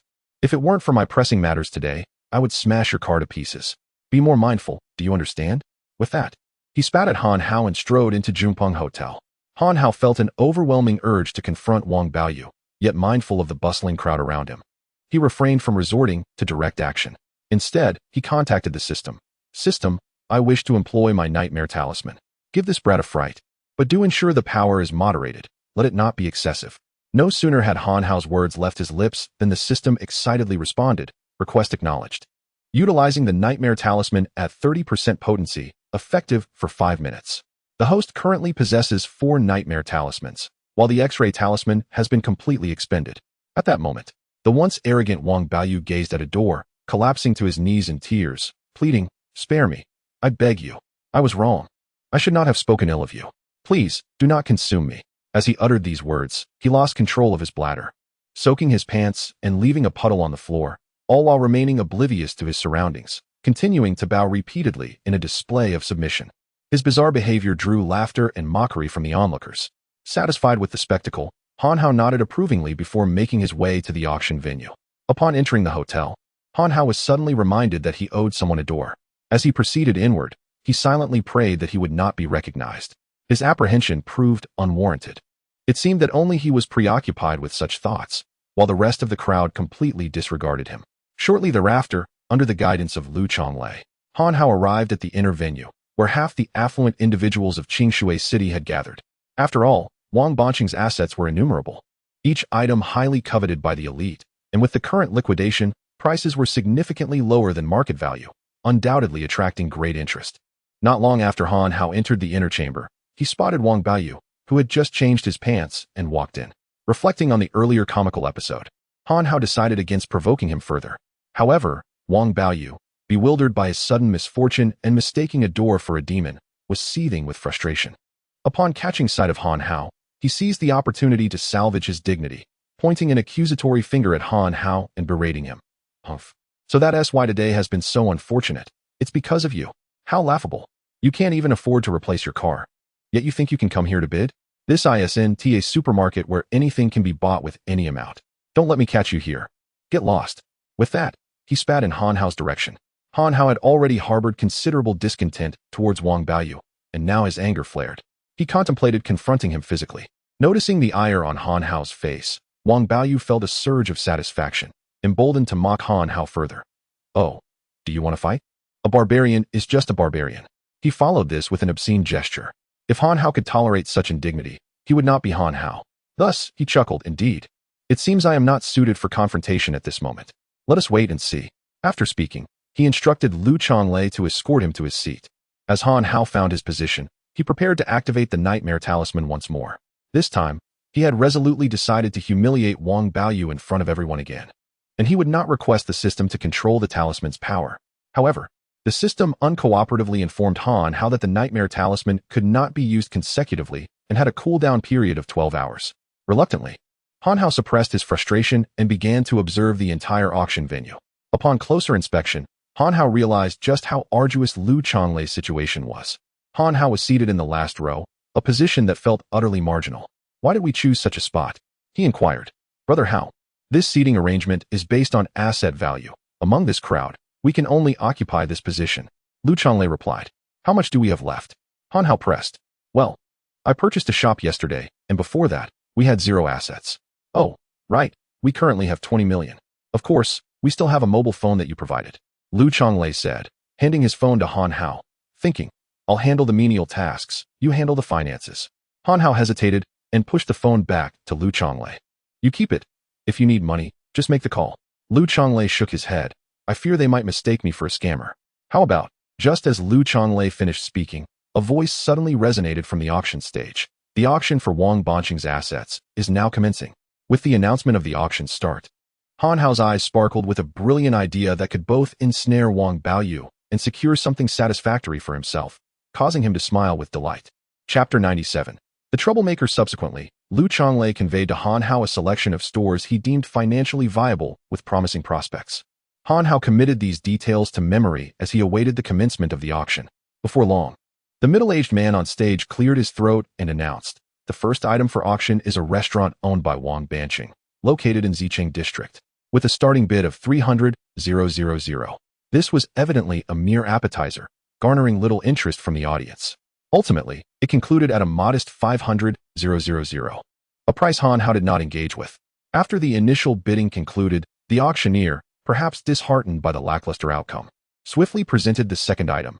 Next up is a jewelry store situated in Dongqing District, starting at 2 million, with minimum increments of 100,000. Clearly, this establishment held substantial value. However, it did not align with Han Hao's developmental strategy, thus it remained outside Lu Chonglei's purview. Han Hao had no intention of bidding. Yet, upon witnessing Wang Baiyu, the very man who had spat at him, stand up to place a bid, Han Hao inquired, Lu Chonglei, what is the worth of this store? Lu Chonglei, responding to Han Hao's question, revealed, The market value of this establishment ranges from 20 million to 30 million, but since it is a liquidation auction, it should be attainable for just over 10 million. However, Brother Hao, I believe we ought to. Before Lu Chonglei could finish his thought, Han Hao silenced him with a gesture, choosing to remain contemplative. At that moment, Wang Baoyu proclaimed, "This store shall be mine. I bid 5 million. Huh. This store is worth at least 10 million, and you offer merely 5 million. I bid 4 million. Seeing the bidding initiated, Wang Baoyu was evidently incensed. I raised the bid to 5 million. Before anyone else could respond, Han Hao shouted, "If you, Wang Baoyu, place a bid, I shall double it. I bid 9 million. This unexpected declaration turned heads throughout the crowd. Is this man insane? He doubling the bid outright. Does he even comprehend the nuances of an auction? Murmurs arose from the back rows, where onlookers questioned his audacity. Wang Baoyu, seated in the front row, turned to face Han Hao. Recognizing him as the challenger, he felt his dignity severely affronted and gritted his teeth, declaring, 10 million. Han Hao raised an eyebrow, retorting, "Oh, were you not claiming I was out of funds? Now, I bid 20 million. I dare to offer you double. Do you have the courage?" Provoked by Han Hao's taunt, Wang Baoyu shouted, "I bid 40 million. Let us engage in mutual destruction." As Wang Baoyu awaited Han Hao's response, Han Hao nonchalantly spread his arms, dismissively stating, "Fool, I cannot be bothered with you." He then took a seat. The auctioneer, exhilarated by the astonishing escalation from an anticipated 10 million to 40 million, exclaimed, 40 million. Are there any further bids? Just as the middle-aged man concluded his statement, a voice emerged from the crowd. Are we fools? To purchase something worth 20 million for over 40 million? This shop is his now. Let us move on to the next item. This remark caused Wang Baoyu to blush with embarrassment. At that moment, he realized he had been duped by Han Hao in a moment of impulsiveness. The market price for the shop was merely over 20 million. Yet due to Han Hao's antics, he had unwittingly spent 40 million on a 20 million item. Those present were all there seeking bargains. Yet he had become the one to squander his wealth. Though regretful, Wang Baoyu dared not retract his bid. He shot a fierce glare at Han Hao and took his seat. As soon as Wang Baoyu settled down, the middle-aged man counted to 10 and then struck the gavel. Congratulations, Mr. Wang Baoyu. You have successfully acquired the half-city jewelry shop in Dongqing. Upon hearing this, the audience did not express envy. Instead, laughter erupted. Only Han Hao stood up with feigned sincerity, clasping his hands together, offering congratulations. Wang Baoyu pretended not to hear. But in his heart, he had already resolved to take down Han Hao after this auction. Subsequently, a few more items were auctioned, but none were of interest to Han Hao and his associates, while Wang Baoyu refrained from bidding, allowing Han Hao to sit back and wait. After the 7th shop was sold, the middle-aged man finally spoke. Next, I present to you a property that has garnered much attention. Rather than a mere sale, this is truly about location. According to Mr. Wang Banqing's nephew, last year, Mr. Wang Banqing invested 10 million to acquire this property, located at No. 33 Kongli Courtyard on Luang Street. Upon hearing this location, Han Hao gasped.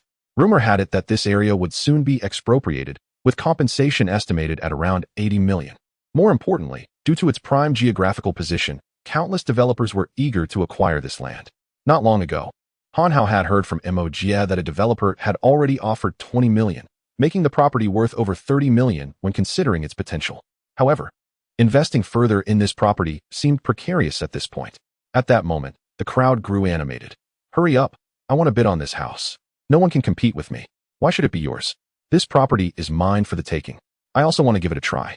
Suddenly, the auction hall erupted into chaos for the first time. As in the eyes of the merchants, this location held strategic significance. After witnessing the commotion, the middle-aged man felt he had found his rhythm. He cleared his throat. Ahem, the bidding is now open, with no starting price and no minimum increment. With this declaration, the middle-aged man stepped back, waiting for this item to fetch a satisfactory price. The crowd eagerly responded, enthusiastically calling out bids. I offer 5 million, 7 million, 8 million. 9, 5 million, 10 million. Before long, the price soared to 20 million, at which point the fervor of the crowd somewhat diminished. Initially, Han Hao assumed that Wang Baoyu would be outbid by someone else. However, when the final bid reached 36 million, Wang Baoyu remained steadfast as the sole highest bidder. The host then commenced a countdown. At that moment, Wang Baoyu cast a provocative glance at Han Hao, as if to say, do you dare to double the bid? In Wang Baoyu's estimation, his current offer represented the market value of the property. Should Han Hao attempt to double it? Wang Baoyu contemplated mimicking Han Hao's previous tactic of sitting down, thereby turning the tables on him. Conversely, if Han Hao refrained from further bidding, Wang Baoyu would at least regain some dignity. Yet, to his astonishment, Wang Baoyu underestimated Han Hao's audacity. Han Hao stood up, feigning contemplation, and declared, "Well, since the minimum increment is unlimited, I shall bid 36,000,001 yuan." Upon hearing this, the crowd nearly gasped in disbelief. Such brazen behavior was utterly shameless. If Wang Baoyu allowed Han Hao to seize the property by merely outbidding him by a single yuan, it would ruin his reputation.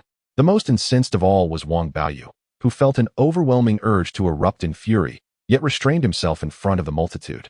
Reluctantly raising his bid to 37 million, "I bid 37 million. 37 million and 1 yuan. 38 million. 38 million and 1 yuan. 39 million.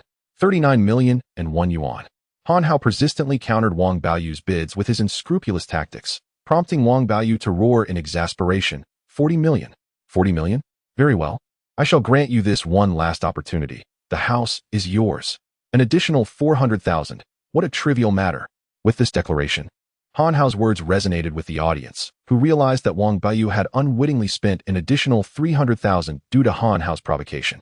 Instead of mocking Wang Baoyu, the crowd cast sympathetic glances in his direction. Yet, rather than feeling grateful for their sympathy, Wang Baoyu was consumed by embarrassment, convinced that only the weak required pity. He began to question whether he had indeed become a weakling. Chapter 98. Cultivating immortality for the sake of showing off. At this moment, all eyes were on Han Hao, who was viewed as a troublemaker by many.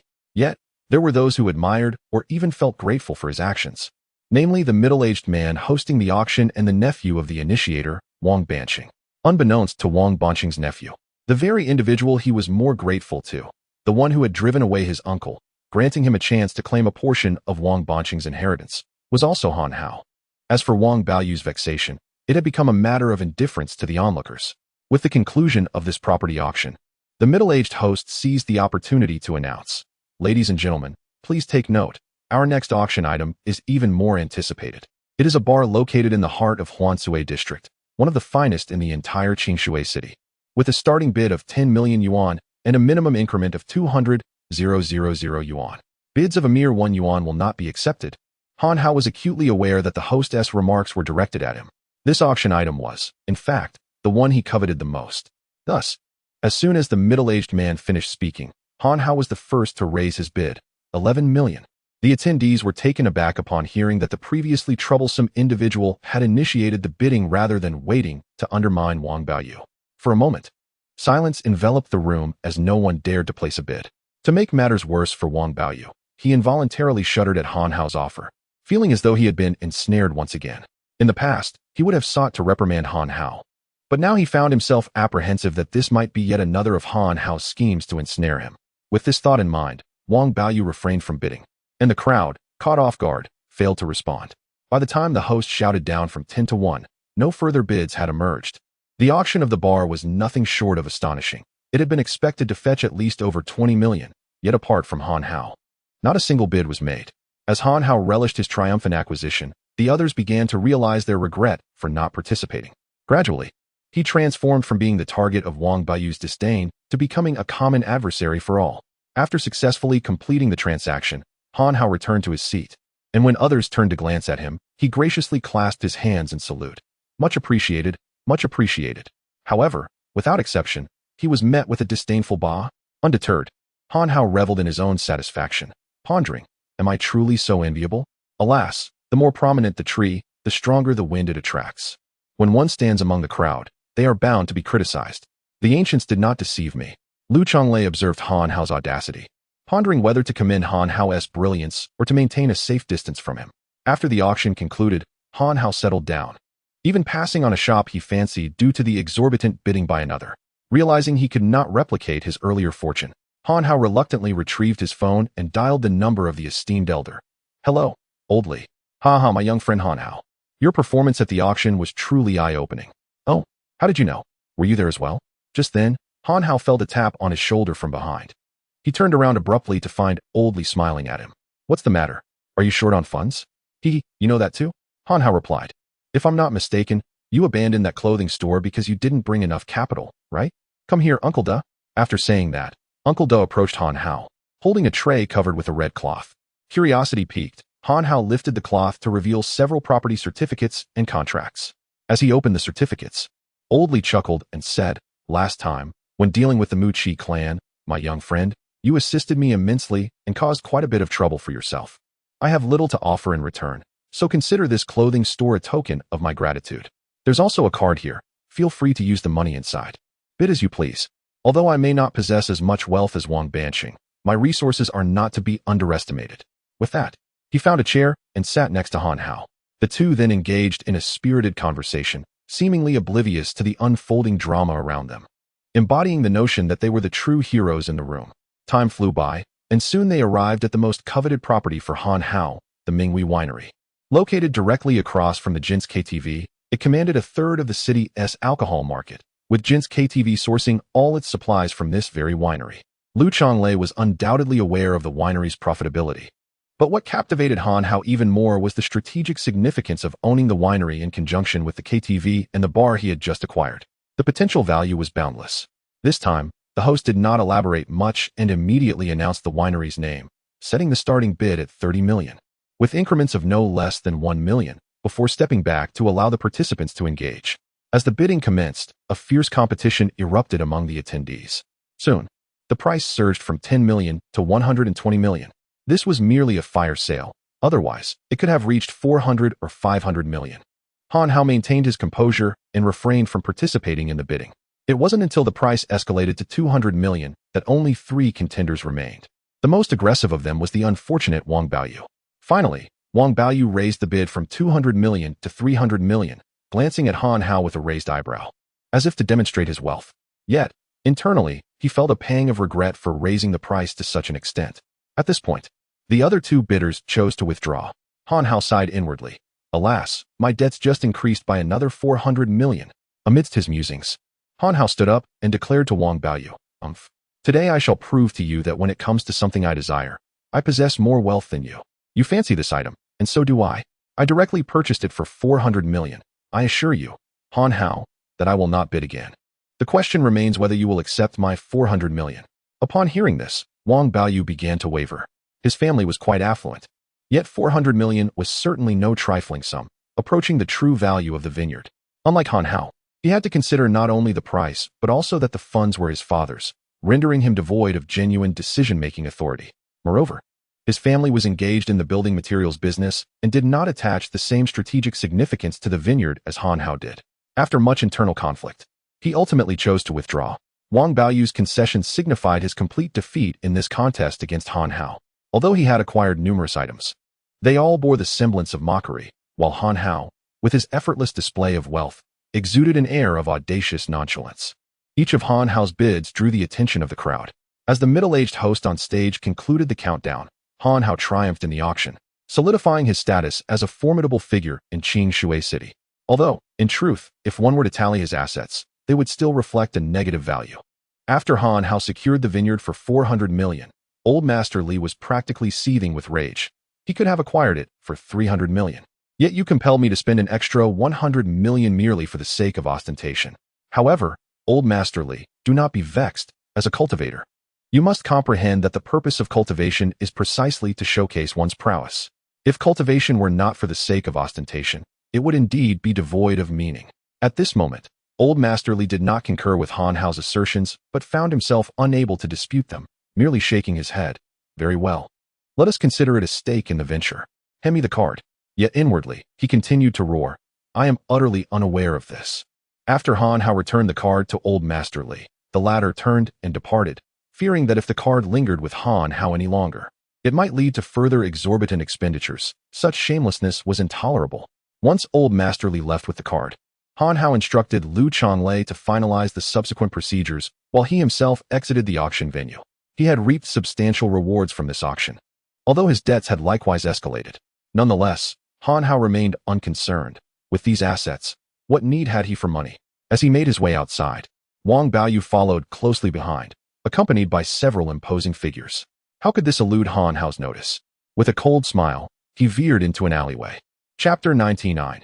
Teaching you a lesson on behalf of your father. After Han Hao departed from the auction venue, he quickened his pace, ultimately nearly breaking into a run as he wandered aimlessly. Meanwhile, Wang Baoyu pursued him relentlessly, accompanied by 4 burly men, the chase stretching on for several minutes. As he ran, growing increasingly weary, Wang Baoyu muttered to himself, "Is this lad part rabbit? How can he run so swiftly and for such a distance without stopping?" At last, when Han Hao reached a dead end, he halted. It was not long before Wang Baoyu, sporting a smile, appeared behind him, flanked by the 4 muscular men. Wang Baoyu was panting heavily, but the formidable physique of the 4 men indicated they were hardly fatigued by the chase. Upon seeing Wang Baoyu had caught up, Han Hao turned around, regarding him with a playful expression, lost in contemplation. The strange gaze from Han Hao stirred a sense of unease in Wang Baoyu reminiscent of the earlier humiliation he had endured at the auction. However, glancing at the 4 robust men at his side dispelled that feeling. After all, these were the hired muscle he had procured at great expense, each capable of taking on 10 opponents. Convinced that his unease was merely a figment of his imagination, conjured by fear of Han Hao, he shook his head vigorously to dispel it and smiled at Han Hao, saying, "Boy, do you have anything to say about the auction? Don't claim I haven't given you a chance." Seeing Wang Baoyu's arrogant demeanor, Han Hao sighed inwardly, realizing that his previous reprimand had not sufficed. He resolved to teach this insolent rich heir a proper lesson. Han Hao shook his head and retorted, "Do I even need to explain? You know very well what's in your heart." "Oh right, I almost forgot you're an imbecile. Otherwise, how could you be so foolish as to fall for my tricks twice in a row? Oh, who would have thought your tongue was so tenacious?" Wang Baoyu replied, his voice dripping with disdain. "I truly hope that after my 4 bodyguards make their move, you can still maintain your bravado." With that, he signaled for his 4 strongmen to subdue Han Hao. Just as Wang Baoyu was about to issue the command, Han Hao feigned fear and exclaimed, "Don't be reckless. Remember, the law is on our side." Hearing Han Hao's feeble protest, Wang Baoyu burst into laughter. "Ha ha ha, the law? Let me tell you, power is the ultimate law." "Power? Perhaps you should first manage to land a hit," Han Hao retorted, intending to convey that even the mightiest fist must strike its target. However, in Wang Baoyu's ears, it transformed into a taunt, suggesting that Han Hao was already cornered and contemplating escape. Wang Baoyu smugly declared, "How childish. You've led yourself into this dead end, and you still think you can flee? Let us see where you can run to now." In response, Han Hao laughed heartily. "Flee? That seems to be a concern for you. I still intend to see where you will escape to." "Oh, is that so? How about we make a wager right now? Whoever runs first is the grandson." "Very well, it's a deal." After reaching an agreement, Han Hao and Wang Baoyu both believed in their inevitable victory. Wang Baoyu's confidence stemmed from his ignorance regarding Han Hao's true capabilities. Observing Han Hao's unwavering demeanor, he commanded the 4 burly men behind him, "You 4, deal with him." With that, he retreated, while the 4 men drew their knives and advanced towards Han Hao. Upon seeing them approach brandishing weapons, Han Hao shouted, "Don't run." Without resorting to the powers of a cultivator, he charged at the bodyguards. Before the 4 bodyguards could strike Han Hao, they suddenly felt a sharp pain in their wrists. Looking down, they discovered their knives had fallen to the ground. As they stood in shock, Han Hao delivered a punch. Although he did not utilize any supernatural strength, his physical prowess had become formidable through several breakthroughs, making him far beyond the capacity of an ordinary person. With a single blow, he sent one of the encroaching bodyguards crashing to the ground, who muffled a pained groan. "Ah, my teeth, it hurts." Almost no one witnessed the speed at which Han Hao delivered that punch, enlightening them to the meaning behind his assertion that a hard fist is paramount. This single action made Wang Baoyu and his companions acutely aware of how effortlessly Han Hao could overpower them. Moreover, the realization that Han Hao had lured him into this secluded dead end filled Wang Baoyu with dread. Observing that the 3 bodyguards not only ceased their retaliation but also began to retreat, Han Hao smiled and remarked, "We had agreed, whoever runs is a coward." However, it was evident that this statement did little to deter Wang Baoyu's resolve to flee. Despite Han Hao's warning, Wang Baoyu turned to escape, clearly prioritizing his life over the label of cowardice. Just as Wang Baoyu decided that fleeing was the best option, Han Hao stepped forward and seized his clothing. "Ha ha ha, you think you can leave? I want to see your so-called kingly power." Han Hao's taunt reddened Wang Baoyu's face. He contemplated retorting, but quickly realized that preserving his life was far more critical. Han Hao tightened his grip on Wang Baoyu, saying, "Didn't you think you were impressive with your 4 companions? Now, I've decided that those very men will be the ones to strike you." He then turned to the retreating bodyguards, threatening, "If any of you dares to take a step back, I will sever your legs." Clearly, Han Hao's earlier display of might had effectively instilled fear in them, for they remained rooted in place, unsure whether to advance or retreat. Once the 3 bodyguards halted, Han Hao pointed at them, declaring, "If you wish to leave, Each of you must knock out 2 of his teeth. His words stirred a flicker of temptation in the bodyguards. Yet, the thought of Wang Baoyu's father loomed large, and they quickly dismissed such an escape plan. Knowing that if Wang Baoyu's father were to discover they had harmed his son, their fates would be sealed. Moreover, it is difficult to ascertain the extent of inhumane torment one might endure.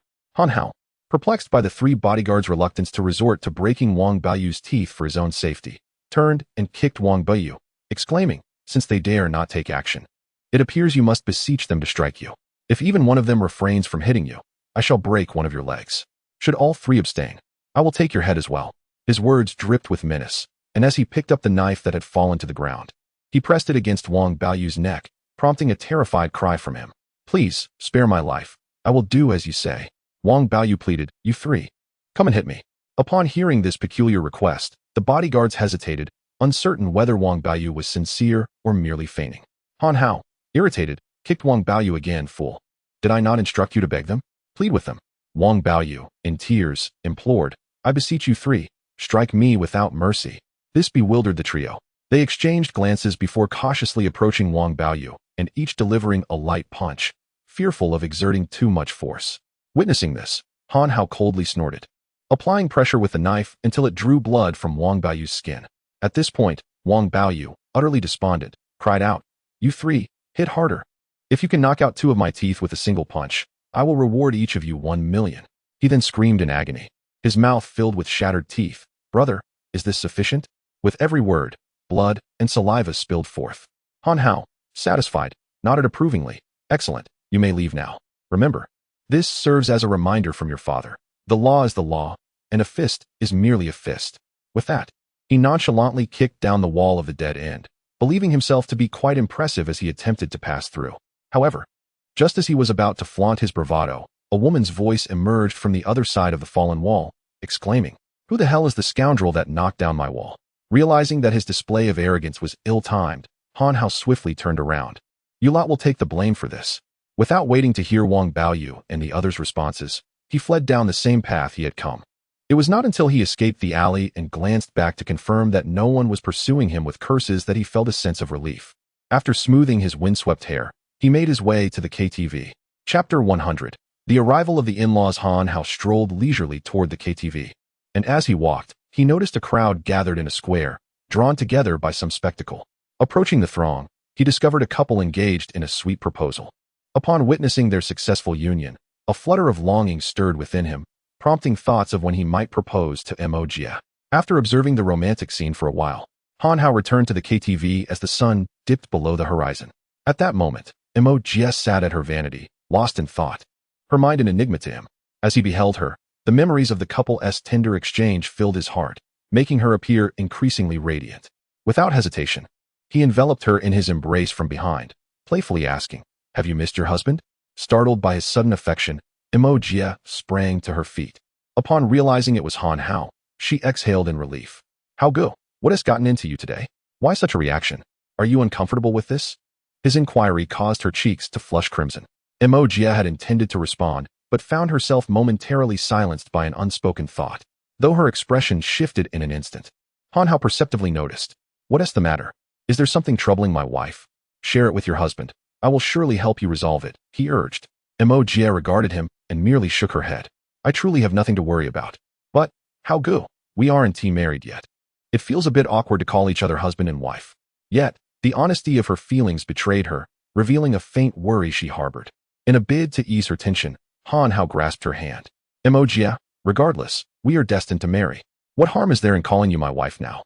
His words deepened the blush on her cheeks, and her gaze locked onto his. After a moment of contemplation, she inquired, "How go? Do you truly wish to marry me?" Caught off guard by her direct question, Han Hao hesitated momentarily before seizing her hand and leading her outside. Mo Jia, feeling a sudden pain from his grip, quickly withdrew her hand. "How go? Why the rush? You asked if I wanted to marry you, and of course, I do. We should be getting our marriage license now." Though embarrassed by his abruptness, Mo Jia's eyes shimmered with tears of gratitude. "How go? I didn't mean right away. My mother is arriving tomorrow to meet you." At her words, the smile faded from Han Hao's face. Perceiving his reaction, Mo Jia assumed he was unwilling and sighed, preparing to reassure him that it was not a problem if he declined. However, before she could speak, Han Hao, slightly flustered, asked her, Jie, what should I wear tomorrow? What gifts do your parents prefer? And, I noticed a pimple on my face yesterday. Will that affect their impression of me? Also, my skin is rather tanned. What skincare products can help me brighten it quickly? The sudden shift from his confident demeanor to one of bashfulness elicited a laugh from Jie, dispelling her earlier worries. Tightly embracing Han Hao, Jie exclaimed, Brother Hao, you are perfect in every way. My parents will surely be satisfied. Upon hearing Jie's encouragement, Han Hao let out a sigh of relief. The two then began discussing the arrangements for welcoming Jie's parents the following day. Jie informed Han Hao that her parents were both teachers at a secondary school. As they had only one daughter, they hoped she would marry at home, which would ease their mutual concerns. However, during a recent phone call, when Jie's parents broached the subject, she had firmly declined.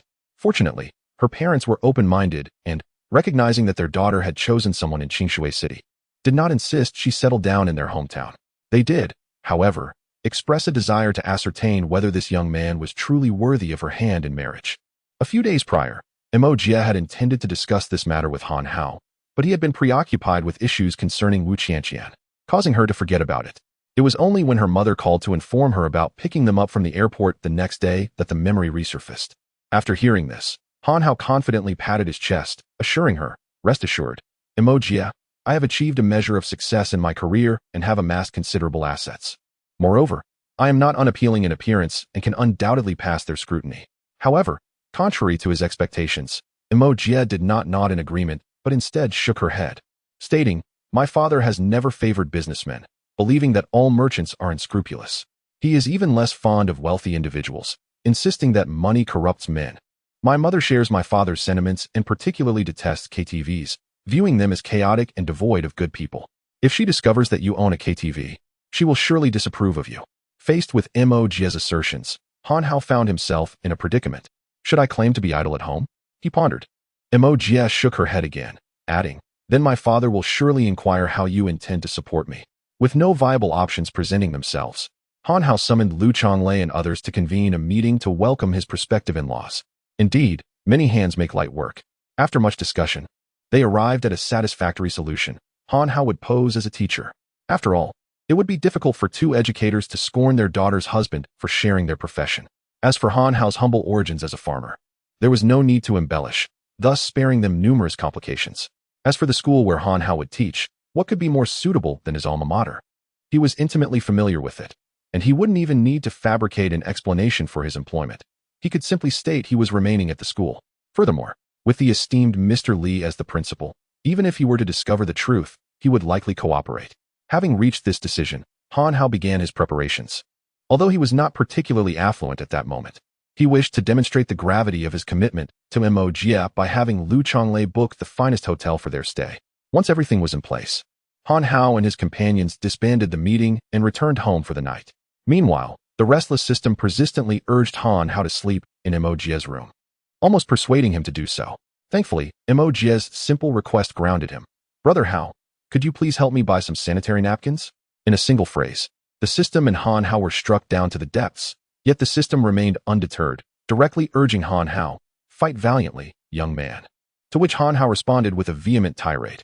Frustrated, he delegated the task to a waiter, as it seemed rather awkward for a grown man to purchase sanitary pads. That night, for reasons unknown, the myriad expressions of Jie continuously flickered through his mind, rendering him unable to find repose. Consequently, Han Hao contemplated employing a hypnotic artifact, bypassing the need for the towering tree to cultivate the chaos formula. However, disappointment soon washed over him, for after half a day of practice, the system informed him that having reached the late stage of the opening realm and having consumed the towering tree, he could now cultivate the chaos formula without succumbing to sleep. Thus, Han Hao's thoughts lingered on Jie throughout the night, until dawn broke. As the first light of day emerged, Jie rapped on his door, prompting him to leave the KTV and hail a taxi to the airport. On the journey, the mere thought of facing his future in-laws elicited a deep sigh from Han Hao. In-laws come from afar. Is it not inappropriate to rejoice? This utterance elicited a soft smile from Jie, oblivious to the fact that Han Hao's wordplay implied a sense of inevitable gloom rather than delight. Chapter 101, 200. 000 plates of mapo tofu. Upon arriving at the airport, Han Hao felt an overwhelming sense of impending judgment. He incessantly adjusted his collar and hair, and every 10 minutes, he would pose a question to Mo Jia. How do I look today? Do I resemble a teacher? Is my Mandarin acceptable? Should I be more enthusiastic or maintain an aloof demeanor? Each of these inquiries was met with Mo Jia's exasperated eye rolls. Yet Han Hao persisted in his inquiries until Mo Jia, amidst the crowd, called out with outstretched arms, "Mom and Dad, I'm over here." Soon after, a lively couple approached Han Hao, their faces alight with smiles. As they reached Han Hao, Mo Jia playfully seized her mother's hand, exclaiming, "Mom, I've missed you so much." In response to her affectionate display, her mother feigned annoyance, retorting, "Humph, you seem to have forgotten us entirely. What with a boyfriend here and not even returning home for graduation?" This remark caused Mo Jia to lower her head, shaking her mother's hand while denying her mother's claims. Han Hao, upon seeing her parents, bowed respectfully, greeting, "Hello, Uncle and Auntie." The father nodded, "Ah, you must be Han Hao," to which Han Hao affirmed, "Yes, that's me." The father continued, "You seem quite spirited. I wonder how your character is." Just as Mo Jia's father was about to speak further, Mo Jia interrupted, "Dad, you've been on a plane all day. You must be exhausted. Let us discuss things at the hotel."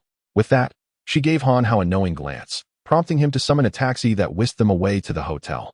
In the taxi, Han Hao and Mo Jia's father began to lament the current generation of students, discussing their perceived obstinacy and unruliness. Their conversation flowed effortlessly, revealing a shared understanding, to the point where Han Hao began to genuinely believe in his role as a teacher. They gradually became more acquainted, chatting about a variety of topics. It was during this exchange that Han Hao learned Mo Jia's father was a Chinese language teacher while her mother taught biology. Before long, they arrived at the hotel. As Han Hao prepared to dine within the premises, Mo Jia's mother outright refused, indicating her disapproval of the exorbitant prices, as they perceived Han Hao merely as a recent graduate. Furthermore, Mo Jia's mother had already decided to offer her daughter some money upon her departure to assist them. Reluctantly acquiescing to Mo Jia's mother's insistence, Han Hao opted to change venues for their meal. Although he understood her concerns stemmed from a fear of his financial situation, he chose a more upscale restaurant instead. Upon entering the establishment, just as Han Hao was about to summon a waiter to place their order, a corpulent woman suddenly appeared. Recognizing her, Han Hao felt a wave of dread wash over him. The woman was none other than Husaiwa. Of course, Husaiwa also recognized Han Hao. The recollection of her grievances from the shopping mall resurfaced, and upon noticing that her greatest fear, Sun Long, was absent, she devised a plan for revenge, determined that at the very least, her money would not be squandered on Han Hao. Upon hearing the call from Husaiwa, a server promptly appeared at her side. Husaiwa leaned in to whisper a few words in Xiao Lu's ear, who nodded vigorously in response. After giving Xiao Lu an encouraging pat on the shoulder, Husaiwa took her leave. Once she departed, Xiao Lu approached Han Hao's table, stating, "Good day, gentlemen. I regret to inform you that the minimum consumption for dining at this table is 10 million.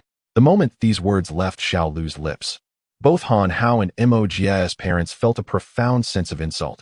It was evident that they were being dismissed. Such extravagant pricing for a table's worth of dishes was utterly unfathomable. Though Mo Jia's parents were initially inclined to express their anger, they quickly recalled their current status, realizing they could not confront the server.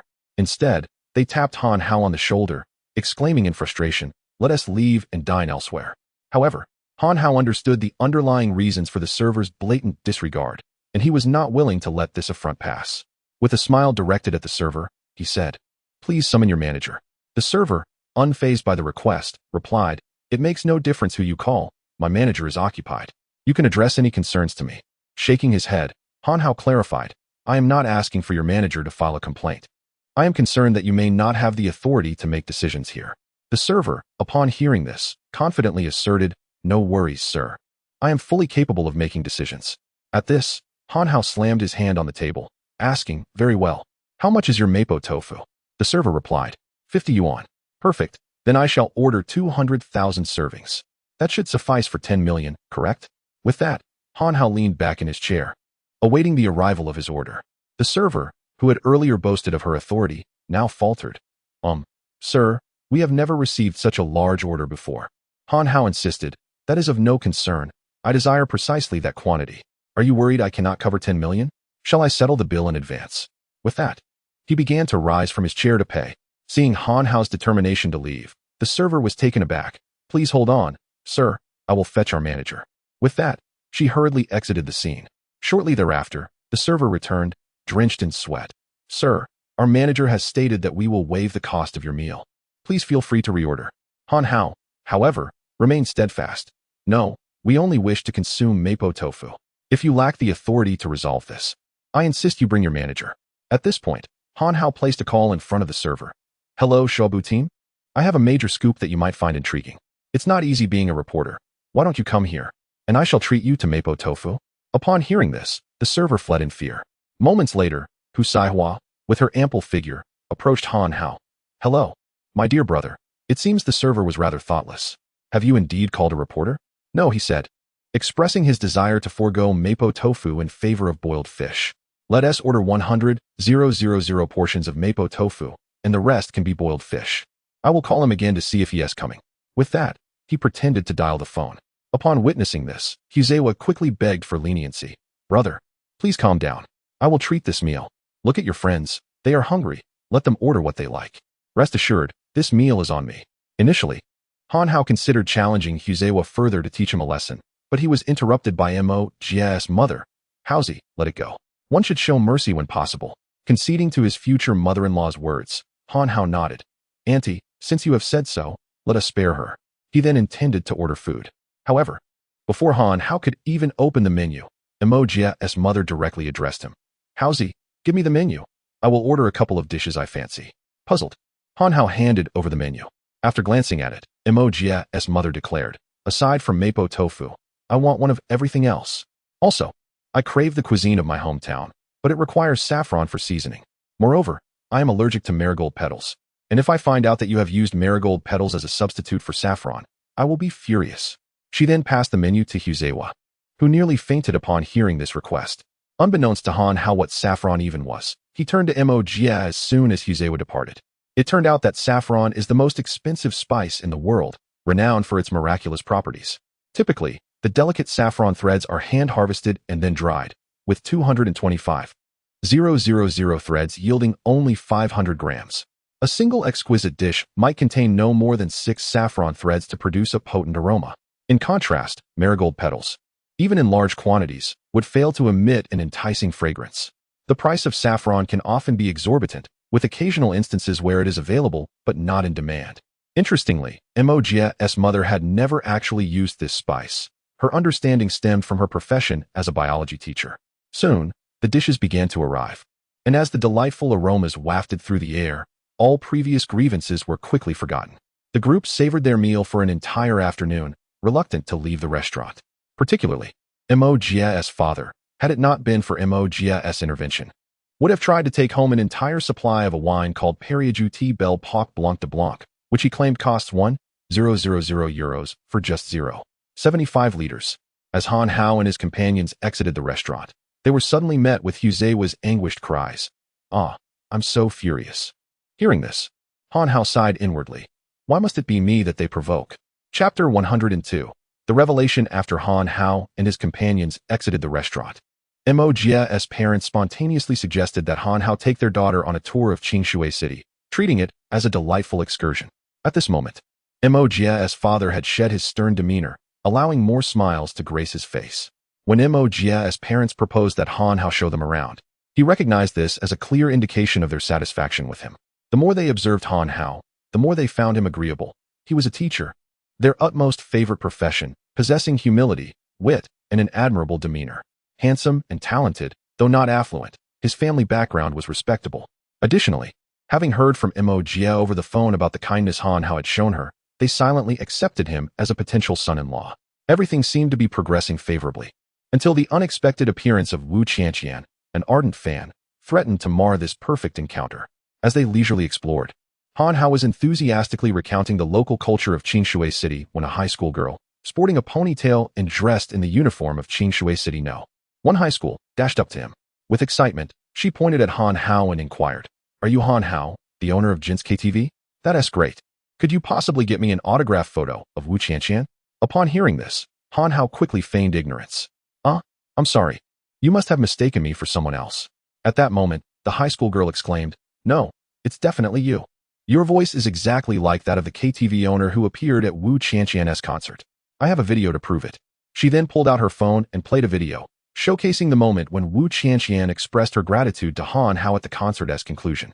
The girl, confirming the video for herself, handed the phone to Mo's mother, saying, "Annie, could you take a look? Isn't this person exactly the same?" By now, Mo's parents had already recognized Han Hao from the video. Despite his different attire, his appearance and voice were unmistakable. Unless one were a fool. It was clear that the KTV owner in the video was indeed Han Hao. Realizing he could no longer conceal the truth, Han Hao was about to confess when, without warning, Mo's father struck her across the face, exclaiming, "Disgraceful. Shameful. How could I have a daughter like you?" "Dad," Mo's attempted to explain, but was abruptly interrupted by her father. "Don't call me Dad. If you still regard me as your father, you will come home with me tomorrow. Otherwise, you can let this owner support you." With a disdainful snort, he took Mo's mother by the arm and began to walk away. Mo's cried out, trying to grasp her father's arm, but he pushed her away forcefully. As Han Hao stepped forward to clarify the situation, Mo's father spat contemptuously. "Jin's KTV? It's clearly not a respectable establishment. I'll have you know that my daughter was never one to engage in such activities for money. Now, she has been deceived into this state by you. I will not let this go." With that, he turned a cold shoulder to any explanations from Han Hao and Mo's, vanishing into the crowd. Watching her father depart, Mo's burst into tears, while the high school girl widened her eyes and poked Han Hao, saying, "Did I cause trouble?" Upon observing the high school student, Han Hao felt a blend of anger and helplessness, and he bellowed, "What do you say? Have you caused trouble and yet linger? Are you waiting for me to lose my temper?" The high school student, upon witnessing Han Hao's fierce demeanor, merely rolled his eyes and retorted, "Fine, I'll leave," before sprinting away like the wind. Once the student departed, Han Hao turned his attention to comforting Mo's.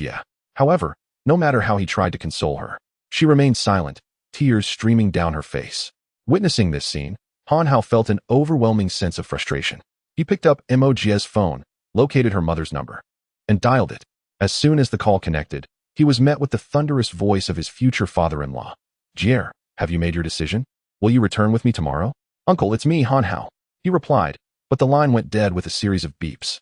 When he attempted to call again, the call was promptly terminated. Han Hao realized he was truly in a predicament.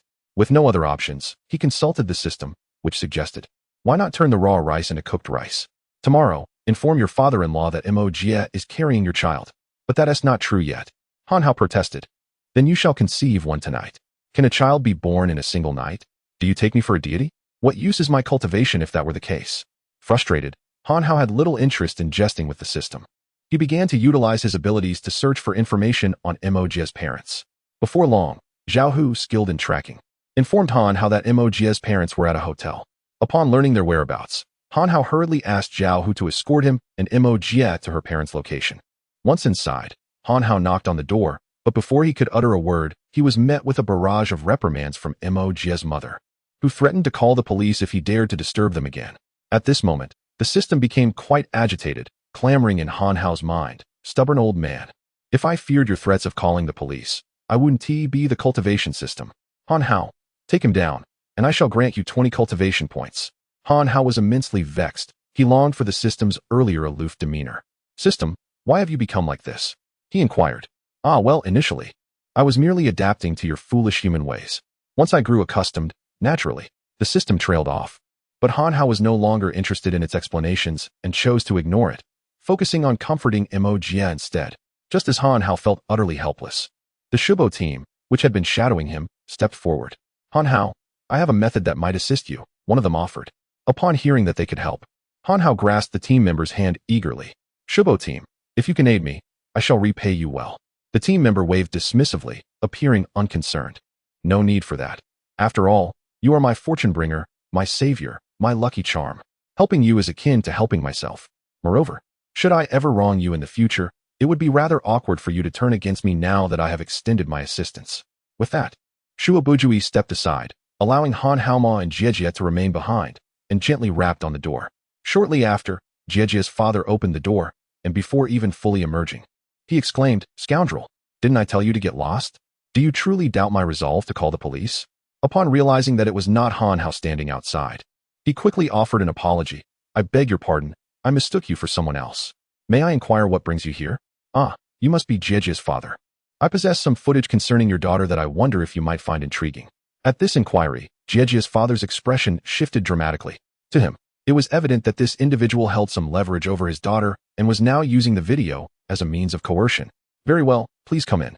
With that, Jiejia's father ushered Shuabujui into his home.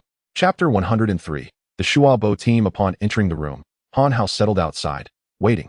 After a prolonged period of gazing, he grew increasingly anxious as the Shuabo team remained inside. Suddenly, he recalled the team's tendency to digress during interviews, which led him to harbor profound doubts regarding their competence. The more he pondered, the more unease enveloped him. He feared that the overly self-assured Shuabo team might inadvertently cause him harm, prompting him to consider barging into the room. As he approached the door, he discovered that Mo Jia's father, in his nervousness, had forgotten to lock it when allowing the Shuabo team to enter. With a gentle push, Han Hao opened the door. Upon entering, the noise of the door did not disturb Mo Jia's parents or the Shuabo team. At that moment, Mo Jia's mother was dabbing her tears with a handkerchief, while her usually stern father was also struggling to hold back his emotions. The Shuabo team was currently holding a camera, presenting something to the elderly couple. As Han Hao stepped inside, he caught the tail end of the Shuabo team's heartfelt reflection. This is what love is. I believe that with such love, every mistake in this world can be forgiven. Mo Jia's parents nodded vigorously in agreement, exclaiming, "You are absolutely right." Witnessing this scene, Han Hao felt he had entered at an inopportune moment. Coupled with the recollection of Mo Jia's father's disdain for him, he was about to turn and leave. Just as he was about to depart, Mo Jia's mother looked up and called out to him, "Haozi, don't go just yet. Let Mo Jia come in. I have something to discuss." Upon hearing her words, Han Hao glanced uneasily at Mo Jia's father, who showed no sign of dissent. He stepped outside and beckoned Mo Jia to join him in the room. Once they were inside, Mo Jia's mother grasped her daughter's hand and said, "Jia, you are our only daughter. Naturally, we worry that you might place your trust in the wrong person. That is why we hesitated to allow you to marry a wealthy man. We feared they might merely toy with your affections and that you might engage in relationships for monetary reasons. Now that we understand your love is genuine, we support your decision." Then, turning to Han Hao, she continued, "Haozi, please understand our earlier demeanor. It stemmed from concern for our daughter. Now, I entrust my daughter to you, hoping you will love, cherish, and protect her as fervently as you did when you first confessed your feelings. As for the deception you practiced today, I shall grant you a temporary reprieve." The sudden shift in their attitude left Han Hao momentarily taken aback. After receiving a few pointed glares from Mo Jia, he regained his composure and joyfully pledged his loyalty, saying, "Uncle, Auntie, rest assured. I will take care of Mo Jia and ensure she never experiences even the slightest grievance. I will cherish her for a lifetime." As he spoke, he paused. Realizing that Mo Jia's parents seemed disinterested in his vows of loyalty, their attention fixated on the video presented by the Shuabo team. Han Hao began to wonder what exactly the Shuabo team had shown Mo Jia's parents that rendered them so captivated. With a sense of curiosity, Han Hao gazed at the video, which was playing the moment he fell from the 17th floor and was awakened in the hospital by Mo Jia. At that instant, the emotional Mo Jia's mother was once again in tears. Meanwhile, Han Hao thought to himself, "Fortunately, my acting skills were quite exceptional back then."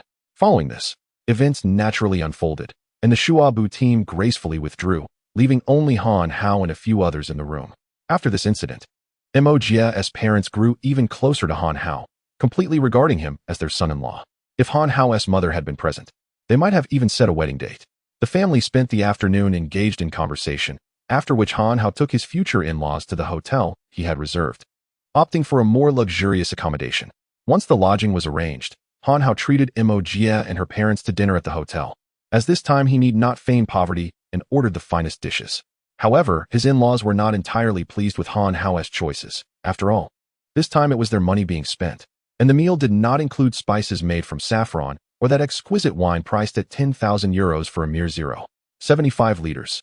After finishing the meal, Mo Jia's mother seized her daughter's hand, insisting on spending the entire evening conversing with her. Meanwhile, after Mo Jia accompanied her mother into their room, her father conspiratorially pulled Han Hao aside, saying, "Haozi, come, take me to your KTV." Han Hao, not one to decline his father-in-law's request, inquired whether he should invite Mo Jia and her mother as well. Upon hearing Han Hao's intention to bring Mo Jia, the elder quickly pulled him back, whispering, "She'll, you know your aunt's temper. If she finds out I'm going to KTV, she'll surely scold me. Let us go alone." With that, he took Han Hao out of the hotel, reminding him, "Haozi, this matter is just between us, understand?" Han Hao nodded eagerly. It appeared that his father-in-law was also wary of his wife. That night, Han Hao accompanied his future father-in-law to a lively KTV, singing until the wee hours before returning to rest. In the days that followed, Han Hao entrusted all matters to Lu Chonglei for assistance, spending his time enjoying the sights of Qingshui City with his future in-laws. Before he knew it, a week had passed. On a Saturday, when Han Hao arrived to take Mo Jie's parents out for a day of fun, they politely declined. Mo Jie's mother, with a heartfelt expression, called her daughter over, saying, "Mo Jie, our leave from school is about to expire, and we have been here for a week. We came to check on your life here because we were quite concerned. However, seeing how well you are doing and how well Haozi treats you has eased our worries. Tomorrow, I plan to return, as I have classes next week." After speaking with Mo Jie, she offered Han Hao a few considerate reminders. Upon hearing her mother's intention to leave, Mo Jie felt an overwhelming sense of reluctance, attempting to persuade her parents to extend their stay, but ultimately, under her parents' firm insistence, they decided to depart the following day. The following day, Han Hao accompanied Mo Jie to bid farewell to her parents. He then returned directly to the KTV. Upon his return, Han Hao was nearly bursting with joy, for thanks to Wu Qianqian's vigorous promotion, the Jin's KTV had become the primary gathering place for Wu Qianqian's fans. Moreover, Lu Chonglei informed Han Hao that over the past week, due to his acquisition of a winery from Wang Banqing, the operational costs of the KTV had significantly decreased, resulting in a more substantial income. In just a week, factoring in the 3 properties Han Hao had acquired at Wang Banqing's asset liquidation sale, the profits had exceeded 1 million.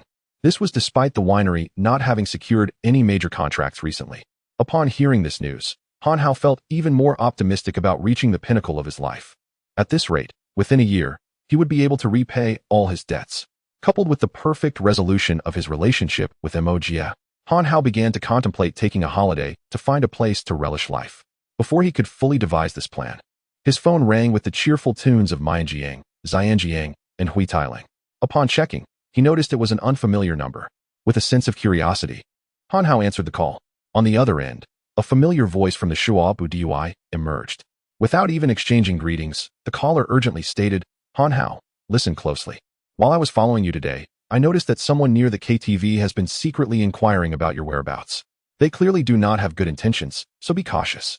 With that, the caller hung up without allowing Han Hao the chance to respond. After finishing the call, Han Hao chose not to share this information with Lu Chonglei. Instead, he instructed Lu Chonglei to continue with his tasks while he sought out Zhao Hu to investigate the matter further. Chapter 104. The Returning Essence Pill. After instructing Zhao Hu to investigate, Han Hao directly had Cheng Lu secretly deliver Mo Jie to the venerable elderly. Han Hao felt an ominous premonition that Wu Laoda was about to make an appearance, rendering his surroundings perilous. Once he arranged everything, Han Hao returned to his chamber, reminiscing about his prior battle against the phantom of Wu Laoda, seeking to glean further insights into his formidable adversary. Upon thorough contemplation, Han Hao discerned that, with his current prowess, he could contend with Wu Laoda, save for the final, lethal strike known as the God-slaying finger. However, it was evident that Wu Laoda must possess additional stratagems. Through Han Hao's scrutiny of the God-slaying finger, he realized that the only means to triumph lay in the 8 Desolations Earth Fiend technique. Yet, this presented a new dilemma. Despite having access to the technique, its exorbitant consumption of vital essence left Han Hao apprehensive about depleting his strength and becoming a mere mortal. Thus, Han Hao sought the aid of the system. Articulating his current plight, the system passively opened the shop, permitting Han Hao to explore potential solutions. Frustrated by the system's lethargy, he cursed it numerous times to no avail, ultimately resigning himself to searching for answers independently. Among the myriad of elixirs, Han Hao's gaze settled upon a pill named Returning Essence Pill, with the following inscription: Name, Returning Essence Pill effect. Instantly restores the vital essence of the cultivator. Exchange conditions. Complete the task, defeat your most formidable opponent. Task description. Through the challenger's memories, reconstruct and confront the strongest enemy encountered thus far and vanquish them. Task reward. 1 Returning Essence Pill, along with a task card. Failure penalty. None opportunities. 1 Upon reviewing this information, Han Hao marveled at how the Returning Essence Pill seemed tailor-made for his 8 Desolations Earth Fiend technique. Particularly, the notion that he could obtain this pill merely by completing a task, with no penalties for failure, invigorated Han Hao. He promptly accepted the task.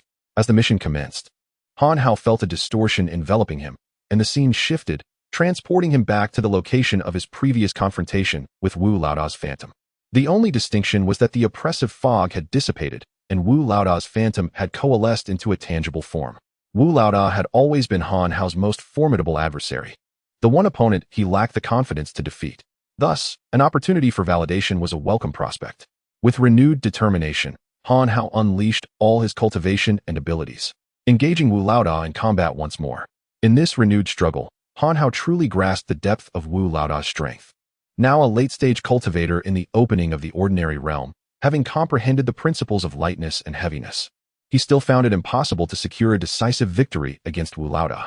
In the blink of an eye, the two warriors exchanged blows for over 100 rounds.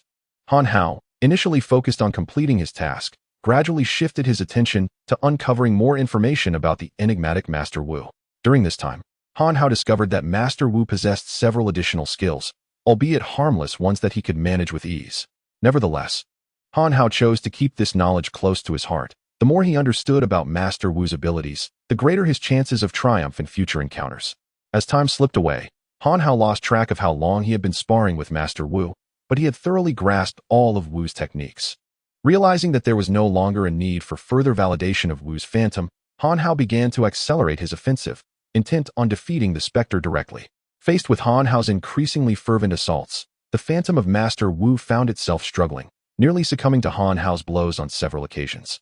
At last, the phantom was cornered and resorted to unleashing its most feared technique, the God-slaying finger. With its right hand raised and its index finger pointed menacingly at Han Hao, an eerie chant echoed, God-slaying finger. The moment the phantom's finger was raised, Han Hao felt the familiar sensation of being immobilized.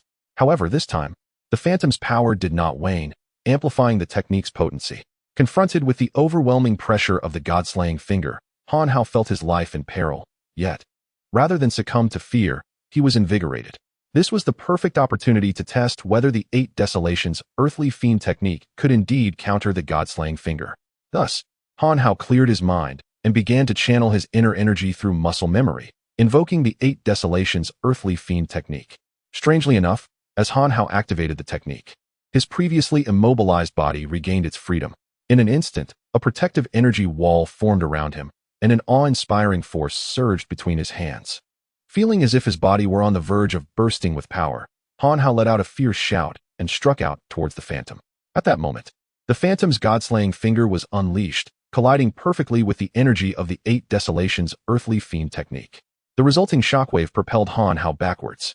Once the tumult subsided, he glanced towards the phantom's location, only to find it had vanished. Simultaneously, the system's voice chimed in, ding ding. Congratulations, host, on successfully challenging the strongest foe you have ever encountered. You are awarded 1 recovery pill and a task card. With that, the system fell silent. In Han Hao's hand lay the coveted recovery pill, the very item he had set his sights on. Elated by his acquisition of the recovery pill, Han Hao nearly leapt for joy. However, he soon felt a wave of dizziness wash over him. Upon inspection, he discovered that his inner energy had once again been entirely depleted. Amused by the irony that a virtual scenario could demand such energy, Han Hao could not help but smile at the victory he had achieved over the phantom of Master Wu. Although Han Hao was aware that this phantom merely represented an adversary identified by the system based on his own experiences, and did not encapsulate the entirety of Wu Laoda's formidable prowess, he chose not to rest despite his exhaustion. Instead, he immersed himself in the cultivation of the chaos technique, gradually replenishing his stamina and true essence. Time passed swiftly during his training, and before he knew it, an entire night had elapsed. Prior to his meditation, Han Hao had informed Zhao Ying that she should seek him out as soon as Zhao Hu returned. However, after waiting through the night, Zhao Hu had yet to return with any news. Han Hao contemplated calling Zhao Hu, but Zhao Ying informed him that Zhao Hu never carried a phone during missions, as it would make him vulnerable to detection. Left with no alternative, Han Hao found himself in a state of anxious anticipation. Chapter 105. Courtesy before conflict. As dawn broke on the following day, Han Hao found himself seated in the KTV, awaiting news from Zhao Hu. He spent the entire morning without a trace of Zhao Hu, yet he discerned an unusual atmosphere enveloping the KTV. Ordinarily, following Wu Qianqian's promotion, the establishment would be bustling with patrons. However, it was eerily deserted this time, starkly contrasting with the previous day. Han Hao was not naive enough to attribute this to mere coincidence, and promptly summoned Lu Chonglei. Upon Lu Chonglei's arrival, Han Hao learned that not only were there no new customers, but all the reserved private rooms from the previous day had also been cancelled. As of now, not a single guest had graced the premises. Furthermore, the three establishments Han Hao had acquired from Wang Banqing were likewise devoid of any business. As if some unseen force had set its sights on him. Realizing he was indeed being targeted, Han Hao decided to search for Zhao Hu, suspecting that Zhao had been discovered. Just as he was about to dispatch personnel to locate Zhao Hu, the latter appeared at the KTV entrance. Limping and clutching a gift box, he was battered and bruised, collapsing to the ground the moment he arrived. Han Hao rushed to support him and, after inspecting his injuries, felt a sense of relief. Although Zhao Hu bore multiple wounds, none appeared life-threatening, indicating that his assailants had shown some restraint. Han Hao instructed his associates to carry Zhao Hu to a quiet room for rest. He then scrutinized the gift box for a considerable time, ensuring it did not contain any hazardous materials before cautiously opening it. Upon unveiling its contents, Han Hao gasped in shock. Within lay the severed head of his handsome acquaintance, the very one who had once gifted him the Celestial Slayer's sword. The head bore signs of recent demise, with wide, terrified eyes that suggested immense fear before death. Accompanying the head was a letter encased in a brown paper envelope, addressed to Han Hao. Without hesitation, Han Hao opened the letter, which bore the following inscription in elegant brushwork. Dear young friend Han Hao, it is a pleasure to make your acquaintance. As a token of my esteem, I present you with this rather unique gift, and I hope it meets your approval. I ask for your forgiveness for any affronts caused by my subordinate, the handsome brother. Now that he has met his end, I implore you to resolve our differences amicably and return the Celestial Slayer's sword. I, Wu Outyin, shall repay you generously in the future. Having read the note, Han Hao discovered that Wu Outyin was the true name of the formidable figure behind the threat. The letter contained few words and no overt threats, yet Han Hao understood it was merely a prelude to conflict. He would not be so naive as to believe that returning the sword would lead to peace. After all, had he been fearful, he would not have taken possession of the Celestial Slayer's sword in the first place. Thus, without a moment's hesitation after reading the letter, Han Hao produced a lighter and incinerated it. He refrained from discussing the matter with anyone, focused solely on awaiting Zhao Hu's awakening. 2 hours later, Zhao Hu finally stirred. Upon seeing him regain consciousness, Han Hao inquired about the circumstances surrounding the acquisition of the gift box. Originally, after Han Hao instructed Zhao Hu to investigate the matter, Zhao Hu swiftly located the individual who had been inquiring about Han Hao's information. From him, Zhao Hu learned that 3 days prior, Wang Banqing had contacted Wu Laoda to inform him that the legendary Excalibur was in Han Hao's possession. However, at that time, Wu Laoda was uncertain of the veracity of Wang Banqing's claims, fearing he might be used as a pawn in a treacherous scheme. Consequently, he dispatched men to seek out the whereabouts of the sword's custodian, the handsome brother Ingjun. Within a day, brother Ingjun was discovered by Wu Laoda's forces in Heibao City and was subsequently brought back to Qingshui City. Under interrogation, brother Ingjun confessed that his Excalibur had indeed been seized by Han Hao. Upon confirming that his prized possession had been stolen, Wu Laoda was incensed and ordered his subordinates to gather intelligence on Han Hao. Unexpectedly, as Han Hao made his appearance at the KTV, he was confronted by the Shuabu team, who had been secretly tailing him, which served as a timely warning for Han Hao. Upon receiving this news, Zhao Hu intended to return immediately to inform Han Hao. However, just as he turned around, he was ambushed by a man wearing sunglasses, and he promptly lost consciousness. When Zhao Hu regained consciousness, he found himself alone, save for a mysterious box that had appeared beside him. Realizing the urgency of the situation, he hastily took the box back to the KTV. After hearing Zhao Hu's account, Han Hao understood that his conflict with Wu Laoda had commenced.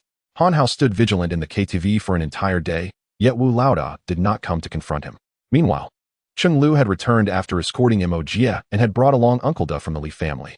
It turned out that upon seeing Han Hao deliver Mo Jie to his residence, the elderly recognized that Han Hao must be facing a formidable challenge and, considering Han Hao might require assistance, dispatched Uncle Da to his aid. Thus, Han Hao and his companions waited until the following midday. By this time, the KTV was completely deserted. If this continued, Han Hao would inevitably have to close all his establishments. Moreover, even the staff at the KTV, intimidated by threats, began resigning en masse. At this juncture, Han Hao could no longer afford to remain idle. He had to act swiftly to resolve the situation. He stepped out of the KTV, declaring, "If you wish to force me into the open, very well. Here I am. If you dare, come forth." After entrusting the KTV's security to Uncle Da and Zhao Ying, he instructed them to remain vigilant and not to reveal their location. He then proceeded onto the street, deliberately choosing to walk in less crowded, conspicuous areas to afford those targeting him an opportunity. Indeed, As Han Hao approached a street undergoing repairs, he spotted a man in sunglasses perched atop a concrete pole, casually chewing on a toothpick and fixating his gaze upon Han Hao. When Han Hao reached the base of the pole, he halted and called out, "Brother, isn't it hot up there?" No sooner had Han Hao spoken than the man erupted into laughter and leapt down from the 3-meter-high pole. Observing the man's agile descent, Han Hao recognized that while he possessed notable skills, he was still far inferior in comparison. Han Hao found it perplexing that Wu Laoda could be so naive. Would one believe that this individual could surpass oneself? The man in sunglasses casually ejected a toothpick from his mouth, which soared toward Han Hao like an arrow. Han Hao, unflinching and undeterred, opened his mouth wide, capturing the other end of the toothpick with his teeth. Observing Han Hao's effortless reception of his toothpick, the man in sunglasses clapped his hands and regarded Han Hao with a glimmer of intrigue. Impressive, quite impressive. If I am not mistaken, you must be Han Hao, correct? In response to the provocation from the man in sunglasses, Han Hao smiled lightly, nodding in affirmation. Indeed, I am the Han Hao you seek. However, as I still have your toothpick between my teeth, it may be somewhat inconvenient for me to speak. Perhaps I should return it to you now? With that, Han Hao expelled the object from his mouth, sending it flying toward the man in sunglasses. What appeared to be a mere act of spitting out a toothpick was, in fact, a skill honed over many years. Now, to his astonishment, the opponent had effortlessly caught it with his mouth. The man in sunglasses, unwilling to concede inferiority, opened his mouth to receive the object Han Hao had ejected. However, upon entering his mouth, the item was not bitten down upon. Confounded, the man in sunglasses looked on as Han Hao, with a sheepish grin, remarked, "Hee hee, I am a kind-hearted person, and I feared that you might not catch the toothpick. If that were the case, wouldn't you be in peril?" Hence, I spat out a mouthful of phlegm. Upon hearing Han Hao's words, the man in sunglasses began to gag violently. After a prolonged bout of retching, he pointed a trembling finger at Han Hao. "You." Just as he began to utter the word "you," a sudden recollection of Boss Wu's instructions struck him, prompting him to retract his outstretched hand. "Greetings, brother Han Hao. I have come at Boss Wu's behest to convey a message that he insisted I deliver directly to you." Chapter 106. The reverse scale. Upon hearing the bespectacled man mention that Boss Wu had sent a message, Han Hao instinctively knew it was far from a pleasant one. However, out of courtesy, he decided to inquire further. "What message? Speak." Seeing Han Hao's audacious demeanor, the bespectacled man felt a surge of irritation, adding embellishments to his words. "Han Hao, our Boss Wu instructs me to convey that if you sensibly surrender the Celestial Slayer, then he will ensure your unrestricted dominance in Qingshui City.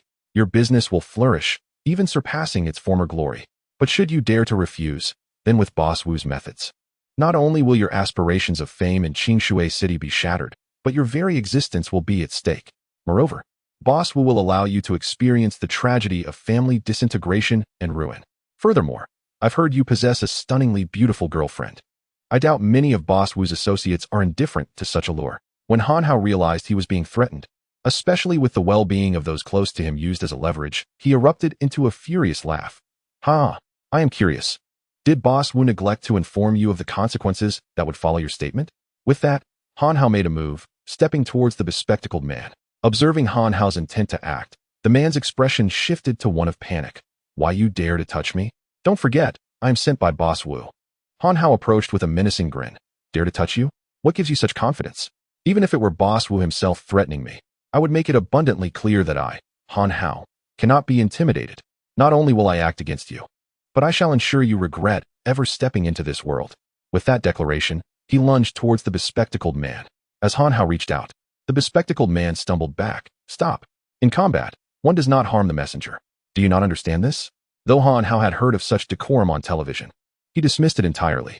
The thought of someone attempting to use his loved ones against him, particularly the notion of employing the lovely Mo Jie as a means of coercion, made it impossible for him to let this opportunity slip away. Thus, with a cold smirk, Han Hao retorted, "I have indeed heard that saying. But allow me to inquire. Do you know the phrase, 'A dragon has its reverse scale, touch it, and you shall incur its wrath'?" This statement left the bespectacled man momentarily taken aback. Nevertheless, Han Hao had no desire to squander more time on him. He swiftly advanced, reaching for the bespectacled man. Han Hao's strike was neither overly swift nor did it utilize his full strength. He deemed it unnecessary to expend excessive energy on such a foe. In mere moments, he was close enough to grasp the man's throat when suddenly, the fear on the bespectacled man's face vanished, replaced by a sly grin of triumph. Just as Han Hao was puzzled, The man's right hand shot up, revealing a dark wooden block that materialized in his grasp. With a slight smirk, the bespectacled man declared, "Han Hao, I did not anticipate your foolishness. Now, allow me to demonstrate the potency of the black wood silver needle." With that, he crushed the black wooden block with force. Subsequently, the bespectacled man retreated swiftly from the scene of the shattered black wood. As the black wooden block transformed into a fine powder, countless silver needles hidden within radiated a dazzling brilliance. The man in sunglasses held unwavering confidence in his black wooden silver needles. Ever since he had invented this secret weapon, he had become an unstoppable force, capable of obliterating anything in his path. Though it appeared to be merely a piece of wood, it had undergone 37 meticulous processes. When the wood was crushed, it unleashed a tremendous energy, equivalent to that of a hand grenade. Moreover, concealed within the black wood were 1,000 silver needles. One must ponder, how many could evade such an onslaught unprepared? Upon witnessing the emergence of the silver light, Han Hao felt a flicker of menace. However, in his current state of fury, he had no intention of retreating. To conquer, he needed to dominate both physically and psychologically. Thus, Han Hao unleashed the full extent of his late-stage cultivation, boldly confronting the silver radiance head-on. In an instant, he felt a sharp pain in his hands, and the tremendous impact caused him to momentarily falter.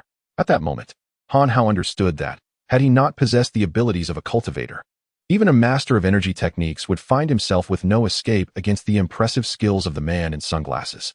Nevertheless, Han Hao was far from being the man in sunglasses could comprehend, nor was he the type of opponent he believed he could defeat. Although the power of the silver needles concealed within the black would instilled great confidence in the man, it posed no substantial threat to Han Hao. After a brief pause, Han Hao seized the man's neck. As he was captured, the man was astonished that Han Hao had managed to pierce through his strongest secret weapon, the black wooden silver needles. It was then that he recalled the words of Wu Laoda, to avoid provoking Han Hao, and if angered, never to retaliate. For doing so might cost him his life. In light of this, the man in sunglasses was drenched in sweat, just as Wu Laoda had advised. Although Han Hao was enraged by his taunts, his identity as a cultivator meant he would not resort to killing someone simply for a few words. At most, he would offer a lesson. However, now that the man had attempted to harm him after inciting his anger, Han Hao resolved to ensure he would regret it for all eternity. After seizing the man's neck, Han Hao did not immediately strangle him, but instead delivered a powerful punch, shattering the man's teeth. "You enjoy speaking, do you not? Do you relish in threatening others? Allow me to make you regret having such a sharp tongue." After this, Han Hao transformed his fist into a claw and crushed the man's hands. "You enjoy using your hands to harm others, do you not? You boast of your invincible wooden weapon? Now I will render your malicious tactics utterly ineffective. For you must understand the danger of harboring ill intentions." With that, Han Hao loosened his grip, causing the man to collapse on the ground. Han Hao then stomped down, breaking the man's right foot. "You enjoy jumping, do you not? Climbing down from a telephone pole must be quite impressive. Now, I shall ensure you can never ascend again." With a ferocious expression and ruthless actions, Han Hao shattered the man's psychological defenses. At that moment, the man regretted his arrogance, began to comprehend Wu Laoda's counsel, and truly understood the meaning of suffering worse than death. Had he known this would transpire, he would have refrained from acting unilaterally to undermine Han Hao for the sake of accolades, nor would he have exaggerated his words to provoke Han Hao's ire. However, at this juncture, even pleading for mercy had become a formidable challenge, especially considering the fragments of teeth lodged in his mouth. Enduring such torment ultimately drove the man in sunglasses to a breaking point. He found himself contemplating an escape from this wretched existence, and, in a moment of desperation, bit down on his own tongue, choosing to end his life. Witnessing the man's demise, Han Hao kicked the lifeless body, suspending it from a utility pole. Initially, when Han Hao subdued the man in sunglasses, he could have retained him to glean further insights into the machinations of Boss Wu. Yet, when weighed against the threats to his own safety, Han Hao preferred to forego such intelligence. After dealing with the man in sunglasses, Han Hao ceased his aimless wandering on the streets, for he understood that it was only a matter of time before Boss Wu would arrive, as his stance had been made abundantly clear.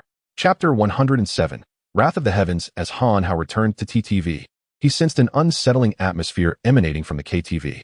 The entrance stood ajar, yet an eerie silence enveloped the interior. Even with the absence of patrons due to Wu Laoda's covert machinations, such a profound stillness was perplexing. Moreover, the usual vigilant presence of Zhao Hu and his companions had vanished. Filled with trepidation, Han Hao hastily pushed open the slightly ajar door. Upon entering, a potent scent of alcohol assaulted his senses. To his dismay, he discovered shards of broken bottles strewn across the floor, with liquor splattered everywhere. And even the stock from the wine cellar had been ransacked. At this moment, Han Hao was beyond concerned about the spilled alcohol. His paramount worry was for the safety of Uncle Da and the others. He scoured the entire front hall, but found no sign of life. Consequently, he rushed to the area where everyone usually took their respite. However, despite calling out for Uncle Da several times, silence persisted. In the midst of his escalating anxiety, a gift box suddenly appeared before him. Han Hao examined the box, which bore an uncanny resemblance to the one that had contained the handsome brother's head. He felt a wave of dread wash over him at the thought of what he might uncover within. With apprehension, Han Hao hastily opened the box, and relief flooded over him as he found no severed heads, only a letter and a few wires. Disregarding the wires, he unfolded the letter and began to read. Dear Han Hao, when you open this letter, your KTV has but 3 minutes left to live. This gift box serves as a switch. Once opened, the timer on the bomb I have placed somewhere in your KTV will commence. In 3 minutes, you shall witness the fireworks display I have personally prepared for you. I hope you enjoy this gift. As for your subordinates, they are currently safe. If you wish to see them again, come to Lianyun Mountain Villa. I, Wu Outyin, await your esteemed presence once more. Upon finishing the letter, Han Hao was struck by a wave of disbelief. He had not anticipated Wu Laodao's ruthlessness. This was a bustling area of Huansui district. An explosion at his KTV could result in catastrophic losses and countless casualties. It dawned on him that the spilled liquor was not merely an act of vengeance. If the bomb detonated, the entire establishment would be obliterated. In a panic, Han Hao seized the letter and dashed out of the KTV. Once outside, he frantically shouted to the crowd on the street, "Get away from here, quickly. It's dangerous." However, his frantic cries did not disperse the crowd. Instead, they drew more people closer. What was happening? Everything seemed fine just moments ago. Wait, isn't that the owner of this KTV? Has he gone mad due to poor business these past few days? With the gathering crowd exacerbating his anxiety, Han Hao, realizing that his pleas were futile, resorted to a more drastic measure. He stomped his foot forcefully, creating a sizable crater in the ground, and glared menacingly at the onlookers. Those who do not leave will face dire consequences. Upon witnessing Han Hao's blatant threat, the crowd began to succumb to fear, hastily retreating in an attempt to distance themselves from this madman. Yet, within a mere 3 minutes, many bewildered individuals continued to approach the KTV. Han Hao's attempts to halt their advance proved futile. Suddenly, with a thunderous roar, the entire establishment erupted into an inferno. Towering flames engulfed all in proximity, including Han Hao himself, mercilessly consuming passers-by, while nearby shops fell victim to the blaze as well. As a cultivator, Han Hao remained relatively unscathed, but numerous bystanders perished in the violent explosion, while many others found themselves trapped within the searing flames. Undeterred by the fire licking at his own body, Han Hao rushed to save lives, spotting a mother clutching her son, perilously close to being engulfed by the flames. As he struggled to reach them, the mother was already charred and unrecognizable, yet her child, held tightly in her arms, remained unharmed. Upon noticing Han Hao approaching, the mother summoned her remaining strength to pass her son to him.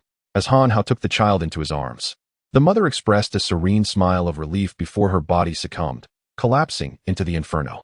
Han Hao distinctly heard her whispered thanks, a sound that filled him with profound guilt. Had it not been for him, they would not have faced such a calamity. Driven by overwhelming emotion, Han Hao cradled the child and fled towards safety, his demeanor frantic as he faced the ferocious flames, his anguished roars echoing hauntingly. Though he harbored no grand ambitions of a savior, Han Hao was not a heartless individual. He wished for no one's demise. He emerged from the blaze, clutching the child, who wailed incessantly, fixated on the raging inferno while the anguished cries of those ensnared in the flames reverberated in the air. Soon, fire trucks arrived, and police began to disperse the crowd, with Han Hao being pulled away by an officer, feeling as though he were a mere shell of himself. When he looked down at the child in his arms, he found the boy had ceased his cries and was smiling up at him. This innocent smile only intensified Han Hao's fury, edging him toward madness. He would never forget the harrowing scenes witnessed amidst the flames, the agony of those unable to escape, and the heart-wrenching collapse of buildings. At that moment, Han Hao yearned to confront Wu Laoda, longing to exact vengeance. He raised his voice to the heavens. Wu Laoda, what grievances we share have no bearing on the innocent bystanders. You may send me gifts, but what sin have these children committed? I, Han Hao, vow today to take your head in atonement for those innocents ensnared by my actions. Having made his vow, Han Hao tenderly stroked the child in his arms. disregarding his own disheveled appearance as he aimlessly wandered the streets. It was only when the child's cries pierced the air again that he remembered the need to ensure the boy's safety. Thus, Han Hao sought out an orphanage to provide shelter for the child. He did not wish for the child to grow up in an orphanage. He had already resolved that once he dealt with the formidable Wu, he would personally retrieve the child and raise him, thus honoring the memory of the child's biological mother. Upon entering the orphanage, Han Hao promptly conveyed his intentions to the director, who readily agreed to allow the child to remain there under his care. When the director inquired about the child's name, Han Hao pondered for a moment and replied, "He is named Han Ruehua." After arranging for the child, whom he had rescued from the fiery inferno, the night had fully enveloped the sky. Han Hao ran through the streets like a madman until exhaustion overtook him, and he collapsed beneath a tree by the roadside, succumbing to sleep. Chapter 108. Lianyun Villa. That night, Han Hao spent the entirety beneath the ancient tree. Upon awakening, he found himself encircled by a throng of onlookers, who incessantly pointed and murmured amongst themselves. Glancing down at his attire, he realized his clothing had been rendered tattered and charred by the fierce flames. Although his hair remained unburned, it was in disarray due to neglect. As the crowd observed Han Hao stir, an elderly woman approached him, trembling slightly, and offered him a bottle of water. "Oh, poor young man," she said, shaking her head before turning to leave. Grateful for her gesture, Han Hao thanked her and inquired, "Madam, what time is it? Where am I?" To his surprise, the old woman gasped, "You can speak, young man. You're not foolish after all. It is 6:30 in the morning, and you are outside Lianyun Villa. If you ascend the mountain, you will reach the villa." Upon hearing the mention of Lianyun Villa, Han Hao's thoughts immediately turned to Uncle Da and his companions, who were currently in the hands of Wu Laoda.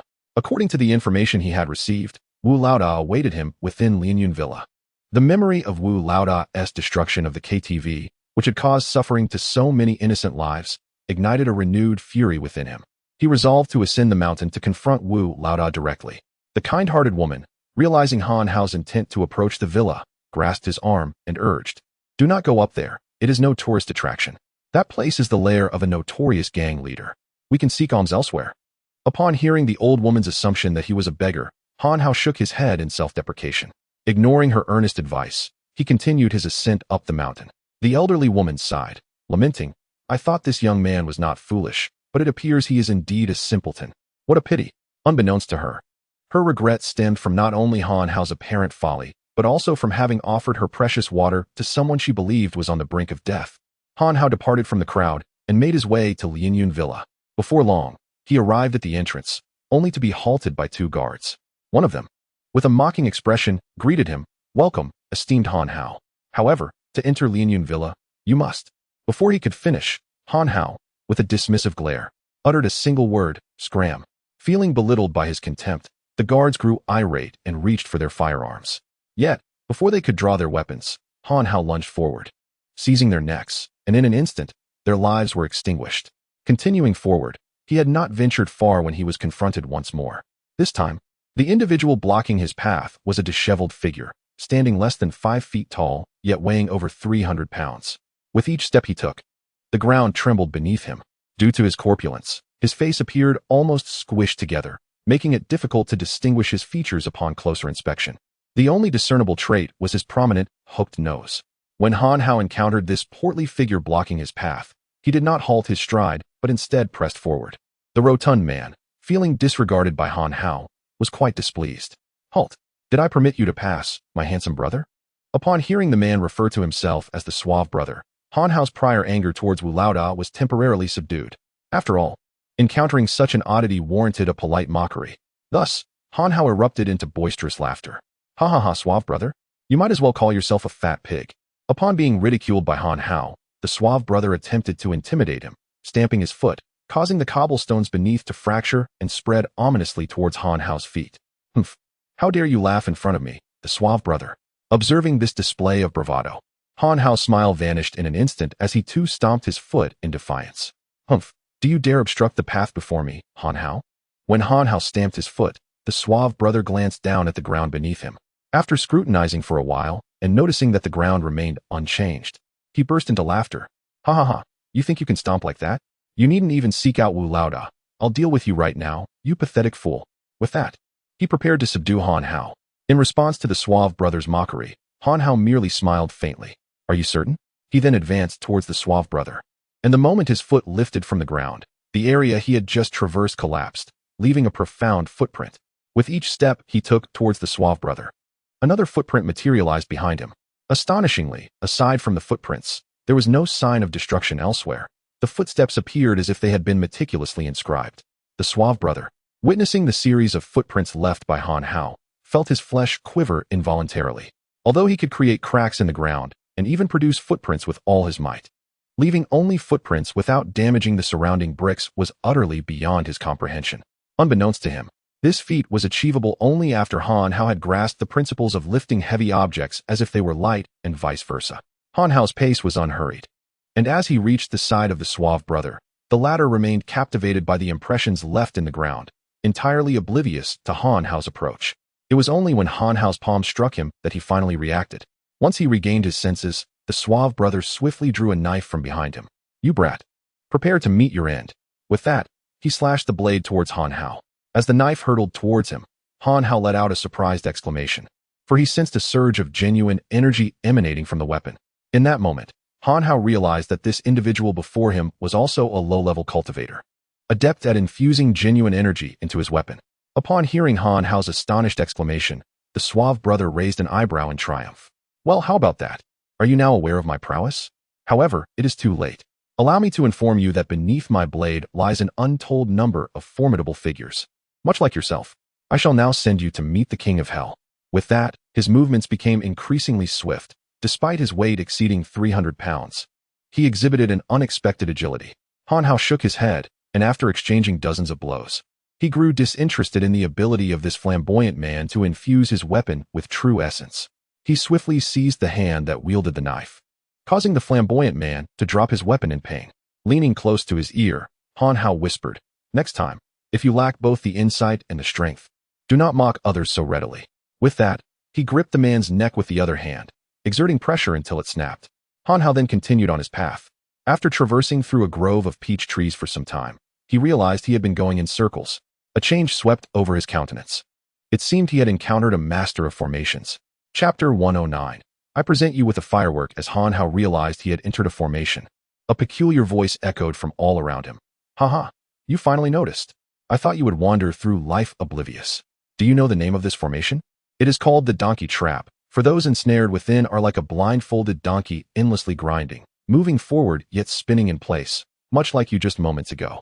Upon hearing the mockery directed at him, Han Hao scoffed. "Is that so? Well, once I escape, the first thing I'll do is cut out your tongue." With that, he began to attentively listen for the source of the taunting voice, striving to pinpoint its origin. However, after several attempts, he discovered that the voice shifted unpredictably, making its location utterly indiscernible. Consequently, Han Hao sought the assistance of the system. To his astonishment, the system was uncooperative at that moment, presenting a rather persuasive excuse. If it were to assist him now, it would be akin to hastening the growth of a seedling. Its reluctance to intervene was a means of training Han Hao. Finding himself unable to rely on the system, Han Hao was left with but one choice: to forge ahead forcefully. He firmly believed that no matter how formidable the formation, a sufficient display of strength would allow him to shatter it with a single punch. Thus, he summoned his might and struck a nearby peach tree with a powerful fist. Initially, Han Hao intended to clear his line of sight by toppling all obstructing trees, hoping the formation would dismantle itself in the process. However, upon delivering his blow, he quickly realized the naivety of his plan. Each punch felt as though it were landing on a sponge, inflicting no harm upon the peach tree whatsoever. After his initial attempt faltered, the mocking voice erupted once more from all directions. "Ha ha ha.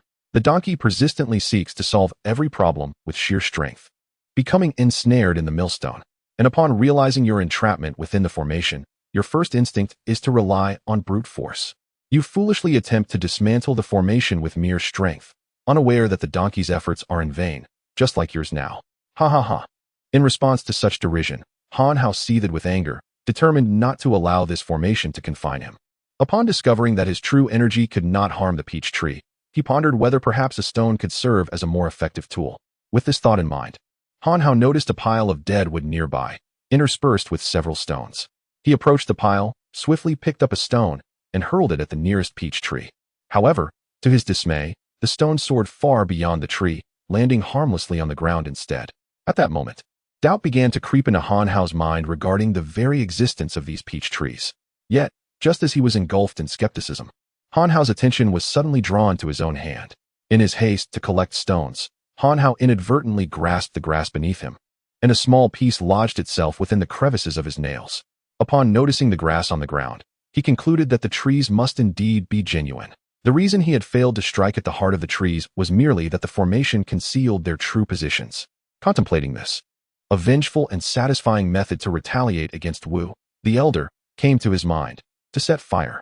Without a second thought for whether Wu could hear him, Han Hao shouted towards the outside, "Wu, you have bestowed gifts upon me twice, particularly yesterday as fireworks, which I truly appreciated. In the spirit of reciprocity, I shall present you with a gift of fireworks today." With that, he crouched down and ignited the dry wood beside him, allowing the flames to spread outward.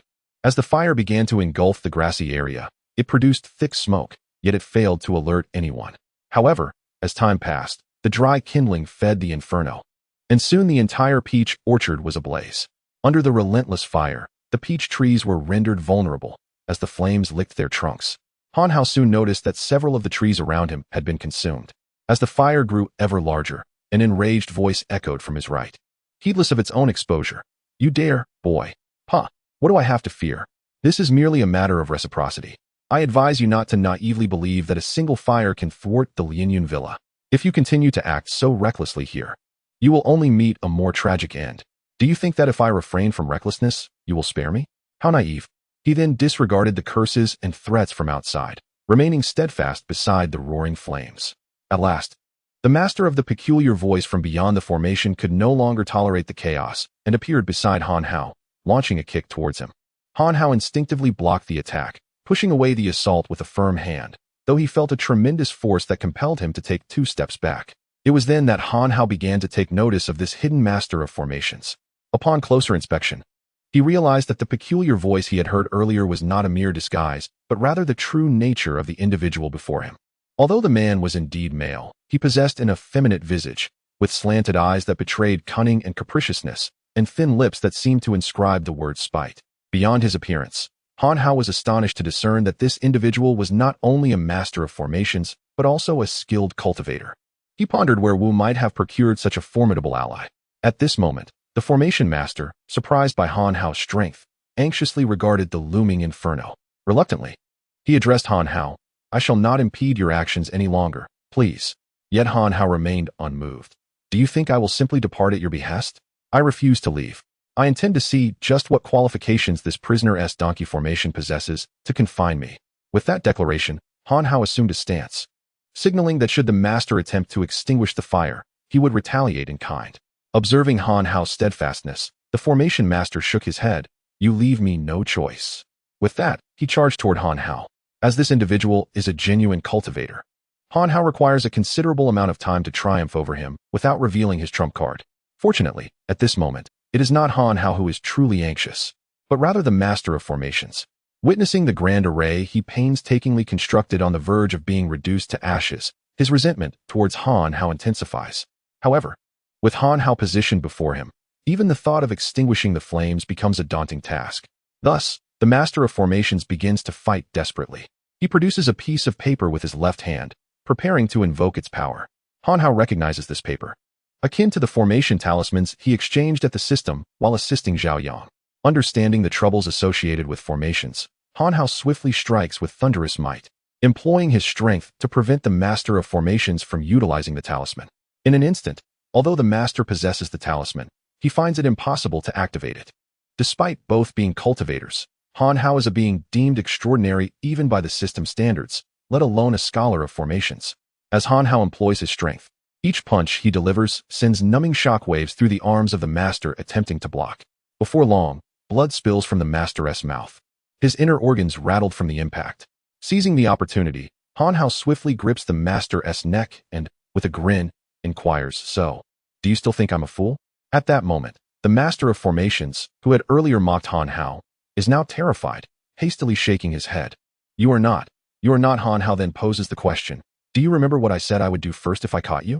The master recalls Han Hao's declaration during the earlier confrontation, wherein he had stated that the first order of business would be to sever his own tongue. Realizing this, the master shakes his head fervently. "Spare me, Brother, I shall never dare again. Please, no? As the master pleads for mercy, Han Hao forcefully pries open his mouth and swiftly severs his tongue at the root. The master, now tongueless, glares at Han Hao with eyes filled with hatred. Were his gaze lethal, Han Hao would have met his end countless times over. Observing the master's murderous glare, Han Hao's heart hardens. He then declares, I am a firm believer in reciprocity. You see, Wu Laoda has just delivered a fiery spectacle, and I have reciprocated in kind. I have successfully dismantled your most cherished formation, and now it is your turn to endure my wrath. With that, Han Hao tightens his grip on the master of formations, causing him to collapse. As the master lies before Han Hao, he does not abandon the charred remnants of the grand formation, but instead taunts. What good is a formation? It was still consumed by flames, wasn't it? No sooner had Han Hao spoken than the system, previously indifferent, emerged to chastise him. Nonsense. Such a mediocre formation is indeed fearful of fire, but would a true master of formations not incorporate a fire-resistant array when setting up their defenses? Short-sighted fool. Let me make this clear. If you were to enter my grand formation, you would remain trapped within it for a lifetime, unable to escape. Moreover, there exists an array of offensive formations. Should you inadvertently step into a moderately lethal array, it could obliterate you completely. Confronted with the system's admonitions, Han Hao felt a profound sense of humiliation, pondering when it was that this unfortunate system began to revel in the art of mockery. Regrettably, he could find no one else to target, and thus it relentlessly directed its scorn at Han Hao. However, the one solace for Han Hao was that others remained oblivious to the system's existence, and therefore could not perceive the relentless barrage of ridicule directed at him. Nor could they fathom the multitude of times he had been humiliated. Gazing at the continuing blaze, Han Hao ceased his forward progression and instead settled by the fire's edge, savoring the spectacle of this fiery display. For he understood that as long as he remained here, Boss Wu would inevitably make his appearance. After all, if the flames continued to consume, Wu's home would be reduced to ashes. Chapter 110. Wu Laoda. Han Hao had not waited long when a boisterous laugh echoed through the air. Ha! Han Hao, I underestimated you. I never expected that I would have to intervene in the end. As the voice faded, Han Hao noticed 4 figures in the distance, swiftly approaching. Upon closer inspection, he discerned that leading the group was an elderly man clad in a blue robe, appearing to be of a similar age to elderly. Following closely behind were 3 young men, roughly the same age as Han Hao. Their speed was remarkable. One moment they were a considerable distance away, and the next, they stood before Han Hao. At that moment, Han Hao clearly recognized the 4 individuals. Among them, the elderly figure was no stranger to him, for he had battled with one of his illusions twice before, once in Meng Gu's jewelry shop, and another time while undertaking a task from the system. Indeed, this man was Wu Laoda. Upon seeing Wu Laoda, Han Hao stood up, suddenly feeling his muscles tense with rigidity. He realized that he was still apprehensive. When Wu Laoda approached, he regarded Han Hao with a gaze that conveyed certainty. Your fireworks display is quite innovative. I accept this gift with pleasure. As a token of my appreciation, once I have dealt with you, I shall ensure that your girlfriend and those subordinates of yours will keep you company. After stating this, Wu Laoda did not immediately attack, but instead retreated slightly, allowing the 3 young men to confront Han Hao. Though the trio remained silent, their eyes sparkled with eager anticipation. At this juncture, Wu Laoda began to murmur, I, Wu Yutian, have never been weak in the face of others, and I firmly believe that my disciples are dragons among men. You are all talented youths, and I wish to ascertain the extent of the disparity between you. You 3, step forth and engage him on my behalf. As soon as Wu Laoda finished speaking, the 3 young men, unable to contain their excitement, declared, Rest assured, master. Within 3 moves, we shall present his head to you. With that, they charged at Han Hao. Though Han Hao held no disdain for others, the words of Wu Laoda's disciples revealed their profound contempt for him. In an effort to relax his tense muscles and bolster his confidence, he coldly scoffed. You think 3 moves will suffice to subdue me? You are merely wasting a chance for me to strike. Within 3 moves, you 3 shall perish. With that, Han Hao unleashed his full strength, directing a blow toward the disciple who had spoken. Unbeknownst to Wu Laoda's disciple, he was about to make one of the most ill-advised decisions of his life by confronting Han Hao head-on. The 3 were merely cultivators at the initial stage of their journey, and the disparity in their realms was monumental. Moreover, Han Hao had comprehended the principles of lightness and heaviness in combat. As their fists clashed, Wu Laoda's disciple was sent flying. However, Han Hao did not retract his fist. It relentlessly pursued Wu Laoda's disciple. In mere moments, Han Hao's punch caught up to him, resulting in a catastrophic outcome. Witnessing the swift demise of one of his disciples, Wu Laodao felt a deep pang of anguish. You two, step back. However, how could Han Hao allow the two to depart unscathed? Just as Master Wu issued his command, the duo hesitated, preparing to turn away. Yet, it was precisely this moment of hesitation that extinguished their chances of survival. Seizing the opportunity, Han Hao scoffed. Now you wish to leave? It is too late. No sooner had he spoken than his fist struck. He clasped the necks of both disciples, exerting force that resulted in their immediate demise. Master Wu's fury intensified. She had harbored high hopes for her three disciples, yet they had not only failed to overcome Han Hao, but had also succumbed to him. It was a profound humiliation. To avenge her disciples and restore her honor, Master Wu decided to intervene personally. Since you are so confident, I shall not hesitate to capture you myself, and I will ensure your torment is endless. With that, she engaged Han Hao in combat. At this juncture, Han Hao finally discerned Master Wu's true strength. She had reached the pinnacle of the opening realm, mere steps away from the spiritual breaking realm. When Han Hao first collided with Master Wu's fist, he felt her power surpass his own by a fraction. Nevertheless, Han Hao maintained an advantage. After several rounds of combat, he sensed an uncanny familiarity in this fight, reminiscent of the battles he had simulated with Master Wu's apparition during his quest for the recovery pill.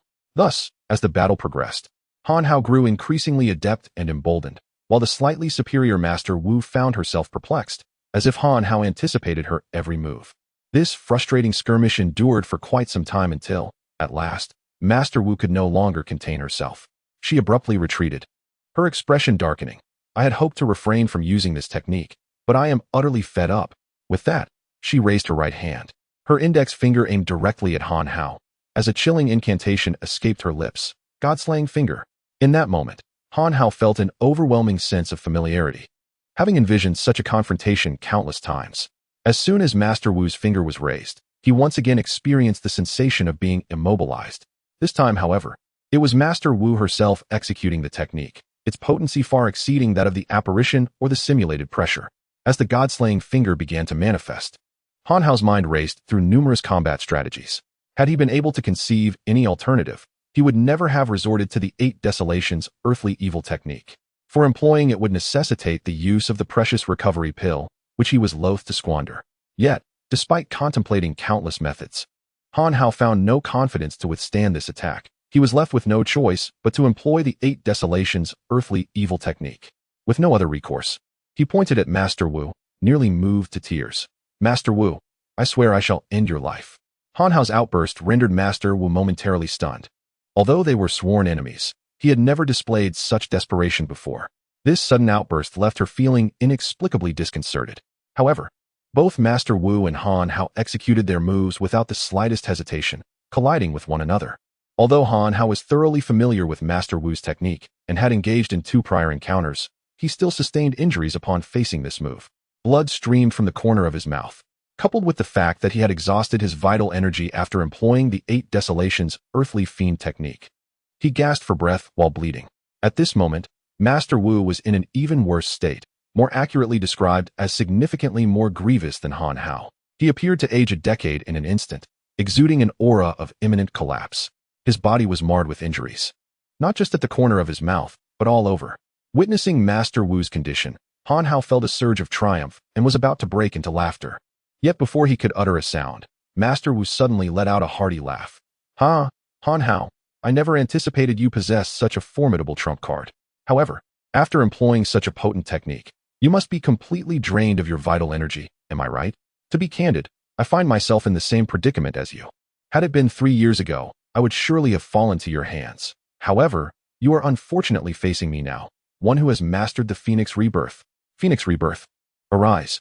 Chapter 111. Defeating Old Wu again. With the words Phoenix Nirvana uttered, Old Wu's aura surged instantaneously. Moments ago, he appeared frail and weary, marked by numerous injuries, but he now radiated vitality. The wrinkles on his face gradually faded, and the once abundant white hair began to diminish, transforming into a deep black. It was nothing short of a miraculous rejuvenation. Feeling his state restored, even surpassing his peak, Old Wu laughed with increasing pride. Indeed, the Phoenix Nirvana is formidable, though regrettably, it can only be utilized once in a lifetime. Han Hao, it is now your turn to choose. Will you return the immortal slaying blade to me, or shall I seek it out myself? Upon finishing his words, Old Wu slowly approached Han Hao. He was unhurried, for he perceived Han Hao as already at the end of his tether, devoid of any hope for a comeback. He intended to savor the sensation of impending doom before claiming his life, and to incite Han Hao to relish the flavors of fear and despair. Han Hao observed Old Wu's leisurely advance and shook his head, feeling resigned. Alas, I still require the recovery pill. Old Wu, let the entirety of this loss rest upon your shoulders. Not only will I deny you the immortal slaying blade, but I shall also demand that you willingly relinquish all your possessions. With that, Han Hao dispensed with any hesitation and consumed the recovery pill. In an instant, he felt a wave of comfort envelop his entire being, and the previously depleted true essence surged back within him. At that moment, Han Hao was filled with the joy of regained strength, alleviating some of the pain he felt for consuming the pill. Old Wu, witnessing Han Hao's invigorated spirit, was nearly driven to the brink of fury. It was truly infuriating to see someone surpass him so easily. He had only one opportunity to restore himself to his peak through the laboriously cultivated Phoenix Nirvana, which he had intended to use as a second chance a century later. He had believed that deploying this trump card would allow him to trample Han Hao beneath his feet. Little did he expect that Han Hao would resolve the situation with merely a pill. In comparison, the cost he had incurred was staggering. At this moment, Old Wu was reminded of the sensation of being consistently outmaneuvered by Han Hao during their previous skirmishes. In a fit of rage, he resolved to retaliate with ferocity. I shall fight you with all I have. During this encounter, Han Hao discerned that Old Wu's combat prowess had notably intensified. This transformation was largely attributable to his rejuvenation from old age to youth. Although Old Wu's cultivation level remained unchanged, the depth of his true essence had significantly increased. Given Old Wu's enhanced condition, each of his moves imposed greater pressure on Han Hao than before. Fortunately, Han Hao possessed the system, a veritable cheat, which had familiarized him with Old Wu's techniques, allowing him to evade defeat. However, due to the slight disparity in their cultivation levels, Han Hao found himself exerting more effort with each confrontation. Consequently, Han Hao began to utilize the techniques of light as heavy and heavy as light, which he had previously reserved. As he employed the light as heavy technique, he discovered its remarkable efficacy. This technique exponentially augmented the power of his strikes, causing Old Wu to feel the weight of pressure. Meanwhile, the heavy as light application allowed Han Hao to conserve a significant amount of energy while parrying Old Wu's assaults. Gradually, the tide began to turn, and Han Hao transitioned from a position of disadvantage to one of advantage. Han Hao, however, did not feel elated by his advantage. For when he held the upper hand, Wu Laoda not only displayed no concern, but instead revealed a faint smile. Ha, Han Hao, do you think you are the only one with enhanced combat skills? I possess them too. With that, Wu Laoda shouted, enhanced spirit technique, power technique, lightness technique, rise. Instantly, both his speed and strength surged. Consequently, the battle between Han Hao and Wu Laoda began to reach a state of equilibrium, with neither able to gain the upper hand for the moment. While they engaged in combat, the fire continued to blaze. Han Hao chuckled. Wu Laoda, my fireworks have yet to conclude. I wonder when they will cease. Initially, Han Hao intended this remark to distract Wu Laoda, yet to his surprise, Wu Laoda remained unfazed and regarded him with amusement. Why should I be in a hurry to extinguish the flames? Han Hao, puzzled by Wu Laoda's reaction, furrowed his brow, unable to comprehend why Wu Laoda would behave in such a manner. Could it be that he truly felt no sorrow for his Lianyun mountain villa? Unthinkable. As Han Hao pondered, Wu Laoda seemed to discern his confusion and promptly elucidated. You must be wondering why I haven't extinguished the fire, right? To be frank, this peach grove is surrounded by water, and prior to my arrival, I instructed my men to isolate this grove from the outside. Thus, no matter how fierce the fire rages, my only loss will be a section of the grove. On the contrary, I neglected to inform you that my subordinates did not escort the few individuals you brought from the KTV away from the grove. They are likely about to be engulfed by the flames in their room. At this revelation, Han Hao's mind buzzed. You are truly malevolent. Wu Laoda laughed heartily. Indeed. You witnessed my cruelty when the KTV exploded, did you not? Fear not. Once you perish, I shall ensure your relatives, including your elderly mother in the countryside, accompany you. With that, Wu Laoda erupted into a boisterous laugh. Hearing Wu Laoda's words, the scene of the KTV engulfed in flames resurfaced in Han Hao's mind, reigniting the anger he had deliberately suppressed. Moreover, the fact that Wu Laoda was aware of his mother's whereabouts indicated premeditated intentions to capture her, which made it nearly impossible for Han Hao to maintain his composure. Thus, he made a choice he would have never considered in a calm state and resolved to employ the 8 Desolations Earth Fiend technique once more. It is worth noting that he was now devoid of any recovery pills, Should he exhaust the 8 Desolations Earth Fiend technique, he would be left without the strength to continue fighting. Even if he were to slay Wu Laoda, the subordinates he had positioned around would undoubtedly not spare him, leaving him with no escape. However, these concerns paled in comparison to his murderous intent towards Wu Laoda. Han Hao took a step back, darkly proclaiming the name of his technique, 8 Desolations Earth Fiend technique. As Han Hao raised his hand, Wu Laoda immediately recognized it as the very technique that had previously deflected his god-slaying finger and had injured him. Wu Laoda could scarcely believe that Han Hao, spurred by his provocations, would disregard his own safety in such a manner, and he cursed, "Damn it, you madman." Despite the harsh words exchanged, Master Wu exhibited no semblance of carelessness in the face of this maneuver. He promptly raised his right hand, his index finger aimed directly at Han Hao. While a chilling incantation escaped his lips, God-slaying finger. In a matter of moments, the same two techniques clashed once more, yet this time, their impact was magnified. For Han Hao was fueled by rage, enveloped in an aura of boundless malevolence. This iteration of the 8 Desolations Earth Fiend technique harmoniously embodied the essence of lethal intent and sinister energy intrinsic to the technique itself. What was initially a scene poised for mutual destruction took an unexpected turn, as Han Hao inadvertently aligned with the fundamental principles of the 8 Desolations Earth Fiend technique. Upon contact, Master Wu's god-slaying finger was shattered, while Han Hao's assault retained its full force, striking Master Wu with devastating effect. A pained cry escaped Wu's lips as he sustained grave injuries. Gazing at Han Hao as if he were a monster, a flicker of fear suddenly crossed his eyes. In a desperate bid, he summoned the last vestiges of his strength and turned to flee. Chapter 112. Killing to protect life. Upon witnessing the severely injured Wu Laoda fleeing, Han Hao seized the moment to pursue him. At this juncture, perhaps due to the malevolent aura and murderous intent he had recently exhibited, not only did it amplify the potency of his 8 Desolations Earthly Fiend technique, but it also significantly reduced his consumption of true essence, leaving him with considerable strength. Han Hao did not hasten his pursuit unduly, for he needed to wait for Wu Laoda to retrieve his protective talismans and the others. Otherwise, even if Han Hao managed to apprehend Wu Laoda, Uncle Da and the others would perish in the flames.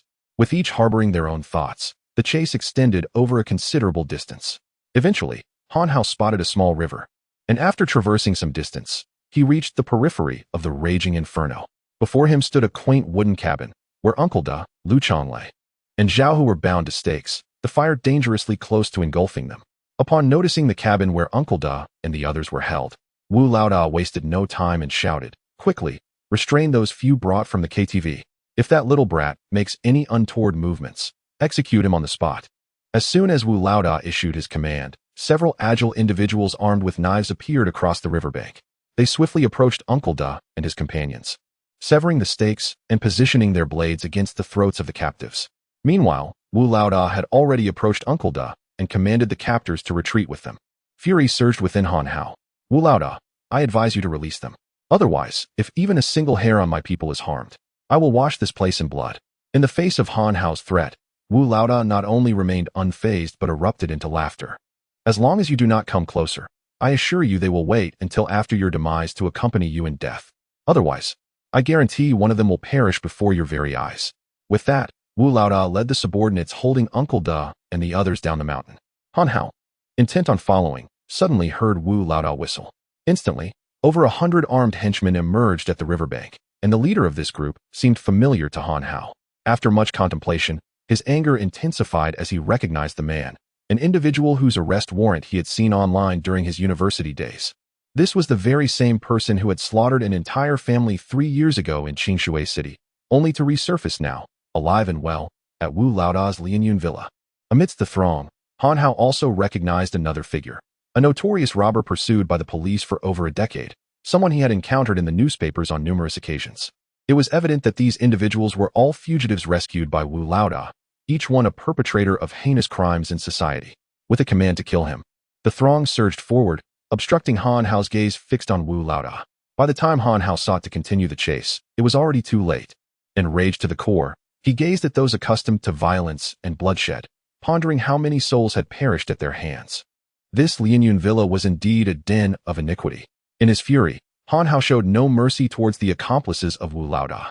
As the leading assailant charged at him with a knife, Han Hao swiftly seized the weapon, turning it against his adversary and severing the man's head in one fluid motion. Blood gushed forth from the neck of the fallen leader, splattering Han Hao in crimson. Yet, at that moment, he was indifferent to the sanguinary spectacle. Armed with the blade, he stood resolute, indiscriminately hacking at those who encircled him. Before long, over a dozen corpses lay strewn upon the ground, all felled by Han Hao's lethal strikes. The ferocious onslaught left the attackers trembling with fear. Retreating, they implored him, "Isn't this a bit too cruel?" "Cruel?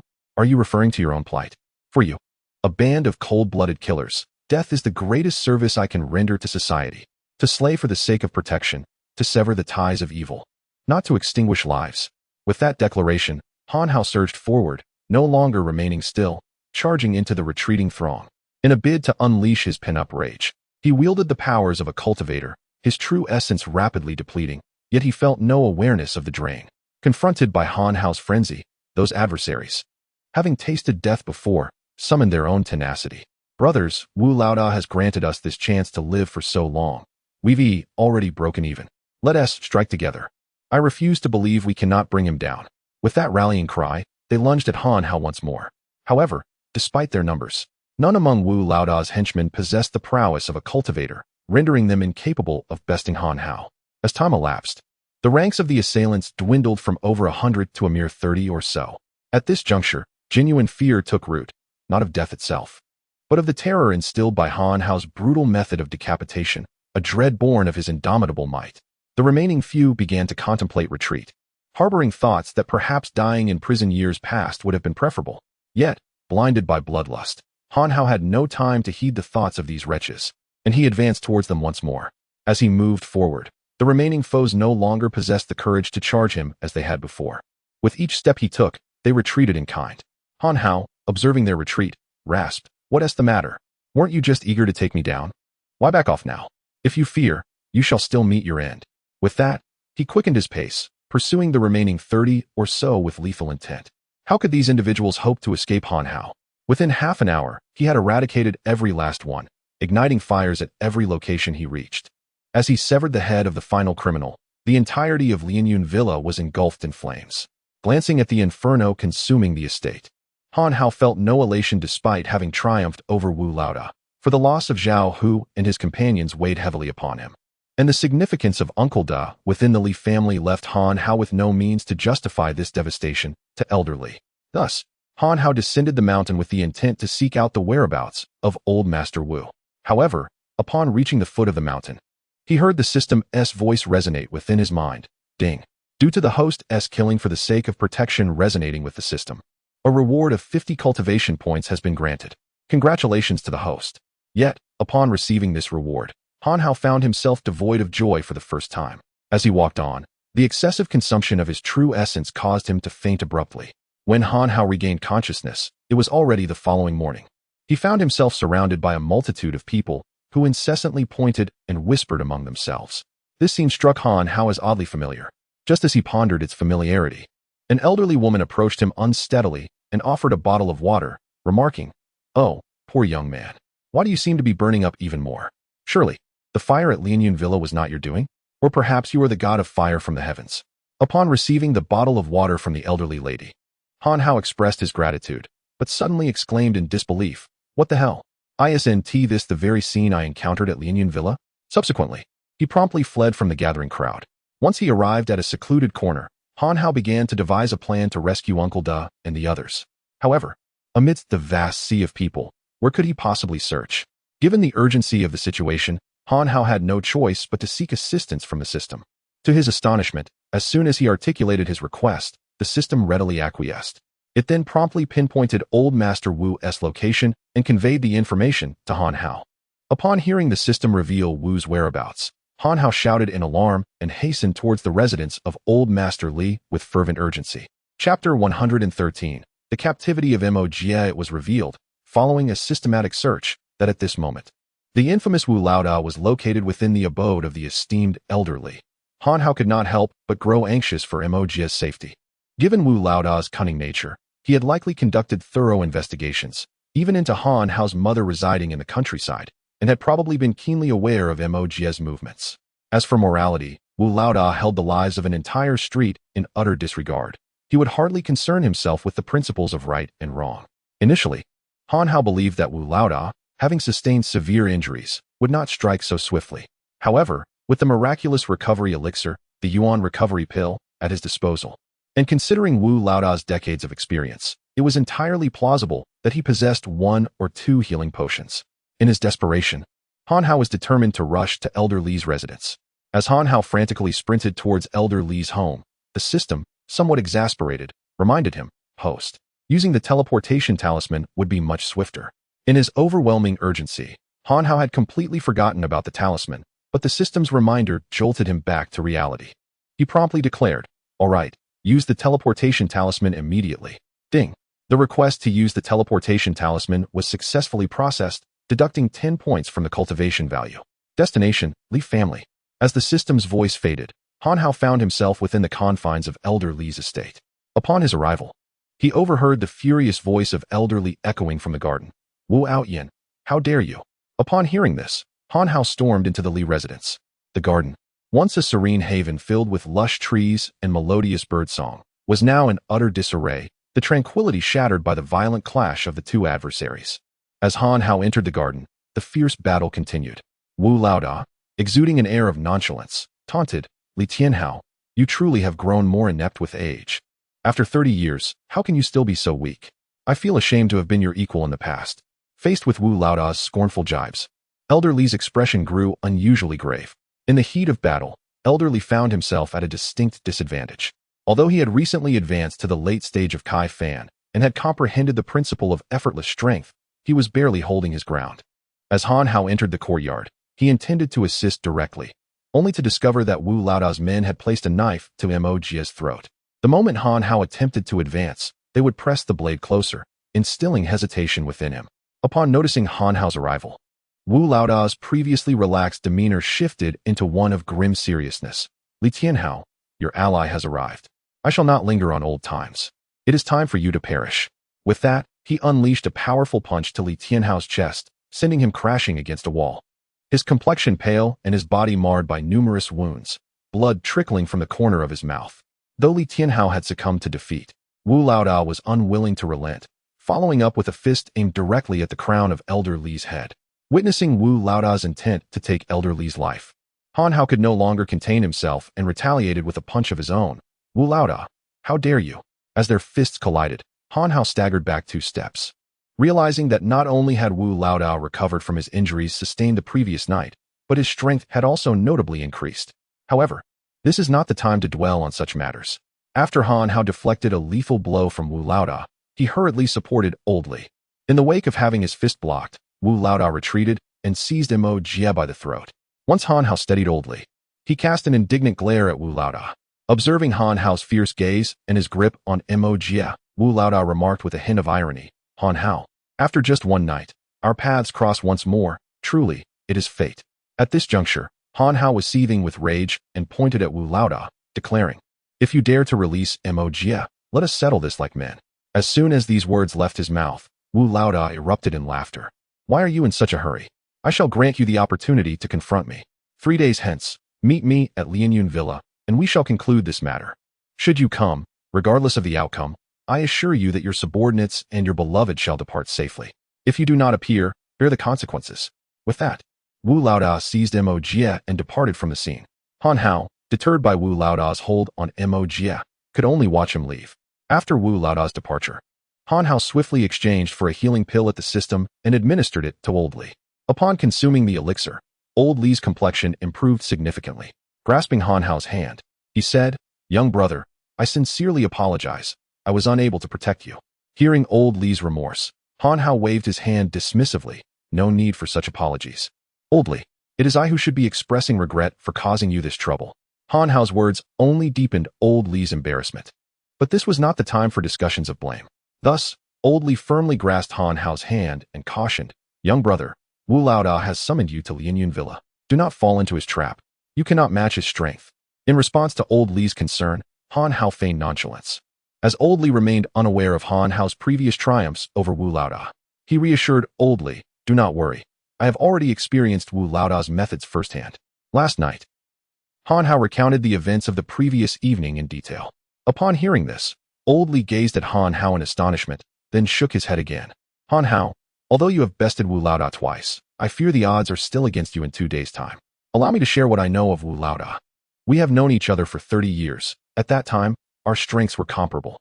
In truth, Wu Laoda's comprehension is far inferior to mine. His parity with me is solely due to his sheer ruthlessness. He is merciless not only to himself, but to everyone. Once, upon hearing that the blood of virgins could enhance one's cultivation, he slaughtered over 100 infants in just 1 month. I have engaged him in several fierce battles to thwart his malevolence, which prevented him from continuing down that dark path. Subsequently, when he murdered a cultivator belonging to the Eastern Alliance, they intervened, which curbed his actions. However, it is said that during this incident, Wu Laoda acquired a pill that could instantly elevate one to the spirit-breaking realm and a technique known as the Phoenix Nirvana method, which offers a chance to return to one's pinnacle. However, due to my entanglement with the Muqi clan, I have found myself stagnant for over a decade, even regressing in my cultivation, leaving me far behind.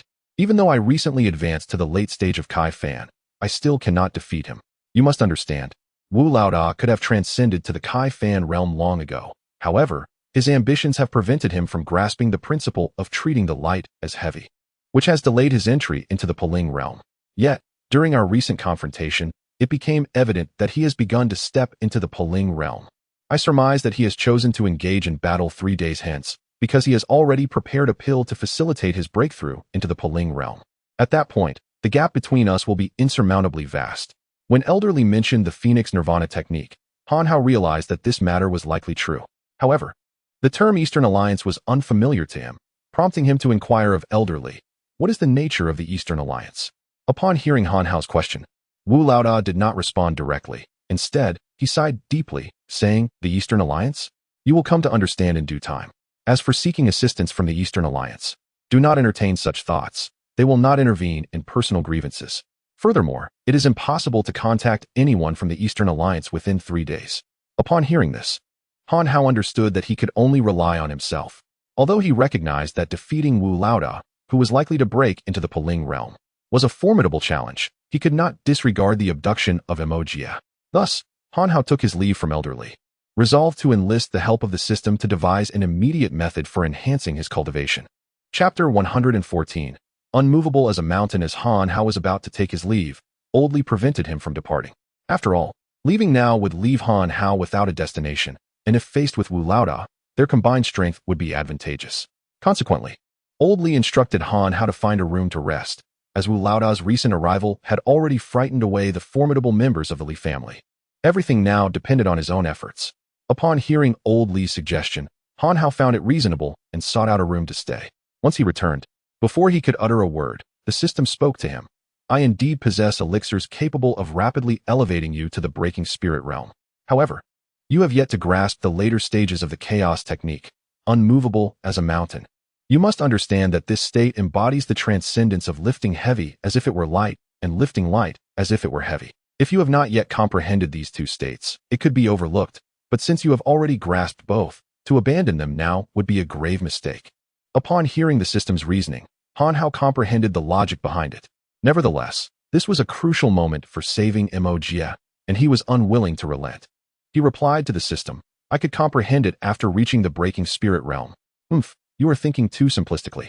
You do not realize that while the opening realm is the most rudimentary level for cultivators, it is also the most critical phase. This is the prime time for you to perceive the profound truths of heaven and earth. The 3 states I mentioned can only be understood by those at the opening realm. Otherwise, why would Wu Laoda hesitate to enter the breaking spirit realm even now?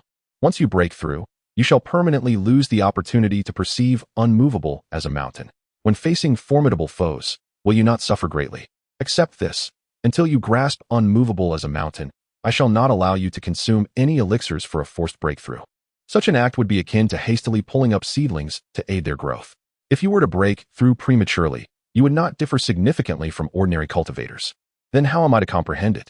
Surely, you must provide me with a method. I cannot say. However, it took the old man hundreds of years to find you and bestow upon you this system. I believe you are the one capable of comprehending this state, which is why I have refrained from reminding you.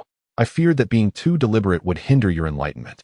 The last time you obtained elixirs from Wang Bansheng was indeed the best opportunity, yet you failed to grasp it. Why not continuously practice the chaos technique and see what unfolds? Listening to the system's counsel, Han Hao realized he had no alternative but to commence his cultivation of the chaos technique. Yet, despite his relentless efforts for a full minute, by the third morning, he had yet to achieve comprehension of that state. Acknowledging the difficulty of his breakthrough while knowing Jian needed rescuing, Han Hao resolved to act decisively. Without informing Old Li, he set off alone towards Lianyun Mountain Villa. Before long, Han Hao arrived at Lianyun Mountain Villa. This time, he noted a stark contrast in atmosphere. The streets were deserted. With curiosity piqued, he ascended the mountain. This time, there was neither obstruction from the suave brother nor entrapment by formations. Thus, within merely half an hour, Han Hao reached the summit, which had been reduced to ashes, leaving nothing in its wake. Han Hao reached the summit, but found no trace of Wu Laoda. Thus, he settled down at the peak, awaiting his arrival. The wind howled fiercely around him, making it difficult for Han Hao to maintain his composure. Consequently, he closed his eyes. Having come this far, even if death awaited him, he had already caused Wu Laoda to falter twice. His life had been nothing short of tumultuous. With this thought, Han Hao's agitation diminished, and the wind could no longer disrupt his contemplation. Even his concerns about rescuing Jie faded into acceptance. As Han Hao's state transformed, the chaotic technique began to circulate within him autonomously. Initially, he sensed the changes in his surroundings, but soon he slipped into a remarkably delicate state, resembling slumber, and even began to snore, a rarity for him. The system itself could not ascertain whether Han Hao was asleep or in a state of enlightenment. In this state of reverie, Han Hao felt as if he were the sole being in existence, with the wind swirling around him, causing his garments to dance, yet failing to move the stones upon the mountain. Witnessing this scene, Han Hao suddenly grasped an insight. He fixated intently on a particular stone. After a considerable time, his eyes played tricks on him, and the stone gradually expanded into a mountain before him. The wind, akin to an adversary of the mountain, relentlessly assaulted it.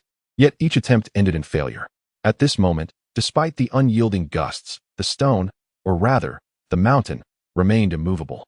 Suddenly, a spark of realization ignited in Han Hao's mind. This was the essence of being as steadfast as a mountain. Just as this thought crystallized, a figure approached the base of the mountain. Upon closer inspection, Han Hao recognized the long-awaited Wu Laoda.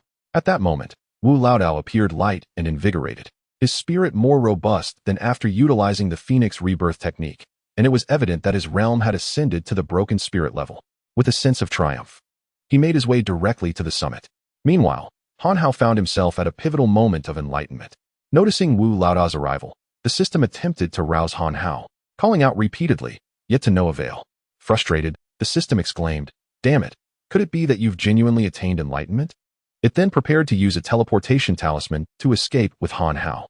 However, as the system activated the talisman, it discovered Han Hao had become as immovable as a mountain, rendering the teleportation ineffective. Witnessing this, the system cried out, "Heavens! This kid has truly comprehended it.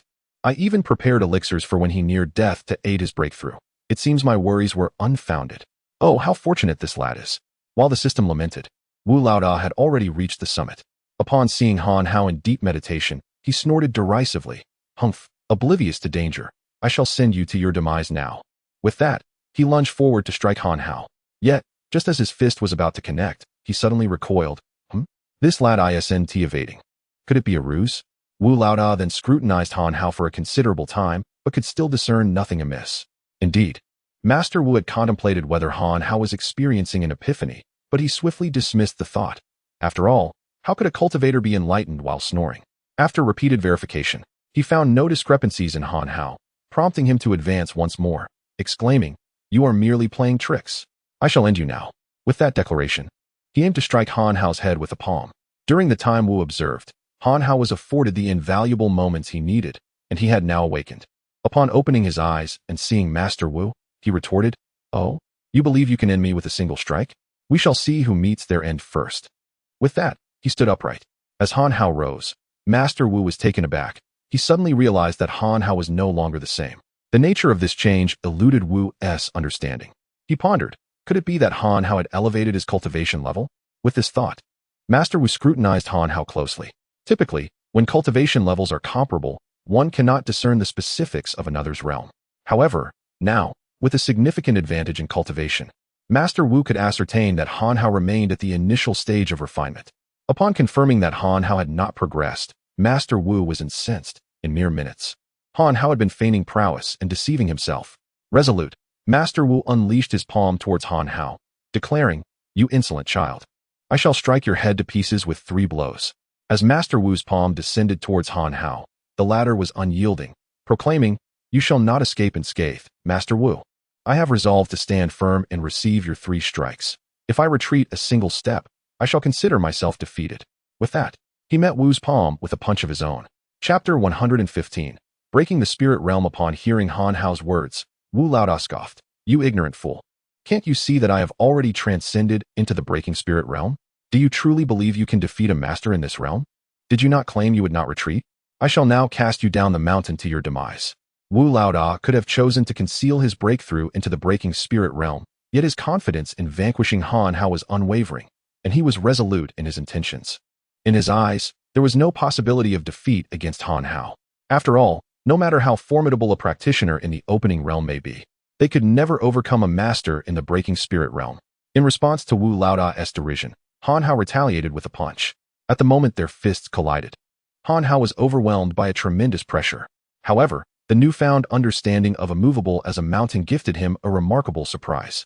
As the colossal force struck his hands, it coursed through his entire being, dissipating half of its strength in the process. Had he not comprehended immovable as a mountain, there was no doubt that a single strike from a breaking spirit realm practitioner would have led to his demise. It was precisely this understanding that allowed Han Hao to remain steadfast, though his hands still throbbed with excruciating pain. Han Hao could not help but marvel at the overwhelming power of the breaking spirit realm. Without the insight of immovable as a mountain, he would have likely perished from a mere flick of Wu Laodao's wrist. Wu Laodao, equally astonished, had not employed his full strength in that last strike, confident that it would be ample to eliminate an opening realm practitioner. Yet, Han Hao not only stood unscathed but also remained resolute, refusing to yield a single step. This sight ignited a sense of humiliation within Wu Laodao, compelling him to unleash his full might and strike once more at Han Hao. As Wu Laodao prepared for his next blow, Han Hao sensed the tremendous force behind it, and, in a moment of desperation, shouted, "Old man, put a little more strength into it." They clashed once again. This time, Wu Laodao felt a flicker of counterforce emanating from Han Hao's body. Although Han Hao coughed blood from the impact, he remained unmoved, infuriating Wu Laodao further as Han Hao beckoned him with a finger, challenging him to come again. Upon sensing that trace of counterforce, Wu Laodao recalled the legendary immovable as a mountain state, a comprehension so elusive that only 1 in 100,000 practitioners might attain it. Those who grasped this insight could remain as steady as a rock, and when attacked, they could inflict retaliatory force upon their assailants. Bewildered, Wu Laodao pointed at Han Hao as if he had seen a ghost. You have actually comprehended immovable as a mountain?" Seeing the astonishment on Wu Laodao's face, Han Hao rolled his eyes. "Is it really that difficult to understand immovable as a mountain?" At this moment, Wu Laodao was driven to the brink of madness. He had dominated the waters of Qingshui City for decades without ever facing defeat, having even outmaneuvered the Eastern Alliance to seize their elixirs and the Phoenix rebirth technique. Yet, in a matter of mere days, he found himself bested by Han Hao on 3 separate occasions. Enraged, Wu Laodao shouted, "Not difficult? Only 1 in a million cultivators ever grasps such a realm." Upon hearing these words, Han Hao was astonished by his own formidable strength, which quickly turned into frustration directed at the system. "System, come out this instant. Why didn't you inform me that this realm is so difficult to comprehend? If I fail to understand it, are you just going to watch me perish?" The system, upon hearing Han Hao's inquiry, irresponsibly replied, "Ahem. Can't you phrase that a bit more kindly? What I am doing is merely spurring you on. It's a testament to my faith in you, a form of trust." Han Hao was momentarily rendered speechless, after which the system continued, "Take it easy. Think of the rewards. I neglected to mention this earlier. So listen closely now. You have just grasped the exceedingly elusive unmoving as a mountain and thus earned 1,000 cultivation points, as well as a boundary-breaking pill, which allows for an immediate breakthrough to the next realm. However, I advise against using it at a lower level." "What? 1,000 points? You must be joking," Han Hao exclaimed. "Ha ha ha. Of course, doesn't it feel like quite the windfall now?" Not bad, but you didn't mention the rewards earlier. Were you afraid I would choose to use the pill for a breakthrough right away? Ah, you've caught on to that. But I meant well. When you aim for higher realms in the future, it will be 100-fold more challenging. Since you aren't in immediate danger now, it's best to hold off until a crucial moment." Listening to the system's advice, Han Hao nodded and turned his gaze back to Wu Laodao. "Are you afraid to confront a genius like me?" After a moment of bewilderment, Wu Laoda gritted his teeth and retorted, afraid. I should be grateful instead. Remember, only those geniuses who can grow deserve the title. Just a moment away, I nearly missed the opportunity to eliminate a talented rival. Killing you now will ensure no future troubles. With that, Wu Laoda unleashed his full power. This time, he did not pause to gather energy for the next strike after a single palm, but rather launched a flurry of continuous attacks. Han Hao found himself increasingly at a disadvantage. Gradually, even with the unmoving as a mountain state, Han Hao felt his body nearing its limits. After much hesitation, he decided to use the boundary-breaking pill. Just as he contemplated this decision, Wu Laoda delivered a thunderous palm strike, causing a slight fissure in Han Hao's meridians. Realizing he was on the brink of collapse, Han Hao attempted to contact the system. Yet, at that moment, he discovered that the chaotic formula was accelerating its operation at the site of his meridian rupture, and he began to exhibit signs of a breakthrough. Sensing this impending breakthrough, Han Hao regained his composure and gritted his teeth to endure. Meanwhile, Wu Laoda looked at Han Hao, akin to an indomitable cockroach, his heart seething with hatred, yet also filled with profound jealousy. He attacked with even greater ferocity. In the blink of an eye, after over 40 exchanges, Han Hao's complexion had deteriorated, his spirit waning dangerously. Losing his balance, he collapsed to the ground. At this juncture, even the system began to urge Han Hao to use the boundary-breaking pill. But Han Hao, feeling the increasingly potent signs of his breakthrough, opted to persist and attempt the breakthrough himself. Wu Laoda, seeing Han Hao seated on the ground, laughed triumphantly. Haha, kid, are you incapable now? I will make you understand that opposing me, Wu Laoda, leads to no favorable outcome. In light of your unwavering tenacity, I shall permit you to perish beneath the divine slayer's finger. May you find peace in your eternal slumber. With that, Big Wu raised his right hand, his finger directly aimed at Han Hao, poised to unleash the divine slayer's strike. An immense pressure bore down upon Han Hao, propelling the chaotic technique within him to operate at an accelerated pace. Suddenly, Han Hao bellowed. One call is insufficient, still inadequate. With that, he sprang to his feet. The 8 Desolation Earth Fiend technique manifesting once more in his grasp, ready to contend with Big Wu in a fierce battle. The tremendous pressure generated by their opposing forces ultimately shattered the barriers within Han Hao, causing a surge of vitality to course through his veins. After a searing sensation, his injuries sustained during the earlier confrontation with Big Wu completely healed, Han Hao had, at last, achieved a breakthrough to the spirit-severing realm without the aid of medicinal pills. At the very moment of his ascension, the system exuberantly proclaimed, "Congratulations, host, on your breakthrough to the spirit-severing realm. You are awarded 200 cultivation points, 3 task cards, and a wash marrow pill. The first task is now activated. Task name: slay the deeds, not the man. Task objective: eliminate Big Wu and cleanse his transgressions.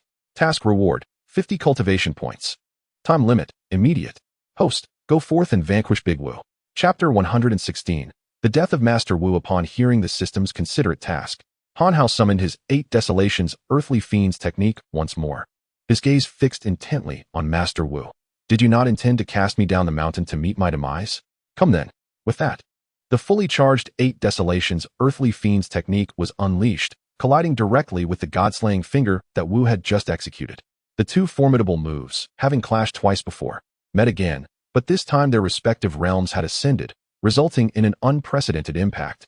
After the ultimate techniques were unleashed, the mountaintop appeared as if it had just been meticulously tidied. The traces of fire had vanished. Despite having comprehended the immovable nature of the mountain, Han Hao could not refrain from retreating a few paces.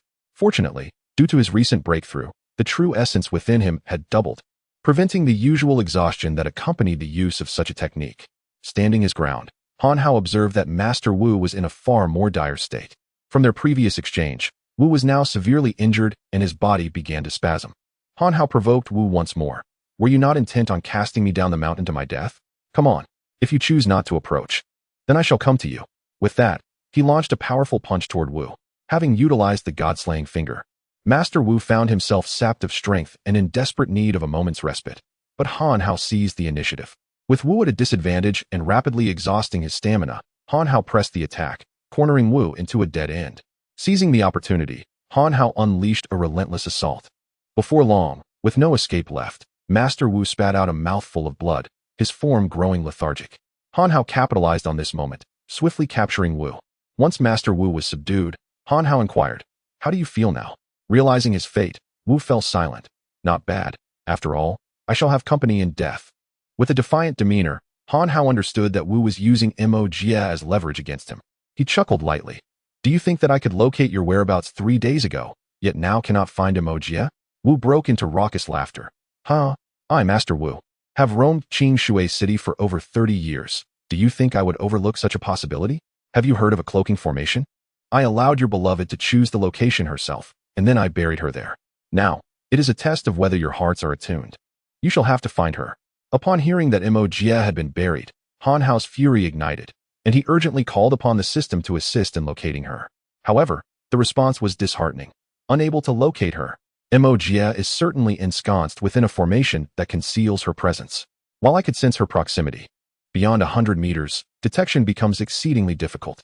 Realizing that even the system could not find her, Han Hao gripped Wu's neck tightly, demanding, "Speak. Where is she buried? Otherwise, I will make you regret ever being born." It is not that I do not wish to divulge, but rather that I do not know myself. I sent someone to bury her, and after the deed was done, I killed the one who buried her. How does that make you feel? In this instance of failure, I am destined to remain forever beneath your heel. Even if you were to show me mercy this time, I would still meet my demise at your hands. Rather than prolonging my existence for a few more days, it would be more fitting for your little lover to accompany me to the grave. Ha ha ha. Regret, rage, sorrow, ha ha ha. After a prolonged laugh, the formidable Wu, taking advantage of Han Hao's momentary distraction, reversed his vital essence and took his own life. Witnessing Wu's demise, Han Hao finally comprehended why Oldly remarked that he was merciless not only to others, but to himself as well. Although Han Hao had longed for Wu's death, he found no joy in it now. With Wu gone, there was no hope of locating the buried Mo Jie. Suddenly, Han Hao recalled Wu's words before his death, that the place where Mo Jie was buried was chosen by him, most likely a location frequented by both him and Mo Jie. The first thought that sprang to mind was the hotel building where he had confessed his feelings. However, he quickly dismissed it, for that street was one of the most bustling in Qing Shui City, making it implausible for anyone to be buried beneath it. Next, Han Hao considered the campus, where Mo Jie had spent 4 years of her life. He promptly instructed the system, quickly used the teleportation talisman, destination, the school. Upon hearing this, the system replied, "You fool, first cancel the immovable mountain, or I won't be able to transport you." Taken aback by the system's words, Han Hao realized that it was likely attempting to relocate him to some primitive forest while he was in a moment of enlightenment. Enraged, he retorted, "What? Have you tried? Are you suggesting that when I was comprehending the immovable mountain, you wanted to move me?" This is the second time. As Han Hao prepared to confront the system, it chuckled softly. "Oh, enough of this. Finding someone is more urgent. I will use the teleportation talisman now." The system then executed the spell, successfully teleporting Han Hao to the school, deducting 10 points from his cultivation value. Upon arrival, the system sighed, "No one is here. Not only is Mo Jie absent, but there isn't even a formation present. Consider other locations. Let's south go to Chongqing Park. Mo Jie particularly enjoyed reading there," Han Hao suggested. Subsequently, he directed the system to search 4 or 5 more places, yet no trace of Mo Jie was found. Gradually, Han Hao lost his sense of direction, becoming frantic like a madman, repeatedly murmuring, "Where? Where?" The unfortunate system, indifferent to Han Hao's urgency, whimsically sang, Where have I seen you before?" Suddenly, Han Hao remembered a place, the outskirts Love Grove. That was where he and Mo Jie first met. It was during their freshman year when the department organized an autumn outing, and he happened to be grouped with Mo Jie. He recalled her saying that it was the place where their fate began, and that when they grew old, they would settle there, and upon death, would be buried there. It was due to that suggestive remark that everyone in the department knew of Mo Jie's affection for Han Hao. Ironically, he was the only one oblivious, jokingly stating that she wouldn't even be able to afford a grave there. Upon this realization, Han Hao urgently called out to the system, "Quick, take me to the affection forest." The system, perceiving his anxiety rather than holding a grudge over the previous jest, bellowed back, "Teleportation successful," deducting 10 cultivation points. Destination, affection forest. No sooner had the words left its virtual lips than Han Hao found himself in the affection forest. As soon as he arrived, the system shouted, "Han Hao, swiftly, 300 meters to the left. Mo Jie lies buried there, still alive. Hurry." Without hesitation, Han Hao dashed to the designated location. Upon his arrival, the system unilaterally disrupted the grand array. Han Hao then began to clear the earth with his hands. Before long, a coffin was revealed. In a surge of urgency, he struck the coffin lid with a powerful punch, shattering it. Inside lay Mo Jie, tears glistening in her eyes as she gazed at Han Hao. With a heart full of compassion, Han Hao lifted Mo Jie from the coffin, just as he intended to place her on the ground. She wrapped her arms tightly around his neck, refusing to let go. Han Hao opened his mouth to offer her words of comfort, but was silenced by her soft, cool lips pressing against his. Chapter 111. The blossoming of the twin trees as Mo Jie's kiss graced Han Hao's lips. He realized that a kiss need not be fierce. It can be delivered in the gentlest of forms, like a spring breeze nourishing the earth, silently nurturing all it touches. Akin to curling smoke beckoning wanderers. Han Hao felt an overwhelming warmth enveloping him, his heart racing as if a fawn were bounding within. Unconsciously, his embrace around Mo Jie tightened. Ultimately, Han Hao boldly leaned in to kiss Mo Jie. This kiss seemed to transcend time, as if it were destined to last until the seas turned to mulberry fields and life's fleeting moments faded away. Mo Jie reveled in the warmth of Han Hao's embrace. Their bodies pressed closely together, their hands began to wander. Han Hao's lips brushed softly against Mo Jie's ear as he whispered, "Jie, I love you." At that moment, Mo Jie, with her eyes glazed, fervently responded, "I love you too." Han Hao removed his jacket and spread it on the ground, laying Mo Jie upon it. The fragrant blossoms in the love-stricken forest perfumed the air, adding an enchanting allure to the moment. "Jie, I am sorry for startling you." Mo Jie gently shook her head. "I am not afraid. For I know that with you, Hao Gu, everything will be all right. Then you should rest a while. We shall return soon. I will fetch you something." Before Han Hao could rise, Mo Jie grasped his hand. "Hao Gu, no need." With that, she kissed him once more. Slowly, their lips danced in fervent caresses. Han Hao began to take the initiative, pursuing her as Mo Jie's tongue found no escape. They entwined like butterflies in flight, lost in each other for an eternity. Their breaths became a chaotic symphony. Witnessing this scene, the system manifested, surrounding them with a grand formation, isolating Han Hao and Mo Jie in a realm of their own. At that moment, having recently traversed the brink of life and death and experiencing the bittersweet return of love, Mo Jie was ablaze with passion. She tenderly leaned into Han Hao's ear and murmured, "Hao Gu, thank you." This whispered gratitude, laced with a sultry timbre, seeped into Han Hao's very soul, melting his heart. In that instant, Han Hao felt a surge of masculine desire. Suddenly, a voice pierced through the haze. "Time waits for no one. Swift decisions must be made."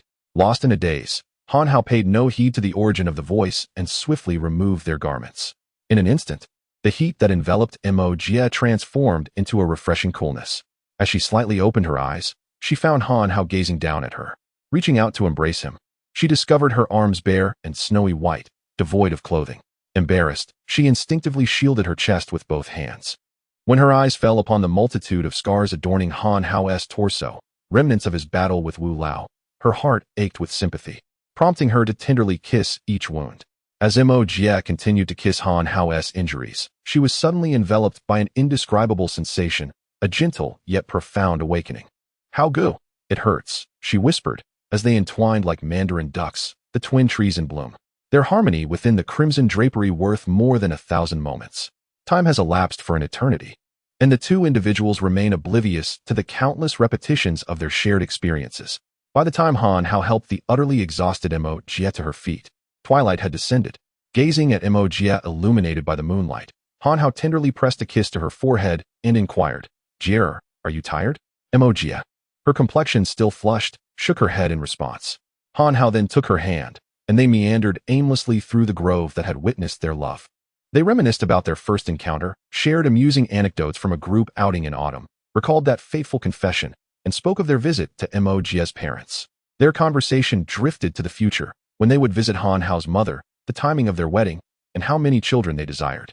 As their footsteps trod upon the grass, they startled the fireflies hidden among the foliage, transforming the night into a breathtaking celestial display. After wandering for over an hour, they remained reluctant to part ways.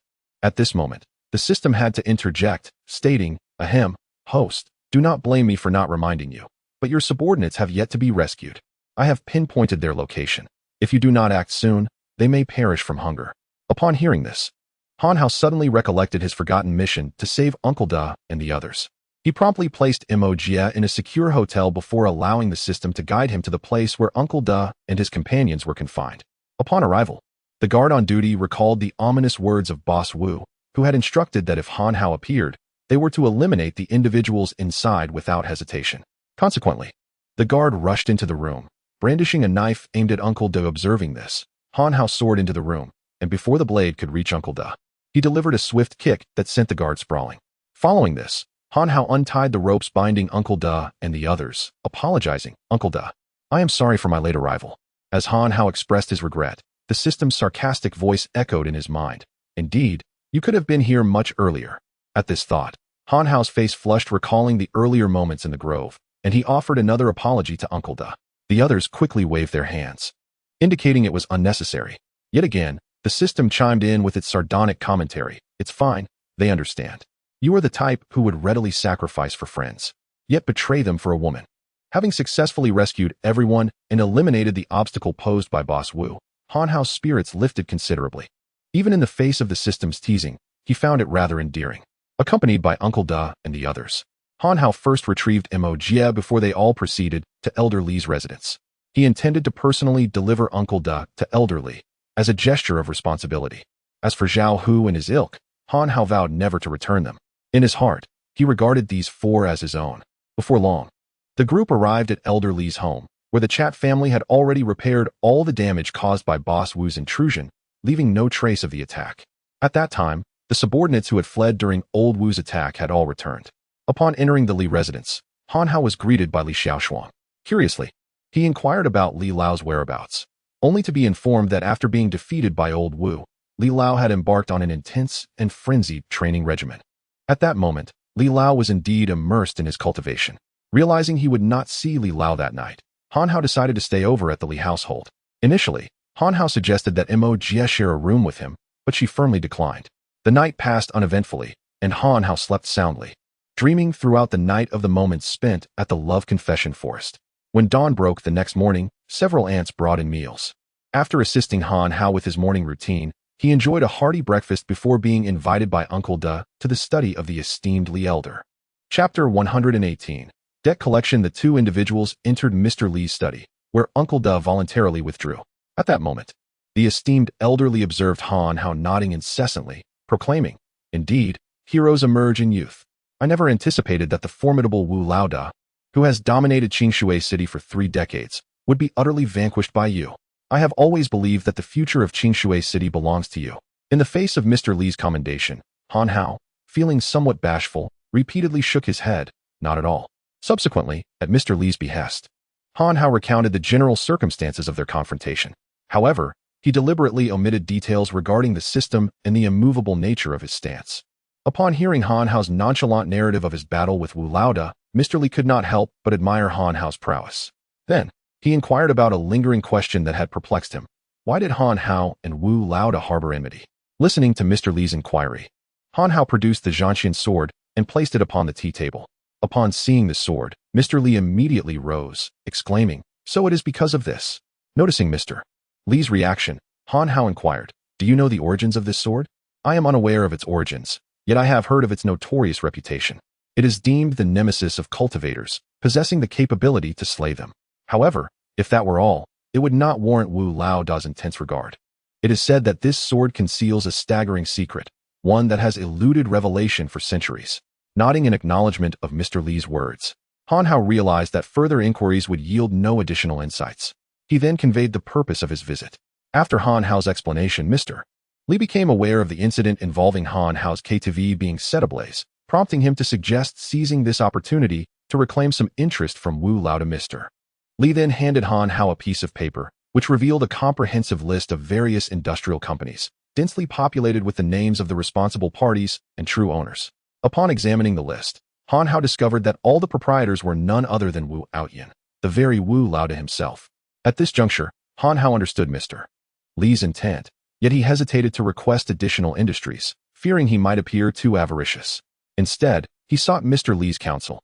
"Elder Li, you possess experience in such matters. How much compensation do you think we should pursue?"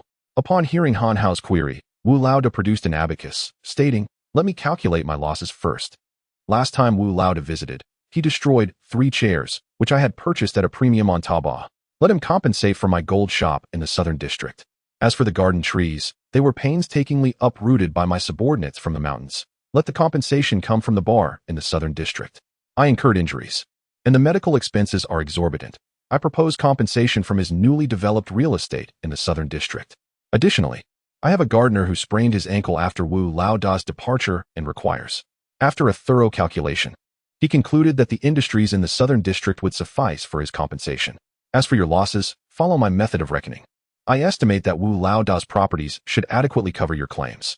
Upon hearing Mr. Li's calculations, Han Hao realized that his previous thoughts were those of a benevolent soul, while Mr. Li's mind was truly shrewd. With the comparison provided by Elder Li's algorithm, Han Hao naturally began to calculate as well. In the end, he remarkably managed to claim all of Big Wu's remaining enterprises for himself. Thus, as Han Hao contemplated, a tenth of the entire industry in Qingshui City now belonged to both Elder Li and himself. Moreover, Elder Li was indeed a perceptive individual, when viewed as a whole. Han Hao perfectly occupied the eastern and western districts, while Elder Li's enterprises were situated in the northern and southern districts. The central Huansui district, originally Han Hao's target for development, naturally belonged to him entirely.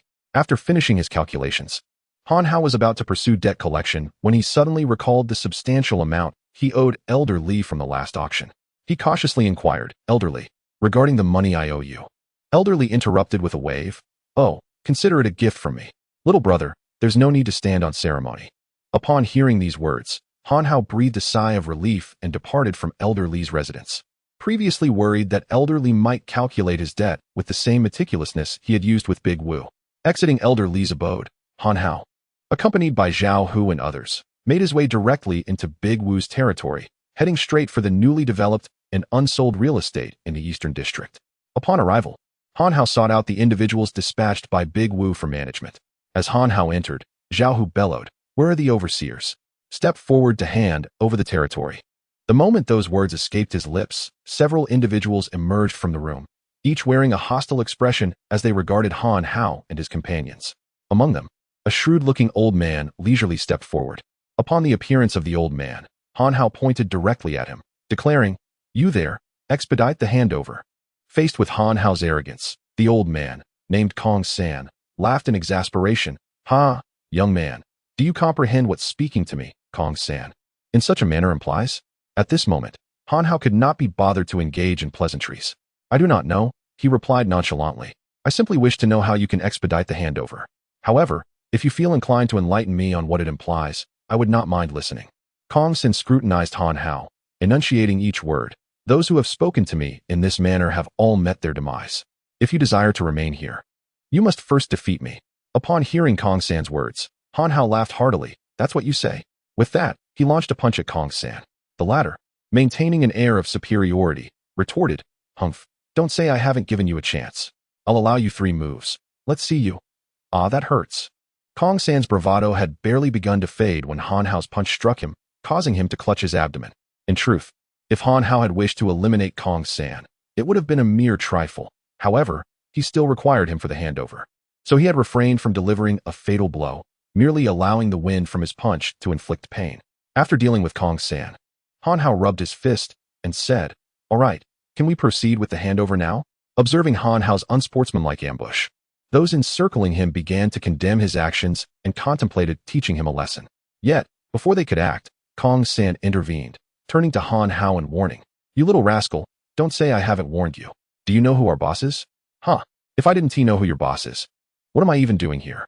Let me tell you, your boss blew up my KTV, and now I have come to collect my debt." Upon hearing that he was there to collect a debt, Kong San chuckled, convinced that Han Hao had made a mistake in his visit. With a sense of pride, he declared, "Collect a debt? Not only did our boss not blow up your place, but in this Qingshui City, no one dares to demand repayment from him." Seeing Kong San's unwavering confidence in his boss, Han Hao shook his head. "Oh, is that so? I was unaware that there existed anyone in Qingshui City whom Han Hao, would hesitate to confront regarding a debt. Perhaps you should first inquire about your boss's current whereabouts." As Kong San continued to boast about his deceased boss, Han Hao, feeling mischievous, proposed an idea. "Let us both say the name of our boss together and see if we are speaking of the same person. 3, 2, 1, go." They both exclaimed in unison, "Wang Ba Dan, Boss Wu." Upon hearing this, Kong San's anger flared. "You dare to play with me, brat?" Han Hao waved his hand dismissively. "Please, I have no interest in playing games with you. In a few days, you will understand that Boss Wu has already met his end at my hands." "Ha ha, have you lost your mind? Boss Wu is in Qingshui City. I have never heard of anyone being able to harm him. Enough of this chatter. I simply wish to know if you are willing to settle the matter." As he spoke, Han Hao rolled up his sleeves, exuding an air that suggested he would not hesitate to resort to violence should Kong send refuse. "Very well. Since you are seeking your own demise, I shall oblige. I hope you won't regret this decision. Whoever is coming to settle the matter, come with me." With that, he proceeded to retrieve the necessary documents for the handover. This scene left those surrounding Han Hao feeling quite awkward, as they had never anticipated that the notorious Kong San would suddenly become so accommodating. Unbeknownst to them, Han Hao had merely shown restraint with his earlier punch. Only Kong San was aware that Han Hao's fist had barely grazed him, for had it connected, it would have spelled certain doom. Chapter 119. The fame of Qing Shui. Subsequently, Kong San cooperatively completed the handover with Han Hao. As Han Hao gazed upon the newly acquired expanse of luxurious halls and buildings, he felt as though he had ascended to the pinnacle of his existence. Moreover, Han Hao had resolved to reconstruct his KTV within this splendid array of halls. After finalizing the transfer of this location, Kong San prepared to depart, intending to inform Wu the Elder, thereby alleviating his own culpability in the matter of inadequate protection. However, before he could leave, Han Hao commanded Zhao Hu and others to accompany Kong San in collecting debts. After all, Kong San, responsible for Wu the Elder's most significant enterprise, was a figure of considerable standing, and his presence would lend persuasive weight to their endeavors. Thus, Han Hao ushered Kong San into the vehicle. Once inside, Han Hao glanced at the list in his hands and sighed, expressing, there remains an abundance of enterprises to collect from. How exhausting this shall be." Had anyone overheard Han Hao's lamentation, they would likely have confronted him in a fit of rage. For who would not prefer to endure such fatigue for the sake of acquiring such bounteous rewards? In the days that followed, Han Hao commenced the forceful reclamation of Wu the Elder's enterprises. Fortuitously, he had the foresight to bring Kong San along, as many shop owners, upon witnessing Kong San's apprehension, opted for immediate capitulation, significantly smoothing the transition. Although they encountered a few obstacles, Cheng Lu decisively intervened on Han Hao's behalf, compelling compliance from those who opposed them. Despite the rapid pace of their efforts, it took Han Hao over a week to initially gain control over Wu the Elder's assets. The more cumbersome bureaucratic procedures would have to be gradually managed by Lu Chonglei.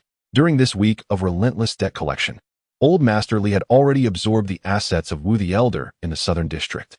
Soon thereafter, Wu the Elder's lifeless body was discovered, and the news of his demise spread swiftly. Upon learning of this event, Kong San's respect for Han Hao deepened considerably. Initially, Kong San had believed that while Han Hao could best him in combat, he would never stand a chance against Wu the Elder. He had been certain that once Wu the Elder became aware of Han Hao's actions, he would seek to eliminate him. However, he was astounded to discover that this youthful individual before him had indeed managed to vanquish Wu the Elder, though a select few were privy to the truth of Wu the Elder's death at Han Hao's hands. The vast majority continued to speculate as to the identity of his assailant. At that moment, Shuabu, seated in his black vehicle, perused the photographs of Han Hao at Lianyun Mountain Villa, observing the triumphant Han Hao and muttering to himself, "Han Hao, you are truly my benefactor, my fortune, my talisman. I knew that following you would lead to great revelations. I am destined for fame. In gratitude, let me help you achieve renown in Qing Shui City." Subsequently, Shuabu returned home and spent the night crafting a news article entitled "The Explosive Death of Wu Aoyan, the culprit behind the Qing Shui City KTV incident, the unsung hero behind Qing Shui City." Before long, an article about Han Hao appeared in both newspapers and on television. Thanks to Shuabu's extensive collection of photographs and compelling evidence, belief in the story became inevitable. Furthermore, the day after the article's release, Shuabu unveiled yet another sensational scoop: the unsung hero on the bus, a superpower or the force of justice. In this news report, the Shuabu team not only published all the photographs of Han Hao rescuing passengers from the bus, but also located the bus driver and passengers for interviews. On the third day, while the first two news articles continued to gain traction, the Shuabu team released another sensational piece of news. Han Hao had swiftly taken over 2/3 of Wu Laoda's compensation regarding the KTV explosion, which also comprised a significant portion of Wu Laoda's assets. With the financial distribution in Qing Shui City, Han Hao's name was now prominent. In terms of power dynamics, Han Hao and Li Lao each held equal sway. The emergence of these 3 consecutive news pieces catapulted Han Hao into the limelight of Qing Shui City. Suddenly, his previous attempts to leap from buildings and his encounters with robbers were revisited. Even rumors about his relationship with Wu Qianqian began to circulate. Should Han Hao stroll down the street now, he would undoubtedly be recognized immediately. In stark contrast to the media frenzy, the influential figures of Qingshui City had already begun to leverage their intelligence networks to investigate Han Hao's background. However, after just one day of inquiry, they simultaneously chose to cease further investigation. The information they gathered within that brief period made it abundantly clear that Han Hao was not to be trifled with. Consequently, these powerful individuals began to bolster Han Hao's reputation. Gradually, as Han Hao's prowess became apparent, an increasing number of enterprises and factions sought his favor, some out of a desire for protection, while others trembled at his burgeoning reputation. Among those who profited the most from Han Hao's rise were Zhao Yang and his family, who had consistently maintained a good rapport with him. Through Zhao Yang's relentless efforts, the entirety of Qingshui City had come to recognize the connection between Han Hao and Zhao Yang. As a result, few dared to compete excessively with the Zhao family, leading to a rapid expansion of their business endeavors. Han Hao had undeniably become an untouchable figure in Qingshui City. However, sudden notoriety is not always a blessing. Like Han Hao in the present moment, he had become increasingly reluctant to venture outside, deeply averse to facing the fervent gazes of reporters and passersby.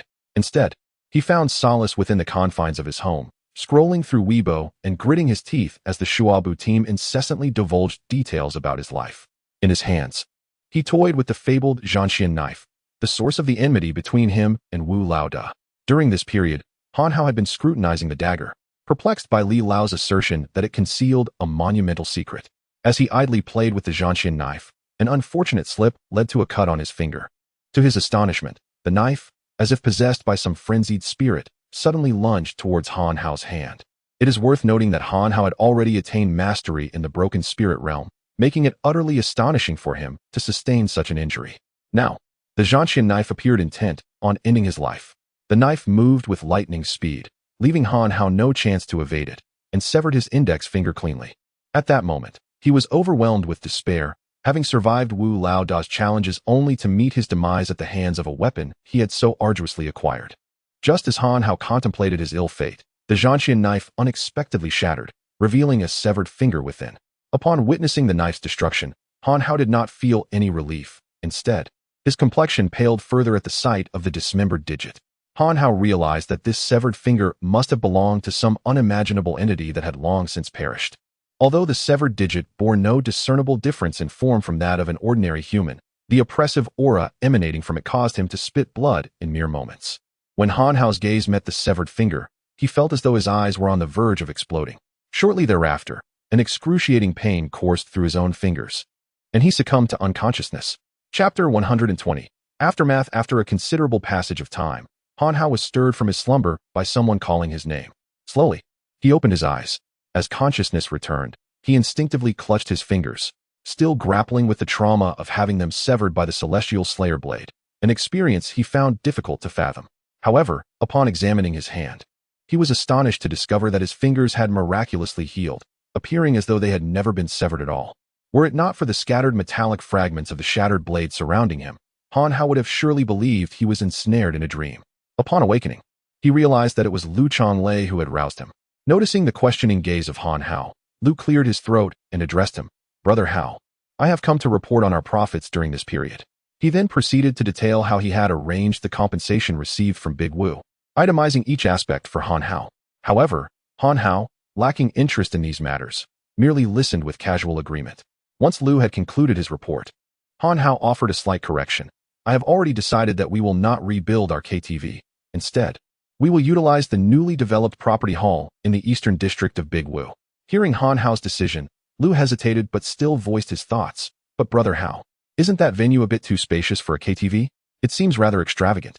Moreover, being situated on a bustling pedestrian street, I feel we could possibly open a few more." Before Lu could finish, the willful Han Hao interrupted him decisively. "Stop. What do you understand? There is a rationale behind my choice for that location. You will proceed as instructed. You have 1 week to make arrangements, as I intend to personally attend the grand opening next week." With that, he dismissed Lu Chonglei. After Lu departed from Han Hao's room, Han Hao quickly contacted the system, anxiously inquiring, "System, what transpired with the celestial slayer blade? What happened while I was unconscious?"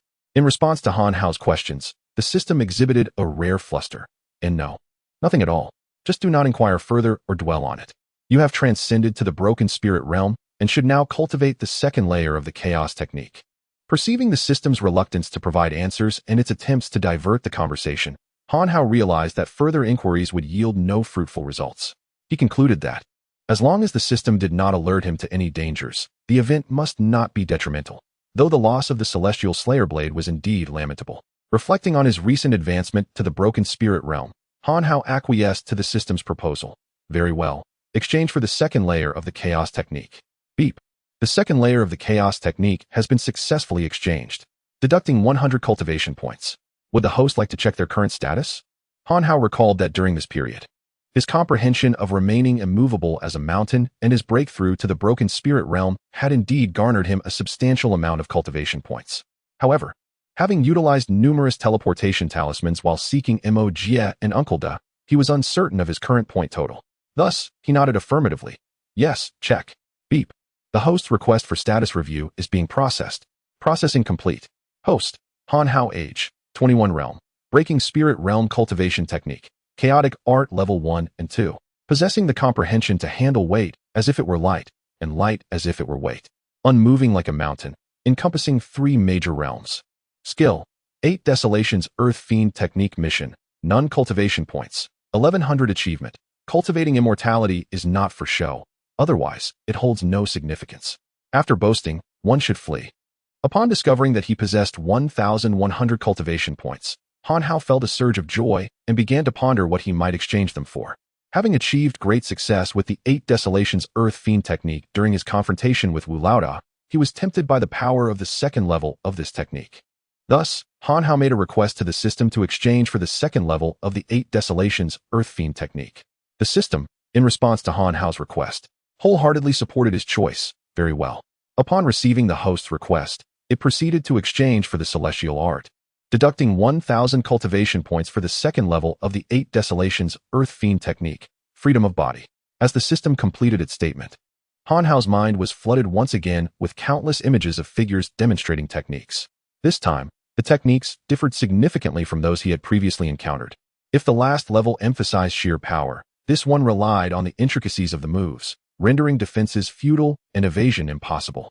The first level of the 8 Desolations Earth Fiend technique aimed to allow a single strike to defeat the enemy, yet it could not always culminate in a decisive blow. Thus, the second level was designed to secure victory through a series of moves.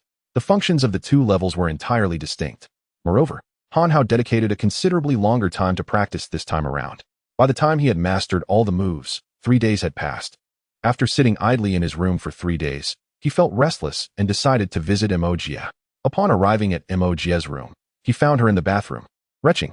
Han Hao's heart tightened as he rushed to support her. Jie, what's wrong? Could it be that, last time, you're pregnant? Hearing Han Hao's words, Mo Jie, who had been vomiting moments before, burst into laughter. Brother Hao, are you foolish? How could there be signs of pregnancy after just a few days? I merely ate a rotten peach and am now expelling it. Oh, I see. Since you're all right, shall we go for a stroll? Sure. With that, she took Han Hao's hand and they ventured outside. Naturally, when they were spotted on the street, they dashed away, engaging in a new form of amusement, hide and seek. In the ensuing 4 days, Han Hao devoted himself entirely to accompanying Mo Jie, exploring every delightful corner of Qingshui City. On the evening of the 4th day, Lu Chonglei informed Han Hao that the grand reopening of the Jeans KTV was scheduled for the following day. Remembering his prior promise to attend the opening ceremony personally, Han Hao decided to take Mo Jie with him to the East District the next day. As Han Hao approached the KTV's location, he overheard a group of people discussing, who could be so foolish as to open a KTV in such a splendid venue? It's nothing short of a disgrace. Indeed, one must be either foolish or wealthy to think this is a good idea. However, they are indeed wealthy, which can be rather infuriating. Hush, don't you find the name of this newly opened KTV somewhat familiar? Reflect deeply on who the proprietor of this establishment might be.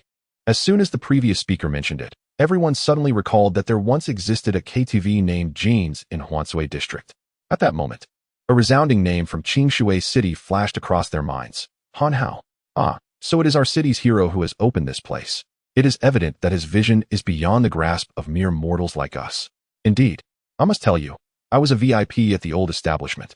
I have eagerly awaited the reopening of this KTV for quite some time. Wow, Lao Wang, you are truly impressive. Today, I shall also become a half-member here. Han Hao lingered among the crowd for a while, absorbing their reactions. It was not until Lu Chonglei approached him that he reluctantly departed from the throng and confidently made his way to the stage to commence the opening ceremony. With Han Hao's presence, the number of onlookers swelled. Many of the young attendees had already idolized Han Hao, and upon discovering that he was the owner, they promptly signed up for membership immediately after the ceremony concluded. At this grand opening, Zhao Yang was present, along with all of Han Hao's classmates. And even luminaries from various sectors of Qingshui City attended.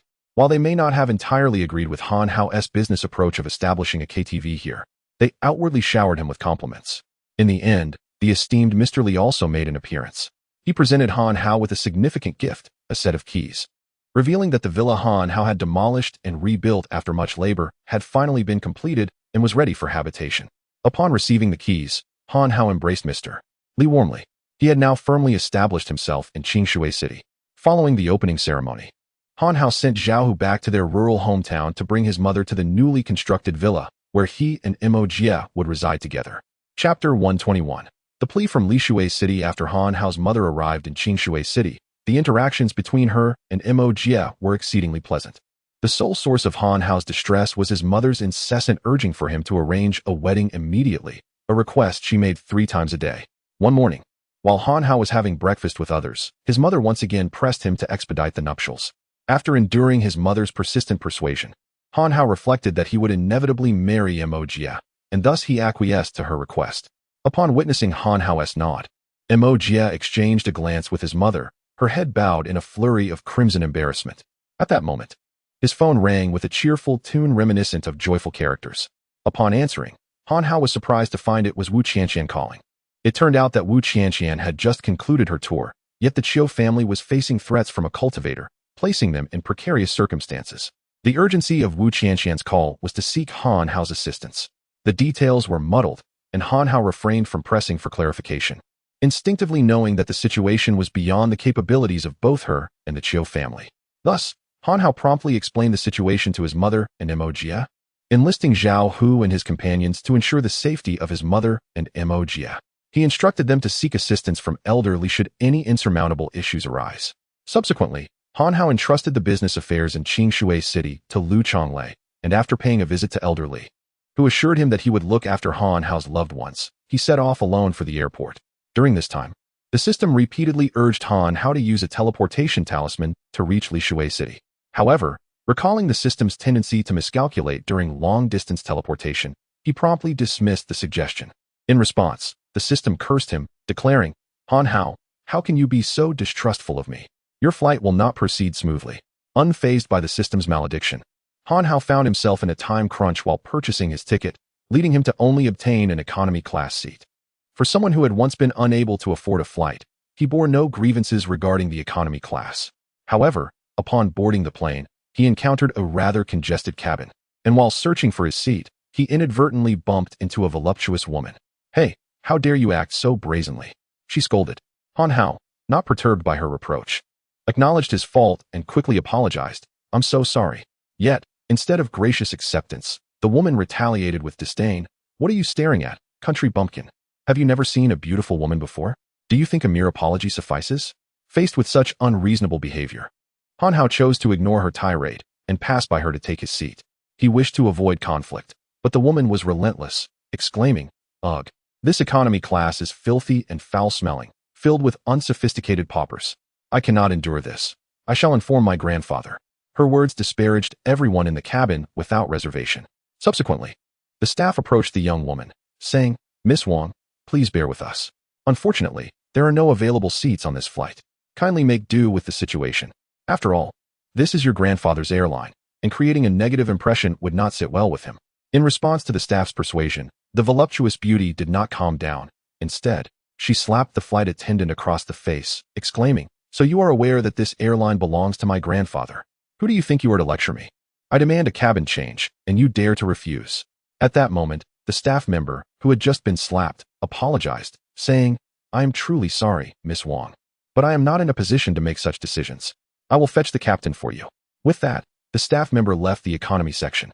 Before long, a man in his 40s entered the economy cabin.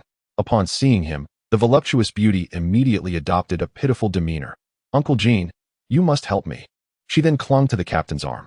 The captain, with a fond gesture, patted her head, and said, "Dear Chinger, if you wish to avoid scolding from your father, you should listen to Uncle Jean and endure for a while in economy class." Recognizing that the captain was her childhood friend and the close associate of her father, Miss Wang refrained from being overly obstinate. She pointed to Han Hao, stating, "Uncle Jean, it is not that I wish to remain here, but this foul man is harassing me. If you cannot change my seat, then please have that scoundrel removed." The passengers in the economy cabin could hardly contain their amusement. Meanwhile, Han Hao, the subject of the accusations, remained relaxed in his seat, engrossed in a newspaper that fortuitously featured an article about his recent actions in eliminating a notorious figure, Wu. The captain, referred to as Uncle Jean, turned to follow Miss Wang's pointed finger and approached Han Hao. "Excuse me, sir, may I discuss a matter with you?" he inquired. Han Hao, without raising his gaze, replied curtly, "I have no time." Noticing Han Hao's arrogance, the captain's expression shifted. "I regret to inform you, sir, that I suspect you may be carrying items that threaten the safety of this flight. I must ask you to disembark for inspection." Upon hearing the captain's words, Han Hao stood up. Although he initially felt he had been in the wrong and chose to endure, the persistent provocations were intolerable. He walked over to Miss Wang and slapped her across the face, declaring, "How dare you label everyone in economy class as uncouth ruffians and poor wretches? After you finish your tirade, you dare to accuse me of harassment? Look in the mirror, with your repugnant demeanor. What gives you the right to think I would harass you?" The force of his slap elicited cheers from the cabin. Miss Wang, momentarily stunned by the slap, soon regained her composure. Disregarding her image, she threw her Chanel handbag to the ground, declaring, "Foul scoundrel, I will not let this go." With that, she lunged at Han Hao. At that moment, Captain Jean obstructed Miss Wang directly. "Chinger, do not act impulsively. With Uncle Jean here, I shall avenge you." After comforting Miss Wang, Captain Jean turned to glare at Han Hao in anger. "Young man, do you realize that your recent remarks could warrant your demise a dozen times over?" Unfazed, Han Hao met his gaze. "Do you know? Your words could ensure your own death 1,000 times." Upon hearing this, Captain Jean burst into laughter. "The ignorant are fearless. Who do you think you are, daring to speak thus before me, Jinzheng? It is truly amusing." With a scoff, Han Hao forcefully flung the newspaper into Captain Jin's face. "Let him inform you of my identity." He then returned to his seat, narrowing his eyes. Like a judge passing sentence, he softly remarked, "I ought to consider canceling the flight from Qingshui City to Lishui City." Perplexed, Captain Jean opened the newspaper, revealing Han Hao's photograph alongside the account of his slaying of Wu Laoda. Although Captain Jean had never encountered Wu Laoda, he had heard of his notorious reputation on numerous occasions. Wu Laoda's prowess could extinguish him with the ease of crushing an ant. Years ago, Miss Wang's grandfather had endeavored to establish the flight from Qingshui City to Lishui City, yet had paid a hefty price to Wu Laoda for the privilege. Now, the paper claimed that the very person he had just offended possessed the power to eliminate Wu Laoda. Thus, Captain Jin's consideration of canceling the flight from Qingshui City to Lishui City became a tangible possibility. The more he pondered, the more fearful he grew. Meanwhile, Miss Wang remained oblivious to the gravity of the situation, shouting behind Captain Jean, "Uncle Jean, tell him who I am. I shall kill him on the plane today." As Captain Jean struggled to salvage the situation, Miss Wang only poured fuel on the fire. He swiftly turned and slapped her across the face. Silence. This strike left Miss Wang dazed, and she burst into tears. Yet, Captain Jin's booming voice interrupted her sobs. "Be quiet." Chapter 122. The CAF. Upon observing Uncle Jin's transformation, Miss Wang inquired with palpable confusion, "Uncle Jean, what has happened to you? You must apologize to me." Without waiting for her agreement, she took his arm and brought him before Mr. Han. "Mr. Han, I sincerely apologize. We failed to recognize your stature and hope you can forgive us." Mr. Han, noticing Jin Zheng's sudden change in demeanor, retorted, "An apology? Is that all it takes to rectify the situation? Do you believe that simply asking me not to be angry will suffice?" His words sent a chill down Jin Zheng's spine. "Mr. Han, to demonstrate our earnestness in apologizing, please state your demands, and we shall certainly comply." Han nodded. Glancing at his watch, he declared, "Very well. There are still 30 minutes until the flight departs, but I am not comfortable with your piloting. I request that you immediately replace the captain. Furthermore, the individual accompanying you, this unsightly creature, makes my stomach churn at the mere sight of her. Please ensure she is removed as well." With that, Han closed his eyes and ignored both Jin Zheng and Miss Wang. Although Miss Wang wished to voice her concerns, Jin Zheng hastily ushered her off the plane. Subsequently, the airline promptly arranged for another captain to take charge of the flight. As Jin Zheng and Miss Wang disembarked, thunderous applause erupted from the economy class. though they may not have known who Mr. Han was. The fact that he stood up for them earned him their respect and admiration. Many passengers approached Han, requesting his autograph, and he graciously greeted each one, even taking the time to promote his KTV establishment. Hello, when you visit Qingshui City next, be sure to stop by Jin's KTV. Mention my name for a discount. You must come. Thanks to Han's formidable reputation, the plane took off on schedule 30 minutes later, and the service in economy class surpassed that of business class. Even the in-flight meals were significantly improved. Had it not been for Han's presence, the passengers would not have experienced such exceptional treatment. And they began to inquire when Han would next fly, so they could book the same flight. Han had transformed the entire aircraft into a fan meeting, with even the flight attendants eventually joining in the revelry. After a delightful journey, Han arrived in Lishui City. It then dawned on him that he had forgotten to inform Wu Qianqian of his arrival, prompting him to call her immediately. However, despite his efforts, Wu Qianqian's line was perpetually busy. In his frustration, Han decided to call Brother Wang. Thankfully, Wang answered promptly, "Hello, Brother Hao. What can I do for you? I have something to attend to right now. Can we talk later?" He attempted to end the call. Detecting a hint of urgency in Wang's tone, Han swiftly intervened, preventing him from hanging up. Without further ado, he informed Wang that he had come to Lishui City to find Wu Qianqian and inquired about her whereabouts. Upon hearing that Han Hao was at the airport in Lishui City, Wang Ji's previously anxious demeanor transformed into one of exhilaration. His words imbued with a sense of unexpected relief. "Brother Hao, we are at the Linyu CAF, just a few hundred meters to the left of the airport." However, before Wang Gu could finish his sentence, a piercing scream echoed from the other end of the line, followed by an unsettling silence. Realizing that something dire had transpired, Han Hao immediately sprinted towards the left side of the airport. Upon arriving at the CAF Wang Gu had mentioned, Han Hao discovered the door was tightly shut, surrounded by a crowd of onlookers who were pointing and whispering amongst themselves. Sensing the urgency of the situation, he approached the CAF door and gently pushed it open. As he entered, he was met with a group of men clad in black. One of them confronted him. "Kid, what do you want?" "I came for a coffee." Han Hao replied. "Get lost, or I'll treat you to some popcorn." The man retorted, brandishing a gun and aiming it at Han Hao's head. Feigning fear, Han Hao exclaimed, "Brother, let us talk this out. I'm just parched and wish for a cup of coffee. Surely that's not too much to ask." The man erupted into laughter. "Are you foolish? Do you not understand what I'm saying?" He was about to pull the trigger when Han Hao suddenly erupted in rage. "Damn it. All I wanted was a cup of coffee. Can't you understand? And yet you dare to lay hands on me." In a swift motion, he snatched the gun from the black-clad man and pointed it back at him, speaking slowly. "You know, I recall a snowy day 30 years ago when someone pointed at me and shouted. I was furious and wanted to retaliate, but back then, I was outmatched. Yet from that moment, I vowed that if anyone dared to point at my head again, I would return the gesture in kind. I simply cannot tolerate such indignity." Despite Han Hao's evident fabrication, the onlookers found the scene more chilling than comical. Noticing their apprehension, Han Hao's demeanor shifted as he commanded, "Now, go prepare me a latte. Iced, no sugar." With that, the gun pressed closer to the black-clad man's head, causing him to collapse in terror. Meanwhile, a figure lurking in the corner discreetly reached for his waist, intending to shoot Han Hao. However, Han Hao was not oblivious to the threat. As soon as he detected the movement, a gunshot rang out, and the would-be assailant fell to the ground, clutching his injured hand and rolling in agony. "Oh, knowing I'm timid doesn't mean you can be unruly. If you continue to intimidate me, be careful, I might miss and hit somewhere else." Han Hao continued his performance with gusto, while the group of black-clad men stood frozen in fear. At that moment, a melodious burst of laughter echoed through the CF. "Heisey, please prepare a latte for this esteemed guest, and remember, with ice and no sugar." As the words lingered in the air, a strikingly beautiful woman emerged from behind the curtain. Upon seeing her, Han Hao discarded the firearm he was holding, casting it to the ground without a second thought. Observing Han Hao's nonchalance, the other men in black reached for their weapons, but before they could act, the enchanting woman reprimanded them with authority. "Halt. Do not act disrespectfully towards a guest." As her words resonated, the group of men obediently returned their firearms to their holsters. With a sigh of relief, the captivating woman recognized that Han Hao was unperturbed by the threat of armed men.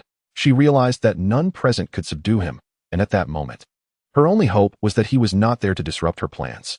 To glean information about Han Hao, the alluring woman offered a confident smile. "I am Feng Yutian, and may I inquire about your esteemed name, dear sir?" Han Hao regarded Feng Yutian, swallowed hard, and nodded in satisfaction. "I am Han Hao. Not only are you beautiful, but your graciousness towards guests is commendable. and your name is equally exquisite." Upon receiving such praise from Han Hao, Feng Yutian smiled softly. "You flatter me, kind sir. Yet, it seems you are a man of mystery. May I ask where you hail from? Have you heard of Henghai City?" Han Hao replied, feigning surprise. The woman elevated her voice. "What? You are also from Henghai City? How fortunate, for I am as well." Seeing Feng Yutian's forced attempt to establish a connection, Han Hao shook his head apologetically. "Oh, I must clarify. I am not from Henghai City. I merely inquired about it, having never visited. I am actually from Qingshui City. A new chapter awaits.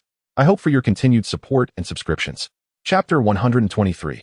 Journey to the Chiu family. Upon hearing Han Hao's words, one would expect the young woman, Feng Yutian, to become furious. However, Han Hao's assumption proved erroneous. With a smile still gracing her lips, she inquired, "Oh, since you hail from Qingshui City, you must have heard of Big Brother Wu, correct?" The mere mention of Big Brother Wu elicited a chuckle within Han Hao, who thought to himself, "He has long been dealt with by me." Yet, he maintained a composed demeanor, nodding earnestly and feigning an expression of reverence. "Of course, I am aware of him. He is a figure we all look up to." Seeing his expression, Feng Yutian finally revealed a genuine, relaxed smile. "To be candid with you, Big Brother, our leader is, in fact, a sworn brother of Big Brother Wu." "Oh, is that so? I was unaware that Big Brother Wu had a brother in Lishui City." Feng Yutian nearly retorted in indignation. "Who do you think you are for Wu to divulge such information to you?" However, prudence prevailed. She understood that she was in no position to confront him, given her current predicament of seeking assistance to suppress Han Hao. "Forgive my jest, but the relationship between Big Brother Wu and my leader is generally kept private," she replied. "I see.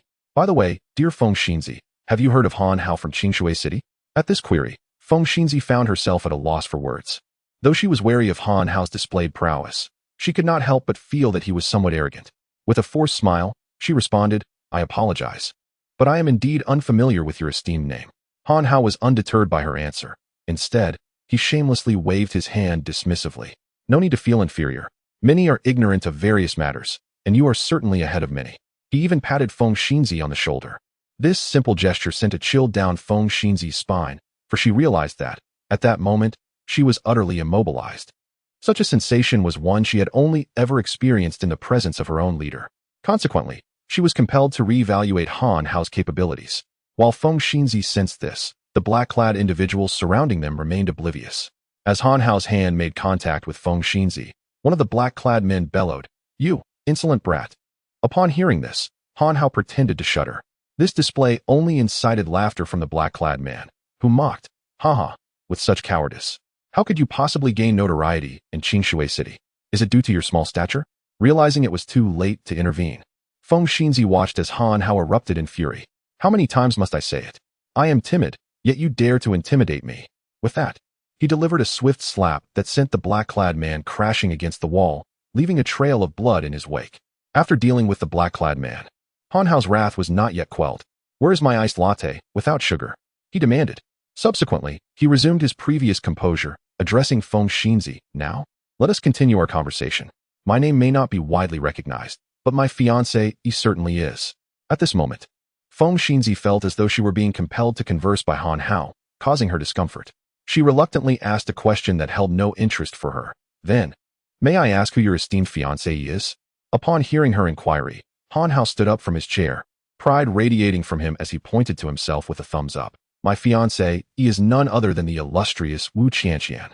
The moment Han Hao spoke, Feng Yutian could no longer maintain her composure and instinctively recoiled. Observing her reaction, Han Hao's expression soured as he gazed at Feng Yutian. "Please don't leave just yet. Sister, it has been ages since I last saw my fiancé. Might you do me the favor of allowing us to meet?" Despite Han Hao's words, Feng Yutian appeared oblivious, continuing her retreat. However, just as she was about to enter the inner room, Han Hao seized her arm. Leaning in close, he inquired, "What's wrong? Is it unacceptable for me to see my wife?" With Han Hao's grip firmly on her, Feng Yutian abandoned her plan to use Wu Qianqian as a shield and retorted, "Our boss has sworn a brotherhood with Boss Wu, possessing capabilities far surpassing hers. Have you considered the wrath of our leader before making your move?" Han Hao chuckled at Feng Yutian's threat. "I mentioned that I know Boss Wu. Yet you haven't inquired how I came to know him." Realizing that she could not decipher his cryptic words, Feng Yutian turned her head away with a huff, remaining silent. Seeing her reluctance to cooperate, Han Hao took the initiative to reveal, "The reason I know Boss Wu is that I was the one who killed him."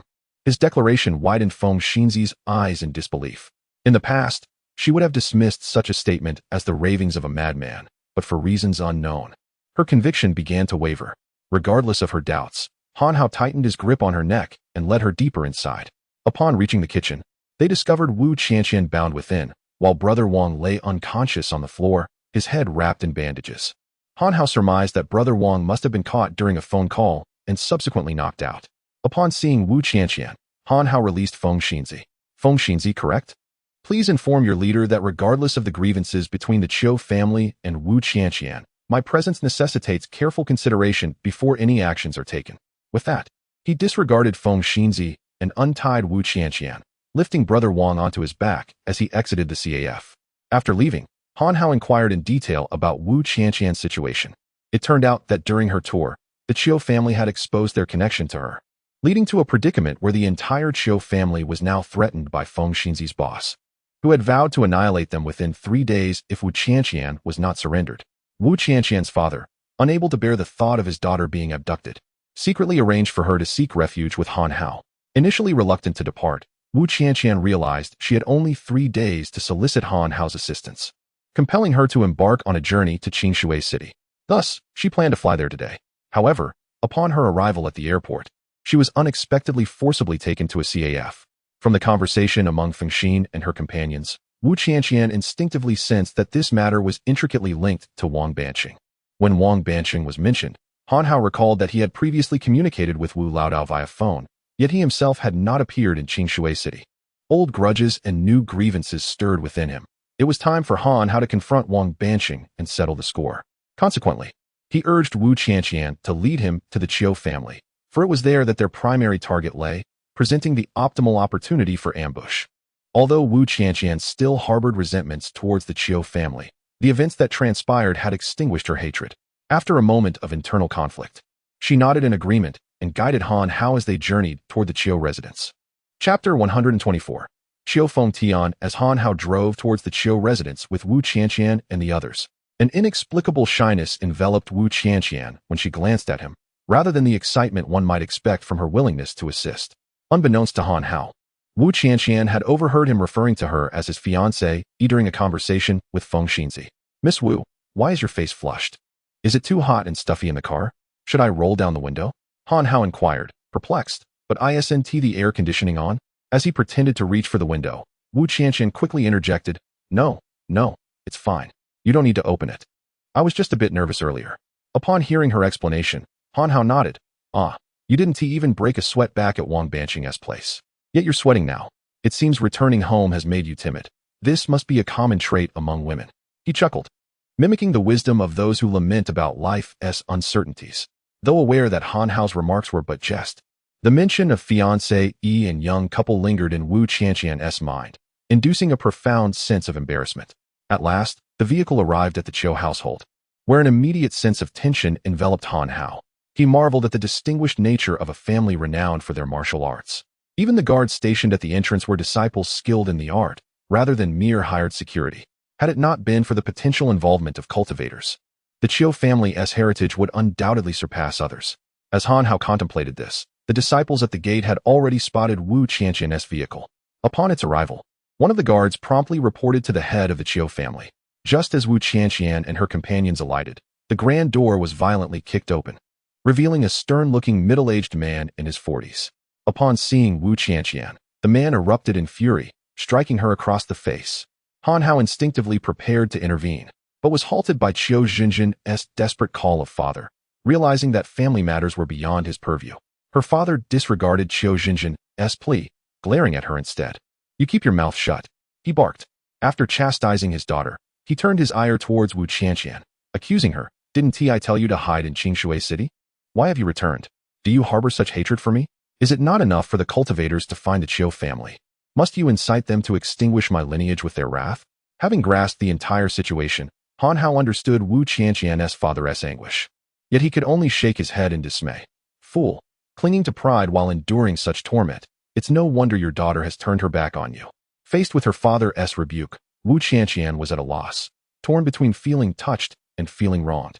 As tears streamed down her cheeks without a single word escaping her lips.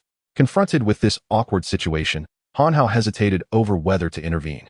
Just as he lingered in uncertainty, Wu Qianqian's father abruptly pointed an accusatory finger at him, exclaiming, "You are the bodyguard hired by Wu Qianqian, aren't you? Take him to the airport immediately and ensure he stays far away from Lishui City. Further away, the better. I never wish to see her again." Upon hearing Wu Qianqian's father's command, Han Hao was momentarily taken aback. However, noticing Han Hao's reaction, Wu Qianqian's father shook his head in frustration, angrily insisting, "I mean you. Drag her away at once."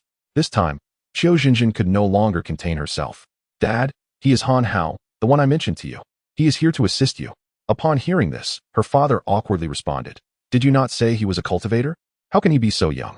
At that moment, Han Hao breathed a sigh of relief, finally seizing his opportunity to step forward. The way things were going, he felt utterly overshadowed by the inexplicable shouting. With a polite smile, Han Hao bowed slightly to Wu Qianqian's father, saying, "Hello, uncle. I am a friend of Qianqian and Jinjin from Qingshui City. My name is Han Hao, but you may call me Hao Go, or perhaps Haozi or Xiaoan." After uttering this, he felt a twinge of embarrassment. The system, ever untimely, chuckled in his mind, urging him to apologize and address the man as father-in-law. The system's intrusion only amplified Han Hao's discomfort. Fortunately, Wu Qianqian's father did not seem overly perturbed. "Ah, so you are Han Hao. I often hear Jinjin murmuring your name in her dreams. Whispering it in my ear. I am Qiu Fengtian, the father of Jinjin and Qianqian. I am truly grateful for your assistance." Upon hearing the name Qiu Fengtian, Han Hao felt a pang of envy. If he could choose a name for himself, he would desire something as formidable as Fengtian, perhaps Han Batian, Han Patian, or Han Tatian. Lost in thought, Han Hao suddenly realized his train of thought had veered off course and smiled, asking, "Uncle, what is it that troubles you?" Qiu Fengtian sighed deeply, replying, "Young nephew, you are unaware of the peril we face. The third strongest individual in Lishui City, Ouyang Yun, seeks to annihilate the Qiu family. He stepped into the broken spirit realm over a decade ago, achieving a perfect breakthrough. It is said that his strength has surged exponentially since then, rivaling even the first in prowess. You are quite young, alas. Even a genius may find this daunting." Hearing Qiu Fengtian's words, Han Hao was taken aback. He had learned from Feng Xin that Wu Laoda and Ouyang Yun were sworn brothers, with Wu Laoda being the elder.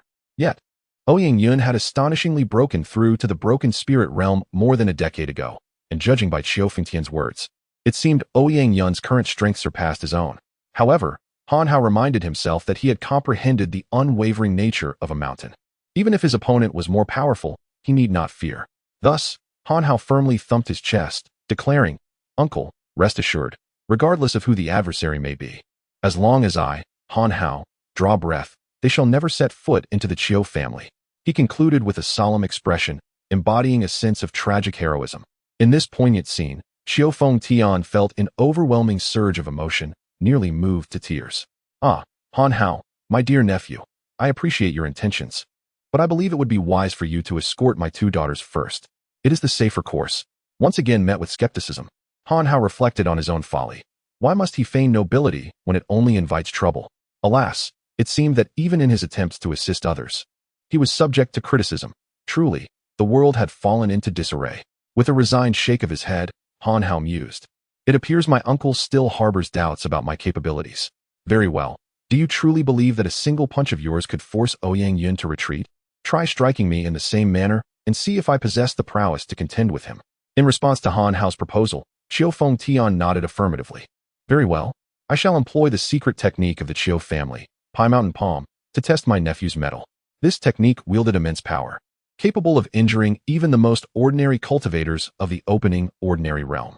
With a resolute stance, Qiu Fengtian concentrated his energy, grounding himself, and after a brief moment, unleashed his palm towards Han Hao. As Qiu Fengtian executed the move, Han Hao felt the air around him being drawn into the force of the palm, prompting him to exclaim in admiration. Subsequently, Qiu Fengtian unleashed the most formidable technique of the Qiu family. In that instant, Han Hao realized that Qiu Fengtian's words were not mere exaggerations.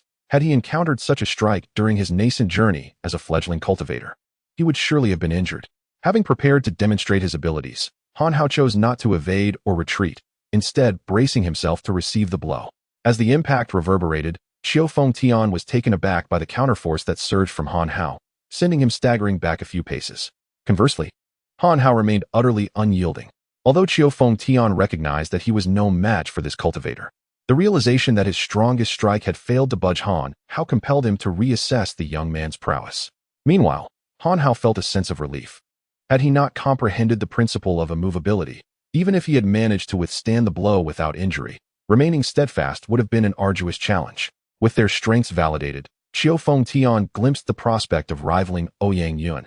Extending his hand, he said, "Nephew, you must be weary from standing for so long. Come, let us retire indoors." He then called out, "Ajio, please instruct the kitchen to prepare a feast. I wish to welcome my nephew properly." With that, he took Han Hao by the arm and led him into the courtyard. Chapter 125. Say that again if you dare. Upon entering the courtyard, Han Hao was escorted to the living room. After a brief exchange of pleasantries, a sumptuous spread of food and drink was presented. Once Feng Yutian and the others were seated, Han Hao's eyes sparkled at the sight of the delectable dishes, and he was eager to indulge. Just as they were about to commence their meal, however, a disciple stationed at the entrance abruptly interrupted the gathering. Noticing the disciple's untimely intrusion, Feng Yutian frowned and inquired sharply, "Do you not see that I am entertaining a distinguished guest? Whatever it is can wait." After reprimanding his disciple, he promptly urged Han Hao to enjoy the meal. Yet, instead of departing, the disciple remained, visibly struggling with the situation. Observing this, Han Hao cleared his throat and suggested, "Uncle, it seems this brother has pressing news to convey. Perhaps you should hear him out." Acknowledging Han Hao's advice, Feng Yutian nodded, "Speak, what is it?" At that moment, the disciple exhaled in relief, as if released from a heavy burden. "Master, Commander's son has arrived." Upon hearing that Commander's son had come, Feng Yutian sprang to his feet, his expression a mix of joy and sorrow. Observing this reaction, Han Hao glanced at Qiu Jinjin, who had spent considerable time in the Qiu household and might possess insight into the matter. However, as Han Hao turned to her, he noted that her complexion had grown particularly pallid, devoid of the delight she had shown upon his arrival. Tentatively, Han Hao inquired, "Jinjin, is Commander's son an adversary of the Qiu family?" After repeating his question twice, Qiu Jinjin finally responded, hesitating before letting out a sigh and reluctantly shaking her head. This left Han Hao puzzled, and he cast a questioning look at Feng Yutian. Realizing Han Hao sought clarification, Feng Yutian sighed. "I previously mentioned that Ouyang Yuan is the third most formidable expert in Lishui City, while Commander's son is the son of Sun Jingfei, the second most powerful. This son, being a late-born child, has garnered immense affection from his father, and as a prodigy in the realm of cultivation. He was able to spar with masters of Qigong at the tender age of 13 without faltering. Sun Jingfei harbors inappropriate intentions towards Jinjin and has approached me on multiple occasions with a desire to wed her. I fear he has come to exploit my predicament with Ouyang Yuan." Though Han Hao disapproved of Commander's son's opportunistic tendencies, he found it perplexing why Feng Yutian so vehemently opposed the idea. Logically, marrying his daughter to such a figure could serve as an additional safeguard, a prospect that one would typically welcome. Thus, Han Hao directly asked Feng Yutian, "Is Commander's son unattractive? Why are you so apprehensive about Jinjin marrying him?" With Han Hao's inquiry, Feng Yutian sighed once more. "It is a complicated matter. If his son resembled a virtuous nephew, it would be one thing. However, he has previously married 3 wives, all of whom perished on their wedding night due to torment inflicted by Commander's son.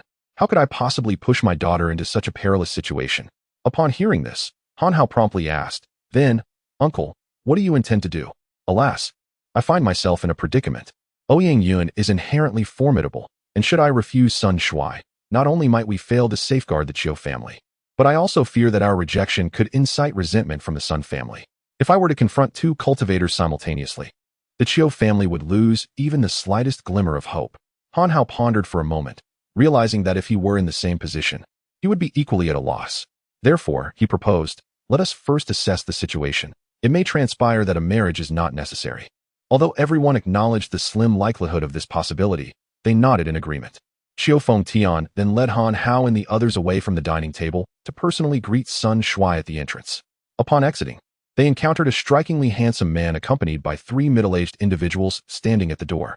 As soon as he spotted Feng Yutian and the others, the handsome man stepped forward with enthusiasm, exclaiming, "Jinjin, I have come to see you." At that moment, Feng Yutian felt a surge of irritation as Sun Shuai bypassed him to engage with his daughter. However, knowing he could not offend Sun Shuai, he suppressed his frustration. Jinjin, faced with Sun Shuai's overtures, averted her gaze toward Han Hao. "Brother Hao, do tell me about the customs of Qing Shui City." My last visit was so hurried that I hardly had the chance to explore. Ignored entirely, Sun Shuai's expression darkened as he redirected his ire toward Han Hao. And who might you be, brother? I do not recall seeing you in Lishui City. Han Hao clasped his fists with a smile, introducing himself, Han Hao. Oh, what was that? No need to elaborate. I am indifferent. What brings you here? I heard that the Chiu family is in trouble and thought I might offer assistance. Upon hearing that Han Hao was there to help, Sun Shuai turned to Chiu Xinjun with a grin. Xinjun, I understand your family is facing difficulties. I have come to assist you. Surely you aren't resorting to desperate measures. In today's society, one must be wary of charlatans. In the entirety of Lishui City, I am the only one capable of aiding you. However, this declaration was met with yet another instance of Chiu Xinjun's indifference. At this moment, Han Hao could not contain his laughter, which further incensed Sun Shuai. Humph, who do you think you are to mock me? You, a mere child, aspire to portray a chivalrous spirit? Do you comprehend the gravitas of the individual you are addressing? Do you even know who I am? Han Hao simply shook his head, responding, what you are or who you are bears no significance to me. Are you truly formidable? A fool like you could have been bested by me when I was merely 10 years old. Confronted with Sun Shuai's arrogance, Han Hao chose not to engage in further debate, merely responding with a prolonged, oh. Sun Shuai found Han Hao's apathetic demeanor humiliating, for he was accustomed to being the center of attention and had never been subjected to such indignity. Unable to tolerate it any longer, Sun Shuai rolled up his sleeves and declared, today, I shall demonstrate my prowess. He then lunged to strike Han Hao. At that moment, Feng Yutian could no longer stand idly by. More importantly, he was aware that Han Hao's strength greatly surpassed that of Sun Shuai, and should Sun Shuai be harmed, the situation for his side would become all the more precarious. He directly positioned himself between the two. Gentlemen, let us refrain from violence and discuss this matter indoors. Feng Yutian had initially intended to mediate. However, to his dismay, he found himself entangled in the conflict. At that moment, Sun Shuai was beside himself with fury, indifferent to the identities of those before him. Moreover, he had repeatedly hinted to Feng Yutian about his desire to marry Chiu Xinjun. Yet his attempts had consistently been in vain. Seizing this opportunity, Sun Shuai sought to settle both old grievances and fresh animosities, pointing a finger at Feng Yutian and exclaiming, Bah, who do you think you are, my esteemed nephew? Were it not for Xinjun's sake, I would have dealt with you as well for obstructing me. Let me be frank.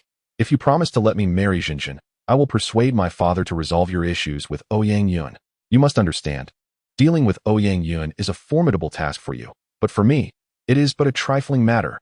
No sooner had Sun Shuai finished speaking, and before Feng Yutian could respond with anger, an irate voice boomed from the entrance. Sun Shuai, if you have the courage, repeat those words. Do you truly believe that our leader fears Sun Jingfei? Grant him respect, and he may be the second strongest in Lishui City. Deny him that respect, and he is nothing but a lifeless corpse. With that, a man in his 40s strode into the Chiu residence. Chapter 126. I lack a dog. When the man in his 40s barged into the Chiu household, he surveyed the crowd before finally fixing his gaze upon Sun Shuai. Pointing directly at him, he remarked, You, young lad, though your age is modest, your audacity is quite remarkable. With your current abilities, do you dare to speak of Brother Ouyang? Or do you believe that after being struck, you can simply return to your father and he will avenge you? Upon hearing these words, Sun Shuai could hardly contain himself. Throughout his life, no one had ever dared to speak to him in such a manner. Proud by nature, he could not overlook the disdain directed at him. With a cold snort, he retorted, You needn't involve my father. Allow me to demonstrate my prowess right now. With that, he launched a punch towards the middle-aged man. Sun Shuai, a prodigy of the younger generation in Lishui City, had always been under the protection of his father, Sun Jingfei. Few dared to provoke him within the city. Having recently advanced to the later stage of Kai Fan, he felt superior to his contemporaries, perceiving no threats beyond the three titans of Lishui City. Thus, being belittled and receiving indifference from Chiu Xinjun spurred him to seize this opportunity to showcase his strength, hoping to earn her admiration. As Sun Shuai struck, the middle-aged man displayed a hint of disdain, choosing not to evade but to extend his hand to grasp Sun Shuai's fist. The two forces collided, and while the middle-aged man felt a tingling in his hands, he remained composed, standing firm. Conversely, Sun Shuai, underestimating his opponent, found himself stepping back several paces before regaining his footing.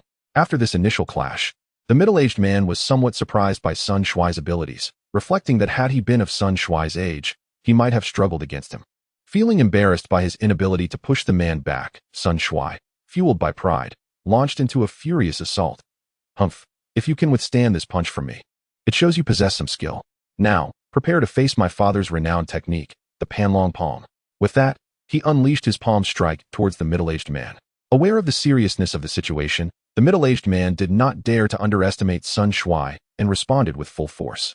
The two engaged once more, their agile figures and powerful fists transforming the courtyard into a stage for their duel, though the outcome remained uncertain. The battle did not conclude abruptly, garnering some respect from Han Hao for Sun Shuai's Panlong Palm technique. Though undeniably outmatched by the middle-aged man, Sun Shuai's endurance was a testament to the effectiveness of his training.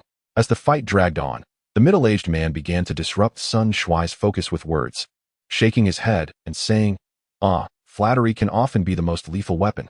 Having heard too many compliments, one might truly believe oneself invincible. In my opinion, Sun Jingfei's Dragon Claw is rather mediocre. Faced with the verbal onslaught from the middle-aged man, Sun Shuai began to display signs of anxiety, his palms moving with increased speed and ferocity, yet sacrificing a measure of balance between offense and defense. As their confrontation extended beyond 20 minutes, Sun Shuai, in his desperation, finally revealed a flaw. The seasoned middle-aged man seized the moment, delivering a swift kick to Sun Shuai's abdomen, causing him to gasp in pain and collapse to the ground. After Sun Shuai fell, the middle-aged man spat contemptuously in his direction. How pathetic. Is the promising youth of Lishui City merely reduced to wallowing in the dirt like a dog? With that, he advanced towards the prostrate Sun Shuai. Witnessing this scene, Feng Yutian could no longer remain passive.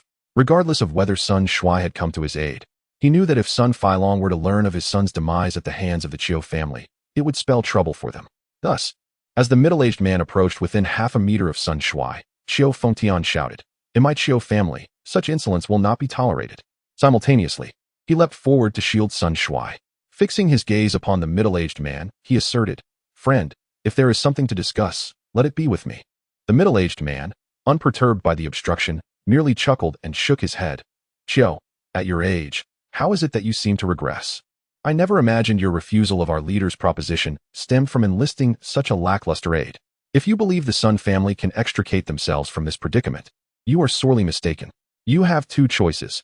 Either surrender Wu Qianqian and ensure the Qiu family is subject to Ouyang Yun's command, or prepare for your own funeral." With that, he turned to leave, but paused abruptly, casting a malevolent smile at Feng Yutian. "Brother Qiu, allow me to demonstrate a move."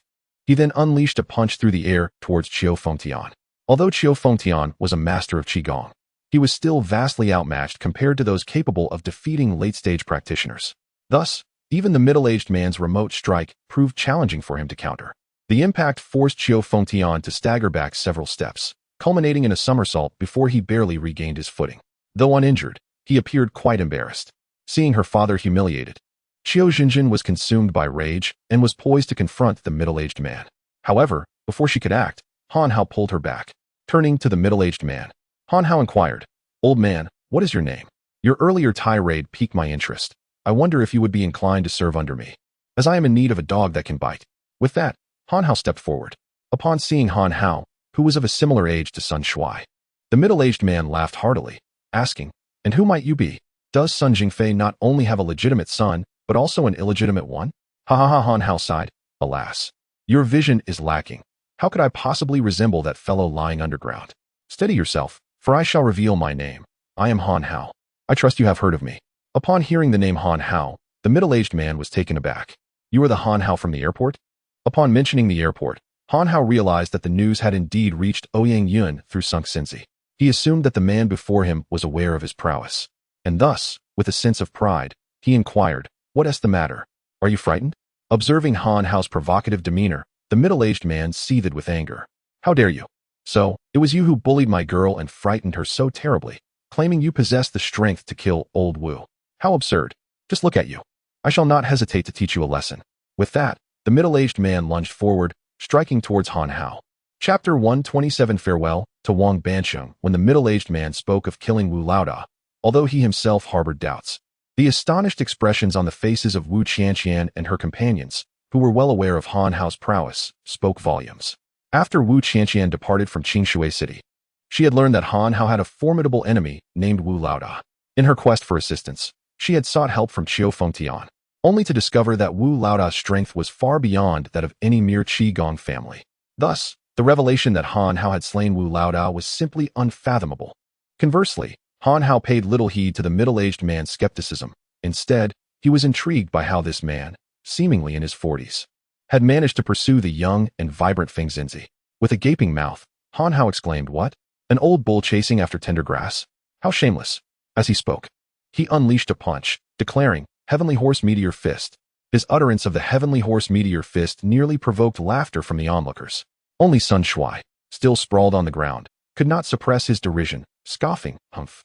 If I cannot defeat him, I am eager to witness how you meet your end." Just as Sun Shuai finished his taunt, the crowd turned their ire toward him, and sensing the tide of anger, he quickly silenced himself. At that moment, Han Hao's fist collided with the middle-aged man's, resulting in Han Hao's anguished cry. As Han Hao's scream echoed, Sun Shuai erupted in laughter. "Ha ha ha! You boast so grandly, yet your true strength is merely, tut tut tut, less than mine. Ha ha ha!" Just then, the middle-aged man emitted a pained wail as his hand was shattered, blood gushing forth. Sun Shuai was left dumbfounded and turned to Han Hao, who, with a casual pat on his hands and a stretch of his joints, appeared remarkably unfazed. Seeing Han Hao unscathed, Sun Shuai yelled in frustration, "Why are you screaming if you're fine?" Han Hao sheepishly scratched his head and replied, "I apologize. I suddenly forgot to control my strength, fearing I might injure someone. You all know how compassionate I am. Get lost. Shameless." Both the middle-aged man and Sun Shuai glared at Han Hao in fury. Han Hao, unperturbed, turned to Feng Yutian and inquired, "Uncle, may we eat now?" At that moment, Feng Yutian, still in a daze from the shocking events, emerged from his stupor and glanced at the two fallen men, questioning what to do with them. Han Hao looked at the ground and remarked, "No need to concern ourselves with those little ants." Upon hearing Han Hao's words, Feng Yutian, as if enlightened, exclaimed, Oh, come, dear nephew, let us proceed inside to dine. Quickly, quickly." With that, he disregarded the prostrate Sun Shuai and the middle-aged man entirely and entered the house to eat, leaving behind the two disgraced individuals to awkwardly rise and exchange glances before departing. As Han Hao and his companions sat at the dining table, witnessing Han Hao effortlessly subdue the middle-aged man who could best Sun Shuai with a single punch, Feng Yutian finally felt a flicker of confidence that the Chiu family might overcome their predicament. Meanwhile, Chiu Jinjin curiously asked Han Hao, "Brother Hao, why did you spare that middle-aged man?" With a smile at Chiu Jinjin's inquiry, Han Hao replied, "I trust Uncle has grasped my intentions." The middle-aged man had clearly offended Sun Shuai and his father, Sun Jingfei. If he were to perish, the grudge would dissipate, yet as long as he remained alive, Sun Jingfei would perpetually serve as a means to restrain Ouyang Yun, thereby alleviating some of our burdens. Upon hearing Han Hao's explanation, Feng Yutian nodded with a smile. At that moment, his admiration for Han Hao grew, and he discerned that both of his daughters harbored feelings for him. Perhaps he should contemplate the prospect of betrothing one of his daughters to Han Hao. However, this notion was swiftly quelled by Feng Yutian, for they faced a formidable foe, and his daughters had mentioned that Han Hao already had a girlfriend.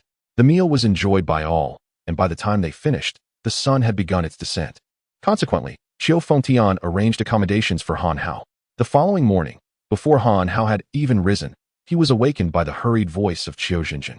Leaping from his bed, he initially feared Ouyang Yun had come to cause trouble. Yet, upon opening the door, he was greeted by the sight of Chiu Jinjin and Wu Qianqian, both elegantly dressed, waiting for him. Noticing their calm demeanor, Han Hao inquired, "Do you seek my assistance?"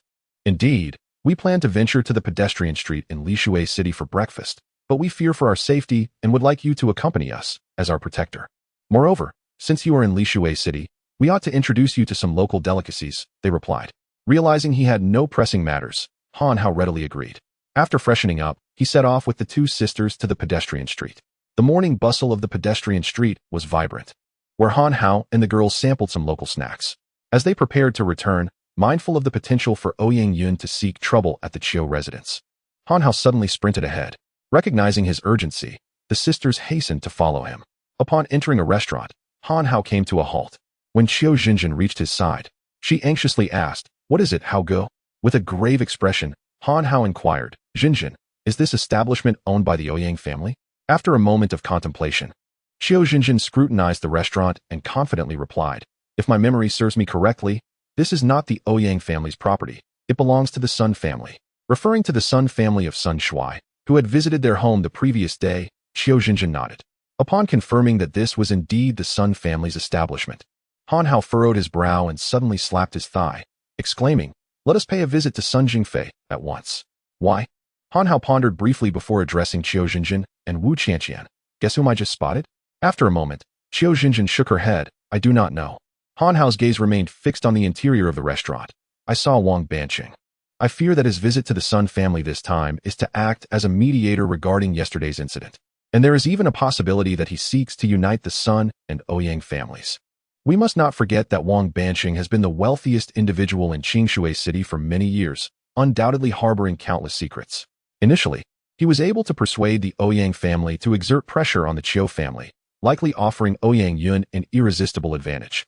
Now, he certainly may have the opportunity to convince the Sun family to assist him, should the Qiu family find themselves directly targeted by two formidable cultivators. Even Han Hao would lack the confidence to contend with the situation.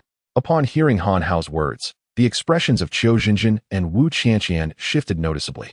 The two of them anxiously inquired of Han Hao, Brother Hao, do you have the confidence to persuade Sun Jingfei? Han Hao shook his head. Even if I lack assurance, I must still make the attempt. You should return and inform your father. This time, I will go alone.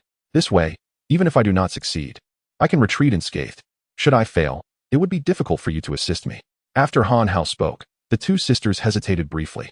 Realizing that their presence here might be more of a hindrance than a help, they decided to drive back to relay the news. Watching them depart, Han Hao straightened his attire and hair before entering the restaurant. Chapter 128. A visit. Han Hao sauntered leisurely into the restaurant owned by the Sun family. As he entered, a clever and handsome waiter promptly approached him with a smile, inquiring, "What would you like to eat, sir?" Observing the waiter, Han Hao was certain that Sun Jinlong was present, for despite the waiter's attempts at concealment, his gait unmistakably revealed him to be a skilled individual. Han Hao feigned ignorance and stated his purpose directly. I am not here to dine. I seek Mr. Sun Jingfei. Upon hearing this, the waiter's demeanor shifted to one of wariness. Sir, I do not comprehend what you mean. Are you here to meet a friend? You may contact him directly. Realizing that the waiter was deliberately obfuscating the situation, Han Hao deduced that mentioning his intent to interview Sun Jingfei would be futile. Suddenly, he recalled seeing Wang Banqing earlier, now conspicuously absent, which suggested he had already gone to meet Sun Jingfei. Han Hao realized that his only recourse to see Sun Jingfei lay in a different approach. He leaned close to the waiter and whispered, I am an associate of Mr. Wang Banqing. The item he wishes to deliver to Mr. Sun is concealed on my person. As you are aware, this matter is of great importance, and for the sake of security, no word of it must escape. I am here to deliver this item. At the mention of Wang Banqing, the waiter hesitated, but ultimately shook his head. I apologize, but I do not understand what you are saying. The subtle shift in the waiter's expression did not escape Han Hao's notice. His countenance darkened as he declared, if you do not allow me entry, I shall take my leave. Should matters with Mr. Sun fall through, the responsibility shall rest upon you. With that, he turned to depart. Clearly, Han Hao's words had caused the waiter to waver. He recalled Sun Jingfei's enthusiastic declaration the previous night about his determination to obtain that very item, sending a shiver through him. The thought of failing to facilitate the exchange was unbearable. Consequently, the waiter called after Han Hao, wait, my friend, do not leave. Allow me to report this. Han Hao, upon hearing the word report, felt an urge to reprimand the waiter. However, recognizing that now was not the time for impulsiveness, he coldly scoffed, in this day and age, delivering items is so arduous. Perhaps it would be best for Mr. Sun to come and collect it himself. With that, he turned to exit. Seeing Han Hao genuinely attempt to leave, the waiter hurriedly grasped his arm. Please, do not go. I will take you inside at once. Hearing this, Han Hao finally sighed in relief and followed the waiter into a basement, navigating through a maze of corridors until they arrived at a heavy iron door. The waiter knocked 3 times, and a commanding voice resonated from within. Did I not instruct you not to disturb? What do you want? Upon hearing this, the clever waiter realized he had been deceived and prepared to shout. In that moment, Han Hao, who had been waiting for the opportunity, delivered a swift punch, rendering the waiter unconscious. Subsequently, Han Hao called out loudly into the chamber. I have long admired the esteemed name of Mr. Sun and have come today to pay my respects. I hope to have the honor of meeting you. Upon finishing his declaration, the grand door swung open, revealing a magnificent underground palace that left Han Hao in awe of the profound heritage it represented. Soon, an elderly man, frail and withered, came into Han Hao's view. At that moment, Han Hao could scarcely believe that this elderly gentleman was indeed Sun Jingfei. After all, his son was merely in his 20s, while Sun Jinlong appeared to be at least a century old, truly a case of late fatherhood. It seemed that Sun Shuai was particularly favored, undoubtedly his only vulnerability. When Sun Jinglong spotted Han Hao, he let out a series of crisp laughs, so animated that one would not expect such sounds to emanate from an elder. "May I ask your esteemed name, young brother?" The term young brother felt quite awkward to Han Hao. How could a man nearing 100 refer to him as such? This made him ponder how Sun Shui would address him upon their next encounter. As he mused, Han Hao replied, "I am Han Hao." "Oh, young brother Han. I apologize for not receiving you properly. Please forgive my shortcomings. May I inquire what brings you here?" While Sun Jingfei posed his question, Han Hao's attention remained fixed on the interior of the chamber, where he noticed the conspicuous absence of Wang Banqing. Had he not overheard from the servant that Sun Jingfei was engaged in a confidential discussion with Wang Banqing, he might have doubted his own observations. Seeing that Han Hao had not responded to his inquiry, but was instead gazing into the room, Sun Jingfei cleared his throat a few times. Once Han Hao returned to his senses, Sun Jingfei continued, "You seem quite intent on what lies within. Is there something you seek?" Han Hao offered an awkward smile. "No, not at all. I was merely admiring the opulence of this place. It is truly awe-inspiring." Upon hearing this, Sun Jingfei gestured for him to enter, saying, "Please, young brother, do come inside." As these words left Sun Jingfei's lips, a sense of caution enveloped Han Hao. Firstly, Wang Banqing was clearly concealed within, suggesting ulterior motives at play. Furthermore, it struck Han Hao as peculiar that Sun Jingfei did not inquire how he had gained entry or the purpose of his visit, yet so readily invited him into the chamber. Steeling himself for any eventuality, Han Hao displayed no outward signs of concern and proceeded into the chamber. Upon entering, he noticed 2 steaming teacups, half-filled, and promptly took a seat at the tea table. "I am surprised, Mr. Sun, that you possess such prescient abilities, foreseeing my arrival. This cup of tea must surely be prepared for me," he remarked, and without waiting for Sun Jingfei to respond, he drank deeply from one of the cups. "Delicious tea," he exclaimed. Seeing Han Hao's ease, Sun Jingfei smiled and said, "Young brother, there are no outsiders here. You may speak freely regarding your intentions." With Sun Jinglong's directness, Han Hao decided to dispense with pleasantries and stated his purpose plainly. "I have long admired your formidable capabilities, Mr. Sun, and I wish to join forces against a common adversary." "Oh, I have enemies too?" Sun Jinglong replied, intrigued. "Indeed. I have heard that Ouyang Yun has always shown a lack of respect towards the esteemed gentleman.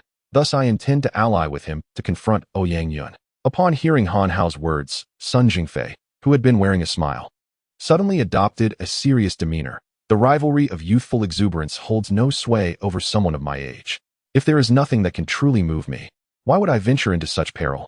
Upon hearing Sun Jingfei's remarks, Han Hao promptly articulated the argument he had meticulously prepared. "There are indeed benefits. If you join forces with me to eliminate Ouyang Yun, all of his assets will belong to you." Han Hao's proposition was undeniably tempting. Even he found himself swayed by such an offer. However, just as Han Hao felt confident in his ability to persuade Sun Jingfei, the latter erupted into laughter.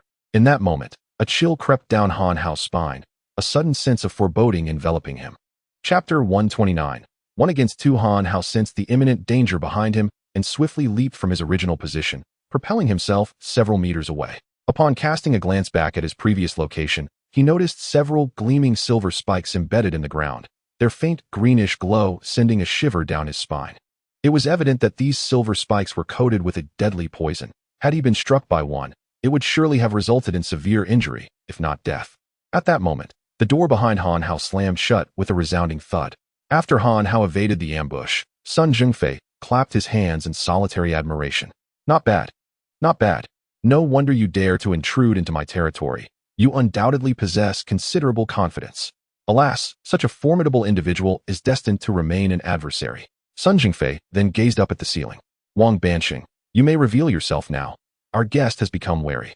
No sooner had Sun Jingfei's words echoed than Wang Banqing, whom Han Hao had not seen in ages, descended gracefully from the ceiling. His eyes glinted with a vengeful delight as he regarded Han Hao. Ignoring Wang Banqing, Han Hao turned his attention to Sun Jingfei. "Mr. Sun, I fail to comprehend. Does Wang Banqing offer you something more valuable than all of Ouyang Yun's wealth?" In response to Han Hao's inquiry, Sun Jingfei and Wang Banqing exchanged a knowing glance, erupting into laughter. Sun Jingfei sighed. "In terms of value, your proposition is indeed worth far more than what Wang Banqing offers. However, even if Ouyang Yun's entire fortune were on the table, I would not hesitate to choose collaboration with Wang Banqing. What he provides is precisely what I require, the very thing I have long sought but could not attain." Han Hao's confusion deepened upon hearing Sun Jingfei's words. He pressed on, "Might I inquire what it is that Wang Banqing offers you? You see, I have taken 5 wives thus far. Yet, perhaps due to the overwhelming strength of cultivators or the defiance of fate, I have remained childless. Thus, at the age of 89, I made a vow. If I could have a son, I would willingly sacrifice 50 years of my life. That year, my 6th wife bore me my only son, Sun Shuai. Since then, my son has become the sole reason for my existence and my deepest concern. The temptation you present is undeniable, but when weighed against the golden spirit pill that could grant my son an 80% chance of breaking through to the spirit realm, everything else pales in comparison. I have already struck a deal with Wang Banqing. Once I eliminate you, I shall procure a golden spirit pill for my son. Han Hao, I thank you for your visit and for the gift you have bestowed upon me." With that, he launched himself at Han Hao. In that instant, Han Hao inwardly chastised himself for his folly. He had discerned that Sun Jingfei, having fathered a child late in life, must have devoted all his efforts to Sun Shuai. Yet he had still neglected to leverage that crucial factor during their negotiations. Nevertheless, although Han Hao could instantaneously acquire elixirs from the system, far exceeding the madness of those offered by Wang Banqing, Sun Jingfei had already deprived him of the opportunity to respond. Attacking without hesitation, together with Wang Banqing, they launched an assault on Han Hao. In the blink of an eye, Sun Jingfei's foot struck the ground before Han Hao. Cautious not to underestimate his opponent, Han Hao immediately adopted the immovable as a mountain stance, crossing his arms to block Sun Jingfei's kick. Although he maintained his ground, the impact on his hands was painful. Han Hao couldn't help but reflect on the undeniable gap between himself, a newly ascended cultivator at the breaking spirit realm, and Sun Jingfei. As Sun Jingfei's kick was thwarted, Wang Banqing had, unbeknownst to Han Hao, delivered a punch towards him. Han Hao snorted coldly. While he desired to win over Sun Jingfei as an ally, he could not bring himself to demean himself. Thus, he unleashed the second tier of the 8 Desolations Earth Fiend technique, preparing to confront both adversaries. Fortunately, Wang Banqing had yet to reach the breaking spirit realm. Otherwise, even with the 8 Desolations Earth Fiend technique, Han Hao would have found himself outmatched. Especially with an opponent of greater strength, he would be left in a perilous predicament. However, the second tier of the 8 Desolations Earth Fiend technique relied primarily on skill, allowing Han Hao to move with the grace of a startled swan. His strikes imbued with immense force. Even while facing 2 opponents, he remained composed, displaying no hint of panic. Once Han Hao fully executed the 8 Desolations Earth Fiend technique, he found himself evenly matched with both adversaries, leading to a stalemate. Witnessing this, Wang Banqing suddenly withdrew, leaving Sun Jingfei to face Han Hao alone. At that moment, Wang Banqing revealed a silver nail, similar to the one he had previously driven into the ground, storing energy without releasing it, thereby disrupting Han Hao's concentration on the 8 Desolations Earth Fiend technique. With Han Hao's technique faltering, Sun Jingfei, whose cultivation level was already slightly above Han Hao's, regained the upper hand and unleashed the Dragon Coil Palm, a technique Han Hao had seen only once before. As Sun Jingfei executed the technique, Han Hao truly comprehended its intricacies. The Dragon Coil Palm unleashed by Sun Jingfei was markedly superior to the version executed by his father, resembling a child's play. Sun Jingfei's attacks intensified in speed, leaving Han Hao increasingly frustrated, while Wang Banqing's silver nails began to intermittently harass him. Finally, Han Hao's anger flared. He resolved to eliminate Wang Banqing, even at the cost of his own injury. As Sun Jingfei raised his palm towards Han Hao's shoulder, Han Hao clenched his teeth, choosing to abandon his defense and instead turned to attack the triumphant Wang Banqing. Clearly unprepared for such ferocity, Wang Banqing was struck by Han Hao's punch, spitting blood and collapsing. Simultaneously, Sun Jingfei's palm struck Han Hao's right arm, causing him to grunt in pain and spit out blood. Yet, Han Hao did not pause. He rose again to strike at Wang Banqing, driven by a desire to end his life. Just then, Sun Jingfei bellowed from behind, "You insolent wretch, dare you?" and launched a direct palm strike towards Han Hao's abdomen. With a sigh, Han Hao realized he could no longer kill Wang Banqing. If he recklessly pursued his objective, he would surely perish within this chamber. Consequently, he turned once more to engage Sun Jingfei, battling with his injured body. Not long after, Han Hao, no longer in his prime, sustained yet another injury. Just as the two were engaged in a fierce battle, the door to the chamber swung open unexpectedly, and Sun Shuai strode in. At that moment, positioned at the threshold was none other than Han Hao himself. In an instant, Han Hao locked onto Sun Shuai's presence, and should he desire, he could extinguish Sun Shuai's life in a heartbeat. Upon sensing Han Hao's focus, Sun Shuai found himself paralyzed, casting a frantic glance at his father, Sun Jingfei. Meanwhile, Sun Jingfei, equally apprehensive, fixated his gaze on Sun Shuai, his own movements coming to a halt. Observing Sun Jingfei cease his assault, Han Hao chuckled. Sun Jingfei, do you truly believe I cannot render the precious elixir you have painstakingly sought entirely ineffective at this very moment? Han Hao's words were unmistakably clear. He was brazenly using Sun Shuai as a hostage. Yet, Sun Shuai undeniably represented Sun Jingfei's Achilles heel, prompting a fierce retort from him. Han, do not act recklessly. In response, Han Hao merely shook his head. That is a sentiment I should be expressing to you. Right now, I wish to leave, and I trust no one will impede my exit. With that, Han Hao made his way toward the exit, while Sun Jingfei hesitated for what felt like an eternity, ultimately paralyzed by indecision. Chapter 130. The hostage Sun Jingfei was caught in a dilemma.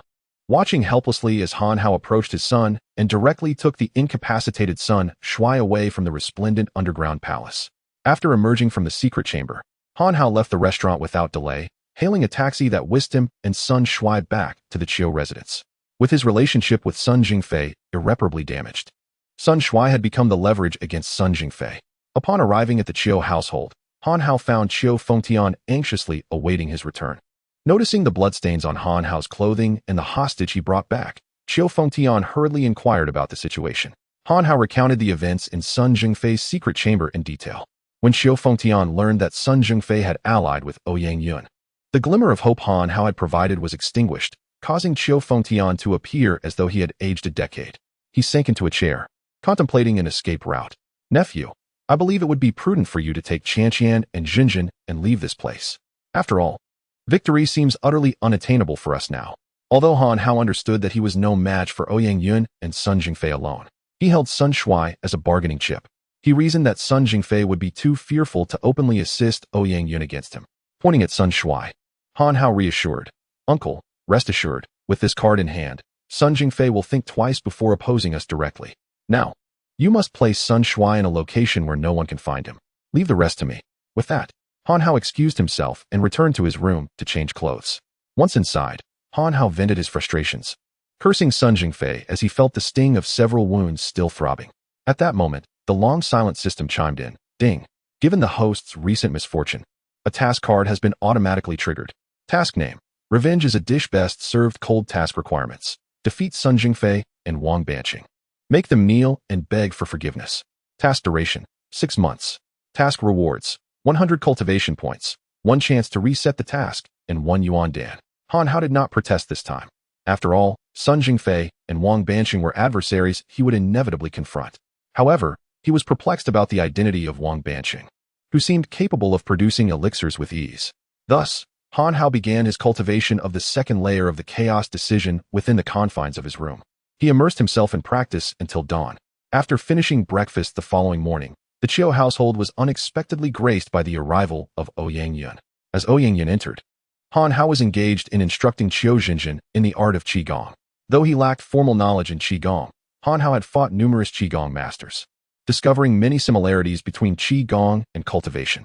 He applied his cultivation methods to guide Qiu Jinjin, who found her comprehension of Qigong transformed, almost unrecognizably so. Just as Qiu Jinjin was enraptured by Han Hao's explanations, a loud crash at the door jolted them both, prompting them to rush forward to investigate the commotion on the second floor. As Han Hao arrived at the source of the sound, he beheld Ouyang Yun, who appeared ethereal and otherworldly, much like an immortal stepping forth from a painting, with his eyes closed in anticipation of Han Hao's appearance. Behind him stood a man and a woman, respectfully, none other than the Hyacinth and her husband, whom Han Hao had previously dealt with. Upon Han Hao's arrival, emboldened by Ouyang Yun's support, the middle-aged man, brazen and unrestrained, pointed at Han Hao and bellowed, Han Hao, you little bastard, our boss is here. Hurry and come over to bow and apologize. Before the man's words had fully escaped his lips, and before his smile could fade, Han Hao turned to Jinjin, saying, let me impart another crucial lesson. Strike with precision, deliver with ferocity, move swiftly, and keep your wits about you. With that, he swiftly delivered a resounding slap to the middle-aged man, sending him sprawling. Ouyang Yun, caught off guard by Han Hao's sudden action before his very eyes, could scarcely comprehend the situation before the man was already airborne. Furious, Ouyang Yun was about to retaliate when the Hyacinth, protective of her husband, stepped forward, exclaiming, Han Hao, you scoundrel! With our boss present, how dare you act so recklessly? You cannot bear the consequences of that blow. Upon hearing the Hyacinth speak, Han Hao, determined to assert his dominance, responded, "Is that so? Umph. Once our boss intervenes, your demise is assured. You may lack skill, yet your arrogance is unwarranted. Today, I shall demonstrate that mere words hold no power." With that, he struck again, aiming another slap at the hyacinth. This time, Ouyang Yun, having anticipated Han Hao's move, intervened and forcefully pushed Han Hao's right hand away. In Ouyang Yun's estimation, he had summoned nearly all his strength, convinced that even if Han Hao matched him in prowess, he would be pushed back. However, fate was unkind, for Han Hao had grasped the elusive concept of being as immovable as a mountain, a feat beyond the comprehension of countless cultivators. Though Ouyang Yun's push exerted immense pressure on him, Han Hao, with the aid of his newfound understanding, not only resisted the force but took a step forward, risking injury as he extended his hand to strike the hyacinth's face. As she was not a cultivator, the impact was far more severe than it had been for the middle-aged man. She gasped and cried out before collapsing to the ground.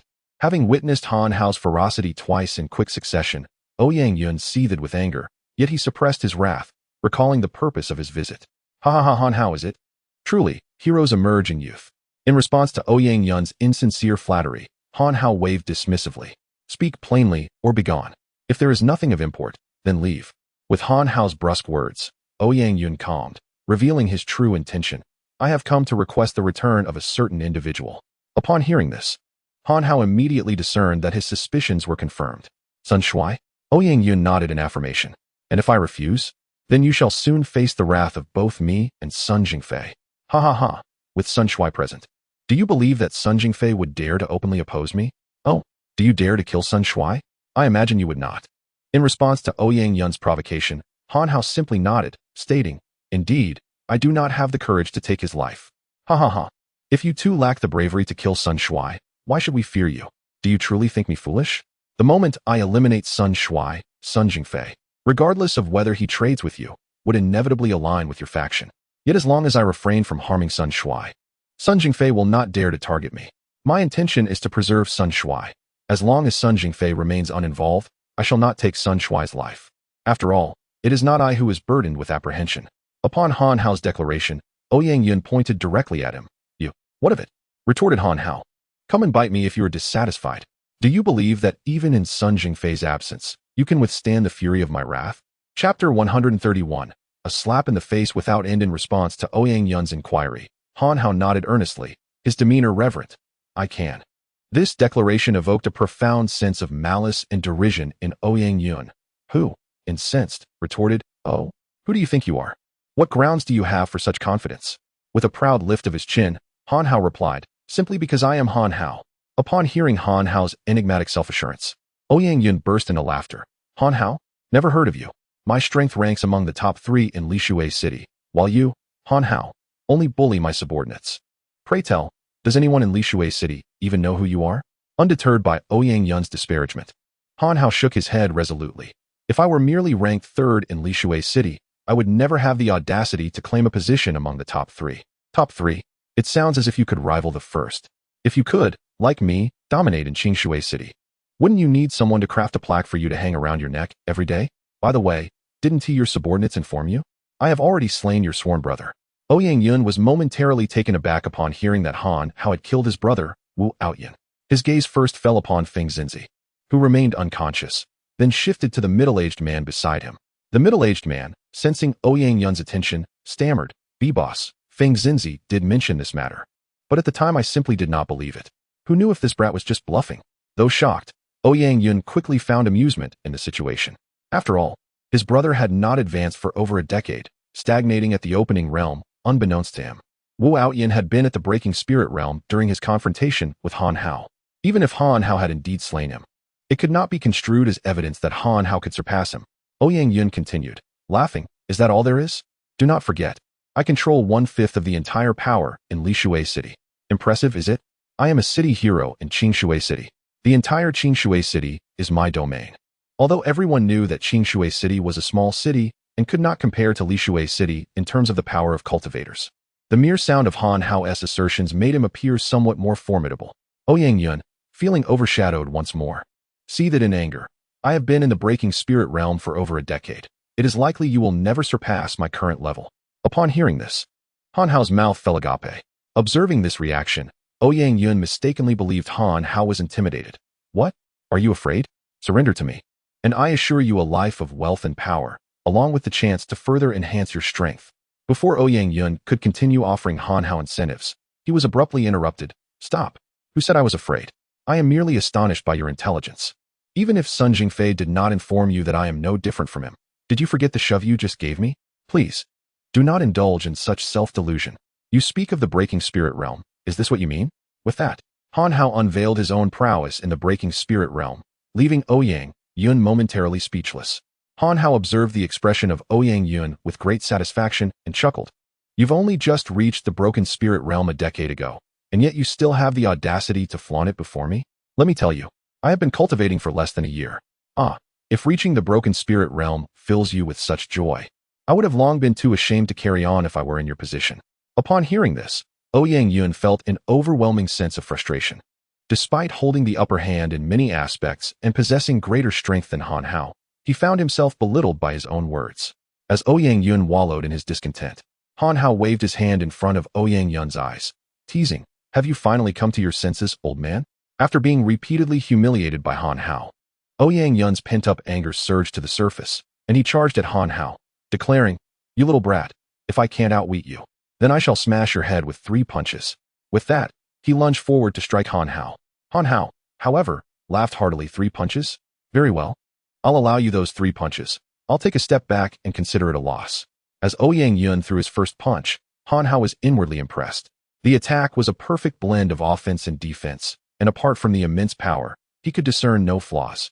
Yet, outwardly, Han Hao maintained an air of indifference. He did not evade or dodge, instead meeting Ouyang Yun's fist head-on with his own. The 2 fists collided, and Han Hao felt a surge of pain ripple through his insides. Yet he retorted mockingly, "You old fool, put a little more effort into it." Upon hearing Han Hao grit his teeth and endure, Ouyang Yun summoned an additional surge of strength, delivering another punch towards Han Hao. Once again, Han Hao countered Ouyang Yun's attack, but this time, the tremendous force caused him to cough twice, though he continued to retreat step by step. Once he regained his composure, Han Hao taunted Ouyang Yun anew. "You have 1 more punch to go, you know. My head is still perfectly intact." Seeing Han Hao's provocatively defiant demeanor, Ouyang Yun glared at him with intense resentment. "Han Hao, your gravest mistake is igniting my fury." In that moment, Ouyang Yun cast aside all defenses and elaborate techniques, channeling all his strength into his right fist as he struck towards Han Hao. In Ouyang Yun's unreserved assault, he assumed Han Hao would respond as before with a full defense. Thus, he had completely abandoned his own protection and, in pursuit of perfecting the punch's power, had sacrificed speed as well.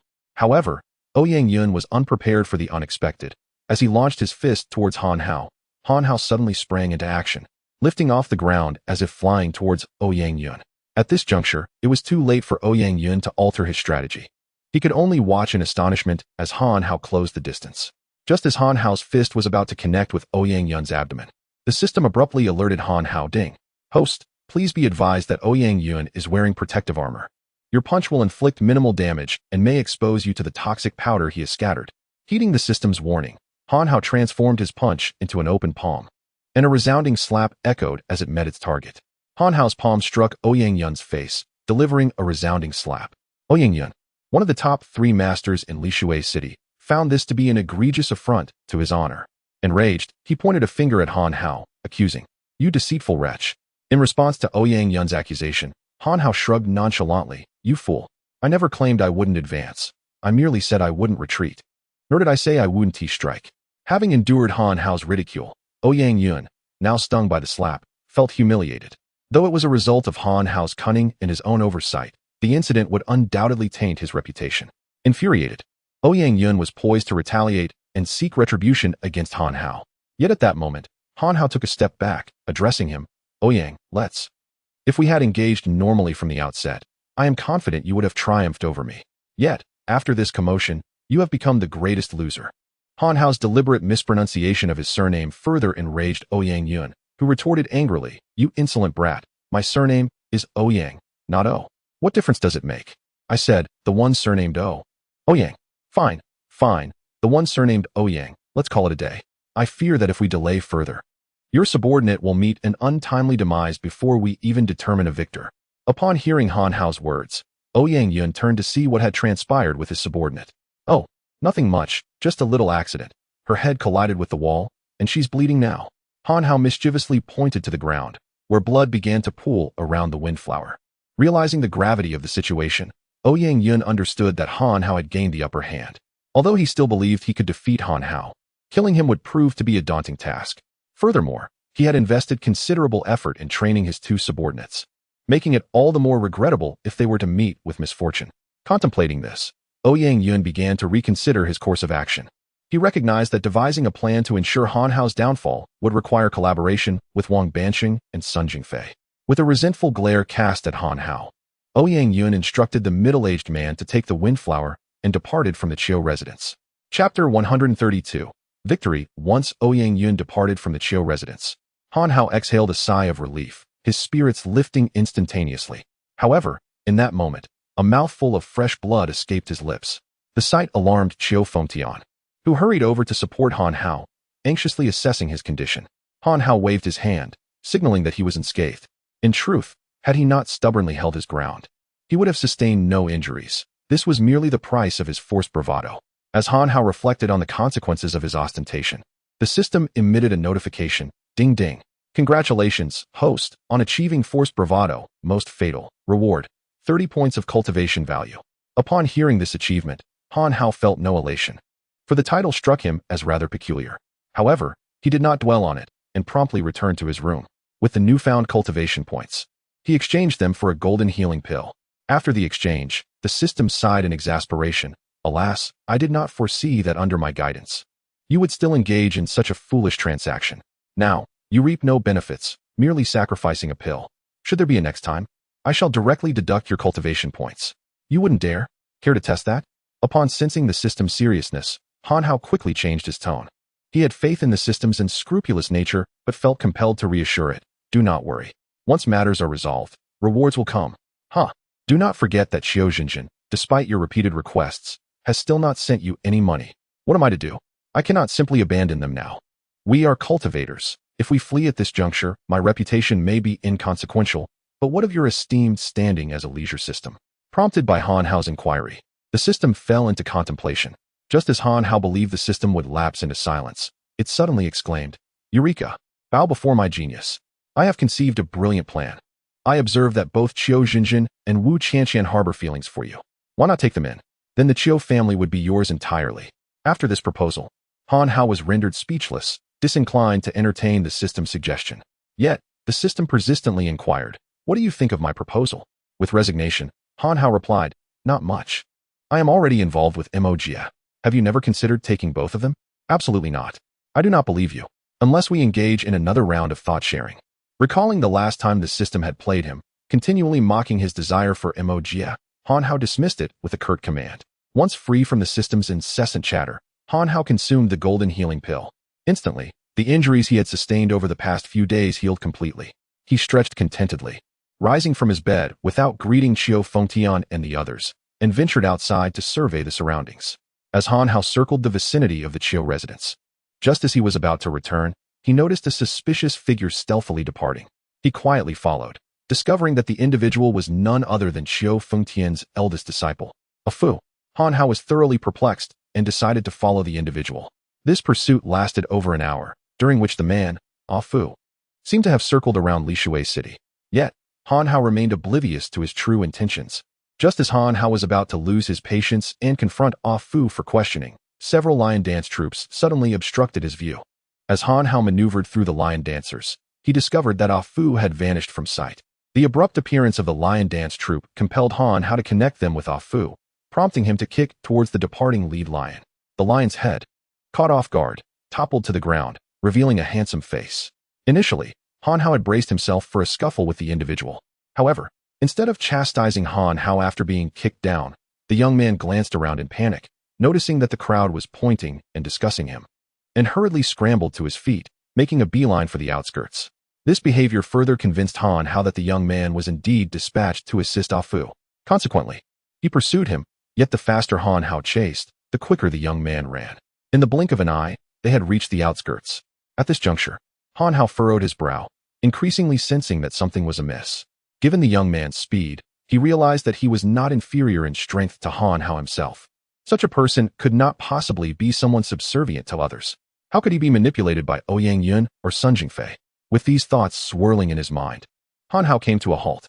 At that moment, the young man, who had been running, also ceased his flight, exclaiming, "I'm not running anymore. Now tell me, how much did my father give you to track me down?" Faced with the handsome young man's inquiry, Han Hao realized he had pursued the wrong person.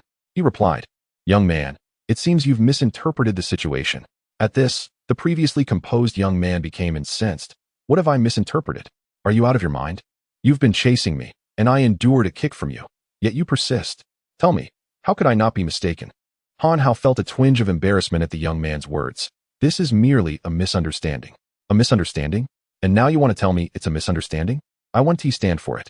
Come, let us settle this." With that, he disregarded Han Hao's willingness to engage and launched an attack. As he struck, he even kindly warned Han Hao, "Watch out, I'm going to kick you in the stomach." He then indeed aimed a kick at Han Hao's midsection. Witnessing this, Han Hao perceived the young man as somewhat unhinged and effortlessly dodged the strike. Surprised by the evasion, the young man exclaimed, "Wow, you're quite formidable, more than I anticipated. Let's have a fair fight. If you can defeat me, I shall grant you any request." With that, he ceased warning Han Hao and directly engaged him in combat. Reluctantly, Han Hao accepted the challenge. During the exchange, he discovered that the young man's bravado was well-founded. Despite appearing younger, his strength matched Han Hao's. They exchanged over 100 blows, with neither able to gain the upper hand, until the young man finally declared, "Stop." The young man declared that he had pressing matters to attend to and could not afford to waste time. He proposed a challenge. They would engage in a contest, and the one who retreated the most steps would be deemed the loser. Should he emerge victorious, the other would acknowledge him as elder brother. If he lost, it would be inconsequential, as he was confident in his triumph.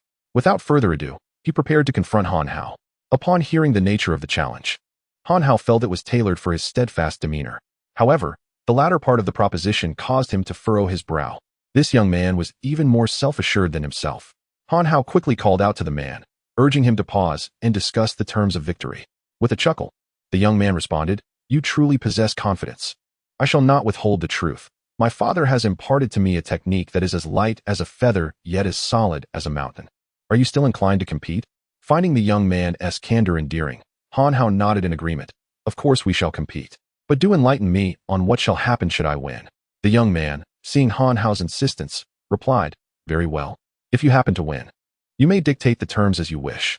Prepare yourself, for I shall unleash my technique now." With that, he began to channel his energy into a powerful move. Left with no choice, Han Hao steadied himself, gathering all his strength into his fists, ready to withstand the young man's assault. When their fists collided, Han Hao experienced a force comparable to that of Ouyang Yun. Relying on his unwavering resolve, he stood firm and did not budge an inch. The young man, however, felt his strength wane after a few moments, his face reddening as he ultimately took a step back. Seeing Han Hao remain immovable, the young man was first astonished. Then his expression shifted, and he finally sighed. "Very well, state your demands."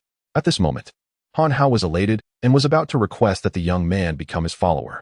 However, before he could utter a word, a woman's voice echoed from a distance. "Jar, return with me." Upon hearing this, the young man, who had introduced himself as the young master, grew anxious. He glanced at Han Hao and said, "Brother, do leave your name. I shall surely seek you out in the future.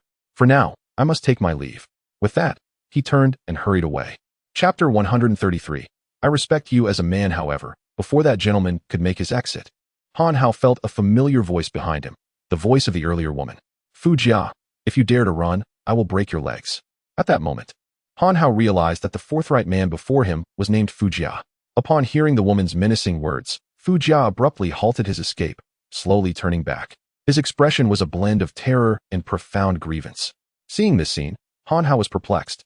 What manner of person could instill such fear in a practitioner of the spirit-breaking realm? He was not keen on having anyone disrupt his plans to recruit a subordinate, especially since he awaited the assistance of this very subordinate to confront Ouyang Yun and Sun Jingfei. With a sense of curiosity, Han Hao turned towards the source of the voice and beheld a charming middle-aged woman approaching the two. She appeared to be merely at the opening realm. Yet, the fact that this woman could instill such fear in Fu Jia compelled Han Hao to reassess his initial judgment. He even exchanged 10 points of cultivation value in the system for a perspective talisman to gauge the middle-aged woman's strength. Upon successfully using the talisman, the system began its assessment. Beep. Perspective talisman successfully utilized. Name, Mengru. Gender, female. Date of birth, May 4th, 1978. Hobbies, shopping. Zodiac. Han Hao suddenly perceived that the system was toying with him and interrupted. Get to the point. Clearing its virtual throat, the system continued. Very well. The key point is her cultivation level, late stage of the opening realm. Host, you may proceed to defend your future subordinate. Do not hesitate. Strike her. When Han Hao learned that this woman was merely at the opening realm, he found it hard to believe that Fu Jia, a practitioner of the spirit-breaking realm, would flee from someone of such a lower tier. Thus, he inquired of the system, are you certain? Absolutely. Moreover, her foundation is weak. She poses little threat to you. Esteemed host, with the knowledge that the opponent was but a lowly practitioner of the opening realm and spurred by the system's encouragement, Han Hao resolved to drive away this woman for the sake of his future subordinate. Before the middle-aged woman could approach the individual she had been gambling with earlier, Han Hao stepped in front of her, declaring, halt. Have you sought my permission to take him away? Upon hearing Han Hao's inquiry, the middle-aged woman came to an abrupt stop. Oh, who is this young man? He clearly knows not the heights of heaven nor the depths of the earth. Do you believe I could eliminate you as effortlessly as squashing an ant? Han Hao found the threat of an opening realm practitioner amusing. The more he thought about it, the more ridiculous it seemed. Unable to contain himself, he burst into laughter. Huh, you truly dare to speak to me in such a manner. I commend your audacity. I shall spare your life today. As soon as these words escaped Han Hao's lips, the woman's face turned ashen. Unfazed, Han Hao arrogantly snorted, dismissing Meng Ru entirely, and instead turned his gaze towards his future subordinate, convinced that the latter must be overwhelmed with gratitude towards him at that moment. However, when Han Hao turned to glance at Fu Jia, he discovered that her countenance was even more grim than before, suffused with profound despair. As Han Hao struggled to comprehend the cause of Fu Jia's expression, the woman he had previously ridiculed erupted in fury, exclaiming, You young rascal! I, Meng Ru, have lived for so many years, and no one has ever dared to speak to me in such a manner. You possess audacity, and I shall flay your skin. With that, she charged at Han Hao, intent on wreaking havoc. Though Han Hao recognized that the woman posed no real threat to him, her words inexplicably sent a shiver down his spine. Nevertheless, considering her realm of cultivation, he managed to steady himself. He scoffed dismissively and retorted, Is Meng Ru truly remarkable? I am Han Hao. Upon hearing Han Hao's brazen demeanor, the woman's anger intensified. Ha! You are bold indeed, yet you do not even know who I am. Fu Tianyu, it seems your position as the leader of the Eastern Alliance is merely a facade, if you cannot even remember your wife's name. Clearly, you do not regard me, the wife of the Eastern Alliance's leader, with any respect. I shall see how you account for this upon my return. As the woman frantically invoked her influence, Han Hao contemplated leveraging his status as a national hero of Qingshui City against her.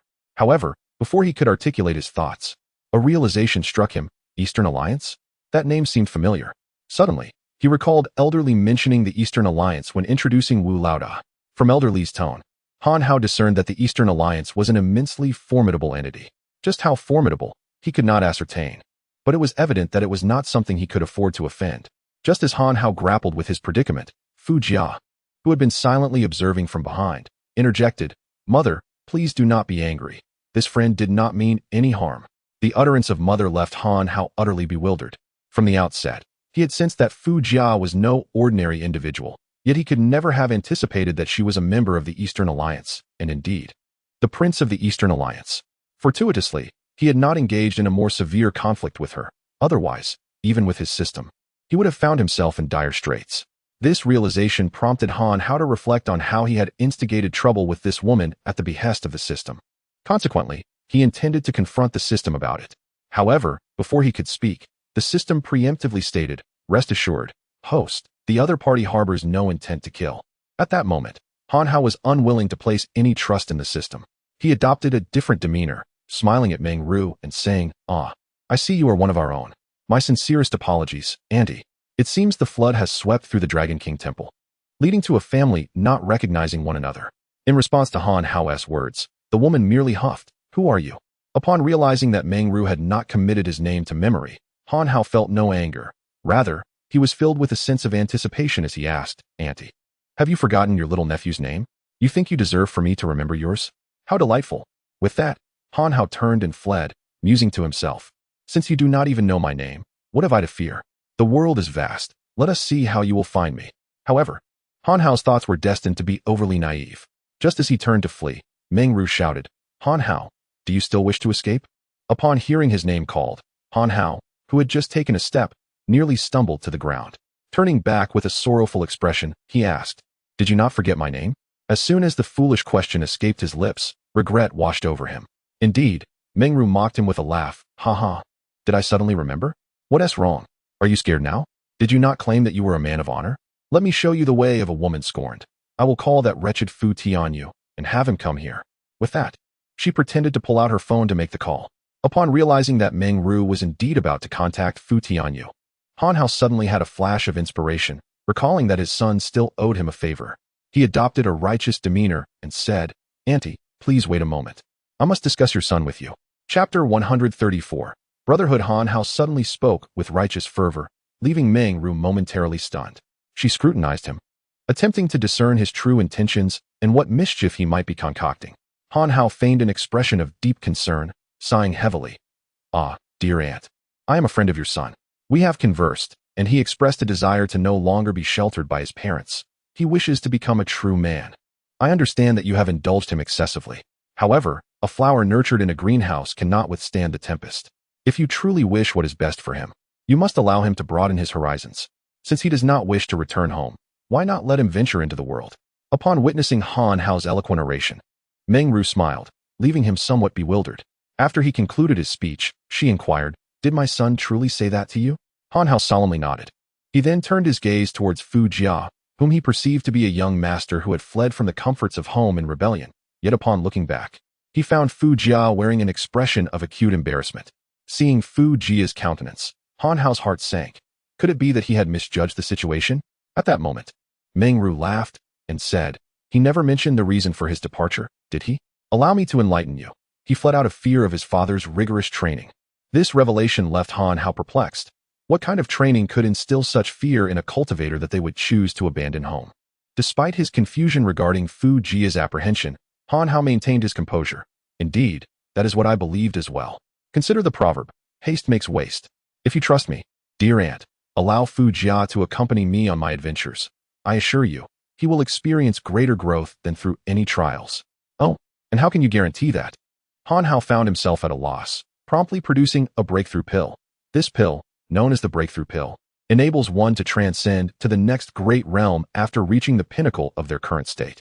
Should I fail to facilitate Fu Jia's progress, I will compensate with this pill. Upon hearing about the breakthrough pill, Meng Ru's eyes sparkled with excitement. Splendid. You truly are good brothers. I shall not forcibly bring him back. She then turned to her son, signaling him with her eyes. My dear son, there is no need to rush your training. Take your time to enjoy life. With that, she patted Fu Jia on the shoulder. At that moment, Han Hao recognized Meng Ru's intentions all too well. She was clearly attempting to undermine his pill. Yet, he felt no regret. After all, failing to proceed in this manner would surely offend the Eastern Alliance, an act tantamount to courting disaster. Now, having established a connection with what seemed to be a formidable faction, he felt he had not suffered a loss. With a sense of relief, Meng Ru departed, leaving Han Hao with the impression that he had been outmaneuvered, as if she feared he might reconsider. Han Hao, resigned to his fate, accepted the loss. After Meng Ru's exit, Fu Jia exhaled in relief. Brother, you are truly a good person. Until we meet again. Having spoken, Fu Jia was about to depart. However, Han Hao would not allow Fu Jia to leave so easily. Just as Fu Jia turned away, Han Hao shouted, Halt! Do not forget, I emerged victorious just now. Should we not discuss my terms? Upon hearing Han Hao mention this matter, Fu Jia had no choice but to turn back. Very well, what are your thoughts? Speak, she replied. At that moment, Han Hao was tempted to demand that Fu Jia agree to forego her breaking realm pill, even if her strength could not be swiftly enhanced. Yet, the image of his mother loomed in his mind, compelling him to dismiss that notion, for even if he were to renege, the arrival of his mother would render the outcome unchanged. Thus, Han Hao contemplated the idea of having Fu Jia become his subordinate. However, he quickly realized that should he dare to accept the heir of the Eastern Alliance as a subordinate, he would likely face a collective assault from the entire Eastern Alliance.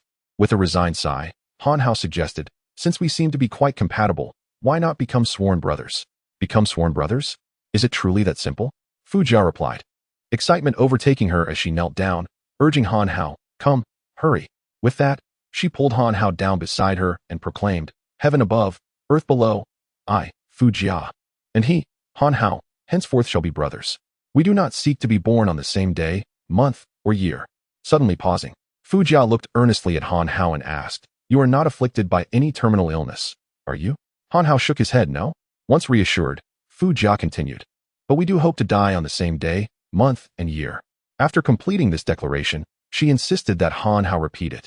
Only then did they rise and begin to debate who would assume the title of elder brother. Ultimately, as Han Hao was 2 years older than Fu Jia, she begrudgingly referred to him as elder brother, thus confirming their bond of brotherhood. With the ceremony concluded, Han Hao at last revealed his true intentions. He threw his arm around Fu Jia's shoulder, saying, "Come, brother, since I promised Annie to help you grow stronger, let us begin with real combat." Han Hao expected Fu Jia would readily agree to assist him, but upon hearing his words, she shook her head defiantly. "I cannot. My mother said that I have finally come out. I should enjoy myself for a few months." Seeing that Fu Jia was unwilling to help, Han Hao decided to speak candidly. "In truth, the individuals we are to confront are enemies of my brother." Upon hearing this, Fu Jia pondered for a moment before inquiring, "I am open to helping you, but I wish to know about the opponent's abilities." Noticing that Fu Jia had inadvertently revealed a hint of interest, Han Hao excitedly declared, "I can handle any one of them." "What? Just one?" Han Hao chuckled sheepishly. "Oh, it's nothing serious, just two. You are asking me to be your enforcer. Yet, what can I do? After all, I am your brother," she replied. "So what are their names?" "One is Ouyang Yuan, and the other is Sun Jingfei." As soon as Han Hao finished speaking, Fu Jia lunged at him, exclaiming, "You scoundrel! You are trying to set me up? In the city of Lishui? You have directly offended 2 of the 3 formidable masters. I shall not offer my assistance in this matter." Han Hao found himself grasped by the throat by Fu Jia, yet he refrained from resisting, as he was in need of her favor. "Do not forget," he reminded her, "we once swore an oath, not seeking to be born on the same day, in the same month, and in the same year, but rather to depart this life on the same day, in the same month, and in the same year." Upon hearing Han Hao's words, Fu Jia released her grip. "Oh, truth be told, it is not that I am unwilling to assist you. It is simply that we may not be able to best them together. If my mother were to discover how you are exploiting me, she would surely be heartbroken. I recall when I was young, my little dog snatched my biscuit, and my mother promptly put an end to him." Han Hao, discerning the blatant threat within Fu Jia's words, chose to acquiesce. "Stop. Speak. What must I do for you to lend your aid?" "Haha, had you stated this sooner. My sole demand is this. I have an adversary in Lishui, one who is even stronger than the ones you face. He is none other than the undefeated elder, the overlord of Lishui." Chapter 135. Let us confront him together. Upon hearing that the formidable figure from Lishui City was involved, Han Hao recalled Feng Yutian's earlier remarks regarding Ouyang Yuan, who was said to be on the verge of surpassing all others. Thus, he confidently thumped his chest, proclaiming, "Fear not, brother, your affairs are my own. As long as we can vanquish the second and third, the first shall pose no challenge." When Fu Jia heard Han Hao's willingness to assist, she excitedly grasped his hand and exclaimed, "Big brother, thank you. Thank you so much. Perhaps you should make an oath." Though Han Hao was perplexed by Fu Jia's overwhelming gratitude, he waved his hand dismissively. All right. I swear to assist you. Is that sufficient?" "In truth, you need not worry. I have heard that Ouyang Yuan's abilities are nearly on par with the best in Lishui City, and having faced him myself, I can assure you the difference is negligible." "Who told you that?" "You mortals merely spread hearsay. My father mentioned just days ago that the undefeated elder of Lishui could easily crush someone like Ouyang Yuan with a single hand. However, he has refrained from action for 20 years, and the world has nearly forgotten him." Upon hearing about the elder's remarkable prowess, Han Hao inquired directly, "So, how did you offend him?" I slept with his granddaughter." Han Hao's mouth fell agape at Fu Jia's revelation. "What did you say?" "Uft. What is so surprising about that? It is merely love. But fret not, he is still unaware of it. Now, let us resolve your predicament." With that, she pulled Han Hao along. Han Hao shook off Fu Jia's grip. "I must insist, brother, you have tangled with such an influential figure, and I cannot assist you. You might as well flee." As Han Hao uttered these words, Fu Jia pointed a finger at him. "But you swore an oath. We made a pact. And should I perish, my mother, in her sorrow, will surely fulfill our promise." Faced with Fu Jia's repeated invocation of her mother's threat, Han Hao, resigned, nodded and accompanied her towards the center of Lishui City. At that moment, he could only pray that the undefeated elder remained oblivious to the situation or would, for For the sake of ASEAN ties, show mercy towards Fu Jia, or perhaps even consent to this union. Now that Han Hao had given his word, he felt it would be improper to withdraw, especially since he still needed Fu Jia's assistance in dealing with Ouyang Yun and Sun Jingfei. Thus, he led Fu Jia away from their current location, returning to Lishui City. Upon arriving in front of a restaurant, Han Hao paused. This establishment was the very one he had visited previously to meet Sun Jinglong. Seeing Han Hao guide her to a lavish restaurant, Fu Jia awkwardly rubbed her hands, saying, "Brother Hao, are you treating me to a grand feast? There's no need for such extravagance. I still prefer Huangmin chicken rice." As soon as Fu Jia finished speaking, Han Hao shot her an exasperated glance. "We are here for serious business." With that, he led her into the restaurant owned by Sun Jingfei.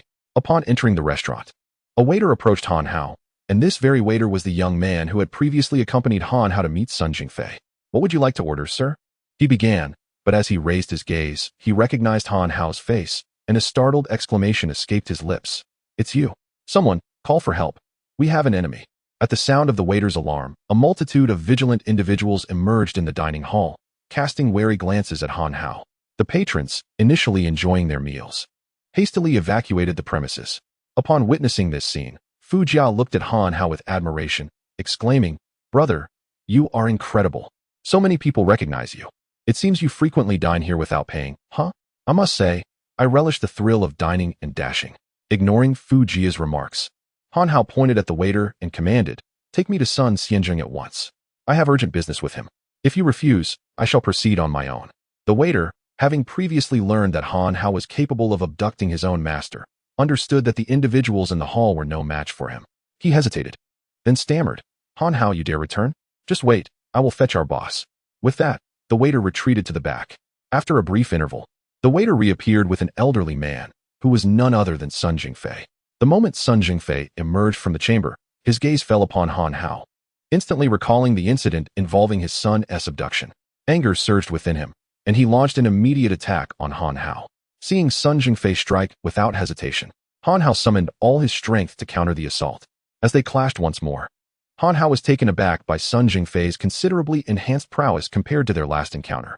It seemed he had underestimated his opponent, perhaps due to Sun Jingfei's lackluster effort during their previous dealings. This time, it was evident that he was fighting with determination. Though the disparity in their realms put Han Hao at a disadvantage during their skirmish, he was not one to yield easily. "Old man, you and your companion couldn't defeat me when you ambushed me together last time. Do you truly believe you can best me alone now? It's time I settled the score from that encounter." Sun Jingfei, feeling a tinge of embarrassment for having failed to capture Han Hao even with assistance, chuckled to maintain his composure. "Ha ha ha, you could always summon someone to assist you in defeating me. If you can't, don't blame others. Watch how I handle you all by myself this time." Han Hao, amused by Sun Jingfei's taunt, replied with a grin, "You claim I can enlist someone to help me? That's your own admission." He deftly evaded Sun Jingfei's punch and swiftly moved to Fu Jia's side. "Brother, let us take him down together," he declared, charging once more towards Sun Jingfei. Upon noticing that Han Hao had brought along merely a youth even younger than himself, Sun Jingfei laughed heartily. "Ha, are you relying on this inexperienced child? Beware, I might just crush him underfoot." Initially, Fu Jia contemplated whether to assist Han Hao, but upon hearing Sun Jingfei's words, she erupted in anger, shouting, "Brother Hao, cease your actions. I shall single-handedly defeat this old scoundrel." With that, she unleashed a powerful kick towards Sun Jingfei. The sudden outburst startled Han Hao. However, he did not relent, for he was aware of Fu Jia's capabilities, which were comparable to his own. Thus recognizing the challenge of confronting Sun Jingfei alone. As Sun Jingfei faced the simultaneous assault from Han Hao and Fu Jia, he dismissed the young woman, choosing instead to deflect Han Hao's punch while completely ignoring Fu Jia's kick. Even with both Han Hao and Fu Jia attacking, defeating Sun Jingfei would ordinarily require some time. Yet, due to Sun Jingfei's underestimation of Fu Jia, she managed to land a kick squarely on his back.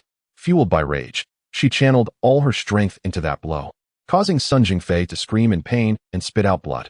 Witnessing Sun Jingfei's injury with such ease, Han Hao prepared to deliver a fatal blow. However, at that moment, Sun Jingfei unexpectedly produced a black orb from his grasp. Upon seeing this ominous object, Fu Jia urgently seized Han Hao's arm, exclaiming, "Elder brother, we must flee. That is the thunder-killing pearl." Without delay, she pulled him out of the restaurant. Just as they burst through the doors, a thunderous explosion reverberated, and the restaurant collapsed, accompanied by anguished cries from within. Han Hao lamented the unfortunate turn of events. He had inadvertently exposed Fu Jia and allowed Sun Jingfei to escape. It was certain that Sun Jingfei would seek out Ouyang Yun to conspire against him, and thus, the next encounter would not be as simple as inflicting injury upon Sun Jingfei. Chapter 136. Farewell to Shobo Team. Han Hao realized that remaining here served no purpose, so he prepared to turn away. At that moment, a nightmarish yet familiar voice echoed in his ears. "Ah? Is that not Han Hao? It's me, Shobo Team." As he spoke, he squeezed his way towards Han Hao. Upon hearing that voice, Han Hao swiftly turned to leave, but was halted by Fu Jia, who exclaimed, "Big brother, it seems you are quite renowned. Come, let us see your friend." Amidst the tug-of-war between Fu Jia and Han Hao, Shobo Team had already approached Han Hao. "Han Hao, I can't believe you are also in Lishui City." Han Hao managed a polite smile. "Haha, Shobo Team, how did you know I was in Lishui City? I never expected you would track me down here." Shobo Team replied, "It's not that impressive. I am merely accompanying my wife to visit relatives." "Did you just come from here?" As he spoke, Shobo Team gestured towards the restaurant that had recently exploded. At that moment, Han Hao was about to deny it. But before he could speak, Fu Jia nodded eagerly beside him. Yes. If it weren't for your friend here, we might have fallen victim to his enemies. You have no idea." Just as Fu Jia was about to elaborate, Shobo Team seized the opportunity. He interrupted Fu Jia and retrieved his interviewing equipment from his vehicle. "Ahem. Hello everyone. I am the well-known reporter Shobo Team. And our city's hero Han Hao is currently in Lishui City. He has just blown up a restaurant owned by one of his enemies. Now, let me interview Han Hao's friend." With that, he thrust the microphone towards Fu Jia, gesturing for her to continue. Upon seeing the microphone, Fu Jia quietly inquired, "Will this be on television?" Shobo Team nodded and offered her an encouraging glance, signaling that she could begin. When Fu Jia realized she could appear on television, she cleared her throat and declared, "Lu Er, I don't know if you can see this interview, but there is something I have long wished to express. I love you. If I were to place a time limit on this love, I would wish for it to be 10,000 years. At that moment, Shobo Team, who was never one to follow the conventional route, finally grasped the drawbacks of improvisation. He realized it was too late to cut off the video, so he sought a way to redirect the conversation towards the explosion incident. Sir, would you care to share your heroic deeds of saving lives, just now?" Prompted by Shobo Team's reminder, Fu Jia suddenly exclaimed, "I save lives because I believe that good deeds are rewarded, and the only reward I desire is to be with you. Lu Er, I truly love you." At this point, Shobo Team hastily terminated Fu Jia's interview and turned the camera towards Han Hao. "Mr. Han Hao, could you share the details of the incident with us?" Just as Shobo Team was about to interview Han Hao, Fu Jia angrily snatched the microphone away. "Lu Er, did you hear that? My phone number is known to you. Should you miss me, do not hesitate to call, for I too long for your presence." At this moment, the Shuabu Team realized that as long as Fu Jia was present, their chances of conducting an interview were futile. Thus, they promptly vacated the scene. "Greetings to our audience. Due to the considerable chaos here, we shall conclude this interview," they declared, shutting down their equipment with a quiet curse before departing. After the arrival of the Shuabu Team, Han Hao appeared as if facing a formidable adversary, seemingly more daunting than Ouyang Yun and Sun Jingfei combined, as he led Fu Jia towards the Qiu residence. Shortly thereafter, they reached their destination, where Feng Yutian was blissfully unaware of Han Hao's outing. Upon seeing Han Hao return, he expressed his astonishment. "Nephew, where have you been?" However, Han Hao did not respond to Feng Yutian's inquiry nor engage in any pleasantries. Instead, he inquired about a Fu. "Uncle, has your disciple A Fu returned?" Upon hearing that a Fu had ventured out, Feng Yutian looked perplexed. "Has a Fu left? Let me check." With that, he ordered someone to summon a Fu, but when the dispatched disciple returned, he bore the disheartening news that a Fu's whereabouts were unknown. Upon receiving this report, Han Hao's countenance darkened. "Uncle, did you not ask me where I had been? I was observing the situation outside when I noticed your disciple A Fu sneaking away. If I am not mistaken, he has likely gone to relay Sun Shuai's location." Upon realizing that his disciple might be an informant, Feng Yutian's fury erupted as he struck a nearby tree, splitting it in two. He intended to fetch a Fu back immediately, but before he could act, Han Hao interjected, "Uncle, there is no need to pursue him now. He has undoubtedly already divulged Sun Shuai's location to Ouyang Yun. Our immediate task should be to relocate Sun Shuai to a safer place." Afterward, Han Hao urged Feng Yutian to escort him to the location where Sun Shuai was being held, facilitating the transfer. He then cautioned Feng Yutian and the others to keep the news of a Fu's disappearance and Sun Shuai's relocation confidential. before disguising Fu Jia and leaving her in the room with Sun Shui as they awaited rescue. Han Hao did not wait long. Just as the sun dipped below the horizon, sounds of conflict erupted outside the Chiu residence. He led the Chiu family members to the entrance, where Ouyang Yun awaited his arrival. Upon seeing Ouyang Yun, Han Hao mockingly inquired, "Ouyang, do you still cling to the hope of rescuing Sun Shui?" Provoked by Han Hao's taunt, Ouyang Yun, instead of succumbing to anger as before, smiled and replied, "Han Hao, I wager that in 10 minutes, you will come to regret your actions." In response, Han Hao, who had already noticed a Fu's absence, feigned ignorance. "Oh, what is it? Are you not concerned that I might use Sun Shui to threaten you? While I am unaware of the stakes of your wager, I propose a bet of my own. I wager that you will lose both your lady and your troops." Upon the utterance of these words by Han Hao, Ouyang Yun erupted into another fit of raucous laughter, much to the displeasure of Han Hao, who watched from the sidelines. "Laugh, laugh, laugh. What are you laughing at? Be cautious, or you may find yourself unable to cry later," he exclaimed. Neither Ouyang Yun nor Han Hao displayed any intention of engaging in a brawl. Instead, they remained standing, waiting. At this moment, although Ouyang Yun was oblivious to what Han Hao was anticipating, Han Hao was acutely aware of Ouyang Yun's thoughts. Thus, he inquired, "Ouyang Yun, Sun Jingfei should have arrived at your location by now, correct?" Taken aback by Han Hao's question, Ouyang Yun responded with confusion, When did that happen?" Upon observing Ouyang Yun's expression, Han Hao furrowed his brow. Could it be that he did not go? Where could he possibly be? Just as the two were engaged in their discussion about Sun Jingfei, a sudden piercing scream echoed from within the courtyard. In unison, Han Hao and Ouyang Yun exchanged knowing smiles, each adopting an expression that suggested their cunning plan had succeeded. Chapter 137. Ouyang Yun's defeat. Upon witnessing Han Hao's expression, Ouyang Yun felt a hint of unease. However, recalling the accurate information relayed by Fu, whom he had stationed here, his confidence was swiftly restored. At that moment, he deemed it unnecessary to intervene. He merely had to await the arrival of his appointed messenger to inform Sun Shui, and all would unfold favorably. Thus, Ouyang Yun stood there, biding his time. Not long after, the sound of a wretched scream ceased, and Fu Jia emerged at the doorway, dragging a person behind him. Upon reaching the entrance, Fu Jia loudly addressed Han Hao, "Brother, this fellow disturbed my slumber, and I have no idea whose lapdog he is. Here he is." With that, he lifted the unconscious man's head, revealing the face of none other than the husband of Feng Yutian, Ouyang Yun's capable subordinate. Han Hao shrugged and, with a sly smile directed at Ouyang Yun, remarked, "You must be wondering how I knew of your return tonight. Allow me to enlighten you. Fu has always been one of us, and this time, it was he who selflessly volunteered to deliver the message. Initially, we anticipated that you would personally rescue Sun Shui, which would have allowed us to ambush and eliminate you. Alas, we have only subdued a fool." He continued, I recall stating that Mr. Ouyang would undoubtedly suffer the loss of both his lady and his troops. What do you say now? Do you believe me?" Such provoking words left Ouyang Yun at a loss for words. Meanwhile, Chiu Feng Tian nodded incessantly, recognizing Han Hao's cunning strategy of using betrayal to his advantage. It was evident that Ouyang Yun, upon returning, would likely direct his wrath towards Fu, thus punishing the traitor without expending any effort. Even if Ouyang Yun harbored doubts about Han Hao's claims, the seeds of mistrust towards Fu had already been sown. Henceforth, even if Fu had secrets to divulge to Ouyang Yun, he would hesitate to place his trust in him. Observing Ouyang Yun's immobility, Han Hao glanced at the unconscious middle-aged man and shook his head, lamenting, "What a pity. The one he disturbed is not the affable Han Hao, but rather my brother, who despises any interruption during his rest."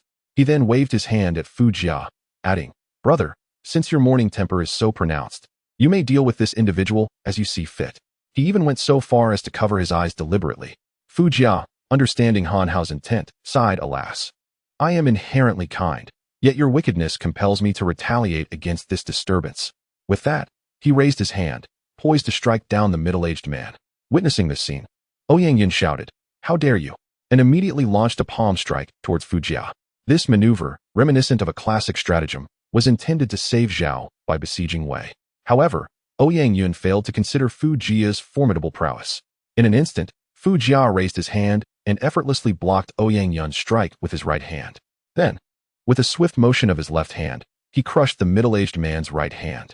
The excruciating pain elicited a scream from the unconscious man, who promptly lost consciousness once more. After breaking the middle-aged man's hand, Fu Jia shook his head and warned, "Ouyang Yun, should you compel me to act, you will deeply regret it." In response to Fu Jia's threat, Ouyang Yun snorted coldly. Humph, is that all you can do? If you choose to surrender now, I might consider sparing you. However, should you seek your demise, do you believe I won't send you to meet Yama with a single blow? As Ouyang Yun finished speaking, Fu Jia was already seething with rage. This was nothing short of blatant provocation. Thus, pointing directly at Ouyang Yun, Fu Jia exclaimed, "You arrogant scoundrel. If you wish to fight, then come at me quickly. After I deal with you, I still have a craving for braised chicken rice." Provoked by Fu Jia's retort, Ouyang Yun darkly inquired, "Young man, do you know who I am?" To which Fu Jia defiantly replied, "Who cares who you are? In Lishui City, I fear no one but the elderly." With that, he declared, "If you won't step up, I shall," and impatiently made his move, throwing the unconscious middle-aged man behind him, landing him right beside Feng Yutian. Seeing this, Feng Yutian swiftly caught the middle-aged man, holding a knife to his throat, for it was only in this manner that the man would remain subdued upon awakening. Otherwise, given his current status as a master of energy arts, he had little confidence in controlling the middle-aged man. After discarding the man, Fu Jia pointed at Ouyang Yun, saying, "Old man, this dog that disturbed my rest is yours, isn't it? It's time we settled this debt." With that, he threw a punch at Ouyang Yun. Though Ouyang Yun was in the prime of his life and on par with Sun Jingfei in terms of cultivation, he possessed slightly superior combat prowess. Consequently, during their one-on-one confrontation, Fu Jia found himself at a disadvantage. Nevertheless, born with innate strength and courage, Fu Jia remained undeterred. Even counting Ouyang Yun's strikes, one attack hasn't defeated me, two attacks still haven't, three. By the 20th attack, old man, have you aged? Put in some effort. Provoked by Fu Jia's bold taunt, Ouyang Yun intensified his strikes, increasing their force by 30%, causing Fu Jia to feel the pressure mount, and he ceased smiling, focusing entirely on Ouyang Yun's onslaught. At this juncture, Fu Jia believed he would be fighting alongside Han Hao. But after waiting in vain for Han Hao to join the fray, he erupted in anger. "Han Hao, you scoundrel, how dare you not assist me? Be wary, for if my mother learns of this, she might kill you."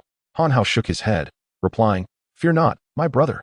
I am here to provide you with a surprise. Did not your mother ask me to help elevate your cultivation? This sparring partner is quite suitable." With that, Han Hao not only refrained from intervening, but also found a chair to sit down upon. As Han Hao settled in to watch the spectacle, Fu Jia, after enduring several dozen of Ouyang Yun's strikes, felt his hands growing numb and grinned in response. Observing this, Han Hao finally sprang into action, joining Fu Jia in confronting Ouyang Yun. With Han Hao entering the fray, the pressure on Ouyang Yun significantly increased, while Fu Jia found some relief. At this moment, the battlefield formed by Han Hao and the other two in the broken spirit realm became increasingly difficult for others to intervene. Although at this moment Ouyang Yun's cultivation level surpasses that of Han Hao and Fu Jia, the extraordinary abilities of Han Hao and his companion, coupled with their numerical advantage, proved formidable. After the initial exchange of blows, Ouyang Yun inadvertently fell victim to a powerful punch from Han Hao. While this strike did not inflict internal injuries, it fortuitously landed squarely on Ouyang Yun's face. Having been struck again by Han Hao, Ouyang Yun's fury ignited a desire to eliminate him. However, the challenge was compounded by the presence of Fu Jia, whose cultivation level was comparable to Han Hao's. Under such circumstances, Ouyang Yun recognized that only through an alliance with Sun Jingfei could he hope to subdue Han Hao. Yet, the thought of this alliance weighed heavily on him. He knew that if he could successfully rescue Commander Sun, it would alleviate any concerns regarding his collaboration with Sun Jingfei. Now, faced with this setback, he found himself increasingly troubled about how to confront both Han Hao and Fu Jia. Chapter 138. Seeing that he could no longer gain any advantage at the Chiu family, Ouyang Yun stepped back decisively and said, "Han Hao, we shall meet again." Upon hearing Ouyang Yun's intention to flee, Han Hao pointed at the middle-aged man captured by Fu Jia and said, "Ouyang Yun, do you not wish to keep your foolish subordinate?" After Han Hao's words, Ouyang Yun feigned generosity and waved his hand dismissively. "Since you wish to keep him, it matters not if he stays with you for a few days. If you are fond of him, I can even gift him to you." With that, he turned to leave. As Ouyang Yun genuinely attempted to depart, Han Hao rushed forward to block his path, throwing a punch towards Ouyang Yun's head. Instantly, the two exchanged blows. With each punch, Han Hao felt immense pressure in his arms. He turned to call for Fu Jia's assistance, but at that moment, Ouyang Yun leapt away, escaping. Han Hao sighed, for he had not truly believed he could detain Ouyang Yun. Although both were at the broken spirit realm, Han Hao's recent breakthrough left him at a disadvantage compared to Ouyang Yun. He could only watch helplessly as Ouyang Yun vanished. Once Ouyang Yun had departed, Feng Yutian took the middle-aged man with him and left. After they were gone, Fu Jia approached Han Hao, saying, "Brother, if we were to confront Ouyang Yun and Sun Zhengfei, we would likely suffer a brutal defeat." Fu Jia's words echoed Han Hao's concerns. Though he now had Fu Jia as a comrade, facing either Ouyang Yun or Sun Zhengfei would still put them at a distinct disadvantage. Defeating either of them in their recent encounters would only hasten the alliance between them. If both were to attack simultaneously, Han Hao and Fu Jia would stand no chance. Contemplating Fu Jia's identity, Han Hao suggested, "Brother, why not seek assistance from your Eastern Alliance?" Fu Jia scoffed, "If I could summon the Eastern Alliance, would I still need your help against the undefeated elder? Aren't you worried for your own safety? Well, rest assured, brother. In critical moments, I have a protective talisman. Even if the elder appears, I can escape." Fu Jia's confidence left Han Hao bewildered, envisioning 1,000 grassmud horses. "Fu Jia, have you not considered what would happen if the undefeated elder finds us and you flee? What about me?" At this, Fu Jia fell into contemplation. And after a long pause, he sighed, "Brother, I shall remember to visit your grave on the 1st and 15th of every month. Get lost." After the jest, the pressure on the two men eased somewhat. Han Hao decided to return and rest, but Fu Jia pulled him back. "Brother, we cannot rest yet. What do you intend to do?" "I wish to have a serving of Huangminji rice." "Well, fine, I actually want some too." With that, the two made their way outside. Soon, they arrived at the renowned Jinghao Huangminji in Lishui City. Upon entering, they ordered 2 large servings of Huangminji and began to eat. Half an hour later, with expressions of satisfaction, Han Hao and Fu Jia exchanged glances, locking eyes for a moment before both hesitantly inquired, "You haven't forgotten your wallet, have you?" Subsequently, they turned their attention towards the proprietor of the Huangminji restaurant. The owner, Mr. Cui, was a remarkably amiable man. Upon noticing the awkward expressions on Han Hao and Fu Jia's faces, he waved his hand dismissively, saying, "It's perfectly fine if you haven't brought any money this time. You may settle it during your next visit." Overwhelmed with gratitude for such understanding, Han Hao took Fu Jia's hand, intending to leave the establishment. Just as they were about to step out, a portly man adorned with a large gold chain barged into the restaurant, flanked by a dozen thugs. Their entrance rendered the already compact space even more congested. The diners, upon witnessing the arrival of these menacing figures, abandoned their meals and fled in haste. The restaurant owner's countenance darkened immediately as he confronted the intruder, Boss Wang. "I have reiterated countless times that this establishment is not for sale." As soon as Mr. Cui finished speaking, the hefty man, known as Wang, scowled menacingly. "I advise you, Mr. Cui, to not bring upon yourself the consequences of your obstinacy. You are well aware of my temperament." Unfazed by Boss Wang's threats, the Huangminji owner resolutely shook his head. "This restaurant was bequeathed to me by my father. I will defend it with my life." Upon hearing this, the rotund man scoffed derisively. "Indeed, we are all aware of your fearless nature, Mr. Cui. While you may not fear death, I have heard that your son is currently enrolled at Sibo Kindergarten. You know how terrible the traffic is these days. Should he encounter a drunk driver?" The moment the mention of his son as a threat reached Mr. Cui's ears, he was incensed. "Wang, you are pushing me to my limits. I will not back down." With that, he retrieved a kitchen knife from beneath the table, ready to confront Boss Wang. However, in an instant, the hefty man kicked the knife from Mr. Cui's grasp and seized him by the throat. "Cui, we are aware of your tenacity, but your stubbornness is bewildering. Very well, tomorrow, I will ensure that you attend your son's funeral. For now, let me test just how tough you really are." With that, the man delivered a powerful punch to Mr. Cui's abdomen, causing him to double over in pain and collapse to the ground. Yet, the assailant was not satisfied. He delivered another kick, sending Mr. Cui sprawling. "Does that hurt? I have tried to negotiate with you on multiple occasions. I've shown you considerable patience." As he spoke, he prepared to strike again. But just as the foot was about to descend, Han Hao could no longer contain himself and shouted, "Hold on, boss." At this exclamation, the hefty man turned his attention to Han Hao. "What do you want?" With a smile, Han Hao stepped forward. "Boss, I am Mr. Cui's cousin. My cousin is rather rigid and has failed to recognize the respect you deserve. Allow me to speak with him. Now let us discuss the matter concerning this establishment. As one of the shareholders, I possess the authority to determine whether to sell or not." Upon hearing Han Hao's statement, the stout man furrowed his brow and remarked, "I was unaware of your involvement. Was it not said that this shop belonged solely to him?" Han Hao shrugged in response, saying, "Brother Wang, the intricacies of this situation cannot be explained in a mere moment. Were it not for the knowledge that my nephew is also in peril, I would not concern myself with his fate. Now, let us turn our attention to the matter of pricing." Upon witnessing Han Hao's nonsensical declarations, Boss Chui, despite his injuries, gazed at Han Hao in bewilderment, pondering, could it be that this fellow genuinely intends to sell his own shop? I shall observe closely. If he truly harbors such intentions, I will do everything in my power to thwart him. Unperturbed by Boss Chui's skepticism, Wang the stout man focused his attention on Han Hao. Feeling a sense of incredulity regarding his appearance, he issued a warning, stating, "All right, young man, before we discuss the price, you must understand that I, Wang the stout man, am not one to be trifled with." As soon as Wang finished speaking, Han Hao nodded reassuringly. "Rest assured, brother, I would never jest about such matters." Upon seeing the sincerity in Han Hao's eyes, Wang the stout man nodded in approval. "Yes. Very well, considering your perceptiveness, how much do you propose?" Upon hearing Wang the stout man's inquiry regarding the price, Han Hao exhibited an exuberant demeanor, expressing, "Thank you, brother Wang. I shall not ask for much. A mere 5 billion will suffice." When Han Hao uttered the figure of 5 billion, Wang the stout man glared at him in fury. "You scoundrel! Do you dare to mock me? It seems you have no regard for your life." "Oh, how could I ever entertain the thought of mocking brother Wang? Yet you, brother Wang, just moments ago invited me to propose a price, and now you retract your offer. Is it not you who is jesting with me? Allow me to make it clear. I, Han Hao, am not someone you can afford to ridicule." Chapter 139. The Tomb Raider Wang Banqing. As soon as Han Hao finished speaking, a subordinate appeared behind Wang, the portly figure. "Boss, let us just go up and beat him." No sooner had the words left the subordinate's mouth than Wang Banqing gave him a light smack on the head. "Idiot!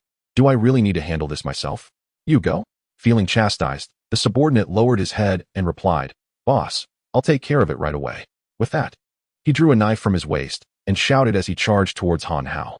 Seeing the knife coming his way, Han Hao swiftly turned and ran behind Fu Jia, exclaiming, "Help! Someone's trying to kill me!" Han Hao's cry sent Wang Banqing into fits of laughter. "Ha! What a lunatic! Even daring to mock me." He then prepared to enjoy the spectacle of Han Hao being pursued and attacked by his subordinate. However, just as Wang Banqing anticipated the thrilling scene, his subordinate, while passing by Fu Jia, clumsily stumbled and fell to the ground. This left Wang Banqing feeling utterly humiliated, and he shot a glare at the fallen comrade, cursing, "What a useless fool." He then turned to those behind him. "Are you all just standing around waiting? Get over here and take him down. Even take that little punk's head while you're at it." Upon hearing this, the subordinates drew their knives and charged towards Han Hao and Fu Jia. Han Hao cowered behind Fu Jia, feigning terror. Conversely, Fu Jia was unfazed, observing the group advancing towards her. She clenched her fist and cast a reproachful glance at Han Hao. "Boss, do you have to use me as your muscle again?" As Fu Jia finished speaking, the dozen or so subordinates reached her side. Without giving them a chance to react, she sprang into action, sending them sprawling to the ground in disarray. Once she dealt with Wang Banqing's subordinates, Fu Jia approached Wang Banqing, seizing him firmly. "Are you blind? I haven't done anything to you. So why are you trying to cut me?" At that moment, Wang Banqing was thoroughly intimidated by Fu Jia's prowess. A wave of warmth surged through him, causing him to feel queasy, prompting Fu Jia to toss him back towards Han Hao. Han Hao leaned in closer to Wang Banqing, inquiring, "So, do you still want this establishment?" After a prolonged hesitation, Wang Banqing gritted his teeth and nodded vigorously. 50 billion, I want it." This unexpected revelation sparked curiosity in Han Hao. "Quick, tell me, why do you want to buy this place so desperately?" Wang Banqing shook his head repeatedly. "There's no particular reason, I just want it. The business here is simply too good." As he spoke, he realized he didn't even believe his own words. When Wang Banqing lifted his gaze to meet Han Hao's, he found Han Hao smiling broadly at him. Consequently, he obediently sealed his lips. Han Hao gently patted Wang Laoda's face and said, "Brother Wang, it is not mere intimidation from my side. My brother Fu Jia's patience is quite limited. If you do not speak the truth now, he might indeed resort to violence." After uttering these words, Han Hao's smile abruptly vanished. "Speak quickly. Why are you so determined to acquire this place?" This time, Wang Laoda was genuinely startled by Han Hao's words. This land was entrusted to me by a cousin of mine. He claims that beneath this land lies a secret to immortality." Upon hearing this, Han Hao could not conceal his astonishment. If the system had detected the elixir, it would have immediately informed him. Since his own system could not sense it, how could the other party possibly detect it? Could he truly be more formidable than the system? Han Hao was skeptical. Thus, disregarding Wang Fatty's unpleasant odor, he seized him and demanded, "Tell me, who is your cousin? Why would he say such a thing?" Wang Fatty shook his head. "My cousin is originally from Qingshui City, named Wang Banqing. He began as a treasure hunter. Surely you understand what that entails. Han Hao nodded, gesturing for Wang Fadi to continue. Encouraged by Han Hao's signal, Wang Fadi elaborated. From birth, he possesses a unique ability. He can sense the presence of certain pills, specifically those that can grant immortality. He refers to them as elixirs. Over the years, he has acquired quite a few of these pills. Initially, we were skeptical, but as he grew in prominence and expertise, I began to believe. Just a few days ago, he approached me, requesting my assistance in purchasing this land, promising that if he succeeded in acquiring it, he would enable me to attain immortality as well. At that moment, Han Hao finally comprehended why Wang Banqing possessed such an abundance of elixirs. They were obtained through tomb raiding. The lengths to which Wang Banqing was willing to go to secure this land were astonishing. One must consider that this location was the heart of Lishui City. The cost of acquiring it aside, merely locating a tomb without attracting attention would require immense effort. The fact that Wang Banqing was willing to undertake such a daunting task indicated that the treasures buried beneath were indeed extraordinary. After contemplating for a while, Han Hao concluded that Wang Banqing was intent on purchasing this shop, which meant the elixir must lie beneath it. If he were to excavate, he should be able to uncover it. However, he decided to consult the system first. System, can you determine if there are any elixirs here? I cannot. I have found no evidence of them. One possibility is that the elixir's value is exceedingly low, with its fragrance completely obscured by the soil. Another possibility is that a hidden, sophisticated array is concealing the elixir's aura from my detection. If that is the case, the elixir must possess significant value. Han Hao understood that the likelihood of the first scenario was slim, and it was highly probable that a concealed array was at play. Thus, he resolved to borrow a space from Boss Chui to conduct his search. However, before he could utter a word, the system promptly interrupted Han Hao. Host, it would be futile for you to entertain such hopes. The presence of the formation will directly guide you towards other locations. Without the innate talent for locating elixirs, you will be unable to pinpoint the exact location. Even if you were to dig downwards incessantly, you would find nothing. This matter can only be resolved with the assistance of a tomb raider possessing a talent akin to Wang Banqing. Upon hearing that only someone of Wang Banqing's caliber could assist him, Han Hao realized the daunting challenge of locating the elixir, prompting a deep sigh as his gaze fell once more upon the trembling Wang Fadi. Upon seeing Wang Fadi again, Han Hao suddenly broke into a smile. Wang Fadi, do you wish for me to spare you? The moment Wang Fadi heard that Han Hao was considering letting him go, he perked up immediately. Brother, as long as you spare me, I shall heed your every command. Observing Wang Fadi's reaction, Han Hao nodded with satisfaction. Excellent. Now I need you to call your cousin and inform him that this place has been purchased by you. He can come over right away. Chapter 140. The essence of earth nurturing the elixir. Upon hearing Han Hao's words, Fadi Wang was utterly astonished and inquired, Brother, do you truly intend to sell this establishment to me? Han Hao, perceiving the absurdity of Wang's question, delivered a sharp rap to his head, exclaiming, You must be dreaming. Hurry and make that call, don't dawdle. The blow caused Fadi Wang to shed tears from the pain, and having learned his lesson, he promptly retrieved his phone and dialed Wang Banqing, informing him, as per Han Hao's instructions, that he had acquired Jinghao Huangmin chicken and urged him to come swiftly. Wang Banqing, upon receiving the call, harbored no suspicions and readily agreed. After Fadi Wang ended the call, Han Hao nodded in satisfaction before delivering a punch that rendered Wang unconscious. He then advised Boss Chui to take refuge for a day, promising that he would return the restaurant to him intact. It was Han Hao's assistance that afforded Boss Chui a chance at survival, while no one desires death. The instinct for self-preservation is strong. Grateful for Han Hao's help, Boss Chui willingly lent the establishment to him before departing the scene. Once Boss Chui had left, Han Hao settled into a chair within the restaurant, awaiting Wang Banqing's arrival. It wasn't long before Wang Banqing entered Jinghao Huangmin chicken. As he stepped inside, he was ambushed by Fu Jia, who had been lurking at the door, launching a punch at him. Wang Banqing, however, was quick-witted, sensing an attack from behind. He surged forward, narrowly evading Fu Jia's strike. Yet, this maneuver caused him to miss the optimal opportunity to escape. Once Wang Banqing regained his footing, he surveyed the room, and, upon spotting Han Hao, felt a wave of trepidation wash over him, realizing that he was no match for Han Hao at this moment. Recognizing the urgency of his situation, he contemplated a hasty retreat. Fortuitously, he reasoned that the individual blocking the exit was not Han Hao, whom he feared the most, and he believed he still had a chance to bolt. Thus, Wang Banqing charged at Fu Jia, shouting, You dare to ambush me? You are seeking death. Fu Jia, absorbed in self-reproach for his arrogance, failed to heed Wang Banqing's taunts, lamenting that had he unleashed his full strength, Wang Banqing would never have evaded his initial attack. Han Hao, astutely observing that Wang Banqing was feigning an attack towards Fu Jia while actually attempting to flee, urgently instructed, "Fu Jia, subdue him at once. Do not allow him to escape." This exhortation spurred Fu Jia to exert himself fully, launching a direct assault on Wang Banqing. At that moment, Wang Banqing realized the naivety of his thoughts. The assailant was not significantly weaker than Han Hao. He was no match for Fu Jia. Within mere exchanges, Wang Banqing was swiftly knocked to the ground, losing consciousness. When Han Hao witnessed that Wang Banqing had been incapacitated by Fu Jia, he felt a throbbing headache. It was crucial that he had lured Wang Banqing there to assist him in locating the elixir. Now, all he could do was wait for him to regain consciousness. In exasperation, Han Hao turned to Fu Jia with a frown and inquired, "Why did you knock him out? Wasn't it you who instructed me to subdue him? Is there a more expedient and effective method than this?" Fu Jia's assertion left Han Hao momentarily speechless, compelling him to bind Wang Banqing before taking a seat to wait for his awakening. Hours passed until the evening, when Wang Banqing slowly regained consciousness. Han Hao could not help but admire Fu Jia's ruthlessness, having rendered a master of the extraordinary realm unconscious for an entire afternoon. Upon awakening, Wang Banqing instinctively attempted to rise, only to discover that his hands and feet were entirely bound by ropes, rendering him immobile. He lifted his gaze and beheld Han Hao, the very individual he had longed to kill but found himself unable to.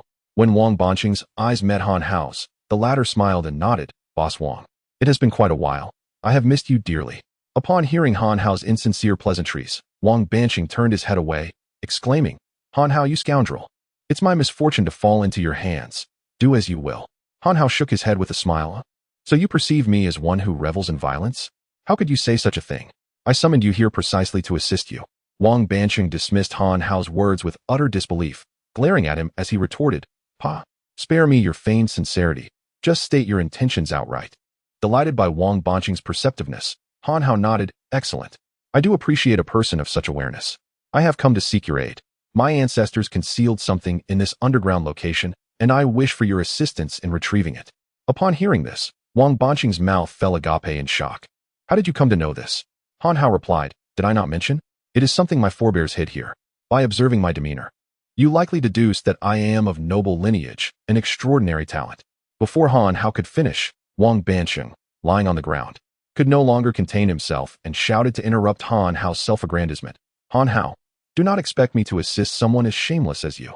Seeing Wang Banqing's resolute stance, Han Hao's expression turned serious. "Wang Banqing, should you choose to help me, I will release you once this matter is resolved. However, if you refuse, you shall forever be unable to exact your revenge, for the next moment will mark your demise." With that, Wang Banqing fell into contemplation. After a brief pause, he nodded. "Very well, I will assist you." Although Han Hao outwardly displayed no skepticism at Wang Banqing's sudden agreement, internally, he became alert. Through his understanding of Wang Banqing, he recognized him as a man of profound cunning. Given the enmity that now existed between them, Wang Banqing might be willing to sacrifice his hard-earned elixirs to save his own life. Han Hao believed that, if given the chance, Wang Banqing could even seek to drag him down with him. Thus, the fact that Wang Banqing readily agreed to help based on mere words raised significant concerns for Han Hao. At that moment, while he remained unaware of Wang Banqing's intentions, he quietly heightened his vigilance against him. With a sense of caution, Han Hao inquired about the circumstances surrounding Wang Banqing's establishment. Wang Banqing, without reservation, divulged the details to Han Hao. It turned out that beneath this place lay a cauldron of elixirs, crafted less than a decade ago, the name of which Wang Banqing was unaware. However, he was well versed in the principles behind the concoction. This cauldron employed a method of nurturing elixirs known only to master alchemists, referred to as the earth chi nurturing method.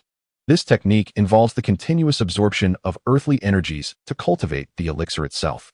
After centuries of meticulous refinement, it had finally achieved success. At that moment, this cauldron of elixirs rested approximately 10 meters underground, encircled by a formation that obstructed any external observation.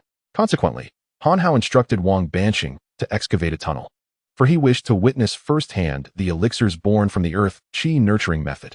Chapter 141. Schemes. As Wang Banqing commenced his excavation of the tunnel, Han Hao stood vigilantly at the entrance, resolute in ensuring that no one would disturb them at this critical juncture. When Wang Banqing began to search underground for elixirs, Han Hao couldn't help but admire his expertise. Indeed, he was a consummate treasure hunter, equipped with tools of the highest caliber. Wang Banqing produced from his pocket a series of small shovels and a cloth bag. These items seemed to expand in size, soon resembling the dimensions of a standard shovel. After retrieving the shovel and bag, Wang Banqing directly infused his true essence into the shovel, which sliced through the earth as effortlessly as cutting tofu, creating a substantial pit with each thrust. The excavated soil was promptly collected into the cloth bag, which, to Han Hao's astonishment, remained flat regardless of how much dirt was deposited within, as if it could contain the entirety of Lishui City. The only drawback was that these remarkable tools consumed an immense amount of true essence, and it wasn't long before Wang Banqing was left breathless, unable to wield the shovel any longer, and he sat down to recuperate. The recovery of a cultivator's true essence is not swift, and with Han Hao eager to resolve their situation expeditiously, he chose to dig himself. Thus, Han Hao grasped the shovel and took direction from Wang Banqing, channeling his true essence to continue the excavation. Upon seizing the shovel, Han Hao realized that the rate of true essence consumption was even more rapid than he had anticipated. Thankfully, having entered the breaking spirit realm, he managed to maintain his composure before Wang Banqing. The duo alternated their efforts, and within less than an hour, they had vanished beneath the surface. As they continued, Wang Banqing's recovery of true essence slowed significantly, and when they reached a depth of approximately 4 meters, Han Hao found himself digging almost entirely alone. They pressed on, and during one of the exchanges when Wang Banqing once again handed the shovel to Han Hao, he sank down to rest, panting as he had done before. By now, Han Hao was accustomed to the routine, and given that Wang Banqing was digging deeper than ever, he harbored no suspicion as he took the shovel and resumed digging. However, at that moment, the system suddenly alerted Han Hao. Beep, beep, beep. Host, please be advised. Wang Banqing currently has 80% of his true essence remaining. Exercise caution. Upon hearing that Wang Banqing still possessed such a significant reserve of true essence, Han Hao was taken aback. He recalled that previously, Wang Banqing had exhausted his essence with each excavation, and yet now, while delving the deepest, he had expended the least. This could only indicate that there was a proper technique for utilizing the shovel, one that would not require such excessive true essence. It was clear that Wang Banqing had withheld this knowledge from him, and Han Hao had been employing an incorrect method all along. There was no doubt that Wang Banqing's actions were a calculated ruse to deplete his true essence. The intent behind this deception was glaringly apparent. At that moment, Han Hao couldn't help but admire Wang Banqing's cunning. He had genuinely exhausted his true essence initially to gain Han Hao's trust. Without the system's intervention, Han Hao might have truly fallen victim to Wang Banqing's machinations. As Wang Banqing, with 80% of his true essence remaining, pretended to be utterly exhausted, Han Hao could not suppress a cold smile within. He had yet to locate the elixir's whereabouts, but once he did, he would discern the true nature of Wang Banqing's charade. Therefore, Han Hao began to conserve his strength, feigning exhaustion whenever his true essence dwindled to half, handing the shovel over to Wang Banqing. With both men now holding back, their digging pace slowed considerably. It was only in the early hours of the morning, around 2 o'clock, that a tunnel, measuring over 10 meters in depth, finally manifested within the establishment. At that moment, Han Hao, exhausted, lay sprawled on the ground. As he weakly offered the shovel to Wang Banqing, the latter simply shook his head, stating, "No need, we have arrived." Upon hearing these words, Han Hao feigned a state of complete debilitation, staggering backward a few steps and relinquishing all subsequent events to Wang Banqing. After Han Hao had retreated, Wang Banqing began to mutter incantations that Han Hao could not comprehend. Moments later, upon the completion of his incantation, a sound akin to shattering glass reverberated through the air, and Han Hao felt an intense tearing sensation enveloping him, followed by a sudden wave of dizziness. When this dizziness subsided, a confined space materialized before Han Hao's eyes. Gazing at the suddenly revealed chamber, he was, of course, profoundly astonished. Nevertheless, he maintained his pretense of weakness, directly seating himself upon the floor as he entered the chamber. Observing Han Hao's astonished expression and feeble form, Wang Banqing felt a sense of relief and proclaimed, "Han Hao, I have located the elixir for you. I shall not remain for what follows. Farewell." With that, he prepared to depart. At this moment, Han Hao found himself puzzled. Had Wang Banqing truly feigned exhaustion without ulterior motives, or did he still doubt Han Hao's apparent lack of strength? As these questions swirled in his mind, Han Hao pretended to exhale in relief upon witnessing Wang Banqing turn to leave. However, when Wang Banqing noticed Han Hao's sudden relaxation, a knowing smile crept upon his lips. Without warning, he launched a punch at Han Hao. In his eyes, The defenseless Han Hao was destined to become a mere corpse beneath his fist. As Wang Banqing struck, Han Hao feigned panic, retreating and collapsing to the ground, allowing Wang Banqing's punch to soar harmlessly over his head. Feigning great indignation, Han Hao confronted Wang Banqing. "Boss Wang, I have allowed you to leave. What more do you seek here? Are you not afraid I might kill you?" Upon hearing Han Hao's words, Wang Banqing erupted into laughter. "Haha, Han Hao, now is your chance to kill me. Stop pretending. You probably lack the strength to even stand. If you could take my life, then do so. Yet, I assure you, should I wish to end yours, it would be simpler than crushing an ant." As Han Hao beheld Wang Banqing's arrogant demeanor, he was seized with the urge to strike him down with a single blow. However, a sudden thought crossed his mind regarding the precious shovel at his side. He pondered the implications of killing Wang Banqing, only to find himself at a loss on how to wield the shovel thereafter. Thus, he inquired of Wang Banqing, "Very well. I concede to your trickery this time. However, I am eager to know how you managed to dig for such an extended period with that shovel while still harnessing true essence. How is it possible?" Taken aback by Han Hao's question, Wang Banqing failed to realize that Han Hao had taken a liking to his shovel. Instead, he responded with a sense of pride. "I simply cannot fathom how someone as dim-witted as you has progressed so swiftly in cultivation. But today, out of sheer benevolence, I shall enlighten you. This shovel is known as the Celestial Shovel, and with but a single incantation, it can become as light as a feather." "What is the incantation?" Han Hao pressed, to which Wang Banqing laughed. "I cannot believe you still have the presence of mind to inquire about that. Do you not find it utterly futile? If you survive this punch, I shall reveal the incantation to you." With that, Wang Banqing summoned all his strength and hurled a fist towards Han Hao. As Wang Banqing's fist hurtled toward him, Han Hao merely smiled and replied, "You said it yourself. It's a promise." Chapter 142. The death of Wang Banqing. As the sudden transformation of Han Hao unfolded, Wang Banqing instinctively thought it ill-fated and attempted to retreat. Yet, it was already too late. Han Hao sprang to his feet and seized Wang Banqing with swift hands. In an instant, Wang Banqing found himself captured. Surprisingly, once in Han Hao's grasp, Wang Banqing's demeanor shifted to one of calmness. "Han Hao, I never imagined you would still be wary of me at this juncture." Upon hearing this, Han Hao simply shook his head.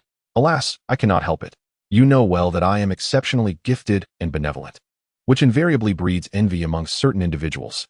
As Han Hao indulged in self-congratulation, Wang Banqing initially bristled with disdain. However, reflecting on Han Hao's rapid ascent, from an ordinary cultivator to one capable of slaying him in less than a month, he began to realize the gravity of the situation. Even Ouyang Yun would find it challenging to contend with such a figure. If Han Hao continued to evolve at this pace, his future would indeed be daunting. At that moment, Wang Banqing felt for the first time that he had misjudged his opponent. Immersed in his own self-admiration, Han Hao remained vigilant of Wang Banqing's reactions. He anticipated a retort or at least a scornful remark in response to his boastful claims. However, as Han Hao exhausted his repertoire of self-descriptions, Wang Banqing remained unresponsive, rendering Han Hao quite disheartened. Thus, Han Hao directly addressed Wang Banqing. "Boss Wang, you can now reveal the incantation for that shovel, can't you?" Upon hearing Han Hao's inquiry, Wang Banqing turned away, refusing to engage in conversation. Han Hao, perceptive to Wang Banqing's thoughts, remarked, "Boss Wang, we must uphold integrity in our dealings. Did you not promise that upon witnessing my ability to withstand your punch, you would share the incantation with me? Yet now you resort to evasion?" Believing his persuasive entreaties were heartfelt, Han Hao pressed on, while Wang Banqing remained resolutely silent, not even casting a glance in his direction. Undeterred by Wang Banqing's aloofness, Han Hao continued his appeal. "Boss Wang, if you divulge the incantation for that shovel and assist me in locating the elixir, I assure you I will grant you your freedom." Han Hao expected that Wang Banqing would relent, as no one would forsake the chance for survival. However, he was mistaken.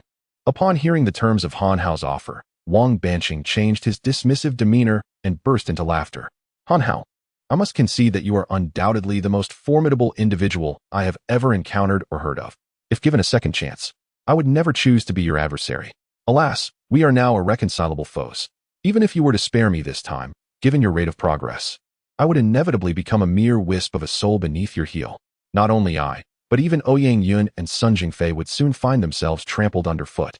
If I were to assist you in locating the elixir now, would I not be sacrificing my fleeting existence for my enemy's gain? Han Hao, abandon your hopes. I, Wang Banqing, shall never allow you to discover the location of the elixir. Do you know the reason why I chose to act against you now? Upon entering this place, I discovered an additional formidable formation. Even I would require a decade or more to breach it. This explains why we found no elixirs in the secret chamber. I fear that should I manage to dismantle this formation, you would subsequently acquire the elixirs. Thus, I assure you, I shall never truly unlock this formation while you still draw breath. I can guarantee that without my intervention, you would not decipher this formation even in 100 years. Just as Wang Banqing finished speaking, an alert from the system abruptly interrupted. Beep beep. Host, please be advised. Wang Banqing intends to self-destruct. Retreat at once. Without hesitation, Han Hao hurled Wang Banqing into the formation and swiftly retreated. A thunderous explosion ensued as Wang Banqing detonated before he even reached the formation. At that moment, Han Hao could not help but acknowledge Wang Banqing's ruthlessness. His act of self-destruction was undoubtedly the wisest course of action. As he had stated, the chasm between himself and Wang Banqing would only widen, making it increasingly effortless for him to eliminate Wang Banqing, who would inevitably become a corpse before him. Aware of his impending demise, Wang Banqing's refusal to allow Han Hao access to the elixirs was understandable. It would also instill in Han Hao a profound sense of regret over treasures forever out of reach. However, Wang Banqing could not have anticipated one critical detail. Han Hao possessed a system. Thus, following Wang Banqing's demise, Han Hao summoned the system. System, my adorable companion. May I pose a question? Certainly, replied the system. Given your impressive capabilities, breaking this formation must be a trivial task for you, is it not? This is the second question. Regrettably, I cannot disclose that information. After such a serious exchange, Han Hao nearly forgot the system's playful nature. Upon witnessing its unchanged demeanor, he felt a sudden weight on his shoulders. Nevertheless, as he sought assistance from the system, he continued, System, may I inquire further? Upon hearing Han Hao's request, the system promptly responded, Of course. Your question has been duly noted. Blast it. Beep. Host, please maintain your composure. All right, I shall remain calm. Omnipotent system, I implore you to dismantle this formation. Why not say so earlier? I thought you had forgotten about me. Accepting host's request, dismantling Nine Heavens locking wind formation will consume 100 points of cultivation value. Upon hearing that 100 points of cultivation value were required, Han Hao exclaimed in frustration, You scoundrel! You didn't mention the need for cultivation value. Well, it's common knowledge that seeking assistance from the system requires cultivation value. Step aside. I'm about to break the formation. With that, Han Hao felt a tremor before his eyes. The secret chamber that had once stood before him was now reduced to a diminutive hole barely accommodating 4 individuals. Furthermore, as it lay 10 meters underground, the ground beneath Han Hao's feet was entirely submerged in water. In this confined space, a cauldron occupied the center. This cauldron appeared to weigh at least 1,000 pounds. Yet curiously, it floated atop the water. Strangely, there was no fire beneath it, yet the cauldron was already glowing red with heat. Upon witnessing the magnificent alchemical furnace, Han Hao's curiosity regarding the elixirs within intensified, prompting him to reach out and attempt to open the furnace. However, at that moment, the system intervened once more, warning him, Beep. Host, please take heed. You are currently unable to access this furnace. Not only is your strength insufficient to approach it, but even if you were to open it, do you truly believe you could safeguard the essence of these elixirs once their fragrance escapes? Upon hearing the system's caution, Han Hao composed himself and inquired, What should I do then? Is there not a bag left by Wang Banqing? This thought led Han Hao to recall the shovel and bag left behind by Wang Banqing. Yet, another dilemma arose, but I lack the incantation. I cannot very well carry this bag wherever I go. Cough, cough. I am aware of the incantation, the system interjected. Taken aback by the system's knowledge of the incantation, Han Hao exclaimed, What? You know it. Why did you not mention it earlier, making me waste so much vital energy? In response to Han Hao's grievances, the system, with a tone of earnestness, replied, This is for your own good. Young people ought to challenge themselves. Otherwise, they might become complacent. Han Hao, upon hearing the system refer to him as a young person, inwardly scoffed at the system's apparent immaturity. Although he thought this, he refrained from voicing it, knowing that such a discussion would lead to prolonged debate between them. Then please enlighten me. What is the incantation? 50 points of cultivation value, the system replied. With thoughts of the precious elixirs at stake and the prospect of acquiring a bag capable of holding an unknown multitude of items, Han Hao relented. Very well. 50 points it is. Beep. System request accepted. The incantation is. Subsequently, Han Hao recited the incantation provided by the system, and indeed, the bag seamlessly enveloped the alchemical furnace, gradually shrinking until it was stowed away in his pocket. After satisfactorily organizing his belongings, Han Hao was left with the distinct impression that the system was intentionally being difficult, as it remarked, Host, should you desire more of these rudimentary storage bags, feel free to visit our exchange shop. They are available for just 25 points of cultivation value. A bargain. Chapter 143. The wager. Upon hearing the system's statement, Han Hao could no longer contain his frustration and exclaimed, "Damn it! Foolish system, you are deceiving me." Warning to the host. Please maintain decorum. Besides, how am I deceiving you? The trouble with resolving the incantation merely costs 50 cultivation points. Completely fair and square. At this moment, Han Hao had been thoroughly defeated by the system and ceased his attempts to reason with it, knowing full well that such efforts would yield no fruitful outcome. Consequently, he soared out of the more than 10-meter-long tunnel and proceeded to empty the contents of the bag, filling the hole back in. For a cultivator, compacting the earth below was an exceedingly simple task. As Han Hao completed this endeavor, dawn began to break. At this time, Fu Jia could no longer wait and directly approached Han Hao to inquire about his findings. Han Hao had nothing to conceal and relayed the entire sequence of events to Fu Jia. Upon learning that Han Hao was unaware of the nature of the elixir, Fu Jia reluctantly abandoned her plans for a share of the spoils. Subsequently, Han Hao splashed cold water on Wang Fatty to rouse him. After a series of threats and intimidation, Wang Fatty promised repeatedly not to cause any further trouble for the establishment before being released. Before leaving Jinghao Huang's braised chicken, the two called Boss Chui to assure him that no one would disturb his business in the future. After Han Hao and Fu Jia departed the restaurant, they opted to return to the Chiu family and made themselves at home. As for the cauldron of elixirs, Han Hao dared not open it, fearing that it might attract the attention of formidable cultivators like the unbeatable Elder, which could lead to even greater troubles for them. The two remained at the Chiu residence for an entire week, during which Han Hao gained a deeper understanding of the situation in Lishui City and became more familiar with many of its affairs. Although the week appeared tranquil on the surface, Han Hao was acutely aware that this was merely the calm before the storm. Thus, he dared not let his guard down for even a moment and continuously discussed strategies with Fu Jia to counter the alliance of Sun Jingfei and Ouyang Yun. While the brief period of training might not yield significant results, Han Hao devoted himself tirelessly to cultivating the second layer of the chaos technique, often neglecting meals in the process. He understood that Sun Jingfei had begun to sense the considerable threat posed by him and Fu Jia, and that even the threat of Sun Shui might not suffice in critical moments. Time passed swiftly, and 10 days had elapsed since Han Hao obtained the elixir. On this particular day, the sun shone brightly as Han Hao halted his cultivation, partook of breakfast as usual, and made his way to find Feng Yutian in the front hall. However, upon arriving, he found the atmosphere tense, with everyone in the hall appearing to be on high alert. Feng Yutian paced anxiously within the hall, his face pale, as if he had aged a decade in an instant.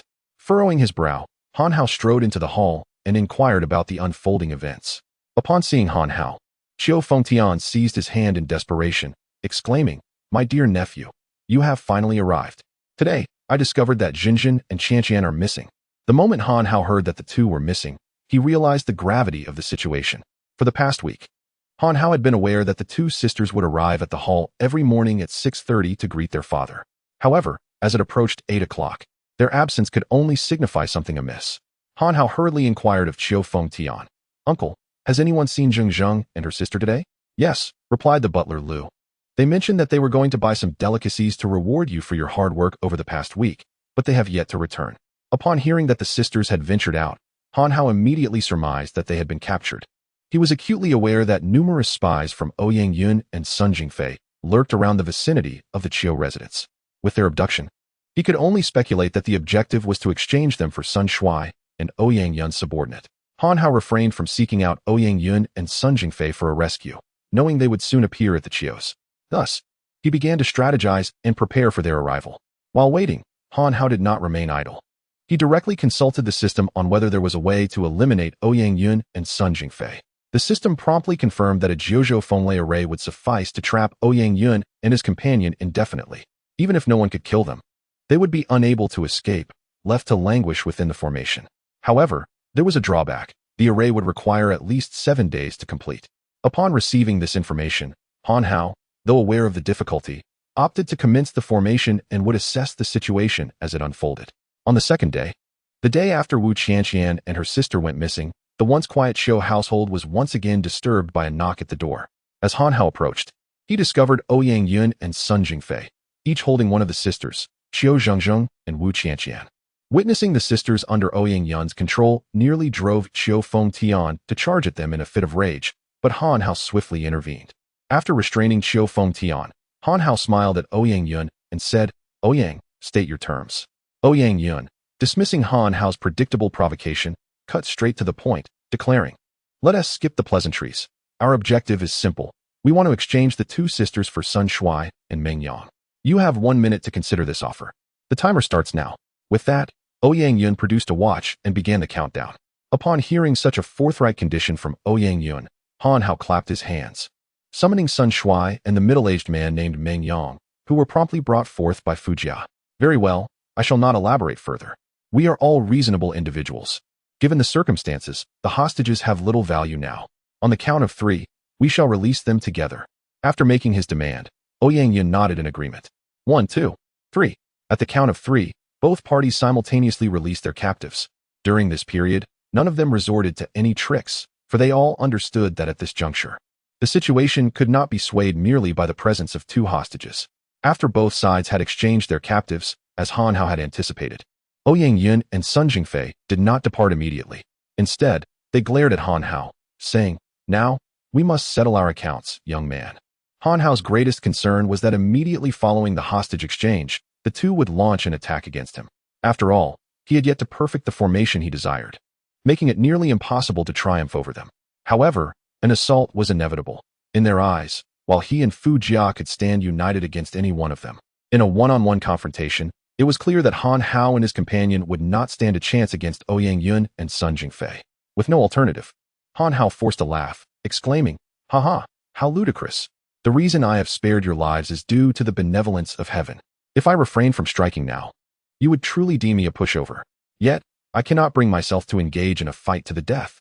Instead, how about we make a wager?"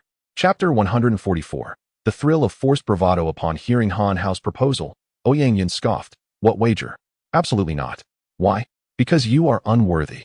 After Ouyang Yun's refusal, Han Hao gazed upward at a 45-degree angle, lamenting, "Ah, when I departed from my master, he imparted wisdom.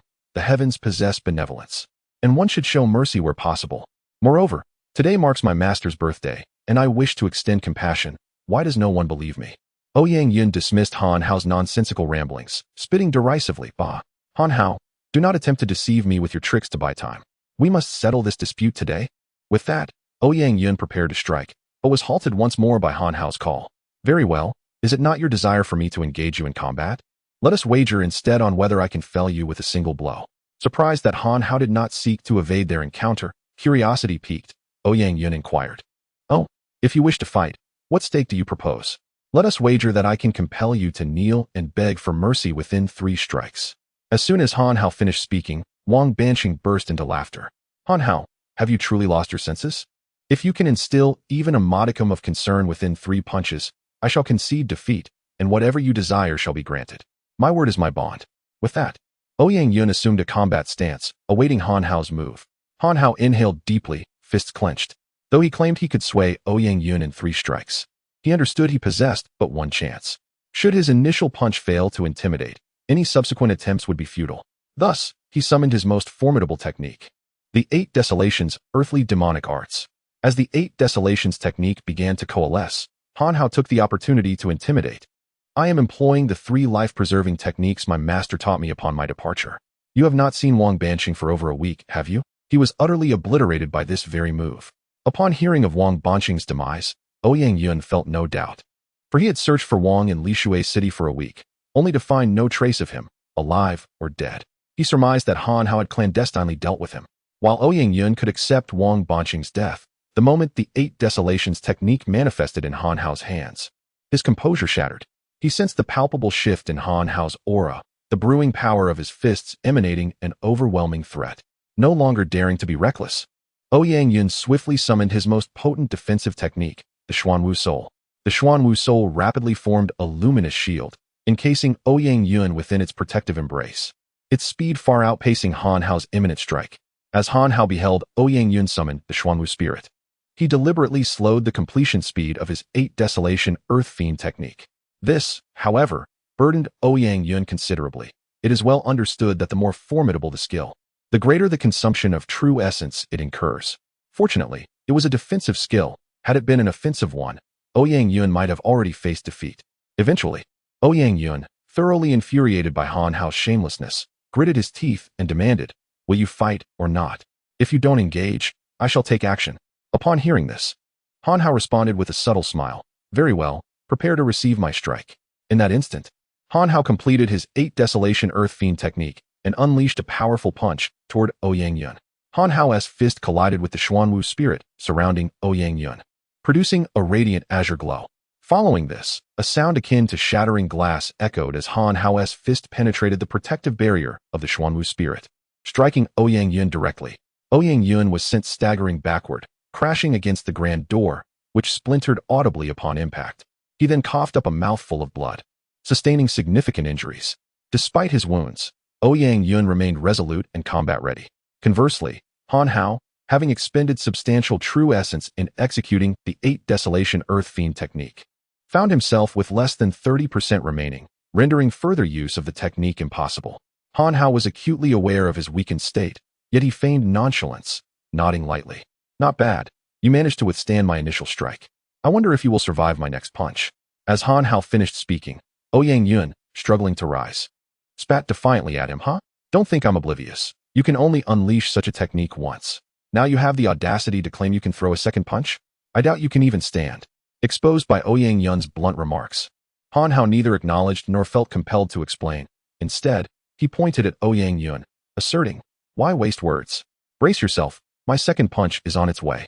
Initially, I intended to spare your sworn brother, but he refused to believe I could fell him with a single blow. Thus, I resorted to this punch.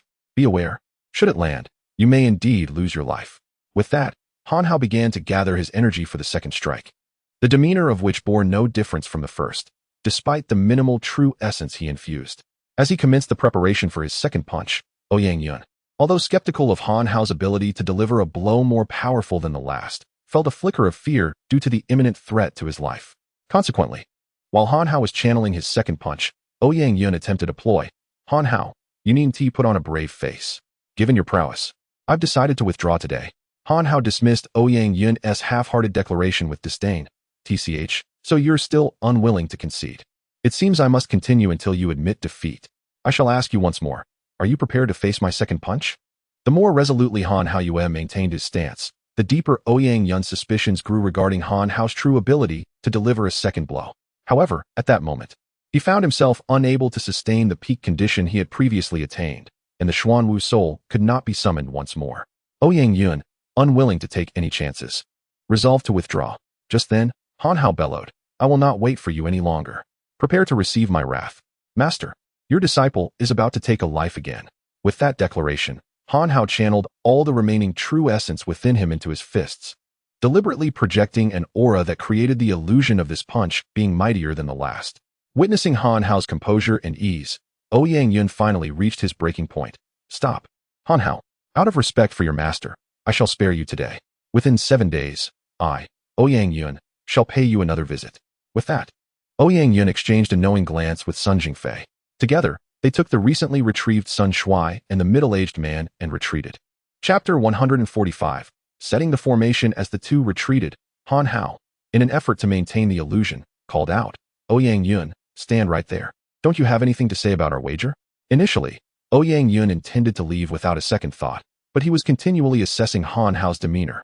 Should Han Hao cease his pursuit, Ouyang Yun would have indeed considered testing him further. However, Han Hao's relentless pursuit left Ouyang Yun with no doubts. While hastily making his departure, Ouyang Yun remarked to Han Hao, "Haha, our wager still has 2 moves left unresolved, but alas, I have pressing matters to attend to. I shall seek your guidance another day." With that, Ouyang Yun and Sun Jingfei swiftly vanished from Han Hao's sight. Just after their departure, Han Hao coughed up blood and collapsed onto the ground, gasping for breath. Internally, he lamented, "Goodness, the cost of maintaining this facade is exorbitant." Subsequently, with the support of Fu Jia, Han Hao returned to his room and began to circulate the chaotic art to gradually mend his injuries. Meanwhile, the system diligently worked on constructing the grand formation. Had it not been for the hefty price Han Hao had just paid for his bravado, he would have noticed the peculiar absence of any demand for cultivation points from the system. Time flew by, and a week passed in the blink of an eye. During this week, through the relentless efforts of the system, the Jiuzhou Wind and Thunder formation was finally completed. Once the formation was finished, Han Hao began to await Ouyang Yun's arrival. However, Ouyang Yun never made an appearance. Han Hao furrowed his brow, sensing something amiss, yet he could not pinpoint any irregularities. Just as Han Hao pondered this, someone approached him with news. Mr. Han, our residence has been besieged for a week now, and we are unable to procure even the most basic supplies like rice and oil. Upon hearing this, Han Hao suddenly comprehended why Ouyang Yun had refrained from attacking the Chiu family. After experiencing Han Hao's 8 desolate earthly fiends technique days prior, Ouyang Yun began to have reservations about Han Hao's strength. Yet, he could not simply let the matter rest. He was undoubtedly laying a trap outside the Chiu family.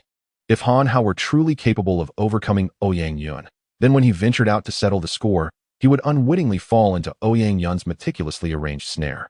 At that point, even if Han Hao possessed unparalleled prowess, he would have no choice but to surrender.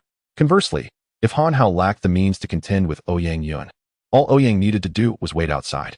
Once Han Hao and his companions ran out of provisions, they would be compelled to emerge and fall into Ouyang Yun's trap. This strategy, regardless of Han Hao's capabilities, would likely lead to his downfall at Ouyang Yun's hands. Even more infuriating was the fact that Han Hao, already at a disadvantage, would render the Jiuzhou wind and thunder formation, painstakingly laid out by the system over the week, utterly ineffective. In resignation, Han Hao dispatched a few individuals to spread the word that he was still bedridden due to the exertion from their last wager. After Han Hao issued his command, he instructed several individuals to disseminate news. However, to his surprise, although 2 days had elapsed since the information was released, Ouyang Yun had yet to make an appearance. To exacerbate matters, the Chiu family's food supplies were dwindling. At this juncture, defeating Ouyang Yun had become an urgent necessity, yet enticing him to confront them was imperative. Left with no alternatives, Han Hao resolved to risk utilizing his final gambit, opening the alchemical furnace unearthed from Jing Hao's underground lair. The system had previously indicated that the fragrance of the herbs would alert nearby cultivators, potentially attracting troublesome adversaries. Nevertheless, Han Hao recognized that to vanquish Ouyang Yun, this path was unavoidable. He promptly summoned Fu Jia, and together they endeavored to open the furnace. As the furnace was extracted from Han Hao's storage bag, its surface no longer emanated heat. Han Hao grasped the furnace and attempted to open it. However, despite his current cultivation prowess and an effortless demeanor, he found himself unable to unlock it. Reluctantly, he sought Fu Jia's assistance. Subsequently, both Han Hao and Fu Jia simultaneously exerted their strength, and under the combined force of their extraordinary capabilities, they finally pried open a narrow gap in the furnace. As soon as a fissure appeared, an enchanting aroma wafted from within, quickly permeating the entire Chiu household. The most intense sensation was experienced by Han Hao and Fu Jia, who stood closest to the furnace. Upon inhaling the fragrance, they felt an overwhelming sense of comfort, and Han Hao realized that his cultivation level was on the verge of a breakthrough. Just as the furnace was slightly ajar, the system urgently exclaimed, "Host, quickly seal the furnace. The medicinal concoction within is even more extraordinary than I anticipated. I advise you not to tamper with this furnace until you reach the spirit opening realm." Heeding the system's warning, Han Hao relayed the advice to Fu Jia. Fu Jia swiftly closed the furnace. Without delay, the two exerted their strength once more and sealed the furnace. Instantly, the delightful aroma vanished. Though the moment was fleeting, it proved to be exceptionally beneficial. During that brief interval, Sun Jingfei caught wind of the medicinal scent and felt as though he had been rejuvenated by a decade. He promptly sought out Ouyang Yun, and together they disregarded any trepidation about the enigmatic Chiu household, storming into the residence. The recently repaired door was once again shattered by a swift kick from Ouyang Yun. Without pausing to consider anything else, he interrogated the disciples guarding the entrance. "Where's Han Hao?" The disciples, terrified by the presence of Ouyang Yun and Sun Jingfei, trembled and pointed towards Han Hao's chamber. Upon learning the location, Ouyang Yun advanced towards Han Hao's room. Yet, before he could approach, a boisterous laughter erupted from within. "Ouyang, you have finally arrived. I have awaited your presence with great anticipation." With that, Han Hao forcefully kicked open the door, standing boldly before Ouyang Yun. As Ouyang Yun beheld Han Hao, he did not ponder the reasons behind Han Hao's apparent delight at his arrival. Instead, his sole focus fixated on the elixir in question. "Young man, present your elixir, and let us settle our affairs once and for all," he declared. Upon hearing Ouyang Yun's proposition, Han Hao inquired, "What elixir?" With a scoff, Ouyang Yun remarked, feigning ignorance, "Are we? Very well, since you refuse to relinquish it, I shall take matters into my own hands." With that, Ouyang Yun charged towards Han Hao. However, as Ouyang Yun drew ever closer, a faint smile crept upon Han Hao's lips. The 9 provinces thunderstorm formation, activate. He intoned. No sooner had the words left his mouth than Ouyang Yun felt a disorienting wave sweep over him, and suddenly, Han Hao and the Qiu family vanished from his sight, leaving only an endless tempest of lightning and gale-force winds rushing toward him. Chapter 146. The power of Sun Jingfei. Upon witnessing a torrent of lightning and hurricanes approaching him, Ouyang Yun was struck with sheer terror. From the oncoming storm, he felt an overwhelming despair that left him utterly defenseless. With a heavy heart, he lamented, "Alas, my fate is sealed." In the throes of despair, he closed his eyes, awaiting the judgment of destiny. Yet, just as the lightning and winds drew within a meter of him, they inexplicably halted, coalescing into a colossal cage of electricity. After a prolonged moment with his eyes shut, Ouyang Yun, to his astonishment, found himself unscathed. As the tempest formed a prison around him, doubt crept into his mind regarding the authenticity of the lightning, prompting him to cautiously attempt an escape. However, the instant he made a move, a bolt of lightning struck him directly, sending him crashing back to his original position, causing him to spit blood from the force of the blow. Outside the formation, as Han Hao invoked the 9 provinces thunderstorm array, the entire Qiu family was engulfed in tremendous upheaval. In an instant, Han Hao's chamber grew increasingly ethereal, ultimately dissolving into nothingness, vanishing from the sight of onlookers. Along with this disappearance, Ouyang Yun was also lost to view. Although the original scenery had faded, everyone understood it was merely obscured, for the sounds of thunder still echoed from that location. Meanwhile, Sun Jingfei, observing the unfolding chaos, sensed an impending danger and resolved to depart immediately. Yet, Han Hao would not let such an opportunity slip away. Just as Sun Jingfei turned to flee, Han Hao bellowed, "Fu Jia, stop him at once." As Han Hao shouted, Fu Jia sprang forth, positioning herself before Sun Jingfei. Simultaneously, Han Hao emerged from the 9 provinces thunderstorm array, advancing towards Sun Jingfei. In that moment, Sun Jingfei realized he was no match for both Han Hao and Fu Jia combined. He understood he had to escape before Han Hao reached him, granting himself but a fleeting opportunity to act. Without hesitation, Sun Jingfei unleashed all his might against Fu Jia. In response to Sun Jingfei's full-force strike, Fu Jia met him head-on, their fists colliding. She did not retreat an inch, feigning ease as she remarked, "Old man, your strength seems to be waning." Only Han Hao was privy to the fact that Fu Jia had previously confided in him about her training in a skill that allowed her to be as light as a feather or as heavy as a mountain. In this moment, Fu Jia was also enduring the strain. Within the brief exchange of blows, Han Hao had closed the distance to Sun Jingfei, creating a pincer movement alongside Fu Jia. Realizing the gravity of his predicament, Sun Jingfei understood that escaping was no longer a simple task. "Han Hao, we bear no deep-seated grudge. The one who instigated our discord, Wang Banqing, is no more at your hands, and Ouyang Yun has become your captive. If you are willing to bury the hatchet, I, Sun Jingfei, shall gladly consider you a friend." Upon hearing Sun Jingfei's earnest appeal, Han Hao remained unmoved.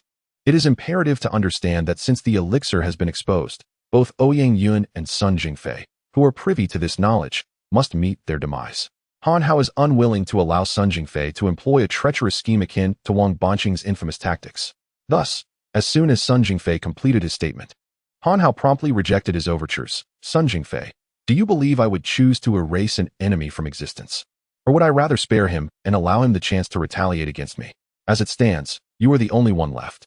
And with both myself and brother Fu Jia present, it should not be a formidable task to ensure your survival through today." Upon hearing this, Sun Jingfei let out a furious laugh.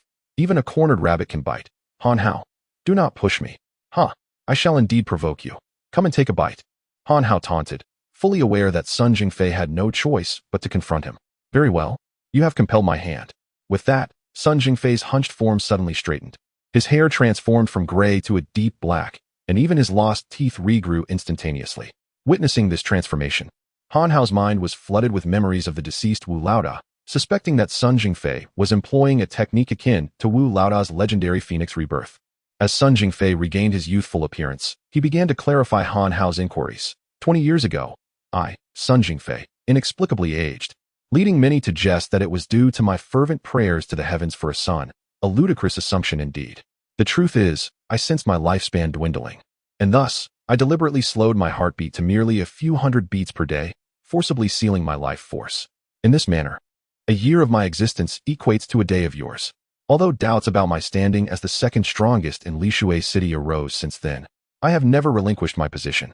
Now, allow me to demonstrate what it truly means to be the second strongest in Lishui City. With that declaration, a captivating surge of power erupted from within Sun Jingfei, a force far surpassing what Han Hao had previously known. Han Hao could not help but admire Sun Jingfei's fortitude. Had Sun Jingfei unleashed his full strength during their initial encounter, Han Hao, bereft of any external assistance, would have been utterly powerless to escape. As Sun Jingfei unveiled his peak prowess, both Fu Jia and Han Hao's expressions grew grave. Without exchanging words, they launched a simultaneous assault against Sun Jingfei. In the face of their encroachment, Sun Jingfei raised his palms, meeting both Han Hao and Fu Jia's formidable strikes. After their tremendous clash, Han Hao and Fu Jia retreated a step, yet Sun Jingfei remained unfazed, swiftly retaliating with a punch aimed at Han Hao. Feeling the tremendous force of Sun Jingfei's blow, Han Hao immediately employed the immovable as a mountain technique, lifting his hands as if they were weightless to block the impending strike. With the first punch thwarted, Fu Jia had already regained his stance, drawing forth a short sword from his waist, chanting, "Rui's sword, break." At the utterance of Fu Jia's command, the diminutive sword launched itself towards Sun Jingfei. Upon witnessing the little sword hurtling towards him, Sun Jingfei's expression shifted. "You are of the Fu family from the Eastern Alliance. Has the Eastern Alliance forgotten its principles and intervened in others' affairs at will?" In response to Sun Jingfei's remarks, Fu Jia appeared to be oblivious, continuing to wield his small sword and thrusting it towards Sun Jingfei. Observing Fu Jia's silence, Sun Jingfei nodded slightly, declaring, "Very well. I reckon that even if I were to kill you, the Eastern Alliance would dare not retaliate. So, let you all perish." With that, he launched an attack on Fu Jia, for even a small sword lingering behind him would be disconcerting to anyone. The exchange between the three escalated into over 100 encounters. Gradually, Sun Jingfei found himself increasingly challenged by Han Hao and the others. At this juncture, he realized that he had no choice but to fight with all his might. "Han Hao, you two have forced my hand." With that proclamation, Sun Jingfei appeared almost frenzied as he summoned his true essence, elevating his power significantly. A tremendous pressure enveloped him, drawing him perilously close to the pinnacle of spirit breaking, even nearing the realm of divine movement. Yet, unbeknownst to anyone, as he drew upon his true essence, a strand of white hair appeared at his temples. In that moment, Sun Jingfei's lifespan was rapidly diminishing, a fact lost on Han Hao. This swift depletion of life force granted Sun Jingfei formidable strength, and each punch and kick he delivered became increasingly arduous for Han Hao and Fu Jia to counter. Soon enough, both Han Hao and Fu Jia bore the marks of injury. Han Hao had initially contemplated allowing Sun Jingfei to escape, but at that moment, he discerned a troubling inconsistency. Despite Sun Jingfei's evident advantage, he was persistently seeking an opportunity to flee. A sudden realization struck Han Hao. It was clear that Sun Jingfei could not sustain such ferocity for long. Chapter 147. Always just a fraction short. Sensing this, Han Hao reinvigorated his spirit. Several times, Sun Jingfei was on the verge of escaping, only to be desperately thwarted by Han Hao. Naturally, Han Hao bore the cost of numerous injuries, both minor and significant, upon his body. At this moment, Fu Jia, panting heavily, turned to Han Hao, inquiring whether he would allow Sun Jingfei to leave. Understanding Fu Jia's intent through her gaze, Han Hao shouted back, "Fu Jia, hold on. His strength has suddenly increased at a tremendous cost. As long as we prevent him from fleeing, he won't last much longer." With that, confronting the increasingly fierce attacks from Sun Jingfei, Han Hao unleashed the second layer of the 8 Desolations, an earthly fiend's technique, instantly transforming his fists into formidable weapons as he advanced towards Sun Jingfei. Encouraged by Han Hao's words, Fu Jia regained her focus and, alongside him, endeavored to block Sun Jingfei, plunging the battle once more into a stalemate.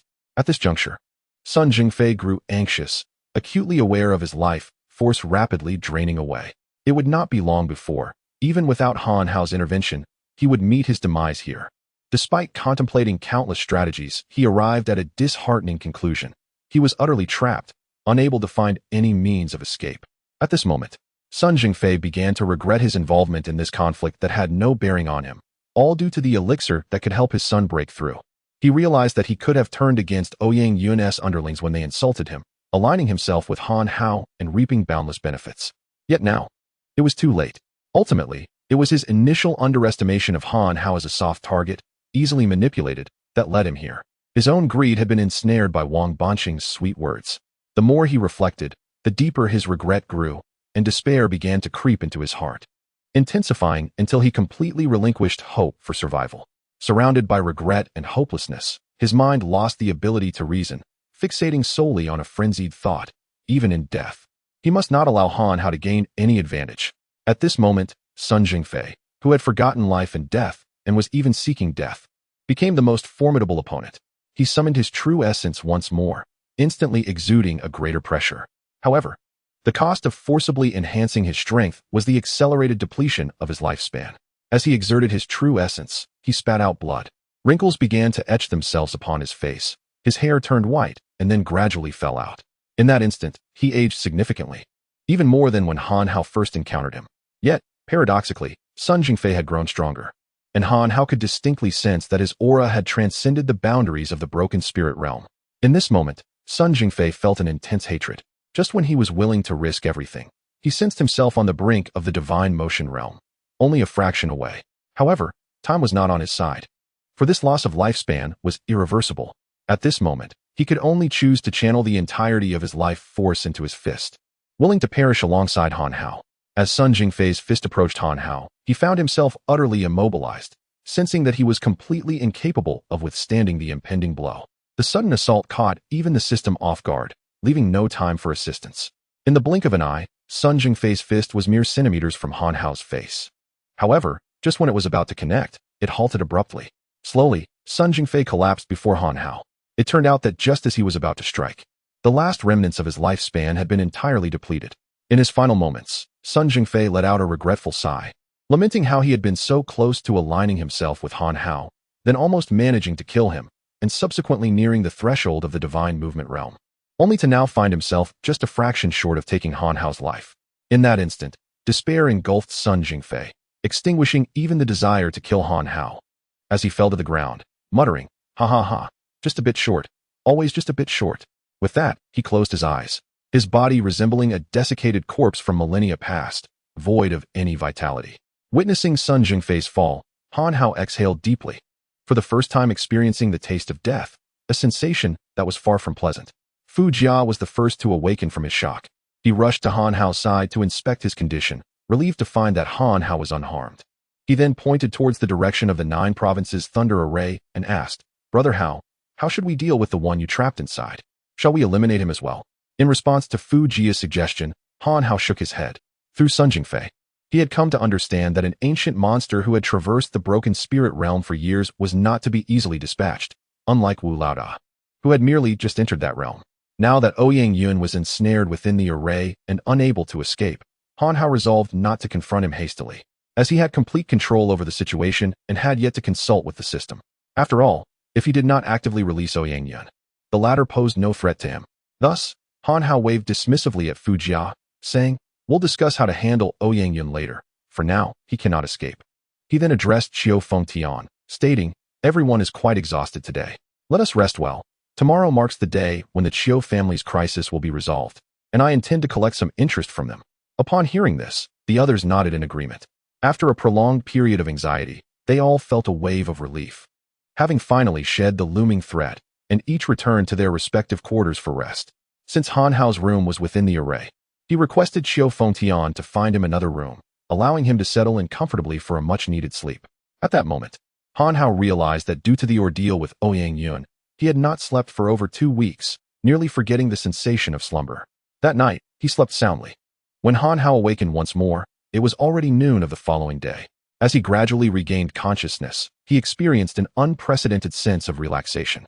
At that moment, the fruits of his recent cultivation began to manifest, despite not having progressed to the mid-stage of spirit breaking. His abilities had indeed seen considerable advancement through the relentless practice of the chaotic immortal technique over the past days and nights. With a heart brimming with joy, Han Hao stepped out of his room, only to find Feng Yutian waiting for him at the door. Perplexed, Han Hao inquired, "Uncle, have you come to summon me for a meal?" Feeling somewhat sheepish, Feng Yutian scratched his head and replied, "We can't eat just yet, as our provisions of vegetables and rice have nearly been depleted. Although Ouyang Yun and Sun Jingfei have been dealt with, their subordinates are still stationed outside." Upon hearing this, Han Hao recalled that it was indeed time for him to collect some interest from Ouyang Yun and Sun Jingfei. Nodding resolutely, he assured, "Uncle, rest assured. Give me an afternoon, and I will restore the Chiu family to its former glory." With that, Han Hao swiftly took hold of Fu Jia and made his way outside. Chapter 148. The unfortunate Sun Shui. Han Hao led Fu Jia away from the Qiu residence, making their way outside. After all, the Sun and Ouyang families had established their wealth in Lishui City for many years, and it was impossible for a poor man like Han Hao not to feel envious. Once they departed from the Qiu household, Fu Jia appeared exceedingly joyful, her excitement unabashedly evident as she rubbed her hands together, exclaiming, "Wonderful! After being stifled for so long, we finally have the opportunity to seek some retribution. After all, inflicting pain on others is far more pleasurable than enduring it." Upon hearing Fu Jia's words, Han Hao cast a sidelong glance at her. Fu Jia assumed he was looking down on her and was about to retort. At that moment, Han Hao, with a mischievous grin, leaned in conspiratorially and whispered in her ear, "My friend, I share the same sentiment." They exchanged knowing smiles, a profound camaraderie blossoming between them, their gazes rich with the feeling of a long-awaited reunion. Subsequently, they began to shower each other with compliments. Just as they were in the midst of this mutual flattery while exiting the Qiu residence, they were suddenly confronted by 6 individuals. At the forefront stood Sun Shui, who immediately recognized Han Hao. He silently prayed that Han Hao would not notice him, turning to caution his companions to remain silent. However, before Sun Shui could issue his warning, a portly fellow beside him pointed directly at Han Hao and Fu Jia, declaring, "Halt! What are you two up to?" Seeing that his earlier mention of seeking someone to torment had led to this unexpected confrontation, Fu Jia rubbed her hands together with palpable excitement and said, "Guess." Her expression left everyone, except for Sun Shui, somewhat flummoxed. Meanwhile, Sun Shui felt a surge of despair, wishing he could slice his oblivious subordinate into pieces. Yet, the portly man was oblivious to Sun Shui's inner turmoil, viewing this as a rare opportunity for glory. "You two brats," he proclaimed, "our esteemed young master Sun is here, and you would do well to confess your intentions. Are you not the ones who fled from the Qiu residence?" After the portly man finished speaking, Fu Jia solemnly nodded and replied, "Indeed, you are correct." The unexpected ease with which Fu Jia admitted this took the portly man by surprise, prompting him to instinctively glance back at Sun Shui. Upon seeing Sun Shui's fierce glare, akin to that of an enemy, the portly man felt a wave of unease wash over him. "Move aside for our brother Han Hao. Can't you see he is preoccupied with his journey?" Sun Shui interjected. At this, the portly fellow, perhaps losing his composure, blurted out, "Impossible. With old Master Sun and Master Ouyang involved, that Han Hao will surely meet his end." He then pointed at Han Hao, exclaiming, "So you are the coward who resorts to ambushes when unable to defeat our esteemed young Master Sun. Now that we meet again, allow me to teach you a lesson on behalf of our master." With that, the portly man lunged at Han Hao with a kick. Han Hao, amused by the rare opportunity to engage in some playful banter, decided not to let this farce lose its charm. He refrained from using his supernatural abilities and instead engaged in a spirited scuffle with the portly man. As Han Hao had already transcended the realm of mortal cultivation, even without employing true essence, the transformation his body underwent during his breakthrough was beyond the comprehension of the stout fellow. Had it not been for Han Hao's deliberate restraint in his force, the stout man would have been swiftly vanquished. With Han Hao holding back, the two engaged in a sparring match for several minutes, culminating in Han Hao gently delivering a kick to the stout man's rear, causing him to topple to the ground with a thud. At that moment, aside from Sun Shui, the others gasped in astonishment. Yet, just as concern washed over them for the stout man, he sprang back to his feet. Though the kick was painful, he moved his body and realized he had sustained no injuries, which eased his mind. It dawned on the stout man that he was no match for Han Hao. However, rather than feeling defeated, he found a newfound confidence in his master, Sun Shui. Through his encounter with Han Hao, he perceived that Han Hao was merely slightly stronger than himself, while his master could effortlessly dispatch him with a single blow. Brushing the dirt off his clothes, the stout man smirked at Han Hao, sneering, "Humph, not bad, kid. It seems it's up to our young master Sun to teach you a lesson." With that, he stepped aside, exposing Sun Shui directly to Han Hao. The subordinates flanking Sun Shui erupted in cheers, shouting, "Young master Sun, teach him a lesson. Yes, show no mercy to such a coward who resorts to sneak attacks. Han Hao, your misfortune is upon you for encountering us." As the clamor grew, Sun Shui felt increasingly humiliated, harboring resentment towards his rowdy subordinates. Observing this scene, Han Hao regarded Sun Shui with amusement, remarking, "Ah, I vividly remember the last time you triumphed over me, Sun Shui. Now, I assure you, I shall not resort to sneak attacks. Let your brother exact his revenge." With that, he strode directly towards Sun Shui. In that moment, Sun Shui could no longer maintain his pride and fell to his knees, pleading, "Boss Han Hao, please show mercy. I shall leave at once." However, Han Hao had no intention of truly sparing Sun Shui. He aimed to teach a lesson to someone who boasted of being able to defeat him. Just as Han Hao prepared to act, he was intercepted by Fu Jia, who interjected, "Big brother, remember our agreement. I am here to crush the weak." Now, Han Hao pointed to the 5 individuals behind Sun Shui, saying, "These are for you. They are too weak, it's not amusing." While the brothers debated, the 5 individuals behind Sun Shui were incensed. "How dare you underestimate us? Let us teach him a lesson." With that, they advanced on Fu Jia without granting him a moment to choose. Han Hao observed the unfolding scene and shrugged at Fu Jia. Fate is indeed inescapable.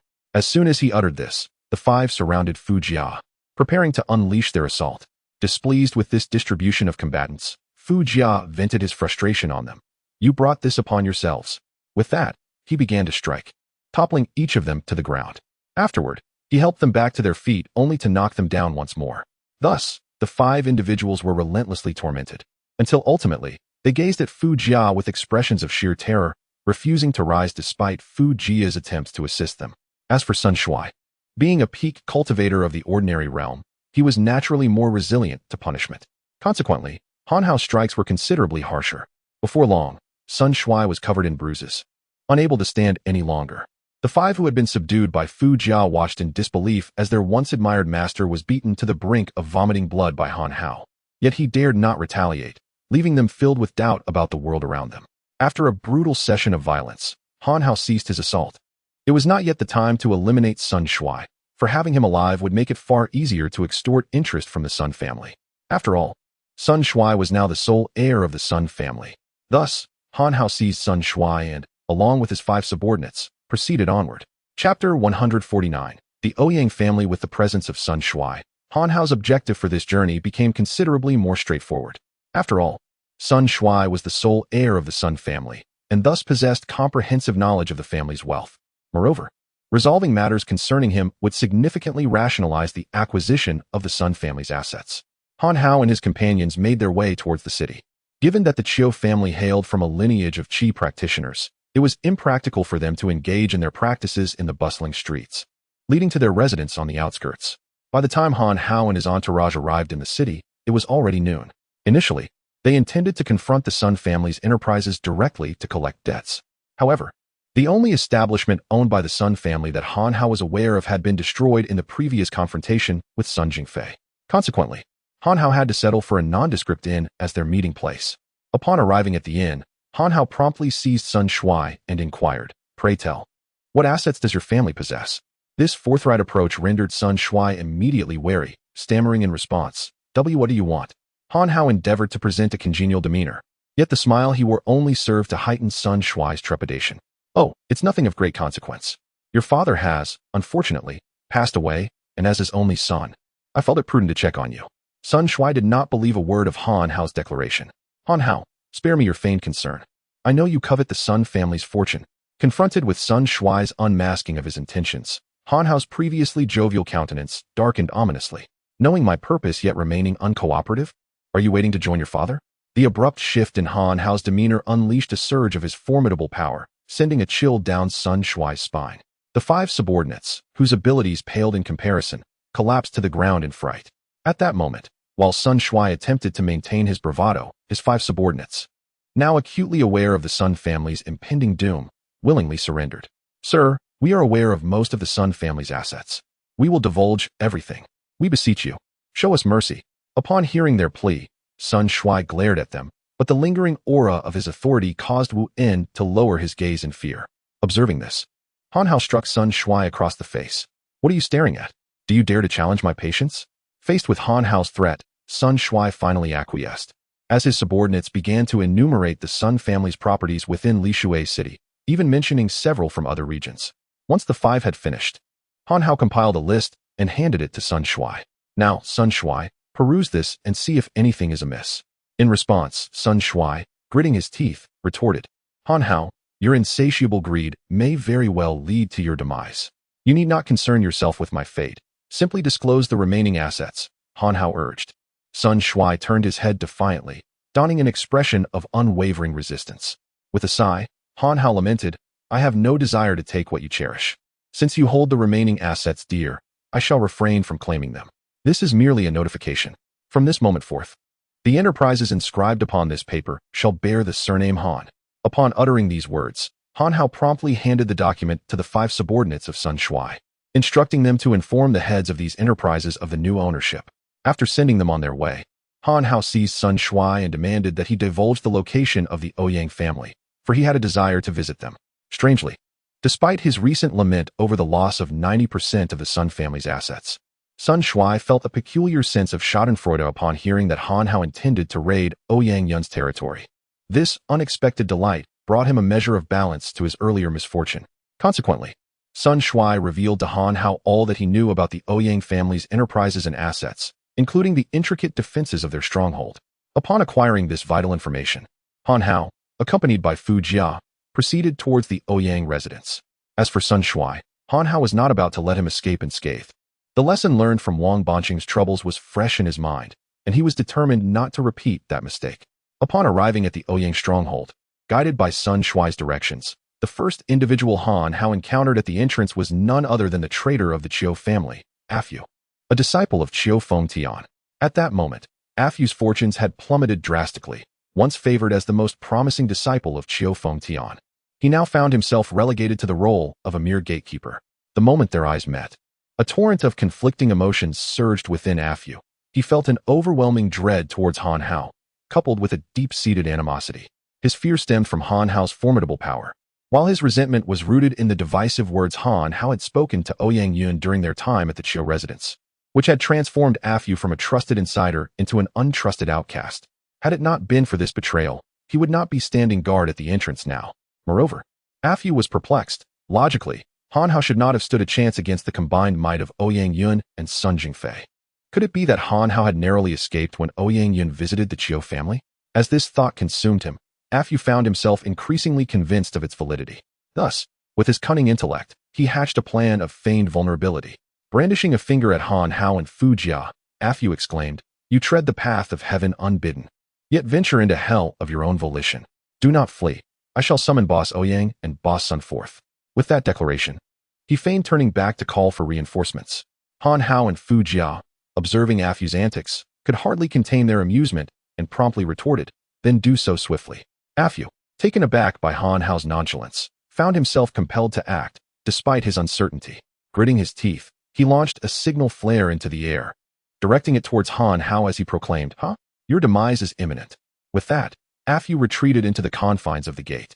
However, before he could retreat fully, Han Hao seized him with a firm grip. "Why the haste? Do you not wish to meet your esteemed leader? It seems he is not present.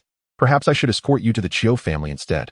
As Han Hao's words echoed in the air, a ringing sensation enveloped Afyu's mind. Though Afyu harbored doubts regarding Han Hao's ability to defeat and even confine Ouyang Yun within the Qiu family, an inexplicable intuition whispered to him that this event was indeed unfolding. At that moment, Afyu's heart was a tumultuous cauldron of emotions. Should Han Hao truly resolve the crisis involving Ouyang Yun and Sun Jingfei, his own act of betrayal would be rendered utterly meaningless. After all, it was the despondency of the Qiu family's prospects for survival that had driven him to defect in the first place. As Afyu grappled with his astonishment, a group emerged from within the great doors, led by none other than Feng Yutian and her husband, old acquaintances of Han Hao. Upon sighting them, Han Hao unveiled a smile he deemed irresistibly charming, exclaiming, "What a delightful coincidence, my friends.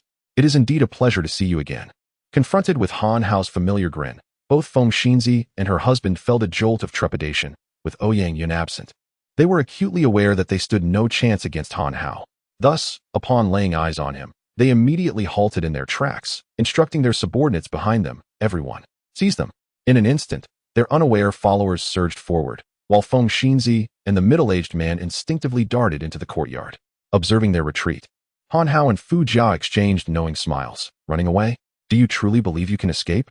Without further ado, Han Hao dismissed the advancing pawns and strode towards the spot where Feng Yutian had vanished. Just as he stepped into the courtyard, he found himself encircled by 12 cultivators at the late stage of the Foundation establishment realm, their positions suggesting the faint outline of a formation. At that moment, Feng Yutian and the middle-aged man reappeared, their laughter echoing ominously. "Ah, Han Hao, This is the ultimate gift that Ouyang Yun has prepared for you before setting out to find you. Chapter 150. To persist in pretension in the face of the middle-aged man's ridicule, Han Hao maintained an outward demeanor of disdain, yet internally, he was already contemplating how to confront the situation. Setting aside the formation, even the presence of 12 late-stage cultivators was enough to pose a significant challenge for Han Hao.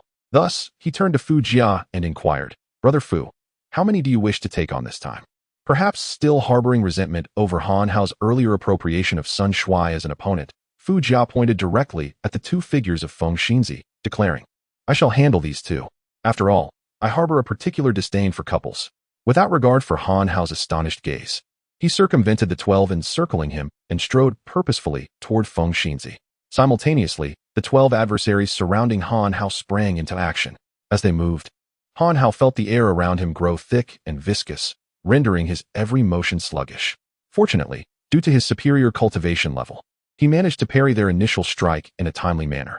Upon the collision of their attacks, Han Hao discerned that this formation not only impeded his movements, but also enabled the 12 to synergize their strength, diminishing his own power ever so slightly. Though it was but a minor reduction, it compounded Han Hao's already precarious situation. As he braced against the simultaneous onslaught, he summoned all his strength and activated his technique. Immovable as a mountain. Though this technique spared him from a hasty retreat, a force even mightier than Ouyang Yun's punch surged towards him. Han Hao endured the impact, managing to swallow the blood that threatened to escape his lips.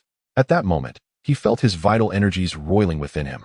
He yearned to utter a taunt directed at the 12, yet the fear of blood spilling from his mouth silenced him.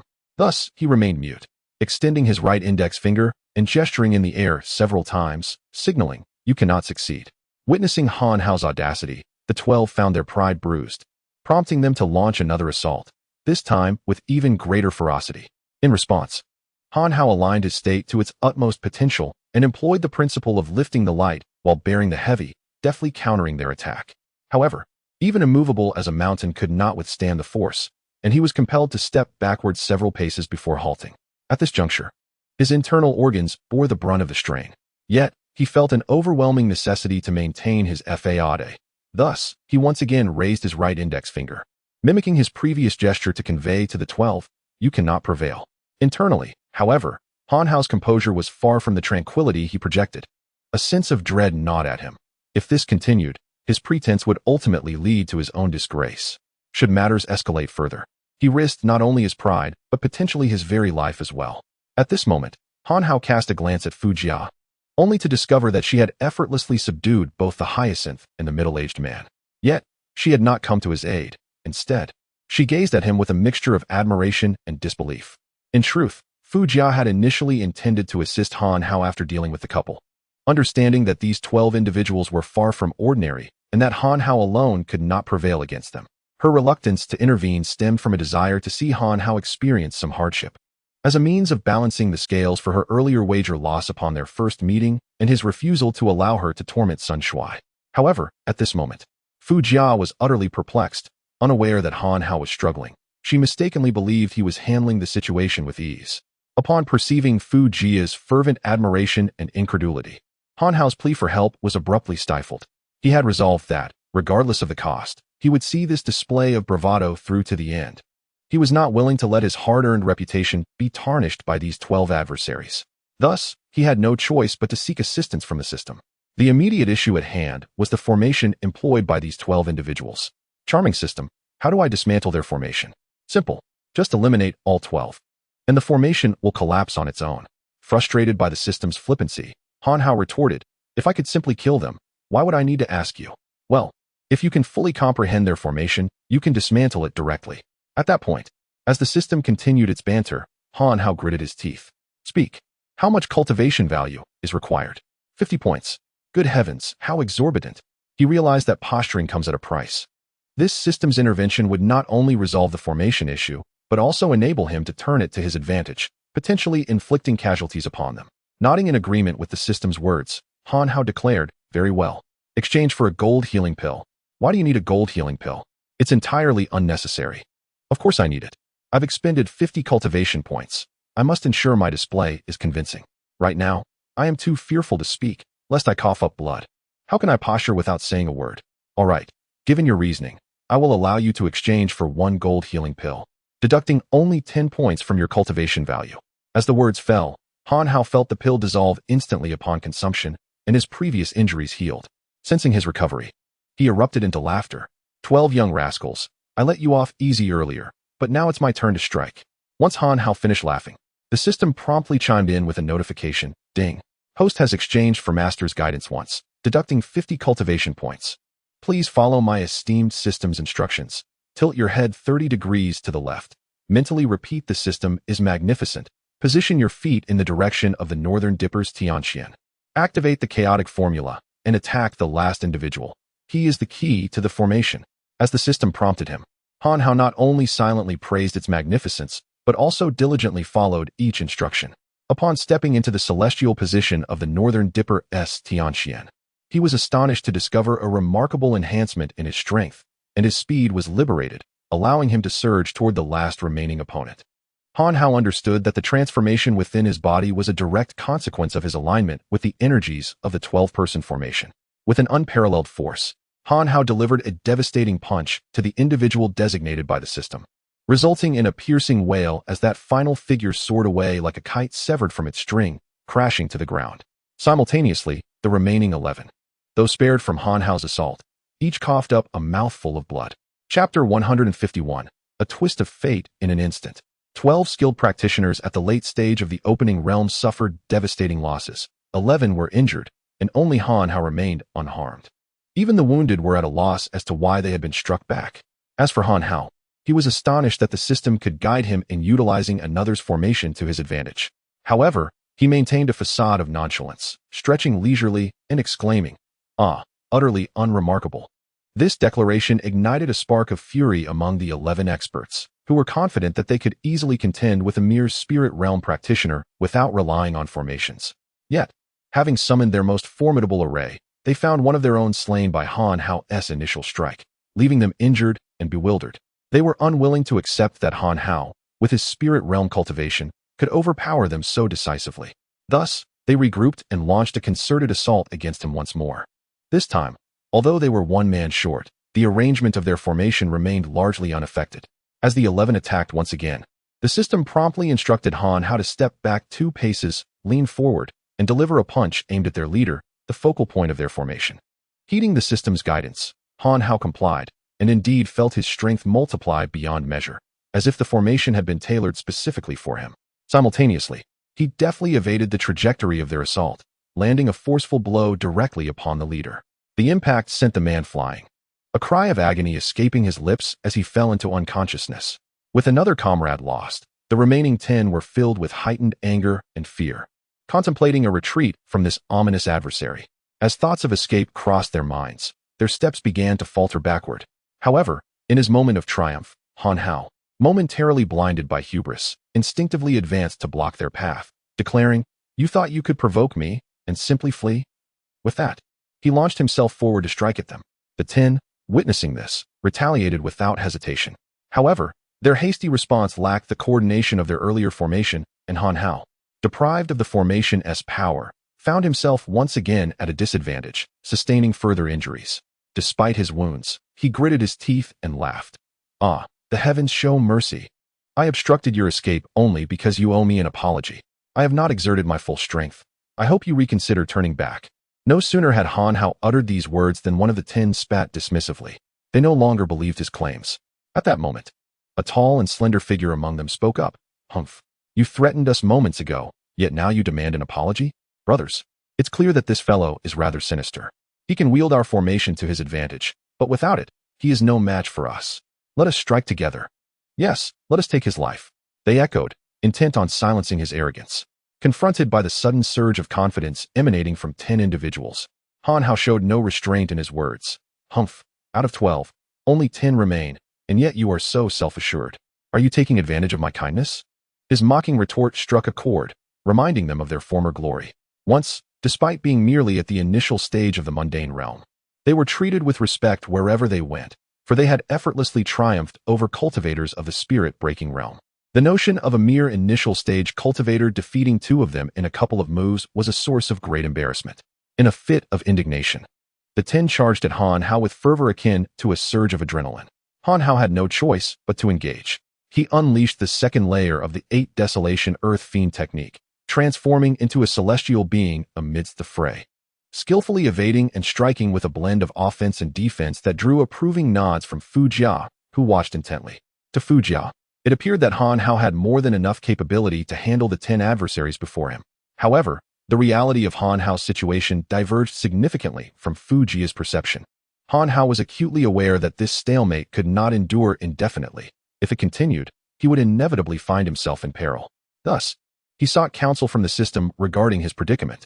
Unfortunately, the response he received was disheartening. The system had already assisted him in eliminating 2 adversaries, and without the use of formations, it could offer no further assistance. Isn't your omnipotence supposed to encompass all? Han Hao lamented. Indeed, I am omnipotent, but your current cultivation points are insufficient to exchange for any elixir that could temporarily enhance your combat prowess. Faced with this revelation, Han Hao contemplated soliciting Fu Jia's help. Yet, each time he caught sight of Fu Jia's admiring gaze, his inner voice cried out, "This has never happened before. This is an unparalleled opportunity for someone of equal strength to admire me. I must not squander this chance." Han Hao recognized that although Fu Jia had once lost a bet, he had never genuinely acknowledged Han Hao's superiority. Now, as Fu Jia gazed at him in awe, Han Hao was determined not to let this rare opportunity slip away. Thus, he persevered for an additional half-hour, despite the immense pressure causing his vital energy to deplete rapidly. Gradually, Han Hao began to exhibit signs of fatigue. He sensed his energy waning and his movements slowing.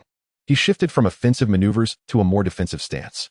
Even Fu Jia, who had steadfastly believed in Han Hao's ability to manage the situation, began to waver. Meanwhile, the 10 adversaries, sensing Han Hao's exhaustion, became increasingly exhilarated. "Brothers, this kid is on the brink of collapse. This time, I shall personally claim his head." One exclaimed, "Haha, yes, I will sever his ears to brew a fine wine." Another chimed in, "Eldest brother, we should capture him alive first and interrogate him about how he leveraged our formation." At this moment, 10 individuals began to fantasize about the aftermath of capturing Han Hao. And even the middle-aged man who had been apprehended chuckled triumphantly. "Ha ha ha, Han Hao, let's see how you escape this time. You might as well resign yourself to your fate. Opposing our leader, Ouyang, is your demise." Upon hearing the middle-aged man speak so boldly despite his predicament, Fu Jia showed no restraint. With a swift motion, she delivered 2 resounding slaps, causing blood to spurt from the man's mouth. Infuriated, he glared at Fu Jia, but as he prepared to unleash a torrent of insults, his 2 front teeth were knocked loose. After dealing with the middle-aged man, Fu Jia redirected her complete focus on Han Hao. At this moment, she too felt an overwhelming urge to take action. Just then, Han Hao, exhausted yet suddenly aware of a familiar sensation coursing through his body, realized he was on the verge of a breakthrough.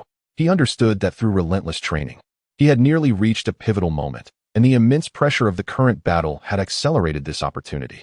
Recognizing the chance for advancement, Han Hao disregarded the dwindling essence within him, summoning his spirit and pushing his strength to its limits, fiercely charging at the 10 adversaries. His sudden transformation left everyone present momentarily stunned. They could scarcely comprehend why Han Hao, who had just been struggling to defend himself and appeared on the brink of defeat, was now fiercely attacking. Had he truly lost his fear of death, or had he merely been feigning weakness all along?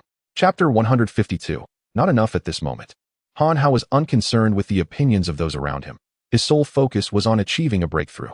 To attain such a feat, he required greater pressure.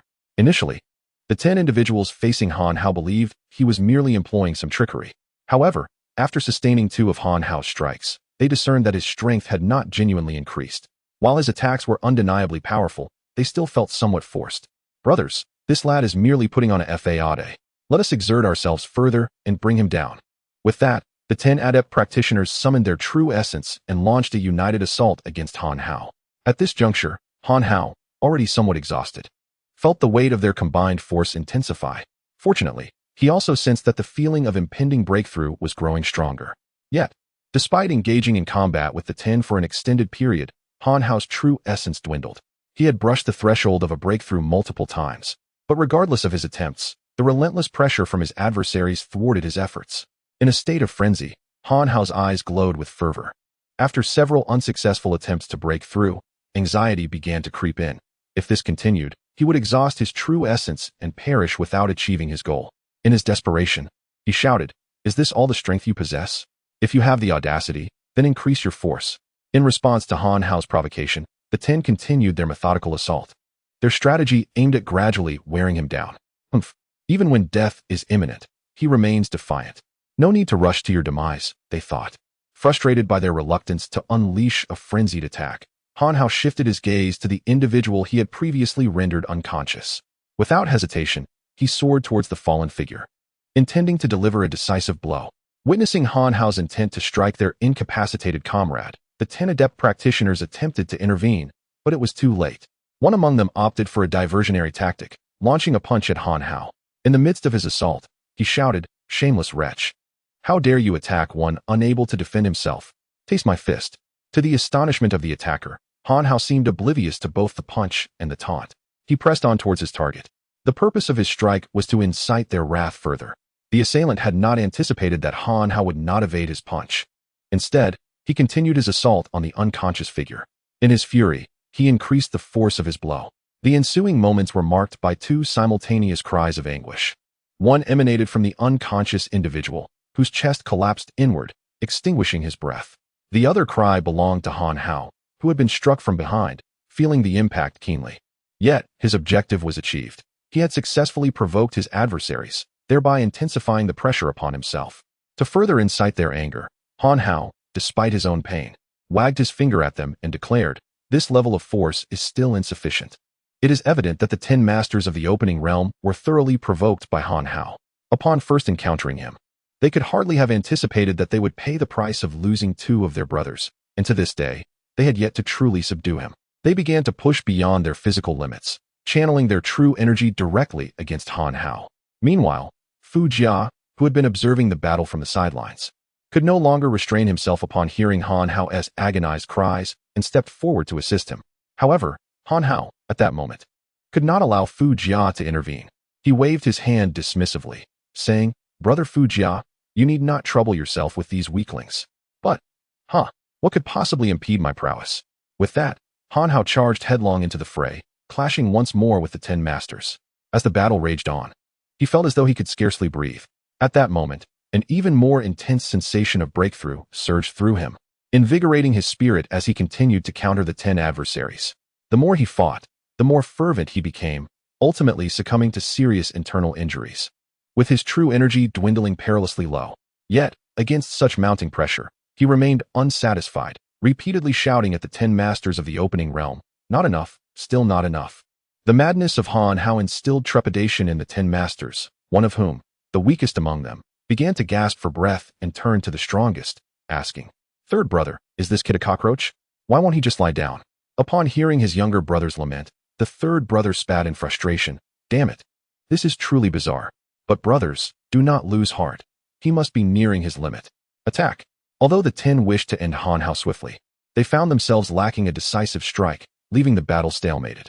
Meanwhile, Han Hao could no longer wait, for if this continued, he would succumb to exhaustion before achieving a breakthrough. Still not enough. It seems my foundation is lacking. I must push myself further. With this resolve, Han Hao steeled his heart, retracting the second layer of the 8 Desolations Earth Fiend art, and instead channeling the first layer, Victory, in battle. The ultimate move began to brew steadily in Han Hao's hands, and as his most potent single-target attack materialized, the 10 surrounding him were taken aback, their advance faltering as they sensed the overwhelming power of the technique he was preparing.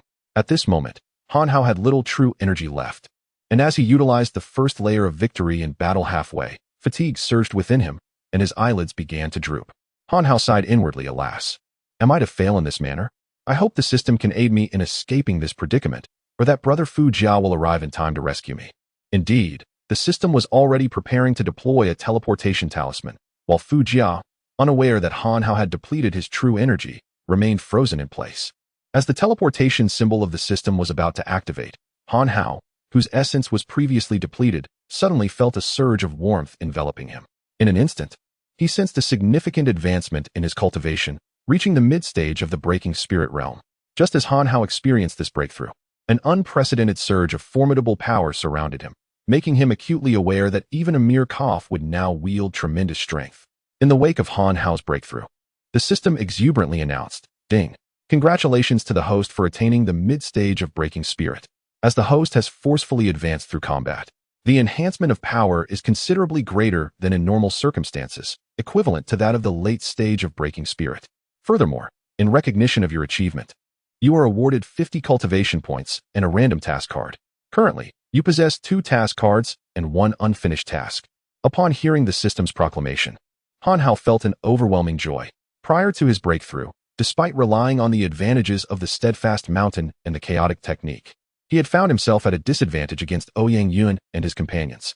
The fact that he managed to retreat unscathed was solely due to his exceptional wit. Now, with the newfound strength of a peak-breaking spirit, the prospect of challenging opponents across realms no longer seemed implausible. Defeating Ouyang Yuan within the confines of the formation was certainly within the realm of possibility. Chapter 153. A display of might thanks to Han Hao's breakthrough. He had successfully completed the first layer of the 8 Desolations earthly fiend technique, victory in battle, which had nearly been interrupted moments ago.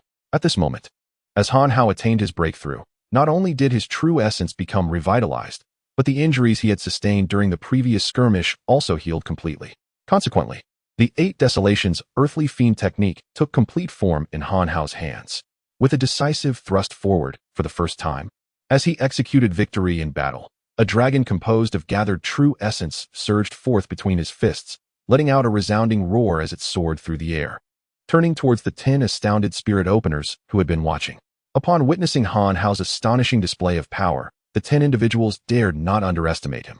They immediately summoned their full strength to defend themselves. Thus, Han Hao's 8 Desolations earthly fiend technique collided with their most potent attacks. Previously, Han Hao had already reached the mid-stage of spirit breaking, creating a clear disparity in cultivation levels with the 10 opponents. Moreover, the technique he employed was renowned even within the system as a masterpiece. In addition, Han Hao's initial advantage from using the formation had already inflicted injuries upon the 10. And after the intense battle, he was now brimming with strength while they were utterly exhausted. Therefore, when their ultimate attacks clashed, the strongest among them, known as Third Brother, was the first to suffer, unable to utter a single cry before being obliterated. The remaining 9 individuals behind Third Brother also lost their fighting capability, with 3 of them falling into unconsciousness.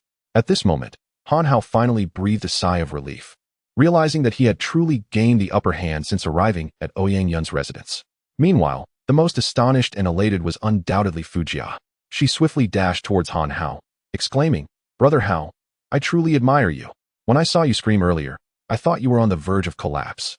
I was puzzled as to why you were so insistent on not allowing me to assist you. It turns out it was all a ruse. You were striving for a breakthrough in battle. Brother Hao, I believe if you hadn't aimed for this breakthrough, you would have dispatched them long ago." Observing the fervor in Fu Jia's eyes, coupled with her words, Han Hao thought to himself, if you perceive it this way, I can rest easy.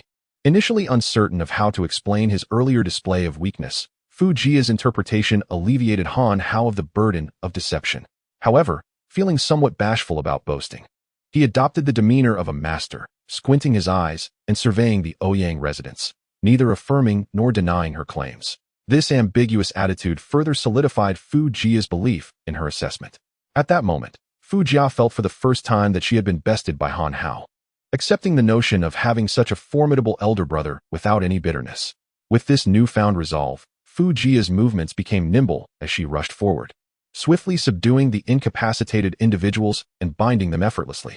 Accompanied by Feng Yutian and her husband, Han Hao entered the house, embarking on a thorough inventory of the Ouyang family's assets. With Han Hao and Fu Jia's earlier display of prowess, when Han Hao declared that he had subdued Ouyang Yuan, Feng Yutian observed that the crowd readily accepted his words. Naturally, she would not risk her life for someone destined to meet a grim fate. Thus, she cooperatively disclosed the properties owned by Ouyang Yuan.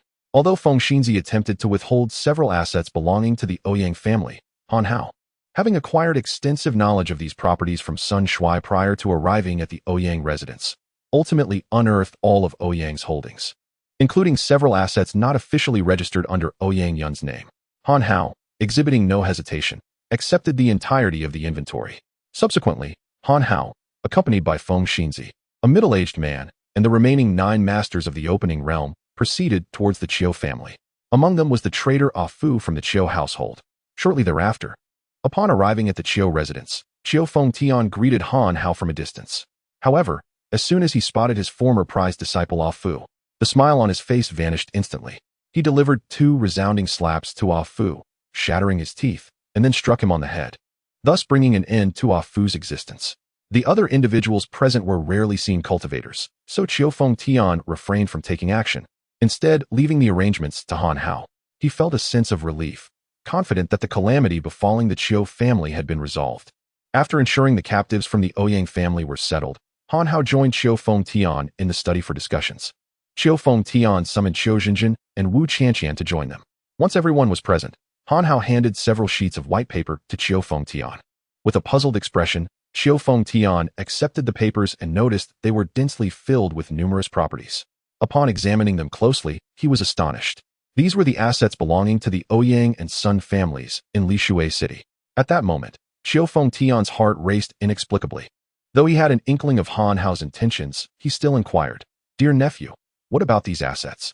"Oh, uncle, these properties are compensation from the Ouyang and Sun families for the losses we have incurred. I propose we divide them into 3 parts. 1 for you, 1 for me, and 1 for my brother Fujia. What do you think?"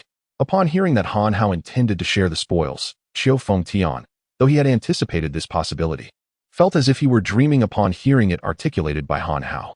It would be impossible not to be tempted by such a substantial fortune. However, the fact that Han Hao not only assisted him but also intended to allocate a portion for himself left Feng Yutian with a sense of unease. He understood that this generous support from Han Hao was likely due to the presence of his 2 daughters. In his mind, he speculated that Han Hao must have taken a liking to one of them, leading him to unconsciously direct his gaze towards his 2 daughters. Meanwhile, the system, having grasped the subtlety of the situation, exclaimed loudly, "Host, what a clever scheme. Although this gift appears substantial, once the old man passes away, the entire Chiu family will be yours. Hurry and summon your father-in-law." Hearing the system's nonsensical utterances, Han Hao chose to remain indifferent. At this moment, Feng Yutian pondered for a moment and clasped his fist towards Han Hao, saying, "Esteemed nephew, your assistance in helping the Chiu family extricate itself from such a grave crisis fills me with immense gratitude. How could I possibly accept such a grand gift from you now?" Upon hearing Feng Yutian's words, Han Hao sighed internally, thinking, "If I could monopolize it, why would I offer it to you? Ah, dear uncle, you are unaware that I, Han Hao, have journeyed from Qingshui City to here.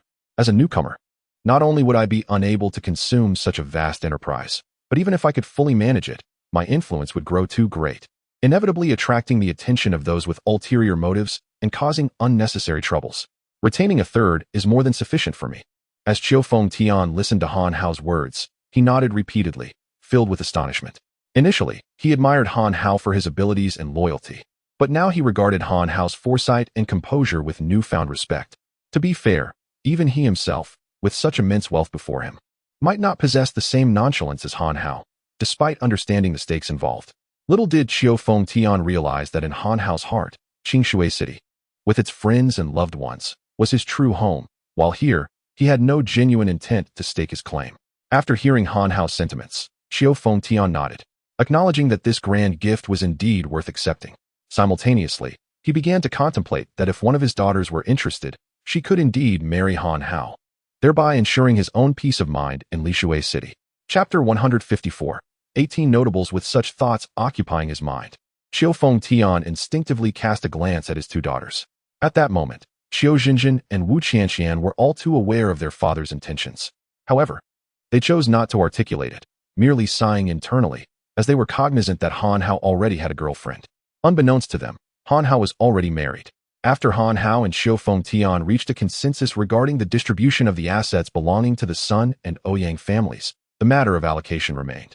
Yet, Han Hao did not intend to involve himself in these complications, as it was preferable for Feng Yutian to handle such affairs. As for Han Hao, his primary concern at present was to ascertain the identities of the 12 adept practitioners he encountered at Ouyang Yun's residence. Han Hao harbored doubts that such a small city as Lishui could compel those 12 individuals to serve Ouyang Yun willingly.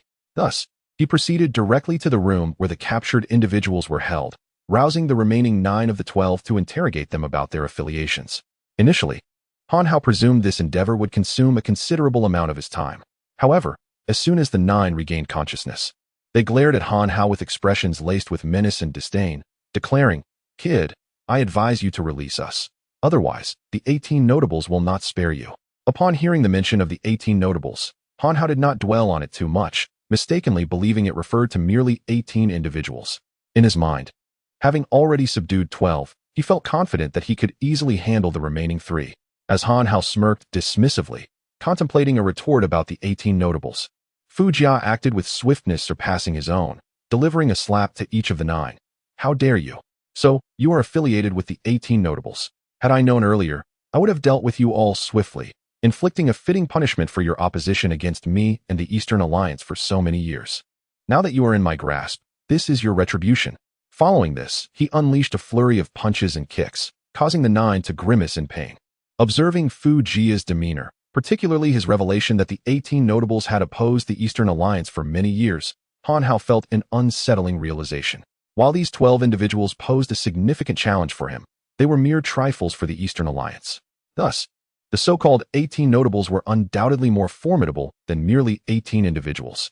Realizing this, Han Hao hastily attempted to restrain Fu Jia, but before he could intervene, Fu Jia had already begun to strike, aiming to eliminate all 9. By the time Han Hao succeeded in halting Fu Jia, only one of the 9 remained alive. The last survivor, witnessing Fu Jia's readiness to kill, was drenched in sweat and implored, "Brothers, please hold off on the killing for a moment. Allow me to ask him a few questions first." Fu Jia, acknowledging Han Hao's intervention, nodded in agreement. "I understand, big brother. Isn't this leaving you with a live witness?" Han Hao, feeling a surge of disdain at Fu Jia's words, thought to himself, "Had I not intervened, I would be left with only 9 corpses to question." Once Fu Jia ceased his assault, Han Hao inquired about the reasons behind these 12 individuals' allegiance to Ouyang Yun. The sole survivor had just endured the brutality of Fu Jia, fearful of inciting Han Hao's wrath, and thus recounted in full the reasons for aiding Ouyang Yun. It transpired that the 12 of them had previously received significant favors from Ouyang Yun prior to their affiliation with the 18 luminaries. Their assistance to Ouyang Yun was partly a means of repaying that debt. However, the more pressing motivation, indeed, the primary reason for their visit to Lishui City, was to persuade Ouyang Yun to join the 18 luminaries. Initially, Ouyang Yun had consented to join after this matter, and the 12 had agreed to join him in the assault on the Qiu family. Yet, for reasons unknown, Ouyang Yun had launched a preemptive strike without informing them. Han Hao understood the motivations better than anyone. Upon sensing the alluring fragrance of the elixir, Ouyang Yun naturally did not wish for 12 more individuals to partake in the spoils. They also feared that if the 18 luminaries forcibly demanded the elixir, they would be left with nothing. Han Hao felt a surge of relief, realizing that had they not been lured by the elixir, Ouyang Yun's inclusion of the 12 would have made his task considerably more arduous. As Han Hao reveled in his astute judgment, Fu Jia, having listened to the survivor's account, erupted in fury. "How dare you engage in such treachery in Lishui City? It is obvious you seek to undermine our Dongming. Such individuals are unworthy of existence." With that, he struck the man down with a single blow. Witnessing this scene, Han Hao was rendered speechless. He approached Fu Jia, inquiring, "Brother, what is the meaning of this? I have not yet finished my questioning." At that moment, Fu Jia's expression transformed into a smile as he patted Han Hao's shoulder. "No need to ask, brother. They are members of the 18 luminaries, which means they are our adversaries in Dongming. Henceforth, we must unite to confront the 18 luminaries." Upon hearing this, Han Hao sensed a deeper implication in Fu Jia's words. After all, the reference to a united Dongming signified that the 18 luminaries were indeed foes of Fu Jia, and more precisely, enemies of Dongming. During this time, Han Hao had come to fully appreciate the formidable nature of Dongming through Fu Jia. It was akin to a coalition of cultivators within their homeland. The emergence of the 18 luminaries as adversaries to Dongming indicated their considerable might. Moreover, Fu Jia's choice of the term confront rather than his usual preferences of torment or overcome suggested that the 18 luminaries were a formidable force, one that even Dongming found challenging to contend with. Thus, Han Hao gazed at Fu Jia and implored, "Brother, enlighten me. What exactly are the 18 luminaries?" "There's no need to rush. Let me explain it thoroughly," Fu Jia replied, proceeding to elucidate the nature of the 18 luminaries. It turned out that the 18 luminaries were not a mere 18 individuals, but rather comprised 18 distinct factions. These factions had long been adversaries of Dongming, frequently clashing with them throughout the years. Despite Dongming's prowess, they remained unable to subdue the 18 luminaries. The relationship between Dongming and the 18 luminaries resembled that of the Wei Kingdom and the Western Shu during the Three Kingdoms period, characterized by mutual interest conflicts and frequent skirmishes, yet neither side could overpower the other. The ultimate victor remained uncertain. Upon hearing Fu Jia's introduction, Han Hao finally comprehended the formidable nature of the 18 luminaries. A sense of headache began to plague him as he pondered why the brothers he had painstakingly sworn allegiance to were perpetually surrounded by such perilous foes.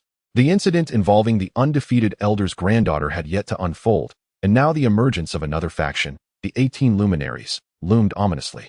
Although Han Hao understood that Fu Jia's decision to eliminate those 9 individuals stemmed from a desire to prevent any potential hesitation on his part, and that releasing them was intended to solidify Han Hao's unwavering allegiance to her cause, he bore no resentment towards Fu Jia.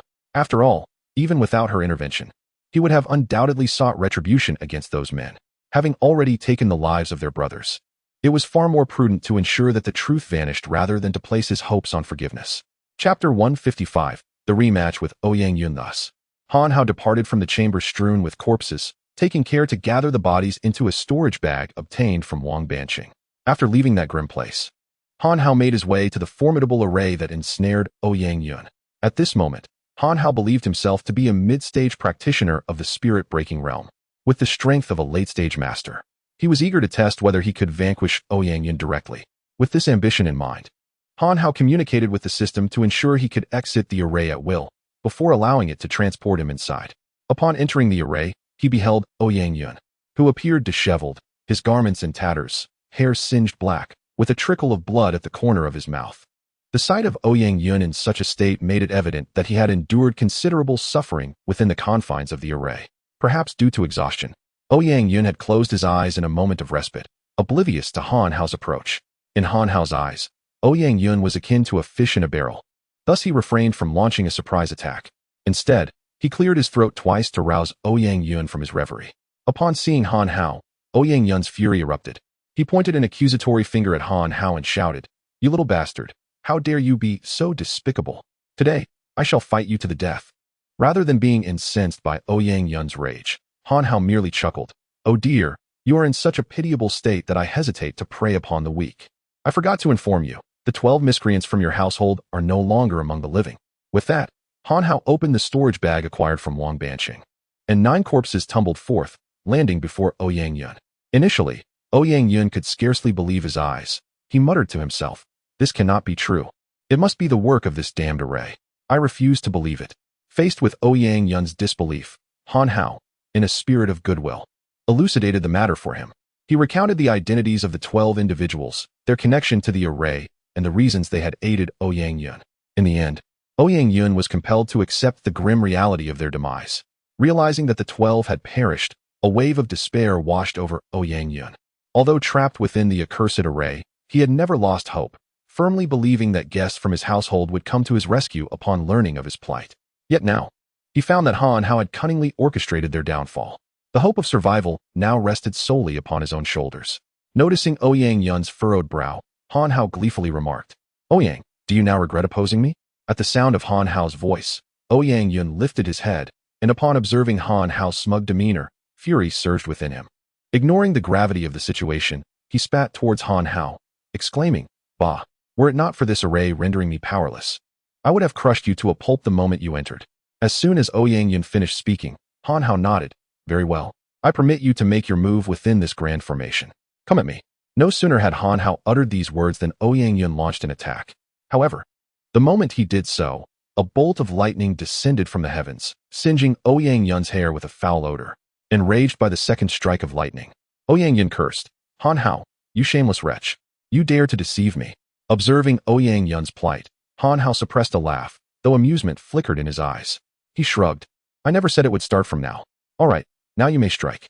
With that, Han Hao allowed the system to manipulate the formation, granting Ouyang Yun the opportunity to retaliate. Yet, no matter how Han Hao attempted to explain, Ouyang Yun's trust had evaporated. Thus, Han Hao took the initiative, thrusting his fist toward Ouyang Yun, forcing him to respond. As Han Hao lunged at Ouyang Yun, the system within his mind lamented, "Alas, every fight resorts to mere punches. If this continues, my reputation will be tarnished. I must devise a strategy to teach you other techniques." Han Hao wholeheartedly concurred with the system's introspection but refrained from responding immediately, for at that moment, he had successfully compelled Ouyang Yun to counterattack. Upon realizing that there was no lightning to hinder him, Ouyang Yun unleashed his full strength, mocking Han Hao's naivety for granting him the opportunity to strike back. With a sudden surge of power, he met Han Hao's fist with 80% of his might. When their fists collided, Han Hao staggered back a step, while Ouyang Yun, unable to contain himself, also retreated a step. As Ouyang Yun stumbled back, he was astounded. Just a day prior, during their previous encounter, Han Hao had barely reached the initial stage of spirit breaking, yet now he exhibited the prowess of the latter stage.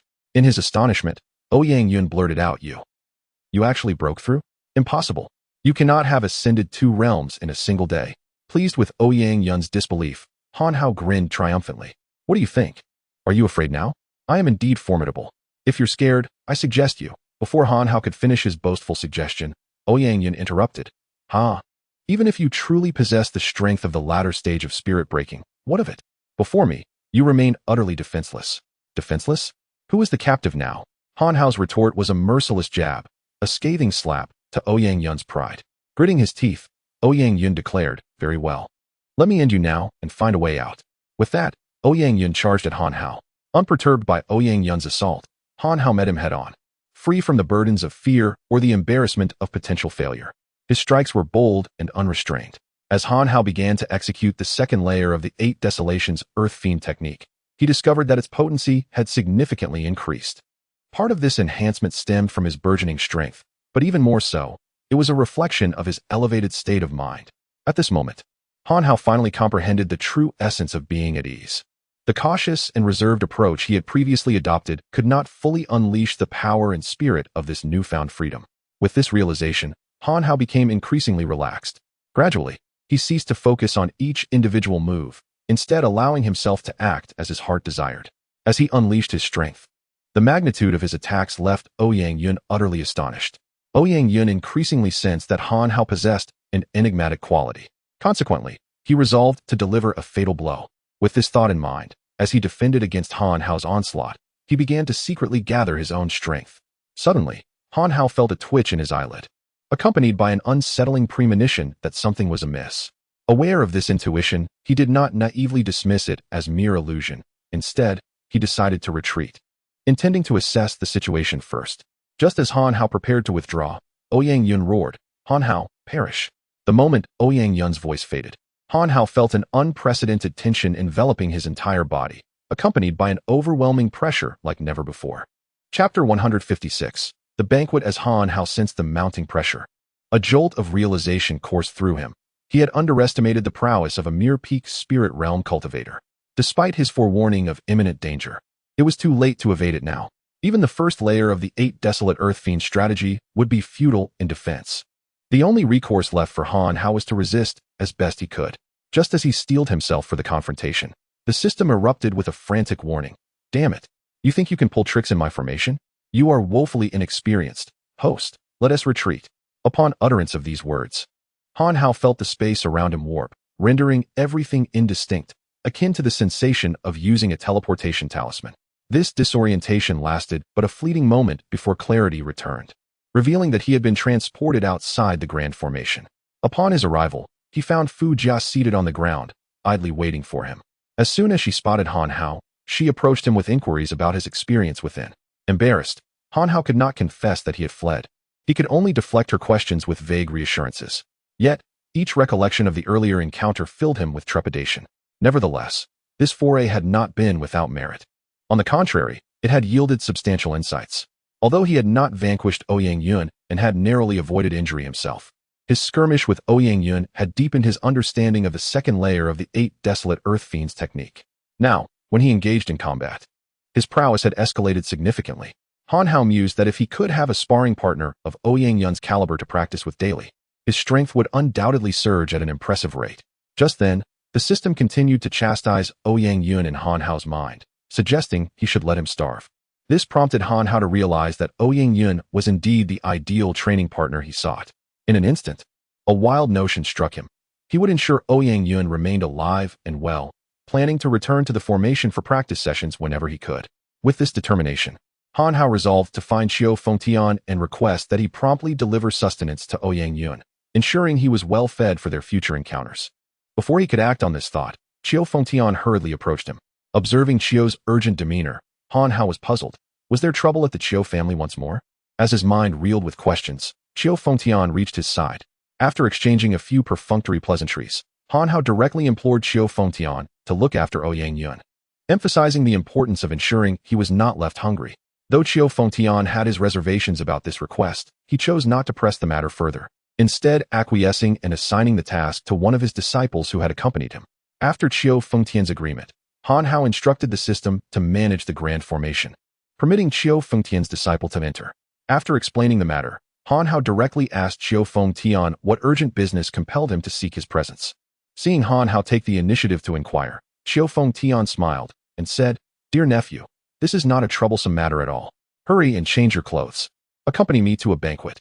Upon hearing that it was merely a mundane gathering, Han Hao promptly lost interest and declined, saying, "What banquet? I want to go." Undeterred by Han Hao's refusal, Qiu Fengtian persisted, "Ah, dear nephew, you are unaware that today marks the birthday of our illustrious figure, Du Ming, in Lishui City. Every prominent individual will attend. After all, we must show him some respect." Han Hao had no interest in attending someone else's birthday celebration, but before he could refuse, Fu Jia interjected, seizing Qiu Fengtian's hand and exclaiming, "Uncle, rest assured, my brother and I will change our clothes immediately. With us by your side, we shall surely bring you honor." Without allowing Han Hao a chance to decline, Fu Jia dragged him off to change. Qiu Fengtian, who had been anxious about Han Hao's potential refusal, was now quite pleased. He had initially considered using his daughter as bait should Han Hao disagree, but that step was now unnecessary. Gratefully, Qiu Fengtian remarked to Fu Jia, "Take your time changing. I shall wait for you at the door." Excited, Fu Jia paid no heed to Qiu Fengtian's words and continued to pull Han Hao along to change. It was only upon entering the room that Han Hao halted the exuberant Fu Jia and inquired, "I say, younger brother, what are you plotting? You seem rather eager to visit this Du Ming. It's merely a birthday celebration, not a visit to a bride yet to be wed." After Han Hao's question, Fu Jia exhibited a fleeting expression of embarrassment before adopting a mysteriously knowing demeanor. "Brother, I truly am going to meet my bride. You see, that Du Ming is none other than the undefeated elder.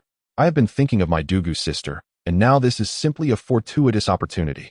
Upon learning that Du Ming was the undefeated elder, Han Hao's resolve to abstain from attending strengthened. "Fu Jia, are you out of your mind? Have you lost your senses? We should be avoiding that undefeated elder, yet you wish to approach him? Do you not realize the danger you are courting? Are you not afraid of him breaking your legs? Do not forget, you have already slept with his granddaughter." Just as Han Hao finished speaking, Fu Jia clamped a hand over his mouth, shushing him. Han Hao, unimpressed by Fu Jia's behavior, retorted, "So you are aware of fear. If we are afraid, let us not go. I propose we explore Qing Shui City instead." Fu Jia immediately rejected this suggestion, declaring, "No, I cannot abandon my beloved Dugu sister. Today's birthday celebration is a gift from the heavens, allowing us to reunite and alleviate our longing." Faced with Fu Jia's obstinacy, Han Hao despairingly asked, "Brother, are you willing to risk your life for this?" To Han Hao's surprise, Fu Jia revealed a solemn expression and boldly proclaimed, "Life is precious, but love is even more invaluable." At this moment, Han Hao wished to speak further, yet Fu Jia gazed at him with a pitiful expression. "Brother Hao, the undefeated elder is unaware of our matters. I shall exercise utmost caution. You wouldn't want to be regarded as untrustworthy, would you? After all, you promised old Master Qiu that you would attend the banquet." It was indeed a promise he had made. Fu Jia, feeling a bit sheepish, scratched his head and let out a couple of awkward chuckles, then promptly produced a set of Han Hao's clothes and handed them to him. "Big brother, your brother's affairs are also your affairs. Just lend a hand this once."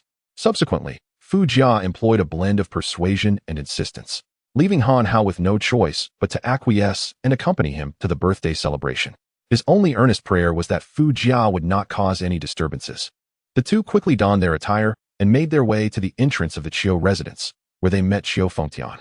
Upon arrival, Han Hao noticed that the two daughters of the Qiu family, Qiu Xinjin and Wu Qianqian, were also waiting at the door, ready to join them.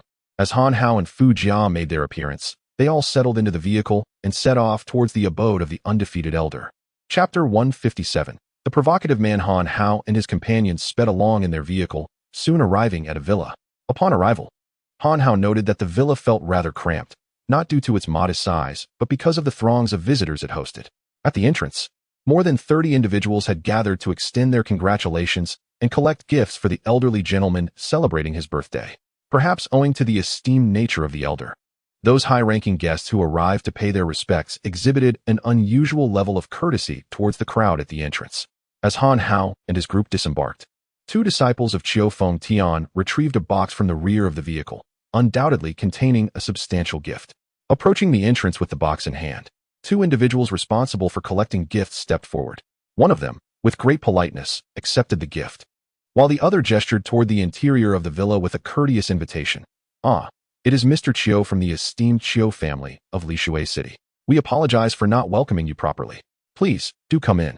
In contrast to the haughty demeanor typically exhibited by the subordinates of influential figures, Han Hao found these two courteous attendants to be a refreshing change in the social milieu. Subsequently, the two individuals escorted Han Hao and his companions into the residence of the Dugu family, offering greetings to the gathered guests before returning to their posts to welcome the next arrivals. Once the receptionists departed, Feng Yutian guided Han Hao and the others to a central seating position, neither too far forward nor too far back. Han Hao understood that in such gatherings, a seat closer to the front signified a higher status among the attendees. Although there was no explicit rule, this unwritten guideline was universally acknowledged. At that moment, Han Hao had no objections to the chosen position. After all, his presence at this gathering was merely a result of Feng Yutian's invitation and Fu Jia's persistent persuasion. Had he the choice, Han Hao would have preferred to occupy a seat in the last row of the corner, thus avoiding any potential disturbances from his brother Fu Jia. Despite his desire for a peaceful evening, trouble soon arose, not from Fu Jia, but from an unwelcome individual seeking to confront Feng Yutian. As Han Hao settled into his seat, a man in his 50s approached, holding a glass of red wine and accompanied by a young woman. Upon sighting this man, Feng Yutian's smile vanished, and a subtle aura of pressure typical of a martial arts master enveloped him. Han Hao discerned that the approaching figure was undoubtedly an adversary of Feng Yutian. However, rather than intervening, Han Hao chose to remain observant, preferring to avoid unnecessary conflict. For him, it was wiser to embrace tranquility and maintain the guise of a handsome gentleman. In less than a minute, the middle-aged man reached Han Hao's table, casting a haughty gaze over the group. As his eyes swept across Han Hao and Fu Jia, they reflected disdain and contempt. After scanning the room, the man confidently pushed his wine glass forward, saying, "Come, Brother Chiu. It has been nearly a year since we last met. Let us toast." With that, he raised his glass, awaiting Feng Yutian's response. Adhering to the principle of not striking a smiling face, Feng Yutian, despite their ongoing discord, acknowledged the gesture and summoned a glass of red wine to his hand using his qi. He signaled a toast in the air before consuming it in one gulp. Initially, Han Hao thought the matter would pass without incident, but the man, observing Feng Yutian's manner of drinking, scoffed disdainfully. A brute remains a brute. After all these years, I am astonished that Brother Chiu still lacks an appreciation for fine wine. One would think you were drinking beer, not red wine. Look at how you hold the glass. It's all wrong. The temperature of your hand differs from that of the wine, and such warmth can alter the wine's flavor. You should hold the stem and base of the glass to preserve its temperature. That is the correct way to enjoy red wine. He continued, lecturing Feng Yutian on the importance of decanting wine beforehand, demonstrating his knowledge to belittle him. Understanding his intentions were not simply to show off, but rather to humiliate. Han Hao and Fu Jia subtly mimicked Feng Yutian's grip on the wine glass, raising their hands in unison. "Come, brothers, let us toast to Uncle Chiu. Cheers." They too, without decanting, raised their glasses and drank deeply. After finishing, Han Hao shook his head, remarking, "Us men are much more accustomed to white spirits. That is the true drink for gentlemen. Red wine is better suited for charming ladies." Subsequently, Han Hao lifted his wine glass to toast the man who had instigated the earlier confrontation. The man recognized Han Hao's veiled insult, questioning his masculinity, but merely responded with a cold snort, refusing to raise his glass. At that moment, Feng Yutian felt a surge of satisfaction and laughed heartily, exclaiming, "My dear nephew speaks wisely." This comment caused the man, who had just felt a flicker of pride, to become quite displeased, glaring fiercely at Han Hao and Fu Jia. When Fu Jia noticed someone daring to glare at her, she prepared to confront him, but Han Hao promptly restrained her. The middle-aged man, witnessing Fu Jia's intent to stand, felt a twinge of triumph. After all, they were in the home of the city's leader, and any trouble instigated by those brought by Feng Yutian would surely result in dire consequences for them. However, when Fu Jia was held back by Han Hao, they did not react with the panic he had anticipated. Yet the man remained unsatisfied and turned to Feng Yutian, saying, "I must say, Brother Chiu, you possess that tenacious spirit. To attend a birthday celebration, You brought not only your daughter, but also this plethora of attendants. Are you hoping to reclaim the value of the gifts you present? Upon hearing this, Feng Yutian burst into hearty laughter. I wonder, brotherly, what kind of gift you have prepared?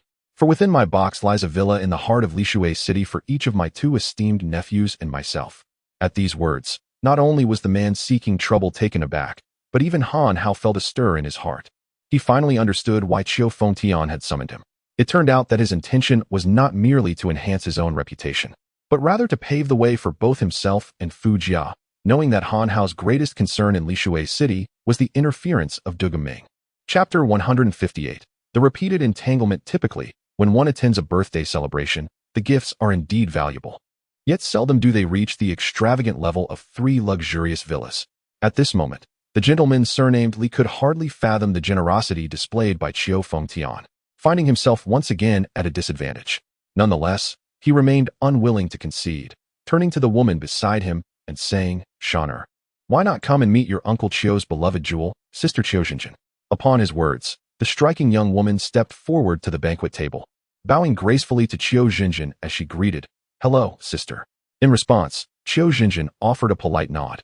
Due to familial circumstances, she had trained in martial arts, which lent her an air of spirited vigor, contrasting with the gentility often associated with women from the Jiangnan region.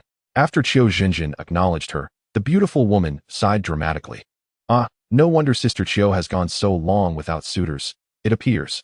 She trailed off abruptly, closing her mouth mid-sentence. Given Chio Jinjin's fiery temperament, she would not tolerate baseless insults. With a raised brow, she retorted, "Sister Shaner, feel free to speak your mind. I genuinely do not perceive any significant flaws in myself." Upon hearing Chio Jinjin's inquiry, Shaner smiled and shook her head. "It is not that you possess any fatal shortcomings, dear sister, but rather that one cannot help but feel overshadowed when comparing oneself to another." At that moment, Chio Jinjin felt an overwhelming urge to silence Shaner. Yet after a moment's contemplation, she opted for restraint. "Oh, then I shall ask you, Sister Chio, do you possess my cultivated poise and grace?" Chio Jinjin shook her head. "What about my familiarity with music and my ability to recite the 4 books and 5 classics?" Again, Chio Jinjin shook her head. "And do you possess my gentleness?" Chio Jinjin shook her head yet again. Seeing Chio Jinjin's consistent denials, Shaner swelled with pride, her voice unconsciously rising. "Then do you possess my beauty?" As Chio Jinjin was about to shake her head, she paused, pondered deeply, and ultimately nodded confidently, declaring, "Indeed, I do." Shaner's question, pronounced with such volume, caught the attention of everyone at Han Hao's table, who turned to observe the exchange between Shaner and Chio Jinjin. At that moment, Shaner wished she could slap herself. It was worth noting that Shaner was undeniably a beauty in her own right. However, Chio Jinjin, often dressed like a young girl and neglecting her appearance due to her martial training, had never been as meticulously adorned as Shaner. This had been Shaner's source of pride. Yet today was different. On her father's insistence, Chio Jinjin had spent over an hour preparing for the celebration. In terms of beauty, she indeed surpassed Shaner. At this juncture, Han Hao and Fu Jia could not resist adding their input. They scrutinized Chio Jinjin, then glanced at Li Shaner, before nodding in unison, "Indeed. She is more beautiful than you." Following their assessment, a wave of laughter erupted from the surrounding guests, leaving Li Shaner feeling utterly humiliated as she hastily fled the scene, leaving the man who had instigated the confrontation awkwardly standing there, trapped in an uncomfortable situation.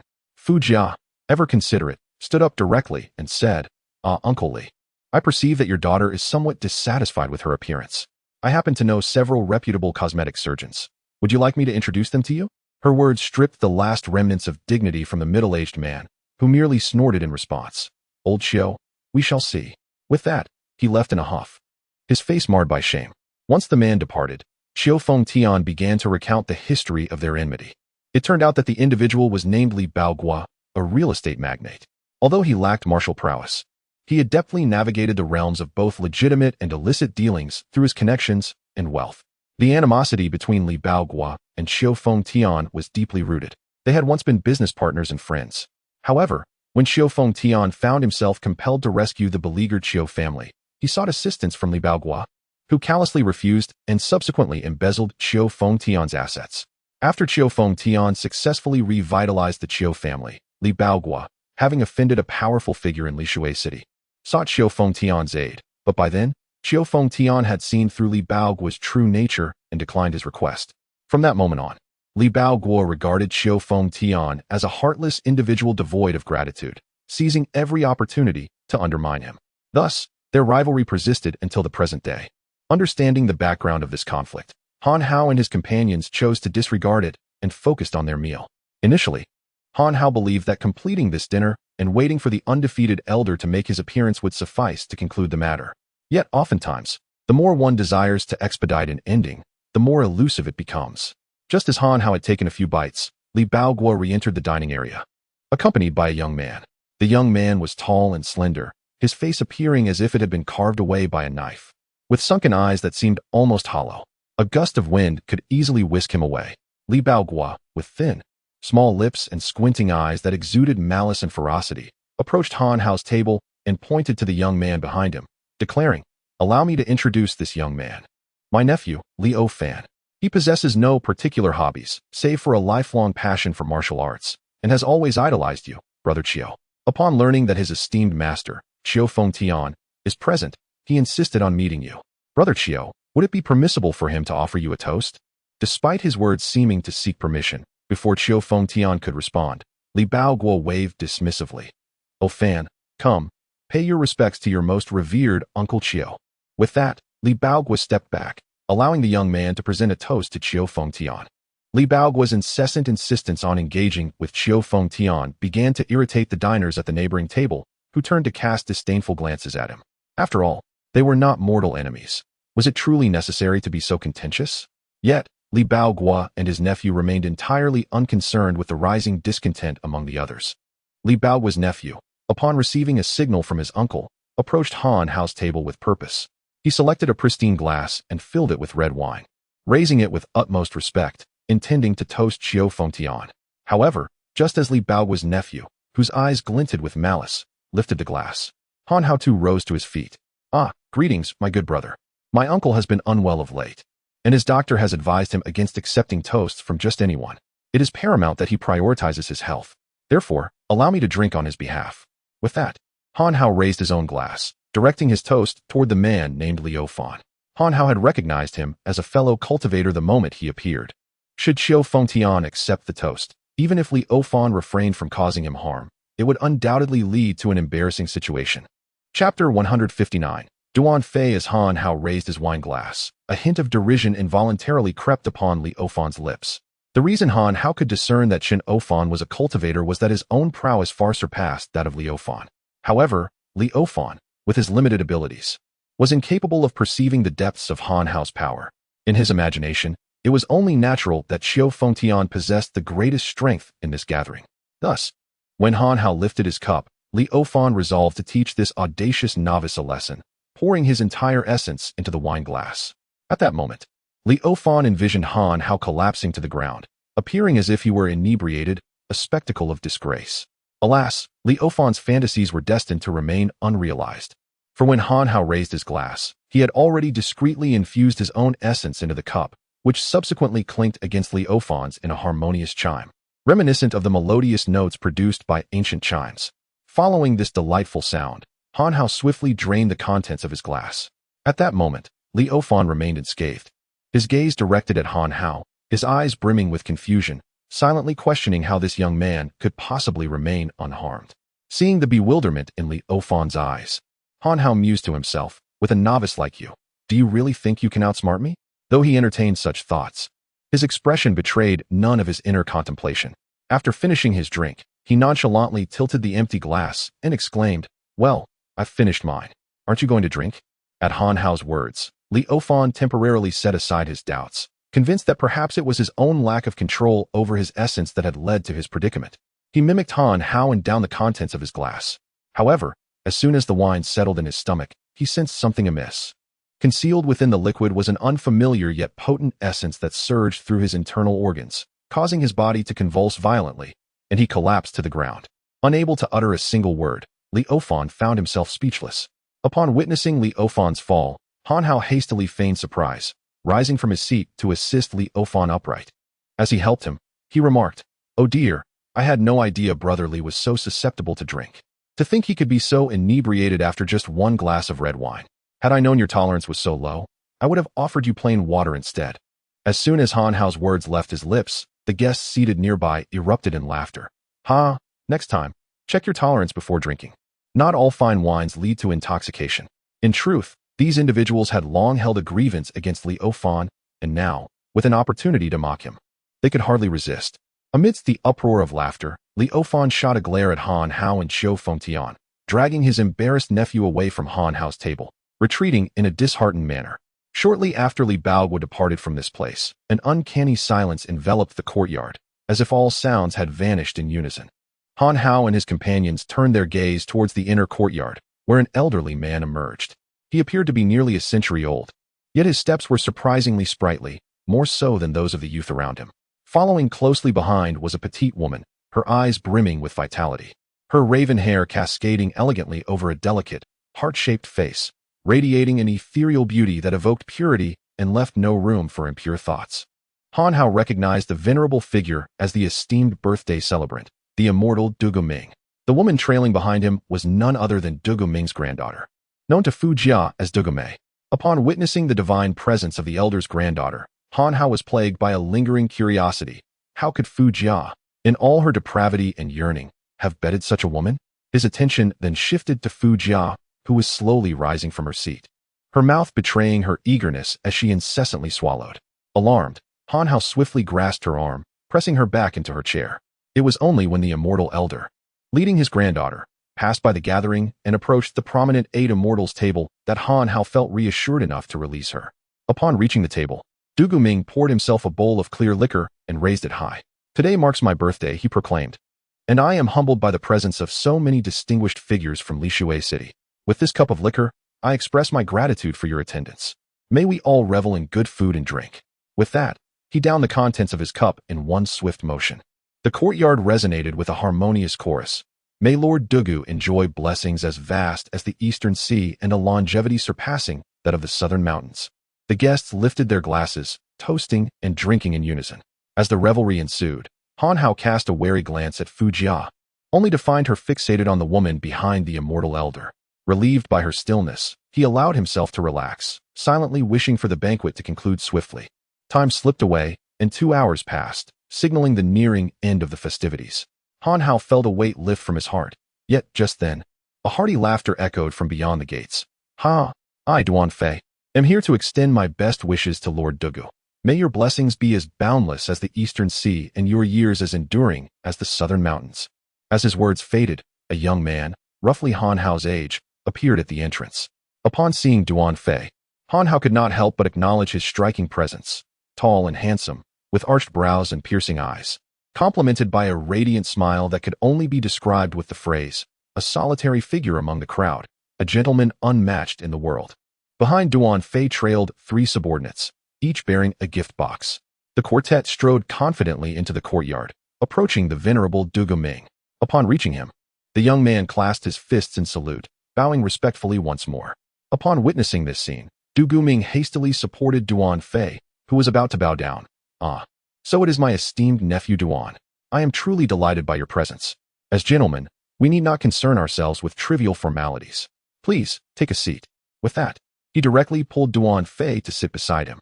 However, Han Hao furrowed his brow, for he noticed that upon Duan Fei's arrival, the woman behind Du Ming immediately frowned, appearing both anxious and conflicted. Furthermore, Fu Jia, who sat beside him, had clenched her fists tightly. Chapter 160. The 3 gifts from Duan Fei. At this moment, Duan Fei reveled in the reverence of Dong Gu Ming and the admiration of the crowd, entirely oblivious to the subtle transformations in Fu Jia and the granddaughter of the unbeaten elder. Just as Duan Fei settled into his seat, he snapped his fingers, prompting 3 attendants to present 3 ornate gift boxes before the unbeaten elder. Duan Fei personally opened the first box, exclaiming, "Uncle, this is a small token of affection from your nephew, an East Sea pearl." As he spoke, he retrieved a pearl from the box. Its size akin to that of a chicken egg. Under the sunlight, it radiated with a kaleidoscope of colors, and those with keen hearing could discern the soothing sound of waves crashing against the shore. The mere mention of the East Sea pearl elicited soft gasps throughout the courtyard, and once the pearl was revealed, the crowd erupted into fervent discussions. "What? It's truly the legendary East Sea pearl," exclaimed one. "I have finally broadened my horizons today. Indeed, it is said that the East Sea pearl is a treasure born from the frolics of sea dragons. Such a gem is rare and elusive. Another remarked. Just the sight of this treasure renders our gifts pale in comparison. Alas, how the wealthy can overshadow us all. My entire fortune pales beside this singular treasure. Today, I have truly witnessed greatness. Amidst the astonishment of the crowd, Duan Fei felt immense satisfaction, relishing in their admiration. He then gestured to another attendant, who approached with the second gift box. As he opened it, he raised his voice slightly. Uncle, this is a second congratulatory gift I have prepared for you. Knowing your fondness for antiques, I have brought forth one of the 9 tripods of Du, a cherished relic of my father. And only you are worthy of receiving it. As he unveiled a small tripod, it astonishingly expanded to the height of a table, revealing faintly etched mountains and rivers upon its surface. The box containing this tripod functioned similarly to a storage pouch, akin to what Han Hao had acquired from Wang Banqing. The sight of this gift left the entire assembly breathless. According to legend, during the early years of the Xia dynasty, King Du divided the realm into 9 provinces, compelling the provincial lords to contribute bronze to forge the 9 tripods, symbolizing the provinces and inscribing the notable mountains and rivers of the nation upon them. Each tripod represented a province, and they were housed in the capital of the Xia dynasty. These tripods were no mere antiques. Despite the absence of royal authority today, they symbolized immense fortune. It was said that whoever possessed such a tripod would witness their family flourish, their descendants becoming paragons of excellence. Historical accounts narrate that you collected gold from the 9 lords to cast the 9 tripods, seeking favor from deities and spirits. When the virtue of the dynasty waned, the tripods were lost to obscurity, hidden from sight. To think that one now lay in Duan Fei's hands. When the unbeaten elder beheld the tripod, his breath visibly quickened. My dear nephew, this is a treasure of your father. How could I possibly accept it? You must take it back. At this moment, Duan Fei shook his head directly, exclaiming, Ah, uncle, you are being overly formal. We are almost family now, aren't we all the same? This statement once again stirred the imaginations of those present, many of whom grasped the pivotal phrase, family. Could it be true, as the rumors suggested, that Duan Zhengde, the son of the esteemed Duan family, intended to marry the daughter of the undefeated elder? At that moment, Fu Jia could no longer contain himself and was about to stand up. Fortunately, Han Hao was keenly attentive to Fu Jia's movements. As Fu Jia began to rise, Han Hao swiftly pulled him back into his seat, signaling him to wait and observe. The crowd had not noticed Han Hao's earlier action, for all attention was riveted on Duan Fei. Their eyes were fixed intently on the 3rd grand gift he had brought, brimming with curiosity about the awe it would evoke as the final offering. The wait was not prolonged. After a brief exchange of modest refusals with the undefeated elder, Duan Fei gestured once more, and the last gift box was opened. From within, he retrieved an object resembling a bull's horn. Upon its revelation, Duan Fei rose, declaring, Uncle, this is the 3rd gift I bring, and it is also the betrothal gift I intend to offer for your granddaughter, Dragon King's horn. At the mention of the Dragon King's horn, the undefeated elder stood up, disregarding his own status, and hurriedly accepted the horn-like object from Duan Fei's hands, examining it with great fervor. In the end, he was so moved that his hands trembled slightly. However, when Duan Fei unveiled his 3rd gift, in stark contrast to the elder's excitement, the entire courtyard fell into an unusual silence, for very few of those present recognized this gift, some even having never heard its name before. After a brief pause, someone at the banquet could no longer resist and inquired of the elder beside him, Uncle, what is this thing? I have never heard of it. The young man's uncle shook his head in response, stating, In my lifetime, I have encountered countless rare treasures. Yet this one is unfamiliar to me. Could it truly be the horn of the Dragon King from the Eastern Sea? This gift left Fu Jia and Xiu Feng Tian equally puzzled, prompting them to glance at Han Hao, only to find him lost in thought, seemingly unaware of his surroundings. Qiu Jinjin waved her hand in front of Han Hao's eyes, but he remained unresponsive. Unbeknownst to them, Han Hao was engaged in a dialogue with the system. Host, this is a precious artifact. We must find a way to acquire it. Han Hao had not heard such urgency from the host in a long while, piquing his curiosity. He inquired of the system, what use could this bull's horn possibly have? Upon hearing Han Hao refer to it as a bull's horn, the system reacted with displeasure. How dare you? You are the bull's horn. Your whole family is a bull's horn.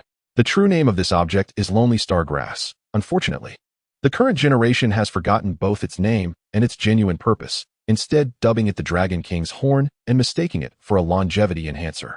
Isn't enhancing longevity sufficient? The host inquired with great interest. In truth, the extension of one's lifespan holds little significance for genuine cultivators. It is only of value to those like the unyielding elder and Sun Jingfei, who find themselves at an impasse in their breakthroughs.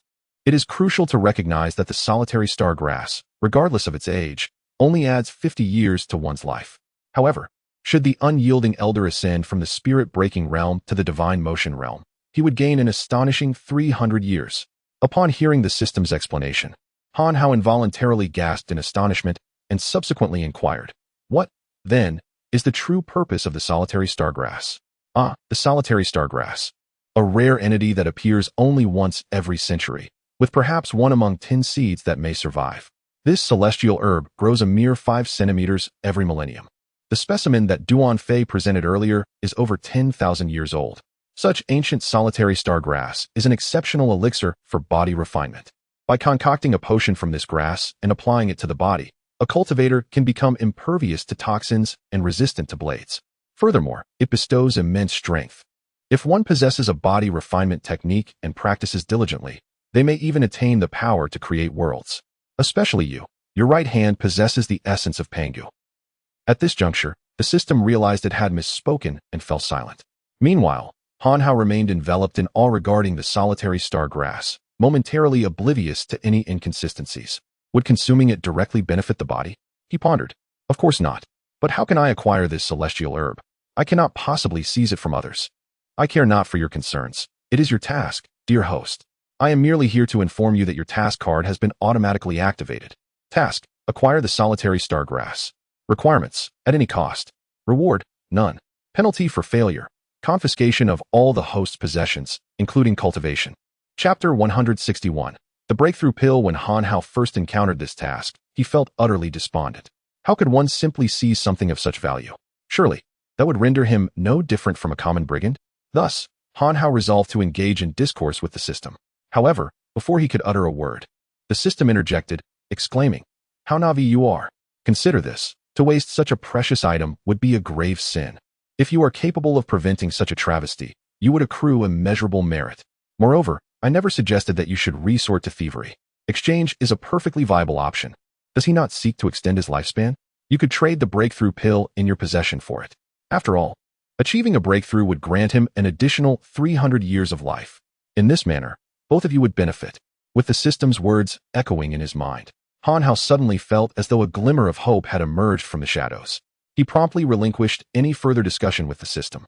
Upon ceasing his dialogue, he became acutely aware of the gazes directed toward him from those around.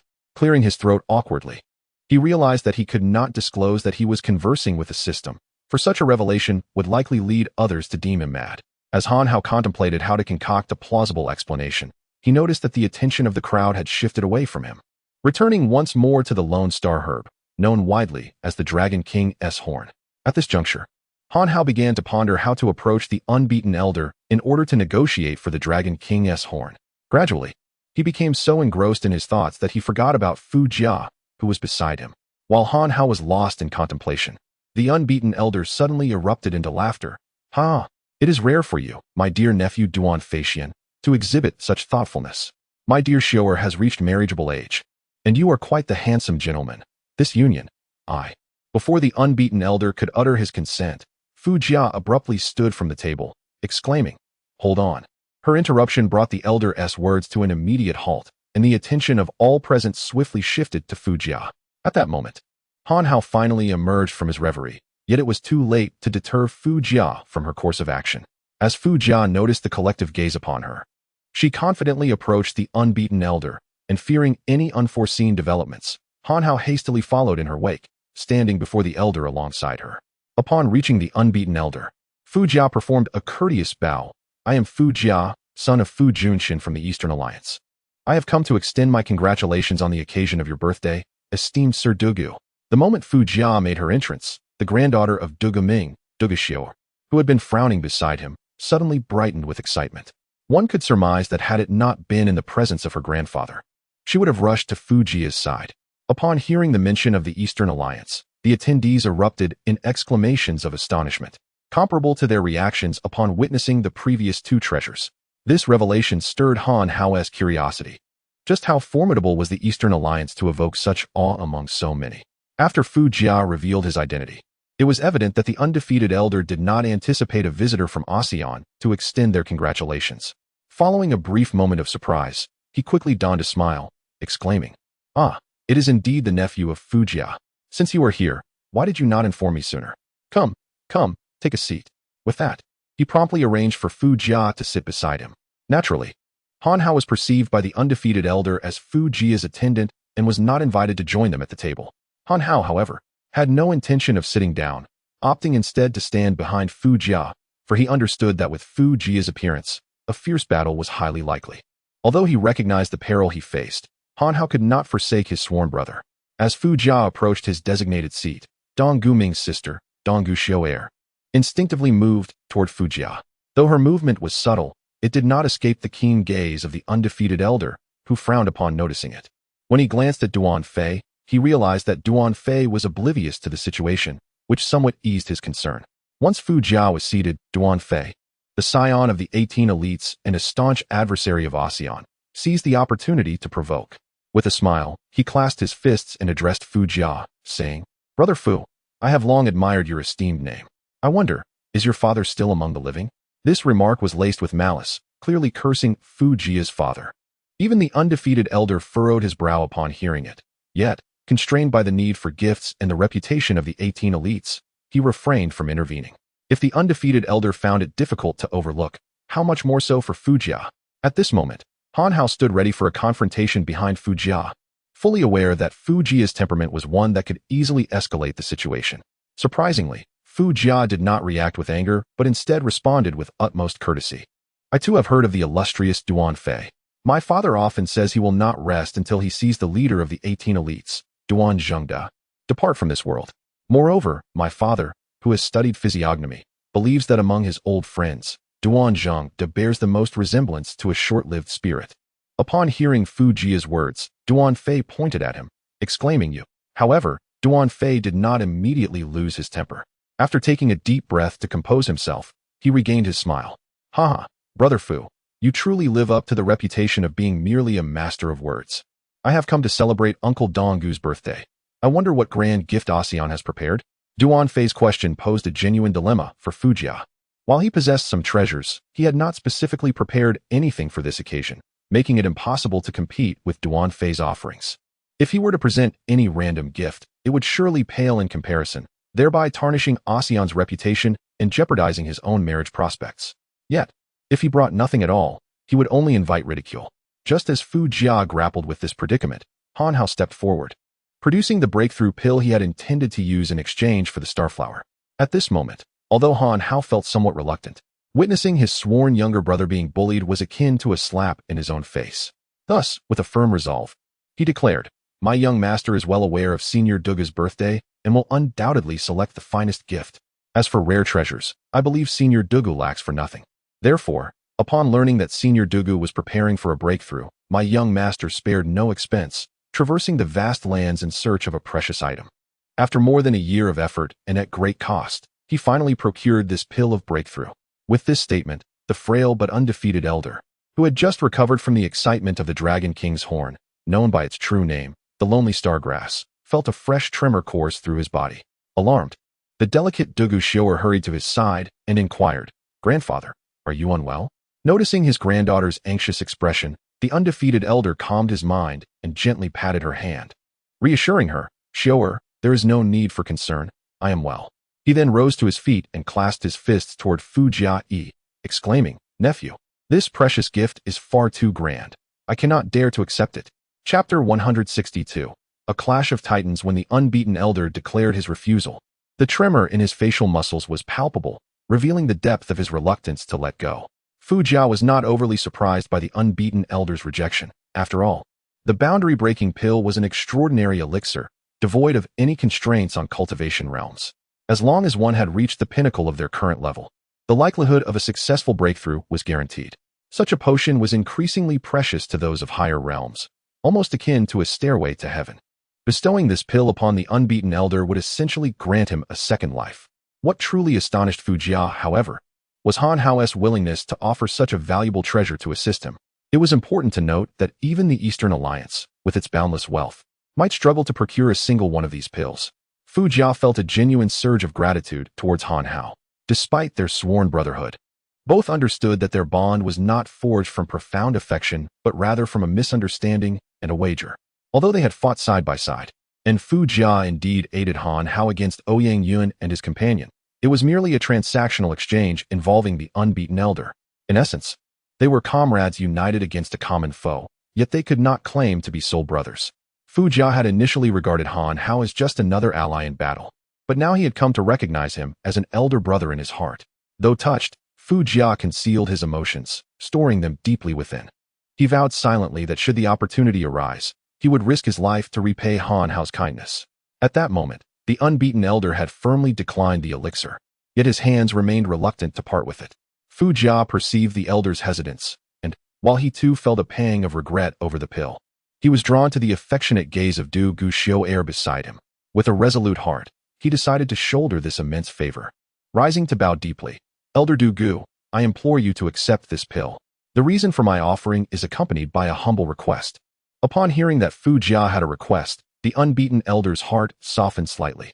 Seizing the opportunity, Fu Jia urged him, "Elder, please accept it."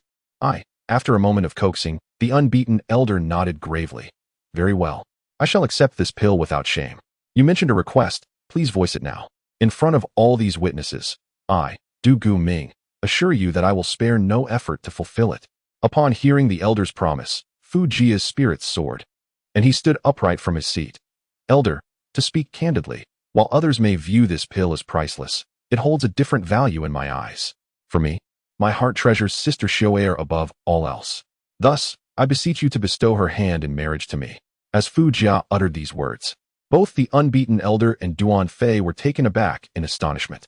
They truly did not anticipate that Fu Jia's unexpected request was a proposal. At that moment, before the undefeated elder could utter a word, Duan Fei slammed his hand on the table, sending a feast of delectable dishes flying, and even shattering the marble table into pieces. He angrily pointed at Fu Jia, exclaiming, "Fu Jia, what do you mean by this?" In truth, Duan Fei had long harbored a desire to explode with rage. When Fu Jia stood up, it was precisely the moment when he was poised to shine. He hadn't even had the chance to introduce the precious Dragon King's horn. He was prepared for the astonishment of the crowd. However, Fu Jia's appearance had directly robbed him of the opportunity to present the Dragon King's horn. This was already troubling enough. He had brought forth the immensely precious Dragon King's horn. Yet who could have fathomed that Fu Jia would unveil a pill that even he and his father covet? Consequently, Fu Jia's singular gift rendered his three offerings utterly dim, and Han Hao's words about the countless treasures of the esteemed Dugu elder turned his first two treasures into mere superfluities. Thus, he had unwittingly become the perfect backdrop for Fu Jia's ostentation, and his previous actions felt like mere warm-up antics.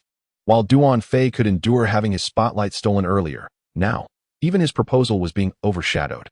This was intolerable. Seeing Duan Fei's flustered demeanor, Fu Jia innocently remarked, "A graceful lady deserves a noble suitor. Such a wonderful girl as Xiao would surely captivate anyone. Regrettably, I too have fallen under her spell." Upon uttering these words, it was evident that Dugu Xiao was quite flattered, her face flushing as she lowered her gaze. Meanwhile, the onlookers had completely forgotten that this gathering was meant to celebrate the undefeated elder's birthday, plunging into fervent discussions filled with various opinions. Goodness, this prodigal son, sacrificing such a splendid gift for a woman. If his father finds out, he will surely tan his hide. Indeed, I am fortunate not to have such a wasteful son. Otherwise, my modest fortune would be utterly squandered. How fortunate is the undefeated elder to have such a splendid granddaughter. He has truly struck gold. Do you know what this signifies? A young man should embrace romance. If it were me, I would do the same. Exactly. The Dongming always acts with such abandon. Fu Jia is indeed a paragon for our generation. Alas, poor Duan Fei, once basking in glory, now it seems I am the only one still paying him any mind.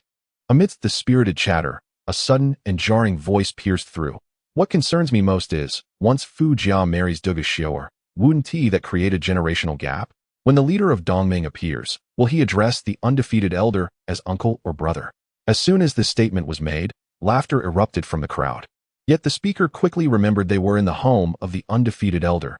If he were displeased, their standing in Lishui City would be in jeopardy. Realizing this, the crowd fell into an abrupt silence. As the crowd fell silent, Duan Fei, upon hearing the earlier remarks, was nearly consumed by rage.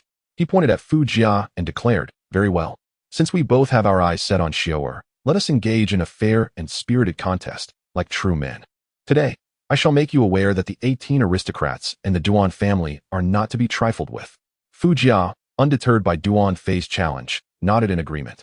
"Indeed, I had every intention of imparting a lesson to you." With their words exchanged, the atmosphere in the courtyard grew increasingly strange. Chapter 163. I shall play the fool to catch the tiger. At this moment, the unbeaten elder recognized that he must intervene. As the most formidable practitioner present, he could discern that the strengths of Fu Jia and Duan Fei were evenly matched. Should their tempers flare, it would inevitably lead to severe injuries or even fatalities to determine a victor. Both individuals possessed formidable backgrounds. Any incident involving either within his domain would spell trouble. Thus, the unbeaten elder finally spoke. "Dear nephews, please hold your horses. You are both esteemed talents, and I would find it unbearable to see either of you harmed. Moreover, once hands are laid upon one another, we would lose our amicability and betray the original intent of celebrating my birthday. Additionally, should either of you come to harm, I would find it exceedingly difficult to explain to your fathers." As the unbeaten elder spoke, he positioned himself squarely between the two, clearly intent on preventing any conflict. Meanwhile, Duan Fei, realizing he could no longer act, shifted his gaze toward Han Hao. Suddenly, an ingenious plan struck him, one that could swiftly restore his dignity. Consequently, Duan Fei retracted his hand and addressed the unbeaten elder with a bow. "Uncle, forgive my earlier rudeness. Since you do not permit us to engage in combat, we shall refrain. However, I must insist on determining a victor against Fu Jia today." Upon hearing Duan Fei's decision to forego battle, Du Guoming felt a sense of relief and inquired with mild curiosity, "Oh, pray tell, how do you intend to settle this dispute?" With a hint of pride, Duan Fei replied, "Since we cannot fight, let our respective subordinates battle in our stead. My subordinates are skilled fighters whom I have trained for many years. Should Fu Jia dare to wager, I am confident that the disparity in their abilities will clearly demonstrate the difference between us." As Duan Fei spoke, he began to envision the scenario in which he reclaimed his honor. It was worth noting that the three individuals by his side were formidable practitioners cultivated by his father over the course of 2 decades, and their prowess was scarcely inferior to his own. Conversely, Han Hao appeared frail and bookish, and upon closer observation, Duan Fei detected no signs of any spiritual energy emanating from him. This led to 2 possibilities. Either Han Hao's strength exceeded his own, an implausible notion given Han Hao's youthful appearance, or, more likely, Han Hao was not a cultivator at all. If he were indeed not a cultivator, it would be impossible for him to prevail against Duan Fei's subordinates. Duan Fei's inability to discern Han Hao's strength did not imply that the unbeaten elder was similarly blind. From the outset, the unbeaten elder had keenly assessed the capabilities of both Han Hao and Duan Fei's subordinates. At this juncture, he wished to prevent Duan Fei from seeking insult. Therefore, with genuine concern, the unbeaten elder suggested, "Duan Fei, dear nephew, this may not be prudent. I believe we should consider an alternative method of competition." The unbeaten elder's intention was entirely benevolent, yet Duan Fei remained oblivious to this. He misinterpreted the elder's words as favoritism toward Fu Jia, causing discontent to brew within him. "Uncle, my mind is made up. This is the only way to resolve our dispute." At that moment, the unbeaten elder desired to articulate further thoughts. After all, it was he who tacitly consented to Duan Fei's proposal back then. Although Fu Jia has now presented a significant gift, the unbeaten elder still harbors a greater desire for Duan Fei to become his grandson-in-law. Before the unbeaten elder could voice his thoughts, Han Hao immediately shook his head and declared, "No, I have only been training for less than a year and have merely received guidance from the young master on 2 occasions. I am not yet prepared for combat." Han Hao's statement, however, only served to strengthen Duan Fei's resolve. With a smug expression, Duan Fei scoffed, "Then you shall concede gracefully. Otherwise, I cannot guarantee the severity of my subordinates' actions." At this, Han Hao's words nearly provoked the unbeaten elder to unleash a tirade upon him. Yet he restrained himself from uttering further protest. Meanwhile, Fu Jia was nearly elated, for she knew Han Hao's abilities all too well. Not only would Duan Fei's subordinates be no match for him, but even Duan Fei himself would surely fall short against Han Hao. Thus, feigning indignation, Fu Jia admonished Han Hao, "What are you afraid of? Use the skills I taught you yesterday to deal with him. Can it be that my single day's instruction is inferior to what this young rascal has imparted over a decade?" At that moment, the most infuriating words escaped Han Hao's lips. "Young master, it is certainly comparable. However, Han Hao's remark nearly incited Duan Fei to strike him down with a single blow. Glaring fiercely at Han Hao, Duan Fei responded, "Very well. Since you are so confident, I shall ensure your demise is most disgraceful. Duan Hun, kill him." With that, Duan Fei retreated, completely disregarding Han Hao's trailing word however. Yet Fu Jia took note of it. She understood that Han Hao's hesitation was not without reason. Consequently, she shouted, "Stop!" Fu Jia's command halted the advancing Duan Han, who looked at her in confusion. After he ceased his approach, Fu Jia pointed at Han Hao and inquired, "What do you mean by however?" Upon Fu Jia's intervention, Han Hao internally applauded her for their shared understanding. Adopting a subservient demeanor, he bowed deeply before Fu Jia and said, "Young master, I believe I speak on your behalf. As Duan Hun represents young master Duan, if you both wish to determine a victor, there must indeed be some wager involved." Han Hao's words jolted everyone into clarity. Fu Jia recognized that Han Hao had a plan in mind, so she feigned irritation and asked, "You are so troublesome. Very well, considering your reasoning, what do you suggest?" In response to her inquiry, Han Hao smoothly continued, "Since both gentlemen are here to propose marriage and Miss Dugu can only wed one, why not make your bet the bridal gifts? The victor may claim the loser's bet. Would that not be mutually beneficial?" Han Hao's proposal elicited even Fu Jia's admiration for his cunning. Little did they know, this scheme was born from Han Hao's desperation, as the system had coerced him into relinquishing all his possessions.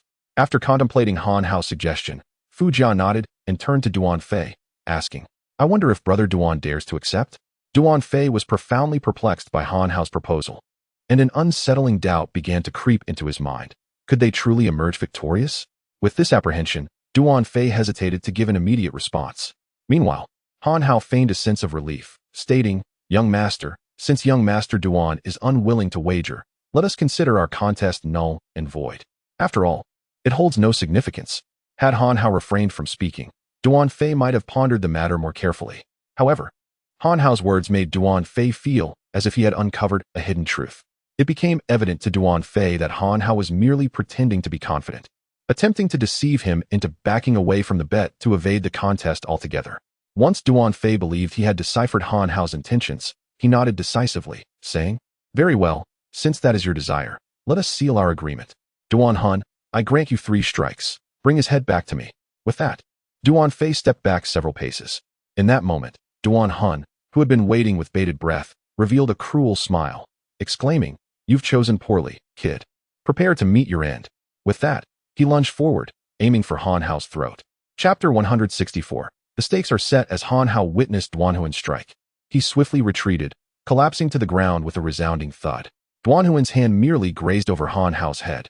The sight of Han Hao's fall elicited a cacophony of laughter from those around, with none more delighted than Duan Fei. At that moment, he began to envision what he would do with the precious elixir once it was in his possession, contemplating whether to bestow it upon the undefeated elder. To them, Han Hao's earlier evasion seemed nothing short of sheer luck. Just when the crowd believed Han Hao was doomed for the next blow, he unexpectedly rose from the ground, declaring, "That was the first strike. I shall grant you 2 more opportunities."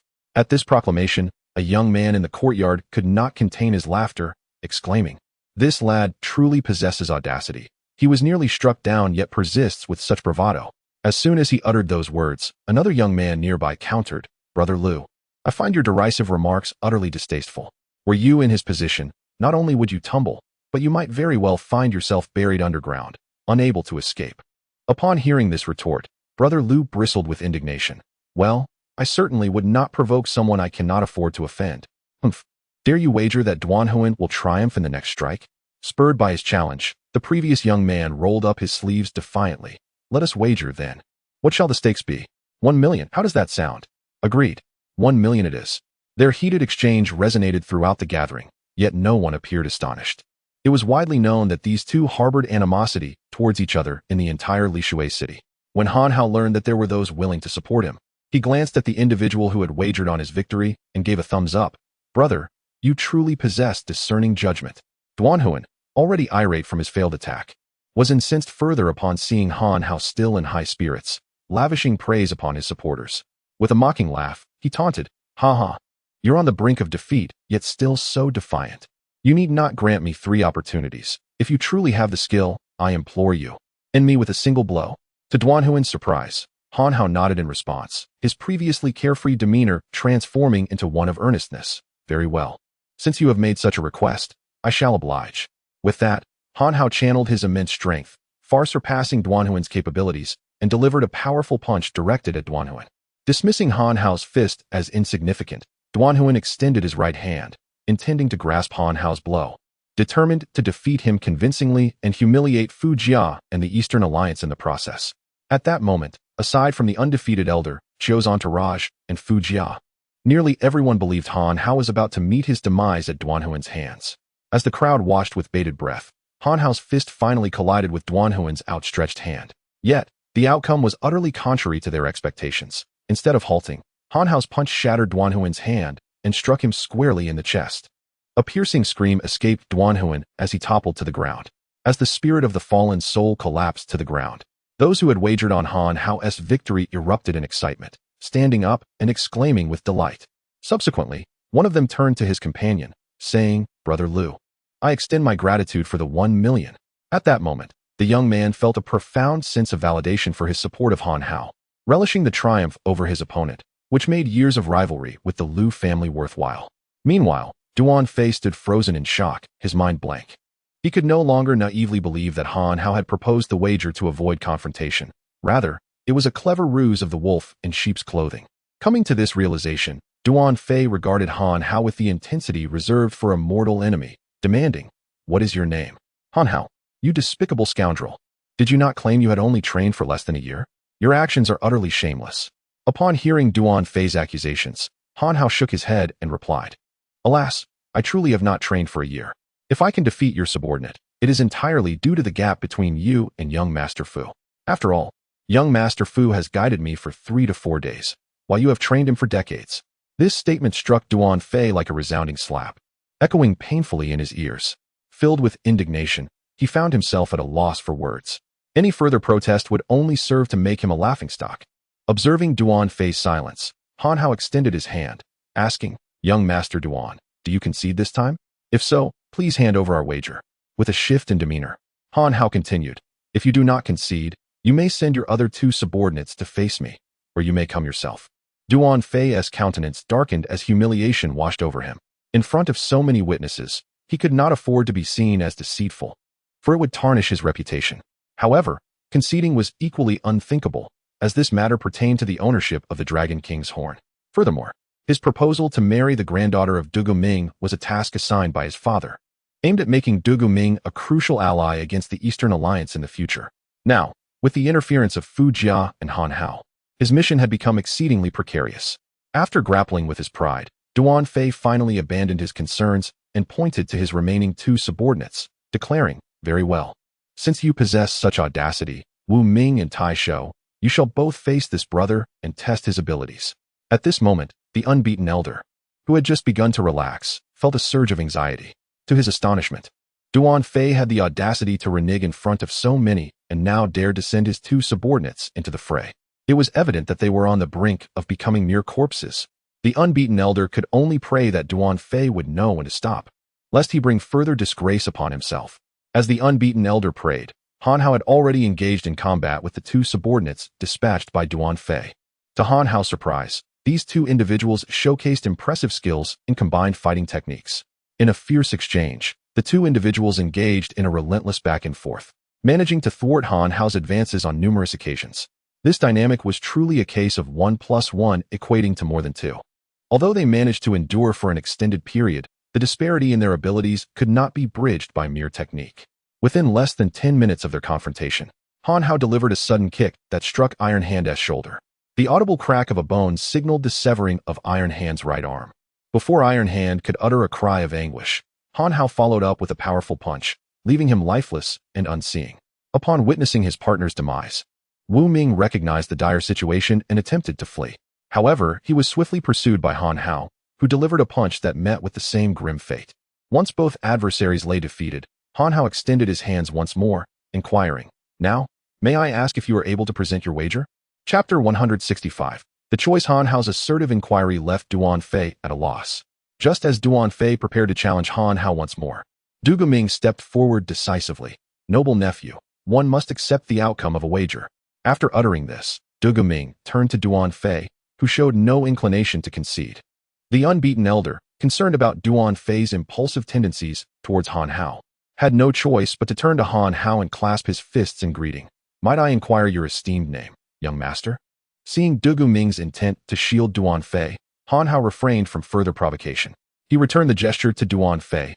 "I am Han Hao, honored to meet you, Elder Dugu." Observing Han Hao's courteous demeanor, Du Ming nodded with satisfaction. Indeed, this young man possesses remarkable skills and an air that transcends mere brawn. "Might I ask your relation to the esteemed Fu Jiaxia?" With Du Ming's directness, Han Hao could no longer feign ignorance and promptly revealed his identity. "I hail from Qingshui City and am the elder brother of Fu Jia."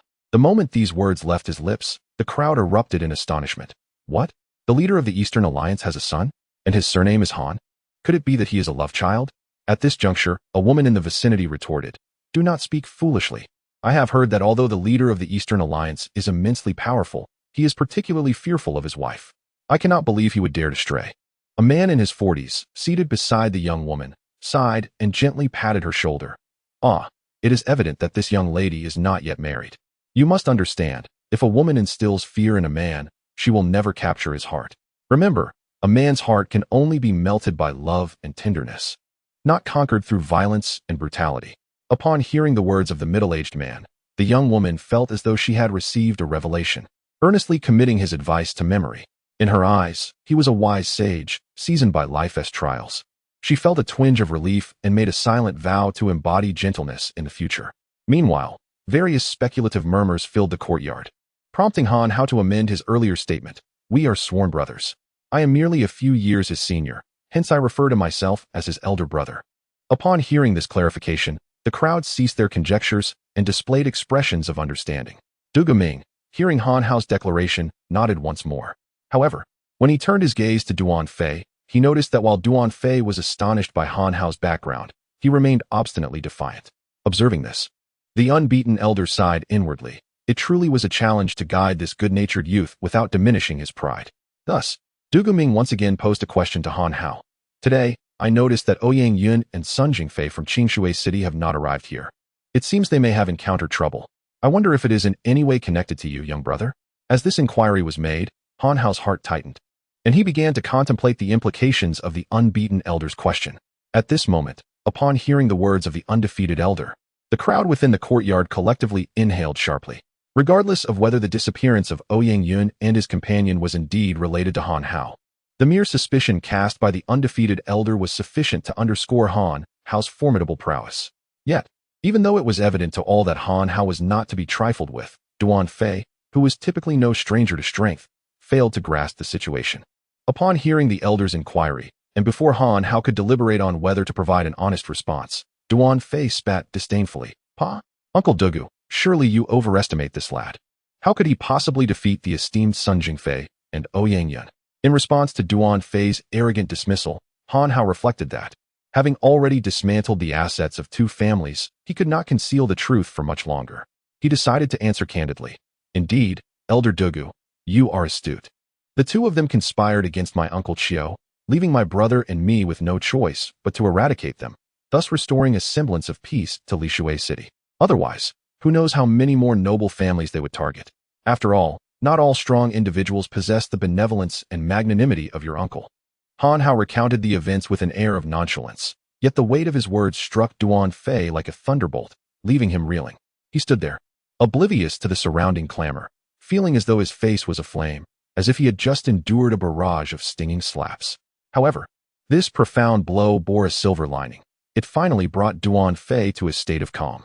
As he scrutinized Han Hao, a newfound sense of wariness and astonishment took root within him. He began to ponder whether continuing enmity with Han Hao was truly wise. After addressing all inquiries, Han Hao extended his hands towards Duan Fei once more. "Duan Fei, might I inquire if you are now prepared to deliver your wager?" Although Duan Fei's confidence in his own strength had begun to wane, he was unwilling to accept such a humiliating defeat. Thus he retorted, "Alas, the Dragon King's horn has already been offered as a betrothal gift. It is no longer in my possession." Anticipating Duan Fei's obstinacy, Han Hao was prepared. "No matter. Should your courtship fail, that gift will still belong to you, and you may present it to me then." Upon hearing this, Duan Fei scoffed. "Humph. I am certain I will win the affection of Miss Dugu." "Oh, is that so? Do you wish to engage in another contest?" Without hesitation, Han Hao rolled up his sleeves, ready to confront Duan Fei. Observing Han Hao's intent to act, Duan Fei instinctively retreated, casting a glance at the undefeated elder. Seeing Han Hao's determination to confront Duan Fei, the elder feared for the young man's safety and swiftly positioned himself between them. He then addressed Duan Fei and Fu Jia. Both of you, esteemed young gentlemen, are exceptional individuals, and my granddaughter must be blessed indeed to have captured the attention of such fine suitors. However, there is but one Xiao'er, and it is impossible for her to satisfy both of you. That said, we must consider her own wishes concerning this matter. Upon the conclusion of the discourse, all eyes converged upon the figure of Dugu Xiao'er. Clearly, she had not anticipated that her grandfather would ultimately entrust this matter to her. Dugu Xiao'er was acutely aware that her grandfather had long maintained relations with the Duan family, and the reason he suggested she make a selection was that he understood her insight into his intentions. He believed she would heed his counsel and choose Duan Fei. Upon hearing this, Duan Fei felt a resurgence of hope and directed an expectant gaze toward Dugu Xiao'er. In his eyes, he and the charming Dugu sister shared a profound acquaintance, granting him a considerable advantage in this regard. However, as Dugu Xiao'er noticed the collective anticipation of those around her awaiting her decision, she hesitated for a moment before resolutely making her way towards Fu Jia's side. Chapter 166. Brothers. The actions of Dugu Xiao'er astonished both the unbeaten elder and Duan Fei immensely. In their minds, Dugu Xiao'er had never encountered Fu Jia and would never agree to what a stranger. However, the reality was that Fu Jia had won the heart of the beautiful maiden outright, in stark contrast to the surprise and confusion of the unbeaten elder and Duan Fei. The crowd erupted in thunderous applause and cheers. To them, Fu Jia was undoubtedly a commendable individual, certainly superior to the capricious Duan Fei. Had it not been for Dugu Ming's somewhat displeased demeanor, the audience would have rushed the stage to offer their congratulations. As Fu Jia sensed Dugu Xiao'er standing behind him, he happily approached the unbeaten elder, exclaiming, Fu Jia pays his respects to you, esteemed elder. Ah, no, I should say, your grandson Fu Jia greets you, grandfather. This scene was undeniably comical. Faced with Fu Jia's exuberance, the unbeaten elder found himself at a loss for how to respond.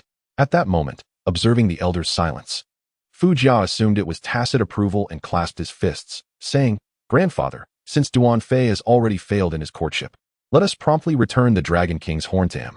As Fu Jia proposed the return of the Dragon King's horn, Duan Fei's gaze was fixed intently on the unbeaten elder, internally praying, Please, do not return it to me. Please do not return it to me. He understood that if the Dragon King's horn were returned to him, it would inevitably be handed over to Han Hao, and at that point, it would be irretrievable. Should he fail in his courtship while also losing a precious artifact and 3 capable subordinates, his competence would be called into question, severely undermining his father's standing among the elite. The stakes were high, and the unbeaten elder, having lived for over a century, was well aware of this. Although he could not allow his granddaughter to marry Duan Fei, he did not wish to sever ties with the Duan family. After much contemplation, the unbeaten elder finally spoke. Fu Jia, do not be hasty. While I cannot ally with the Duan family through marriage, I must personally apologize to Duan Fei's father. I shall return the Dragon King's horn to the Duan family at a later date. Upon witnessing the unbeaten elder's continued defense of Duan Fei, Han Hao's initial dissatisfaction gradually morphed into fury. At that moment, had he not feared the unbeaten elder, he would have charged at him. Suddenly, a peculiar voice resonated from within the courtyard. Oh, the unbeaten elder refuses to sanction the marriage, yet still wishes to claim the other party's possessions. That seems rather excessive, does it not? As soon as these words were uttered, the crowd turned to identify the source. A shared thought echoed among them. Who is this audacious individual? Daring to provoke trouble? Nevertheless, the speaker's assertion held a semblance of truth. Upon hearing those words, Han Hao felt an inexplicable sense of familiarity. As he traced the voice to its owner, a complex swirl of emotions arose within him. He was torn between gratitude and frustration. For this individual was none other than the journalist Sui Bu Dui, the source of both his admiration and ire. As Han Hao beheld the Shobut team, a perplexing thought crossed his mind. Why did they dare to speak so recklessly in this place?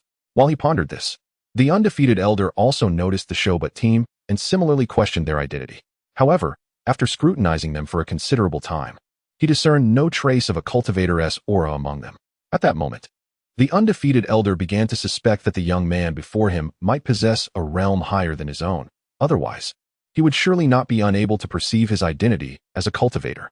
Yet after much contemplation, He could not recall any such individual among the cultivators. With a sense of curiosity, the undefeated elder directly remarked, "My friend, the party involved has not spoken. Your comments seem rather presumptuous, do they not?" At this juncture, Han Hao could no longer contain his growing ire. "Who says the party involved has no opinion? This Dragon King's horn was arduously won by me, and as the victor, I find myself deprived of my rightful prize. Of course, I have an opinion." The undefeated elder, taken aback by Han Hao's sudden outburst, found himself momentarily at a loss for words. Meanwhile, Duan Fei, standing nearby, could not suppress a smile. This was an unprecedented opportunity.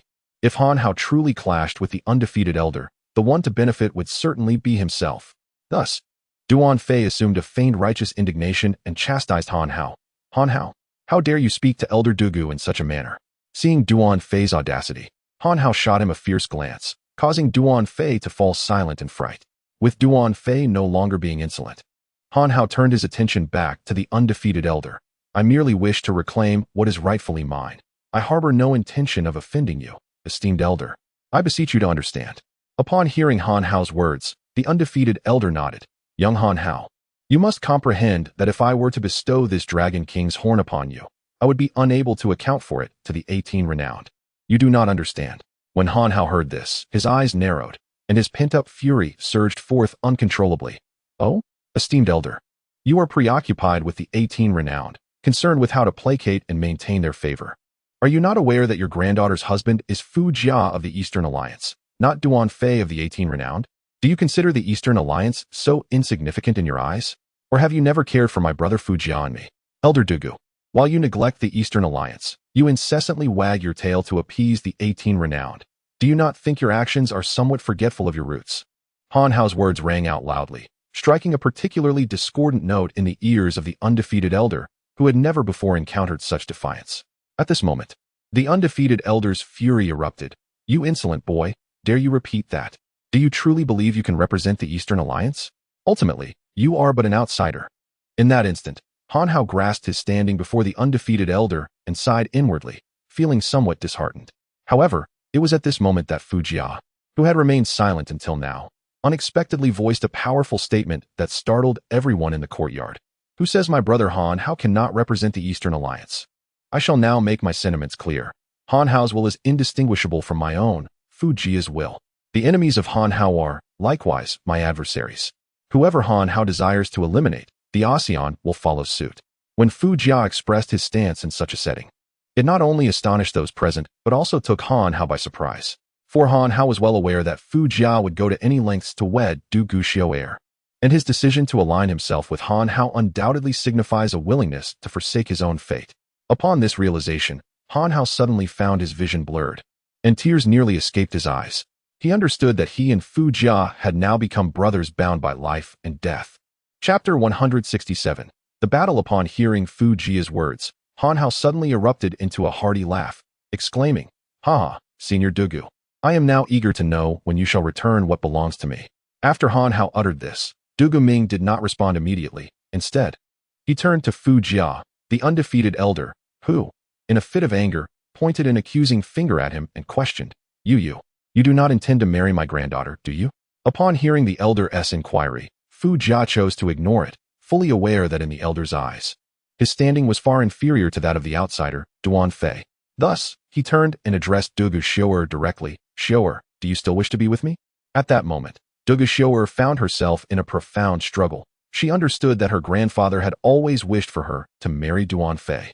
Initially, it stemmed from a desire for the protection of the 18 elites and the Dragon King's corner, but gradually, she had come to accept the notion that she was destined to be the daughter-in-law of the Duan family. Therefore, even though she had chosen Fu Jia now, her grandfather still favored the outsider Duan Fei. Perhaps, in the elder's heart, Fu Jia was the true outsider. At this juncture, Dugu Xiu'er was torn with conflicting emotions, unable to make a decision. Observing her hesitation, Fu Jia nodded. "Very well. The wedding is postponed for now. I intend to reclaim my brother's wager."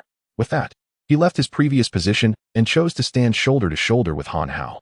As Han Hao and Fu Jia stood side by side, the audacious Shuobu team below cheered, "Excellent." And with a snap, they captured a photograph of Han Hao and Fu Jia together. The undefeated elder, witnessing this, nodded in approval. "Indeed, impressive. Since you both aspire to seize the Dragon King's corner, then come forth. With that, the elder prepared himself to confront the impending attack from Han Hao and Fu Jia, confident in his own prowess. Knowing that his reputation as the undefeated elder was forged through countless battles, Han Hao and Fu Jia exchanged glances and nodded in unison, ready to challenge the undefeated elder. Just then, Duan Fei, who had been standing aside, burst into laughter. "Ha! Uncle Dugu, allow me to assist you." He then charged towards Fu Jia. At that moment, Duan Fei had devised a plan. If he could hold Fu Jia at bay, the undefeated elder would swiftly defeat Han Hao, leaving them both as easy prey. Not only would he preserve the Dragon King's corner, but he would also gain the formidable elder as an ally. Upon realizing Duan Fei's intentions, Fu Jia, filled with indignation, swiftly countered, determined to vanquish Duan Fei quickly to assist Han Hao. After all, the undefeated elder had been hailed as the foremost figure in combat by Fu Jia's father. As Fu Jia engaged Duan Fei, Han Hao took a deep breath, fully aware that he was no match for the undefeated elder.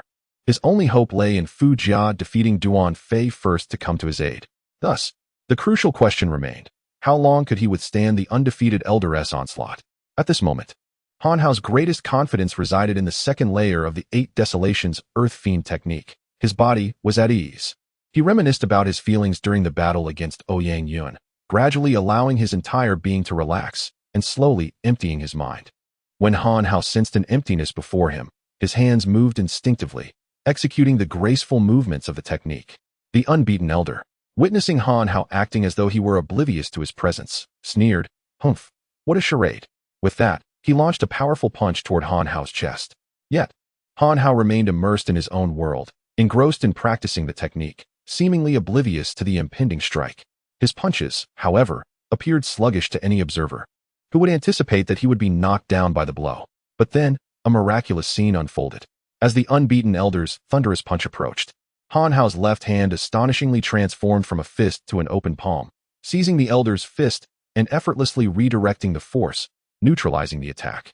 The unbeaten elder felt as if his punch had struck a wall of cotton, bewildered by the encounter. Undeterred, he unleashed another punch aimed directly at Han Hao's face, this one swifter and more forceful. Yet, to everyone's astonishment, as the punch closed within mere inches of Han Hao, it was once more thwarted by his technique, pushing the unbeaten elder back. Infuriated by 2 failed attempts, the unbeaten elder resorted to his ultimate move, the wind and cloud hand. Once unleashed, Han Hao found himself enveloped by a flurry of punches. However, the speed of his movements had significantly increased, allowing him to block each strike with an impenetrable barrier. As Han Hao immersed himself in the execution of the 8 Desolations Earth Fiend technique, the system within his mind rejoiced, exclaiming, "Oh, host, you are truly favored by the heavens.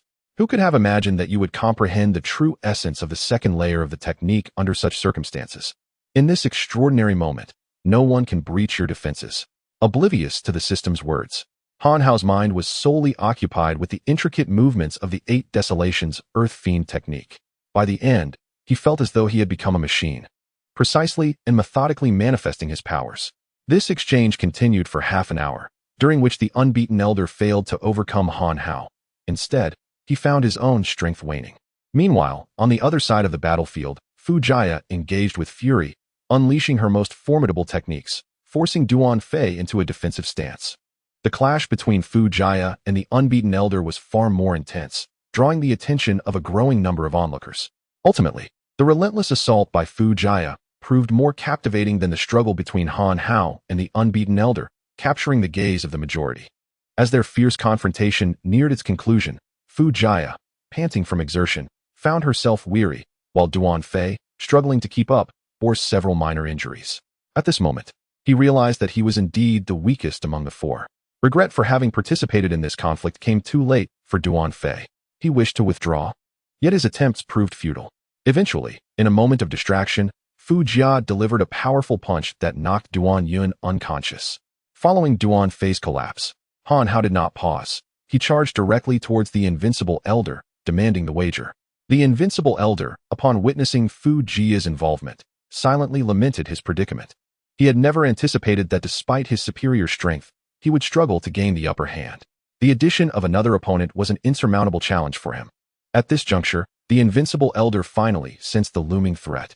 Chapter 168. The Tenderness of Vegetables. Once Fu Jia entered the fray, the undefeated elder became increasingly occupied. He simultaneously launched assaults on Han Hao while remaining vigilant against Fu Jia's potential strikes. Gradually, the elder began to feel fatigued. The prolonged lack of success weighed heavily on his pride, igniting a growing frustration within him. In a moment of utter exasperation, Fu Jia seized upon a chink in the elder's armor and landed a punch squarely on his face. Though the blow was somewhat awkward, rendering the elder momentarily numb to the pain, the act of being struck was an affront he could scarcely endure. At long last, this singular punch ignited a blaze of fury that consumed the elder's reason. In that instant, he disregarded the more formidable Han Hao and turned to confront Fu Jia instead. Caught off guard by the elder's unexpected shift in focus, Fu Jia could only instinctively raise his guard. The two fists collided, and Fu Jia was forcefully thrust back several meters. Afterward, the elder, still wary of Han Hao, cast a glance in his direction. To his surprise, he found Han Hao engrossed in his own intricate maneuvers, seemingly indifferent to the unfolding conflict. It dawned upon the elder that Han Hao had entered a state of enlightenment, wherein a cultivator's skills could be unleashed with unparalleled potency. He realized that despite his superior strength, he had been unable to best Han Hao. Yet, a flicker of joy ignited within him. Even if he focused solely on Fu Jia, Han Hao would not intervene. With this realization, the elder disregarded Han Hao and strode purposefully towards Fu Jia. "You have shown blatant disrespect for your elders," he declared. "Today, I shall take it upon myself to educate you on behalf of your father." As he advanced, Fu Jia, recognizing the elder's intent, felt a surge of dread. He understood that in terms of strength, he was no match for the elder, and his only hope lay with his father. Thus, he invoked his father's name. "Uncle, do you truly underestimate the Eastern Alliance? Are you not afraid that my father will hold you accountable for this insolence?" Upon hearing these words, the elder halted momentarily. It was impossible for him to dismiss the Eastern Alliance entirely. Yet, he grappled with the dilemma of maintaining his dignity in the face of such defiance from two young ones. Suddenly, a laugh erupted from the elder. "Ha, Fu Jia, I recall your father stating that if a descendant of the Fu family engages in wrongdoing and is killed as a consequence, the Eastern Alliance would not seek vengeance, correct? You have tarnished my daughter's reputation. I believe I shall eliminate you now, and your father will not seek retribution, will he?" With that, a palpable aura of malice emanated from the elder as he advanced upon the Fu family heir. Fu Jia could hardly fathom that the elder would dare to attempt to take his life in front of so many witnesses. Moreover, the implications of the old man's words suggest that he intends to bestow upon himself the ignominy of sullying his granddaughter's reputation. The reason Fu Jia initially feared that the old man would discover his involvement with his granddaughter was due to his father's solemn vow to the world. Should any descendant of the Fu family bring shame upon their lineage, they would be fair game for all. Little did Fu Jia anticipate that, despite the old man's ignorance of their entanglement, he would still dare to act in such a manner. Sensing the old man's murderous intent, Fu Jia called out loudly to Han Hao, "Brother, your companion is in grave danger. Come quickly." However, after several desperate shouts, Han Hao remained unmoved. At that moment, the old man's fist was already upon Fu Jia. Left with no choice, Fu Jia braced himself to confront the onslaught alone. In a moment of urgency, he used his fists to withstand the old man's assault. Though he managed to block the blow, the impact left him with a debilitating sensation coursing through his right arm. After the initial strike, the old man, with a mocking smile, remarked, "How does it feel, young nephew?" This punch serves as a reminder that age brings wisdom and strength. With such derision thrown his way, Fu Jia found himself bereft of the luxury of response. Instead, he focused on heightening his concentration, otherwise he would meet a swifter demise. It was evident to all present that Fu Jia was faltering, a testament to the old man's formidable prowess. Yet, the old man had no intention of relenting. He gathered his energy once more and directed a powerful strike at Fu Jia, determined to end his life with a single blow. At that moment, the anxious Du Guxiu cried out, "Grandfather, please stop." However, Du Guming's fist did not waver in response to her plea. Rather, it surged with greater ferocity. Fu Jia, resigned to his fate, retaliated, and their second clash concluded in an instant. Following this exchange, Fu Jia was sent sprawling to the ground, while the old man took a step back. Once he regained his footing, he charged forward once more. Fu Jia dodged and weaved, desperately attempting to evade the old man's assault. Now, he could only pray for his brother Han Hao to emerge from his stupor to assist him. Nevertheless, the disparity in their strengths was glaringly apparent. After several exchanges, Fu Jia was once again pushed back, feeling his vitality surge within him. Ultimately unable to suppress a mouthful of blood from escaping, the old man regarded Fu Jia with a nod, Impressive indeed. I did not expect you to endure for so long. However, this time, it will be far more than mere bloodshed. With that, he unleashed another fist towards Fu Jia. At this critical juncture, Du Guxiu recognized the futility of Fu Jia's defense against the impending blow. In a moment of desperation, she leaped into action, positioning herself before Fu Jia in a bid to absorb her grandfather's strike. As she lunged toward him, tears cascaded down her face, smudging her makeup. In her heart, she lamented, was this how her life would conclude? In truth, when Du Guxiu launched herself at Fu Jia, she had already reconciled herself to the possibility of her own demise. Just as Du Guxiu's body was about to be struck by her grandfather, she suddenly felt a pair of hands grasping her chest, startling her into opening her eyes. Before her stood a handsome face adorned with a pained smile. Who else could it be but Fu Jia? In that moment, Du Guxiu felt a tumult of emotions, a blend of shyness and joy, causing her cheeks to flush. Yet, before she could savor this feeling, an overwhelming force propelled her away. Then, Fu Jia bellowed, "You think I'm an easy target?" Upon finishing his words, he spat out a mouthful of blood and murmured, "My elder brother may have been entangled with you for half an hour without a resolution, but as his brother, I cannot be outdone." With that, Fu Jia swiftly removed his jacket and tidied his hair. Finally, he retrieved a towel from his pocket and wiped the dirt from his face. Once these tasks were completed, the aura emanating from Fu Jia surged forth, declaring, "Let me show you that experience is indeed formidable, and youth possesses its own freshness." Chapter 169, The Hellblade Technique. Shura/ Upon finishing his words, Fu Jia felt as though he had transformed into an entirely different person.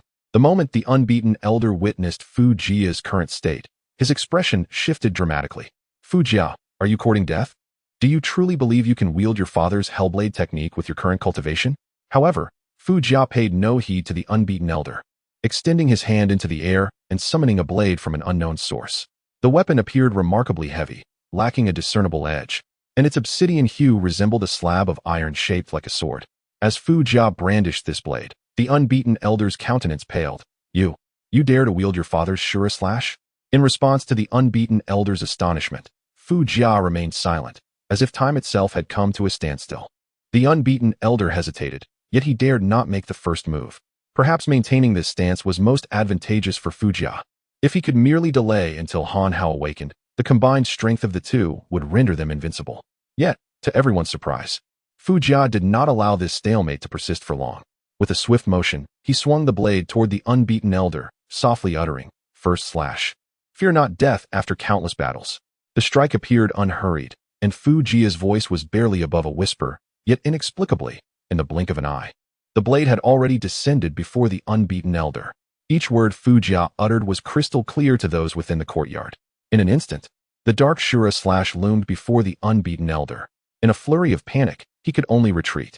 However, curiously, no matter how he evaded, the blade clung to him like an unshakable fly. The unbeaten elder realized that in the face of Fu Jia's father's renowned Hellblade technique, one of the three legendary saber techniques of Fu Juncheng, he had no choice but to withstand the blow, unable to escape. Thus, summoning all his true essence, the unbeaten elder braced himself to meet Fu Jia's strike. When his hands met the blade, he staggered back several steps, his hands throbbing with pain, and his shoulders began to tremble. In that moment, he lamented internally, for Fu Jia's strength had grown beyond compare. He was now on par with the unbeaten elder, if not slightly stronger. Seeing the unbeaten elder block his first slash, Fu Jia showed no surprise. Instead, he coldly regarded the elder, his lips curling slightly. "Second slash. Let us see who first descends to the underworld."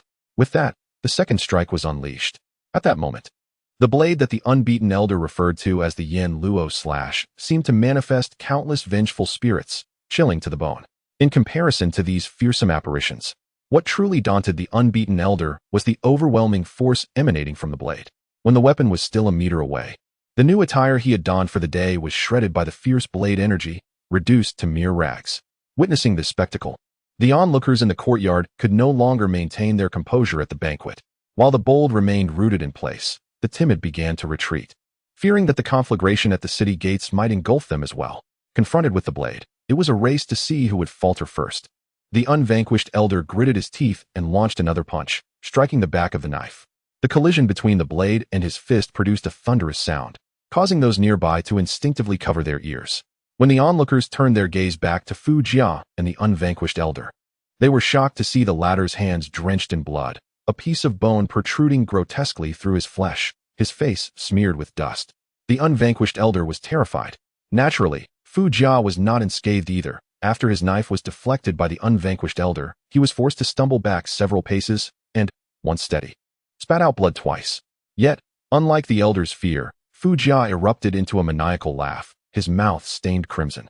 As his laughter subsided, his expression turned icy. The third strike. I shall cleanse the demons for the gods. With that, he prepared to raise his blade. Seeing Fu Jia's determination to fight on, the unvanquished elder grew increasingly frantic, a primal urge to flee taking hold. Meanwhile, Duga Xiu'er, who had been anxiously concerned for Fu Jia's safety, now found herself equally worried upon witnessing her grandfather's precarious position. In a moment of desperation, she cried out, "Jiagu, please don't." At that moment, Fu Jia felt an overwhelming fatigue wash over him, a profound weariness that tempted him to succumb to slumber. He sighed inwardly, realizing, alas, it seems my father was right. With my current strength, even wielding the Shura slash, I cannot possibly deliver a third blow. It appears I am doomed. As Fu Jia hesitated, the unvanquished elder, who was about to flee, abruptly halted. Narrowing his eyes, he inquired, "What is this? Why does my nephew not strike?" Feeling the elder's gaze upon him, Fu Jia sheathed his knife and feigned composure, declaring, "Humph, considering you are Xiu'er's grandfather, I shall spare you this time. But should you continue to be so aggressive, you must have heard of the Shura slash that spares no life." Before Fu Jia uttered those words, the unvanquished elder had already resolved to eliminate Fu Jia, viewing him as a threat. However, upon hearing the mention of the Shura slash, the elder hesitated, for that phrase had been whispered among cultivators for many years. The power of the Shura slash was enough to instill dread even in those at the pinnacle of divine movement, let alone himself. Thus, the two found themselves ensnared in an awkward stalemate once more. As time trickled by, just as the unvanquished elder began to lose his patience and contemplated striking, a comfortable yawn suddenly resonated from behind him. "Brother, big brother appreciates your hard work. Come, put away your knife. We can take him down with our fists." Upon hearing that voice, the unvanquished elder's expression shifted dramatically. The owner of the voice was none other than Han Hao, who had recently entered a state of enlightenment. In his prime, the unvanquished elder would not have feared facing Han Hao and Fu Jia together, but after forcibly withstanding two desperate strikes from Fu Jia, he was now wounded. Furthermore, he was uncertain of Fu Jia's remaining strength. If Fu Jia were to unleash another strike, his life would surely be in jeopardy. Thus, the undefeated elder took a step back, exclaiming, "Ha, today neither of you may prove to be my match. I suggest we settle this amicably." The elder had already lowered his stance, and Han Hao nodded in agreement, fully aware that Fu Jia had undoubtedly paid a significant price to forcibly enhance his strength. It was wiser to safely escort Fu Jia away at this moment. Hence, Han Hao nodded and said, "Very well. Now, kindly return to me the Dragon King's horn that rightfully belongs to me." Upon speaking, Han Hao did not extend his hand, but instead clenched his fist, exuding an air of readiness for conflict should any disagreement arise. Meanwhile, Fu Jia, though nearly depleted of strength, still raised his blade, signaling his intent to strike should they refuse to comply. Observing their demeanor, the undefeated elder finally came to believe that they still possessed the capacity to fight. Therefore, he nodded and commanded, "Good, summon someone to bring forth the Dragon King's horn." Chapter 170. Return to the Chiu family upon the utterance of the words by the unbeaten elder regarding the Dragon King's horn. Two imposing figures promptly retrieved the ornate gift box containing the Dragon King's horn that Duan Fei had previously presented. With utmost reverence, they delivered it into the hands of the unbeaten elder. As he received the Dragon King's horn, the elder held the gift box delicately and approached Han Hao, simultaneously infusing his hands with an unmistakable surge of true energy. "Since my dear nephew appreciates it, this Dragon King's horn shall belong to you," he declared, thrusting the gift box forward. To the casual observer, it appeared as a simple offering to Han Hao. However, in truth, it was wielded as a weapon, aimed directly at him. Han Hao, however, was not taken aback. In fact, he had anticipated that the unbeaten elder would test his capabilities before bestowing the solitary star grass upon him. Should he prove inadequate, the elder would not hesitate to retract his gift, potentially leaving Han Hao and Fu Jia stranded. Han Hao smiled gently. "I am most grateful for your generosity, uncle." With that, he raised his hands, ostensibly to receive the gift box, but in reality, he deftly dispelled the true energy the elder had infused into it. This seemingly casual exchange concealed a perilous undercurrent. As Han Hao's hands made contact with the gift box, he was met with an overwhelming force surging towards him. Had this encounter occurred earlier, he would have undoubtedly faced considerable difficulty.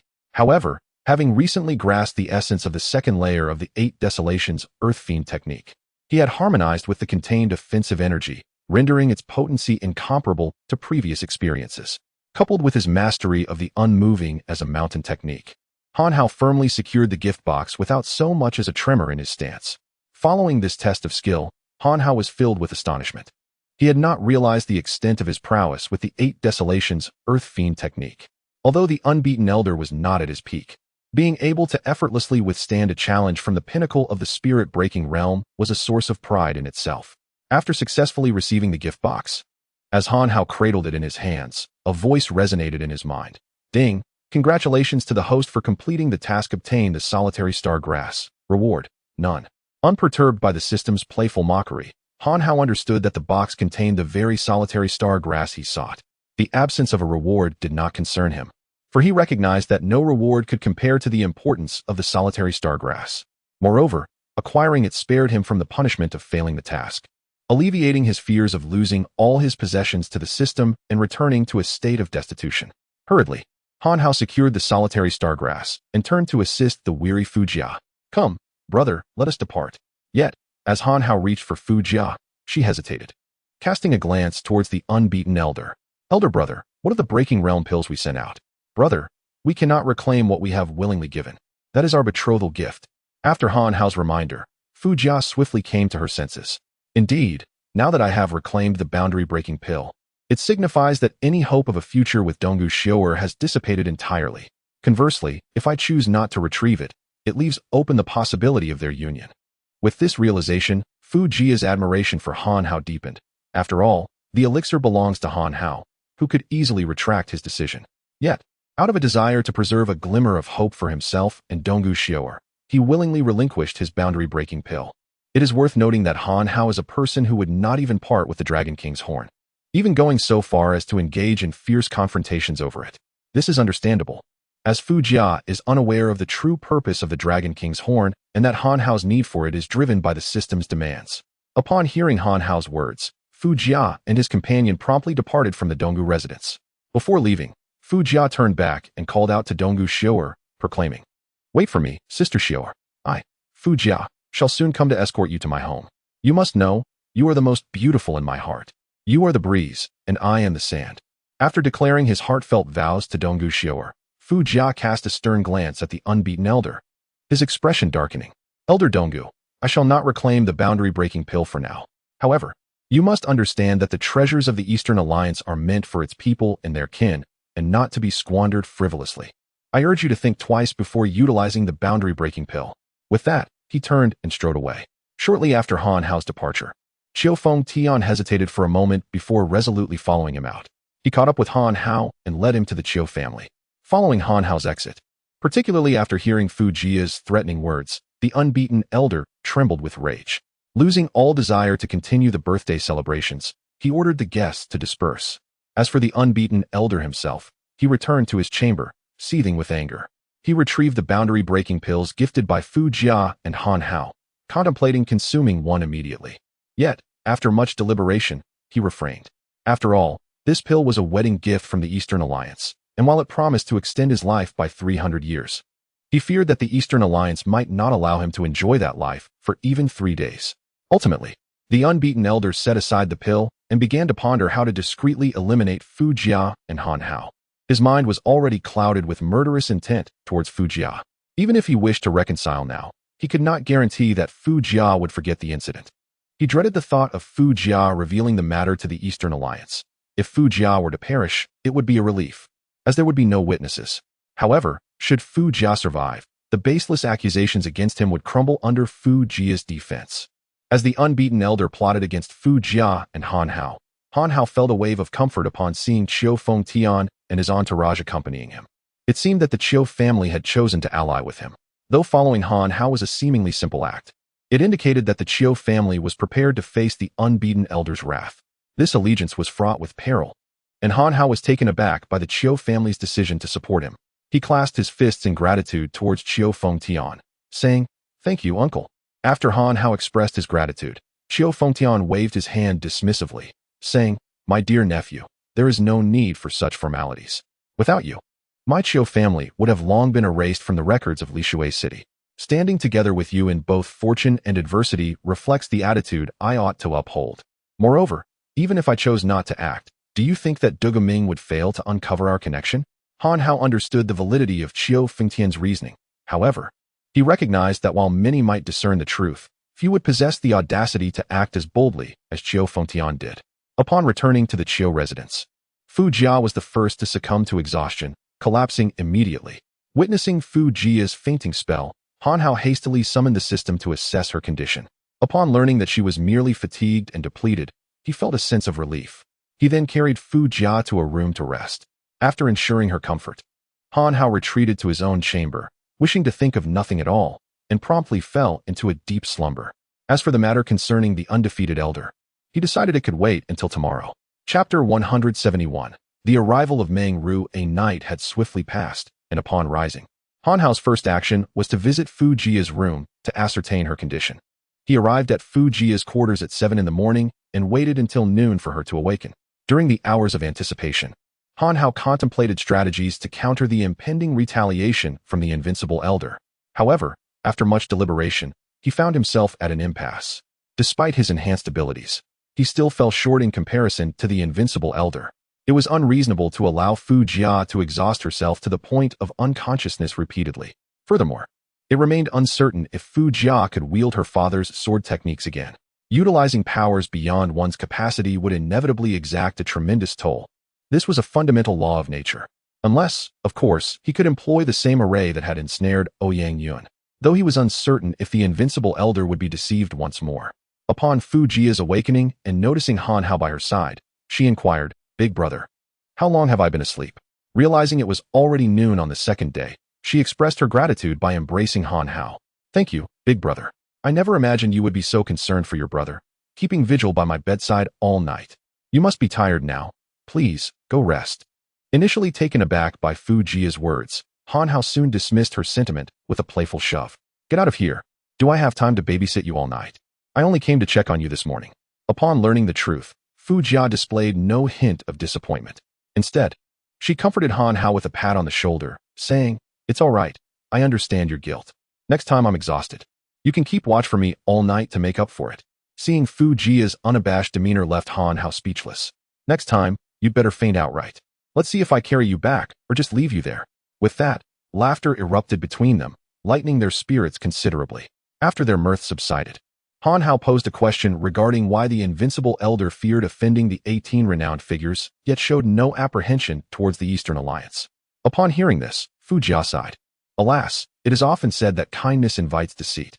Since my father assumed the leadership of the Eastern Alliance, he has publicly declared that the alliance will never oppress any cultivator, serving solely as a protective shield for them. He assured the world that if his descendants were to act against loyalty and righteousness, anyone would be entitled to slay them, and neither he nor the alliance would seek vengeance. This is precisely why I fear the invincible elder might discover my involvement with his granddaughter." In contrast to the Eastern Alliance, the 18 renowned figures thrived on relentless conquest and expansion, adhering to the creed that one must look after oneself, lest the heavens unleash their wrath. They believed that those who align with them would prosper, while those who oppose them would perish. Naturally, such a disposition incited greater fear. Upon absorbing Fu Jia's succinct explanation, Han Hao finally grasped why the invincible elder consistently defended Duan Fei while neglecting Fu Jia's feelings. And it dawned on him that Fu Jia, as the esteemed prince of the Eastern Alliance, harbored genuine fears of the invincible elder. Han Hao furrowed his brows, feeling a deep admiration for Fu Jia's father's approach, yet he harbored many reservations. If that's the case, doesn't it mean that ASEAN is left vulnerable to humiliation? Upon hearing Han Hao's skepticism, Fu Jia shook his head. Not necessarily. If ASEAN becomes aware that someone is unjustly oppressing its people, and if there is evidence, ASEAN will exert its full strength to ensure that the perpetrator suffers a fate worse than death. At this point, Han Hao nodded, finding himself less critical of ASEAN's stance. Subsequently, Han Hao began discussing with Fu Jia the imminent challenges they were to face, particularly how to counter the impending retaliation from the undefeated elder. This matter had troubled Han Hao throughout the night, yet when he shared it with Fu Jia, he noticed a distinct lack of concern on Fu Jia's face. Perplexed by Fu Jia's demeanor, Han Hao inquired. Brother, have you been rendered speechless by fear? No, the undefeated elder is not as terrifying as you think. With this assertion, Han Hao's initial thought was that Fu Jia still intended to employ his father's sword techniques against the undefeated elder. In astonishment, he asked, Brother, can you still wield that yellow spring sword technique from back then? Fu Jia shook his head. How could that be? The only reason I could utilize a technique that isn't inherently mine was due to the immense strain it placed on my potential. You must understand. Within the next 3 years, I absolutely cannot deplete my true essence and stamina in such a manner again. Otherwise, I risk losing all my cultivation. After Fu Jia dismissed Han Hao's assumption, Han Hao curiously asked, Then why are you not worried? Fu Jia replied, Because the moment I invoke the Shura slash, my mother will immediately sense it. I believe it won't be long before she comes to exact her vengeance. You know, my mother once said that I am her child, and no one, apart from her, has the right to bully me. Hearing this, Han Hao felt a peculiar discomfort, yet he could not pinpoint the cause. Suddenly, he recalled the first time he met Fu Jia and the woman Meng Ru. A realization struck him. Fu Jia, if I remember correctly, your mother seems to only possess the cultivation of the ordinary realm. If we cannot contend with the undefeated elder, how can your mother? Before Han Hao could utter the words can she, Fu Jia quickly covered his mouth. You may eat recklessly, but do not speak foolishly. When my mother arrives, you will understand why she is capable of avenging me. Just as the two were engaged in this discussion, a sudden commotion erupted outside. The sounds of a skirmish emanating from the direction of the entrance. Alarmed by the noise, both Han Hao and Fu Jia wondered if the undefeated elder had come to settle accounts with them so swiftly. Given their current state, devoid of any combat capability, how could Han Hao alone withstand the undefeated elder's onslaught? Though both knew they were outmatched, they could not allow the Chiu family to be sacrificed outside. Thus, they resolved to investigate the situation. Hastily, Han Hao and Fu Jia made their way to the entrance. As they opened the door, they witnessed Feng Yutian being struck by a powerful blow, hurtling towards them. Han Hao rushed forward to catch Feng Yutian before he hit the ground and turned to confront the instigator of the conflict. Upon witnessing the scene, both Fu Jia and Han Hao gasped, their hearts instantly lightened. For the visitor was none other than Fu Jia's mother, Meng Ru, who had previously met Han Hao. As soon as Fu Jia recognized her, he exclaimed, Mom, don't strike. It's our own. Hearing her son's call, Meng Ru joyfully turned to Fu Jia, saying, Fear not, dear son.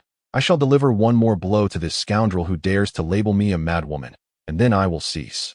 With that, Meng Ru swiftly sent a powerful punch, sending a burly man flying in Han Hao's direction. Han Hao, with a wry smile, effortlessly caught the man mid-flight. Upon inspecting the burly figure, he discerned that, although struck by a cultivator, Meng Ru clearly had no intention of inflicting harm, and thus the man was unscathed.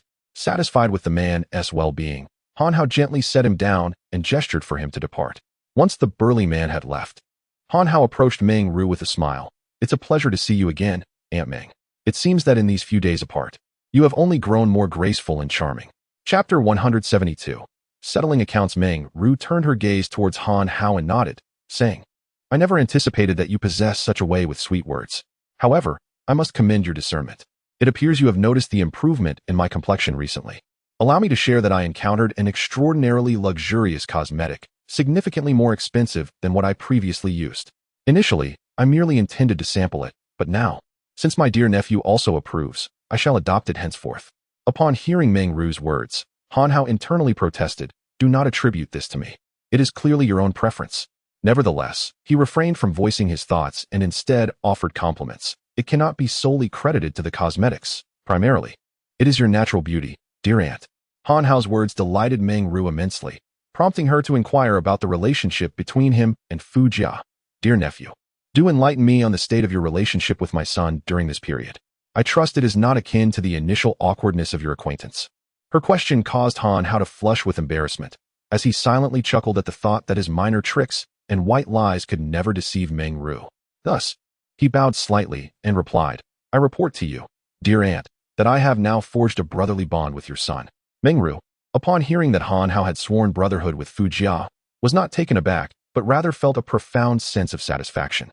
She remarked, Well, since you are now brothers, that makes you akin to my own son. Should anyone dare to bully you, inform your mother, and I shall deal with them.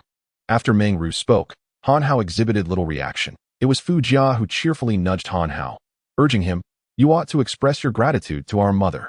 Quickly, as he pushed Han Hao towards Meng Ru, Following Fu Jia's cue, Han Hao expressed his thanks eloquently.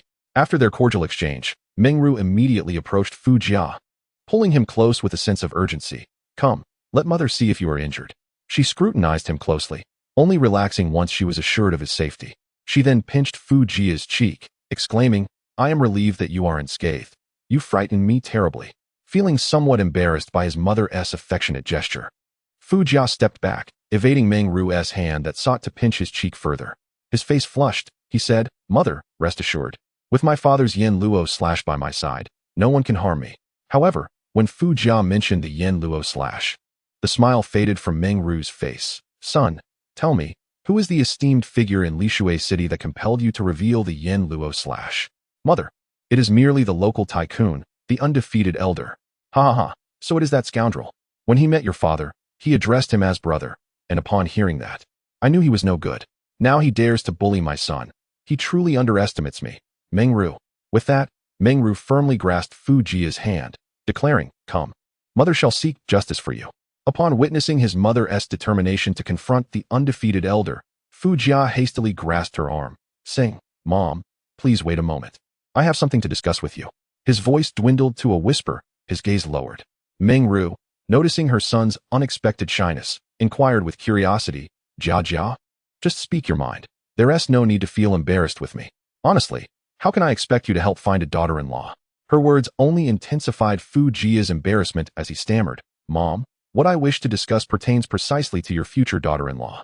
The instant Meng Ru heard the mention of a daughter-in-law, her eyes sparkled with interest. Quickly tell me, which fortunate girl has the honor of becoming my Meng Ru's daughter-in-law? Han Hao, overhearing Meng Ru's enthusiastic query, silently scoffed, thinking he had encountered narcissism before. But never had he seen someone so self-absorbed that even the fortune of a daughter-in-law could be attributed to oneself.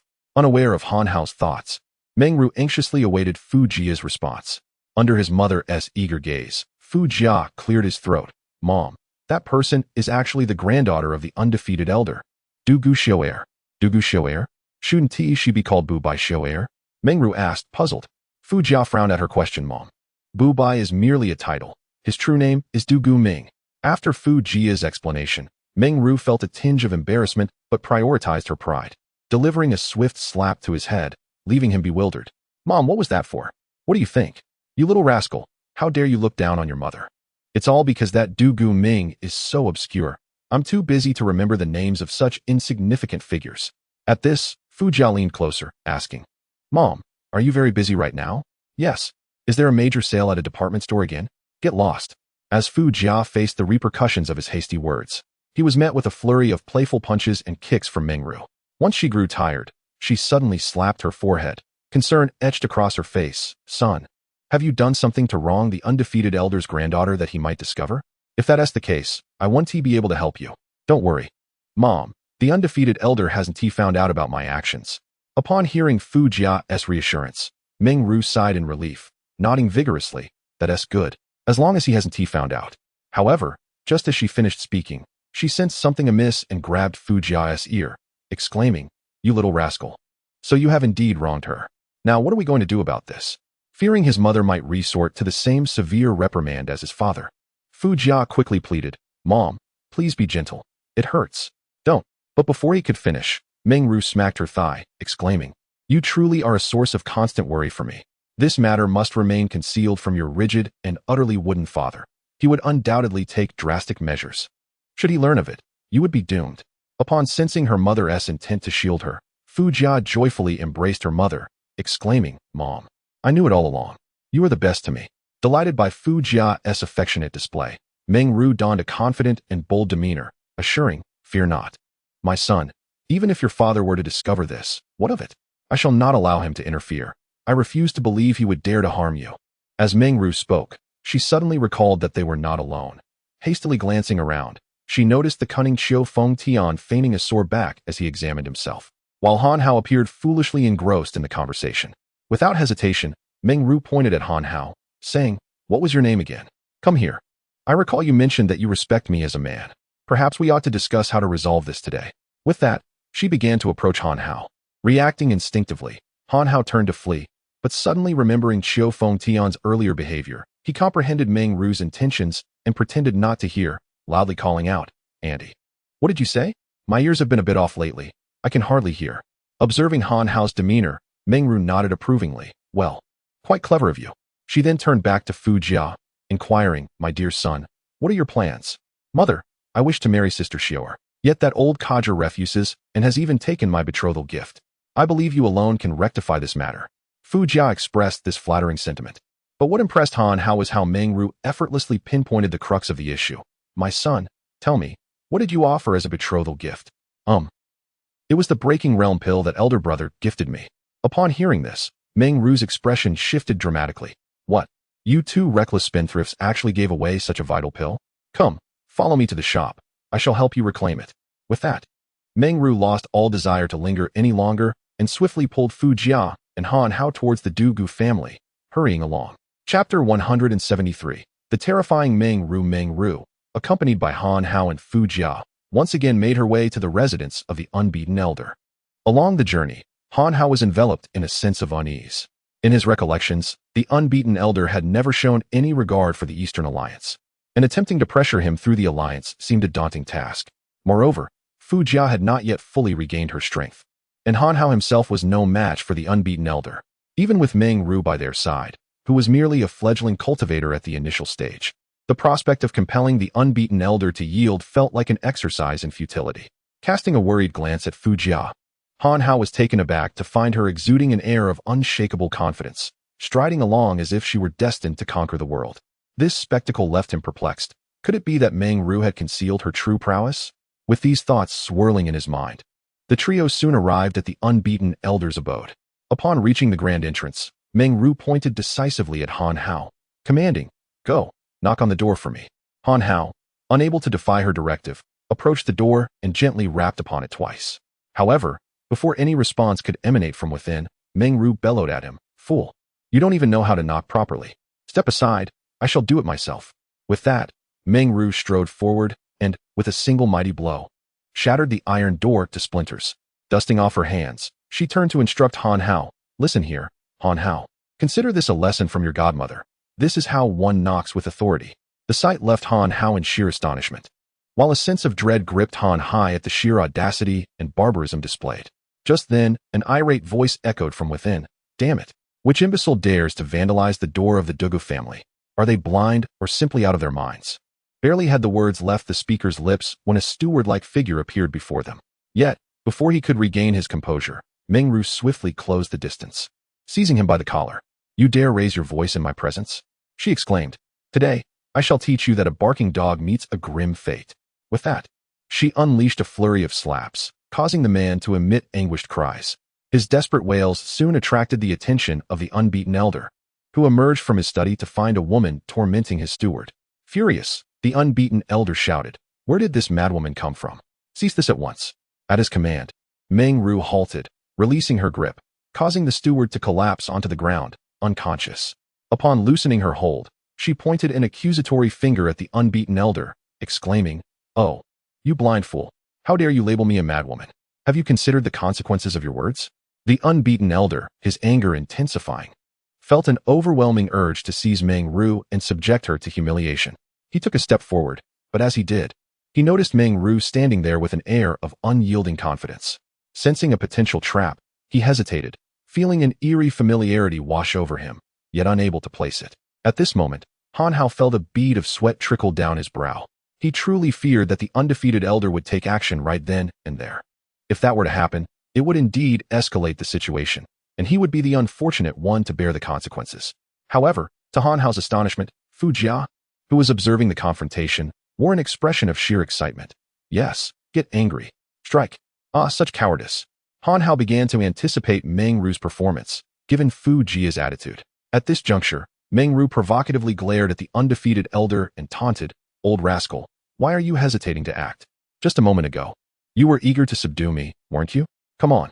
In response to Meng Ru's provocation, the undefeated elder chose to disregard her, racking his brain to recall where he had encountered such an audacious woman. After a prolonged moment of contemplation, he glanced at Fu Jia, and suddenly, a realization struck him like thunder. This woman was none other than Meng Ru, the wife of the current leader of the Eastern Alliance. Upon recalling Meng Ru's identity, the undefeated elder inwardly groaned. He did not harbor excessive fear of Fu Juncheng, Fu Jia's father, as Fu Juncheng was known for his adherence to chivalry and reason. However, his wife was an entirely different matter. She was infamous among cultivators for her capricious and headstrong nature. What made matters worse was that while Fu Juncheng was unafraid of adversaries and well-respected, he was also a man who feared his wife. He had never once refused any condition proposed by Meng Ru. In fact, there was a time when Fu Juncheng nearly disbanded the Eastern Alliance because of Meng Ru, leaving behind a tale of love over power.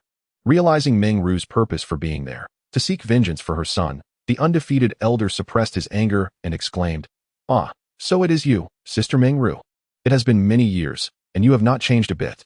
Meng Ru, unperturbed by the elder's compliment, responded with a sarcastic tone. "The grandeur of Brother Dugu remains undiminished, I see."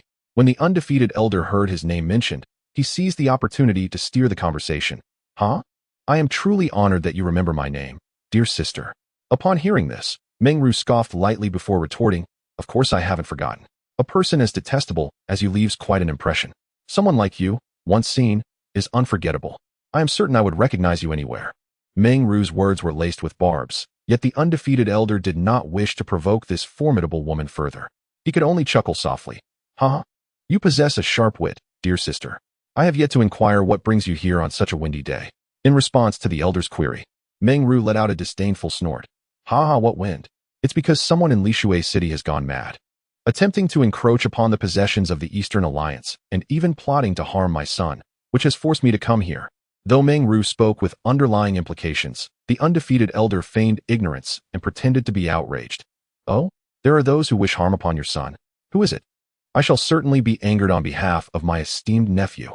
He then rolled up his sleeves, adopting an expression of righteous indignation, pretending to know nothing of the matter at hand.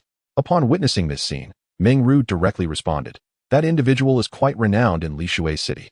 Not only did he compel my son to utilize his father's renowned Huangquan blade technique, but he also embezzled my son's breakthrough elixir. Brother, do you not think such a person deserves to perish?" As Meng Ru spoke, the undefeated elder was already drenched in sweat, beset by a recurring impulse to silence her permanently. While Meng Ru displayed her audacious demeanor towards the elder, Han Hao voiced a pressing concern that weighed heavily on him. "Brother, how can your future grandfather tolerate being so thoroughly reprimanded by your mother?" After Han Hao posed his question, Fu Jia gently patted Han Hao on the shoulder, saying, "My brother may not be aware, but my father possesses a quality that my mother greatly admires. He is afraid of his wife." Chapter 174. Provocation. Upon hearing the reason from Fu Jia, Han Hao inquired with a hint of bewilderment, "Are you afraid of your wife?"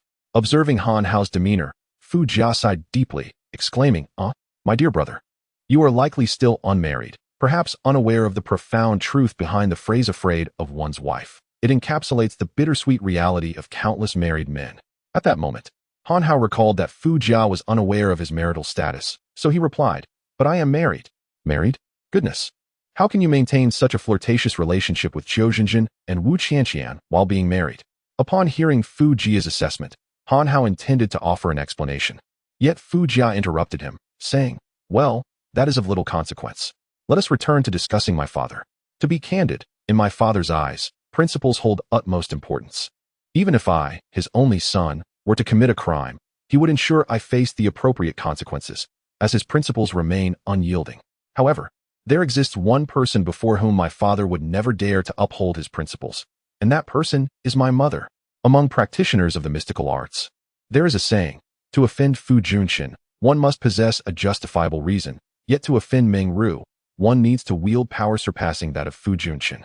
The moment my mother sheds tears before my father, he would not hesitate to take the world by storm if it meant appeasing her." Upon hearing Fu Jia's words, Han Hao finally comprehended why the undefeated elder, despite possessing a significantly higher realm than Meng Ru and even daring to speak of killing Fu Jia, harbored immense trepidation towards her. Though aware of the rationale, Fu Jia radiated confidence. However, Han Hao could not fully quell his unease, for the aura of murderous intent emanating from the undefeated elder was palpable. Should the elder descend into a frenzy of bloodshed, Han Hao would be powerless to intervene. With such thoughts swirling in his mind, Han Hao sought out the system. After a prolonged discussion lasting over 10 minutes, he finally heard the system's languid voice. "Hello? Is there no such thing as personal space anymore? Is it so difficult to allow me a moment's respite? Speak your mind. Are you merely bored and seeking conversation?" At that juncture, Han Hao lacked the inclination to engage the system in idle chat and curtly replied, "Leave me be. I have no time for conversation." The system, irked by Han Hao's swift dismissal, retorted, "Host, do you realize that I earn 1 cultivation point per minute? Care to chat or not? Fine. Let's start with 100 minutes. Humph, lacking in resolve, are we? If you cannot pass the system's test of fortitude, you are unworthy of conversing with me." With that, the system attempted to sever its connection with Han Hao. Suddenly, Han Hao recalled his purpose for contacting the system and quickly called out, "Wait, I have something important to discuss. Go ahead, prepare the teleportation talisman. I suspect the undefeated elder."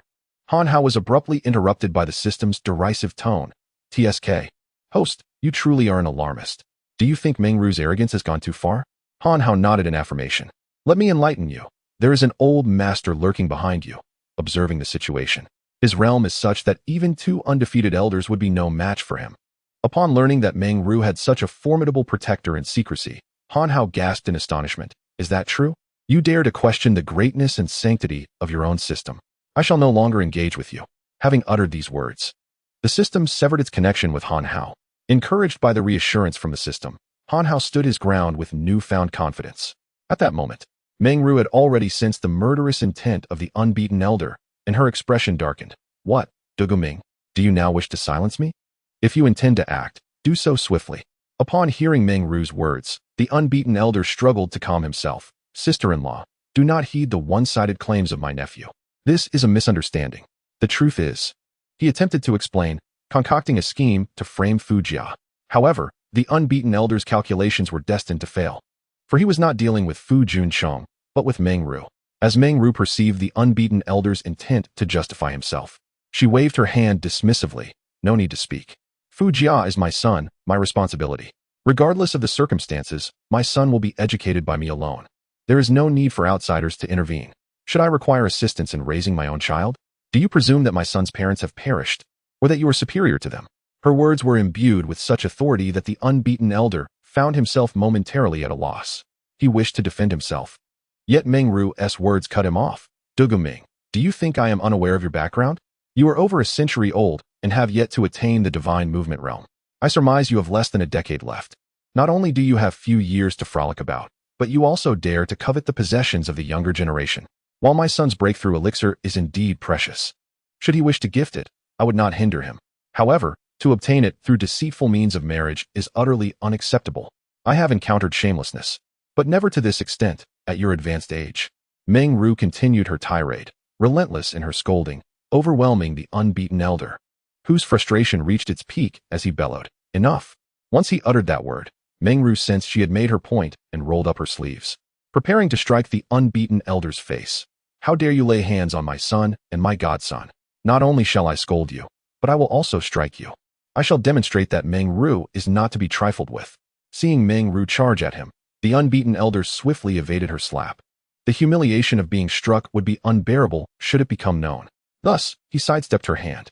Observing that her strike had been dodged only fueled Meng Ru's anger, and she shouted, "You dare to evade?" With that, she lunged at the unbeaten elder once more.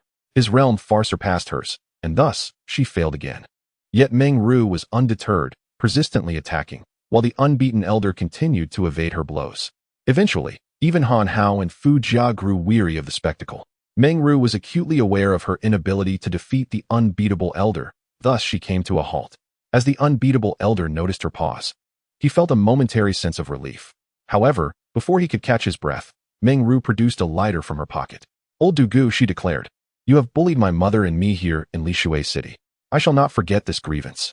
I, Meng Ru, vow that upon my return to the East Alliance, I shall ensure that my wretched old man personally seeks retribution against the Dugu family. Otherwise, I shall perish before Fu Juncheng." Having uttered these words, Meng Ru turned to leave. Yet, her proclamation startled the unbeatable elder. If Meng Ru truly informed Fu Juncheng, the fearful Fu would undoubtedly come to Lishui City and bring about his demise. With this thought in mind, the unbeatable elder called out to her, "Sister-in-law, please wait." Upon hearing this, a smile finally graced Meng Ru's face as she turned back. With a soft smile, she inquired, "What is it? Have you decided to let me vent my frustration?" The unbeatable elder gritted his teeth and replied, "Sister-in-law, it was indeed my fault to lay hands on your son. Please, tell me what you desire." Chapter 175. Retrieving the breakthrough pill upon hearing the words of the unbeaten elder, Meng Ru nodded in acknowledgement, then smiled and said, "What do I desire? That is simple. Return my son's belongings. Do not feign ignorance with me. I am referring to the breakthrough pill." When the unbeaten elder heard this, he was rendered utterly speechless. The last thing he wished to confront was Meng Ru mentioning the breakthrough pill. For him, as she had pointed out, the years of his life were dwindling, and that singular pill represented his hope for survival. In the past, he had been willing to sacrifice the Dragon King's horn, which could extend his lifespan by 50 years, to secure his granddaughter's marriage to Duan Fei, even agreeing to serve as a henchman for the 18 luminaries. At the time, he believed that with the breakthrough pill in his possession, he would have centuries to ascend to the next realm. Thus, he had relinquished the Dragon King's horn to Han Hao without hesitation. When Han Hao and Fu Jia departed from the Dugu family, the unbeaten elder had contemplated consuming the breakthrough pill immediately, yet ultimately chose to refrain. He feared that doing so might leave Dong Meng with grounds to accuse him of hoarding a junior's medicinal treasure. In his mind, he had expected that even if Dong Meng came seeking the pill, he would manage the situation deftly enough that they would not dare demand it back. However, he had miscalculated the arrival of Meng Ru. Should he truly be compelled to surrender the breakthrough pill, it would indeed be tantamount to signing his own death warrant. Seeing the unbeaten elder hesitate, Meng Ru grew impatient and urged, "Hurry up. I have a spa appointment tonight, and no time to waste here with you."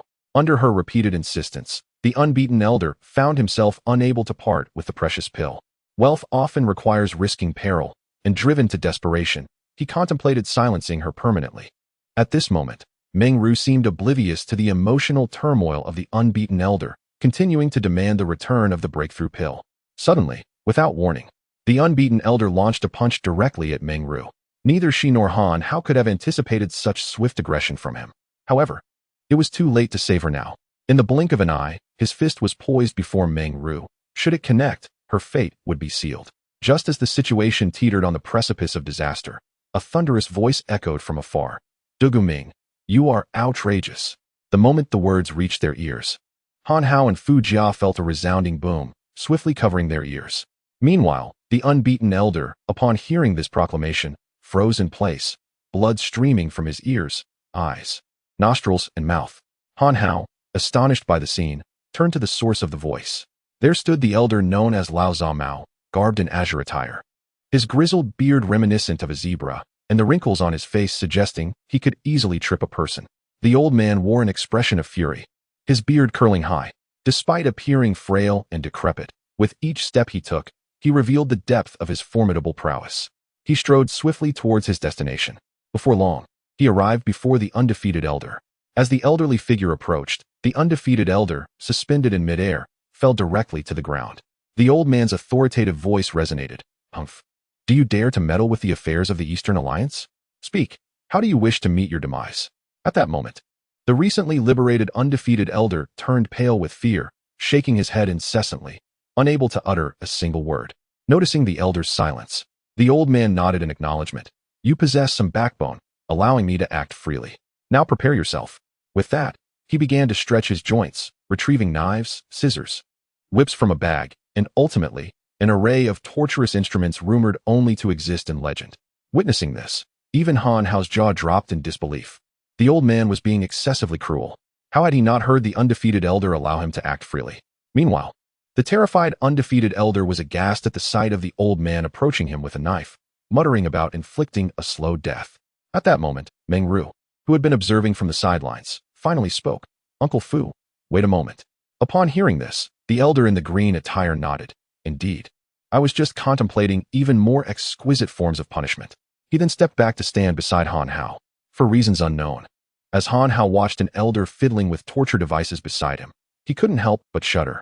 Meanwhile, the undefeated elder, seeing the green-clad elder retreat, felt an overwhelming sense of gratitude towards Meng Ru. Even her earlier reprimands now echoed sweetly in his mind. Meng Ru approached the undefeated elder. "Lonely Ming, did you truly intend to kill me? Are you aware of what you are about to face?" The undefeated elder, finally catching his breath after the shock, felt his heart race. Stammering, he pleaded, "Sister, please calm your anger. I was momentarily foolish. I was foolish. Please, do not hold my transgressions against me. This is a boundary-breaking pill. I shall give it to you now, instantly. Whatever you desire, I will provide, all of it. I beg you, spare me this time." I shall never dare again. At that moment, the undefeated elder evoked a hint of sympathy in Han Hao. Just days prior, he had been a dominant force, revered wherever he went, yet now he found himself reduced to such a pitiful state. As Han Hao pondered this, Meng Ru swiftly accepted the boundary-breaking pill. The undefeated elder's heart sank with bitterness. He could only blame himself. Had he not played both sides, repeatedly supporting Duan Fei, he would not have fallen to such depths. Now, not only had he lost the Dragon King's horn, a treasure that extended life, but he also forfeited the boundary-breaking pill. Although the undefeated elder has survived, the thought of having less than a decade of life left fills him with despair. After Meng Ru meticulously examined the breakthrough pill and confirmed that the undefeated elder had not deceived her, she chuckled with satisfaction. Ha ha ha.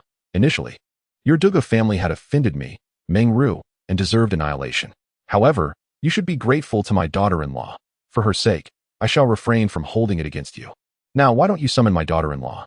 Meng Ru's words left the undefeated elder momentarily stunned. Your daughter-in-law? Sister-in-law? I, Duga Ming, swear to the heavens that I have not hidden your daughter-in-law. After Duga Ming finished speaking, Meng Ru shot him a glare. Stop playing dumb. My daughter-in-law is none other than your granddaughter, Miss Xiao Er. Or do you refuse to acknowledge this union? If that is the case, I shall not need to consider this relationship, so let. Before Meng Ru could finish her sentence, the suddenly enlightened undefeated elder shouted towards the inner chamber. Quick! Quick! Let Xiao Er come out to meet her mother-in-law. Not long after the undefeated elder spoke, a haggard woman emerged from within. As soon as she appeared, Fu Jia excitedly rushed over. Sister Xiao Er, your brother Fu Jia has returned to take you home. With that, he dashed towards Dugu Xiao Er. Chapter 176. The in-laws. When Dugu Xiao Er beheld Fu Jia, her heart swelled with joy, and she made to approach him.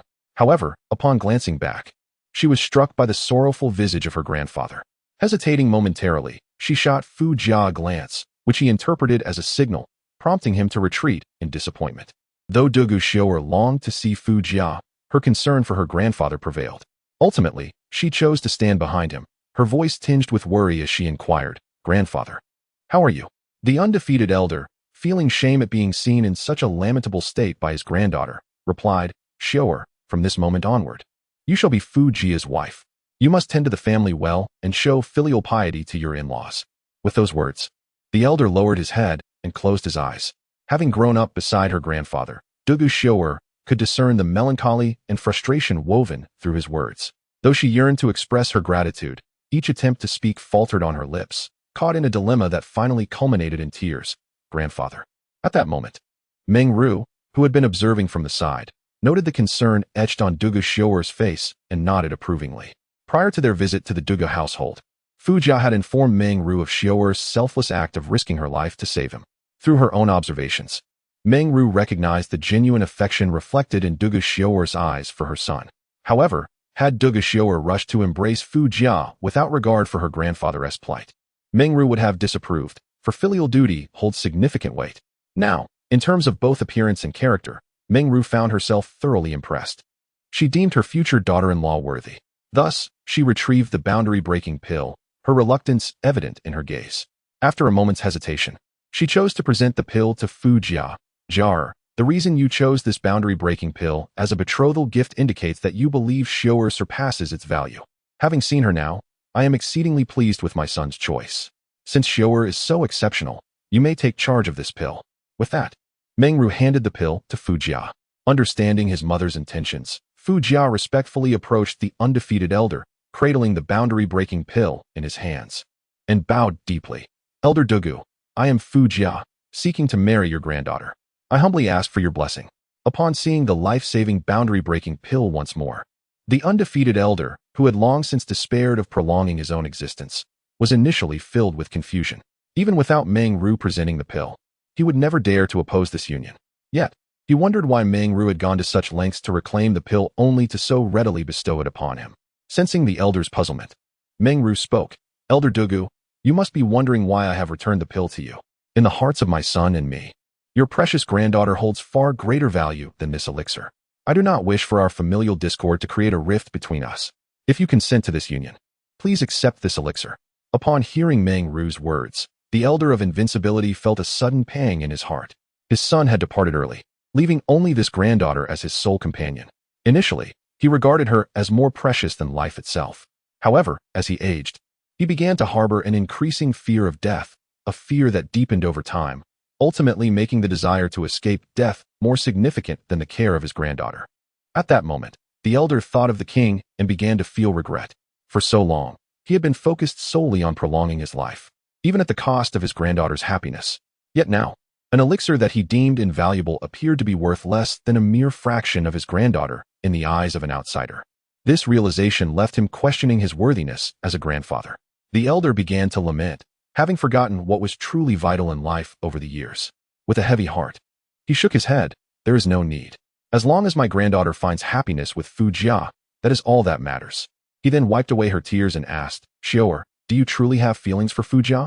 Upon hearing her grandfather's question, Dugu Xiaoer nodded, satisfied with her affirmative response. Dugu Ming nodded in agreement. That is good, very good. Thankfully, your grandfather did not make a grave mistake yesterday. Now, I solemnly declare that you shall henceforth be Fu Jia's bride. Grandfather, I am sorry. The elder shook his head. Xiaoer, it is I who should apologize. Meng Ru, being a woman herself, was naturally emotional. The elder's recent words made her forget his previous transgressions, shifting her sympathy towards him. Yet, she firmly responded, No? Unless you deem your granddaughter unworthy of this elixir, you must accept it. At this moment, the elder hesitated, but his indecisiveness caused Meng Ru to lose her patience. But what? Is my word so insignificant? Realizing he had no choice, the elder accepted the elixir. Then I thank you, Sister Meng Ru, or rather, my esteemed in-law. With that, the elder's earlier melancholy dissipated, and he lifted his spirits. Come, my in-law has arrived. Prepare the wine at once. He gestured for Meng Ru to enter. Please, my in-law, after you. He then led the way, welcoming Meng Ru and the others into the Dugu household. Before long, a grand feast was laid out. With the matter concerning Fu Jia resolved, everyone began to eat heartily, except for Dugu Xiaoer, who still felt a bit shy in front of her future mother-in-law. However, this situation did not persist for long. Meng Ru summoned her future daughter-in-law, then inquired, Xiaoer, your skin is so radiant. May I ask which skincare products you use? Aunt, I use the limited edition from Dior. Meng Ru's eyes sparkled with excitement. Really? I also use that same product. Look, it's what I just purchased a few days ago. Would you like me to gift you a few boxes? Upon realizing that Meng Ru genuinely intended to offer her cosmetics, Dugu Xiaoer shyly waved her hand. Aunt, that is unnecessary. I still have some on my vanity. Oh, where did you buy your bag? It's stunning. I want one too. Indeed, you noticed its beauty, didn't you? Just yesterday, an ignorant person claimed it was a counterfeit. This is a globally limited edition, you know? I must tell you, I had quite a long discussion with Jiejia's father before persuading him to purchase it.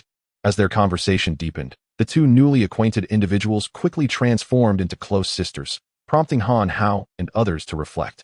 Ah, women. Chapter 177. News from the Shuabu team. The camaraderie between Meng Ru and Dugu Xiaoer greatly enhanced the ambience of their dining experience. At the conclusion of the meal, an elated Meng Ru gifted her handbag to Dugu Xiaoer as a token of affection. Ultimately, Meng Ru and the undefeated elder set a wedding date. Although the elder initially wished to schedule it for 3 months hence, Meng Ru vehemently opposed this notion. Inexplicably, the elder relented, agreeing to Meng Ru's proposal of a date 2 weeks later. With the wedding date established, Meng Ru departed the Dugu residence, accompanied by Fu Jia and Han Hao. Despite Fu Jia's overwhelming reluctance to part ways, she refrained from expressing it. Once outside the Dugu household, Meng Ru paused at the entrance of a barber shop, ready to depart with a brief excuse. Observing her mother's intent to leave, Fu Jia, filled with emotion, grasped Meng Ru's hand and said, Mom, thank you for considering my feelings and advancing the wedding date for the sake of the elder. You truly are the best mother. In response to Fu Jia's words, Meng Ru rolled her eyes in exasperation. Humph, do you think I desired this? The moment Dugu Xiaoer appeared, I sensed something was amiss. It was for this very reason that I extended the elder a courtesy. Moreover, my decision to hasten your wedding stems from my fear that if you were to have a child before marriage, I would have no way to explain it to your father. As Meng Ru unreservedly revealed Fu Jia's secret, Fu Jia's face flushed with embarrassment. Mom, you spoke for so long yet revealed nothing.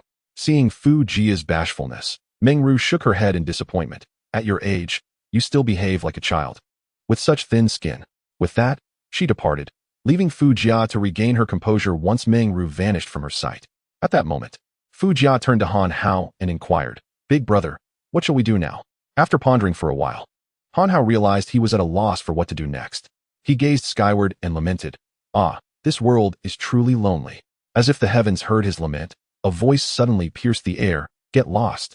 I no longer wish to conduct business with you. While this statement seemed unremarkable, the voice that followed compelled Han Hao to look over. He heard a retort. What is so impressive about that? If this were Qingshui City, I would have you written off. You should know, even the powerful Han Hao of Qingshui City is my brother. I don't care how formidable you are in Qingshui City. This is Lishui City, and I implore you to leave me alone.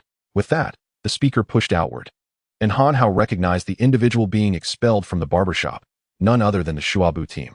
Upon recognizing the Shuabu team, Han Hao recalled his open defiance of the undefeated elder in the elder's home the previous day, and he was astonished that he now stood alive and unscathed. Truly a miraculous turn of events. As Han Hao gazed in astonishment at Shuabu, the latter was grumbling about the rude barber while advancing forward. Absorbed in his complaints, Shuabu failed to watch where he was going and collided directly with Han Hao. Upon this unexpected encounter, he exclaimed, "What terrible luck! Who are you, blind or something?" However, as he lifted his gaze and caught sight of Han Hao's face, a sudden smile lit up his features. "Ah, isn't this my dear talisman of fortune, the god of wealth? What brings you here?" He then added, "I have an interview to attend. Let me prepare for a moment." Seeing that Shuabu was genuinely interested in interviewing him, Han Hao swiftly redirected the conversation. "Wait, Mr. Shuabu, may I inquire why that barber refused to serve you?" At this question, the typically brazen Shuabu momentarily felt a twinge of embarrassment. "Well, it's not that significant. The barber simply found me too talkative and couldn't bear it any longer." So Han Hao's mouth fell agape at this rationale. Surely, everyone knows how chatty a barber can be. It was perplexing that Shuabu's words had driven him away from business.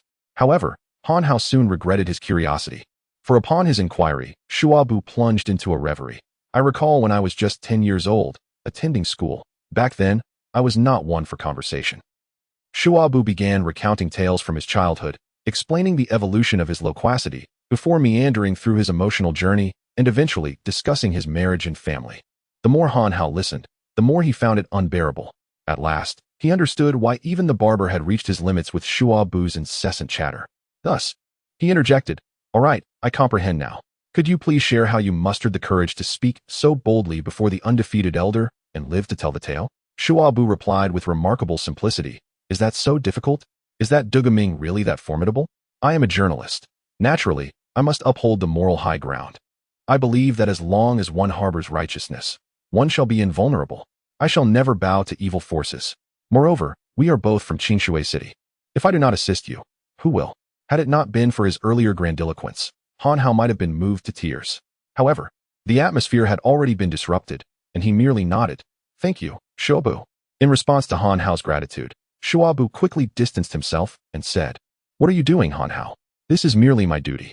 If you truly wish to express your gratitude, then promise me one thing." Upon hearing Shuabu's conditional request, Han Hao was ready to refuse. Yet, without regard for his consent, Shuabu laid out his demand. "Brother Han Hao, I hope that when you return to Qingshui City, you do not become too upset upon seeing certain things." Upon hearing Shuabu's words, Han Hao was suddenly overcome by an ominous premonition. He seized Shuabu by the collar and demanded, "What transgressions have you committed against me?"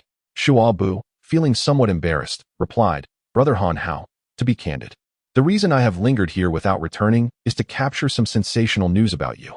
Just the other day, I happened to photograph you in a rather ambiguous situation with the daughter of the Chiu family.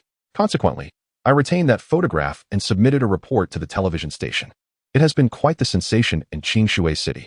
The number of those decrying you as a heartless scoundrel is steadily increasing." Upon hearing Shuabu's words, Han Hao tightened his grip around Shuabu's neck, exclaiming, "Shuabu, I may very well strangle you. How am I to explain this to Emoji?" In his agitation, Han Hao nearly choked Shuabu to death. At that moment, Shuabu patted Han Hao on the shoulder, reassuring him, "Fear not, brother. My secretary has informed me that your wife trusts you implicitly, though your mother has threatened to skin you alive." Chapter 177. I do not know him. Han Hao was increasingly infuriated by Shuabu's words, yet he found himself unable to unleash his anger.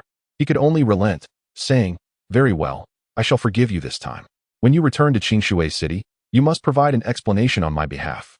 Upon hearing this, Shuabu nodded in agreement. "Yes, I will certainly clarify things for you when I return." Surprised by Shuabu's statement of returning home, Han Hao inquired, "Are you not heading back now? Did you not mention that you came to visit family? How can your visit still be incomplete?" At that moment, Han Hao genuinely feared that Shakubu would linger in Lishui City indefinitely, which would leave him in an irredeemable predicament. After Han Hao's question, Shakubu smiled shyly. The family visit is indeed complete, but you are still in Lishui City, are you not? The article I submitted to the television station yesterday, titled Urban Heroes of Qingshui City Reign Supreme in Lishui City, has stirred quite a commotion in Qingshui City. My reward? No, not a reward. But rather to ensure your reputation flourishes, I plan to remain here until you return to Qingshui City. My current task is to accompany you and report on your recent developments. As Shakubu finished speaking, Han Hao felt transported back to those days in Qingshui City, where he was relentlessly scrutinized. Gritting his teeth, Han Hao retorted, I do not require a supervisor, especially one who publicizes every oversight. In response to Han Hao's words, Shakubu scoffed, Are you afraid of leaving behind incriminating evidence? Speak up, what ulterior motives do you harbor? Prompted by Shakubu's taunt, Han Hao shouted, I do not. As Han Hao could no longer contain his exclamation, Shakubu unexpectedly raised his voice even higher. Then why won't you allow me to take photographs? Is it unreasonable to desire personal space? The volume of their exchange escalated, drawing the attention of passers-by, who began to point and murmur, mistakenly believing the two were embroiled in a quarrel. Fu Jia was left incredulous. To him, Shakubu was a peculiar individual, seemingly unyielding and unafraid of anyone. At that moment, Han Hao became acutely aware of the stares from those around him and lowered his voice slightly. Why is it not permissible? I am not a celebrity. If you continue to follow me, I shall accuse you of invading my privacy. I scoff. I am not infringing upon anything, for I possess this. With that, Shakubu produced a document from his pocket. Han Hao's gaze fell upon the large characters spelling out guarantee, along with his own name and fingerprint. This was indeed the humiliating agreement he had signed, a most inequitable treaty. Han Hao was utterly astonished that Shakubu had kept it on hand at all times.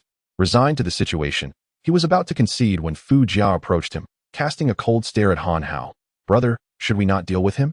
Originally, Fu Jia intended to intimidate this ordinary reporter, but he underestimated Shakubu's tenacity. Upon hearing Fu Jia's suggestion, Shakubu pointed at him. You little brat. Do you think I am easily frightened?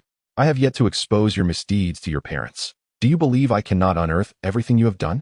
Coincidentally, during my last interview at the police station, I caught sight of the check-in records from the Terry Hotel. I recall you and the daughter of the Dugu family. As Shuabu spoke, Fu Jia abruptly called for a halt. He was not inclined to have so many ears privy to this matter. Upon his command, Fu Jia retreated in a rather disgraced manner. At that moment, he finally comprehended why Han Hao was at a loss with Shubu. He even began to suspect that this audacious fellow was aware of some unspeakable secrets concerning the Dugu family. Observing Fu Jia's submission, Shuabu, with an air of superiority, pointed at the barbershop and proclaimed, Humph, if you refuse to cut my hair, I shall certainly investigate whether there are any hidden dealings here. Upon hearing this declaration, both Han Hao and Fu Jia fell silent, mourning for the barbershop's fate. Subsequently, they regarded Shuabu as one would a plague, silently wishing for his swift departure. Hoping never to encounter him again, Shuabu glanced at Han Hao and noticed his evident impatience. I wish to bid you farewell now. You surely won't lament my departure, will you? As soon as Shuabu uttered these words, Han Hao and Fu Jia, surprisingly in unison, nodded their heads. Then farewell it shall be. Although this outcome was anticipated, Shuabu still feigned sorrow. Alas, what a failure. To be a person is truly a failure. To be a good person is a profound failure. He intended to continue, yet Fu Jia and Han Hao could no longer endure it, simultaneously bidding Shuabu farewell before turning to leave. However, just as Han Hao and Fu Jia were about to depart, a white Mercedes-Benz suddenly brushed past Fu Jia, nearly colliding with him. Fu Jia was about to turn and confront the driver, but to his surprise, the driver halted. Witnessing the driver's stop, Fu Jia's expression began to soften. Yet, as the driver exited the vehicle, 4 burly men emerged behind him. Upon all 5 disembarking, they did not approach Han Hao and Fu Jia, but instead shot a glare at Fu Jia, exclaiming, Damn it, you obstructed my path. Do you have a death wish? Without waiting for Fu Jia's retort, they strode over to Shuabu and encircled him. Once Shuabu was surrounded, the driver pushed him with a hand and declared, You dare report on our factory's cost-cutting? Now, I shall show you our might. Brothers, let him experience what it means to cut corners. I can cover the medical expenses. As the driver finished speaking, the 4 men prepared to strike.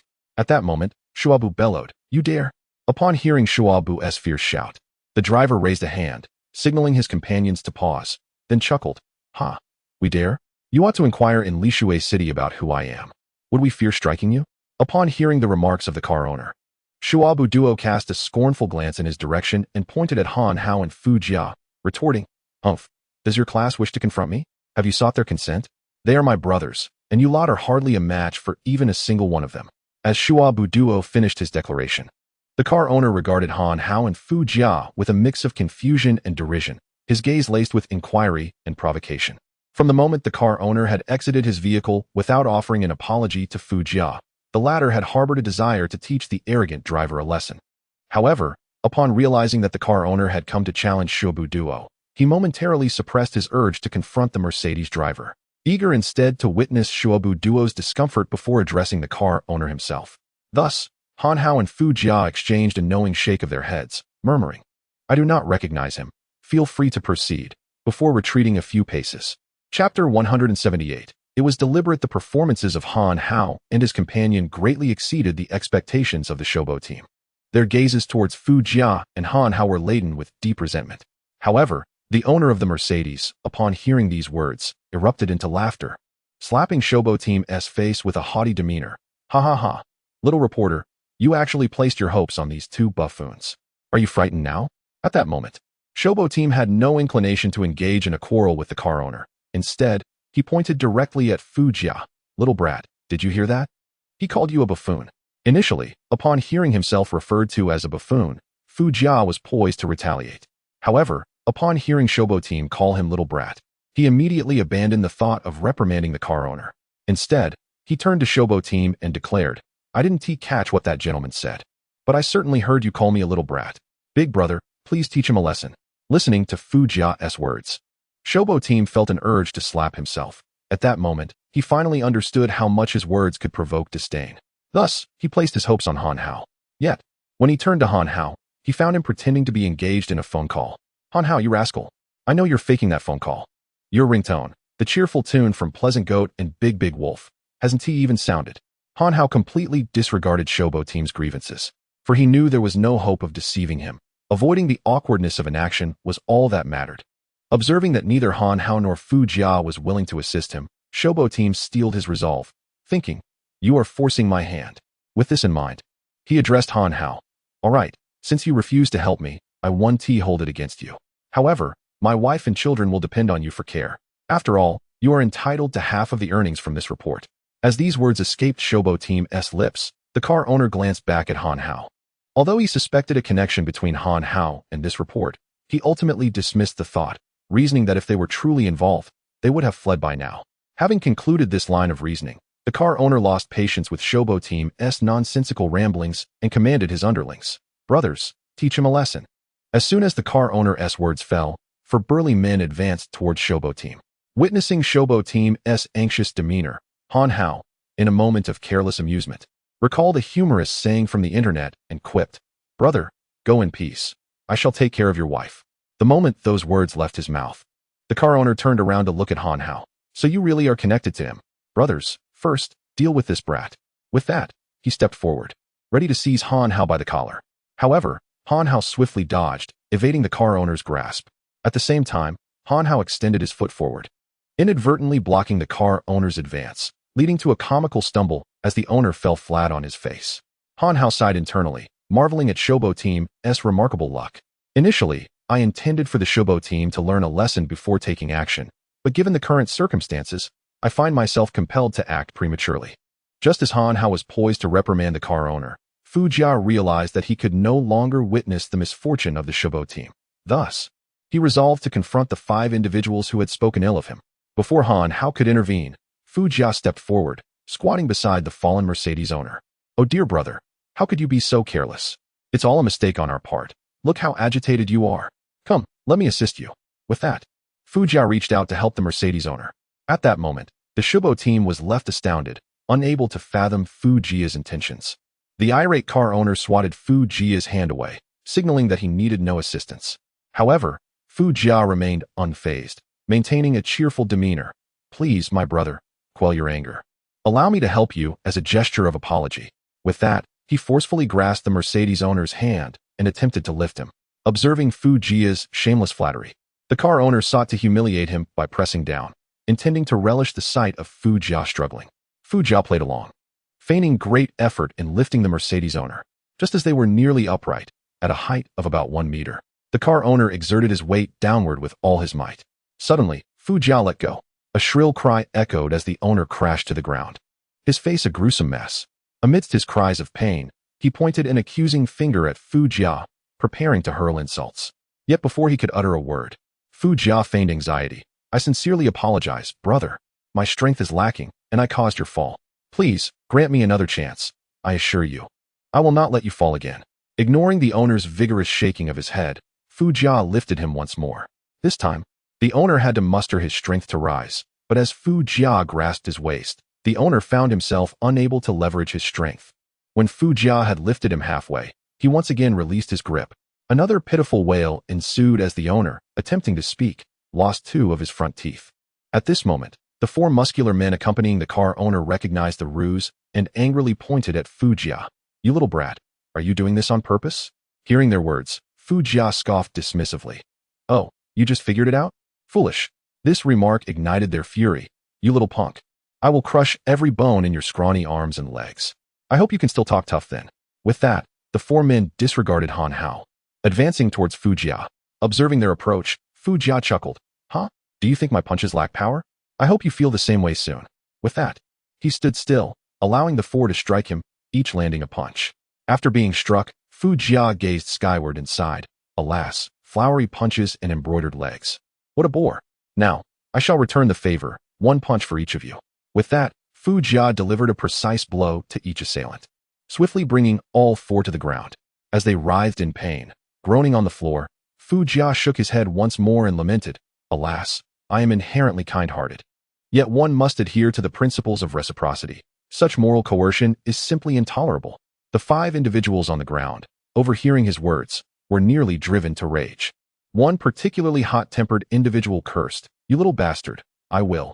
However, before he could finish his insult, Fu Jia swiftly aimed a kick at him, sending him sprawling several meters away, unconscious. This scene caused the remaining 4 to break into a cold sweat, relieved they had not been the first to utter an insult.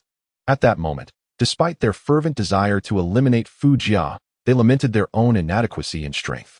Chapter 179. The sandbag Ouyang Yun. Once several individuals had prostrated themselves on the ground, the Shuabu team suddenly adopted an air of arrogance.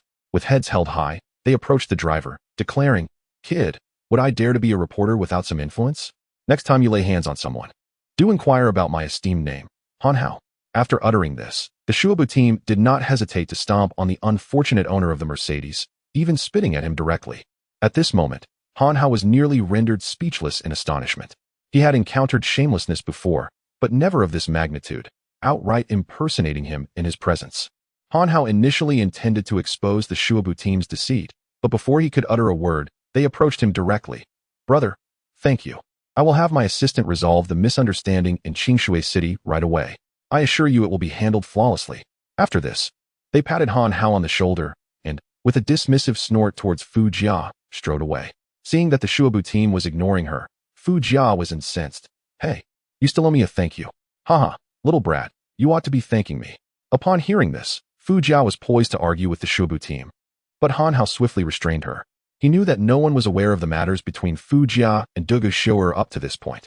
Having resolved the situation, the 2 departed from the scene, no longer wishing to linger outside. They made their way directly to Feng Yutian's residence. Before leaving, Fu Jia did not forget to kick the unfortunate Mercedes owner several times, cursing, "Little brat, you dared to say I was courting death. Now I not only obstructed your path, but also intend to damage your car." With that, she landed a kick that left a sizable dent in the white Mercedes before departing with Han Hao. Before long, they arrived at the Chiu household. Upon seeing Han Hao and his companion return safely, Feng Yutian breathed a sigh of relief. After all, Feng Yutian was now tied to Han Hao by a shared fate. They rose and fell together. Han Hao briefly recounted the events concerning the invincible elder, and upon hearing that the matter had been resolved favorably, Feng Yutian joyfully excused himself to prepare a sumptuous feast for them. Setting aside thoughts of Feng Yutian, Han Hao returned to the front of the Jiuzhou Wind Thunder Array. His current objective was to address Ouyang Yun within the array. Upon re-entering, Han Hao noted that Ouyang Yun appeared significantly improved compared to before. Evidently, The Chiu family had taken good care of him as per Han Hao's requests. Once again facing Ouyang Yun, Han Hao wasted no time on pleasantries. With a resounding cry, he announced his arrival, and as Ouyang Yun recognized him, Han Hao launched an assault. This time, Han Hao sought to assess the prowess of the second layer of the Eight Desolations Earth Fiend technique. Thus, he immediately employed the technique, augmented by his strength that surpassed his own realm. This caught Ouyang Yun off guard, rendering him somewhat strained in his defense. More than the pressure of fending off Han Hao's onslaught, Ouyang Yun was increasingly concerned about Han Hao's rapid advancement. In just 2 short days apart, Ouyang Yun observed that although Han Hao's realm had not advanced, his techniques had become increasingly astonishing, akin to a meteoric rise. At this rate of progress, it would not be long before Han Hao would utterly surpass him. Ouyang Yun, aware that remaining trapped here would inevitably lead to his demise, nonetheless found his instinct for survival compelling him to seize any chance to live. To ensure his own survival, he realized he must not only fend off Han Hao's assaults, but even eliminate him. Thus, Ouyang Yun gradually transitioned from a defensive stance to one of proactive aggression. Though Han Hao sensed that Ouyang Yun's strength still fell short of the undefeated elder, he nonetheless felt immense pressure when Ouyang Yun unleashed his full force during their confrontation. Given that Ouyang Yun had reached the pinnacle of the broken spirit realm, instead of succumbing to worry under this mounting pressure, Han Hao grew increasingly exhilarated. For this was precisely the purpose of his entrance into the Grand Formation, as well as his intent to keep Ouyang Yun engaged. After a prolonged exchange, Han Hao, ultimately hindered by the disparity in their realms, found himself struck on the shoulder by a kick from Ouyang Yun. With a grunt of pain, he instructed the system to teleport him outside the formation. Once outside, Han Hao felt he had gained tremendously from the experience, opting to sit down and reflect on his recent battle without concern for his injuries. Through this introspection, he identified numerous combat shortcomings that he would typically overlook. Gradually, he began to devise strategies to counter Ouyang Yun's techniques. This period of contemplation lasted 2 days, and that night, when Feng Yutian came to summon Han Hao for a feast, he noticed Han Hao's state and chose not to disturb him. Instead, he designated the area around the Grand Formation as a forbidden zone, prohibiting anyone but Fu Jia from entering. 2 days later, Han Hao re-entered the formation. This time, he persevered longer than before, yet ultimately returned injured. However, upon his return, he did not immediately meditate, but instead suggested that Fu Jia should also enter for practice, assuring the system to extract her at the first sign of danger. Fu Jia, obedient to Han Hao's guidance, entered the Grand Formation without hesitation and engaged Ouyang Yun. Following Han Hao's advice, she commenced the battle without delay. Yet, Fu Jia's realm was inferior to Han Hao's, and lacking the 8 Desolation Earth Fiend technique. She succumbed far more swiftly than he had. Nevertheless, the experience gained from battling a formidable opponent proved to be immensely valuable. This confrontation was fundamentally different from sparring with masters, for Ouyang Yun harbored a deep-seated animosity toward both Han Hao and Fu Jia, infusing each of his strikes with lethal intent. Consequently, when Fu Jia emerged injured, she, like Han Hao, closed her eyes and sat on the ground, slowly reflecting on the insights gained from the prior battle. From that point onward, the two began to regard Ouyang Yun as their training partner. And regardless of who regained consciousness first, they would promptly enter the Grand Formation to engage in fierce combat with Ouyang Yun. In a mere half-month, both Han Hao and Fu Jia witnessed a slight increase in their combat experience and realms. Alas, the unfortunate Ouyang Yun, subjected to this relentless torment over the past half-month, had grown markedly thinner. Once again, Han Hao entered the Grand Formation, initially alerting Ouyang Yun with a sound. However, this time, Ouyang Yun remained utterly still. Believing Ouyang Yun had not heard him, Han Hao deliberately raised his voice and cleared his throat several times.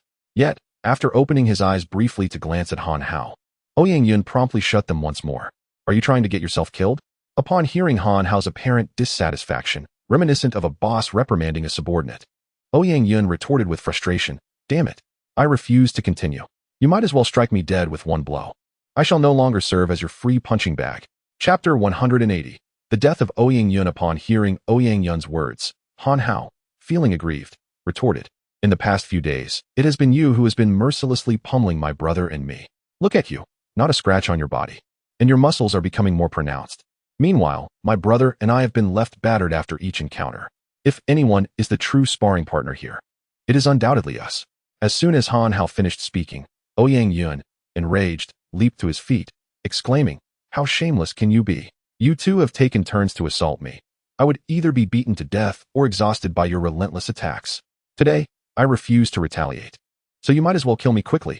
At that moment, Han Hao still could not believe that Ouyang Yun truly intended to refrain from fighting back. He attempted to land a punch on Ouyang Yun. However, to his dismay, even with all his spiritual energy summoned, capable of obliterating Ouyang Yun's head with a single blow, Ouyang Yun merely stood there, eyes closed and motionless. Left with no choice, Han Hao decided to halt his attack. He then addressed Ouyang Yun. "Ouyang, is it not your wish to embrace death? Here is a knife. Consider it my farewell gift to you." Having cast the knife beside Ouyang Yun, Han Hao observed a flicker of struggle on Ouyang Yun's face. While one may not fear death, the weight of facing impending mortality can be overwhelming. The moment Han Hao threw the knife at his side, Ouyang Yun was gripped by fear. Even the lowly ant clings to life. How could a person of his stature in Lishui City so readily abandon his own existence? Ouyang Yun, unwilling to yield, resisted the notion of surrender. Noticing Ouyang Yun's internal conflict, Han Hao remarked, "Ouyang Yun, I've heard tales of your prowess. Why do you appear so feeble now? Had I known it would come to this?" Provoked by Han Hao's words, Ouyang Yun, filled with indignation, found himself at a loss, unable to concentrate on any counterattack. "You must have overlooked my earlier resolve when we first clashed. I will fight you now." With that, he unleashed a punch aimed at Han Hao. Seeing Ouyang Yun's assault, Han Hao, filled with joy, readily accepted the challenge. The two engaged once more in combat. Over the course of the past month and a half, Han Hao had made significant progress, now standing nearly equal in strength to Ouyang Yun. Their battle ensued for an extended duration, to the point where even the system could no longer tolerate their drawn-out conflict, incessantly urging Han Hao, "Host, enough is enough. You have fought for half a day. Quickly, conclude this battle with a decisive move." Yet, Han Hao feigned ignorance to the system's pleas, continuing his duel with Ouyang Yun. In this moment, Ouyang Yun recognized that Han Hao had reached a level of strength that could rival his own. The harsh reality dawned upon him. He was now bound to this place, and death was drawing near. In a state of despair, he was caught off guard and struck by Han Hao's kick to his right leg, causing him to lose his balance and fall to the ground. Witnessing Ouyang Yun's defeat at his hands, Han Hao regarded the event as trivial, showing little joy in his victory. Initially, he had intended to spare Ouyang Yun for a time, allowing him to serve as an assistant in training. However, just as Han Hao was about to depart, Ouyang Yun, unsteadily rising to his feet, proclaimed, "Haha, Han Hao, to fall into your hands does not bring shame to me. Ouyang Yun, alas, I regret not having the resolve to eliminate you at our first encounter. Cost be damned." Upon finishing his words, Ouyang Yun immediately channeled all his true essence and charged towards Han Hao. At that moment, the system suddenly exclaimed a warning, and Han Hao felt the air around him warp, his body being compressed to the point of struggling to breathe.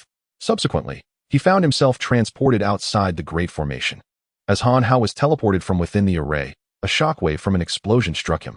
He felt a tremendous force crashing against his back, followed by excruciating pain, causing him to involuntarily spit out a mouthful of blood, leaving him utterly weakened. Meanwhile, Fu Jia, who had been waiting outside, rushed to enter the Great Formation upon seeing Han Hao's appearance. Having grown accustomed to entering the array immediately after Han Hao's emergence, he had reaped considerable rewards during this time. However, just as Han Hao intended to warn Fu Jia, he coughed up another mouthful of blood. It was at this moment that Fu Jia noticed the severity of Han Hao's injuries and quickly supported him, exclaiming, "Big brother, how did you sustain such grave wounds this time? Has Ouyang Yun broken through after all this fighting, or were you simply too careless?" Han Hao shook his head, signaling Fu Jia not to enter just yet. He then sat down on the spot, exchanged for a golden healing pill from the system, and consumed it. After completing these actions, he could hardly wait to return to his room and began to heal gradually. During Han Hao's recovery, Fu Jia, having received Han Hao's warning, refrained from hastily entering the Great Formation and chose to stay by Han Hao's side. A day passed, and with the system's guidance, Han Hao utilized the chaotic technique to alleviate his injuries somewhat. As his condition improved, he opened his eyes. At this moment, Fu Jia, who had been eagerly awaiting Han Hao's awakening, joyfully approached him, filled with curiosity and concern. "Big brother, what transpired inside the Great Formation yesterday? Why were you so severely injured?" In response to Fu Jia's inquiry, Han Hao took a moment to steady his breath, calming his emotions before recounting the events that had unfolded within the array. After sharing the details, he looked at Fu Jia and regretfully shook his head, saying, "Alas, you shall no longer have such an excellent sparring partner." Upon hearing Han Hao's lament, Fu Jia felt a twinge of regret himself. However, He recognized that the most fortunate aspect was Han Hao's safe return. Though disappointment lingered, it was difficult to express. Once Han Hao regained consciousness, the system's voice resonated in his mind. Beep. Congratulations, host. On completing the task, revenge is a must. Reward: 100 cultivation points, 1 task reset opportunity, and 1 essence boosting pill. Currently, the host possesses 1 task card, 1 essence boosting pill, and 1 task reset opportunity. Would you like to use the task card? Not yet. I need to rest. Han Hao replied. The system acquiesced, saying, very well, but I must remind the host that this task card may be triggered at any time. Please be prepared mentally. Faced with the system's blatant threat, Han Hao chose to disregard it, and, with Fu Jia's assistance, returned to his room to continue recuperating. Time passed slowly. During this period, Wu Qianqian and Qiu Jinjin visited Han Hao almost daily, twice each day. Initially, Han Hao was indeed recuperating, but later, he recalled the reports from the Shuabu team and felt it prudent to maintain a respectful distance from the sisters. Yet, he found himself at a loss regarding how to appropriately interact with Qiu Jinjin and Wu Qianqian, ultimately choosing to persist in feigning his injuries. On one particular day, Wu Qianqian entered Han Hao's room once more. However, this time, rather than leaving in response to Han Hao's need for rest, she settled by his bedside and began to share her own experiences. Brother, tomorrow I shall depart from the Qiu household and return to the film company. Yet, upon my return, I truly do not know if I will ever be able to come back. After all, I have heard that our boss has assigned all my engagements to a newcomer, and that individual seems to harbor grievances against me. Chapter 181. A mistaken identity. Upon hearing Wu Qianqian's words, Han Hao was perplexed. After all, they were merely a few announcements. It seemed excessive for Wu Qianqian to be so concerned. Given the financial prowess of the Qiu family, they were certainly not lacking the means to support a career in stardom. Wu Qianqian discerned Han Hao's confusion and sighed. You see, Brother Hao, after my mother passed away, I lived alone and, for financial reasons, signed a 15-year contract with our company. During this period, I am obliged to comply entirely with the company's arrangements. Breaching this contract would incur exorbitant penalties, and should I default, the company would retaliate with unrelenting vengeance. This revelation deepened Han Hao's bewilderment. Although the Qiu family may not be a titan like the Dongming conglomerate, they were certainly a formidable entity that an ordinary film company could not easily challenge. Why then was Wu Qianqian so fearful of their retribution? Thus, Han Hao inquired, you could seek your father's assistance. I believe he can certainly resolve this matter. Upon hearing this, Wu Qianqian shook her head once more. That would be futile. My father initially felt at ease when I returned to the company, assured that external retaliation was not a concern, precisely because our company is not one that even Wang Banqing would dare to confront lightly. Consider this. Even cultivators are reluctant to provoke such a presence. We, as a family of Qigong practitioners, are insignificant in comparison. After Wu Qianqian's explanation, Han Hao furrowed his brow. How does your company stack up against the invincible elder? At this question, Wu Qianqian fell into contemplation, eventually nodding. Undoubtedly, the invincible elder possesses greater strength. Furthermore, whenever the company conducts performances in Lishui City, it requires the elder's consent. The disparity between our company and the invincible elder is indeed substantial. After Wu Qianqian spoke, Han Hao nodded in acknowledgement. Well, then, there is no cause for concern. I can negotiate with the invincible elder and have even triumphed over Ouyang Yun. With my assistance, your company should not pose any threat to you. Upon hearing Han Hao's offer of help, a glimmer of hope finally appeared in Wu Qianqian's eyes. Thank you, Brother Hao. With your intervention, I believe our company will seriously consider allowing me to terminate my contract. However, noticing Wu Qianqian's lingering doubts, Han Hao assumed she was merely being modest and straightened his expression. But what? Given our relationship, it is only natural that I assist you. At this, Wu Qianqian felt even more bashful. After a moment of thought, she replied, Brother Hao, that is not my intention. I merely meant that our company has long been active across the globe, unlike the invincible elder, who is primarily centered in Lishui City. I worry that due to the multitude of connections our company has made, should we engage with someone of considerable power, it may invite unnecessary trouble. After Wu Qianqian articulated her concerns, Han Hao shook his head decisively. What storms have I not weathered? Am I to fear such trivial matters? Besides, we have the young master of Dongming on our side. Come, take me to your company.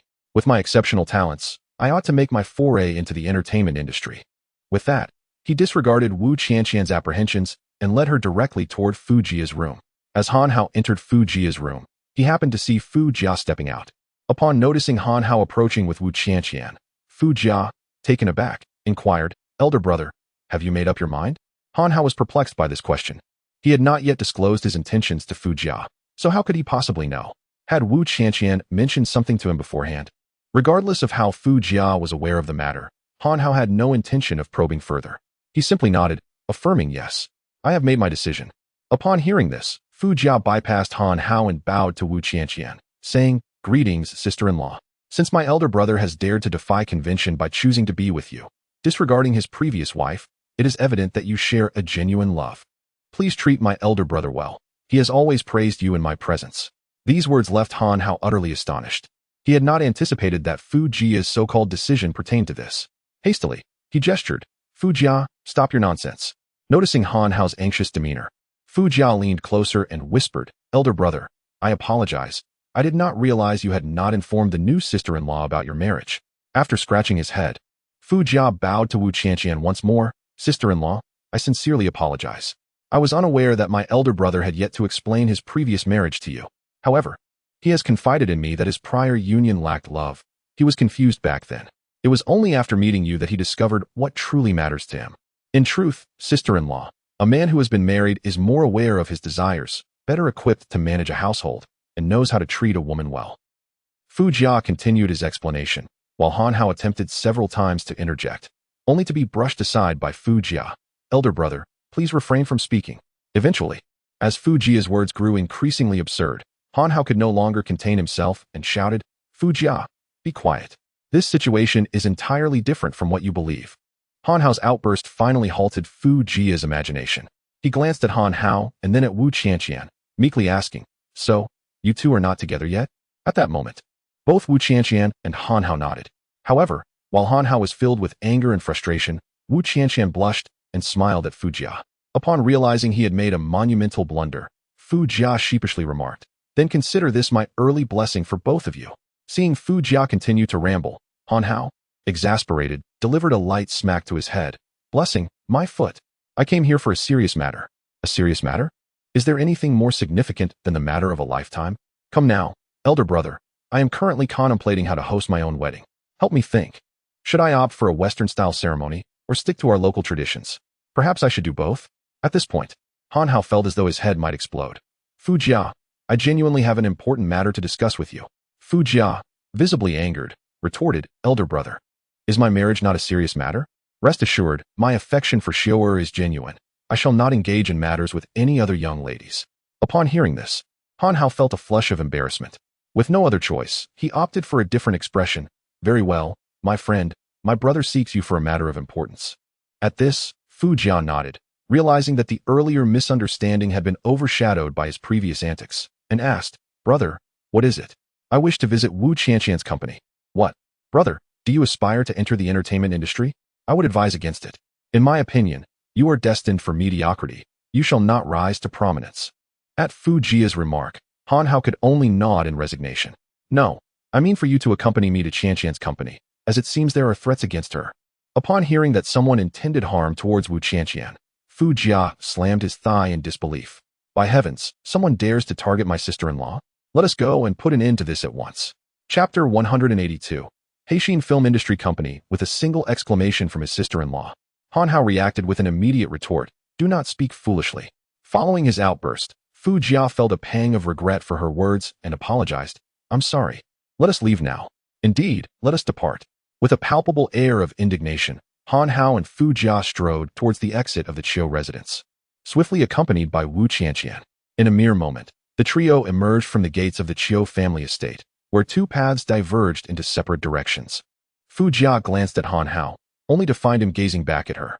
Curiously, Fu Jia inquired, "Brother, you are not unaware of Qianqian's company, are you?"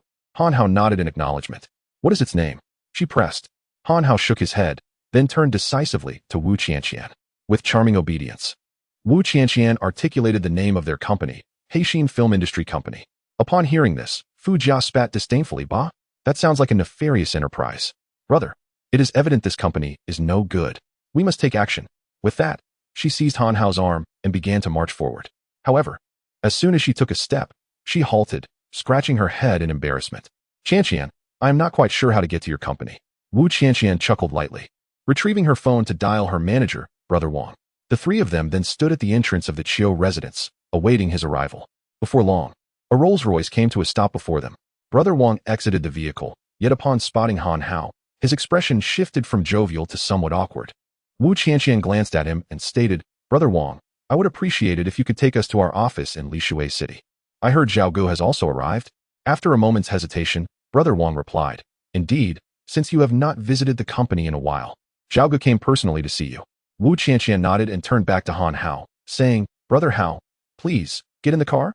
As Wu Qianqian encouraged Han Hao to enter the vehicle, Brother Wang hesitated momentarily before asking, "Qianqian, are you truly bringing Brother Hao along?" Noticing Brother Wang's faltering demeanor and unease, Han Hao leaned in and queried, "Is my presence problematic or inconvenient?" Brother Wang, feeling the tension, quickly shook his head. No. Let us proceed." Wiping his brow in relief, he climbed into the car, followed closely by Han Hao and Fu Jia. The group settled into the luxurious interior of the Rolls-Royce, which then sped toward Haixin Film Industry Company. Throughout the journey, Brother Wang appeared preoccupied, his usual loquacity replaced by an air of solemnity as he navigated the city. On several occasions, he took convoluted routes, prompting Wu Qianqian to question, "Brother Wang, I do not recall this being the way to the company." Brother Wang consistently responded with a feeble excuse. "Oh, how forgetful of me. I seem to have lost my way." Eventually, he sensed that such explanations were insufficient to conceal the truth and began concocting tales of traffic congestion or road repairs ahead. Certainly, such reasoning is only believed by Wang Gu himself. Ultimately, after being urged by Han Hao, Wang Gu realized he could no longer evade the situation and took Han Hao and others directly to the company. Along the way, beads of sweat began to form on Wang Ji's forehead. Upon witnessing this, Fu Jia playfully remarked, "Hey, my friend, are you experiencing some kidney deficiency? It's quite cold in the car, yet you're sweating. I suggest you try our home remedy. Remember, 10 grams of ginseng, 15 grams of epimedium, 15 grams of cooked Rehmannia, 10 grams of deer antler glue, and 15 grams of goji berries. Boil these in 4 bowls of water until only one remains. And take 1 dose daily for kidney, yin, and yang deficiency. I hope this helps you." After being teased by Fu Jia, Wang Gu found himself unable to explain and could only nod repeatedly in gratitude. What is destined to happen cannot be avoided. Even though Wang Gu attempted to stall for time, the car eventually arrived at the Black Faith Film Company's Lishui branch. Once there, Han Hao and Fu Jia led Wu Qianqian into the company without hesitation. At this moment, Wang Gu found himself in a predicament, neither able to enter nor exit. Han Hao, observing him, preferred to keep Wang Gu outside to avoid revealing his identity and capabilities, as he was eager to discover what the company intended to do with Wu Qianqian. Thus, Han Hao directly addressed Wang Gu, stating, "Wang Gu, you've worked hard on this journey. I see you've been sweating and are reluctant to speak. You must be unwell. Why not return home to check on your health? Qianqian has been at the company for quite some time. Let her go in alone." Upon hearing Han Hao's words, Wang Gu nodded, forgoing any pleasantries, and promptly left the company entrance. At this moment, he understood that once Han Hao entered his company, it was highly likely the company was doomed. He had already planned to leave Lishui immediately, using his savings from the past years to open a small shop back home, ensuring he would not be found again. After Wang Gu departed, Han Hao entered the company under Wu Qianqian's guidance. Upon arrival, Fu Jia's eyes lit up. "Wow, look, isn't that the variety show star, Big Z? I had no idea she was part of your company. What a pity, her appearance is quite different from the show. Our shower is far more beautiful." Just then, another figure passed by Han Hao and his companions. Fu Jia began to comment again. "Oh dear, look, it's that young model, Gao Lily. I saw a report this morning that she was on the red carpet in some country, and now she is here. How extraordinary." In any case, it seemed that Fu Jia recognized everyone who walked by, and Han Hao was taken aback by his friend's insatiable curiosity and admiration for celebrities.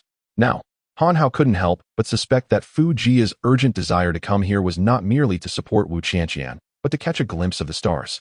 Not only did Fu Jia recognize these celebrities, but he also made sure to comment on each one, causing those who passed by to glare at him in annoyance. And even Han Hao found himself on the receiving end of disdain, being labeled a scoundrel on several occasions.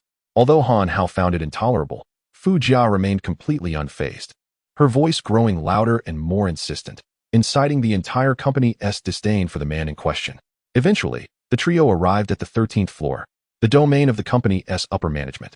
There, in the innermost room of this building, resided the office of Zhao, the largest shareholder of Haixin Film and Television Company, as well as the architect and executor of its strategic decisions.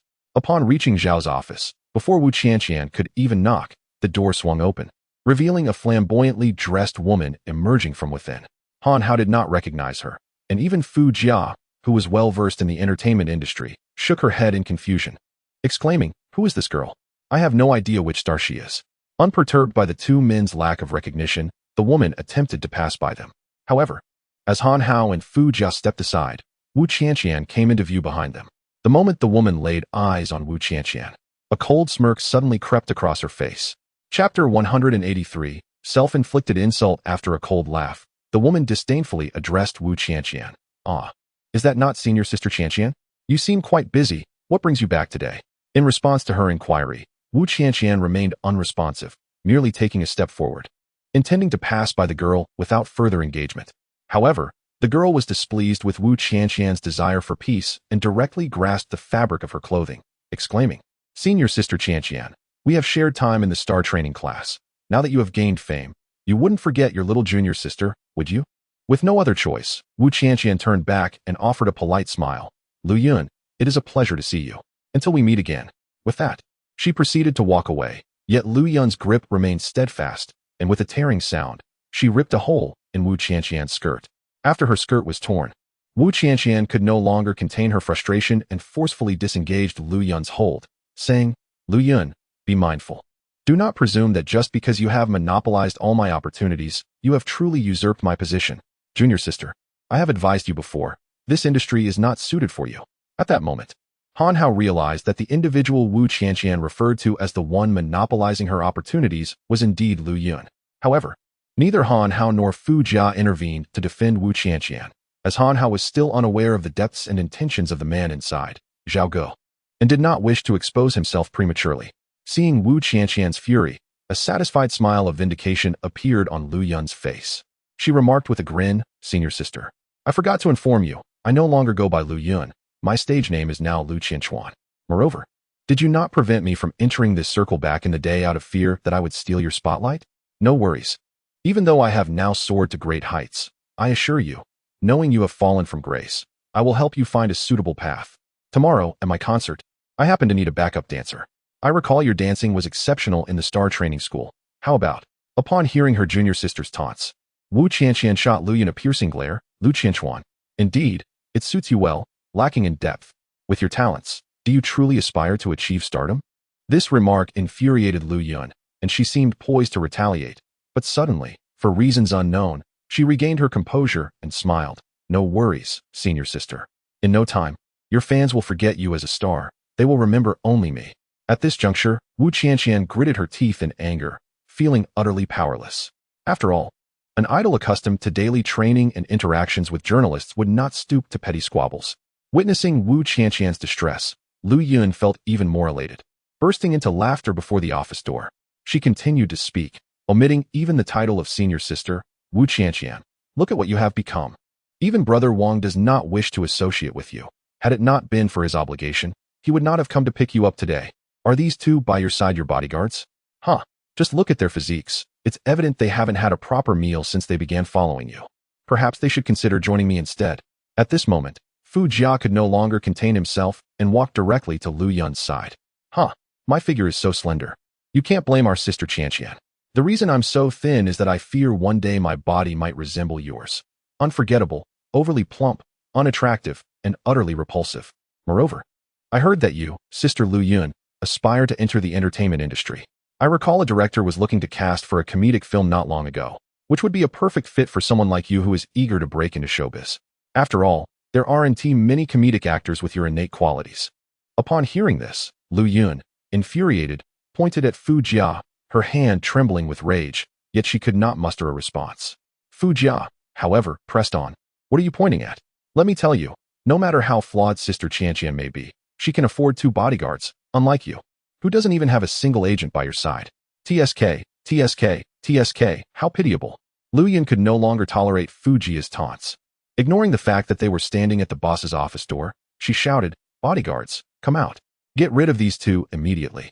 As soon as Lu Yun finished speaking, 3 burly bodyguards emerged from the elevator and stood in front of Han Hao and Fu Jia, making the 2 appear remarkably diminutive in comparison. With this juxtaposition, Lu Yun felt a surge of pride and commanded her 3 bodyguards. You 3, throw these 2 out. She gestured towards the window. Witnessing this scene, Wu Qianqian felt untroubled, for she had witnessed Fu Jia's prowess firsthand. She anticipated he would immediately take action against the 3 men. However, to her surprise, Fu Jia merely turned to the trio, clasped his hands behind his back, and nodded in approval. Indeed, after 2 years apart, you have not forgotten to diligently hone your skills. Excellent. I've always said, with talent, one need not fear a lack of income. In the end, it won't be the boss dismissing you, but rather you dismissing the boss. Do you remember? At Fu Jia's words, Lu Yun rolled her eyes, unable to commend Fu Jia's ability to boast. It was an exaggerated claim, indeed.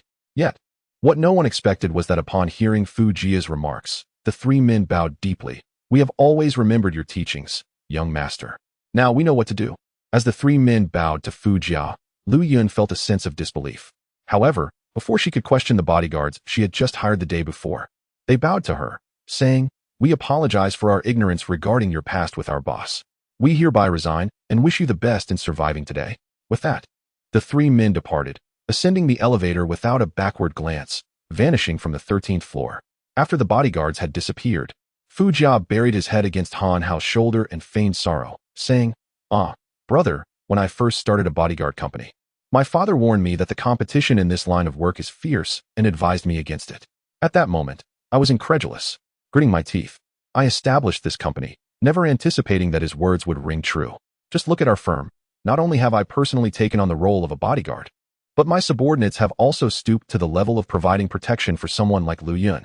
Upon hearing Fu Jia's remarks, Lu Yun was infuriated, reaching a boiling point where she could no longer contain herself and was ready to confront Fu Jia. As she approached, rolling up her sleeves, she exclaimed, Damn it! I will fight you today.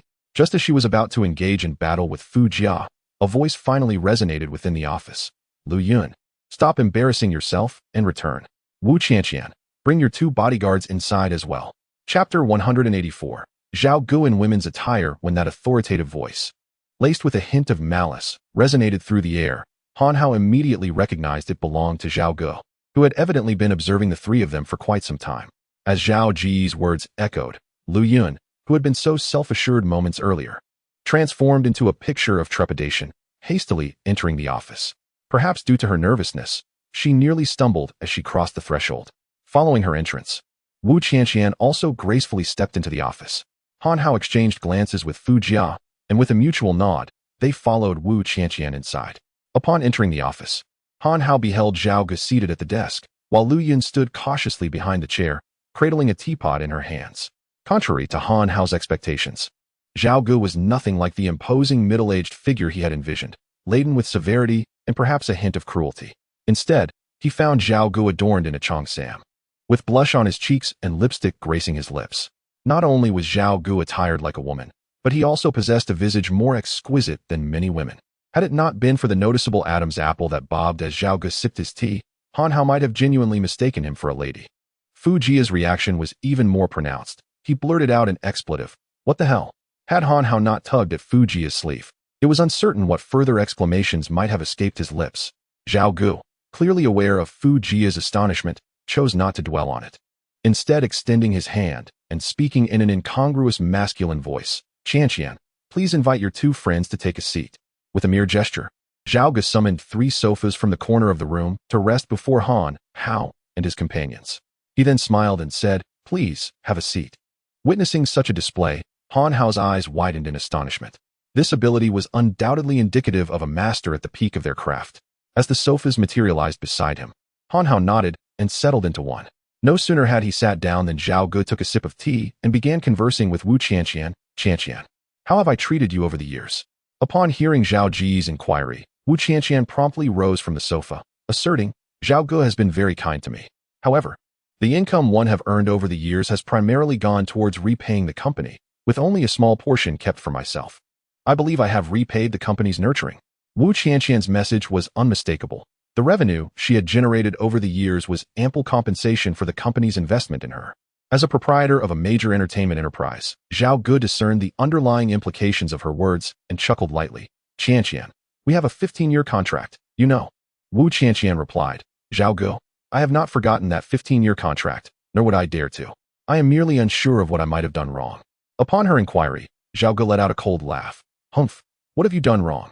Initially, when I invited you to the company annual meeting, you brushed me off with excuses about matters at home, causing me to lose face in front of your fans. Furthermore, when I requested your presence for a commercial performance recently, you completely ignored me. You questioned whether I should not punish you for this. However, I truly had pressing matters during this time. Before Wu Qianqian could finish her explanation, Brother Zhao extended his hand, halting her words. Haha, in my company, employees must prioritize the interests of the organization above all else. This is the foremost clause in our contract. Do not speak of personal matters. Even if your entire family were to perish, without my consent, you must not defy my directives. Upon finishing his declaration, Brother Zhao slammed his teacup onto the table, causing the tea leaves to scatter across the surface. The resulting sound startled Wu Qianqian, sending shivers down her spine, while Lu Yun, standing behind Brother Zhao, dropped the teapot in fright. Seeing the teapot shattered, Lu Yun disregarded her own status and hastily knelt on the ground, attempting to wipe the floor with her clothing. Observing this scene, Han Hao furrowed his brow, as it was evident from the reactions of Wu Qianqian and Lu Yun that Brother Zhao wielded considerable authority and ruthlessness within the company. Even Wu Qianqian, aware of her proximity to him, trembled in fear. After expressing his anger, Brother Zhao ignored Lu Yun, who was still on the floor, and opened the drawer of his desk, retrieving a piece of paper to hand to Wu Qianqian. This time, considering your contributions to the company over the years, I shall overlook your transgressions, provided you agree to sign this contract. Should you refuse, I will contemplate whether to take drastic measures. As Brother Zhao's words fell, Wu Qianqian found herself holding a document. She frowned as she opened it, scrutinizing its contents for an extended period, her hands beginning to tremble, her brow furrowed in concern. Witnessing Wu Qianqian's distressed demeanor, Han Hao realized he must intervene. He directly took the contract from her grasp. Upon examining it, he slammed his hand on the table. Brother Zhao, do you not think this is excessive? It turned out that the contract demanded Wu Qianqian provide free labor for the company for 20 years, without any compensation, and that she must comply with all company directives. As Han Hao seized the document from Wu Qianqian, a look of displeasure crossed Brother Zhao's face. When Han Hao protested vehemently about the unfairness of the contract, Brother Zhao aimed to intimidate him by showcasing his authority. With a cold smile, he queried Han Hao, "Oh, young man, which aspect of this contract do you find unsuitable?" Upon being asked, Han Hao simply shook his head. Observing Han Hao's response, Brother Zhao mistakenly believed his intimidation had cowed him and smugly asked, "If there is nothing inappropriate, why then do you claim my contract is excessive?" Han Hao sighed, shaking his head once more. Brother Zhao, it's not that any single clause is inappropriate. Rather, the entire contract is fundamentally flawed. As soon as Han Hao finished speaking, Lu Yun, who had just finished cleaning up the spilled water and had picked up the shards of the teapot, trembled in shock, causing the fragments to scatter once more across the floor. The clattering sound heightened the tension in the office, rendering the atmosphere even more somber. Lu Yun seized the moment to kneel once more, intent on collecting the shattered fragments of the teapot. However, at that moment, Brother Zhao erupted in a furious tirade. "You worthless fool! You cannot even hold a kettle. What use are you to me?" With that, he delivered a kick that sent Lu Yun crashing against the wall, causing her to lose consciousness in an instant. Subsequently, Brother Zhao turned his gaze toward Han Hao, erupting into laughter. "Dear young man, since you find this situation inappropriate, how would you suggest we rectify it?" Han Hao responded with a faint smile. "Rectify? I believe the content requires no alterations whatsoever." This left Brother Zhao perplexed. He was utterly bewildered by Han Hao's implication and queried with confusion, "Oh? Then what should we change?" Maintaining his smile, Han Hao replied, "Simply switch the roles of Party A and Party B, and that should suffice." Chapter 185. The encounter. As soon as Han Hao finished his words, Brother Zhao slammed the table. "Kid, are you challenging my temper?" Han Hao, undeterred by Zhao's fury, shook his head and replied, "I have no time for this. I am serious." Upon witnessing Han Hao's earnest demeanor, Zhao, who had just risen from his seat, sat back down. "Oh? You must understand that your intentions must be backed by sufficient strength." Han Hao nodded earnestly. "I am aware." Zhao felt a pang of humiliation at Han Hao's expression and, still unwilling to concede, pressed, "Are you certain you know who I am?" Han Hao shook his head. "I am Zhao Xing of Jiangdong. The Iron Hand is ruthless. Now do you understand?" Upon finishing, Zhao wore a look that seemed to say, "You didn't see this coming." His eyes fixated on Han Hao, waiting for a reaction of fear. However, Han Hao merely shook his head. "I truly have not heard of you." Zhao's reaction to Han Hao's indifference was one of exasperation, prompting him to rise once more. "You seek death." Han Hao could no longer hold back. Brother, I implore you to stop standing up and sitting down. Don't you feel exhausted from this back and forth? If you're not tired, I certainly am. Will you not get angry? If you do, just act. Anyone who defies you, you should strike. Of course, I say this knowing that one must possess strength to truly fight. Han Hao's sarcasm left Zhao feeling quite awkward. Zhao, glaring fiercely, nodded. Very well. Since you seek death, I shall oblige. With that, Zhao's hands formed claws, resembling his earlier posture when he had drawn the sofa towards himself. He directed his hands at Han Hao's face, gritting his teeth as he uttered, "Come here." As Zhao's words echoed, Han Hao felt an overwhelming force pulling him towards Zhao. His body involuntarily began to move in Zhao's direction, and this power was such that even his chaotic technique could not withstand it. Realizing that the force Zhao wielded was entirely different from his own, Han Hao recalled the earlier instance when Zhao had drawn the sofa towards him and realized he had underestimated Zhao's capabilities. At this moment, Han Hao clearly discerned Zhao's intentions. Thus, he activated his immovable technique. Once he did, he felt an immediate sense of ease as the pulling force vanished. With the suction dissipated, Han Hao leaned back against the sofa, feigning a yawn. Zhao's hand lingered in the air for an extended moment, while Han Hao remained utterly still. Zhao, feeling awkward, froze, unsure of how to proceed. Brother Zhao, do you truly wish for me to come over? Your invitation seems rather peculiar, Han Hao remarked. At this, Zhao's face flushed crimson. He was baffled as to why his infallible secret technique had suddenly faltered. Nevertheless, Zhao remained unconvinced that Han Hao could genuinely resist his technique, prompting him to once again channel his true essence, pushing his secret technique to its utmost limit as he reached for Han Hao anew. Han Hao's immovable technique was only comprehensible at the level of the initial realm, serving as a demarcation between ordinary cultivators and exceptionally powerful ones, and was certainly not a technique that could be easily vanquished.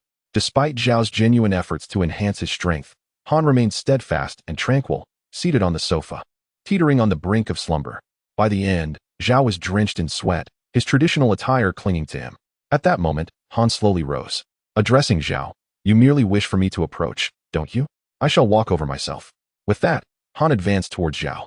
Observing Han's peculiar demeanor, Zhao instinctively took a step back, an unmistakable tension flickering in his gaze. Han, however, paid little heed, closing the distance between them, and placed a hand upon Zhao's shoulder. At this juncture, Zhao sensed Han's formidable power. As Han's hand descended towards him, Zhao instinctively raised both arms in defense, poised to counter the impending contact. Yet, Han's hand fell at a leisurely pace, taking a considerable time to reach Zhao's shoulder. Just as Han's palm was about to make contact, Zhao's arm successfully intercepted it. The moment his arms obstructed Han's hand, a myriad of emotions washed over Zhao, relief intertwined with confusion, tinged with a hint of shame and anger. He soon realized that Han's gesture bore no aggression. It was merely a casual pat on the shoulder. Han had no intention of overpowering Zhao immediately. Observing Zhao's reaction, he curiously remarked, "Brother, I didn't anticipate you to be so sensitive. Your spirit, so fragile. Are you truly frightened of me?" Zhao chose not to respond. Noticing Zhao's silence, Han shook his head in disbelief. "I truly wonder what goes on in your mind. You beckon me over, yet now you fear my approach. If you're so terrified, why summon me?" Following this, Han scrutinized Zhao before emitting a dramatically exaggerated scream. You weirdo? I initially thought you merely enjoyed dressing as a woman. A hobby I can comprehend. Yet, it appears you do not just favor women's attire, but harbor feminine sentiments as well. You fancy me." This declaration nearly caused Zhao to choke with indignation. "You scoundrel, cease your nonsense."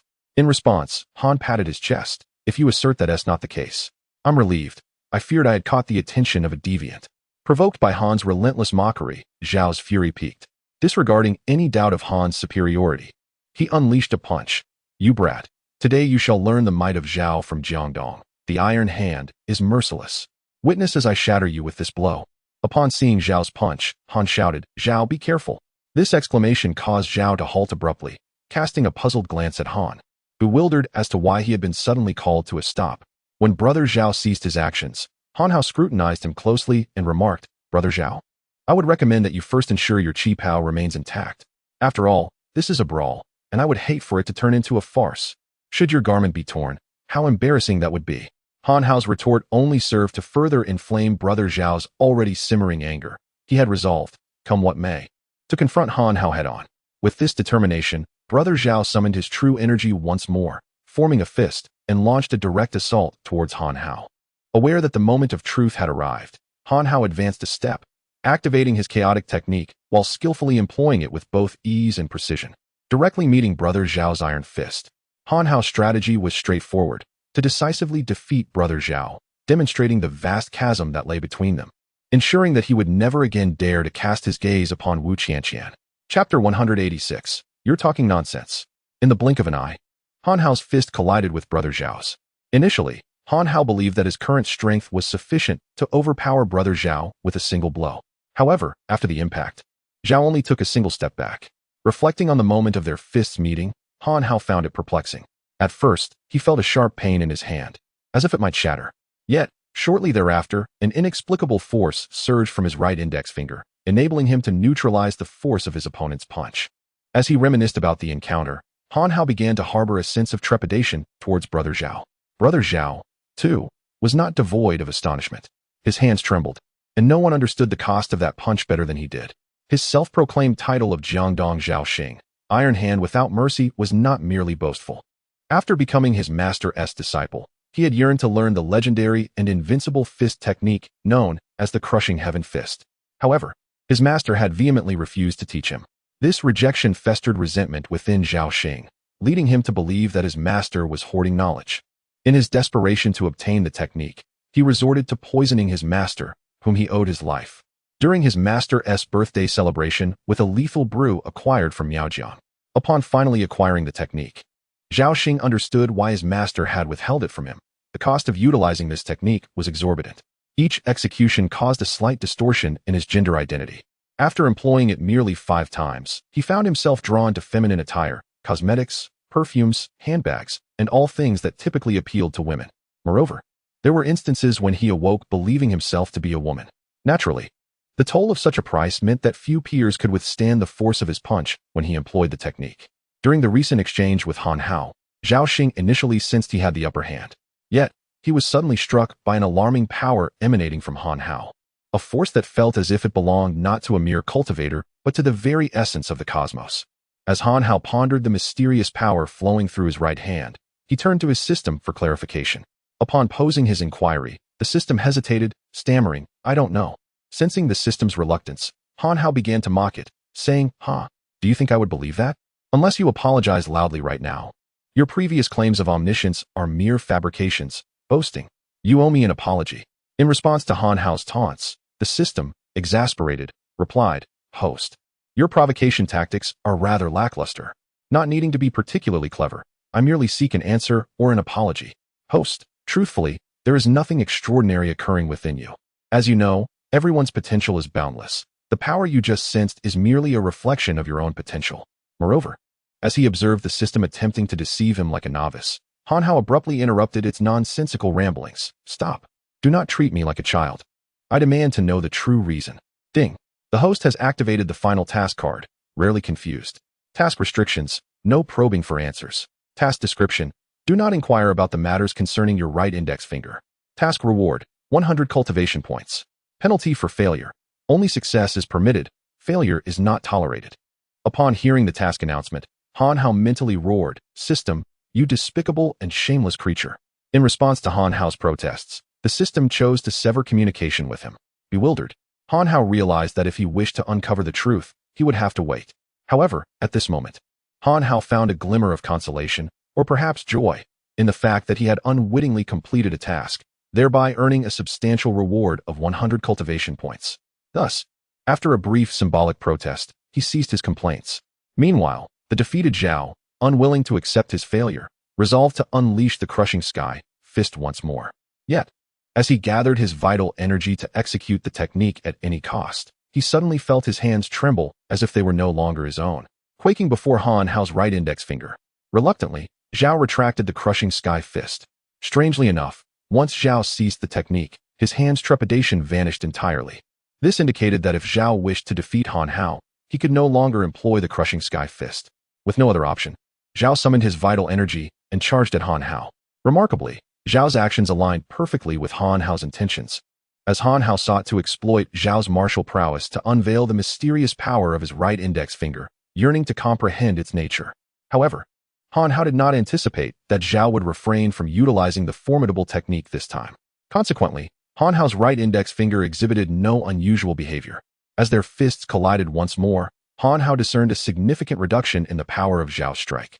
Thus, when Han Hao retaliated, Zhao was propelled backward, crashing forcefully against the wall. At that moment, Lu Yun, who had just regained consciousness after colliding with the wall, found herself disoriented once more as Zhao's falling body landed squarely upon her head. Poor Lu Yun, having only just awakened, felt darkness envelop her vision and fainted again. At this juncture, Zhao, devoid of the crushing sky fist, felt as though the bones in his hands had shattered. Gritting his teeth, he struggled to stand, casting a fearful gaze at Han Hao. As Zhao rose, Han Hao approached him deliberately. Upon witnessing Han Hao's advance, fear finally flickered in Zhao's eyes. He took a deep breath to steady himself, intending to step back and increase the distance between them, only to find himself blocked by the wall. With nowhere to hide, Zhao Xing stammered, pointing at Han Hao. "Why you dare to tell me your name?" Han Hao shrugged. He had witnessed too many instances of individuals seeking parental intervention after suffering a setback. Thus, he replied candidly, "What is there to fear? My name is Han Hao." "Han Hao? Ha ha ha, splendid. I advise you not to be too brazen. My background is not something you can provoke." Upon hearing this, Han Hao cast a glance at Fu Jia, thinking to himself, "Provoke? What a jest. The allies I have behind me include the Prince of the ASEAN." With this thought, Han Hao smirked, "Do enlighten me." Seeing that Han Hao remained unfazed, Zhao Xing gritted his teeth and pondered for a moment before declaring, "You must have heard of the ASEAN, right?" Han Hao nodded. "My uncle is the leader of the ASEAN. Are you frightened?" As soon as Zhao Xing uttered these words, Han Hao turned to Fu Jia, who immediately retorted with a scoff, "You're talking nonsense. My father has no such androgynous nephew." With that, she marched towards Zhao Xing. Chapter 187. Zhao Xing's self-hypnosis. As soon as Zhao Xing uttered these words, Han Hao turned his gaze towards Fu Jia. At that moment, Fu Jia spat disdainfully. "You must be joking. The esteemed leader of ASEAN would never have a nephew as ambiguous as you." With that, he strode towards Zhao Xing. Upon reaching Zhao Xing's side, Fu Jia rolled up his sleeves and aimed a strike at Zhao Xing's face. The insult regarding his masculinity struck a sensitive nerve within Zhao Xing, provoking him to lash out in a fit of rage. "You little bastard, how dare you speak to me like that?" Following this, he threw a punch to meet Fu Jia's fist. The two fists collided, and Zhao Xing let out a pained cry, staggering backward several steps. Seizing the opportunity, Fu Jia pressed his advantage and launched another punch towards Zhao Xing's chest. Had Zhao Xing not been injured prior to this encounter, he might have fared better against Fu Jia. However, with a broken hand from his fight with Han Hao and numerous injuries, he could not afford to block Fu Jia's attack directly. Instead, he dodged to the right, narrowly avoiding the blow. Summoning his courage, Zhao Xing pointed at Fu Jia and declared, "You truly are seeking trouble. My uncle is the leader of ASEAN, Fu Junsheng." Upon hearing Zhao Xing invoke his father as a shield, Fu Jia smirked and retorted, "Oh? If your uncle is indeed Fu Junsheng, then tell me, how many sons does the leader of ASEAN have?" At that moment, Zhao Xing felt a surge of relief for having been astute enough to inquire about Fu Junsheng's children in the past. With newfound confidence, he replied, "I certainly know this. He has one son named Fu Jia." Seeing that Zhao Xing recognized his name brought a sense of joy to Fu Jia, affirming his reputation. In his elation, Fu Jia continued to inquire, "Huh? So, you are acquainted with the son of the ASEAN leader, Fu Jia?" Zhao Xing answered with pride, "Of course. We grew up together. Our bond is closer than that of real brothers." As Zhao Xing made this claim, Han Hao nearly burst into laughter. He looked at Fu Jia's back, delighting in the thought of teasing him in the future by referring to his cousin as a flower-like beauty who shared an inseparable bond with him. However, Fu Jia, hearing Zhao Xing's assertion of having grown up together while not recognizing him as the very Fu Jia he spoke of, found Zhao Xing increasingly comical. He pressed on with his questioning, "So, what is Fu Jia like, compared to the one who just hit you?" In response to Fu Jia's inquiry, Zhao Xing, determined to appear more authentic and confident, raised his chin and declared haughtily, "Humph. My cousin is a true dragon among men. He is incomparable to someone as coarse as him." After Zhao Xing finished speaking, Fu Jia nodded, casting a glance at Han Hao, raising an eyebrow and sporting a smug expression. Han Hao simply shrugged, conveying his exasperation. Observing Han Hao's reaction, Fu Jia, feeling quite pleased, turned back to Zhao Xing and remarked, "Well, after all this time, you finally spoke a truth." When Fu Jia uttered those words, Zhao Xing was taken aback. Zhao Xing felt a jolt of surprise, his initial reaction being a fear that his deception had been unveiled. However, after thoroughly reflecting on his own statements multiple times, he could not discern any inconsistencies, leaving him with a lingering sense of apprehension. In his mind, it seemed that the young man before him was attempting to deceive him. Arriving at this conclusion, Zhao Xing let out a derisive laugh directed at Fu Jia. Humph, young man. Do you dare to trouble me without even knowing that my backing is the ASEAN? Do you think I, Zhao Xing, was merely intimidating you? Without any hesitation, Fu Jia retorted, I suspect you are attempting to deceive us. The moment he uttered this, Zhao Xing erupted in anger, exclaiming, Do you realize you are courting death? Let me tell you, I have refrained from seeking assistance from ASEAN because I do not wish to burden my uncle over such trivial matters. My uncle dotes on me immensely. I remember when I was 12, I accidentally bumped into the son of a gangster. That criminal demanded an apology from me, but I informed my uncle about the incident. Guess what my uncle did? Seeing the nostalgic glimmer in Zhao Xing's eyes, accompanied by a hint of pride and gratitude. Fu Jia, the ASEAN heir, nearly believed that Zhao Xing was indeed his cousin, curious to see what antics Zhao Xing would conjure next. Noting their reaction, Zhao Xing continued, On the very night my uncle learned of this incident. Zhao Xing continued, That very night my uncle learned of the incident, he gathered over 100 individuals from ASEAN and razed that gangster's home to the ground. And the night was filled with flames and cries. It was that night my uncle assured me that should anyone bully me, he would ensure they would not see the light of day again. At this point, Zhao Xing, engrossed in his fabricated tale, believed himself to be the nephew of the ASEAN leader, truly feeling a fatherly affection from him. In his moment of pride, Zhao Xing pointed at the captivated Han Hao and Fu Jia, declaring, Humph, were it not for my uncle's busy schedule, I would have already called him. One phone call from me would reduce you both to ashes, with no escape. As he spoke, Zhao Xing dramatically pulled out his phone, ready to summon help at a moment's notice.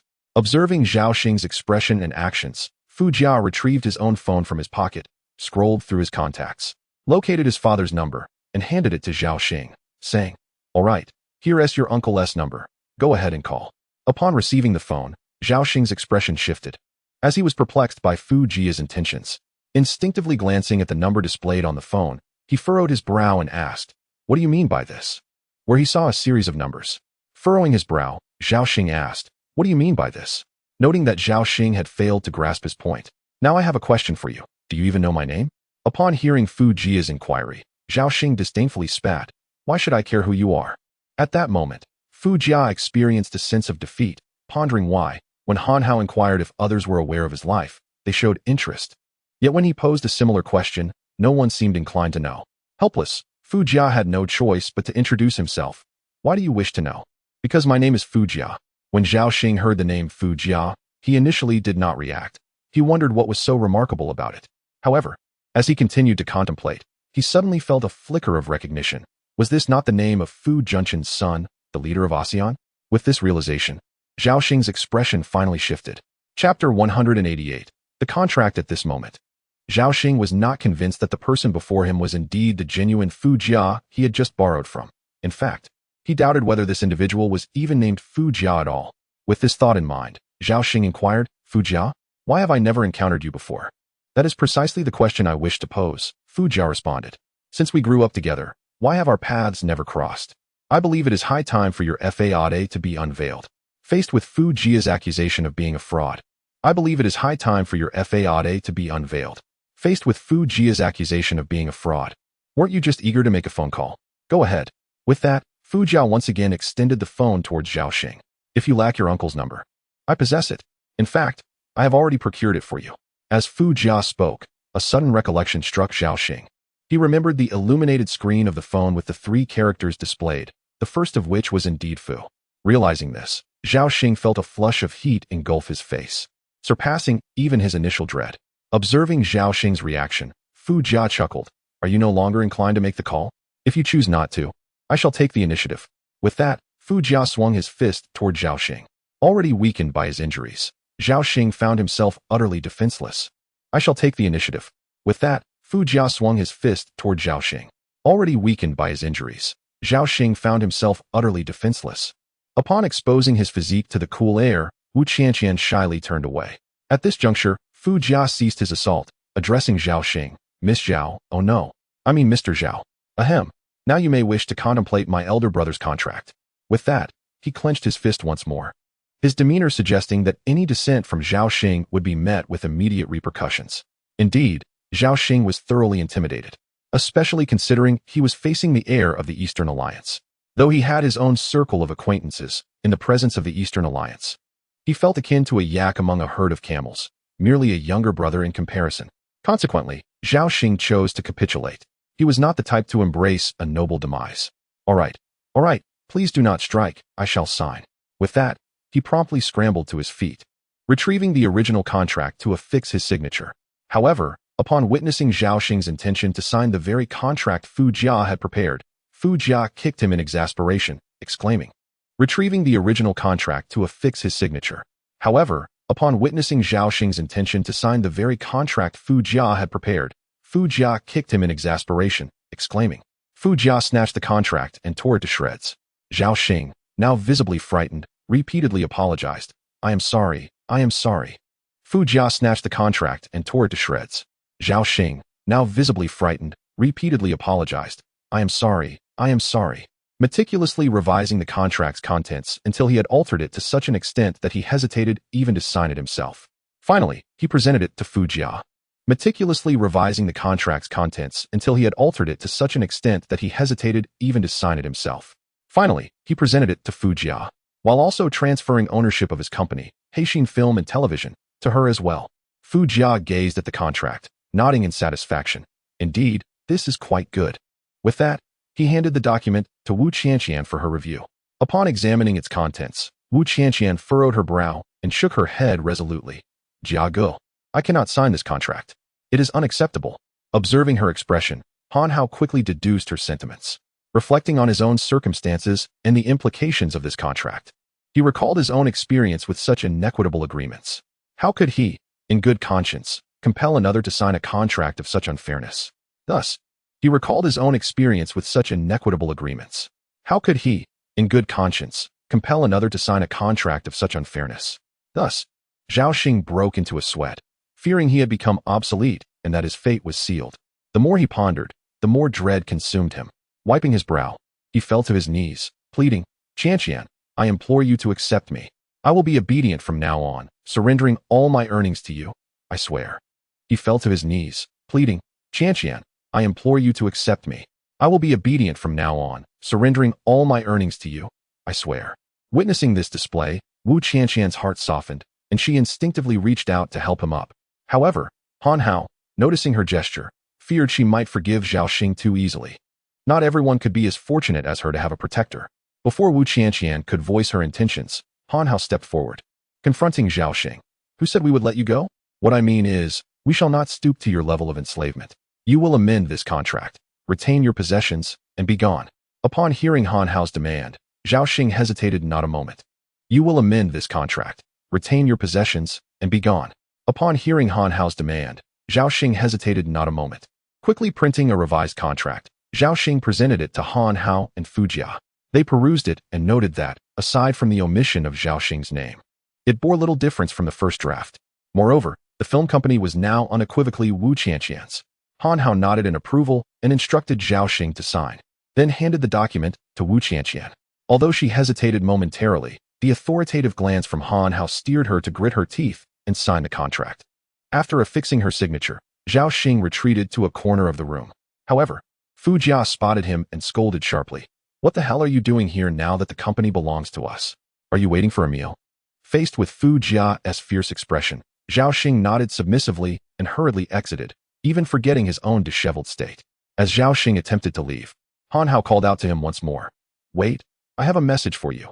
Should I ever discover any intentions of retaliation on your part, I will ensure your demise is rhythmically orchestrated. Upon hearing this, Zhao Xing quickly acknowledged, and Han Hao waved him away, signaling that he could depart. After Han Hao gestured for Zhao Xing to leave, Zhao rushed out of the office as if granted a reprieve, hastily making her way downstairs. It was a pity to see Zhao, usually adorned in vibrant attire, now exposed as if in a state of utter vulnerability within the company. Once Zhao had departed, Wu Qianqian bowed to Han Hao and Fu Jia, expressing her gratitude. Brother Hao, Brother Jia, thank you both. Observing Wu Qianqian's formal gratitude, Han Hao quickly waved his hand. Qianqian, what are you doing? We are not strangers. Fu Jia nodded in agreement, adding, indeed, you are almost family now. At this moment, Fu Jia felt the piercing gaze of Han Hao, akin to that of a predator, and promptly fell silent. After Fu Jia's quietude, Wu Qianqian produced the contract, stating, "Brother Hao, although I have signed this contract, I cannot accept this company. I Qianqian, the reason I retain this company is not for its assets, but due to my concern that if that pervert Zhao Xing continues to manage it, countless women like you will fall victim and be coerced. Entrusting this company to you brings me peace of mind." Upon hearing Han Hao's rationale, Wu Qianqian finally acquiesced to taking over the company. However, her condition was that the shares of the company be divided into 3 equal parts, with Han Hao, Fu Jia, and herself each holding 1/3. After Wu Qianqian's insistence, Han Hao and Fu Jia ultimately agreed. Chapter 189. Having resolved the equity issues of Haixin Film and Television Company, the 3 individuals turned their attention to the unconscious Lu Yun lying on the floor. Subsequently, Han Hao poured some herbal tea from the desk onto Lu Yun to rouse her. Once awakened by the tea, Lu Yun sprang to her feet, her immediate reaction being to search for her greatest fear and most significant support, Zhao Ge. However, after searching for quite some time, she found no trace of him in the office. Having worked at Haixin Film and Television Company for many years, Lu Yun was a shrewd individual, capable of taking over all of Wu Qianqian's engagements. Upon observing the situation in the office, she quickly deduced what had transpired. Her expression darkened considerably as she felt an overwhelming sense of dread. Having spoken disparagingly of Wu Qianqian, she was uncertain how Wu Qianqian would retaliate against her, leaving her fearful of the retribution that might follow. Noticing Lu Yun's distress, Wu Qianqian did not embody the triumphant demeanor Lu Yun had anticipated. Instead, she approached Lu Yun and stated, "Lu Yun, I am now the chairwoman of this company, and you are my employee." Upon hearing Wu Qianqian's words, she had continuously compared herself to Wu Qianqian, only to find herself outshone in every aspect: appearance, dance, academics. Just when she had finally secured all of Wu Qianqian's engagements through Zhao Ge and received his promise to nurture her career, she found herself overshadowed once again by Wu Qianqian. Lu Yun realized her dreams of stardom had been irrevocably shattered. She knew that the Wu Qianqian who had consistently advised her against entering the entertainment industry would never support her rise to fame. With that thought, the thought of the contract she had signed with the company plunged her into despair, and she sank to the floor. Seeing Lu Yun in such despair, observing Lu Yun's desolation, Wu Qianqian felt a pang of compassion and reached out to help her. Yet, Lu Yun rebuffed her gesture, pushing Wu Qianqian away and shouting frantically, "Wu Qianqian, are you feeling quite pleased with yourself now? You have always kept me beneath your heel. I have tried repeatedly to enter the entertainment industry. You have consistently obstructed my path. Are you afraid I might steal your limelight? Why can't you just let me be? I was on the brink of receiving the company's commitment to promote me, poised to become a superstar with countless fans. Yet you appeared and shattered my dreams once more. I know you look down on me, but I refuse to accept that. If you have the courage, go ahead and end me."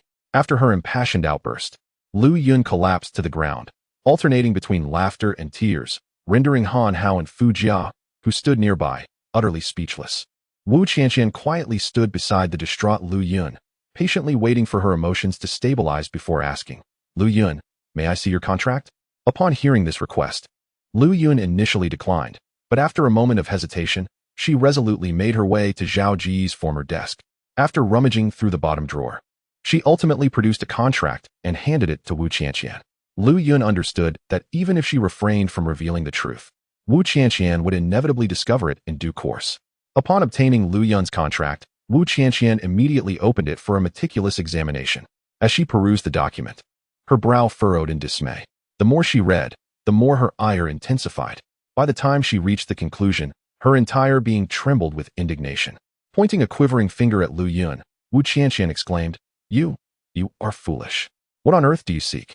Upon glancing at the contract, Wu Qianqian was immediately reminded of her own past tribulations. This contract was even more egregious than the one she had signed years ago. Her previous agreement afforded her a modicum of freedom and the choice to accept commercial performances, along with a reasonable income. In stark contrast, Lu Yun's current contract was a complete servitude agreement. Aside from a promise to promote Lu Yun, it offered nothing else.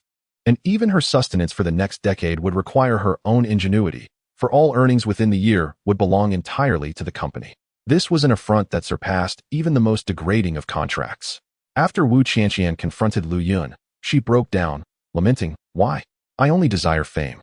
To become a star, to live a life where I am adored and surrounded by admirers." Upon hearing Lu Yun's heartfelt confession, Wu Qianqian tore the contract into shreds with a fierce determination, scattering the remnants across the room. Although Lu Yun had realized that her opportunity for fame had vanished upon learning Wu Qianqian was her boss, the sight of the contract she had painstakingly obtained reduced to mere scraps still provoked a desperate cry of denial from her lips. She then knelt, gathering the scattered fragments around her, tears streaming down her face. Watching Lu Yun in such despair, Wu Qianqian was suddenly reminded of their first encounter in the star training program. At that time, Lu Yun was merely an innocent girl, consumed by dreams of stardom and devoid of ulterior motives. She had relished their conversations, frequently sharing her aspirations of becoming a celebrity. Initially, Wu Qianqian had intended to assist Lu Yun in achieving her dreams once she herself gained recognition. However, upon witnessing the exploitation she faced within the company, which starkly contrasted with the glamorous faade presented to the public, she abandoned the notion of helping Lu Yun ascend to fame. Even when Lu Yun sought her assistance, Wu Qianqian chose to decline. Reflecting on the past, Wu Qianqian sighed heavily. "Ah, Lu Yun, my reluctance to let you enter the entertainment industry stemmed from the treacherous depths of black-letter films. Being a star here is far from the glamorous illusion it appears to be. I feared that bringing you into this world would only lead to your ruin." Lu Yun, however, remained oblivious to Wu Qianqian's words, lost in contemplation over the remnants of the contract in her hands. With another deep sigh, Wu Qianqian declared, "Very well. If you are so determined to become a star, I shall grant your wish. Let us draft a new contract." With that, she walked purposefully to the desk, locating a template on Zhaoxing's computer, and began to revise it swiftly. After approximately an hour of diligent revisions, Wu Qianqian finally completed the modifications to the contract. At this moment, Han Hao and Fu Jia had grown thoroughly bored and were seated at the table, engaged in a discussion about Zhaoxing's recent remarks regarding Fu Jia. "Fu Jia, brother, did you hear that?" Zhaoxing remarked that Fu Jia is a true dragon among men, not someone like you could ever be compared to. Ha ha. Just thinking about that statement brings me immense joy. Han Hao, don't be too full of yourself. At least he bothered to inquire about my name, while he couldn't even be bothered to learn yours. Fu Jia. Regardless, he declared that Fu Jia is a dragon among men, and you are simply incomparable. Han Hao. He also mentioned that he grew up alongside Fu Jia, and their bond is closer than that of brothers. Can you believe that? Fu Jiayu, I am indeed a dragon among men. Han Hao, you share a close friendship with that ambiguous individual. Fu Jia, I am a dragon among men. Han Hao, you share a close friendship with that ambiguous individual. Fu Jia, I am a dragon among men. Han Hao, you share a close friendship with that ambiguous individual. Just as their banter seemed to have no end, Wu Qianqian finally finished revising the contract, letting out a sigh of relief. She paid no mind to the spirited exchange between Han Hao and Fu Jia, and directly approached Lu Yun, presenting her the newly amended contract.